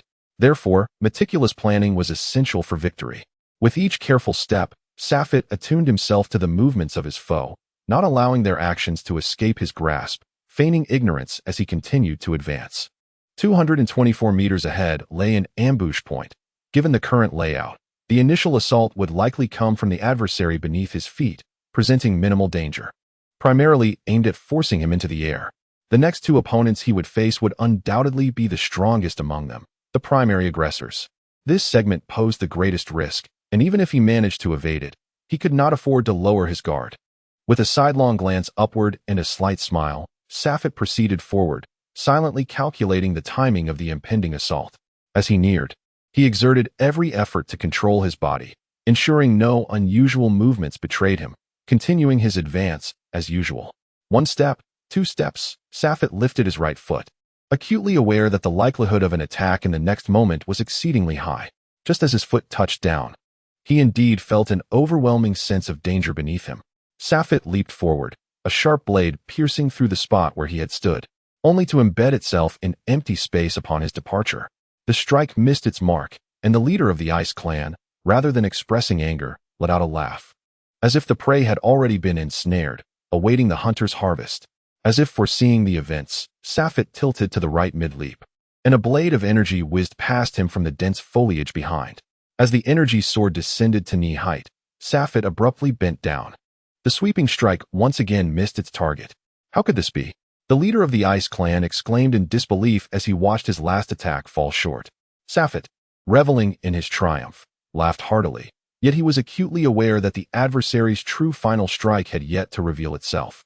And this outcry was merely a ruse to lower his guard. Retreat, the leader of the Ice Clan commanded with a wave of his hand. And the two who had previously launched the ambush turned to flee in unison, seemingly intent on escaping in different directions. Safet, ever compliant, pursued the leader of the Ice Clan, yet his mind was already fixated on the last assailant lurking a few meters away, poised to strike. With a sudden burst of speed, Safet resolved to deliver a crushing blow to the adversary before they could launch their ambush, to prevent further complications from their combined efforts. Whoosh! To Safet's utter astonishment, the final assailant seemingly lost his composure, leaping forth from his concealed position 2 meters away, his energy blade striking swiftly. However, Safet, already prepared, would not be so easily thwarted by this minor surprise. He deftly evaded and delivered a powerful kick to the assailant's abdomen. The force of the blow sent the attacker crashing into the dense foliage. Safet refrained from pursuing. His true objective remained the leader of the adversaries. How could this be happening? The leader stood in disbelief at the unfolding scene. Safet could distinctly sense the turmoil and panic reflected in the leader's eyes. Humph! Did he think such trivial tactics could deceive Safet? Before he could articulate his thoughts, a sudden surge of impending danger enveloped him. No, this cannot be. How could he feel this way? Safet was bewildered, unable to grasp the source of this sensation. Yet he knew all too well that his instincts had never failed him. He chose to trust his intuition. In a moment of urgency, Safet swiftly sidestepped, only to discover the leader of the Frost clan gazing at him with a profound agony and madness. An energy sword erupted from the right side of the leader's chest, colliding forcefully against Safet's own chest. Chapter 123. The Dark Battle concludes. How could this be? Safet roared within, attempting to regain control of his body to evade the assault, but the distance between them was simply too minimal. With a sickening sound, the energy blade effortlessly tore through Safet's protective gear, penetrating his chest. Although the blade's sharpness was somewhat diminished, it suddenly unleashed a surge of astonishing energy, expanding and inflicting a gaping wound several centimeters wide upon Safet's torso. No matter how shocked Safet was, the excruciating pain in his mind incessantly reminded him of his next actions. Without hesitation, Safet channeled energy into his palm, forcefully pushing aside the blade still lodged in his chest, yet he was still left with a significant gash. A spray of blood erupted from his throat. Even for a scion, renowned for their resilience, such a grievous injury was a considerable blow. His consciousness faded as he lost control of his body, plummeting toward the ground. The three remaining members of the Frost clan wasted no time in pursuing him, fully aware that even in such a weakened state, Safet still posed a threat. They had to capitalize on this moment of vulnerability to inflict maximum damage, ideally eliminating him on the spot. Fortunately, Safet's will was unyielding. After a brief lapse into unconsciousness, he regained awareness. Yet, in his battered state, he found himself lacking effective means to retaliate. Should he conjure an illusory doppelganger with his energy? Or perhaps strike the ground to mislead his adversaries about his location? Numerous strategies flashed through his mind, yet all were swiftly dismissed. In his current condition, he lacked the strength to execute any of them. Damn it! Was he truly destined to succumb like this? No. How could he give up? He would not perish here. He was Safet. Extending his left hand, Safet stifled the pain and forcefully gathered a surge of energy, exerting every ounce of strength to propel it skyward. This diminutive orb of energy consumed over half of his vitality. The three members of the Frozen clan gazed at the incoming energy projectile, effortlessly evading it with a mere sidestep. Is this your final resistance? Or will you submit and allow us to end your life, sparing you further agony? One of them laughed heartily, yet his speed did not wane. Rather, he dove with increased swiftness. Boom. Although the massive energy orb traveled slowly and was easily dodged by the assailants, Safet's true intention had never been aimed at them. The colossal explosion impacted the energy membrane high above the jungle, swiftly tearing a gaping hole several dozen meters wide, while the surrounding membrane was sent soaring into the sky by the force of the blast. Trouble. This wretch seeks to dispel his restraints. We must end him now. The leaders of the Frozen clan, seasoned warriors, recognized the threat instantaneously, their own injuries notwithstanding. Their judgment of the situation remained unclouded. Witnessing his strategy succeed, a faint smile emerged on Safet's pale face. He had already pressed his right hand against his chest to mitigate the worsening of his injuries, and in an instant, he pivoted in midair, delivering a powerful strike to the ground with his left hand. Rumbling. The energy emitted was not particularly potent, yet the resulting explosion stirred up a dense cloud of dust. Unshackled from his constraints, Safet's speed and energy control far surpassed that of these superclass adversaries, even gravely wounded. He was not to be underestimated. The only one capable of matching Safet's velocity, the leader of the group, was similarly grievously injured. And while he could barely perceive Safet's movements, his body could not keep pace. Quickly, be vigilant. This one is severely injured and cannot have fled far. Search the surroundings immediately. The leader, recognizing the tenacity of his opponent, was astounded by Safet's ability to devise a countermeasure in such a brief span of time. More alarming was the opponent's reaction speed and the explosive power unleashed upon shedding his restraints. The leader was convinced that Safet was undoubtedly a formidable force within the second tier of strength and a master in the shadowy conflicts. If he could eliminate such an adversary, his standing within the clan would greatly enhance, not to mention the myriad rewards that would follow.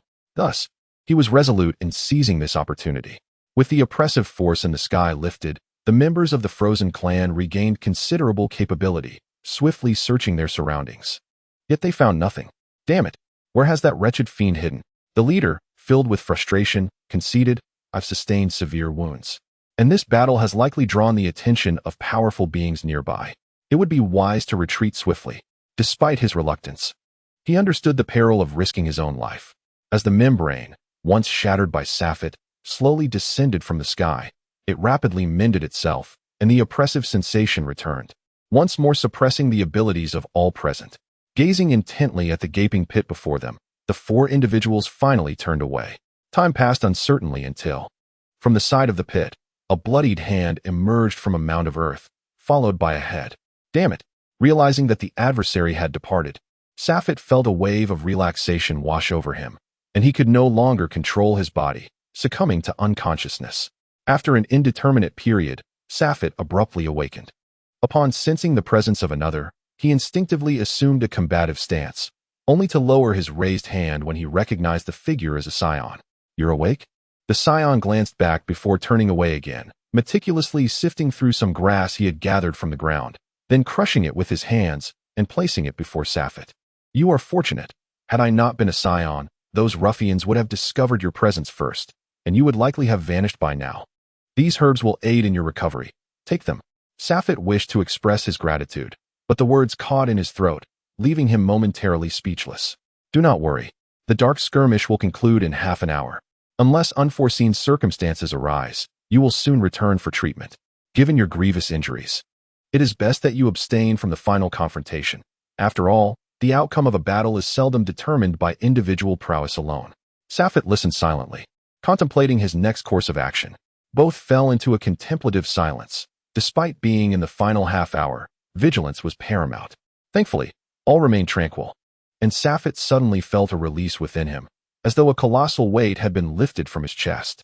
The oppressive membrane in the sky gradually dissipated as if it had never existed, and numerous scions and the Frost clan emerged from the jungle, seemingly in agreement, returning to their respective camps without engaging in conflict. Safet followed the scion who had rescued him back to the encampment, only to quickly realize that fewer than 3,000 had returned, with nearly half of the super scions having perished. The Frost clan fared even worse, dwindling to around 5,000, having lost nearly half their forces. In truth, both sides suffered equally, their losses balanced and neither gaining the upper hand. Both leaders, Andrew and Scanna, understood well that although the scions numbered only half that of the Frost clan, their strengths were comparably matched, making the current situation entirely predictable. Chapter 124. The great battle begins. The 10-day skirmish had concluded, and what lay ahead would be the true test of victory. In comparison to the forthcoming battle, the prior engagements were merely a warm-up. This upcoming conflict, however, no longer concerned the gravely injured Safet to prevent further casualties. Many severely wounded individuals had already been escorted back to the Scion stronghold by those with relatively lighter injuries. Shortly after their departure, the soldiers on both sides prepared for combat, awaiting a day of rest before the most brutal of battles would commence. Lord Scanna, the specific details of the losses have been compiled. 4 high-level super scions have perished, along with 27 intermediates, 38 low-level fighters, and 407 from the Super 1 stage. The remaining casualties are all from the Scion's limit stage. With a total death toll of 4,693, the Scion tasked with tallying the casualties entered the portable chamber where Scanna resided to report the outcome of this clandestine battle. Such a brutal confrontation. It appears the tension has been building for far too long, resulting in this overwhelming fervor. What of the enemy's losses? Scanna remained composed, refusing to allow such trivial matters to impair his combat prowess. Given the current circumstances, it is evident that the adversary, Andrew, will undoubtedly seek him out for a confrontation on the morrow. Although the Scions possess remarkable combat capabilities, far surpassing those of their peers, the enemy's energy and experience are considerably more extensive, and he could not afford to be complacent. The Frost Demon clan has also suffered substantial losses, including 6 high-level Super 2 fighters, 28 intermediates, 33 low-level warriors, and 879 from the Super 1 stage, with the majority comprising over 3,000 low-tier fighters. Although precise figures remain elusive, TCH, mere trifles. Instruct my brethren that tomorrow's battle will be exceedingly fierce. They must be thoroughly prepared. Scanna muttered discontentedly. He was acutely aware that the Frost Demons, with their limited high-end strength, would likely resort to overwhelming the Scion elite through sheer numbers. However, he had no effective resolution, for the Scions could not compete with the Frost Demons among the ranks of hundreds of thousands to millions in combat power. This land knows neither the night sky nor the tranquil embrace of dusk. For days, Scanna has been unable to rest and recuperate in peace, struggling to attain his optimal state, seemingly troubled by the impending battle. "Oh, dear Lord Beerus, you ought to awaken. Otherwise, may I serenade you with a morning song?" A tall, slender figure gazed up at the creature lost in sweet dreams upon the platform, his tone exceedingly polite. A stone promptly soared from its resting place. Yet before it could reach the slender figure, it was deflected by a gentle ripple. Then, a languorous voice drifted down from above. "Whis. I believe it is not yet time for my scheduled awakening, is it? You must understand that disturbing my pleasant dreams could bring misfortune upon many. Ah, it seems so.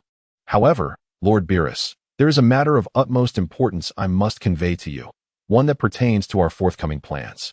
If you do not provide me with an answer, I shall have to take matters into my own hands. Whis smiled faintly, displaying indifference towards Beerus's demeanor. Speak, speak. It is all the same tiresome business. His tone retained its usual languor, but at last he emerged from his lair. That band of scions has engaged in battle with the frost demons once more, and this time it appears to be quite significant. Whis extended his hand, and a magical staff materialized from thin air. He then pointed it into the air, and an image emerged, depicting the scions and frost demons poised for confrontation in the twilight thicket. Very well, must you inform me of such trivialities? Those battle-crazed individuals engage in minor skirmishes every 3 years and major conflicts every 5. What merit is there in reporting this? I trust this battle will not interfere with our plans. This is our final opportunity. We must seize it. As Beerus abruptly halted his casual discourse, a sudden realization dawned upon him regarding Whis's true intentions. Rest assured, Lord Beerus, with my presence, there shall be no significant issues. However, he continued, if this situation persists, we may soon lose control over its progression. Once it surpasses our expectations, no one can predict how it will unfold.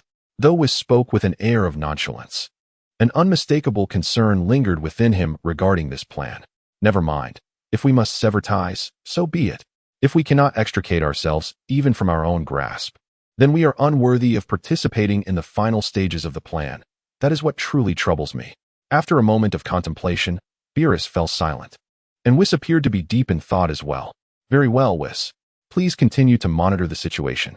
Should there be any alterations to the plan, alert me immediately. We must endeavor to ensure that everything unfolds according to our original design. Even if we cannot control the final outcome, the preliminary course must remain flawless. Only then can we achieve our objectives. As a day swiftly passed, Scanna's million-strong army had already assembled, and so had Andrew's forces. Despite the vast disparity in numbers, the Ice Clan displayed no signs of trepidation, their presence akin to two sharp swords aimed directly at one another. Andrew, you have been my long-standing rival. Last time, I severed your tail, and it seems you have regrown it rather swiftly. I wonder if you are prepared to have it severed once more. Scanna laughed heartily, not out of a desire for self-aggrandizement, but because during their last encounter, he had just recently ascended to Super Saiyan 3 and faced Andrew for the first time. In a moment of carelessness, Andrew had lost his tail, though Scanna himself had also sustained significant injuries. Humph, last time was merely a lapse in judgment. This time, you must be cautious. I shall ensure your head is severed from your shoulders. Andrew would not grant Scanna the opportunity to tarnish his reputation again and issued a direct command for attack. Attack! Scanna too was uninterested in banter. Only tangible combat could resolve their rivalry. The Third Army, heed my command. Form teams of 1,000 and prepare energy fusion projectiles at the initial stages of Super Saiyan 2. Target the right flank of the second enemy squadron. Prepare, fire. The scions of the Third Army swiftly divided into teams of 1,000. Even with a slight variance in numbers, their offensive would remain effective. Thousands gathered, channeling their energy into a unified wave, which coalesced into a Super Saiyan-level energy blast aimed squarely at the Ice Clan's encampment. To their surprise, several groups of 500 from the opposing side raised a large protective shield to intercept the attack. The First Army, heed my command. Form teams of 100 and combine energy defenses to thwart the penetrating assault of the enemy's third wave. Just as the Third Army's offensive subsided, the enemy's counterattack promptly followed. Hundreds of warriors simultaneously unleashed a powerful piercing strike. The impact of their collective assault was formidable. Fortunately, the scions were well acquainted with their adversary's combat style. As soon as the opposing forces raised their fingers, the First Army's defenses had already been meticulously arranged ahead of all other troops. The Second Army, Third Unit, heed my command. Seek a suitable angle to disrupt the enemy's attack trajectory with shockwaves, propelling them skyward. The Second Unit is to look for an opportune moment to provide reinforcement. The scions of the Second Army possess exceptional combat acuity. Their talents are squandered whether in defense or offense. While their strength is considerable, their discernment enables them to continuously identify vulnerabilities on the battlefield. Thus, The mission of the Second Army is to provide relentless support and to undermine the enemy's assaults, thereby creating a more favorable environment for our own offensive. The war has commenced. Chapter 125. Communication. 10 days later, Safet returned to the planet for stand. After undergoing a series of treatments, his body had fully recuperated. However, it was regrettable that the clan had not arranged for him to return to the front lines. In recent days, Safet had been engaging in restorative exercises. Although his external wounds had healed completely, injuries healed solely through medication could never reach their optimal state. Given Safet's commendable performance on the battlefield, upon his return from a near-fatal injury, Ghana reviewed his battle achievements and subsequently released his father, Crosa. He was then assigned to a villa on the outskirts of the central city to facilitate his quiet recovery. Due to his battlefield accolades and the combat prowess he exhibited, Safet had garnered considerable respect from many scions, no longer subjected to the skeptical gazes he had once faced. Among the injured, Safet did not spot Broly or Dales. Their names were also absent from the list of the deceased, suggesting they had avoided misfortune. In contemplating Broly and Dales, he recalled Ella and Praveti. Remembering that when he first arrived in this celestial domain, he had instructed them to keep a close watch on Earth's developments to prevent any unforeseen circumstances. Yet now, he found himself uncertain of their current status. As Safet pondered whether to wait until matters here were settled before returning to the Milky Way with Broly and the others, a voice from outside interrupted his thoughts. Lord Safet, Lady Ghana requests your presence at the command center in Central City. She mentioned she would be awaiting you in the conference room. Acknowledging the message with a casual response, Safet harbored a less than favorable impression of that woman. However, he begrudgingly accepted her approach to affairs, knowing he would likely have to interact with her frequently moving forward. Do you know why I summoned you? Ghana inquired as Safet entered the conference room, where she was already seated at the head of the table. I do not know, nor do I see the necessity to know. I have fulfilled your requests, and soon I shall return to the Milky Way, my domain. I am unfamiliar with everything here and do not intend to invest effort into understanding it. In the near future, I will gather all the scions who have arrived from the Milky Way. If they wish to accompany me back, I shall take them with me. Safet was not in a pleasant mood. He had come to a realization over the past few days. Rather than being constrained here, it would be far better to return to the galaxy and reign as his own master. As for the power hierarchy, he had already researched it thoroughly. Although he was uncertain whether he could reach the level of Super Saiyan 3, he had a clear direction. Even if he encountered a bottleneck in the future, he would wander the universe in search of breakthroughs, rather than enduring the discomfort of dragging his family along here. However, Safet had overlooked one crucial point. His transformation had only granted him the status of a Super Saiyan 1, and he was still far from achieving Super Saiyan 3, a fact he had forgotten due to being perpetually at the Super Saiyan 2 stage. Are you leaving? Ghana inquired, puzzled. Indeed. Was I not clear enough just now? Ghana lowered her head, lost in thought, but soon raised it again, saying, Safet, regardless of the negative impressions from the past, I hope you can mend fences with some members of our clan. Although Frant can hold a grudge, his combat prowess is exceptional. I cannot impose any real punishment on him, as he is one of the pillars of our community. I hope you understand this. To be frank, the clan now is nothing like it was a century ago. Back then, there were more than 5 warriors at the Super 3 level, with the strongest among them in the latter stages of Super 3. Now, I am the only one in the mid-stage of Super 3.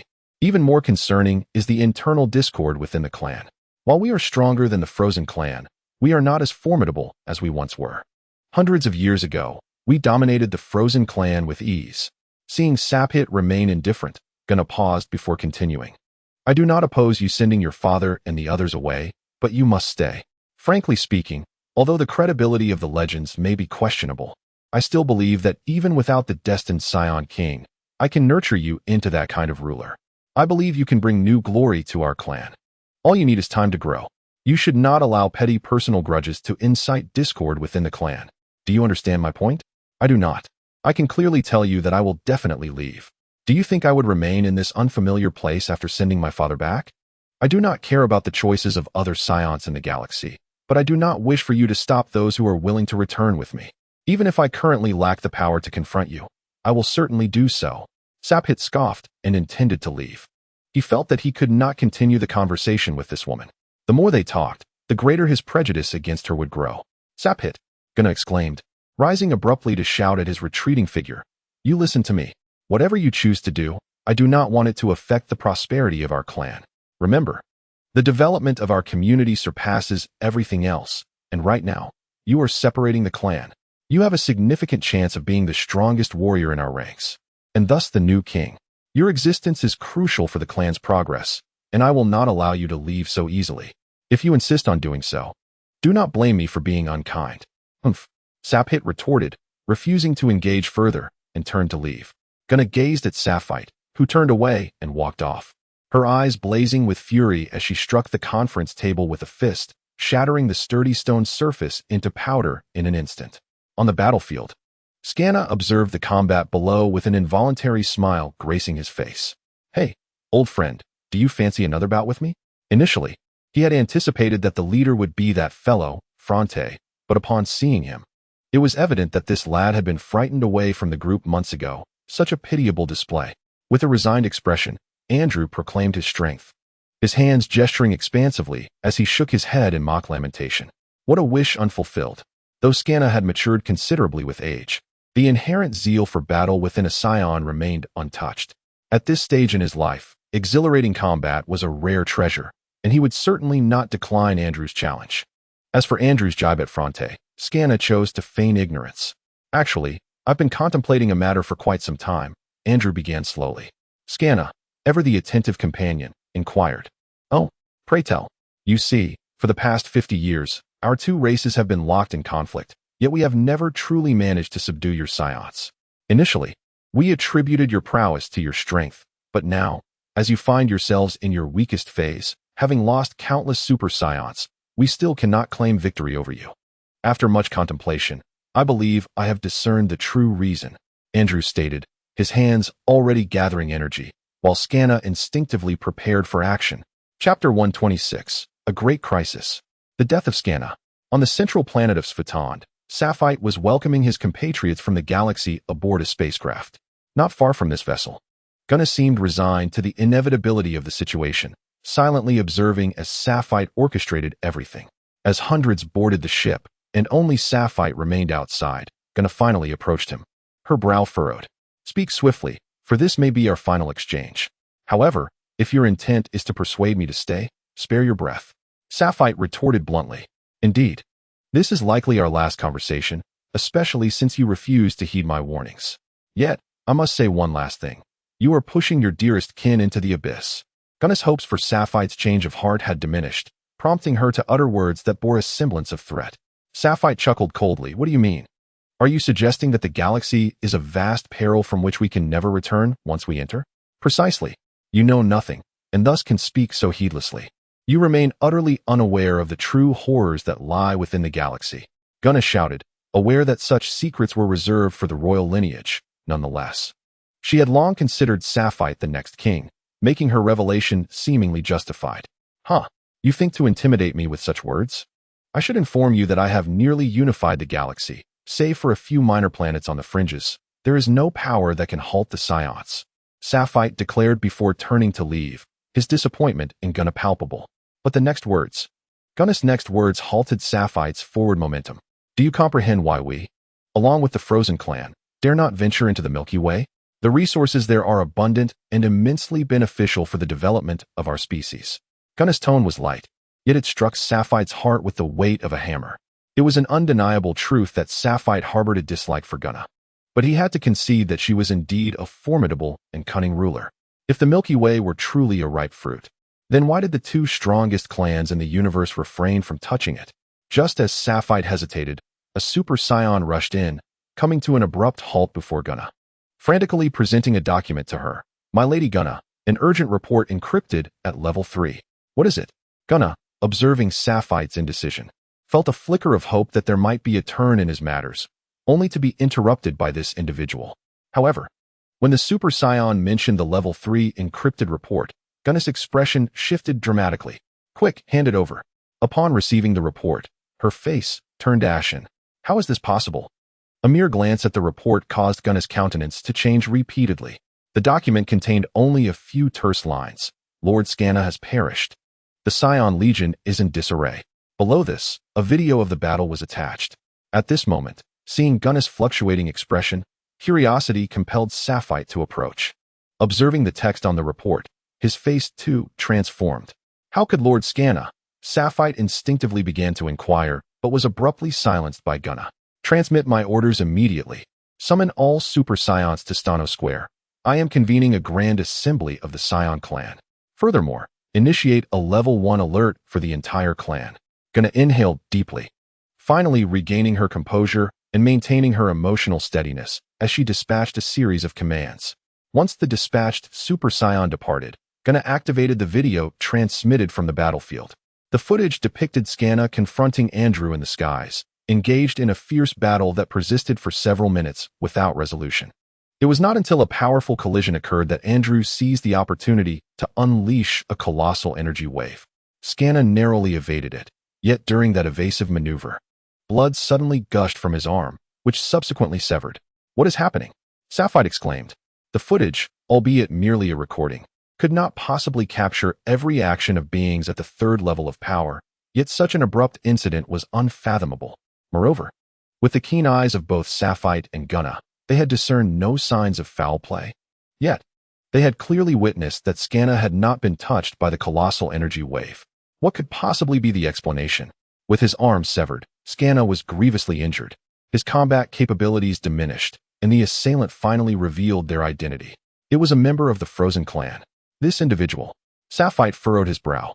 His knowledge of the Frozen clan paled in comparison to Gunna's, and he directed a questioning gaze toward her. There are no records. They have never appeared before. Entirely a newcomer. However, judging by their actions, they are undoubtedly at the third level. Gunna's heart was heavy with sorrow, fully aware of the implications of the emergence of the Super Scion 3. It signified the certain demise of Scanna, indicated that the Frozen clan possessed 6 Super Scion-level warriors, and revealed a profound imbalance in the pinnacle of combat prowess. It heralded the impending greatest crisis for the Scions. After a prolonged silence, the two watched the entire segment of the video, wherein it was unmistakably evident that Scanna's head was severed by Andrew, who callously flaunted the trophy in the air. However, this act did not lead to the collapse of the Scion army. Rather, it ignited a fervor for vengeance within them. All Scions charged bravely into battle, disregarding the enemy's formidable energy, plunging directly into the ranks of their foes.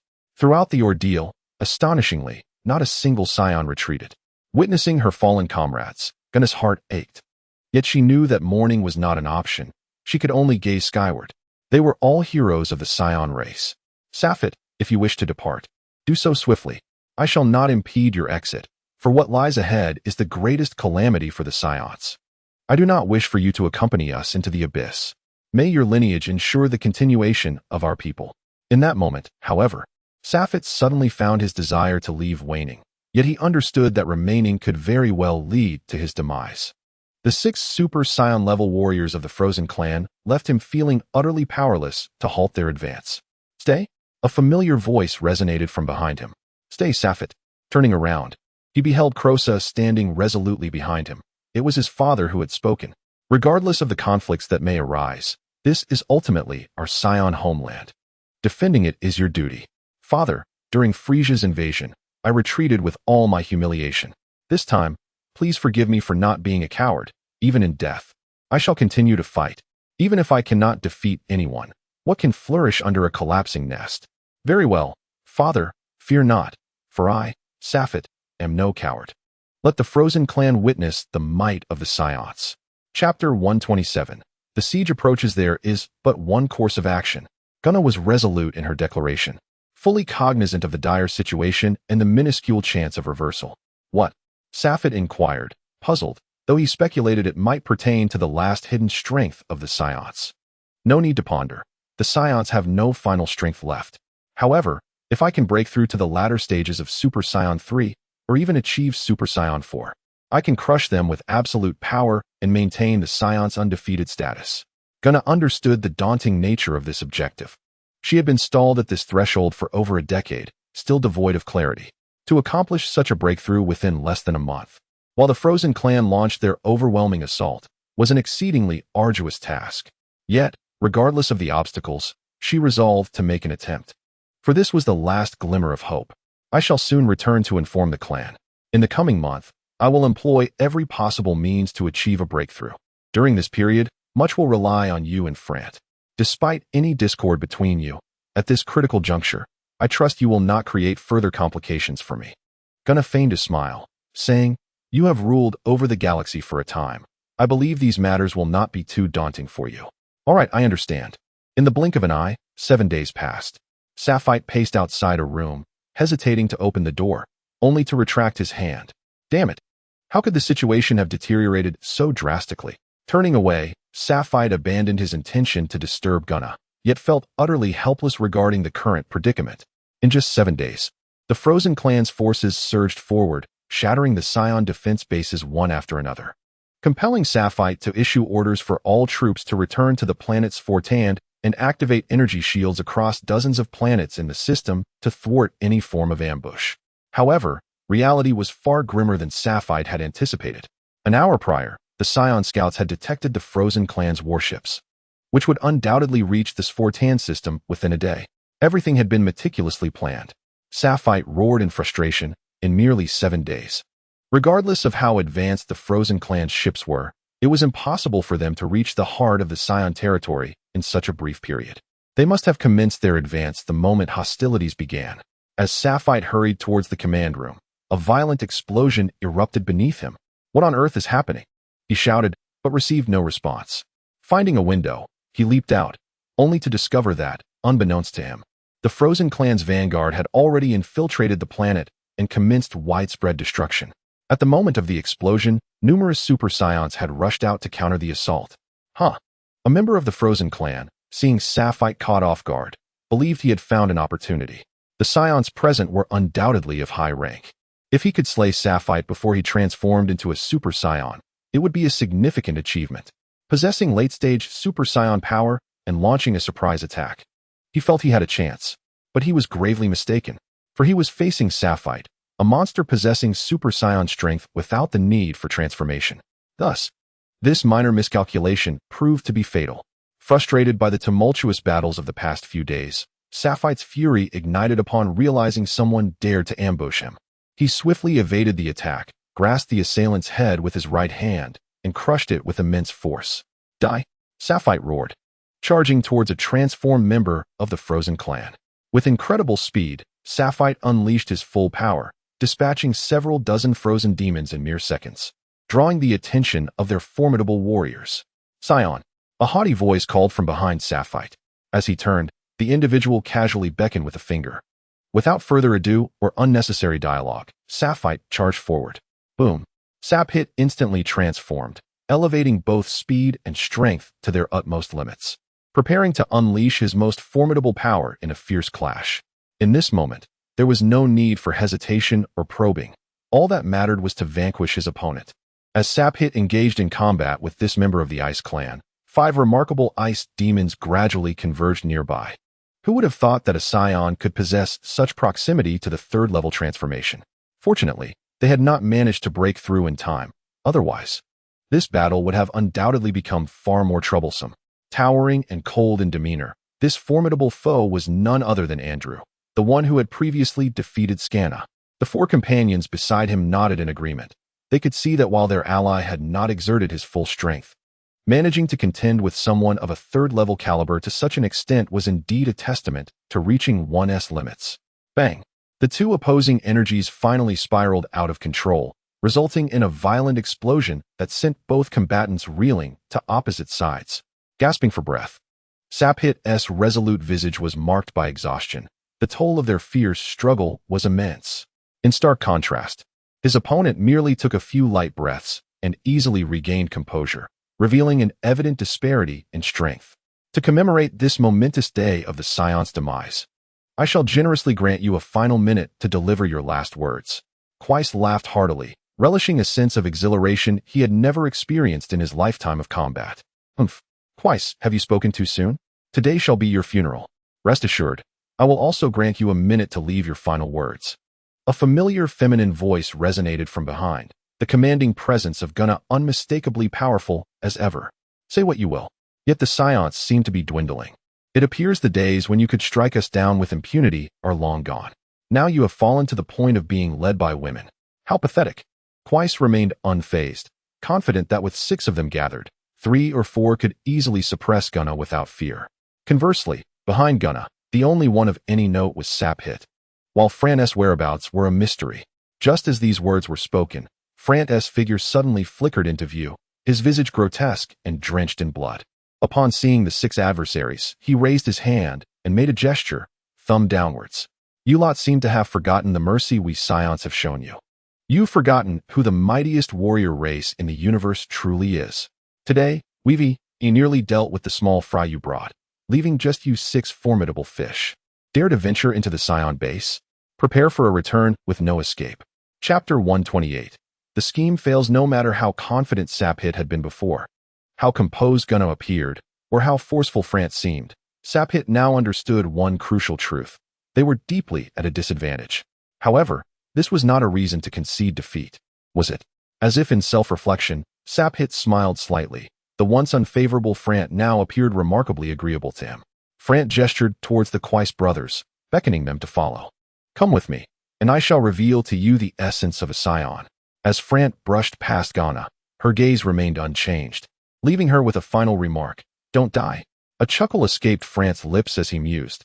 This may very well be the most audacious venture of my life. O Quais brothers.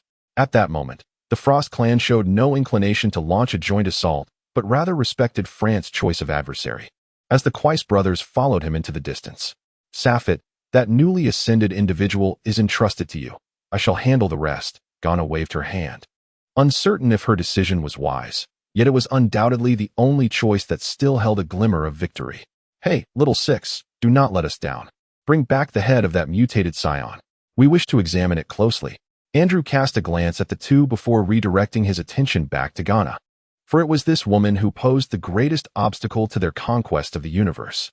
Saphit remained taciturn, instead flying in unison with the members of the Frost clan, maintaining a silent camaraderie.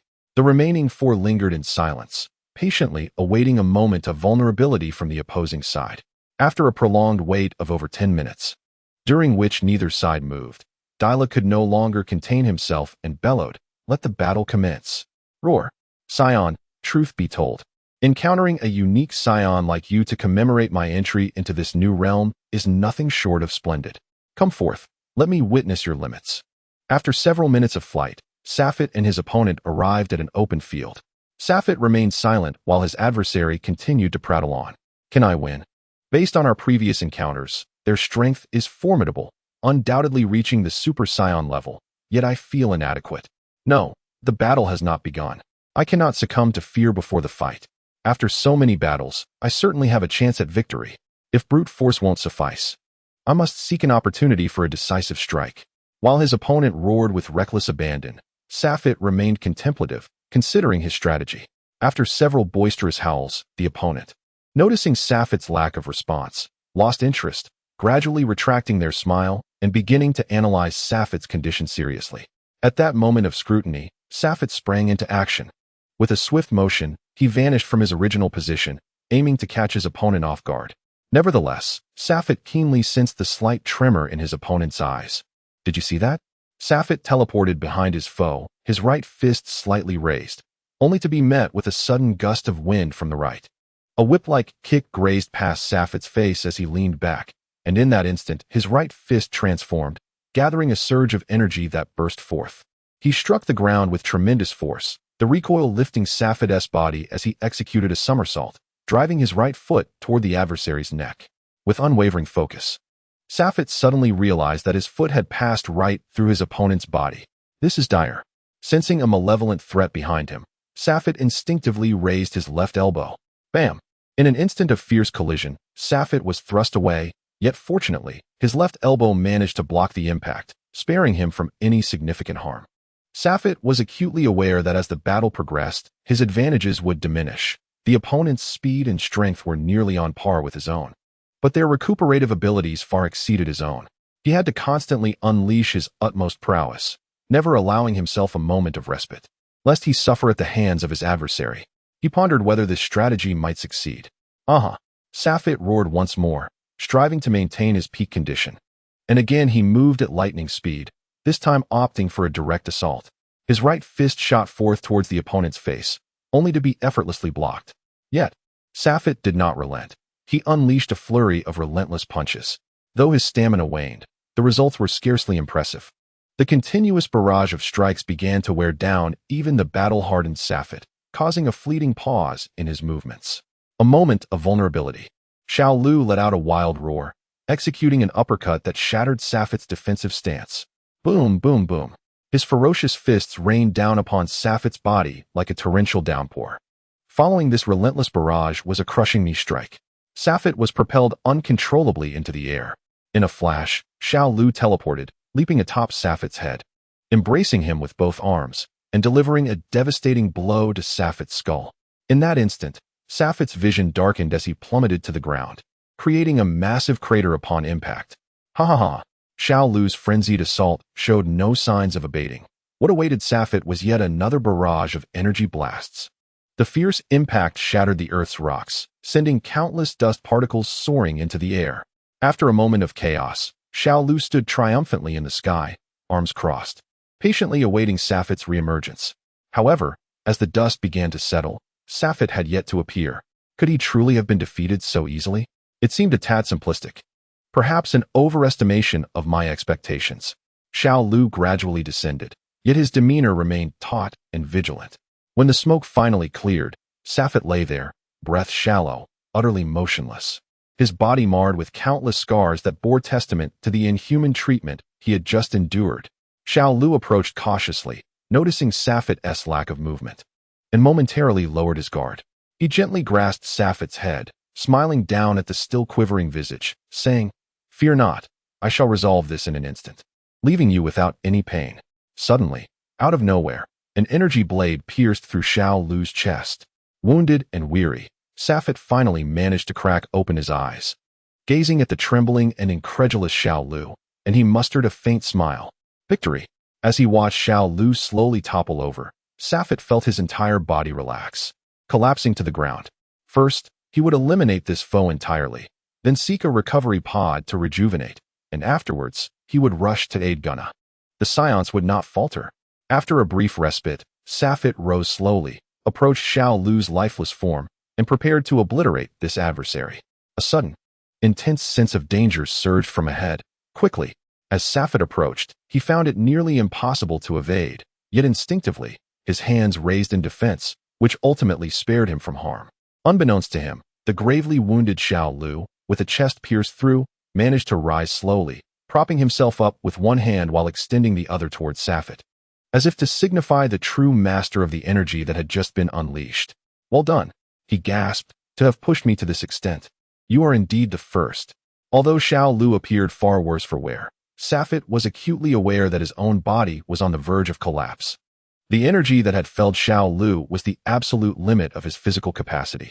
This moment unmistakably marked the failure of his strategy. Chapter 129. The Scion. Both combatants took a moment to recuperate, yearning for a fleeting breath of respite. Yet, Safet could distinctly feel the scales of victory tipping ever more in his opponent's favor. Though he had not regained much strength in such a short span, he was confident that slaying you now was still well within his reach. Xiao Lu gathered a modicum of energy in one hand, and without needing to look, Safet could already sense the fierce summons of death approaching. With a swift motion, an energy blast erupted forth, and Safet found himself devoid of the strength to even stir, let alone evade this formidable assault. Suddenly, an intense surge of energy erupted beside him, deflecting Xiao Lu's attack, which narrowly grazed Safet before soaring off into the distance, causing a violent explosion that unleashed a powerful gust of wind, enveloping Safet and offering him a moment of solace. "My son, do not surrender until the final moment. Rise, and you shall continue the fight." On a nearby hillock, Colossa grasped his left wrist with his right hand. It was evident that the one who had aided Safet was none other than his father. Hearing Colossa's call, Safet slowly stood, but after mere seconds, he collapsed back onto the ground. Colossa floated down gently, placing a hand on Safet's shoulder and observing closely. "Ah, you have sustained quite severe injuries. But this is no excuse for your inability to rise.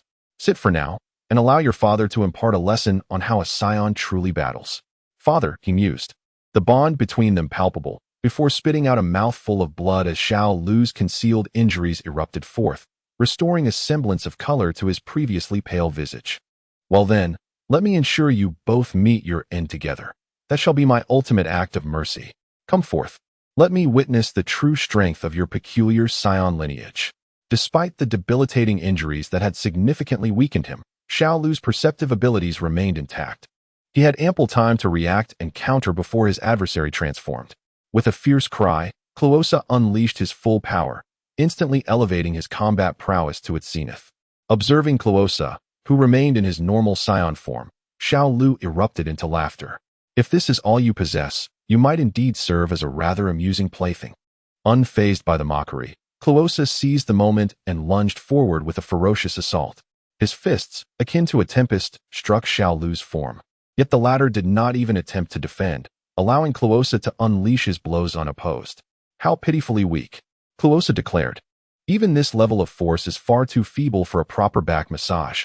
After several seconds, Xiao Lu had completely lost interest in feeling the impact of the fist. Now severely injured, he resolved to resolve this matter swiftly to prevent further mishaps.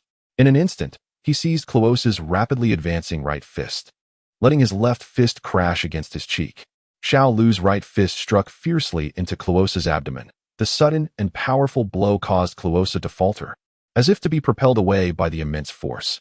However, with his right fist still grasped by his opponent, Clowosa found himself momentarily paralyzed, unable to move. Thud, thud, thud. Mimicking Clowosa's prior assault, Xiao Lu retaliated in kind.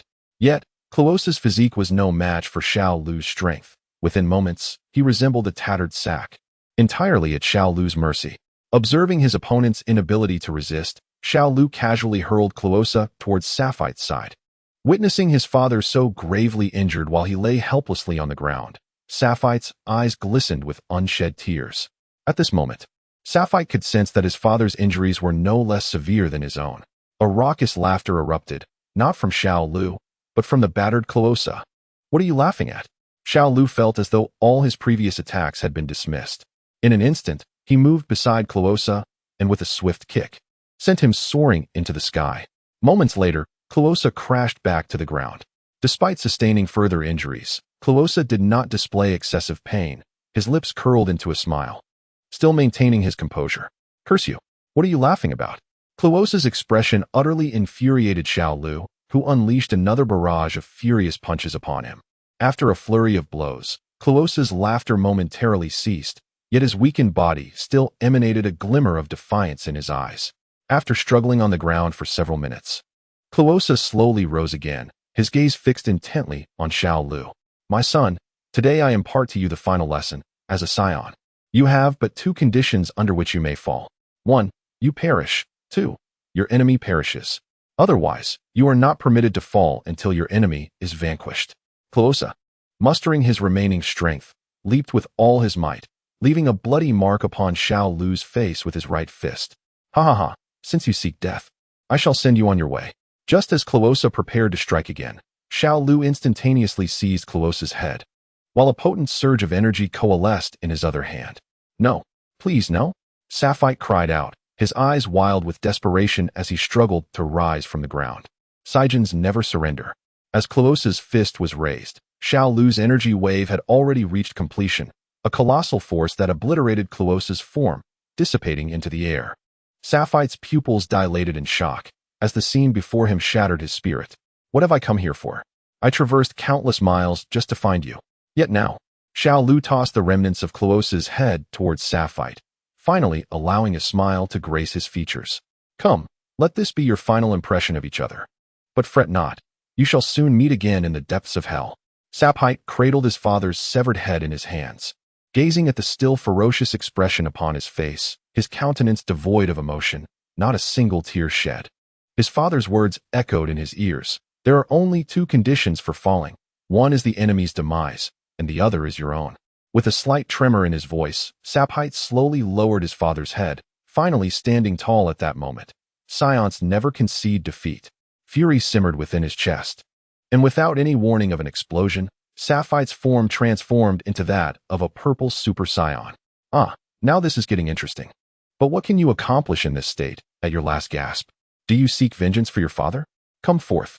Xiao Lu observed Sapphite's transformation with no trace of surprise. He understood that scions, fueled by rage, could achieve feats previously beyond their grasp. However, Saphite's injuries had reached a critical point. Even if he regained his usual state, he could not hope to overcome Xiao Lu. Moreover, Saphite's power had always been slightly inferior to his own, and with his own strength restored, fear was not an option. Chapter 130. Eruption after a prolonged silence. Saphite remained motionless in his new form, standing still as if in slumber. Xiao Lu, unwilling to prolong the confrontation, adjusted his stance slightly and swiftly closed the distance between them, delivering a powerful uppercut directly to Saphite's chin. Despite the force of the blow, Saphite did not so much as flinch. The impact merely caused him to raise his head slightly. The disparity in their heights allowed Xiao Lu to finally glimpse Saphite's countenance. It was one of utter indifference, a chilling apathy towards everything, as if the death he had just experienced was of no consequence to him. Xiao Lu was momentarily taken aback. This visage seemed eerily familiar, reminiscent of his own kin. Just a fleeting moment of distraction, but his combat instincts kicked in, compelling him to raise his fist once more. Bang! Xiao Lu's expression morphed into one of astonishment as Saphite, despite his injuries, caught his punch with a single hand. This was impossible. Xiao Lu roared in defiance, throwing his fist with reckless abandon. He could no longer afford to conserve his strength. His only desire was to swiftly incapacitate his opponent. The bizarre scene before him was beginning to unnerve him. Bang, bang, bang, striking with the speed of lightning and the intensity of a torrential downpour. Xiao Lu felt his stamina rapidly deplete, a testament to his frantic assault, yet Saphite absorbed every blow with ease. With nothing but one hand, Saphite defended against all attacks, rendering Xiao Lu's once mighty punches absurdly feeble. A bead of sweat trickled down Xiao Lu's forehead. The situation had exceeded all his expectations, but he understood that now was not the time for fear. He raised both hands, attempting to unleash a powerful strike to shatter Saphite in this moment of disarray. As soon as his arms were raised, Xiao Lu felt a shadow looming over him. Unbeknownst to him, Saphite had lifted one hand, unleashing a formidable force that shattered Xiao Lu's offensive with ease. The power surged down Xiao Lu's arm, striking his own forehead with a resounding slap. Crack! Wham! Xiao Lu, akin to a leaf caught in a tempest, spun helplessly through the air, hurtling away like a human cannonball. At that moment, Saphite, with his head slightly bowed, uttered a single word: annihilate. Raising his hand slightly, solar-like energy converged in Saphite's palm, and a blinding beam shot directly towards Xiao Lu's landing spot. Just as Xiao Lu regained his footing beneath the radiant light, he could only utter his final words: no. In an instant, the formidable foe was vanquished. Saphite, with an expression devoid of emotion, looked up, only to find tears streaming down his face. After gently wiping them away, he softly questioned, "Have I shed tears?" He then shook his head and gazed into the distance, towards the battlefield they had just departed. A flicker of violet lightning emerged faintly from Saphite, reminding him that this was not the time for tears. He had pressing matters to attend to. Only half an hour had elapsed since the fierce battle began. Yet Gogeta already felt fatigue setting in. Although she had prepared herself for the departure of Saphite and Frant, she had significantly underestimated the synergy of the three opponents. While she was confident in her ability to defeat each of them individually, facing the trio working in concert proved to be far more formidable than a mere tripling of power. Their years of cooperation and understanding made them exponentially stronger. At present, Gogeta was enduring immense suffering.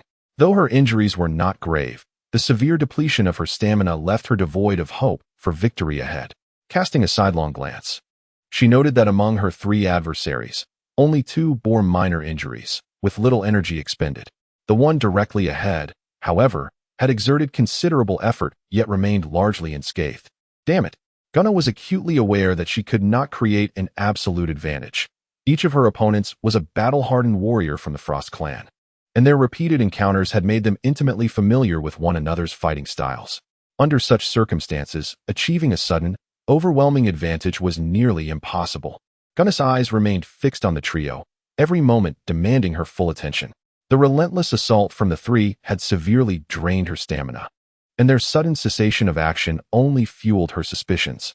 An energy signature from the north had vanished, indicating that the peculiar scion had not held out for long, a rather disappointing revelation. Receiving a message from the transmitter, Andrew smiled faintly, for he had anticipated this outcome. Indeed, While it was true, the readings from the detector indicated that Xiao Lu's energy was also significantly depleted. It seemed they had engaged in a fierce conflict. Just as he finished speaking, a violent whirlwind erupted from the southwest. Boom! A brilliant white light shot skyward from the earth, vanishing into the heavens after several seconds. It appears that there are results on the other side as well. Andrew had yet to receive any messages transmitted by the probe. Yet this did not impair his judgment. The trio appeared to be engaged in casual conversation, but their gaze never strayed far from Ghana, the foremost warrior among the Scions, whom they dared not underestimate. However, mere seconds later, two white dots rapidly approached from the distance, and Ghana felt a weight in her heart. Had Frant been defeated? Oh dear, Andrew, it seems that your title as the strongest of the Frost clan holds no sway here among the Scions. 3 against 1, and you still haven't resolved this? Quais bore a deep wound that exposed bone, yet it did not hinder his ability to jest with Andrew, despite his grievous injury. He appeared largely unaffected in his movements. If you desire this title, Ghana will gladly relinquish it to you. Defeat me in single combat, and I shall concede it willingly. Upon finishing his words, Andrew disregarded Quais entirely, his gaze swiftly scanning to what Queco held in his grasp. Did he even bring back Frant's head? Was he intending to demoralize his opponents? A subtle smile graced Andrew's lips. The appearance of Frant's severed head nearly confirmed the outcome of this conflict. Following Andrew's gaze, Ghana too caught sight of Frant's head, which still bore a semblance of shock upon his face, as if he had stumbled upon something utterly unbelievable. This is my trophy, the testament to my greatest achievements, and I intend to preserve it as a memento of my eternal rival. Queco raised the head triumphantly, his smile radiant. If only I had a few more days, I could confidently reach the latter stages of Super Saiyan 3 at that moment. Whether 3 or 5 opponents would pose no challenge to me. But alas, how frustrating. Ghana observed the increasingly formidable alliance before her, realizing she had scant hope of escape. However, this was the Scion homeworld. Where could she flee? Chapter 131. The collapse of resistance. You truly underestimate me. In just a few short minutes, Ghana, who had been suppressed to the point of being unable to regulate her breath, finally regained her composure. Though her stamina was still severely depleted, it no longer hindered her combat prowess. With a fierce roar, a golden aura erupted skyward, flames soaring to heights of several dozen meters. Ignited by the friction with the air, allow me to demonstrate what it means to be the ultimate warrior of the Scions. Ghana's gaze fixed firmly upon Jilsak. Among the 5, he was undoubtedly the weakest.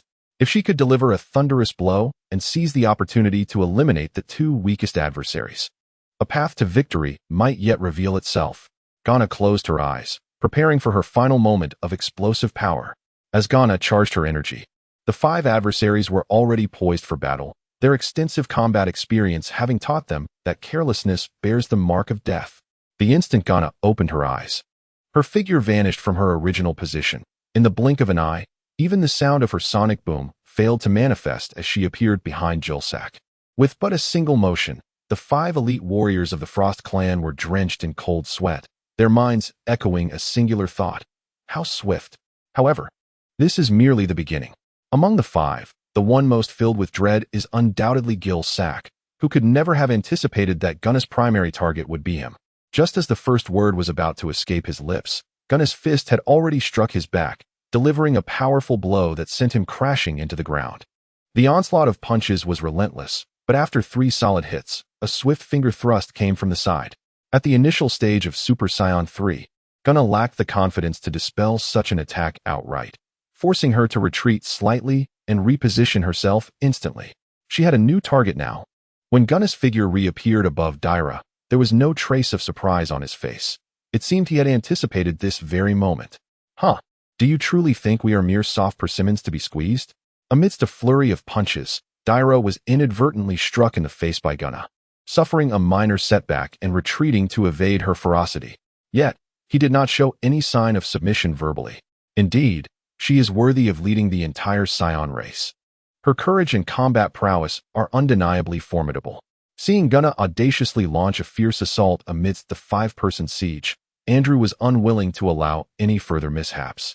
The Quais brothers moved in unison, one to the left and one to the right, effectively cutting off Gunna's escape routes.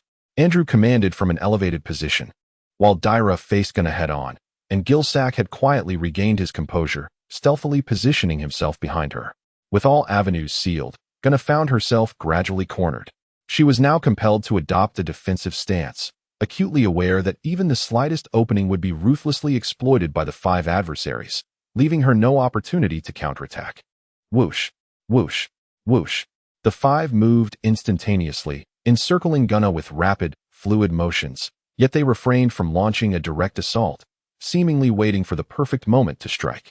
Although their movements appeared chaotic, Gunna understood that any reckless shift on her part would provoke an immediate attack from whoever was behind her. Given the current circumstances, defense was undoubtedly her best option. After circling for several seconds, Andrew made the first frontal assault, with Gilsack launching a powerful strike from the right flank, while the remaining 3 maintained their swift movements, biding their time. Bang, bang, bang. The exchanges of punches ensued, with neither side gaining the upper hand. However, as time progressed, Gunna's stamina began to wane. Finally, after a particularly forceful attack, she momentarily displayed signs of fatigue. A perfect opportunity. Dairo roared with excitement. Having just suffered a minor setback from Gunna, he could not let this chance slip away to reclaim his honor. Just as Dairo prepared to deliver a heavy blow to Gunna, Andrew, who was commanding the rapid movements beside him, suddenly sensed danger. His long-standing battle instincts prompting him to shout, "Be careful, danger." Before his words had fully left his mouth, all 6 present felt a flash of white light. How is this possible? Daira's eyes widened in disbelief.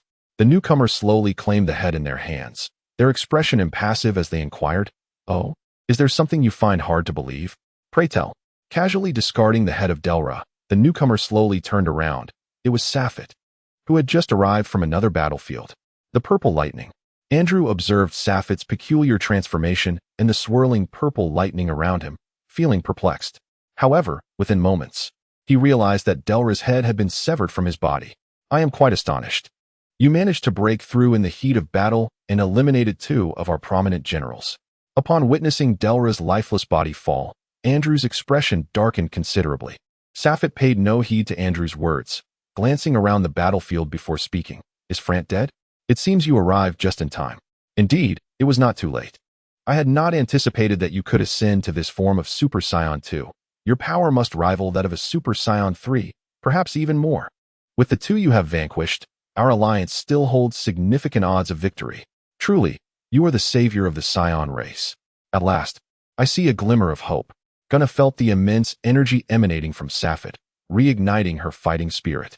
Even though Safet had just attained Super Saiyan 2, his power exceeded that of an average Super Saiyan 3.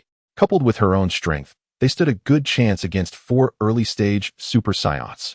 "Step back. I will handle this." Safet remained expressionless, showing no acknowledgement of Gunna's optimism. "Hey, are you really planning to take on all 4 of us alone?" Despite the incredulity, Andrew's face displayed skepticism, his gaze occasionally darting towards Gunna to guard against a potential ambush.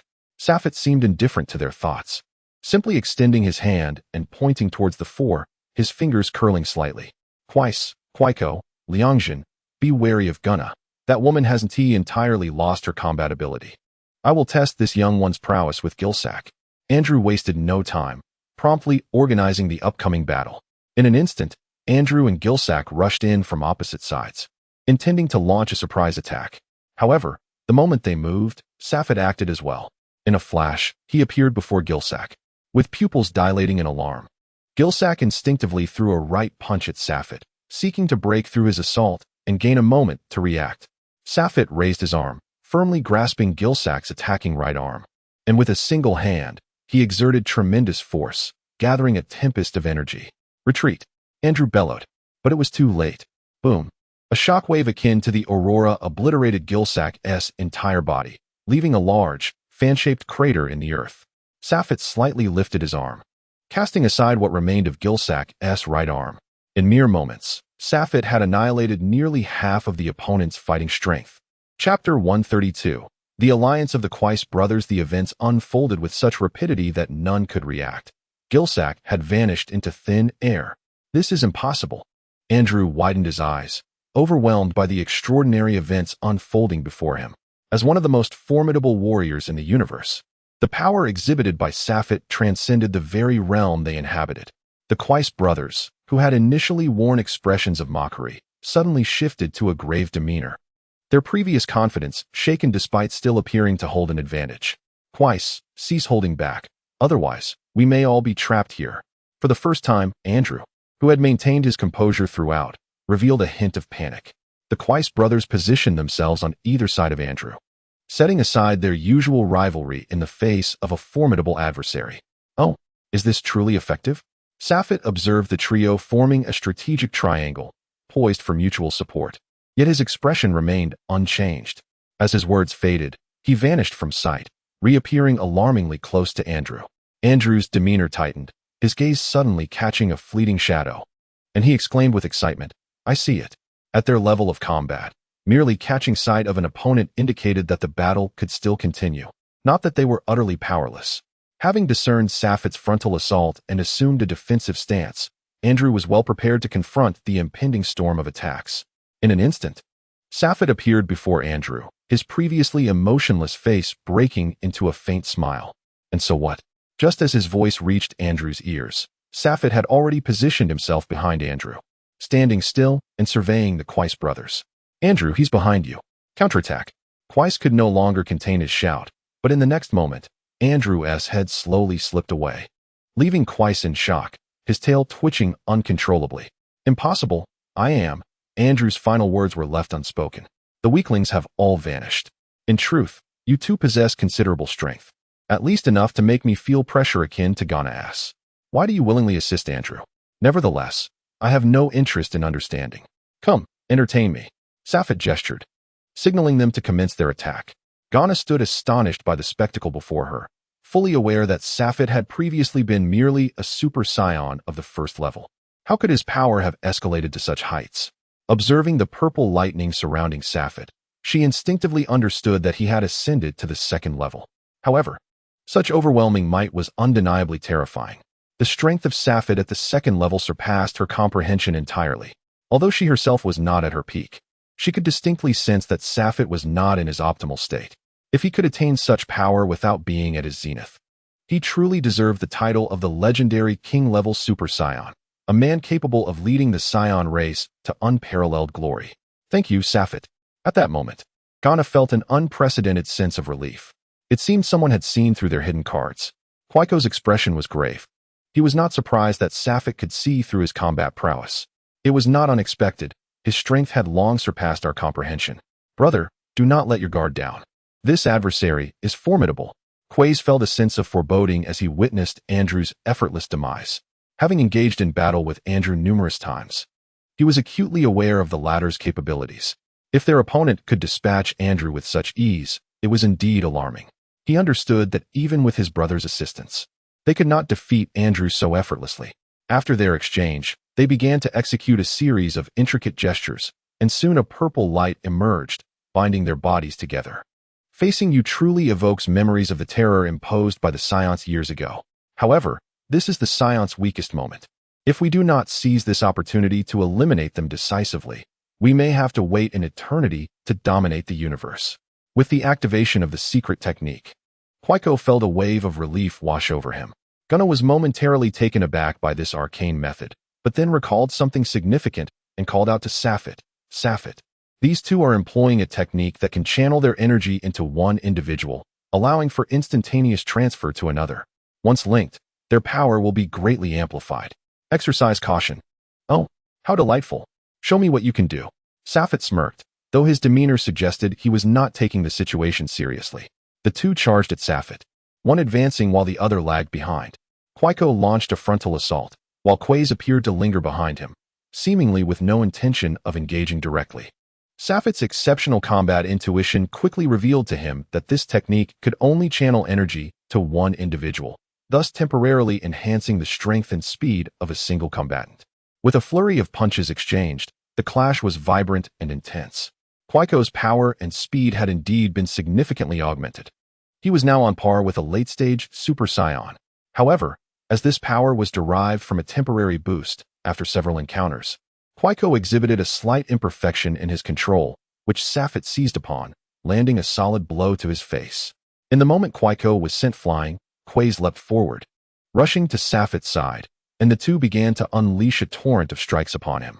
Quite impressive. At last, I may find some amusement, Safet remarked with ease, showing no signs of fatigue despite being confronted by two assailants. Even Gunna, watching from the sidelines, discerned that Safet was merely toying with them. Quickly dispose of them. Do not grant them any further opportunities, Safet, she shouted. Vile woman. Quays cursed inwardly, despite recognizing Safet's relaxed demeanor. They were still contemplating a strategy for victory, and Gunna's outburst only served to deprive them of any chance to retaliate. Quays exchanged a knowing glance with Quaiko, who understood that as the battle raged on, the distance between him and Gunna was gradually diminishing. As Quays collided with Safet in a fierce blow, his form instantly recoiled, his hands subtly twisting before unleashing a powerful shockwave that enveloped Safet entirely. In that fleeting moment of energy release, Quaiko swiftly redirected himself towards Gunna, intent on eliminating her. Quays could not contain his exhilaration, shouting with fervor. In an instant, Gunna grasped the situation. She realized she was the target, summoning every last ounce of her strength to brace for Quaiko's impending assault. Just as Quaiko assumed Gunna was akin to fish on a chopping block, a figure abruptly appeared before him. Hey, your opponent is me. Ignoring my words will incur severe consequences. Safet smiled, as if explaining a matter to an old friend. Yet that very smile sent a chill down Quaiko's spine. Retreat, Quays exclaimed, witnessing his brother's failed ambush, but it was too late. Unbeknownst to them, Safet had already seized Quaiko by the neck. Gripping him tightly, Safet dragged Quaiko across the ground as if using his head to plow the earth. It became evident that Safet was drawing closer to Quays.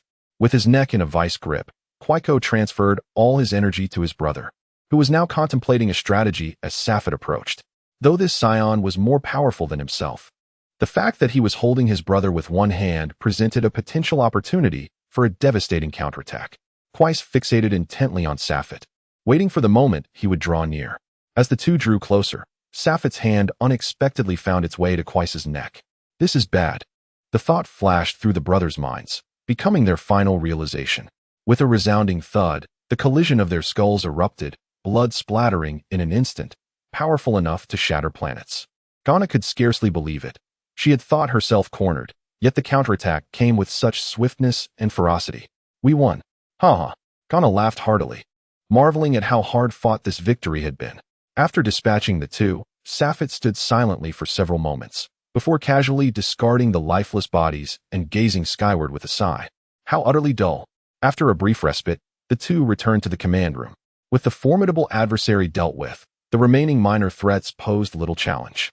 Although the Scions suffered heavy losses, the elite forces of the Ice Tribe had been nearly obliterated. The strongest remaining among the Ice Tribe, gathered at their stronghold, were merely Super Scion Level 2, a negligible threat to the now rejuvenated Safet and Gunna.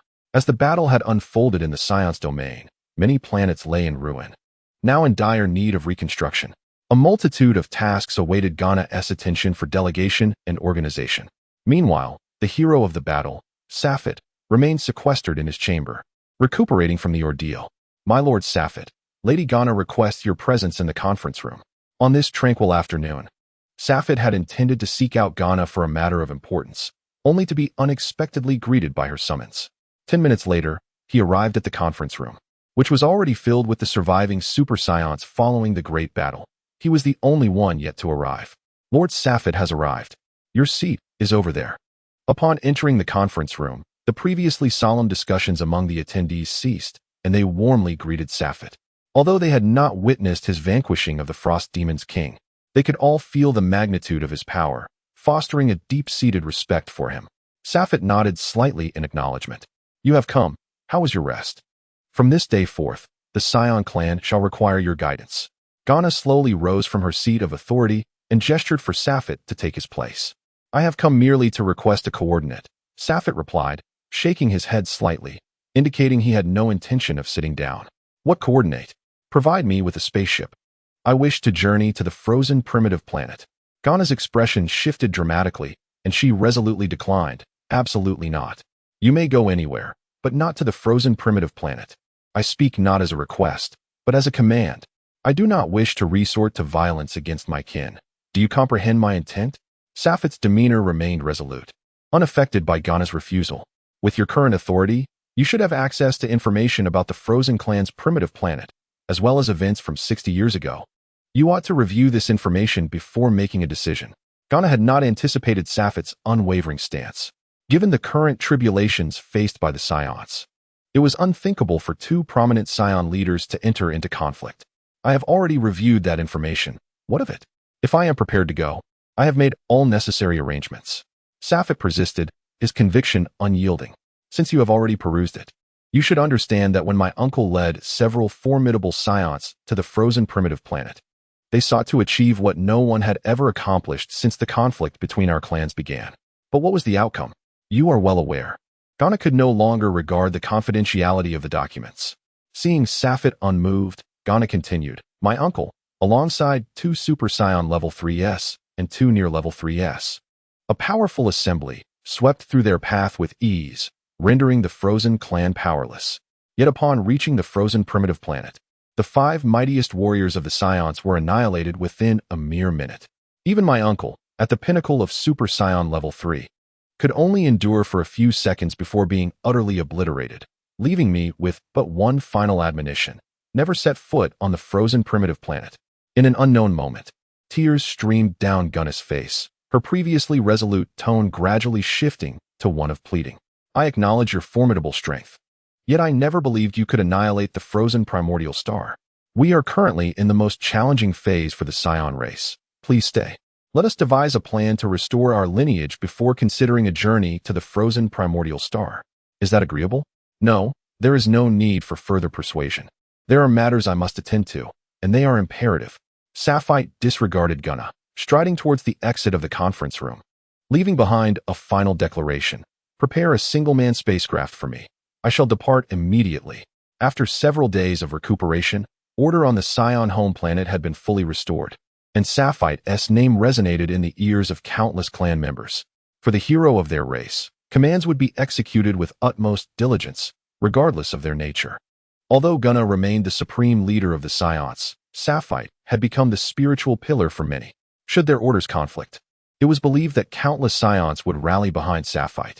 For the Scions, strength was paramount.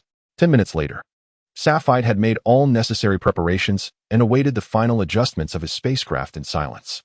In the distance, three figures were gradually approaching. Chapter 134, The Terrifying Primordial Star. Their purpose was unmistakably aligned. They had come to seek out Safite. He had no intention of evading them and patiently awaited their arrival. The trio, two men and a woman, were familiar faces to Safite. Gunna was the first to step forward, scrutinizing Safite before speaking. Since you have made up your mind to go, I cannot stop you. However, I have a request. Take this with you. Gunna extended her hand, offering Safite a black button. What is this? A microsensor with some imaging transmission capabilities. Although we are unaware of what transpired back then, this will at least allow us to understand the nature of the enemy we face. Gunna was candid. Her intent was to gather intelligence on the frozen primordial star. Oh, it seems you are convinced I shall not return. Safite chose not to dwell on Gunna's reaction and turned his gaze towards Broly, who stepped forward, slightly bowing with resolute expression. Sir, please allow me to accompany you. Safite then shifted his attention to Dale's. Dale's face flushed slightly, yet he quickly mustered the courage to approach. Sir, I have decided to remain on the home planet. I wish you safe travels. After listening to the trio, Safite slowly turned towards the spacecraft, pausing just before stepping inside. He cast a sidelong glance at Broly and said, You too shall remain. This journey requires only my presence. With that, he boarded the spacecraft and initiated its launch towards the intended destination. Having researched the data on the frozen primordial star, Safite was acutely aware of its nature. While he did not know the specific strength and number of adversaries, previous intelligence indicated that Broly's involvement would bear no significance, as his power merely matched that of an ordinary Scion at the Super Scion level. Was it truly going to take 15 days to reach such a destination at this rapid pace? Let me take a moment to rest before that time arrives. As Safite journeys toward the frozen primitive star, the Frozen Clan is making its final preparations. A demon, over 5 centuries old, is presiding over the concluding meeting. It is unexpected that the Scions possess such formidable strength. It seems our hopes of extinguishing the Scion race may once again be dashed. Having just emerged victorious from a fierce battle, the Scions will undoubtedly mount a vigorous counterattack, which we, with our current capabilities, cannot hope to withstand. I propose we petition for the primitive star.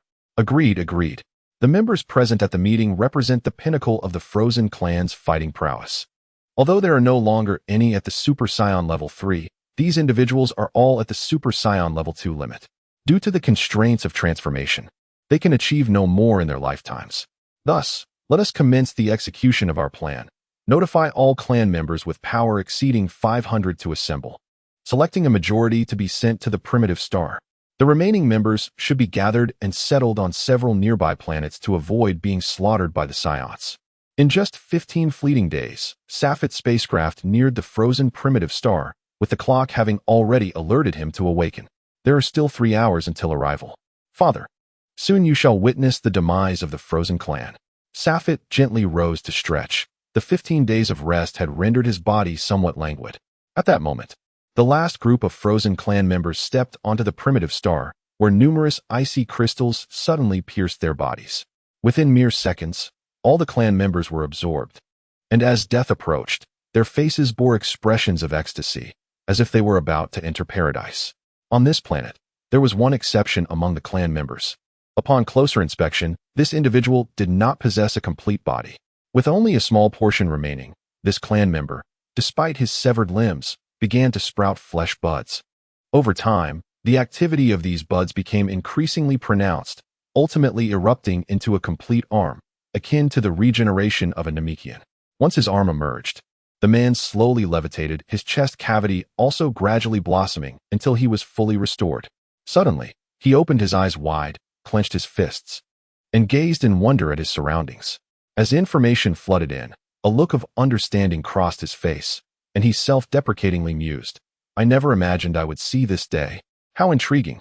With a flurry of rapid punches, the man seemed to be acclimating to his newly acquired strength. Alas, it was but a fleeting moment. Yet the experience was not in vain. As the spacecraft continued to approach, Safet finally beheld the planet that lay ahead. Is that it? The orange-yellow globe is quite beautiful, but alas, it is destined to become the most magnificent firework in the cosmos. Safet gazed intently ahead.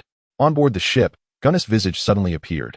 Seemingly having overheard Safet's words, "That is not the frozen primitive star. The primitive star lies behind this planet, a mere 60 kilometers in diameter, a rather small celestial body. Do take care to locate it." "Is that so?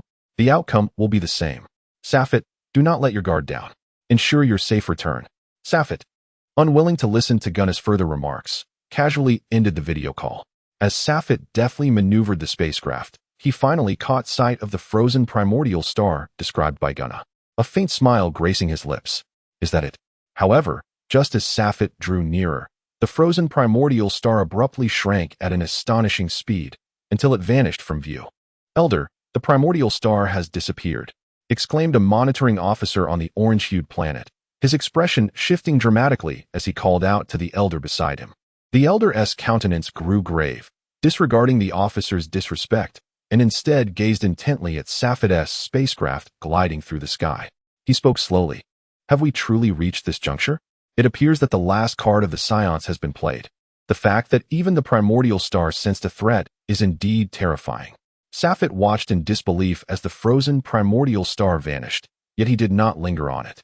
Grasping the camera that Gunna required, he exited the spacecraft and swiftly flew towards the location where the primordial star had once occupied. Gradually, Safet reduced his speed, for he espied a figure, an old friend. "Didn't he expect it to be you? It's been a while, and I'm astonished by how much you've grown," spoke a man from the Frozen clan, standing resolutely in the air as he regarded Safet's approach. Safet smiled faintly, nodding in agreement with his words. "I too never anticipated it would be you. Quila, I distinctly remember having killed you, yet here you stand, alive. I am truly impressed that you survived the last battle. However, I fear you may not be so fortunate this time." The one who had returned from the primordial star was none other than the man who had once slain Safet, Quila. Chapter 135. The final confrontation with Quila. "I did indeed perish in the last battle, but it will not be so easy to kill me now." Safet felt no fear. He had transformed beyond recognition. Quila slowly raised his hands, his expression slightly furrowed, as if confronted with an unsatisfactory matter. "The Mother Star seems to be urging me to eliminate you, the invader, swiftly. It appears there is little time for reminiscence." Come, let me see how much you have grown. Despite his dissatisfaction, Quila complied with the will of the Mother Star, swiftly executing a 5-stage transformation to enhance his combat prowess. I did not anticipate that this frozen primordial star possessed sentience. Yet, I am curious, how has this entity empowered you to such formidable strength? Safit could distinctly feel the aura emanating from Quila. In comparison to himself, Quila seemed slightly inferior. However, for the two who had once battled, the disparity was monumental. In truth, this was not a closely guarded secret. The frozen primordial star had the ability to enhance the capabilities of our frozen clan members for a brief period, though those who were augmented would wither and perish within 3 days. This ability had allowed the Scions to defeat our frozen clan repeatedly over the years without ever being able to eradicate us completely. Although Quila was compelled by the will of the Mother Star, he still retained complete control over his own body. I am terribly sorry, but your arrival signifies the impending fall of the mightiest Scion. Quila smiled faintly, yet Safit could not shake the feeling that the smile was rather forced. For a formidable adversary, Quila spared no words in elaborating the reasons behind his prowess. What a terrifying enhancement. However, it seems you have overlooked a crucial point. Your opponent is me. Safit erupted in fury, leaving behind an afterimage as his right arm seemingly tore through the fabric of space-time, crashing toward Quila's back. Swift. Exceedingly swift. So fast that even a formidable foe like Quila could not discern Safit's movements with the naked eye. As Quila was struck from behind, he demonstrated remarkable resilience, instantly halting his momentum, channeling strength into his waist, and launching a knife-hand strike toward the crown of Safit's head. Quila's reaction was undeniably rapid. Yet Safit's speed surpassed his own.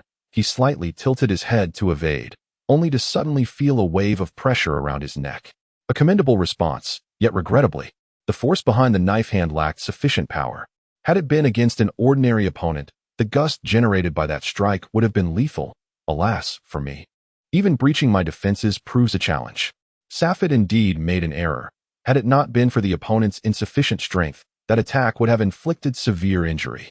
Nevertheless, Quila's technique was remarkably subtle, even eluding the keen senses of the battle-hardened Safit, who failed to detect the hidden intent to kill. Fortunately, Safit possessed a body robust enough that, at Quila's current level of strength, he could not hope to defeat him. Just a test, no need to take it so seriously. Right? Quila wiped away a trickle of blood from the corner of his mouth, sensing that Safit had indeed held back. What a terrifying individual, Quila mused. Yet he did not resume a defensive stance. Noticing your calm demeanor, I assume you have a backup plan? Safit observed Quila, who had sustained a minor injury from a single strike. Although his vigilance remained intact, his assessment of the legendary primal star had slightly diminished. You've seen through me. But it matters not. Your current strength pales in comparison to what is to come. It is hard to imagine how you Scions have grown. Yet, it is of little consequence. In the face of my forthcoming power, all will turn to ashes. Quila nonchalantly shook his head.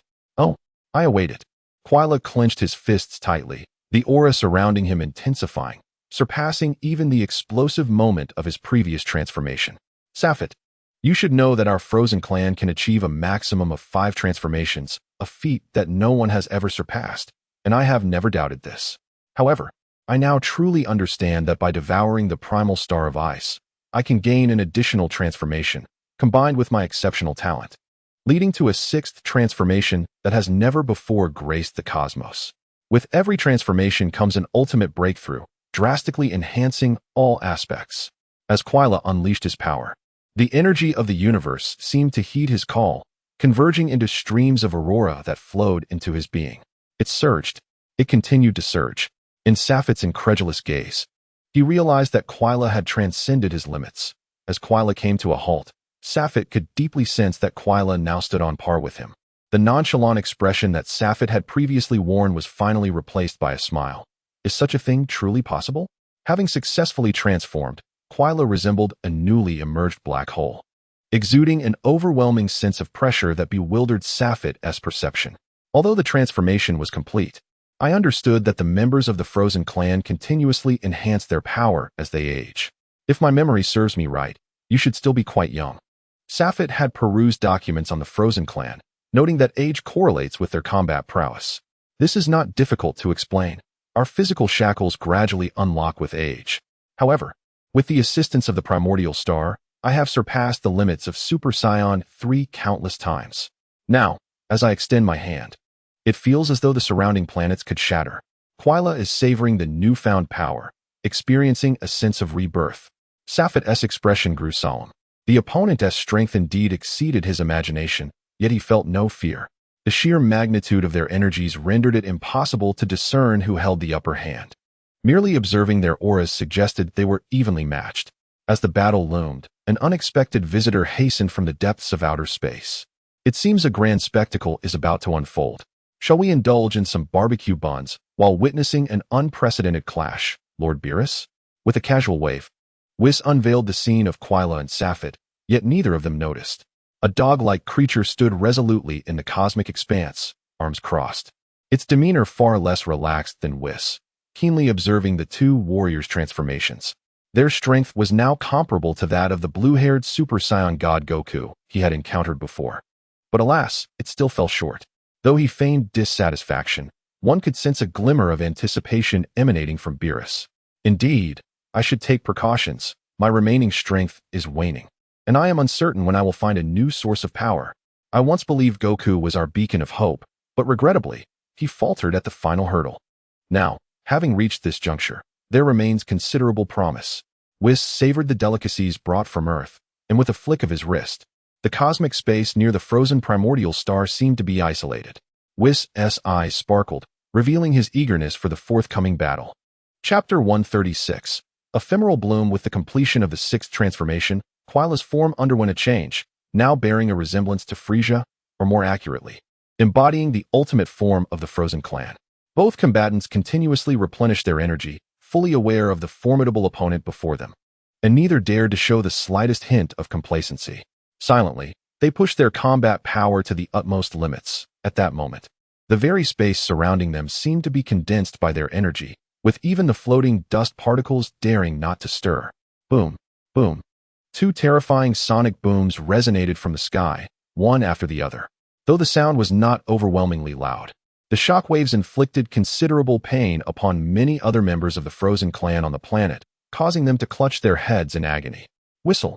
The fists of the two individuals collided with a resounding impact, a sound unlike any they had previously experienced. The force of their blows stirred the air, sweeping across the ground, while a howling wind surged into the distance. The reverberations from their fists created tremors in the very fabric of space, inflicting damage upon this planet, which had been fortified by the Ice Clan over countless years. The aftershocks sliced through the earth like razor-sharp blades, pulverizing the dust in the vicinity. Bang, bang, bang. The silhouettes of their fists vanished, yet the cutting winds continued to assault the terrain, a testament to the unparalleled might of both combatants. After hundreds of exchanges, neither side gained the upper hand, and both warriors felt their stamina waning under the immense strain of their vigorous movements and attacks. After a relentless barrage lasting several minutes, one of them momentarily faltered, only to be met with a powerful punch to the face from the other. Whoosh, boom. Following the blow, the ground was fissured with countless cracks, leaving behind a colossal crater, from which a figure slowly emerged. It was Safet. The Super Saiyan of royal blood was surprisingly at a disadvantage. Ugh! Safet spat out a mixture of dust and blood, his brow furrowing slightly. This is troublesome. During their intense exchanges, Safet could distinctly sense that Quila's power was continually escalating, although their current auras seemed evenly matched. The undeniable fact remained that his opponent's strength was on the rise. If this continued, Safet had no doubt that victory would elude him. However, having reached this critical juncture, Safet would never retreat. He was driven by unwavering conviction and unfulfilled aspirations. Can you feel it? My body is gradually acclimating to this terrifying power, and the energy within me is boundlessly increasing. Quila's successful strike only fueled his growing strength, allowing him to wear the most radiant smile. Yet what astonished me most is that you are now capable of keeping pace with my power and speed. To put it bluntly, you are the most formidable scion I have ever encountered. Without my presence, you would undoubtedly be the new sovereign of the universe. Quila's admiration did little to alleviate Safet's pressure. Nevertheless, Safet was not in despair. He had faced countless formidable adversaries, many of whom surpassed his former self. Yet he had never surrendered. At the very least, he was still alive, while many of his former foes had long since vanished from existence, a testament to everything. Currently, their strengths were not vastly different, but having battled Quila before, he understood that Quila's combat prowess was on par with his own. Unlike Frieza, who possessed mere power without understanding the art of battle, Safet was indeed facing a truly terrifying opponent. Are you afraid? Quila descended slowly, then chuckled nonchalantly. Yes. Facing such power that even I find daunting, fear is a natural response. Safet chose not to respond. In this moment, answering any remark would disrupt his subsequent thoughts and actions. With a firm grip of his right fist, Safet once again assumed a combat stance. The nature of the battle had evolved beyond a mere strategy that could turn the tide. The situation was fluid and highly unpredictable. Tactical considerations now hinged upon the forthcoming execution and adaptability in the moment. All right, I hear your response. Let us engage in a proper duel. Quila erupted with newfound vigor, his speed and strength reaching their zenith as he charged directly at Safet. This time, the clash was not a matter of choosing to strike. Quila forsook defense, boldly meeting Safet's fist without hesitation. As Safet's punch struck Quila's abdomen, he too felt the tremendous force collide with his cheek. Bang, bang, bang. The two exchanged blows, each impact resonating with palpable intensity. After an indeterminate number of punches traded, they both unleashed simultaneous strikes, propelling each other backward. Breathing heavily, Safet bore numerous wounds, while both combatants concentrated their energies into their attacks. The previous sonic booms and air rifts were absent. All destructive force was absorbed by their bodies. One of Quila's eyes had sustained injury, oozing purple blood, while his other wounds were slightly less severe than Safet's. Both were gasping for breath, and it was evident that their bodies and willpower were reaching their limits in this relentless confrontation. Ha ha ha, Safet, you truly are a formidable opponent. However, I find myself disinclined to prolong this engagement. Let us deliver the final blow and determine our victor. Quila laughed maniacally, issuing a challenge to Safet after a mere exchange of blows. Very well. Allow me the honor of sending you on a journey to the depths of hell. Although Safet was perplexed by Quila's intentions, he recognized that with the passage of time, his opponent's combat prowess and recovery capabilities far surpassed his own. A decisive battle now seemed to favor him. In unison, they levitated, suspended hundreds of meters above the ground, their movements stilled, each fixated intently on the other. At that moment, their spirits surged to unprecedented heights, suppressing recent injuries in pursuit of greater strength. Safet spread his arms wide, as if to embrace the entirety of existence, while energy coalesced in dazzling radiance around him. Quila raised his hands skyward, embodying an indomitable warrior, a golden sphere forming in his palms as energy from the cosmos converged upon it, as though he were harnessing the very might of the universe. Prepare yourself. Ultimate Sky Cannon, Frieza declared. Now behold my newly conceived technique, named Ephemeral Blossom. Simultaneously, they hurled the amassed energies.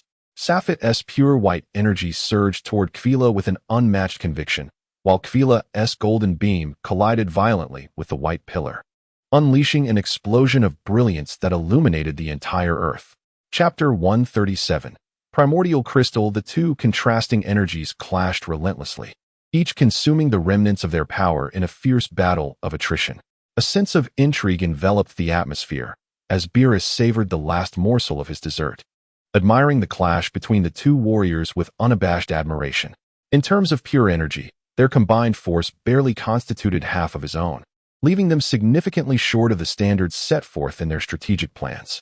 Should they truly aspire to meet those benchmarks, the Scion would need to undergo yet another transformation.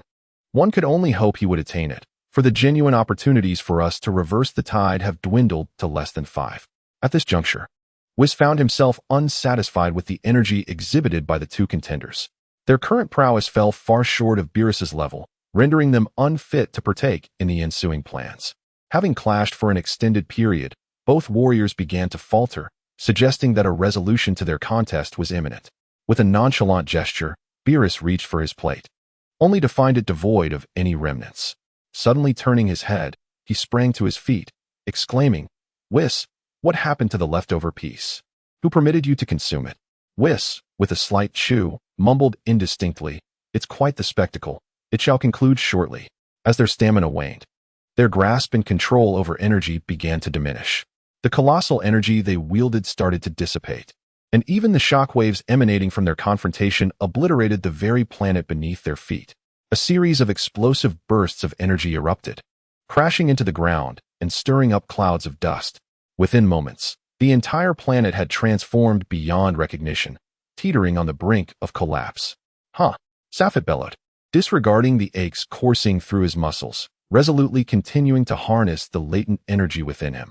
The energy enveloping his hands expanded dramatically, surging forth with renewed vigor, propelling the standoff towards Kvelra's direction. Is this truly your full strength, Safet? It is still insufficient, Kvelra exclaimed as he sensed the advantage in his grasp waning.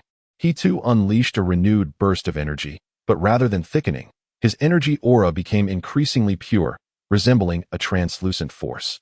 Kvelra's resurgence pushed the stalemate back towards Safet. Damn it! As soon as Safet heard Kvelra's voice, he realized that this clash might end unfavorably for him. His current state left him incapable of expending additional energy for dialogue. His entire focus was devoted to the tumult of energy around him, while Kvelra still retained the ability to converse. If one were to reframe the situation, Safet's full-force strike represented a complete 100 units of energy, whereas Kvelra only unleashed 98. He still held reserves? With a fierce roar, Safet abruptly spread his arms wide, only to constrict them again with great force. The energy he controlled, much like his slightly outstretched hands, scattered the central energy outward, enveloping Kvelra's force within Safet's own energetic impact. The sudden shift caught Kvelra off guard, as the transformed energy penetrated through Kvelra's own shockwave, crashing directly into him. Simultaneously, Kvelra's energy, having lost its central barrier due to Safet's dispersal, struck Safet head-on. The earth trembled with the force of their clash. Both parties were simultaneously struck by each other's energy, which rampaged through their bodies like wolves among sheep. The uncontrollable, frenzied energy tore at their forms in the sky, incessantly inflicting wounds upon both. A cataclysmic explosion engulfed the entire star system, enveloped by Whis' protective barrier, shattering dozens of frozen planets in its wake. It stirred ripples throughout the cosmos, accompanied by a blinding aurora that flickered incessantly for several minutes, showing no signs of ceasing. Almost there, Beerus spoke slowly, with only he and Whis able to discern the unfolding events clearly. We're nearing the limit. The original star is about to transform into crystal and begin anew, granting the universe a few years of tranquility. Whis seemed to possess a profound understanding of the Frozen clan, even foreseeing the ultimate transformation of the original star. However, it appeared that the Scions were at a disadvantage. Shouldn't something be done? A glance from Beerus revealed the conditions of the two fighters. Compared to Kvelra, who had the support of the original star, Safet was somewhat lacking. No need, he remarked. That Scion still has strength left. He will prevail. Well, I've had my fill of this spectacle. It's time we return. If all goes as expected, you will have a match with him later to guide him on his path. Whis turned slowly, their brief yet captivating performance having concluded, as other matters awaited their attention, leaving no time to squander here. The entire space had been shattered. Whis' protective barrier dissipated with his departure. Regrettably, neither combatant possessed sufficient power to unleash such a terrifying impact again. In the vastness of space, the ground beneath Safet and Kvelra remained intact, though the surrounding planets had already become mere cosmic dust. Both warriors emanated wisps of smoke. Remnants of energy burns upon their forms. Only 200 meters separated them. Despite the dissipated dust, both hovered in the air, engulfed in silence. Suddenly, Safet's body plummeted from the sky. Had he weakened to the point where he could no longer maintain flight? Safet, haha, last time I triumphed, and this time, I shall still prevail. Kvelra laughed, his own injuries no less severe than Safet's, yet the latter lay unconscious from his overwhelming wounds. Kvelra's manic laughter pulled at his own wounds, though his indomitable spirit urged him forward, as he limped towards Safet, who exhibited no response now.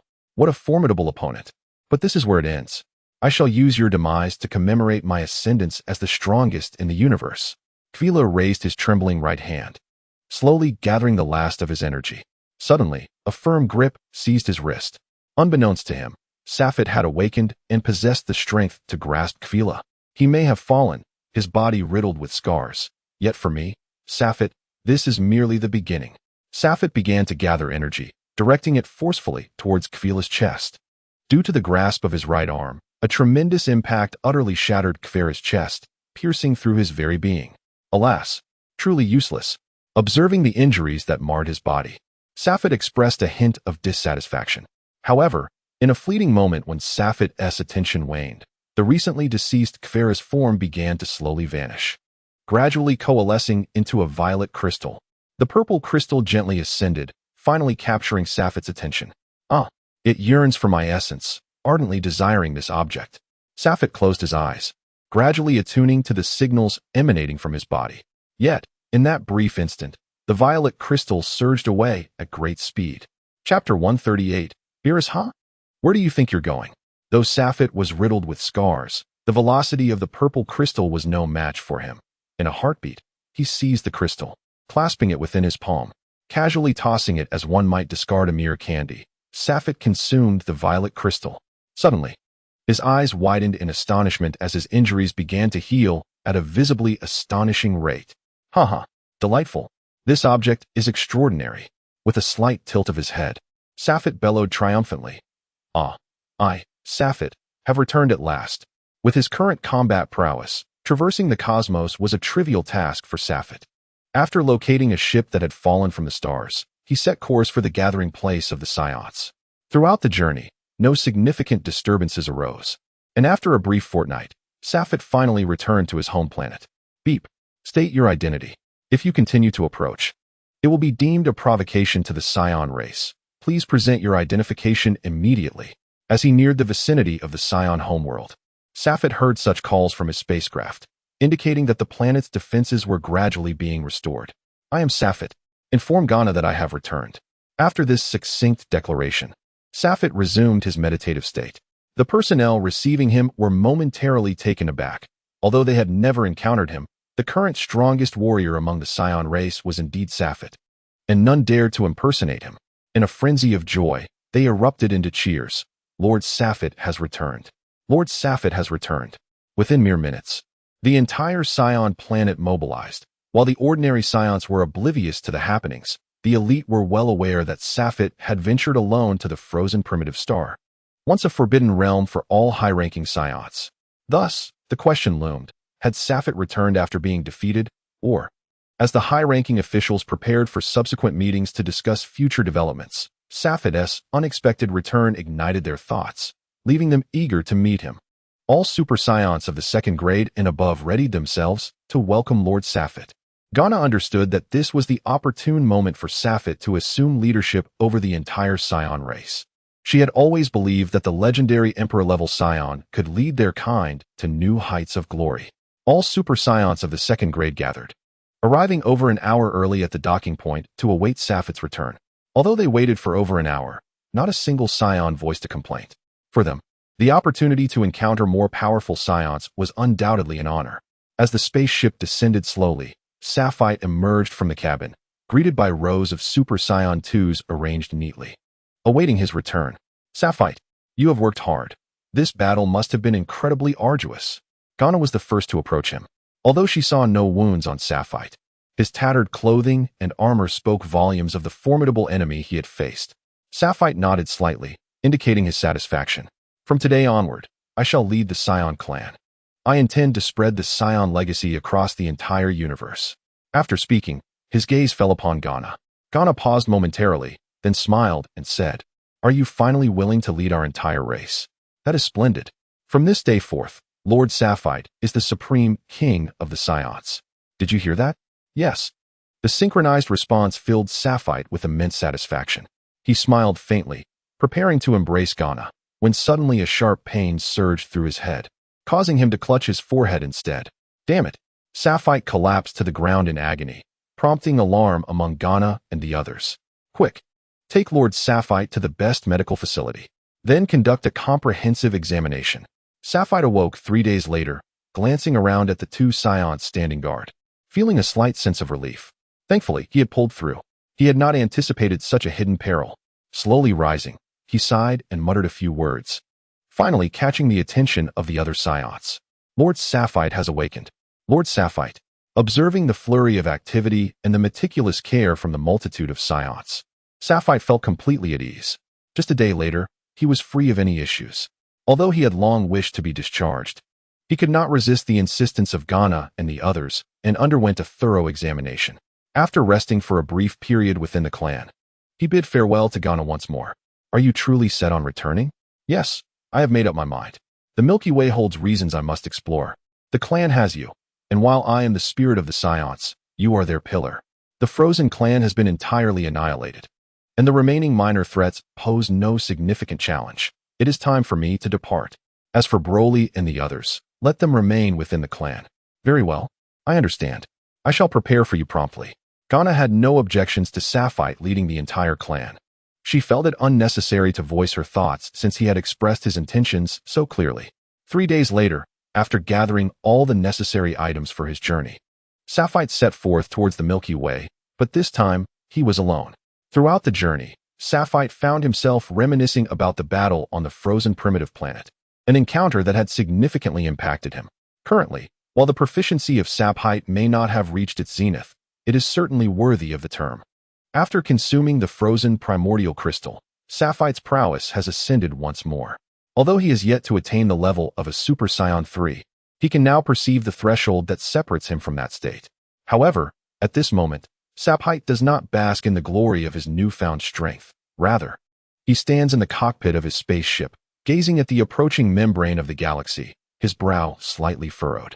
I wonder where I shall seek hope this time. He muses, shaking his head gently as fleeting images of Kakarot, Vegeta, and Pravati flash through his mind. Suddenly, 2 figures materialize before his spacecraft. Whis lightly touches the fabric of space, bringing Sapphire's vessel to a halt. The subtle tremor disrupts Sapphire's contemplation, prompting him to lift his gaze. Aliens? He wonders, exuding an aura of determination as he steps out of the ship. Greetings, Scion. I am Beerus, the god of destruction of this universe, Beerus declares, standing with his hands clasped behind his back, observing Sapphire intently. Beerus? God of destruction? I believe I have heard your name, yet we seem unacquainted.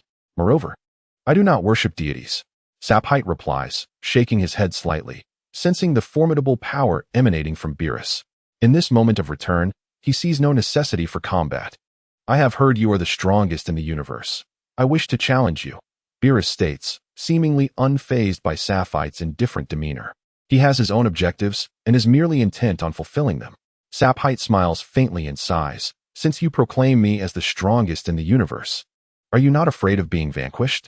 In response to Sapphire's words, Beerus smiles. As a god of destruction, I possess a certain confidence in my abilities. If you can defeat me.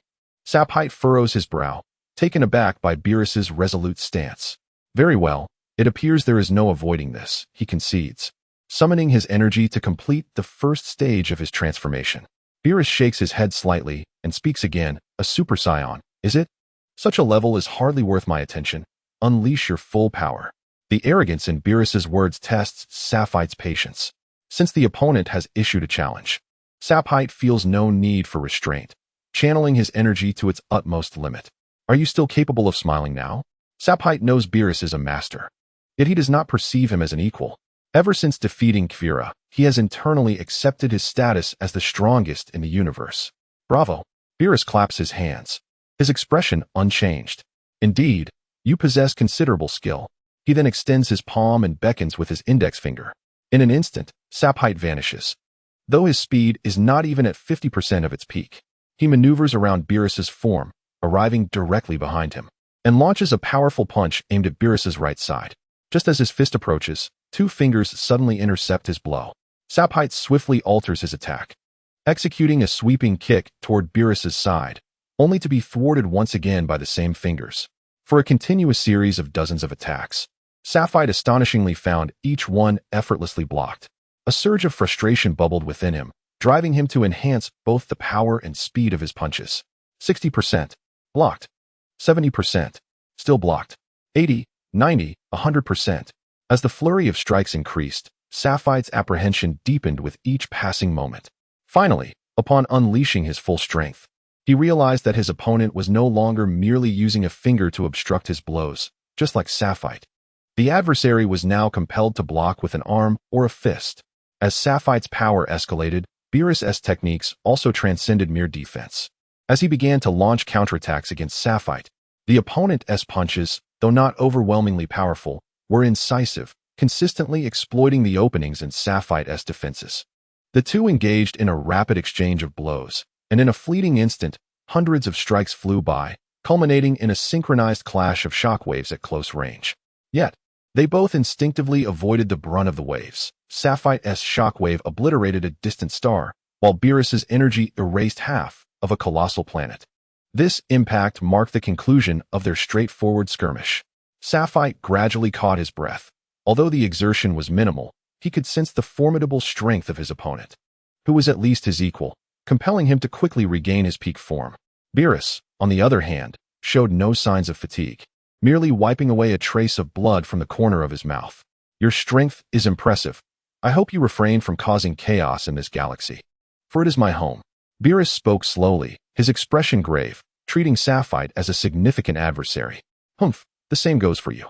But rest assured, I too hail from this galaxy, and I hope you do not stir trouble here. Although Sapphite sensed a slight victory in this confrontation, he could still feel that his opponent had reserves of strength. Following their brief and unfriendly exchange, Beerus watched as Sapphite entered his spacecraft, gradually steering into the galaxy. As he observed Sapphite retreating into the distance, Beerus smirked, turning to Whis and remarking, "The flavor of the ketchup you prepared is truly dreadful. Oh ho ho. Even the worst flavor pales in comparison to Lord Beerus's acting skills. It would be unfortunate if the opponent detected any flaws." Whis teased nonchalantly. "Humph.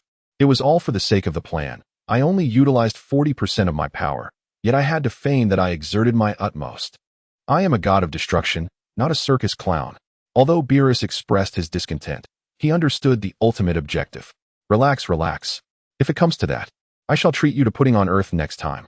Although the performance was somewhat clumsy, at least the opponent has taken note of your combat style. However, the final shockwave that merely obliterated half a planet was rather overdone. Whis's gaze remained fixed intently on Sapphite's spacecraft, feeling a touch of exasperation at Beerus's complaints. Humph. Yet, during my recent encounter with Sapphite, I uncovered something intriguing. Beerus gradually dissipated the lingering purple aura from his palm, shifting his gaze from the spacecraft to Whis. Are you referring to the crystallization of the primordial star? I had already noticed it, but it is quite peculiar.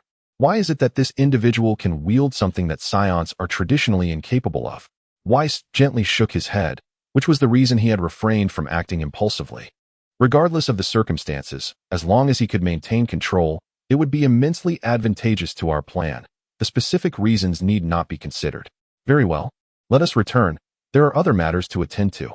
Beerus ceased to gaze at Sapphite's spacecraft, casually resting his hand on Whis's shoulder as he prepared to depart. Heh. Are you suggesting it is time to return to slumber? Whis teased, his movements swift, as vibrant divine light radiated from his feet, propelling him into the distance. Sapphite, departing, did not continue to focus on Beerus and the others. Once back on his ship and activating the autopilot, he fell into contemplation regarding the recent battle. In his mind, the combat replayed over and over again, and each time he simulated the encounter to its fullest extent, he discovered that he was defeated by the slightest of margins. This left Sapphite utterly perplexed. Damn it, how could this be? I had not accounted for the opponent's concealed power, yet despite having the upper hand, I continue to fail. After numerous mental engagements, the ever-failing Sapphite, now agitated, collapsed into the lounge. Why is this happening? Suddenly, Sapphite recalled how, after the final assault, his opponent had obliterated half a planet, while the remaining half exhibited no signs of violent tremors or explosions. Gradually, a smile emerged on Sapphite's face. So, this is the nature of absolute control. Chapter 140. The return aboard the spacecraft. Sapphite was tirelessly gathering energy. Upon realizing Beerus's absolute mastery over power, he had been exploring the path forward, striving to comprehend that sensation of total control. Unfortunately, after several days had passed, progress was minimal. Although Sapphite's command of energy had improved, he had yet to attain that feeling of effortless control. Energy coalesced slowly within his palm, forming a sphere that expanded and contracted rhythmically. As time progressed, Sapphite grew increasingly adept at managing these fluctuations. Yet, he found himself unsatisfied with the pace of his advancement. During this trial, Sapphite resolved to condense energy into a polygonal form, attempting to train his control through this stimulating method. Deep down, He was acutely aware that the ability to continuously alter the form of energy and the capacity to manipulate the range of energy explosions and the direction of its annihilation were still separated by a vast chasm. However, if he could achieve this, his power would undoubtedly ascend to new heights. At his current level, mere training was insufficient for his growth. Understanding the direction of his progress and his current rate of improvement, Safit was understandably discontented and yearned for a more significant breakthrough. With a gentle focus, he began to compress the surrounding energy and shape, as the basketball-sized energy in his hand was continually squeezed, gradually transforming into the shape of a regular hexagon. However, as the energy gradually transformed, fine beads of sweat began to form on the forehead of Safit, clearly indicating that such a level of control demanded an extraordinary willpower. At this juncture, conjuring the energy into its present form proved to be a considerable challenge.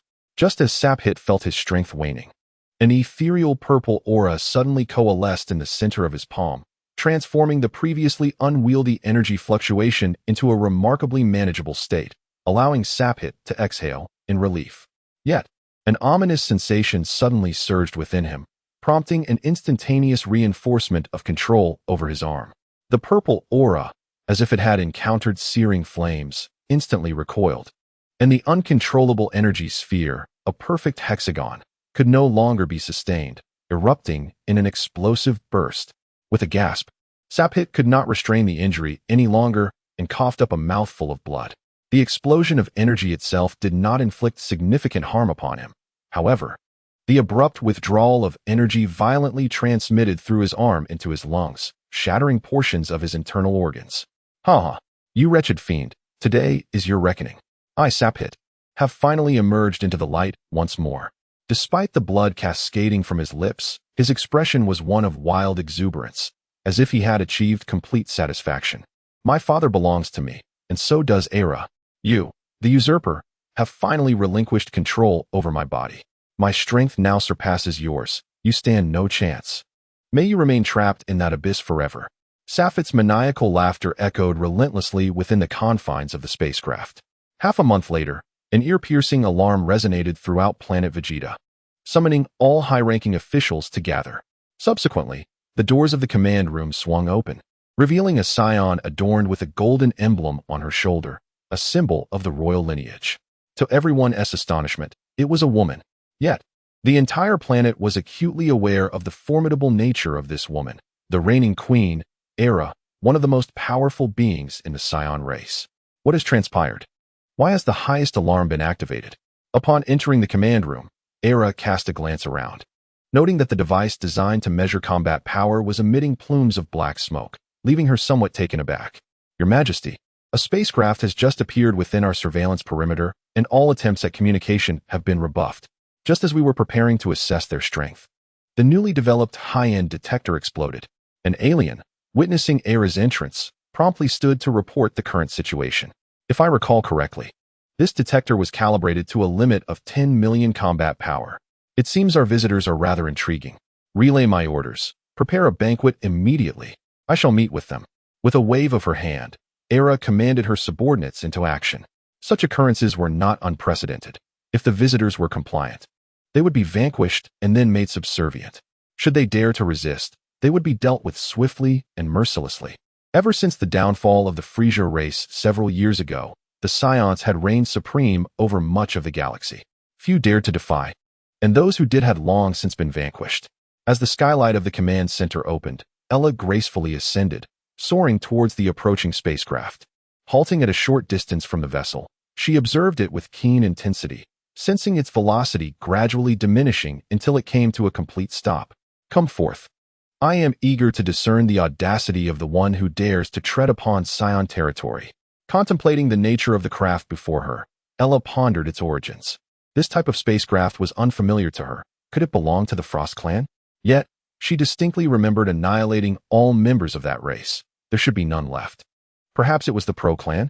In the current galaxy, they were the only faction with formidable strength. Lost in thought, Ella awaited the emergence of the visitor, her confidence unwavering against any adversary. "My dear Ella, are you prepared to welcome me in such a manner?" The voice resonated even before the figure appeared. "It is him," Ella silently exclaimed, her mind a whirlwind of emotions, as tears began to cascade down her cheeks uncontrollably. It is him. It is him. It is him.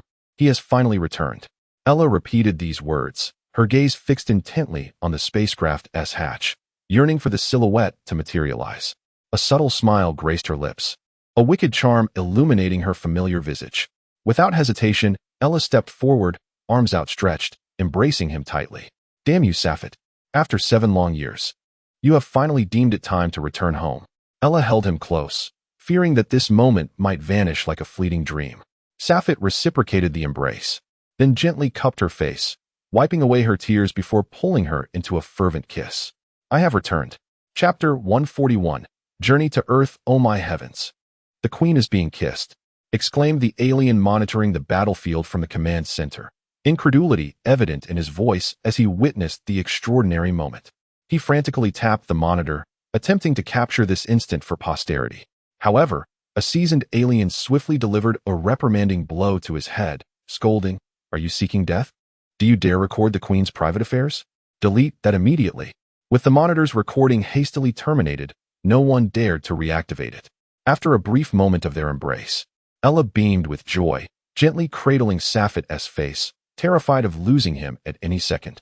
Suddenly, Safet's brow furrowed slightly, though it was merely an instant. Ella noticed it immediately. "What troubles you? Is something amiss?" she inquired. "It's nothing," Safet replied, pressing his hand to his head with a hint of discomfort, though he quickly regained his composure.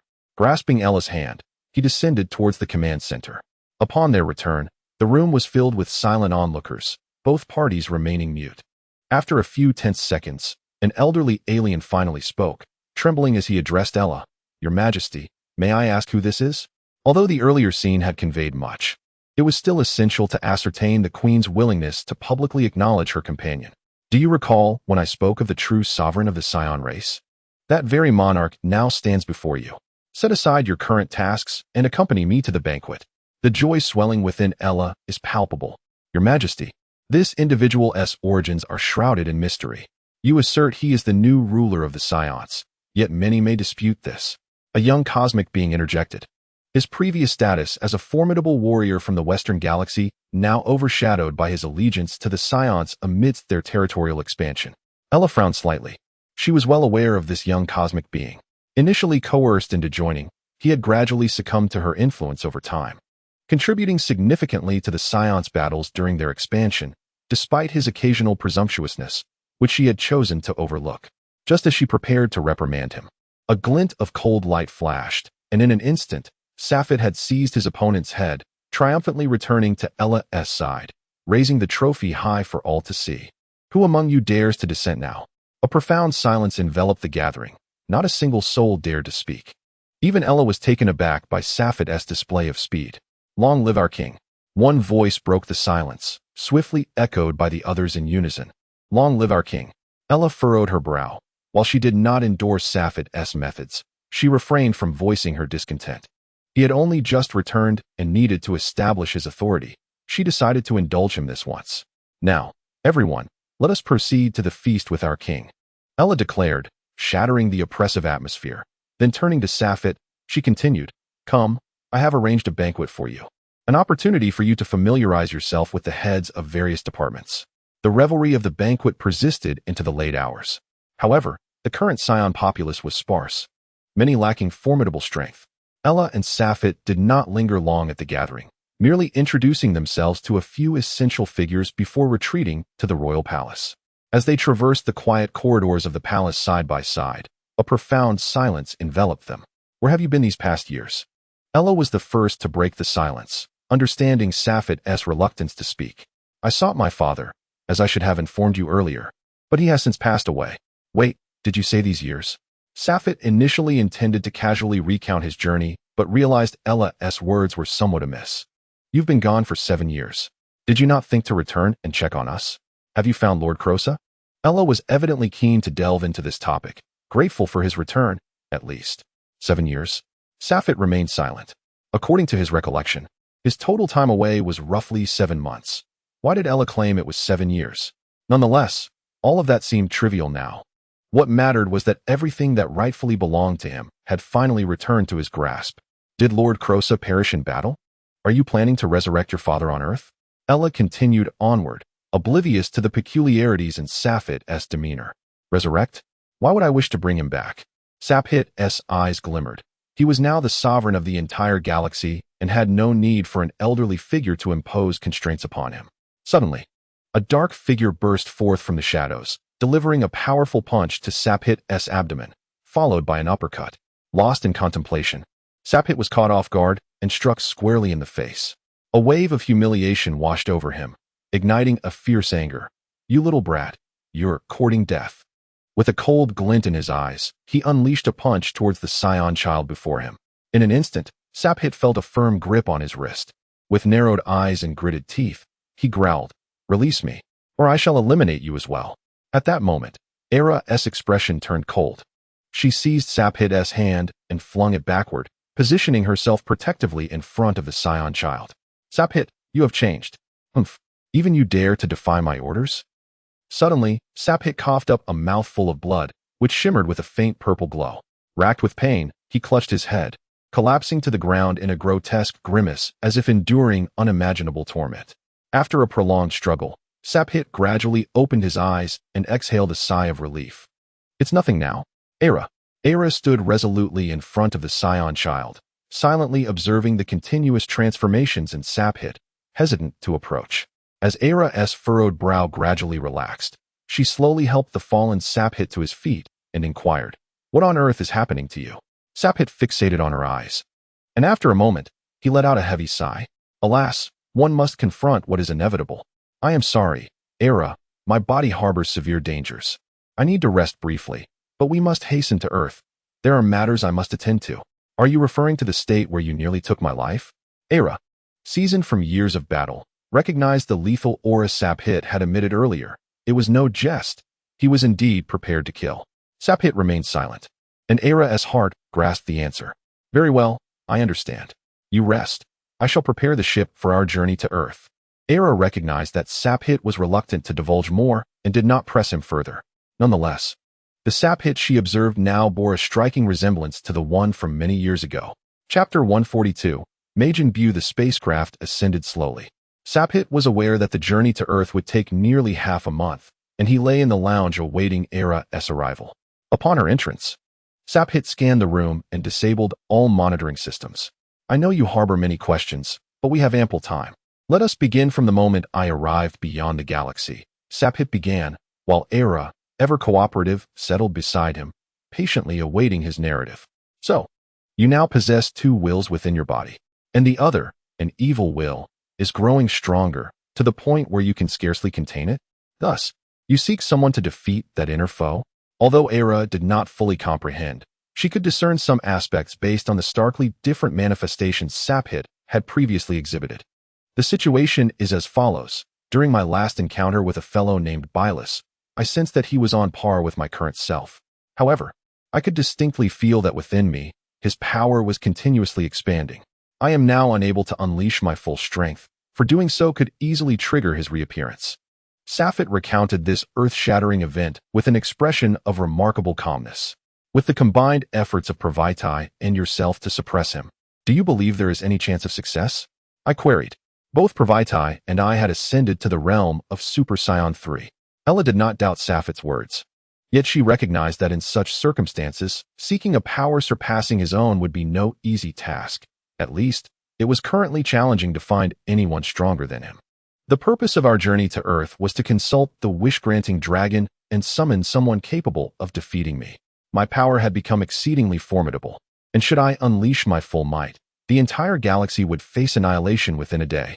Saphit remained composed, clearly reluctant to witness the destruction of his own home. Oh, ha, you wish to find someone capable of defeating me? Your imagination knows no bounds. How long do you think you can suppress me? A year? Perhaps 10? The voice echoing in Saphit's mind mirrored his own, leaving him somewhat exasperated. Once again, he focused his will to suppress the opponent, as he had no desire for excessive dialogue at this moment. Yet, deep down, he understood that he was a traveler between worlds. As he aged, his memories began to unfold, revealing that the true scion residing within him was the one known as Saphit. Years of suppressing the soul and will of the scion Saphit had rendered him quite extreme. Even the slightest provocation could lead to devastation. From Ella's previous interventions, it was apparent that the Scion Safet harbored deep affections for Ella, yet merely disobeying his orders would prompt him to unleash total destruction. I shall not allow you to prevail. From the very beginning, you were unable to defeat me, and you never will. Safet silently affirmed, a sentiment that the Scion Safet could also perceive. There is no chance. The disparity in realms is far too great. Even though you and Pravaitai have reached the level of Super Saiyan 3, the gap remains substantial. Safet shook his head slightly. To him, there was little difference between Super Saiyan 1 and 3.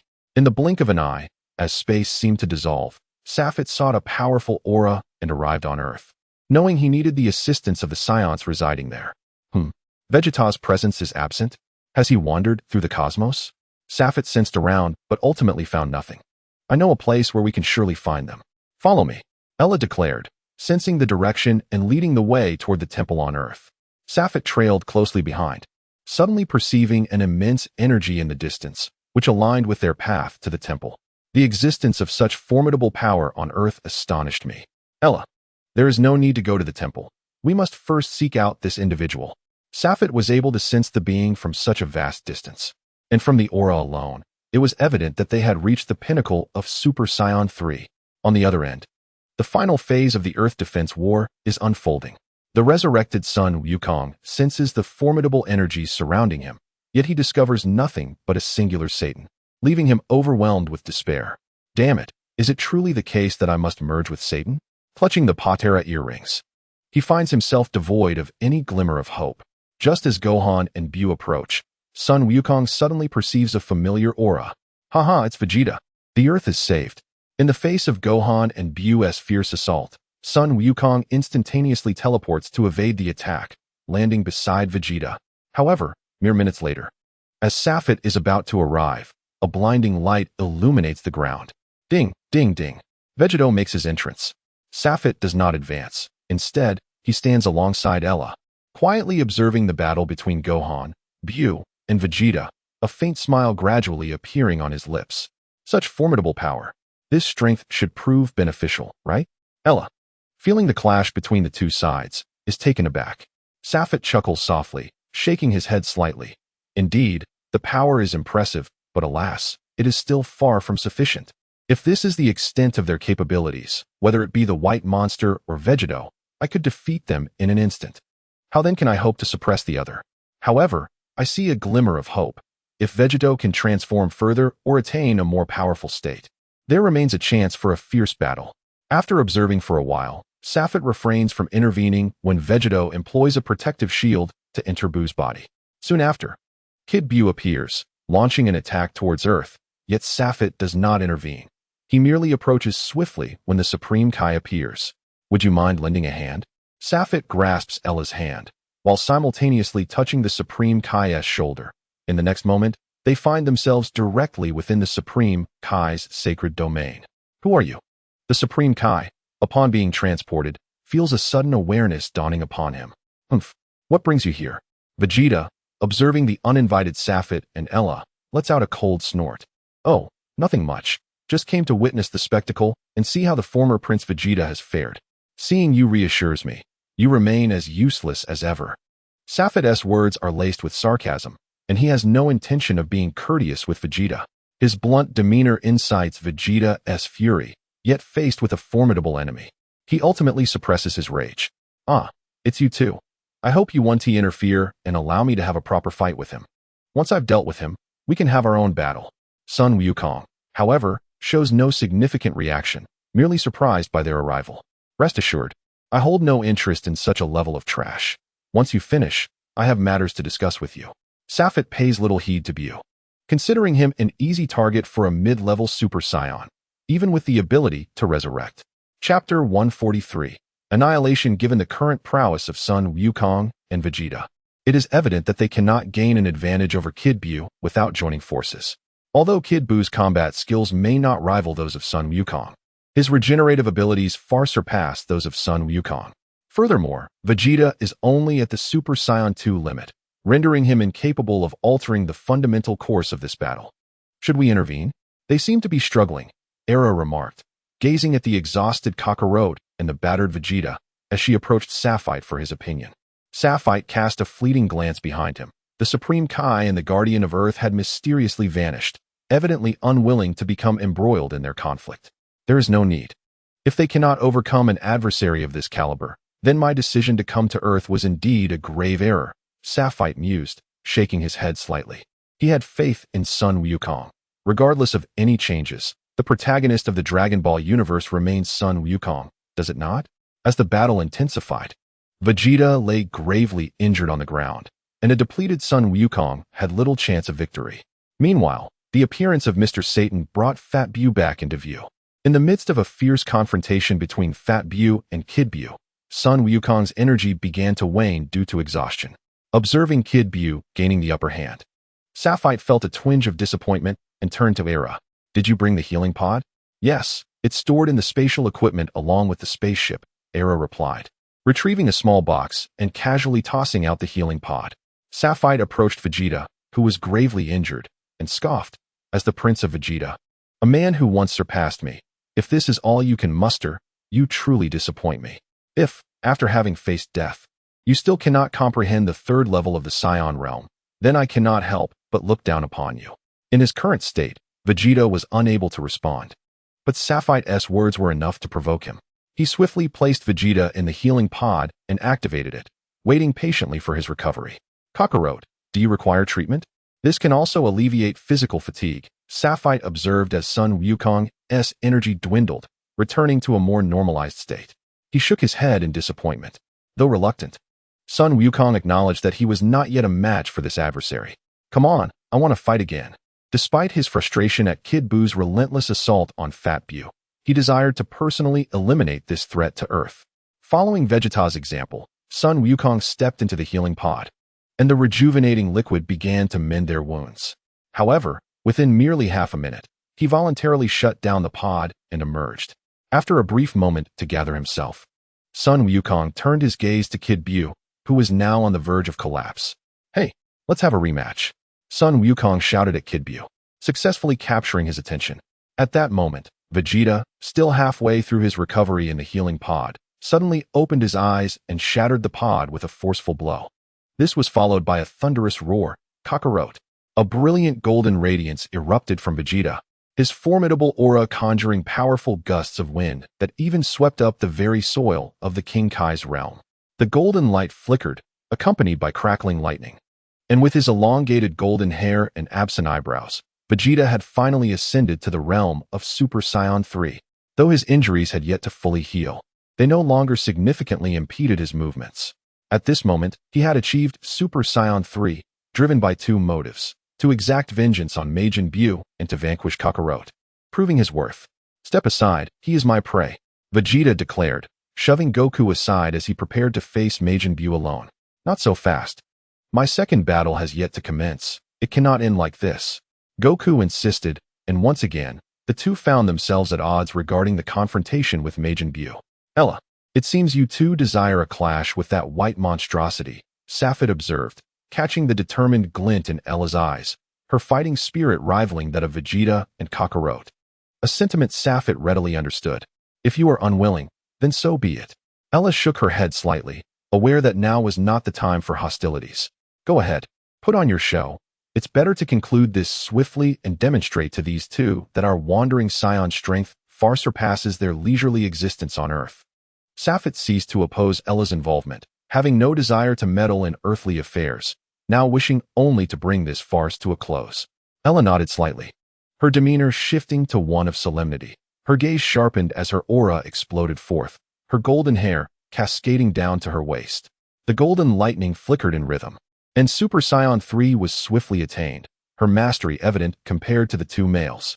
Just as Vegeta and Kakarot were about to settle their dispute, Ella instantaneously teleported, appearing before Majin Buu, who had been amusing himself until he sensed the impending threat and readied himself for battle. With a swift strike, Buu launched a punch at Ella's face. Ella deftly sidestepped, then delivered an upward punch to Buu's abdomen. As Buu doubled over in pain, Ella raised her arms high, delivering a powerful blow to the top of his head. As Buu lost control of his body, beginning to descend, Ella executed a knee strike directly to his chest. Like a discarded sandbag, Bu was propelled into the air and with a single hand aimed. A glimmer of cold light flashed as a beam of gold pierced through Bu's chest, shattering it completely. Finally, noticing someone encroaching upon their prey, Vegeta and Kakarot sprang into action, attacking Ella from either side. Ella's arms trembled as she evaded their punches, closing the distance to seize their arms, and, with a powerful swing, crashed their faces together with a resounding thud. Subsequently, she hurled them apart with deft precision. Ella, be mindful that Majin Bu can resurrect. Obliterate him. Sapphire observed as Majin Bu regained his vigor and charged towards Ella, yet he felt no concern. He had unwavering faith in Ella's capabilities. Humph. Witnessing the oblivious Majin Bu rush once more, Ella's figure vanished from sight, only to reappear instantaneously, delivering a devastating knee strike that sent Majin Bu hurtling away. Seizing the moment when Majin Bu struggled to regain his footing, Ella extended her arms, fingers splayed, aligning her palms directly at the center of Bu. With a fierce shout, an immense surge of energy coalesced and surged forth towards Majin Bu. As the energy soared into the heavens, Majin Bu was utterly obliterated into dust. Ella descended gracefully, disregarding the two grim-faced individuals, and returned to Sapphire's side.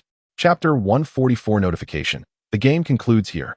However, I must express my disappointment in the recent performance of the two of you. Sapphire stood slowly, confronting the overwhelming presence of the two Super Saiyans. Even without transforming, he displayed no fear. Although Goku and Vegeta felt a tinge of dissatisfaction, they could only suppress their discontent in the face of Ella's effortless victory. Goku silently mused, hoping that the creature could emerge as a better being in its next incarnation, still reminiscing about the recently formidable Majin Bu, who had been a perfect match for him. Vegeta, accustomed to Sapphire's taunts, recognized the futility of engaging in verbal sparring when outmatched. What brings you to Earth? You are not welcome here, Vegeta declared, though he harbored a begrudging respect for Sapphire's formidable power. Even Ella's strength was undeniable, and Vegeta would not be foolish enough to underestimate Sapphire, who stood aloof at the sidelines. Ah, indeed, speaking of which, how did such a powerful individual train? I eagerly anticipate the chance to spar with you. Goku responded in agreement with Vegeta, yet his gaze shifted towards Ella. He had yet to witness Sapphire's full capabilities and refrained from any overly exuberant gestures. Humph. The woman is named Ella, and the man is Sapphire. Both are survivors from the destruction of planet Vegeta, and their former ally, Praviti, had previously visited Earth to engage in battle with you. They arrived a decade ago to resurrect their captain, Sapphire, Vegeta explained, noticing that Kakarot seemed unfamiliar with these individuals. Oh, right, I remember now. We exchanged greetings 10 years ago. But tell me, as the leader of your squad, you must possess even greater strength, correct? I have witnessed Praviti's power, which is indeed formidable, and I have just seen Ella's prowess. When might I have the opportunity to gauge your strength? I truly look forward to the encounter. Goku's amiable smile evoked a sense of nostalgia in Sapphire, yet he refrained from criticizing Goku's naivety. Well, if you wish to spar with me, you must first prove yourself. You shall earn the right to challenge me only when you can defeat Ella and Praviti together. Sapphire stated with conviction, currently dismissive of the Super Saiyan 3rd grade. Enough of idle chatter. I have come to Earth to convey an important message. Sapphire paused, his expression serious as he addressed the two. At that moment, the Supreme Kai arrived, accompanied by the deity of Earth at the sacred realm. Ah, Wukong, you have finally vanquished that monster. Well done.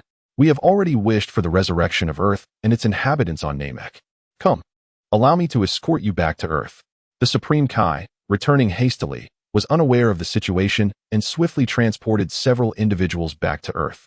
Although the Supreme Kai was aware of the arrival of Sapphire and his companion, he failed to observe the ensuing battle, attributing the devastation of the sacred realm solely to the clash between Wukong and Majin Bu. In truth, the destruction was indeed a consequence of their battle. Ira's intervention was utterly merciless, leaving no room for reprieve. Upon returning to Earth, the group made their way directly to the temple, where, in the serene courtyard of the divine realm, they sat in a circle, patiently awaiting Sapphire's declaration of purpose.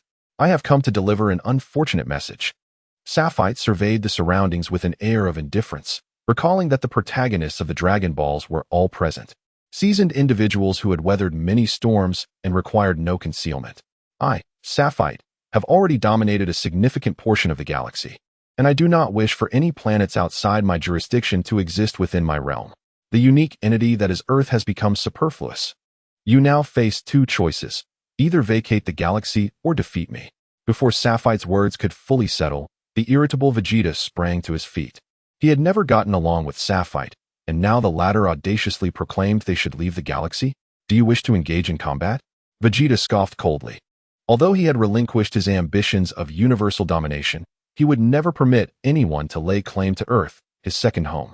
Sapphite smiled slightly, remaining unperturbed. Vegeta, do not presume that achieving Super Saiyan 3 grants you the audacity to provoke me.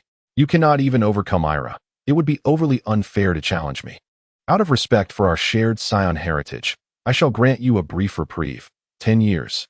After this period, should you still inhabit Earth, do not expect my courtesy to endure. Are you serious? While I acknowledge your strength, it does not imply that no one in the world can triumph over you. Wukong rose slowly, his expression grave, wishing this were merely a jest.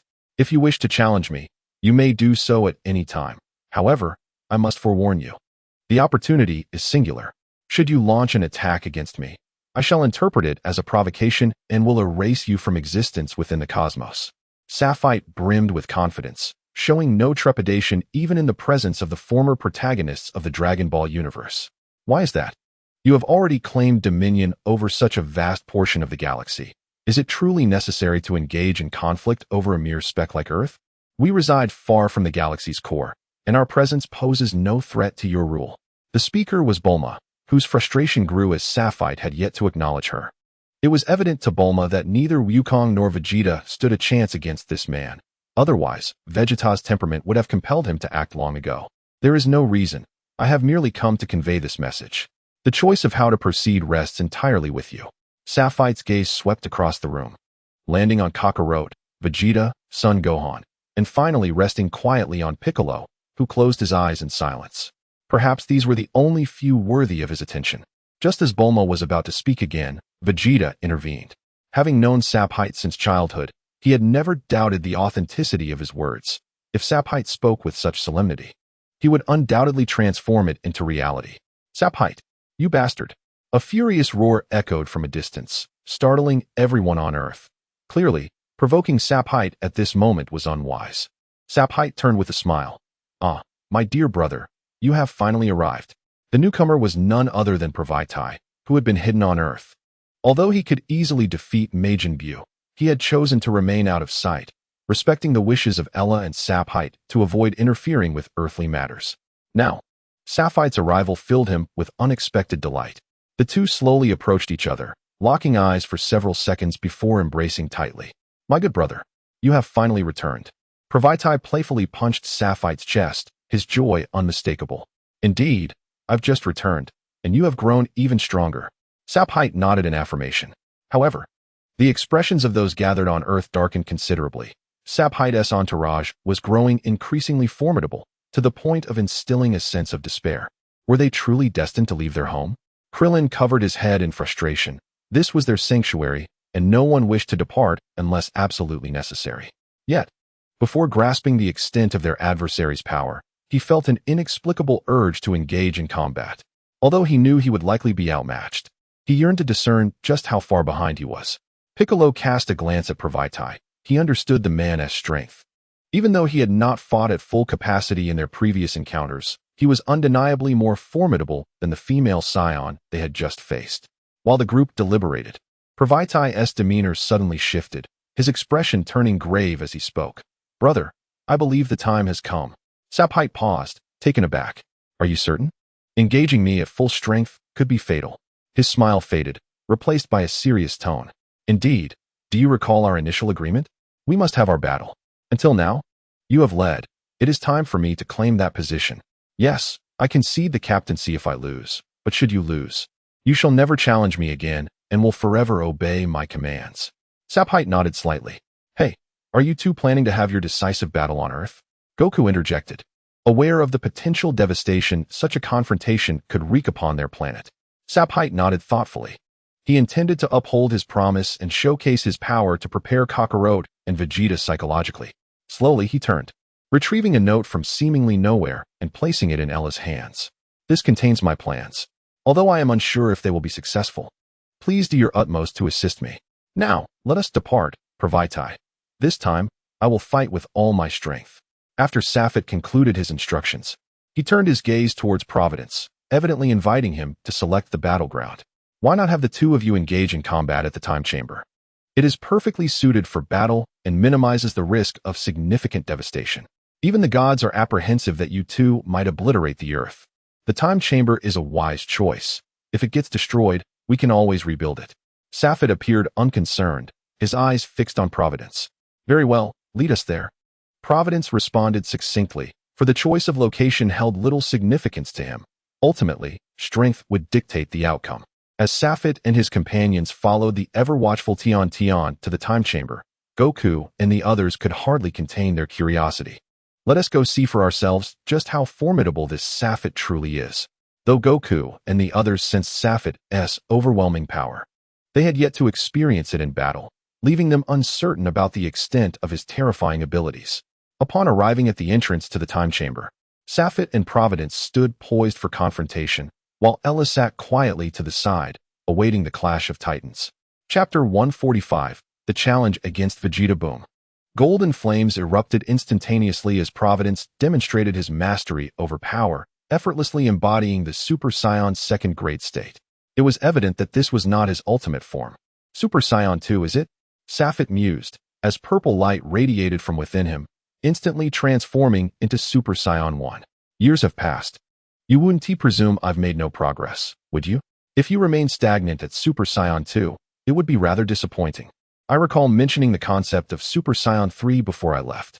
Although Safet was not exerting his full strength, his current Super Saiyan 1 state had reached its zenith, rivaling the maximum capacity of Super Saiyan 2. Are you starting off at full power? Though I do not wish for this to end so quickly, I shall match your intensity. With a roar, golden energy coalesced as Providence's aura surged, and astonishingly, he transformed into Super Saiyan 3. Meanwhile, Safet opted not to escalate to Super Saiyan 2, content to maintain his current form. What manner of Super Saiyan is this? Vegeta exclaimed, astonished. It was a form he had never encountered, and though the mechanism of its achievement eluded him, the fact that this Super Saiyan 1 could rival the peak of Super Saiyan 2 was indeed frightening. This sensation reminds me of Broly, Goku reflected, his instincts and memories of battle keenly attuned. The state Safet exhibited surpassed even Broly's, yet the Broly who once visited Earth was purportedly a legendary Super Saiyan. Could Safet share a similar lineage? However, there seemed to be distinctions from the legendary Super Saiyan. For instance, the clarity in Safet's gaze suggested he had not succumbed to madness. Yet, his power eclipsed that of the legendary transformation, presenting an even greater terror. The mere magnitude of this power could suppress someone capable of transforming into Super Saiyan 3 like myself. What was even more alarming was the sensation that every cell within me trembled. What on earth is this power? Vegeta inhaled deeply, acutely aware of the terrifying pressure of bloodline suppression, even though he was not the one about to engage in battle. It is truly formidable. Safet, although my entire being urges me to submit rather than engage in combat with you, my will refuses to allow me to kneel at this moment. Pravaitai furrowed his brow, fully cognizant that he belonged to the later stages of Super Saiyan 3, and felt no fear confronting Safet in this state. Come on, only through combat will we know.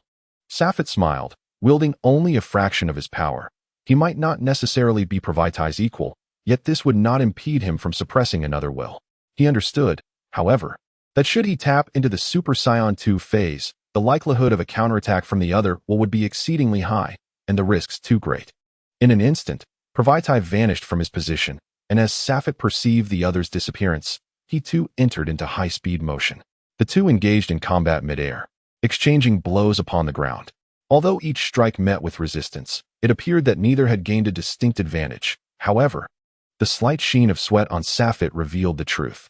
This Safet is not extraordinarily powerful. Look, Pravaitai has managed to hold his own against him for so long. Safet does not seem as formidable as one might have imagined. Krillin gazed at Safet, marveling that if his strength were truly at this level, there was little to fear. Not so fast. Uncle Krillin, take a moment to truly sense the energy of your opponent.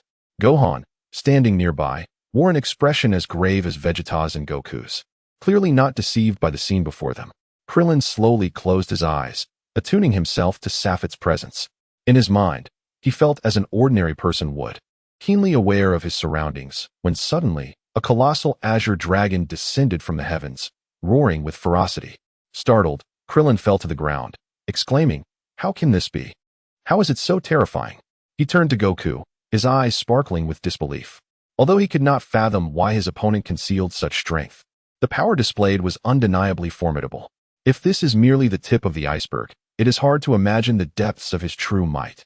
Goku had to concede. At present, he was still inferior to Safet. Super Saiyan 4. If it exists, perhaps this is the realm he has attained. Vegeta asserted. This level exceeds his understanding of Super Saiyan 3. After a clash of fists, both combatants recoiled momentarily. Pravaitai, his previously furrowed brow now relaxed, shouted at Safet. "Do you look down upon me? Unleash your strongest power. I know you are still holding back." Meanwhile, Safet pondered, recognizing that in this current state, he could not defeat Pravaitai, yet he had no intention of conceding, as that would be a sign of disrespect. "Very well, I understand. But I hope you can accept reality." Safet nodded slightly, his energy beginning to coalesce. At that moment, Pravaitai grew unusually solemn, adjusting his physical state to its limits. Safet clenched his fists tightly, a violet radiance surging skyward, shattering the very fabric of space above, as the purple light pierced the heavens from the temple's apex. The convergence of energy formed a corporeal embodiment, enveloping Safet in an ethereal aura that commanded an overwhelming presence. It was terrifying, as if one were facing the sun directly. Is this truly the extent of Safet's might? Vegeta, having just ascended to Super Saiyan 3, felt his confidence brutally shattered once more. Such formidable power, it was despairing. Perhaps you were right, Vegeta. Perhaps only by attaining Super Saiyan 4 could one genuinely hope to defeat him. In this moment, the disparity in their realms was insurmountable. Goku, too, wore a bitter smile, recognizing that the two were on entirely different planes, rendering any comparison futile. Even Ella, who believed she had some understanding of Safet, stood in astonishment, her eyes reflecting disbelief. Is this the true extent of Safet's power? If such strength cannot subdue the malevolent will, what must one possess to achieve victory? Ella mused, comprehending deeply why Safet sought new hope, when one's power reaches its zenith yet remains insufficient to vanquish the foe. That flicker of hope becomes paramount. Safet, you have borne such immense pressure. Fear not, I shall find a way to share this burden with you. Safet remained unmoved, acutely aware of the intense suppression. Pravaitai understood that if he did not act soon, he would lose his opportunity entirely. Seizing the moment while Safet gathered energy, a formidable force coalesced in Pravaitai's hands, as if summoning all his might to strike at Safet.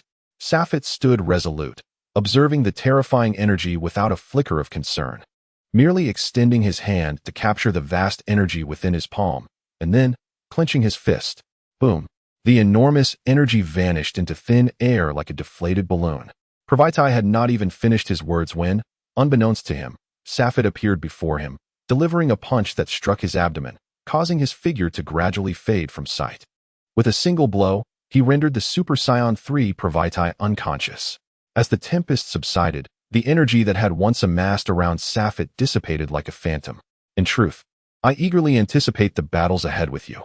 Safet pointed with both hands, crossing his arms as he gestured towards Vegeta and Kakarot. Chapter 146. Frozen for a decade as Safet and Ella departed with the unconscious Pravaitai aboard their ship, an ineffable despair began to pervade the hearts of the onlookers. Goku, how could Safet possess such formidable power, yet look forward to battling the two of you? If I am not mistaken, you both would struggle against even his teammates. Wouldn't you? Krillin remarked with a wry smile. It won't be long before they are no match for me. Vegeta was incensed by Krillin's bluntness, even though he knew the truth in his words. Gazing at the azure sky, Goku smiled and reflected. I never imagined there would be such a powerful adversary in this world. It seems my path ahead is still long. Yet, I feel a tinge of embarrassment. Do you remember the final gesture he made towards me and Vegeta? His hands were crossed. Wukong faintly recalled that movement. Could it be that he meant? Vegeta, startled, seemed to have a sudden realization. Vegeta, do you remember when he unexpectedly appeared on Earth? Wukong pondered aloud. It was after we fused using the Patera earrings that we sensed his presence. Vegeta fell into a momentary silence. Wukong's implication was crystal clear. He understood that Safet had no intention of challenging the duo together, but rather aimed to confront the fused being, Vegeto. Regardless, I have no intention of conceding just yet. The opponent claims to return in 10 years. Although the exact timing remains uncertain, I aspire to engage in a fair battle with Safet upon our next encounter. The stronger the adversary, the more invigorated Wukong felt. He had never known fear. Kakarot, I shall double my efforts henceforth. I hope you can keep up. After uttering those words, Vegeta turned to Bulma and instructed, return and remodel the gravity chamber for me. I shall procure superior materials from the cosmos to intensify my training. I aim to surpass Super Saiyan 3. Ella adjusted the cockpit for autopilot. At that moment, Praviti was still in the lounge, while Safet remained in his quarters. Ever since boarding the spacecraft, Safet had felt an overwhelming fatigue, leading him to take refuge in the lounge for rest. Alone in the cockpit, Ella retrieved the paper Safet had entrusted to her, unfolded its corners, and began to silently read its contents. As she delved deeper into the text, tears streamed down her cheeks, yet she gritted her teeth in anger. You bastard, you fool. We are teammates. Do you intend to face all of this alone? Silently folding the note away, Ella had already resolved what her next course of action would be. After Safet boarded the ship, they returned to planet Vegeta, where Praviti had already awakened. However, Safet showed no signs of revival. Initially, Praviti assumed that Safet, having exhausted himself in his super form, simply needed a prolonged period of recuperation, only to discover that Safet was suffering from a more serious condition. Ella, what is wrong with Safet? You cannot possibly be ordering him to be frozen. Praviti, disregarding any objections, stormed into Ella's quarters. Are you questioning my orders? Ella replied with a calm demeanor, unfazed by Praviti's furious expression. I care not for your commands. I require a reasonable explanation for freezing Safet. Praviti was clearly outraged, unable to accept Ella's seemingly foolish directive. Safet needs to conserve energy in a state of rest, hence my decision to assist him in freezing. You should recall what was discussed on Earth, the emergence of a being more formidable than our captain in 10 years' time. Thus, accumulating energy now is vital to confront future challenges. Ella provided her rationale. What sort of enemy could possibly be stronger than the current Safet? Praviti found it hard to believe, as the foe Ella spoke of was indeed beyond his comprehension. Our power is currently too feeble to intervene in such battles. If you feel discontent, then train harder. Ella's words provoked Praviti, igniting his anger yet leaving him with no outlet for his frustration. 10 minutes later, in the command room, Ella watched Praviti depart alone in the spacecraft, letting out a slight sigh. She then issued her next command. Execute the plan I previously provided. Encase Lord Safet in space and freeze him completely. 3 years later, Ella suddenly noticed cracks forming in the ice enveloping Safet, clearly shattered from within by violent force. Alarmed, she intensified the maintenance of Safet's icy prison, pooling the highest technology of the galaxy to ensure his preservation.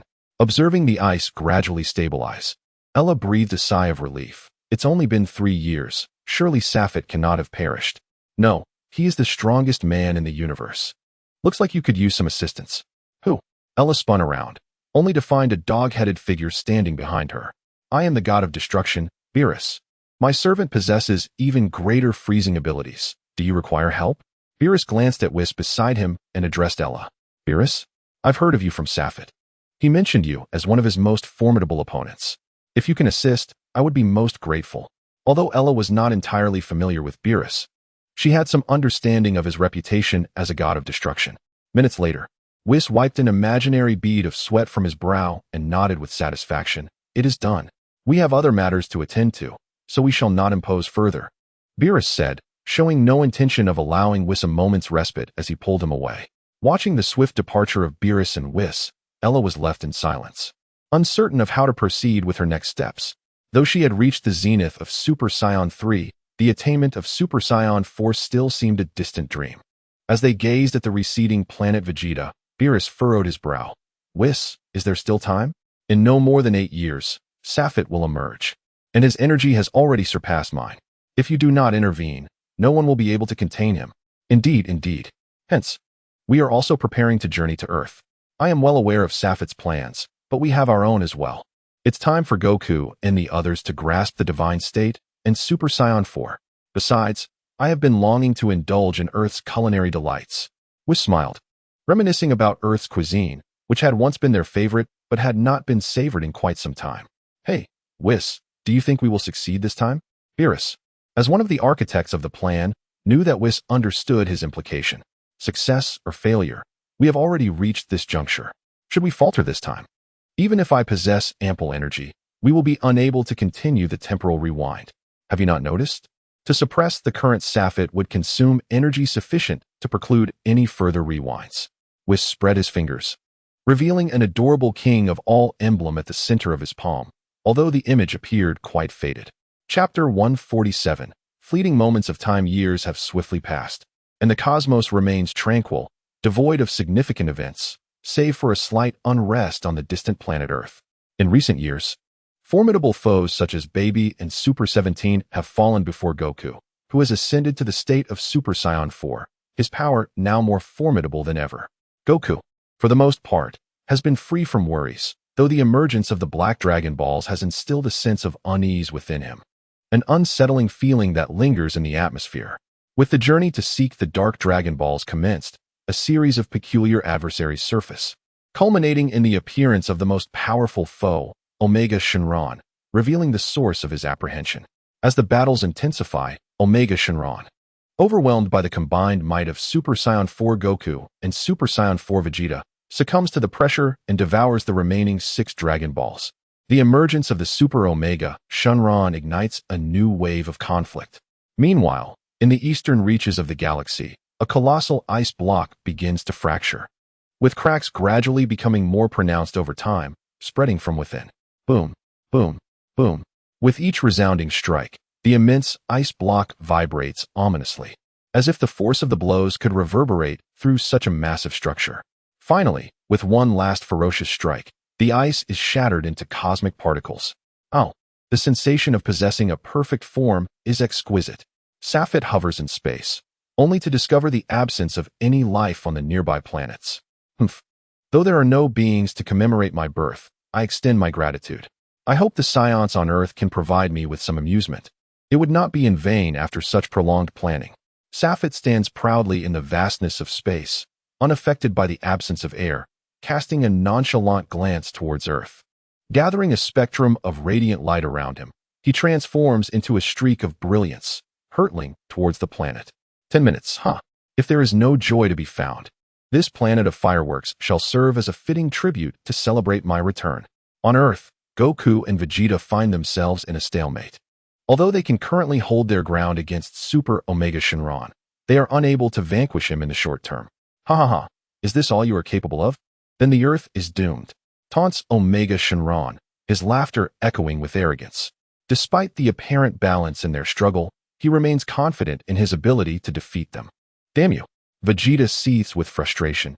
He despises the notion of teaming up with Kakarot, and now this fiend dares to mock him. Listen, Kakarot. I refuse to play this game any longer. I shall unleash that power. Vegeta bellows, his latent strength itching to be released, unwilling to languish in this drawn-out battle. Wait a moment, Vegeta. Let us not forget for whom we are reserving that energy. While I admit Super Omega Shenron is formidable, he pales in comparison to that man. Goku responds, a hint of reluctance in his voice. Do not jest. You still possess hidden power. Unleash it, and let me witness. The Super One-Star Dragon, engaged in a fierce battle for so long, could hardly believe that its opponent harbored any concealed strength, merely a ruse to disrupt its composure. I shall not wait any longer. In a mere moment, there shall be minimal expenditure, and in such a state, I alone can vanquish Safit without concern. With unwavering confidence, Vegeta declared that over the past decade, his strength had undergone a monumental transformation. Even Safit, who once extinguished his will to resist, no longer instilled despair within him.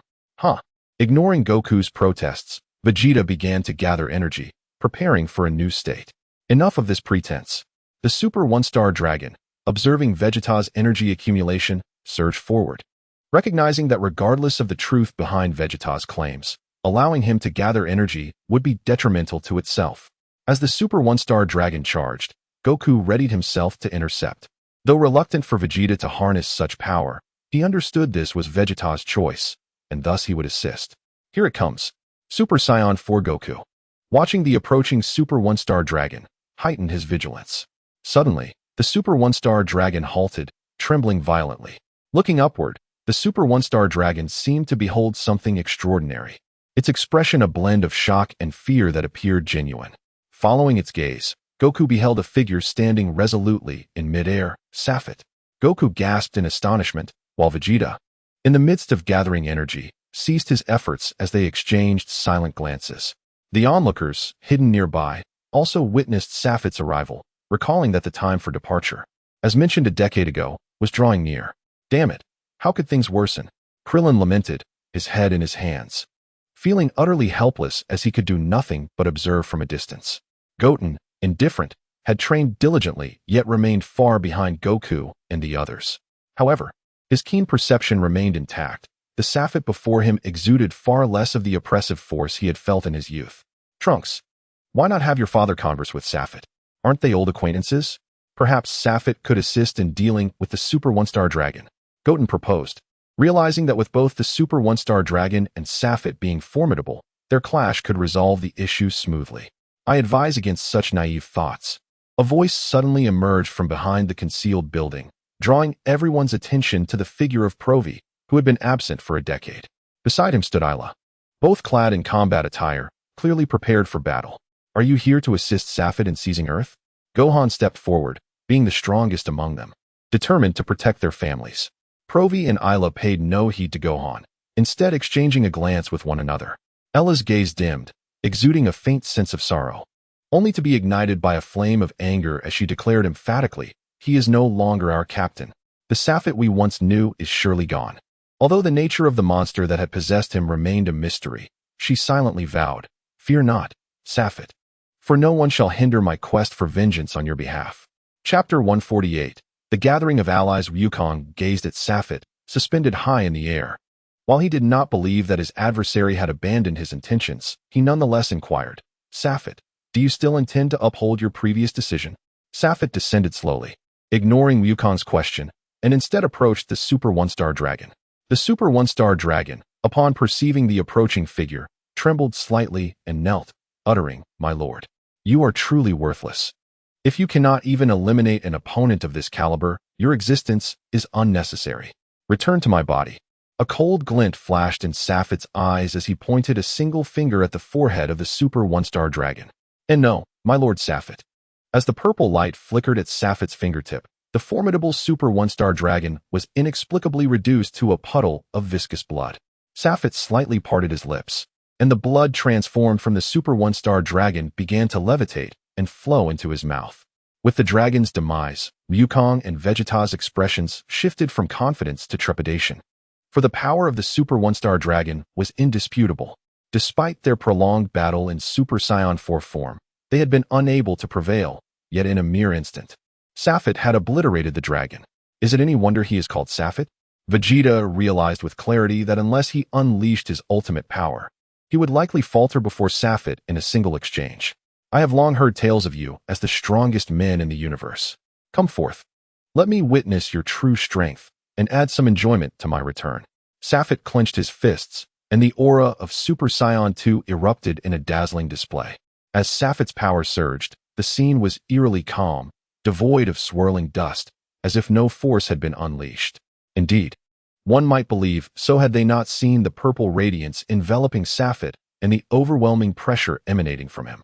Such control over power. Wukong's eyes sparkled with intrigue, for this mastery over strength opened a new doorway for him. "I shall grant you a moment. I await your utmost forms. Do not disappoint me, or I shall extinguish you in an instant." Safet appeared unperturbed, quietly biding his time for Wukong and Vegeta to coalesce their greatest might. "Let us go." Wukong and Vegeta simultaneously began to harness their energy, determined not to show the slightest sign of complacency in the face of Safet. At that moment, a beam of light descended from the heavens, landing precisely where the inhabitants of Earth had sought refuge. They were not surprised by the arrival of the visitors. It was the god of destruction, Beerus, accompanied by Whis.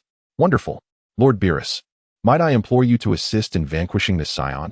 Bulma's eyes lit up upon seeing Beerus, for in her understanding, this god of destruction was the most formidable master in the universe. I regret to admit that, at this moment, I am no match for Sapphire. My arrival on Earth was solely to witness the ultimate conclusion of this universe.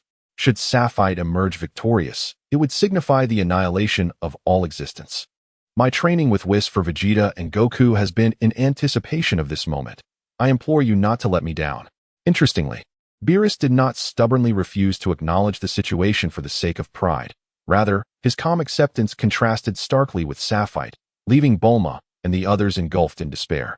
Who could have anticipated such a turn of events? Sapphire, once so formidable, has been vanquished by this individual. It is utterly inconceivable. I initially believed that Sapphire's decision to encase himself in ice indicated his confidence in overcoming this foe, yet it has instead facilitated his downfall. Whis gazed at the present state of Sapphire and spoke with a heavy heart, reflecting that had he foreseen Sapphire's defeat, he would have intervened to eliminate this threat. This is all your fault. I warned you about the additional soul within him.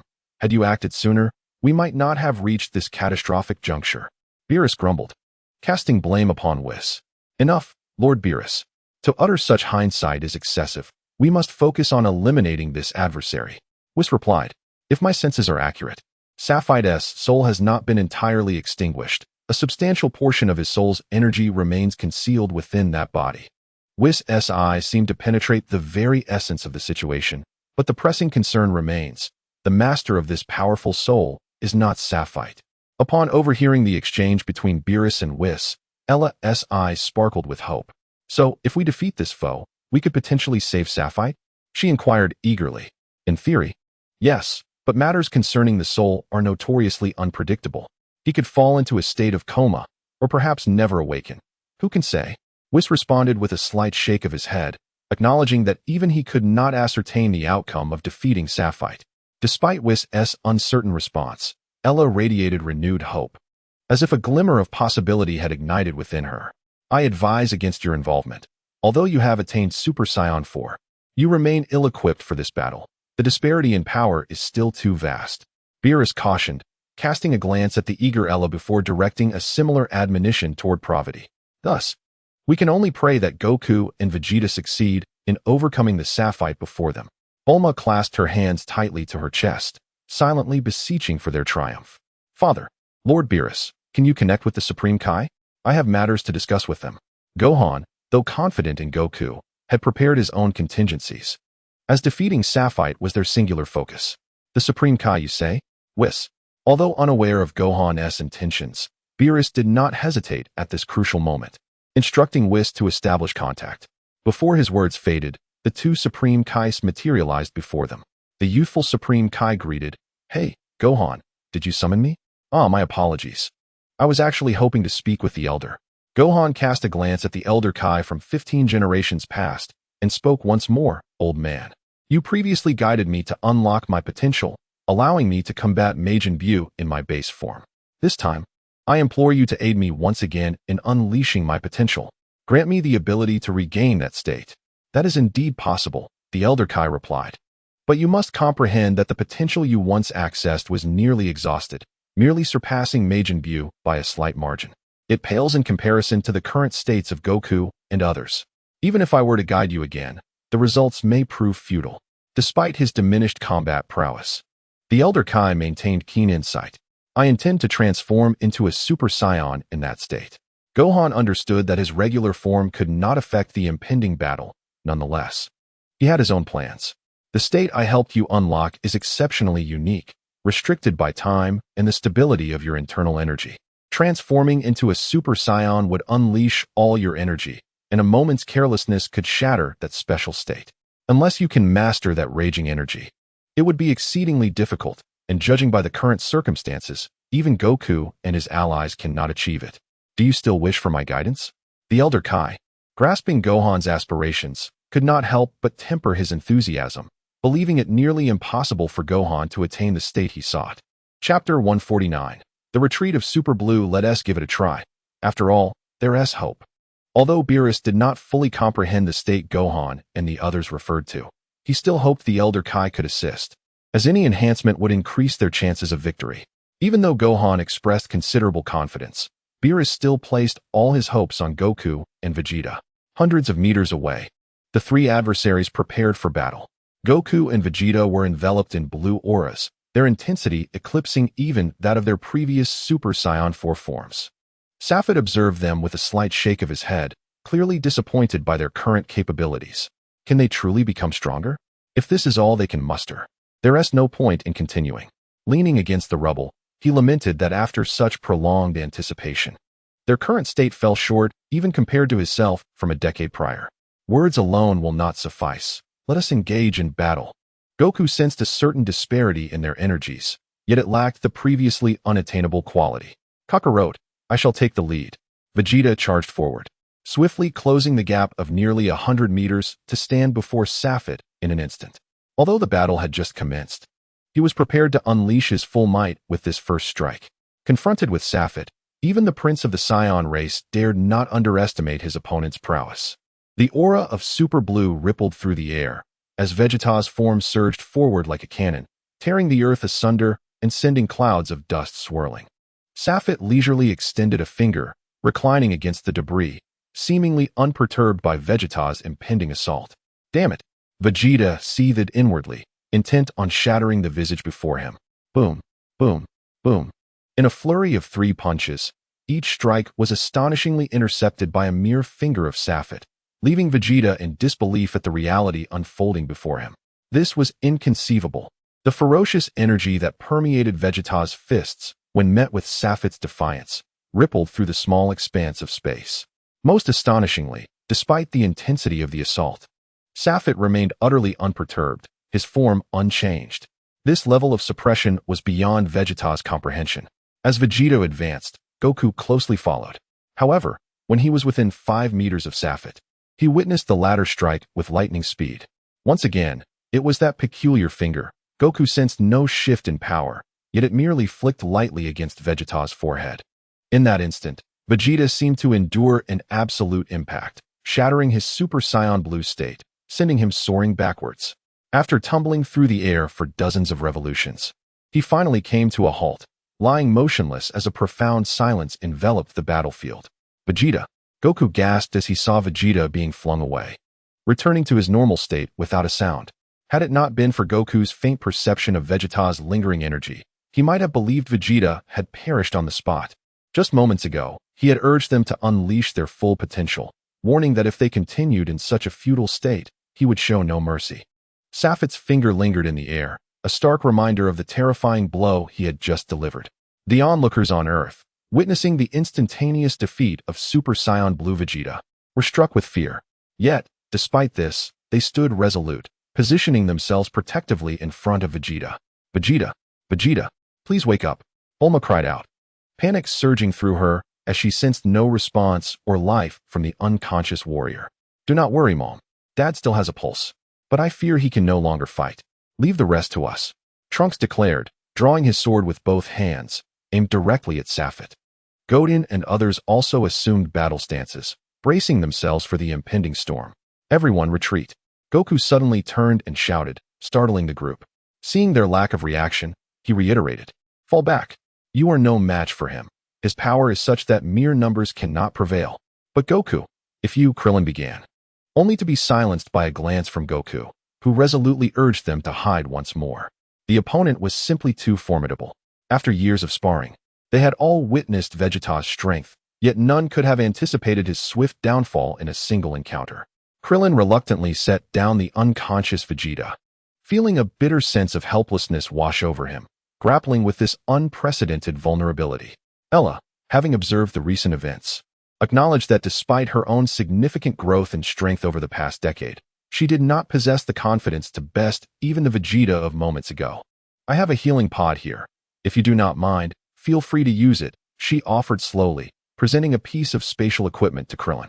No, we have Senzu beans on Earth, a miraculous remedy that can instantly heal any injury. Regrettably, the current output is quite low, and only 6 remain. Klin retrieved a bag from behind and extracted some magic beans, urging Vegeta to consume them. Vegeta slowly rose to his feet, yet his expression grew even more grim. After so many years of relentless effort, what has it all amounted to? In just a brief encounter, Vegeta comprehended the formidable strength of his opponent. Sapphite was truly terrifying. Old man, will this guidance take an entire day? I fear they may not endure for that long. Gohan, having witnessed Vegeta's fall, felt a sense of urgency. Rest assured, you have guided once before. This time, it will be a breeze. I can complete it in no more than 10 minutes. The old Kai blushed slightly. In truth, the first guidance required only 2 hours. However, he had initially aimed to ensure that this young man achieved a decisive strike, which delayed the process. Fortunately, he cleverly devised an explanation. Is that so? Splendid. Vegeta had collapsed, yet you still intend to charge forward? While I do not fully understand the reason, my memories indicate that Sapphite harbored a profound fear of you, having refrained from confronting you head-on despite multiple visits to Earth. This surprises me. Come, let me witness your peculiarities. The subtle sense of threat within you still lingers. You must possess some remaining strength. Unleash it. Allow me to experience it. Sapphite smiled faintly. Were it not for the desire to reclaim his body and eradicate the remnants of Sapphite's ambition to be the strongest in the universe, he would not bother with such efforts. One strike to eliminate them all would be so effortless. Have you felt it? I did not expect your senses to be so acute. However, after witnessing the recent battle, I am uncertain of my own enhancements. Goku remained in his Super Saiyan Blue state, a faint red aura emanating from his form. Chapter 150. Gohan takes the stage tenfold Kaioken. With a roar, Goku unleashed a wave of crimson energy, enveloped by two contrasting auras. Sapphite straightened slightly, a smile gracing his features. Now this is intriguing. However, it appears to be a momentary surge of power, unlikely to last long. Goku's figure crouched low, preparing for an imminent, extreme burst of energy. Moving at a speed that surpassed Vegeta's, the distance of 100 meters was traversed in an instant, leaving only a shimmering afterimage in his wake. The air barely registered Goku's passage as he surpassed it effortlessly. Bang, bang, bang. After a flurry of punches, Goku seemed to predict the outcome. Although the confrontation was not as effortless as against Vegeta, his fist still failed to breach Sapphite's defenses. With ease, Sapphite blocked all blows with a single hand. This is impossible. How can he be this strong? Back on the battlefield, Vegeta recognized that Goku often concealed his true power, yet he had never anticipated such formidable strength. Despite the overwhelming output, even this formidable force proved futile against Sapphite. After hundreds of blows, Goku had made no progress, yet he felt no surprise, having sensed the inevitable outcome long before. Ah, how exhilarating. One cannot help but wonder how you have honed your abilities to reach such a remarkable state. Goku laughed heartily, profoundly appreciative of the opportunity to engage with such a formidable adversary. If a tenfold increase in power proves insufficient, then let us unleash the 20-fold Kaioken. The crimson flames, akin to oxidized steel, erupted with a terrifying energy, causing Goku's body to swell dramatically. Boom. Whoosh. In an instant, Goku's speed surged once more. He teleported behind Sapphite. His fists clenched at his waist, poised to deliver a thunderous strike. Clearly, this explosive surge caught Sapphite off guard, yet after a moment of astonishment, he simply smiled with confidence. It is futile. This time, Sapphite extended his second hand, effortlessly intercepting Goku's assault. Having failed to land a blow, Goku recognized the disparity between them. Deep down, he understood that even at the peak of his 20-fold Kaioken, he could sustain that power for only a minute. Given the ease with which Sapphite had blocked his attack, Goku had no assurance of incapacitating him within that time frame to create an undeniable advantage. Standing at a distance, Goku returned to his normal state, as the previous exertion had been too taxing. What is the matter? You seemed a bit intrigued just now, but are now hesitant to strike? If you lack a contingency plan, I shall commence the slaughter. Sapphite observed Goku's descent, seemingly unperturbed by his reluctance to continue the battle. Oh, there is more to come, but we must wait. Our backup is not yet prepared. Surely, you wouldn't wish to engage someone who isn't at their prime, would you? Goku glanced back at the concealed location of his companions, sensing Gohan's burgeoning power. Are you referring to your son, Gohan? From what I gather, his strength appears to be inferior to yours. If he is your backup plan, that seems rather laughable. Sapphite sensed the aura of his opponent, revealing his disappointment at Gohan's recent ascension to the Super Saiyan level. It is too early to divulge, but I ask that you wait 10 minutes. After that, you shall witness a warrior who surpasses even me. Goku was uncertain of his opponent's intentions, but he endeavored to buy time for Gohan. Gohan had previously mentioned a particular state he might achieve, although Goku could not be certain of its manifestation. If successful, Gohan's strength could significantly influence the current battle. Safet shrugged, resigned yet disinclined to strike. Very well, it is merely 10 minutes. I too am curious to see what kind of surprise your son can bring. With that, he closed his eyes to meditate, unperturbed by the prospect of a surprise attack. At his level, such an ambush would be nothing short of a joke. Kakarot. Vegeta approached Goku, and as he began to speak, Goku instantly grasped his meaning. Oh, now we can only hope Gohan can attain that state. Though Goku yearned to engage with such a powerful foe, reality was harsh. He lacked the means to confront Safet. And given their current states, both he and Vegeta would be swiftly defeated if they attempted to fight. Let us fuse, Kakarot. Vegeta's expression turned serious as he addressed Goku. What? Is it possible, Vegeta, that you are actually requesting a fusion with me? It seemed as though Goku had stumbled upon a new realm of possibility. Once, Vegeta had harbored a profound disdain for merging with others in battle. Yet now, he was audaciously requesting such a union? Although Vegeta indeed abhorred collaboration, his contempt for Safet was far greater. Vegeta's retort to Goku's teasing was succinct, a mere cold snort sufficing to convey his sentiments. Meanwhile, Gohan had finally mastered the art of harnessing his power. In his ordinary state, Gohan had already surpassed the level of Super Saiyan 3.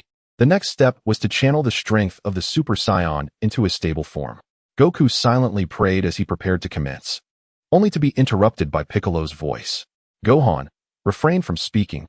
Time is of the essence. I shall be brief. From King Enma, I've gleaned the current situation. If you wish to attain that state, recall the sensation from 3 years ago when we trained alone, and I had you manipulate hundreds of energy spheres simultaneously. I understand. Thank you, Uncle Piccolo. I will succeed. Gohan comprehended the nature of that special training and what was required to achieve the desired effect. With a shift in his gaze, Gohan began to summon flickering bolts of lightning around him, his hair standing on end, golden radiance pulsating as an aura enveloped him. It appeared that completing the transformation was an arduous task. With a fierce roar, Gohan unleashed his might. Yet, the surge of energy was not earth-shattering, merely indicative of his transformation into a Super Saiyan. Beneath the golden flames, a faint purple glow still cloaked Gohan's form. It seemed he had succeeded. Goku, sensing the burgeoning power, smiled from the depths of his heart, reveling in the pride of a father witnessing his son surpass him. If even Gohan could not emerge victorious, then fusion would be the next course of action. Observing Safet's beaming smile, Goku understood they shared a common aspiration, the anticipation of facing a formidable adversary. I hope this will bring me some amusement. As Gohan stepped forward, Safet's smile remained unbroken. Now, allow me to be your opponent. Gohan's demeanor underwent a monumental transformation. Perhaps this was the truest reflection of his inner self. Chapter 151. Safet is injured. At last, a worthy opponent has arrived. I recall you are Goku's son. I had not anticipated you possessed such formidable strength. Safet's expression grew serious, as he could now distinctly sense the threat Gohan posed, one that could be lethal. The mysterious Super Saiyan 2, this is how he should now be addressed. Seeing Gohan successfully transformed, the hearts of those on Earth found a semblance of peace. At the very least, from Safet's expression, it was clear he regarded Gohan as a genuine adversary, unlike Vegeta and Goku, who approached battle with a sense of amusement. Gohan advanced, and Vegeta and Goku stepped aside, granting Gohan and Safet ample space to engage in combat. I can feel my own strength. If you concede now, it would still be within your grasp. Gohan urged kindly, but to Safet, it felt like an affront. Listen, young one. My seriousness does not imply your ability to defeat me. Rather, it signifies that you are worthy of perishing by my hand. Let us engage in battle and reveal the chasm that lies between us. Safet assumed an offensive stance, his gaze fixed intently, awaiting Gohan's advance. Gohan adjusted his stance slightly, appearing somewhat unaccustomed to his current form. Come on, he roared, charging forward, prepared for a close-quarters clash. Neither side yielded. Gohan initiated the assault with a familiar right hook aimed squarely at Safet's face. Safet lowered his head slightly, evading the blow in an instant, while simultaneously retaliating with a swift punch targeted at Gohan's abdomen. The impact resonated, thud. Yet, Safet's senses informed him that he had not made contact. In that fleeting moment, Gohan anticipated the unfolding scenario, raising his left leg to deflect Safet's fist back. The two combatants instinctively withdrew, only to launch their fists once again in synchrony. Thud! Their fists collided, both feeling the force of the impact, which propelled them to momentarily separate.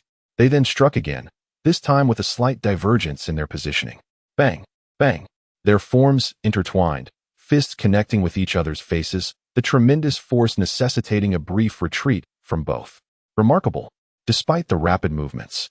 The air thrummed with the intensity of their combat, allowing the gathered martial artists to discern the unfolding clash. To their astonishment, the battle was evenly matched. Who would have anticipated that Gohan possessed such formidable strength? Krillin exclaimed with excitement, concerned for his child, who was still growing and could not allow the earth to vanish so easily. Yet wait. Although it appeared that both were evenly matched, Gohan was unfamiliar with this newfound power. If one were to assess the situation, Gohan should undoubtedly hold the upper hand, while Vegeta's combat prowess fell short of the two. His keen insight and strategic acumen were unparalleled, easily perceiving that Gohan's strength surpassed that of his opponent. Not entirely, he interjected. You seem to overlook an important detail. Gohan's strength has been artificially augmented. If his state is disrupted, his power will significantly diminish. Hence, the outcome of this battle remains uncertain. Beerus cast a glance at Gohan's condition, recognizing that, at present, he was indeed comparable to himself. However, if this truly represented Safet's full potential, he would hardly regard this young fighter with any seriousness. Safet harbored much more hidden strength. Beerus and Whis exchanged knowing glances, both understanding that this was not the moment to disclose their thoughts, as the audience would likely remain incredulous. As they continued to observe the battlefield, Gohan and Safet exchanged blows at a blistering pace, their leg movements intertwining. Only Goku and Vegeta could keep pace with their speed. The others could only gauge the unfolding battle through the atmospheric disturbances generated by their strikes. With time, Gohan's mastery over the power within him grew increasingly precise, while conversely, Safet found himself on the receiving end of several hits amidst the flurry of exchanges.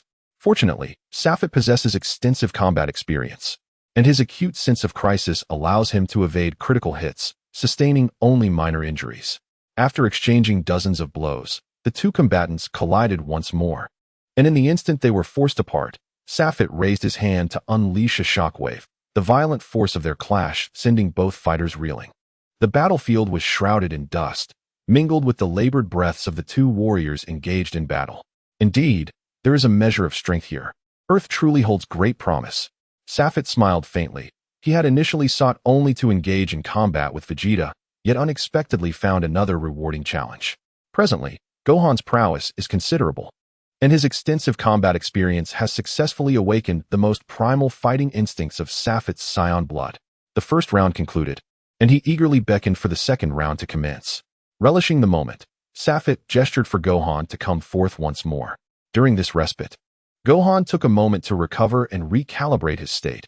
Maintaining his condition was paramount, as any disruption could undermine his combat effectiveness. Once again, he charged towards Safet, his mastery over his own power growing ever more adept. In terms of speed, he had slightly surpassed Safet, and in close combat, he held a significant advantage. As Gohan approached, Safet remained unperturbed. Although he found himself at a slight disadvantage, he deemed this merely a temporary setback, with no cause for concern. In an instant, as Gohan surged forward, he unleashed a shockwave with a single hand, directing it straight at Safet. Such a futile technique is but a waste of energy, Safet mused. Sensing the attack was not formidable, nonchalantly, he placed one hand on his hip, gathering energy in his arm. As the shockwave drew near, he swung his arm, sending the blow soaring into the sky. At that moment, Safet's defenses were momentarily compromised, and Gohan, following closely behind the shockwave, cleverly utilized it as cover, enabling him to approach Safet undetected. Damn it! Safet cursed inwardly, realizing it was too late to alter his strategy. Gohan landed a powerful punch to Safet's abdomen, the intense pain flooding Safet's mind and momentarily incapacitating him.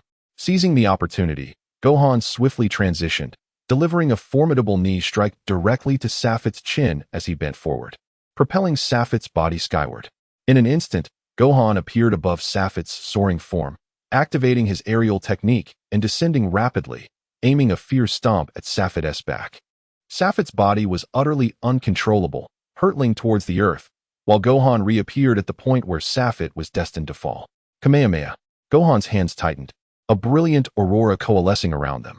A vast radiance enveloped his hands, illuminating the ground with its blinding light. Unrelenting in the face of Safit's impending descent, he unleashed a devastating shockwave. Chapter 152, Fear. The Emperor-level Super Saiyan 3. The dazzling brilliance illuminated the entire sky, and after several seconds, the luminous aura gradually dissipated, leaving behind only a solitary figure in the heavens. At this moment, Safit's countenance was exceedingly grim. He had never anticipated that a mere entertainment battle would lead to such a state of disarray. Gazing at the several small, shattered wounds adorning his body, a wave of fury engulfed his chest. Damn it! Clenching his fists tightly, Safit resolved to hold nothing back. He would unleash his full power to sweep away these adversaries. Did you notice, Kakarot? Safit actually fell for that trick, Vegeta remarked, observing the sky where Safit continued to roar in anger. Ah, indeed. Such a simple ruse managed to deceive him. He doesn't seem like someone with extensive battle experience. Yet, when he faced Gohan, he conveyed a sense of profound expertise. Was that mere carelessness? Goku pondered, intrigued. Logically, at their level, they should not be susceptible to such straightforward tactics. Could it be that the simpler the deception, the easier it is for beings of their caliber to be ensnared? Safit's expression was devoid of emotion, yet an undeniable calmness radiated from him, creating an oppressive atmosphere among the onlookers. As he descended slowly, Safit could not help but admire Gohan. It was indeed remarkable for him to push him to this extent. However, this was where it would end. As the sole worthy opponent, I shall grant you a surprise. Witness the birth of an Emperor-level Super Saiyan 3. Safit's gaze brimmed with confidence. Although this was his first appearance in the cosmos, there was no doubt he could elevate his strength once more. What does that mean? Goku's heart raced in shock. Initially elated by the successful ambush, he now felt he had stirred an extraordinary existence. Is Safit's ultimate power finally about to manifest? Beerus wore a serious expression, evidently having anticipated the current situation. What does this mean? Could it be that this fellow, after all this time, still retains his strength?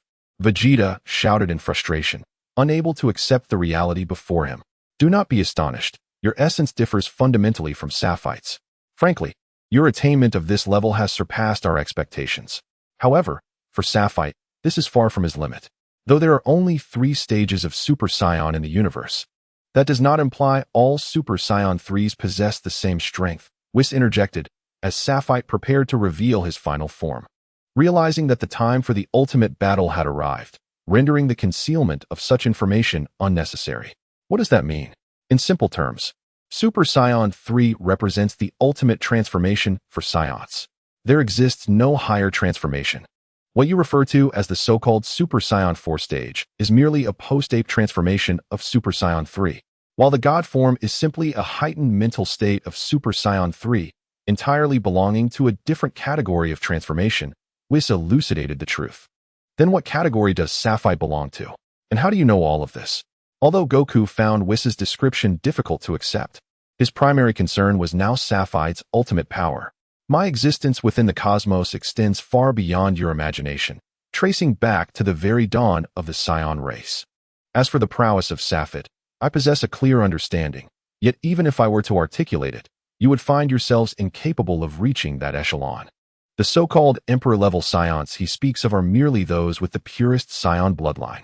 According to Safit's classification, Broly would correspond to a noble Saiyan bloodline, while you represent the most ordinary lineage of Saiyans. This elucidates why you must elevate your power to the Super Saiyan 2 stage to defeat Broly in his Super Saiyan form, and to contend with Safit. You must transform into Super Saiyan 3 at the very least. The truth revealed by Whis is starkly brutal, rendering the people of Earth unable to accept the current reality. By your logic, to vanquish the Super Saiyan 3 Safit, we must ascend to Super Saiyan 9? Yet you previously stated that the strongest Super Saiyan form in the universe is only Super Saiyan 3. Trunks, educated by the terrestrial way, discerned the truth behind Whis' words. Theoretically, you are not incorrect. However, Safit is merely in his initial transformation. Should you reach the calculated stages of Super Saiyan 7 or 8, you still possess a significant chance of triumphing over him. Following the previous calculations, Sapphit only reaches Super Saiyan 5 at his limit, and Gohan also aligns with that threshold. Goku's divine state paired with the tenfold Kaioken roughly equates to Super Saiyan 5. Beerus's assessment of strength is remarkably precise, yet the present circumstances have become overwhelmingly suffocating. Krillin, seated despondently on the ground, uttered, "So it appears we have no chance of victory." Bulma, observing the composed Beerus, playfully interjected, "Lord Beerus, your strength is so formidable. Surely you can defeat him, yes?" "Humph, though I am reluctant to concede. I must admit that I am indeed not a match for Sapphit in his Super Saiyan 3 form. However, hope is not entirely lost. From the very beginning, Whis and I have never placed our hopes solely on Gohan. Goku, Vegeta, now is the time for your fusion to confront this foe." The grave demeanor of Beerus prompted Goku and Vegeta to recall the terror they experienced during their training under him. If even Lord Beerus cannot prevail, can Master Whis intercede? Your power should be even greater. Bulma, surprised by Beerus's candid acknowledgement of his inferiority to Sapphit, shifted her gaze to Whis. "I sincerely apologize, Miss Bulma. While I possess the capability to defeat anyone in this universe, I am bound by regulations that prevent me from intervening against Sapphit." Whis spoke slowly, extinguishing Bulma's hopes entirely. At that moment, an astonishing transformation was occurring on Sapphit's end. Although the aurora of energy no longer influenced the crowd's judgment of Sapphit's condition, this immense aura still left them in awe. Following the aurora, Sapphit was enveloped in a purple luminescence, and the onlookers no longer found it peculiar. Aside from an added layer of scales on his arms, his form bore little distinction from a typical Super Saiyan 3. Prepare yourselves for the impending dread. The Emperor-level Super Saiyan 3 makes its debut. Sapphit opens his eyes wide, as if penetrating through all things, invincible in his might. Chapter 153, The Two Sapphites. No longer wishing to wait, the transformed Sapphit launches an immediate assault on Gohan. Bang, bang, bang. In just 3 moves, Gohan is forced into a vulnerable position. Receiving a powerful hook to his abdomen, followed by a swift kick that connects with his temple, Gohan collapses to the ground. His Super Saiyan 2 state vanishing in an instant, his energy plummeting, clearly feeling that his condition has been shattered, his formidable power lost. Beware, the battlefield is ever-changing. Goku and the others had already been preparing for Sapphit's sudden strike. Witnessing Gohan's defeat in mere moments, they gained a clearer understanding of Sapphit's current strength. Just as Sapphit was about to launch another attack, he suddenly clutched his head in agony, letting out a piercing howl, as if an uncontrollable force was surging forth. With the eruption of his roar, a brilliant light emanated from both his mouth and eyes, shooting skyward, unwavering and relentless. What is happening? Goku, taken aback by Sapphit's sudden transformation, turns to Whis for answers. I am uncertain, but it appears that there is an issue with his soul. Whis observes clearly that Sapphit's soul is fracturing continuously. This is something Whis has never encountered before. He can discern Sapphit's state. Yet he remains unsure of the impending consequences. His energy has stagnated and is continually splitting apart. The power that was on the verge of reaching a higher realm is now disintegrating. No, this is not right. Sapphit's soul is actually tearing apart. Whis perceives all the changes, yet Sapphit's transformation is so peculiar that none dare act recklessly. Gradually, a white mist begins to emanate from Sapphit's mouth. And as the mist dissipates, a significant alteration occurs in Sapphit's strength, as if a substantial portion of his formidable power has been siphoned away. With the departure of the mist, Sapphit appears to regain a semblance of normalcy, his expression turning grim as he no longer charges at the others, but rather fixates intently on the mist rising into the air. The dense mist swirls in the atmosphere, gradually morphing into a figure. It is Sapphit. 2 identical Sapphites manifest simultaneously before the astonished onlookers. Sapphit. Aira gasps as she recognizes the figure emerging from the mist. Is that the captain? Pravaitai steps forward, bewildered by how Aira can discern between the 2 identical Sapphites. Sapphit turns his head, offering a slight smile as a form of greeting. You bastard. You shall not bear that name. It was bestowed upon me by Close's father, and you are unworthy of it. Sapphit bellows in fury. What on earth is happening? How can there be 2 identical Sapphites? Goku feels overwhelmed, though his keen eyes can still distinguish that this is not akin to Tien's ability of creating clones. Things have just become even more intriguing. Weiss felt a wave of relief wash over him at the sight of Saphite's emergence. Everything I possess has been earned through my relentless efforts. To claim it as yours is nothing short of absurd. Saphite spoke quietly, facing the individual before him, utterly devoid of the intent to kill. As a traveler between worlds, he understood the profound enmity tied to usurping another's body. You scoundrel! I have ensnared you in dire straits time and again, and yet, just as I was on the verge of success, poised to become the true emperor of the universe, yes, you, have obliterated everything I had grasped. Saphite's fury surged uncontrollably, as if all his resentment were directed at this very person. Indeed, upon reflection, you have led me to commit numerous blunders, my insufficient strength in challenging Frieza, igniting my ambitions to confront Cruder and Quira, and repeatedly plunging me into peril. Ultimately, I faltered, only to have my memories of my father resurface, guiding me beyond the galaxy. Your insidious machinations I have only now discerned. When I first faced Quira, I sensed something amiss, but regrettably, I was oblivious to the true identity of my adversary. It was only upon breaking through to the Super Saiyan 2 stage that I finally felt your presence. Thus, I devised a plan. Had I not hidden my deepest memories, I might have perished, fulfilling your ambitions. Saphite spoke with fervor, as if engaged in a friendly discourse with an old companion, addressing another version of himself. His expression shifted, his gaze darting as he pondered where everything had gone awry. Ultimately, he let out a bitter laugh. So, you intentionally allowed me to seize control of the body to consume the primal crystal? All of this was a meticulously orchestrated scheme to compel me to assist you in transcending to Super Saiyan 3. Upon revealing this truth, it felt as though all the strength had drained from Saphite's body, yet he suddenly rose with renewed vigor. Slowly, he tore open his shirt, revealing a crystal that appeared to have fused with his very being, firmly embedded near his heart. Saphite gently caressed the crystal, feeling its chill. What is that? The onlookers inquired, puzzled by the object embedded in Saphite's form. The origin of that crystal is no trivial matter. It is the primordial dark crystal, capable of unwittingly absorbing the universe's negative energies to enhance itself. The Frieza clan thrived upon such a crystal's power. Weiss possessed some knowledge of this entity. Then, Vegeta seemed to grasp the implication. Indeed, previously, Saphite had mentioned waiting a decade for their growth, merely to disguise the fact that this crystal required an extended period to absorb energy for its development. To Saphite, the loss of 1 or 2 planets in a vast galaxy bore little consequence. Perhaps this deception could fool Goku and the others, but Weiss saw through it at a glance. As everyone began to comprehend the truth, Saphite, too, became acutely aware of the situation. The recent fusion had become unbearable. His body trembled uncontrollably, uncertain of his next move. Suddenly, he lifted his head and beheld his target. It is all you're doing. As long as I eliminate you, everything I have lost will be reclaimed instantly. Prepare to perish. Saphite erupted with astounding speed, launching a frenzied assault towards Saphite. Yet, Saphite danced like a leaf in the wind, effortlessly evading the overwhelming force. Not once did Saphite's barrage of powerful punches land on the other Saphite. Now, it is time for the next act to unfold. A subtle smile graced Saphite's lips as he gazed at the people of Earth. Chapter 154, The Terror of Whis. What do you mean by that? As Vegeta's inquiry echoed, the stances of Ella and Pravati shifted conspicuously. Saphite did not respond to Vegeta. Instead, he turned to face the soon-to-be frantic Saphite, speaking once more. You have lost the majority of your strength and are no match for me. I offer you a chance to defeat the people of Earth, and the stakes are all the territories I currently possess in the galaxy.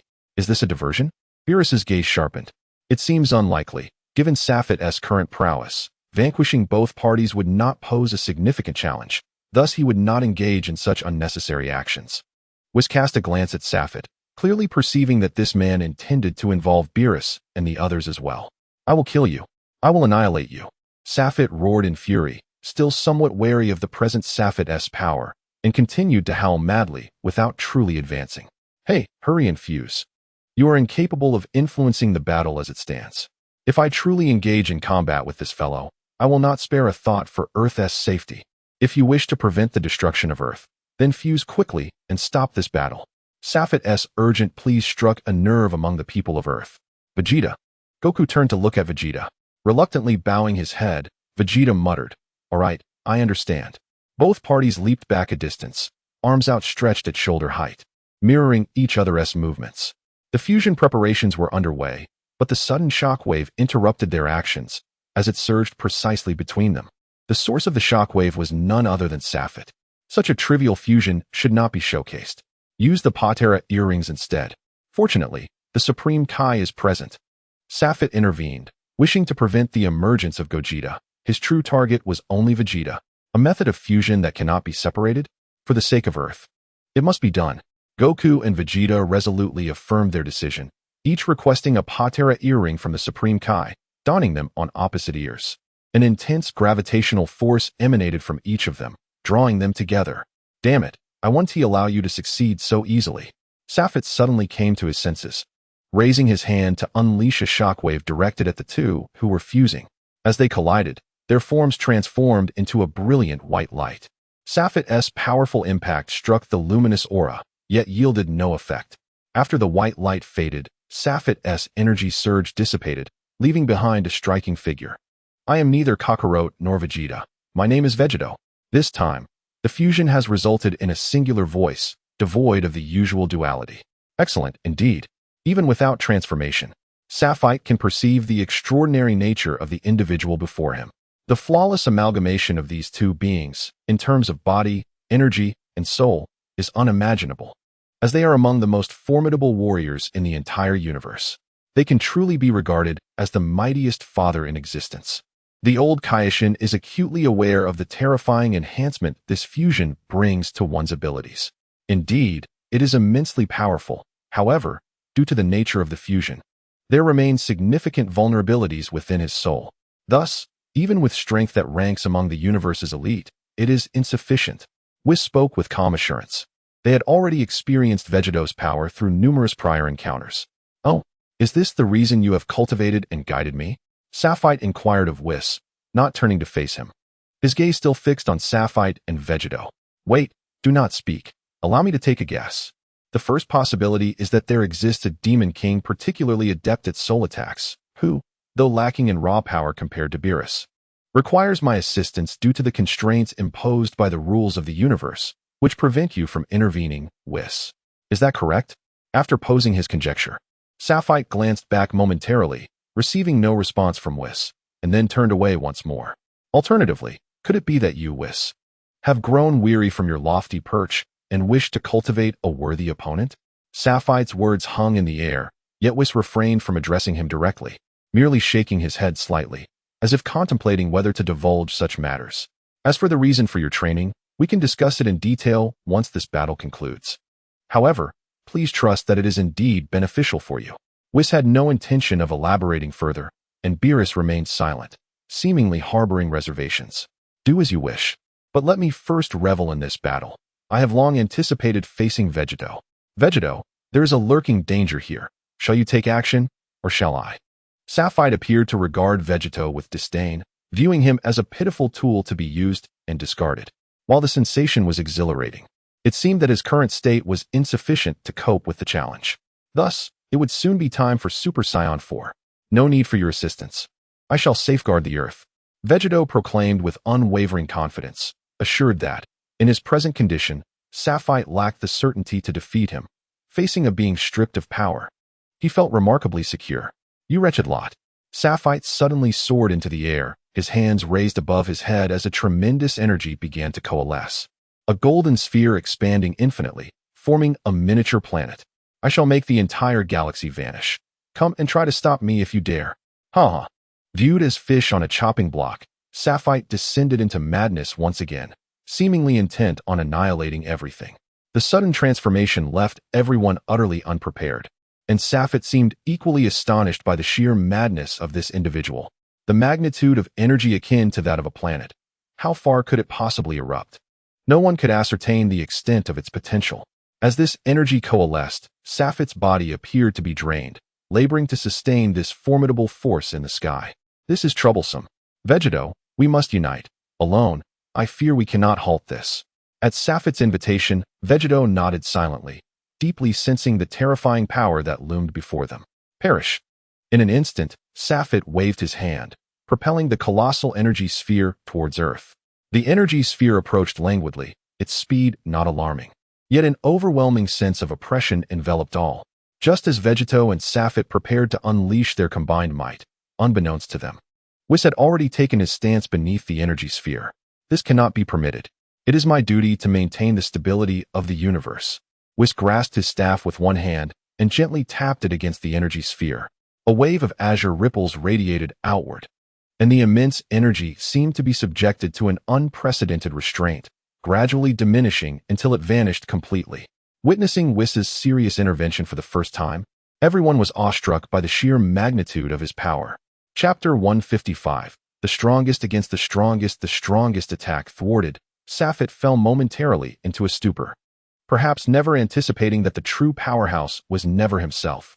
Whis slowly materialized before Safit, his expression unchanged, maintaining his characteristic smile and calm demeanor, despite demonstrating formidable strength. Based on your recent actions, I deduce that you are maliciously influencing the universe's development. I hereby decree your annihilation. Whis lightly tapped Safit's forehead with his staff. With this simple strike, Safit appeared entirely immobilized, his visage contorted in fury yet devoid of any movement. In frustration, he gritted his teeth, expending his last ounce of strength to leave behind but a few words echoing in the air. Safit's countenance turned grave. Whis's intervention reminded him of the moment when Beerus had acted, an absolute mastery over power, capable of utterly crushing an opponent's cells without a trace of energy leakage. Truly extraordinary. Though the people of Earth could not fathom the extent of Whis's strength, they had first-hand experience of Safit's prowess, having easily defeated Goku and Vegeta, and matched Gohan in his Super Saiyan 2 form. Yet now, he was utterly obliterated by a single move from Whis. With your strength, I cannot comprehend what adversary you cannot vanquish. What do you desire of me? It felt as though a bucket of cold water had been splashed upon him. Safit, faced with Whis, could not muster any fighting spirit, an unfathomable chasm of disparity. In truth, I am not so formidable. My true strength does not surpass yours. Complete your final battle, defeat Vegeto, and accompany me to the realm of the god of destruction, where you will understand the reasons. Whis cast a glance towards the people of Earth, clearly reluctant for them to be privy to this knowledge. Are you certain of this? Beerus inquired as he observed Whis returning to his side. It cannot yet be confirmed with absolute certainty. However, as long as we defeat Vegeto, we will have essentially met the requirements in terms of power. As for whether we can truly achieve our objective, that remains uncertain. While responding to Beerus, Whis set up a protective barrier at the outskirts of the solar system. Let us engage in a full-scale battle. There is no need for restraint. I have already fortified the perimeter, ensuring it will not affect other star domains. This is a highly anticipated clash, and I shall serve as the referee. Beerus stepped forward. Although his strength was no longer sufficient to overcome either of the two, his insight and judgment remained intact, making him well suited for the role of referee. To my surprise, there are many others besides myself who eagerly await this moment. Very well, let us showcase the mightiest powers in the universe. Saphir harbored no doubts regarding Whis's potential betrayal. Given the power displayed by his opponent, even if it could only be utilized once, it would be enough to eliminate any existence in an instant. Come now. After such a long wait, I cannot let this fusion be squandered. Vegeto exuded confidence. Goku, Vegeta, give it your all. The people of Earth, witnessing that the ultimate enemy had been vanquished and only one final duel remained, felt the weight of their burdens lift entirely, cheering fervently for Vegeto. After all, this was the fusion of their two strongest allies, both of whom were dear friends and family. Vegeto smiled slightly, clearly delighted by the enthusiastic support. I await your triumphant return. A single phrase from Isla was more than sufficient, while Praveti clenched his right fist and gently patted his chest. You are all my strongest support. As the two adversaries confronted each other, they gradually closed the distance, assuming their dual stances without making any rash moves. Both opponents were formidable, and neither wished to reveal a flaw. After a few tense seconds, Saphir made the first move, charging straight ahead without rapid alterations. Delivering a direct punch, Vegeto lowered his head slightly, evading the punch, and raised his arm to deliver a powerful strike aimed at Saphir's ribcage. In a swift motion, Saphir lifted his left leg, using his knee to block Vegeto's assault, pivoting his waist to unleash a kick at Vegeto's ribs. Vegeto lowered his stance, instinctively positioning his other arm to intercept Saphir's attack. Bang! The clash of arm against leg sent ripples through the air, creating a powerful wave that reverberated outward. Both combatants understood that mere punches and kicks would not inflict any real damage. Thus they commenced the most intense exchanges. Their confrontation resembled a reflection in a mirror, with identical movements displayed before the onlookers. Simultaneously, they struck with their right fists, bang. They raised their legs in unison, snap. There was no back and forth. Only the most forceful collisions ensued. Hundreds of exchanges took place, with neither side yielding, fists colliding and legs striking, displacing the air and forming an intense whirlwind. After this bout of fierce exchanges, both warriors were left breathless. You are quite strong. Since reaching Super Saiyan 2, Saphir had never experienced such exhilarating combat. Haha, you are too. Vegeta, undeterred, remained steadfast in his pursuit of victory. Faced with Whis' skepticism, he yearned to prove that he was not inferior to Sapphire by defeating him. Come forth, witness this technique. The fervor for triumph was palpable, and Sapphire could sense it as well. With a swift gesture of his hand, an energy blade materialized in his palm. Once again, he lunged forward, and in an instant, Sapphire's sword pierced Vegeta's chest. Something felt amiss. Sapphire suddenly sensed the discrepancy. How could a rival of equal stature be so easily subdued? Moreover, as the blade entered, he felt no resistance. Too late. A triumphant voice resounded from above. As Vegeta had somehow positioned himself above Sapphire, fists clenched, delivering a tremendous blow. Boom. The powerful impact drove Sapphire's body into the earth. Fortunately, his mastery over his own physique had strengthened, preventing prolonged stiffness, and he recovered before Vegeta could unleash a follow-up attack. I claim the first point. Vegeta seemed disinclined to pursue, hovering in the air, awaiting Sapphire's resurgence. Is that the Phantom Fist? I seem to recall something about it. As Sapphire dusted himself off and stood once more, he realized that the assault had not inflicted significant harm. With the true separation of souls, he now genuinely considered himself a traveler of realms. However, the information he possessed about the Dragon Ball universe was now of little consequence. At least, he could not ascertain his current state from the knowledge he once had. Bring it on. Sapphire resolved not to dwell on such thoughts any longer. His sole focus now was to relish the battle. Chapter 156, The Ultimate Cannon. Sapphire propelled himself into the air, and once again, the two combatants became entwined in their fierce struggle. Their previous tentative exchanges had given way to a profound understanding of each other's strength. Now, their powers, speed, and combat techniques were roughly equivalent, rendering any decisive advantage elusive. The ongoing clash became a test of endurance and an expression of their fervent desire for victory. The two beams of light erupted upon collision, and with a roar, they charged towards each other once more. They had reached the limits of what the universe could bear. Beerus understood that this titanic battle between the two could not yield a victor just yet. Although there was an inherent disparity in their powers, the potential unleashed within the cosmos was finite, constraining both fighters to unleash their might within those limits. Indeed, if this continued, it might take a considerable time before a winner emerged. Whis recognized the same, but was eager to witness the unfolding drama. After all, such a captivating duel was a rare spectacle amidst the vast river of time. Following their clash, the two recoiled, and Sapphire could scarcely recall how many times they had exchanged blows. His thoughts were solely fixed on the ultimate victory. It must be noted that even now, the passing of another soul that once empowered him with the will to become the universe's strongest continued to influence his actions. For now, Sapphire harbored an insatiable longing for that most exalted title. Unencumbered by elaborate maneuvers, Sapphire steadied himself and charged forth once more. This time, however, Vegeta unexpectedly began to alter his technique.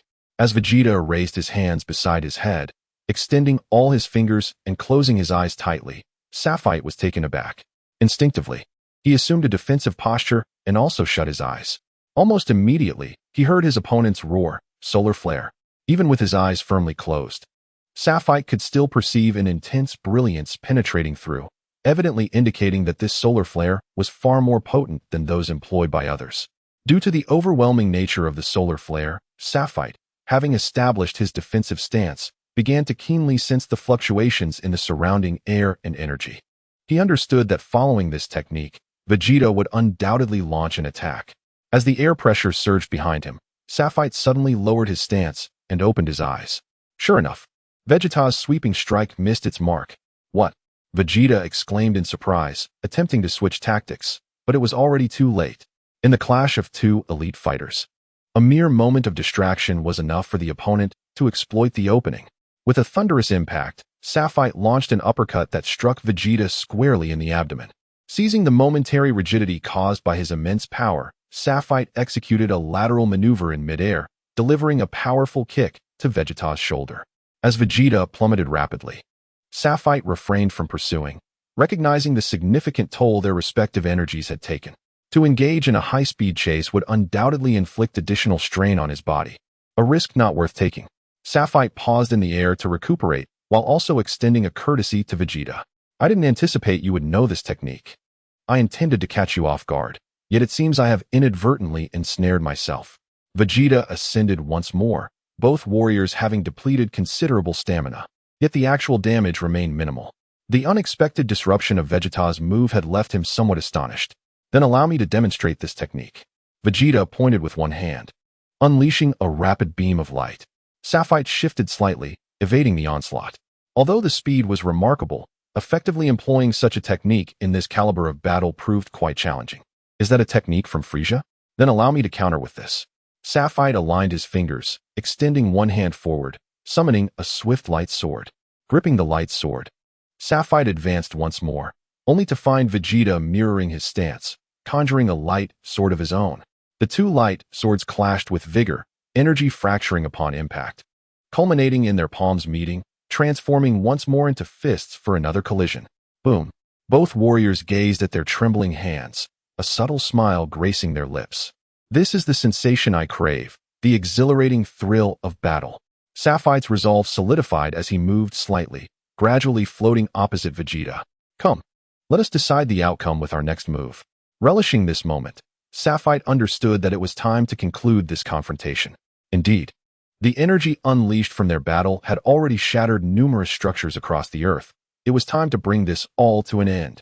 With arms outstretched, Sapphire summoned arcs of electricity that danced within his palms, the convergence of immense energy triggering flashes of lightning across the sky.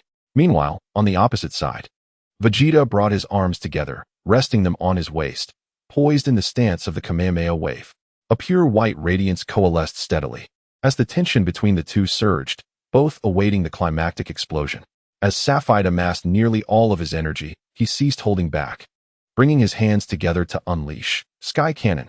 On the other hand, Vegeta's response came slightly later, the two forces clashing violently, with boundless energy dissipating in their counteraction. At that moment, it seemed as though the two forces were locked in a stalemate. Veins bulging, Sapphire exerted every ounce of his strength to push forward the assault, while Vegeta struggled to maintain his energy output through sheer will. It appeared that Sapphire held a slight advantage. Beerus observed the stalemate inching closer to Vegeta, realizing who held the upper hand. Dad. Unbeknownst to him, Gohan, who had been unconscious, had awakened. Upon witnessing the fierce duel, he transformed into Super Saiyan 2 without hesitation, soaring into the sky. Hey, Gohan, don't interfere with their fight, Krillin shouted, but Gohan seemed oblivious, continuing his ascent. As Gohan approached, Vegeta turned and called out, "Get back. This battle is beyond your intervention. No, I must help you defeat him." Gohan roared, unleashing his utmost energy, palms wide apart, creating a formidable shockwave. With Gohan's entry, the previously advancing point of impact was pushed back, as if he were the last straw on a breaking camel's back. And now Vegeta appeared to gain the upper hand. 2 against 1. Do you really think we are without allies? Ella, witnessing the shift from a duel between 2 to a 3-person battle, grew incensed and pulled Praveti towards Sapphire's location. The onlookers on Earth, seeing Gohan's support and Ella and Praveti's subsequent actions, sensed the grim turn of events and hastily rallied the others, heading towards the battlefield. What began as a friendly sparring session had escalated into a tense showdown, neither side willing to yield, each supporting their allies with waves of energy blasts. The scene quickly transformed into a confrontation between Sapphire's team and the assembled Earth Warriors. In the collective effort of the group, despite the formidable strength of Sapphire's trio, the situation ultimately reached a stalemate. Powerful energy continued to gather, culminating in a violent explosion. The energy point, after relentless accumulation, erupted, enveloping everyone in its wake. Fortunately, Vegeta and Sapphite absorbed much of the impact. Otherwise, both the Earth's inhabitants and Saphite's team would have faced dire consequences. An unending torrent of shockwaves tore through the skies above Earth, and even with the 2S barriers, nearly half of the planet was ultimately devastated. Chapter 157. The purpose beyond limits. The battle has concluded, and now I declare the victor of this duel. It is none other than Lord Beerus. As Beerus observed both combatants, now weary and disheveled, he understood that the confrontation had reached its end. Amidst the relentless onslaught, the fusion of Vegeta and Goku, achieved through the Patera earrings, unexpectedly unraveled, reverting them back to their original forms. Beerus's declaration elicited no laughter. Instead, both sides ceased their hostilities. With the conclusion of the conflict, Whis flew over to Saphite's side and spoke once more. "Let us depart. The time is nigh." Although fatigued, Saphite's aura remained undiminished. With a slight smile, he replied, "I must decline. I have contemplated this matter, and the issues that even your prowess cannot resolve are certainly beyond my reach, at least not in my current state. Moreover, I am content with my present life and see no necessity to accompany you." Though Saphite was unaware of Whis's true intentions, he instinctively sensed that it involved arduous labor. Whis sighed quietly, tapping his staff lightly in the void, enveloping both of them in a protective energy shield. This action startled the members of Saphite's team, prompting him to adopt a defensive stance while Provitai and Ella relentlessly attacked the barrier. "What do you mean?" Saphite refrained from immediate aggression, choosing instead to inquire. "First, behold this scene. After viewing it, should you still wish to decline my offer, I shall not press you further." Whis grasped his staff and gently struck the void twice, conjuring an image. Before them appeared a dark shadow wreaking havoc across the cosmos, confronted by an oddly shaped child with an oval head. As the child engaged, the very fabric of space began to dissipate, seemingly ineffectual against the darkness, ultimately leading the child to a self-sacrificial demise to preserve what remained of the universe. As the battle concluded, the image shifted, gradually forming a starry expanse, the perspective drawing ever closer. Slowly, tears welled in Saphite's eyes, cascading down his cheeks, leaving him feeling helpless. "Do you wish to return?" Whis's voice was soft. At these words, Saphite trembled, finally uttering a single word, "Yes." In that moment, Saphite comprehended why Whis had never shown concern over his potential noncompliance. He had already discerned Saphite's ultimate vulnerability. The scene Whis had unveiled continued to unfold, displaying a middle-aged man seated on a bench, gazing skyward, exhaling wisps of smoke, his countenance devoid of joy, lost in silent contemplation. Beside him, a woman diligently washed garments in a basin, some of which bore an uncanny resemblance to the clothes Saphite had once worn. Mother and father. Saphite remained silent for a long while, and Whis did not intrude, patiently awaiting his response. "Am I to defeat that dark shadow? I understand now. No matter how formidable the opponent may be, I shall prevail. Tell me what to do next." Saphite's resolve solidified. Whis gently shook his head, clearly taken aback by the unexpected revelation to Saphite. With the dark shadow now vanquished, all that remained was this. Whis produced the primordial crystal and handed it to Saphite. "This object I am unable to obliterate, for it does not belong to this universe, and I lack the means to fully decompose it. The videos I previously showed you were merely to provide insight into the current state of the universe. Originally, there existed numerous universes, each separated and overseen by the Dragon God.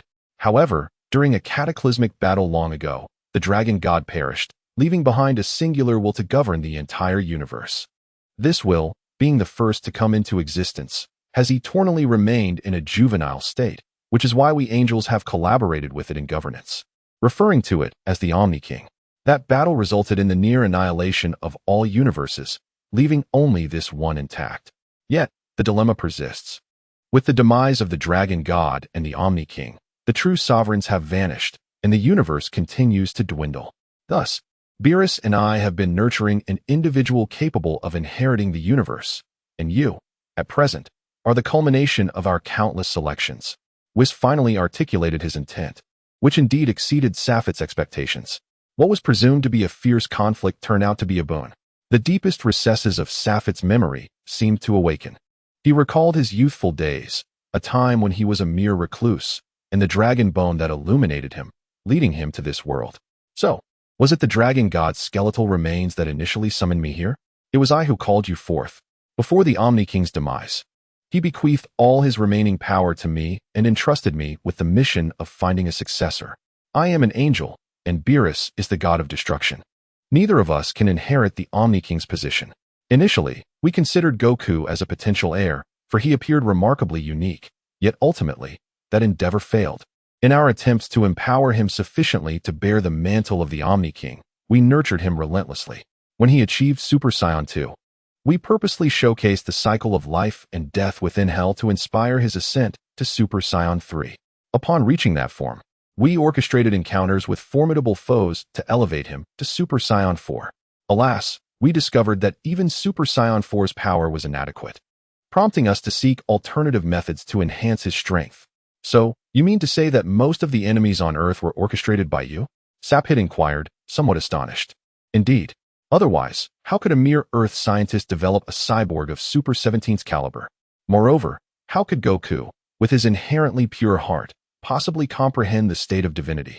In truth, Beerus and I have attempted numerous strategies, many of which resulted in failure, such as enabling Bu to absorb infinitely, or allowing Namekians to assimilate without constraints. Ultimately, we discovered that their powers were largely capped around the limit of Super Saiyan 4, preventing further advancement. This left us both profoundly disheartened until Goku came into our sights. Whis paused momentarily before continuing. He once transcended his limits to reach the 5th level of Super Saiyan, only to later discover that such a stage does not truly exist. It is a realm attainable only through the sacrifice of one's life force. The white-haired Super Saiyan was not the ultimate result we sought. After multiple attempts with Goku, it became apparent that he too had his limits. Ultimately, we set our sights on Vegeta. His emergence brought us great astonishment. Alas, in the final step of inheritance, we faltered. He was, after all, two souls intertwined, and our eventual failure had nearly depleted the energy left by the Grand King. At last, we turned our focus to you. We deliberately intensified the concentration of your Saiyan bloodline, continuously stimulating your strength, guiding you to grow stronger. Finally, your condition has left us profoundly satisfied. Yet, we have yet to inherit the universe, and the ultimate outcome remains uncertain. You are the one we have chosen, the existence that transcends limits, our final hope. If even you were to fail, this universe would undoubtedly face annihilation. Whis' expression was one of sorrow. Clearly, the quest for a successor had not been an easy one. If I fail, will I still be able to return? Sapphid inquired succinctly. Perhaps it will perish alongside the universe, for there is no longer sufficient energy to breach the cosmic barriers. Whis too was uncertain. Such matters are always a matter of trial. I will assuredly succeed. Sapphid ceased to ask further questions. He now comprehended everything. Whis gently gestured, dissipating the protective barrier. Ella's fist came crashing down, only to be intercepted by Sapphid. Do not engage. We have matters to attend to. You must return to the base immediately. Sapphid understood what was required next, and it was not something to disclose to Ella and the others. However, Ella cast a glance at Whis, then into Sapphid's eyes, confirming his alertness before refraining from further comment. Sapphid addressed Whis, stating, "Let us depart," then turned away without looking back. 3 years later, the Scion clan, rulers of the galaxy, faced turmoil as Queen Ella vanished without a trace overnight. After a time, the clan was compelled to elect a new king. Initially, they intended to elevate Praviti to the throne, only to be met with his refusal, as he expressed a desire to quietly safeguard the Scion lineage, eschewing involvement in other matters. Meanwhile, Whis observed the rebirth of the 13 universes, smiling as he savored cake and pudding alongside Beerus. Above Earth, the weather was capricious, shifting from a clear sky to one shrouded in ominous clouds. The nearby residents, accustomed to such fluctuations, noted that this particular thunder was notably loud and disruptive. Amidst the darkened clouds, a man and a woman emerged from the flashes of lightning. To think the dragon god was merely a golden immortal. Regrettably, my strength upon returning to Earth can only be considered that of a celestial, yet it is still commendable. Ella, how do you feel? Quite well. Though the pressure here is greater than in the previous universe. The speed I can unleash is roughly 1/10 of what it once was.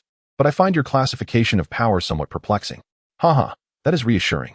Ah, Earth, I have returned. The ecstatic roar echoed into the heavens, resonating like the magnificent cry of a dragon to those who listened. The end.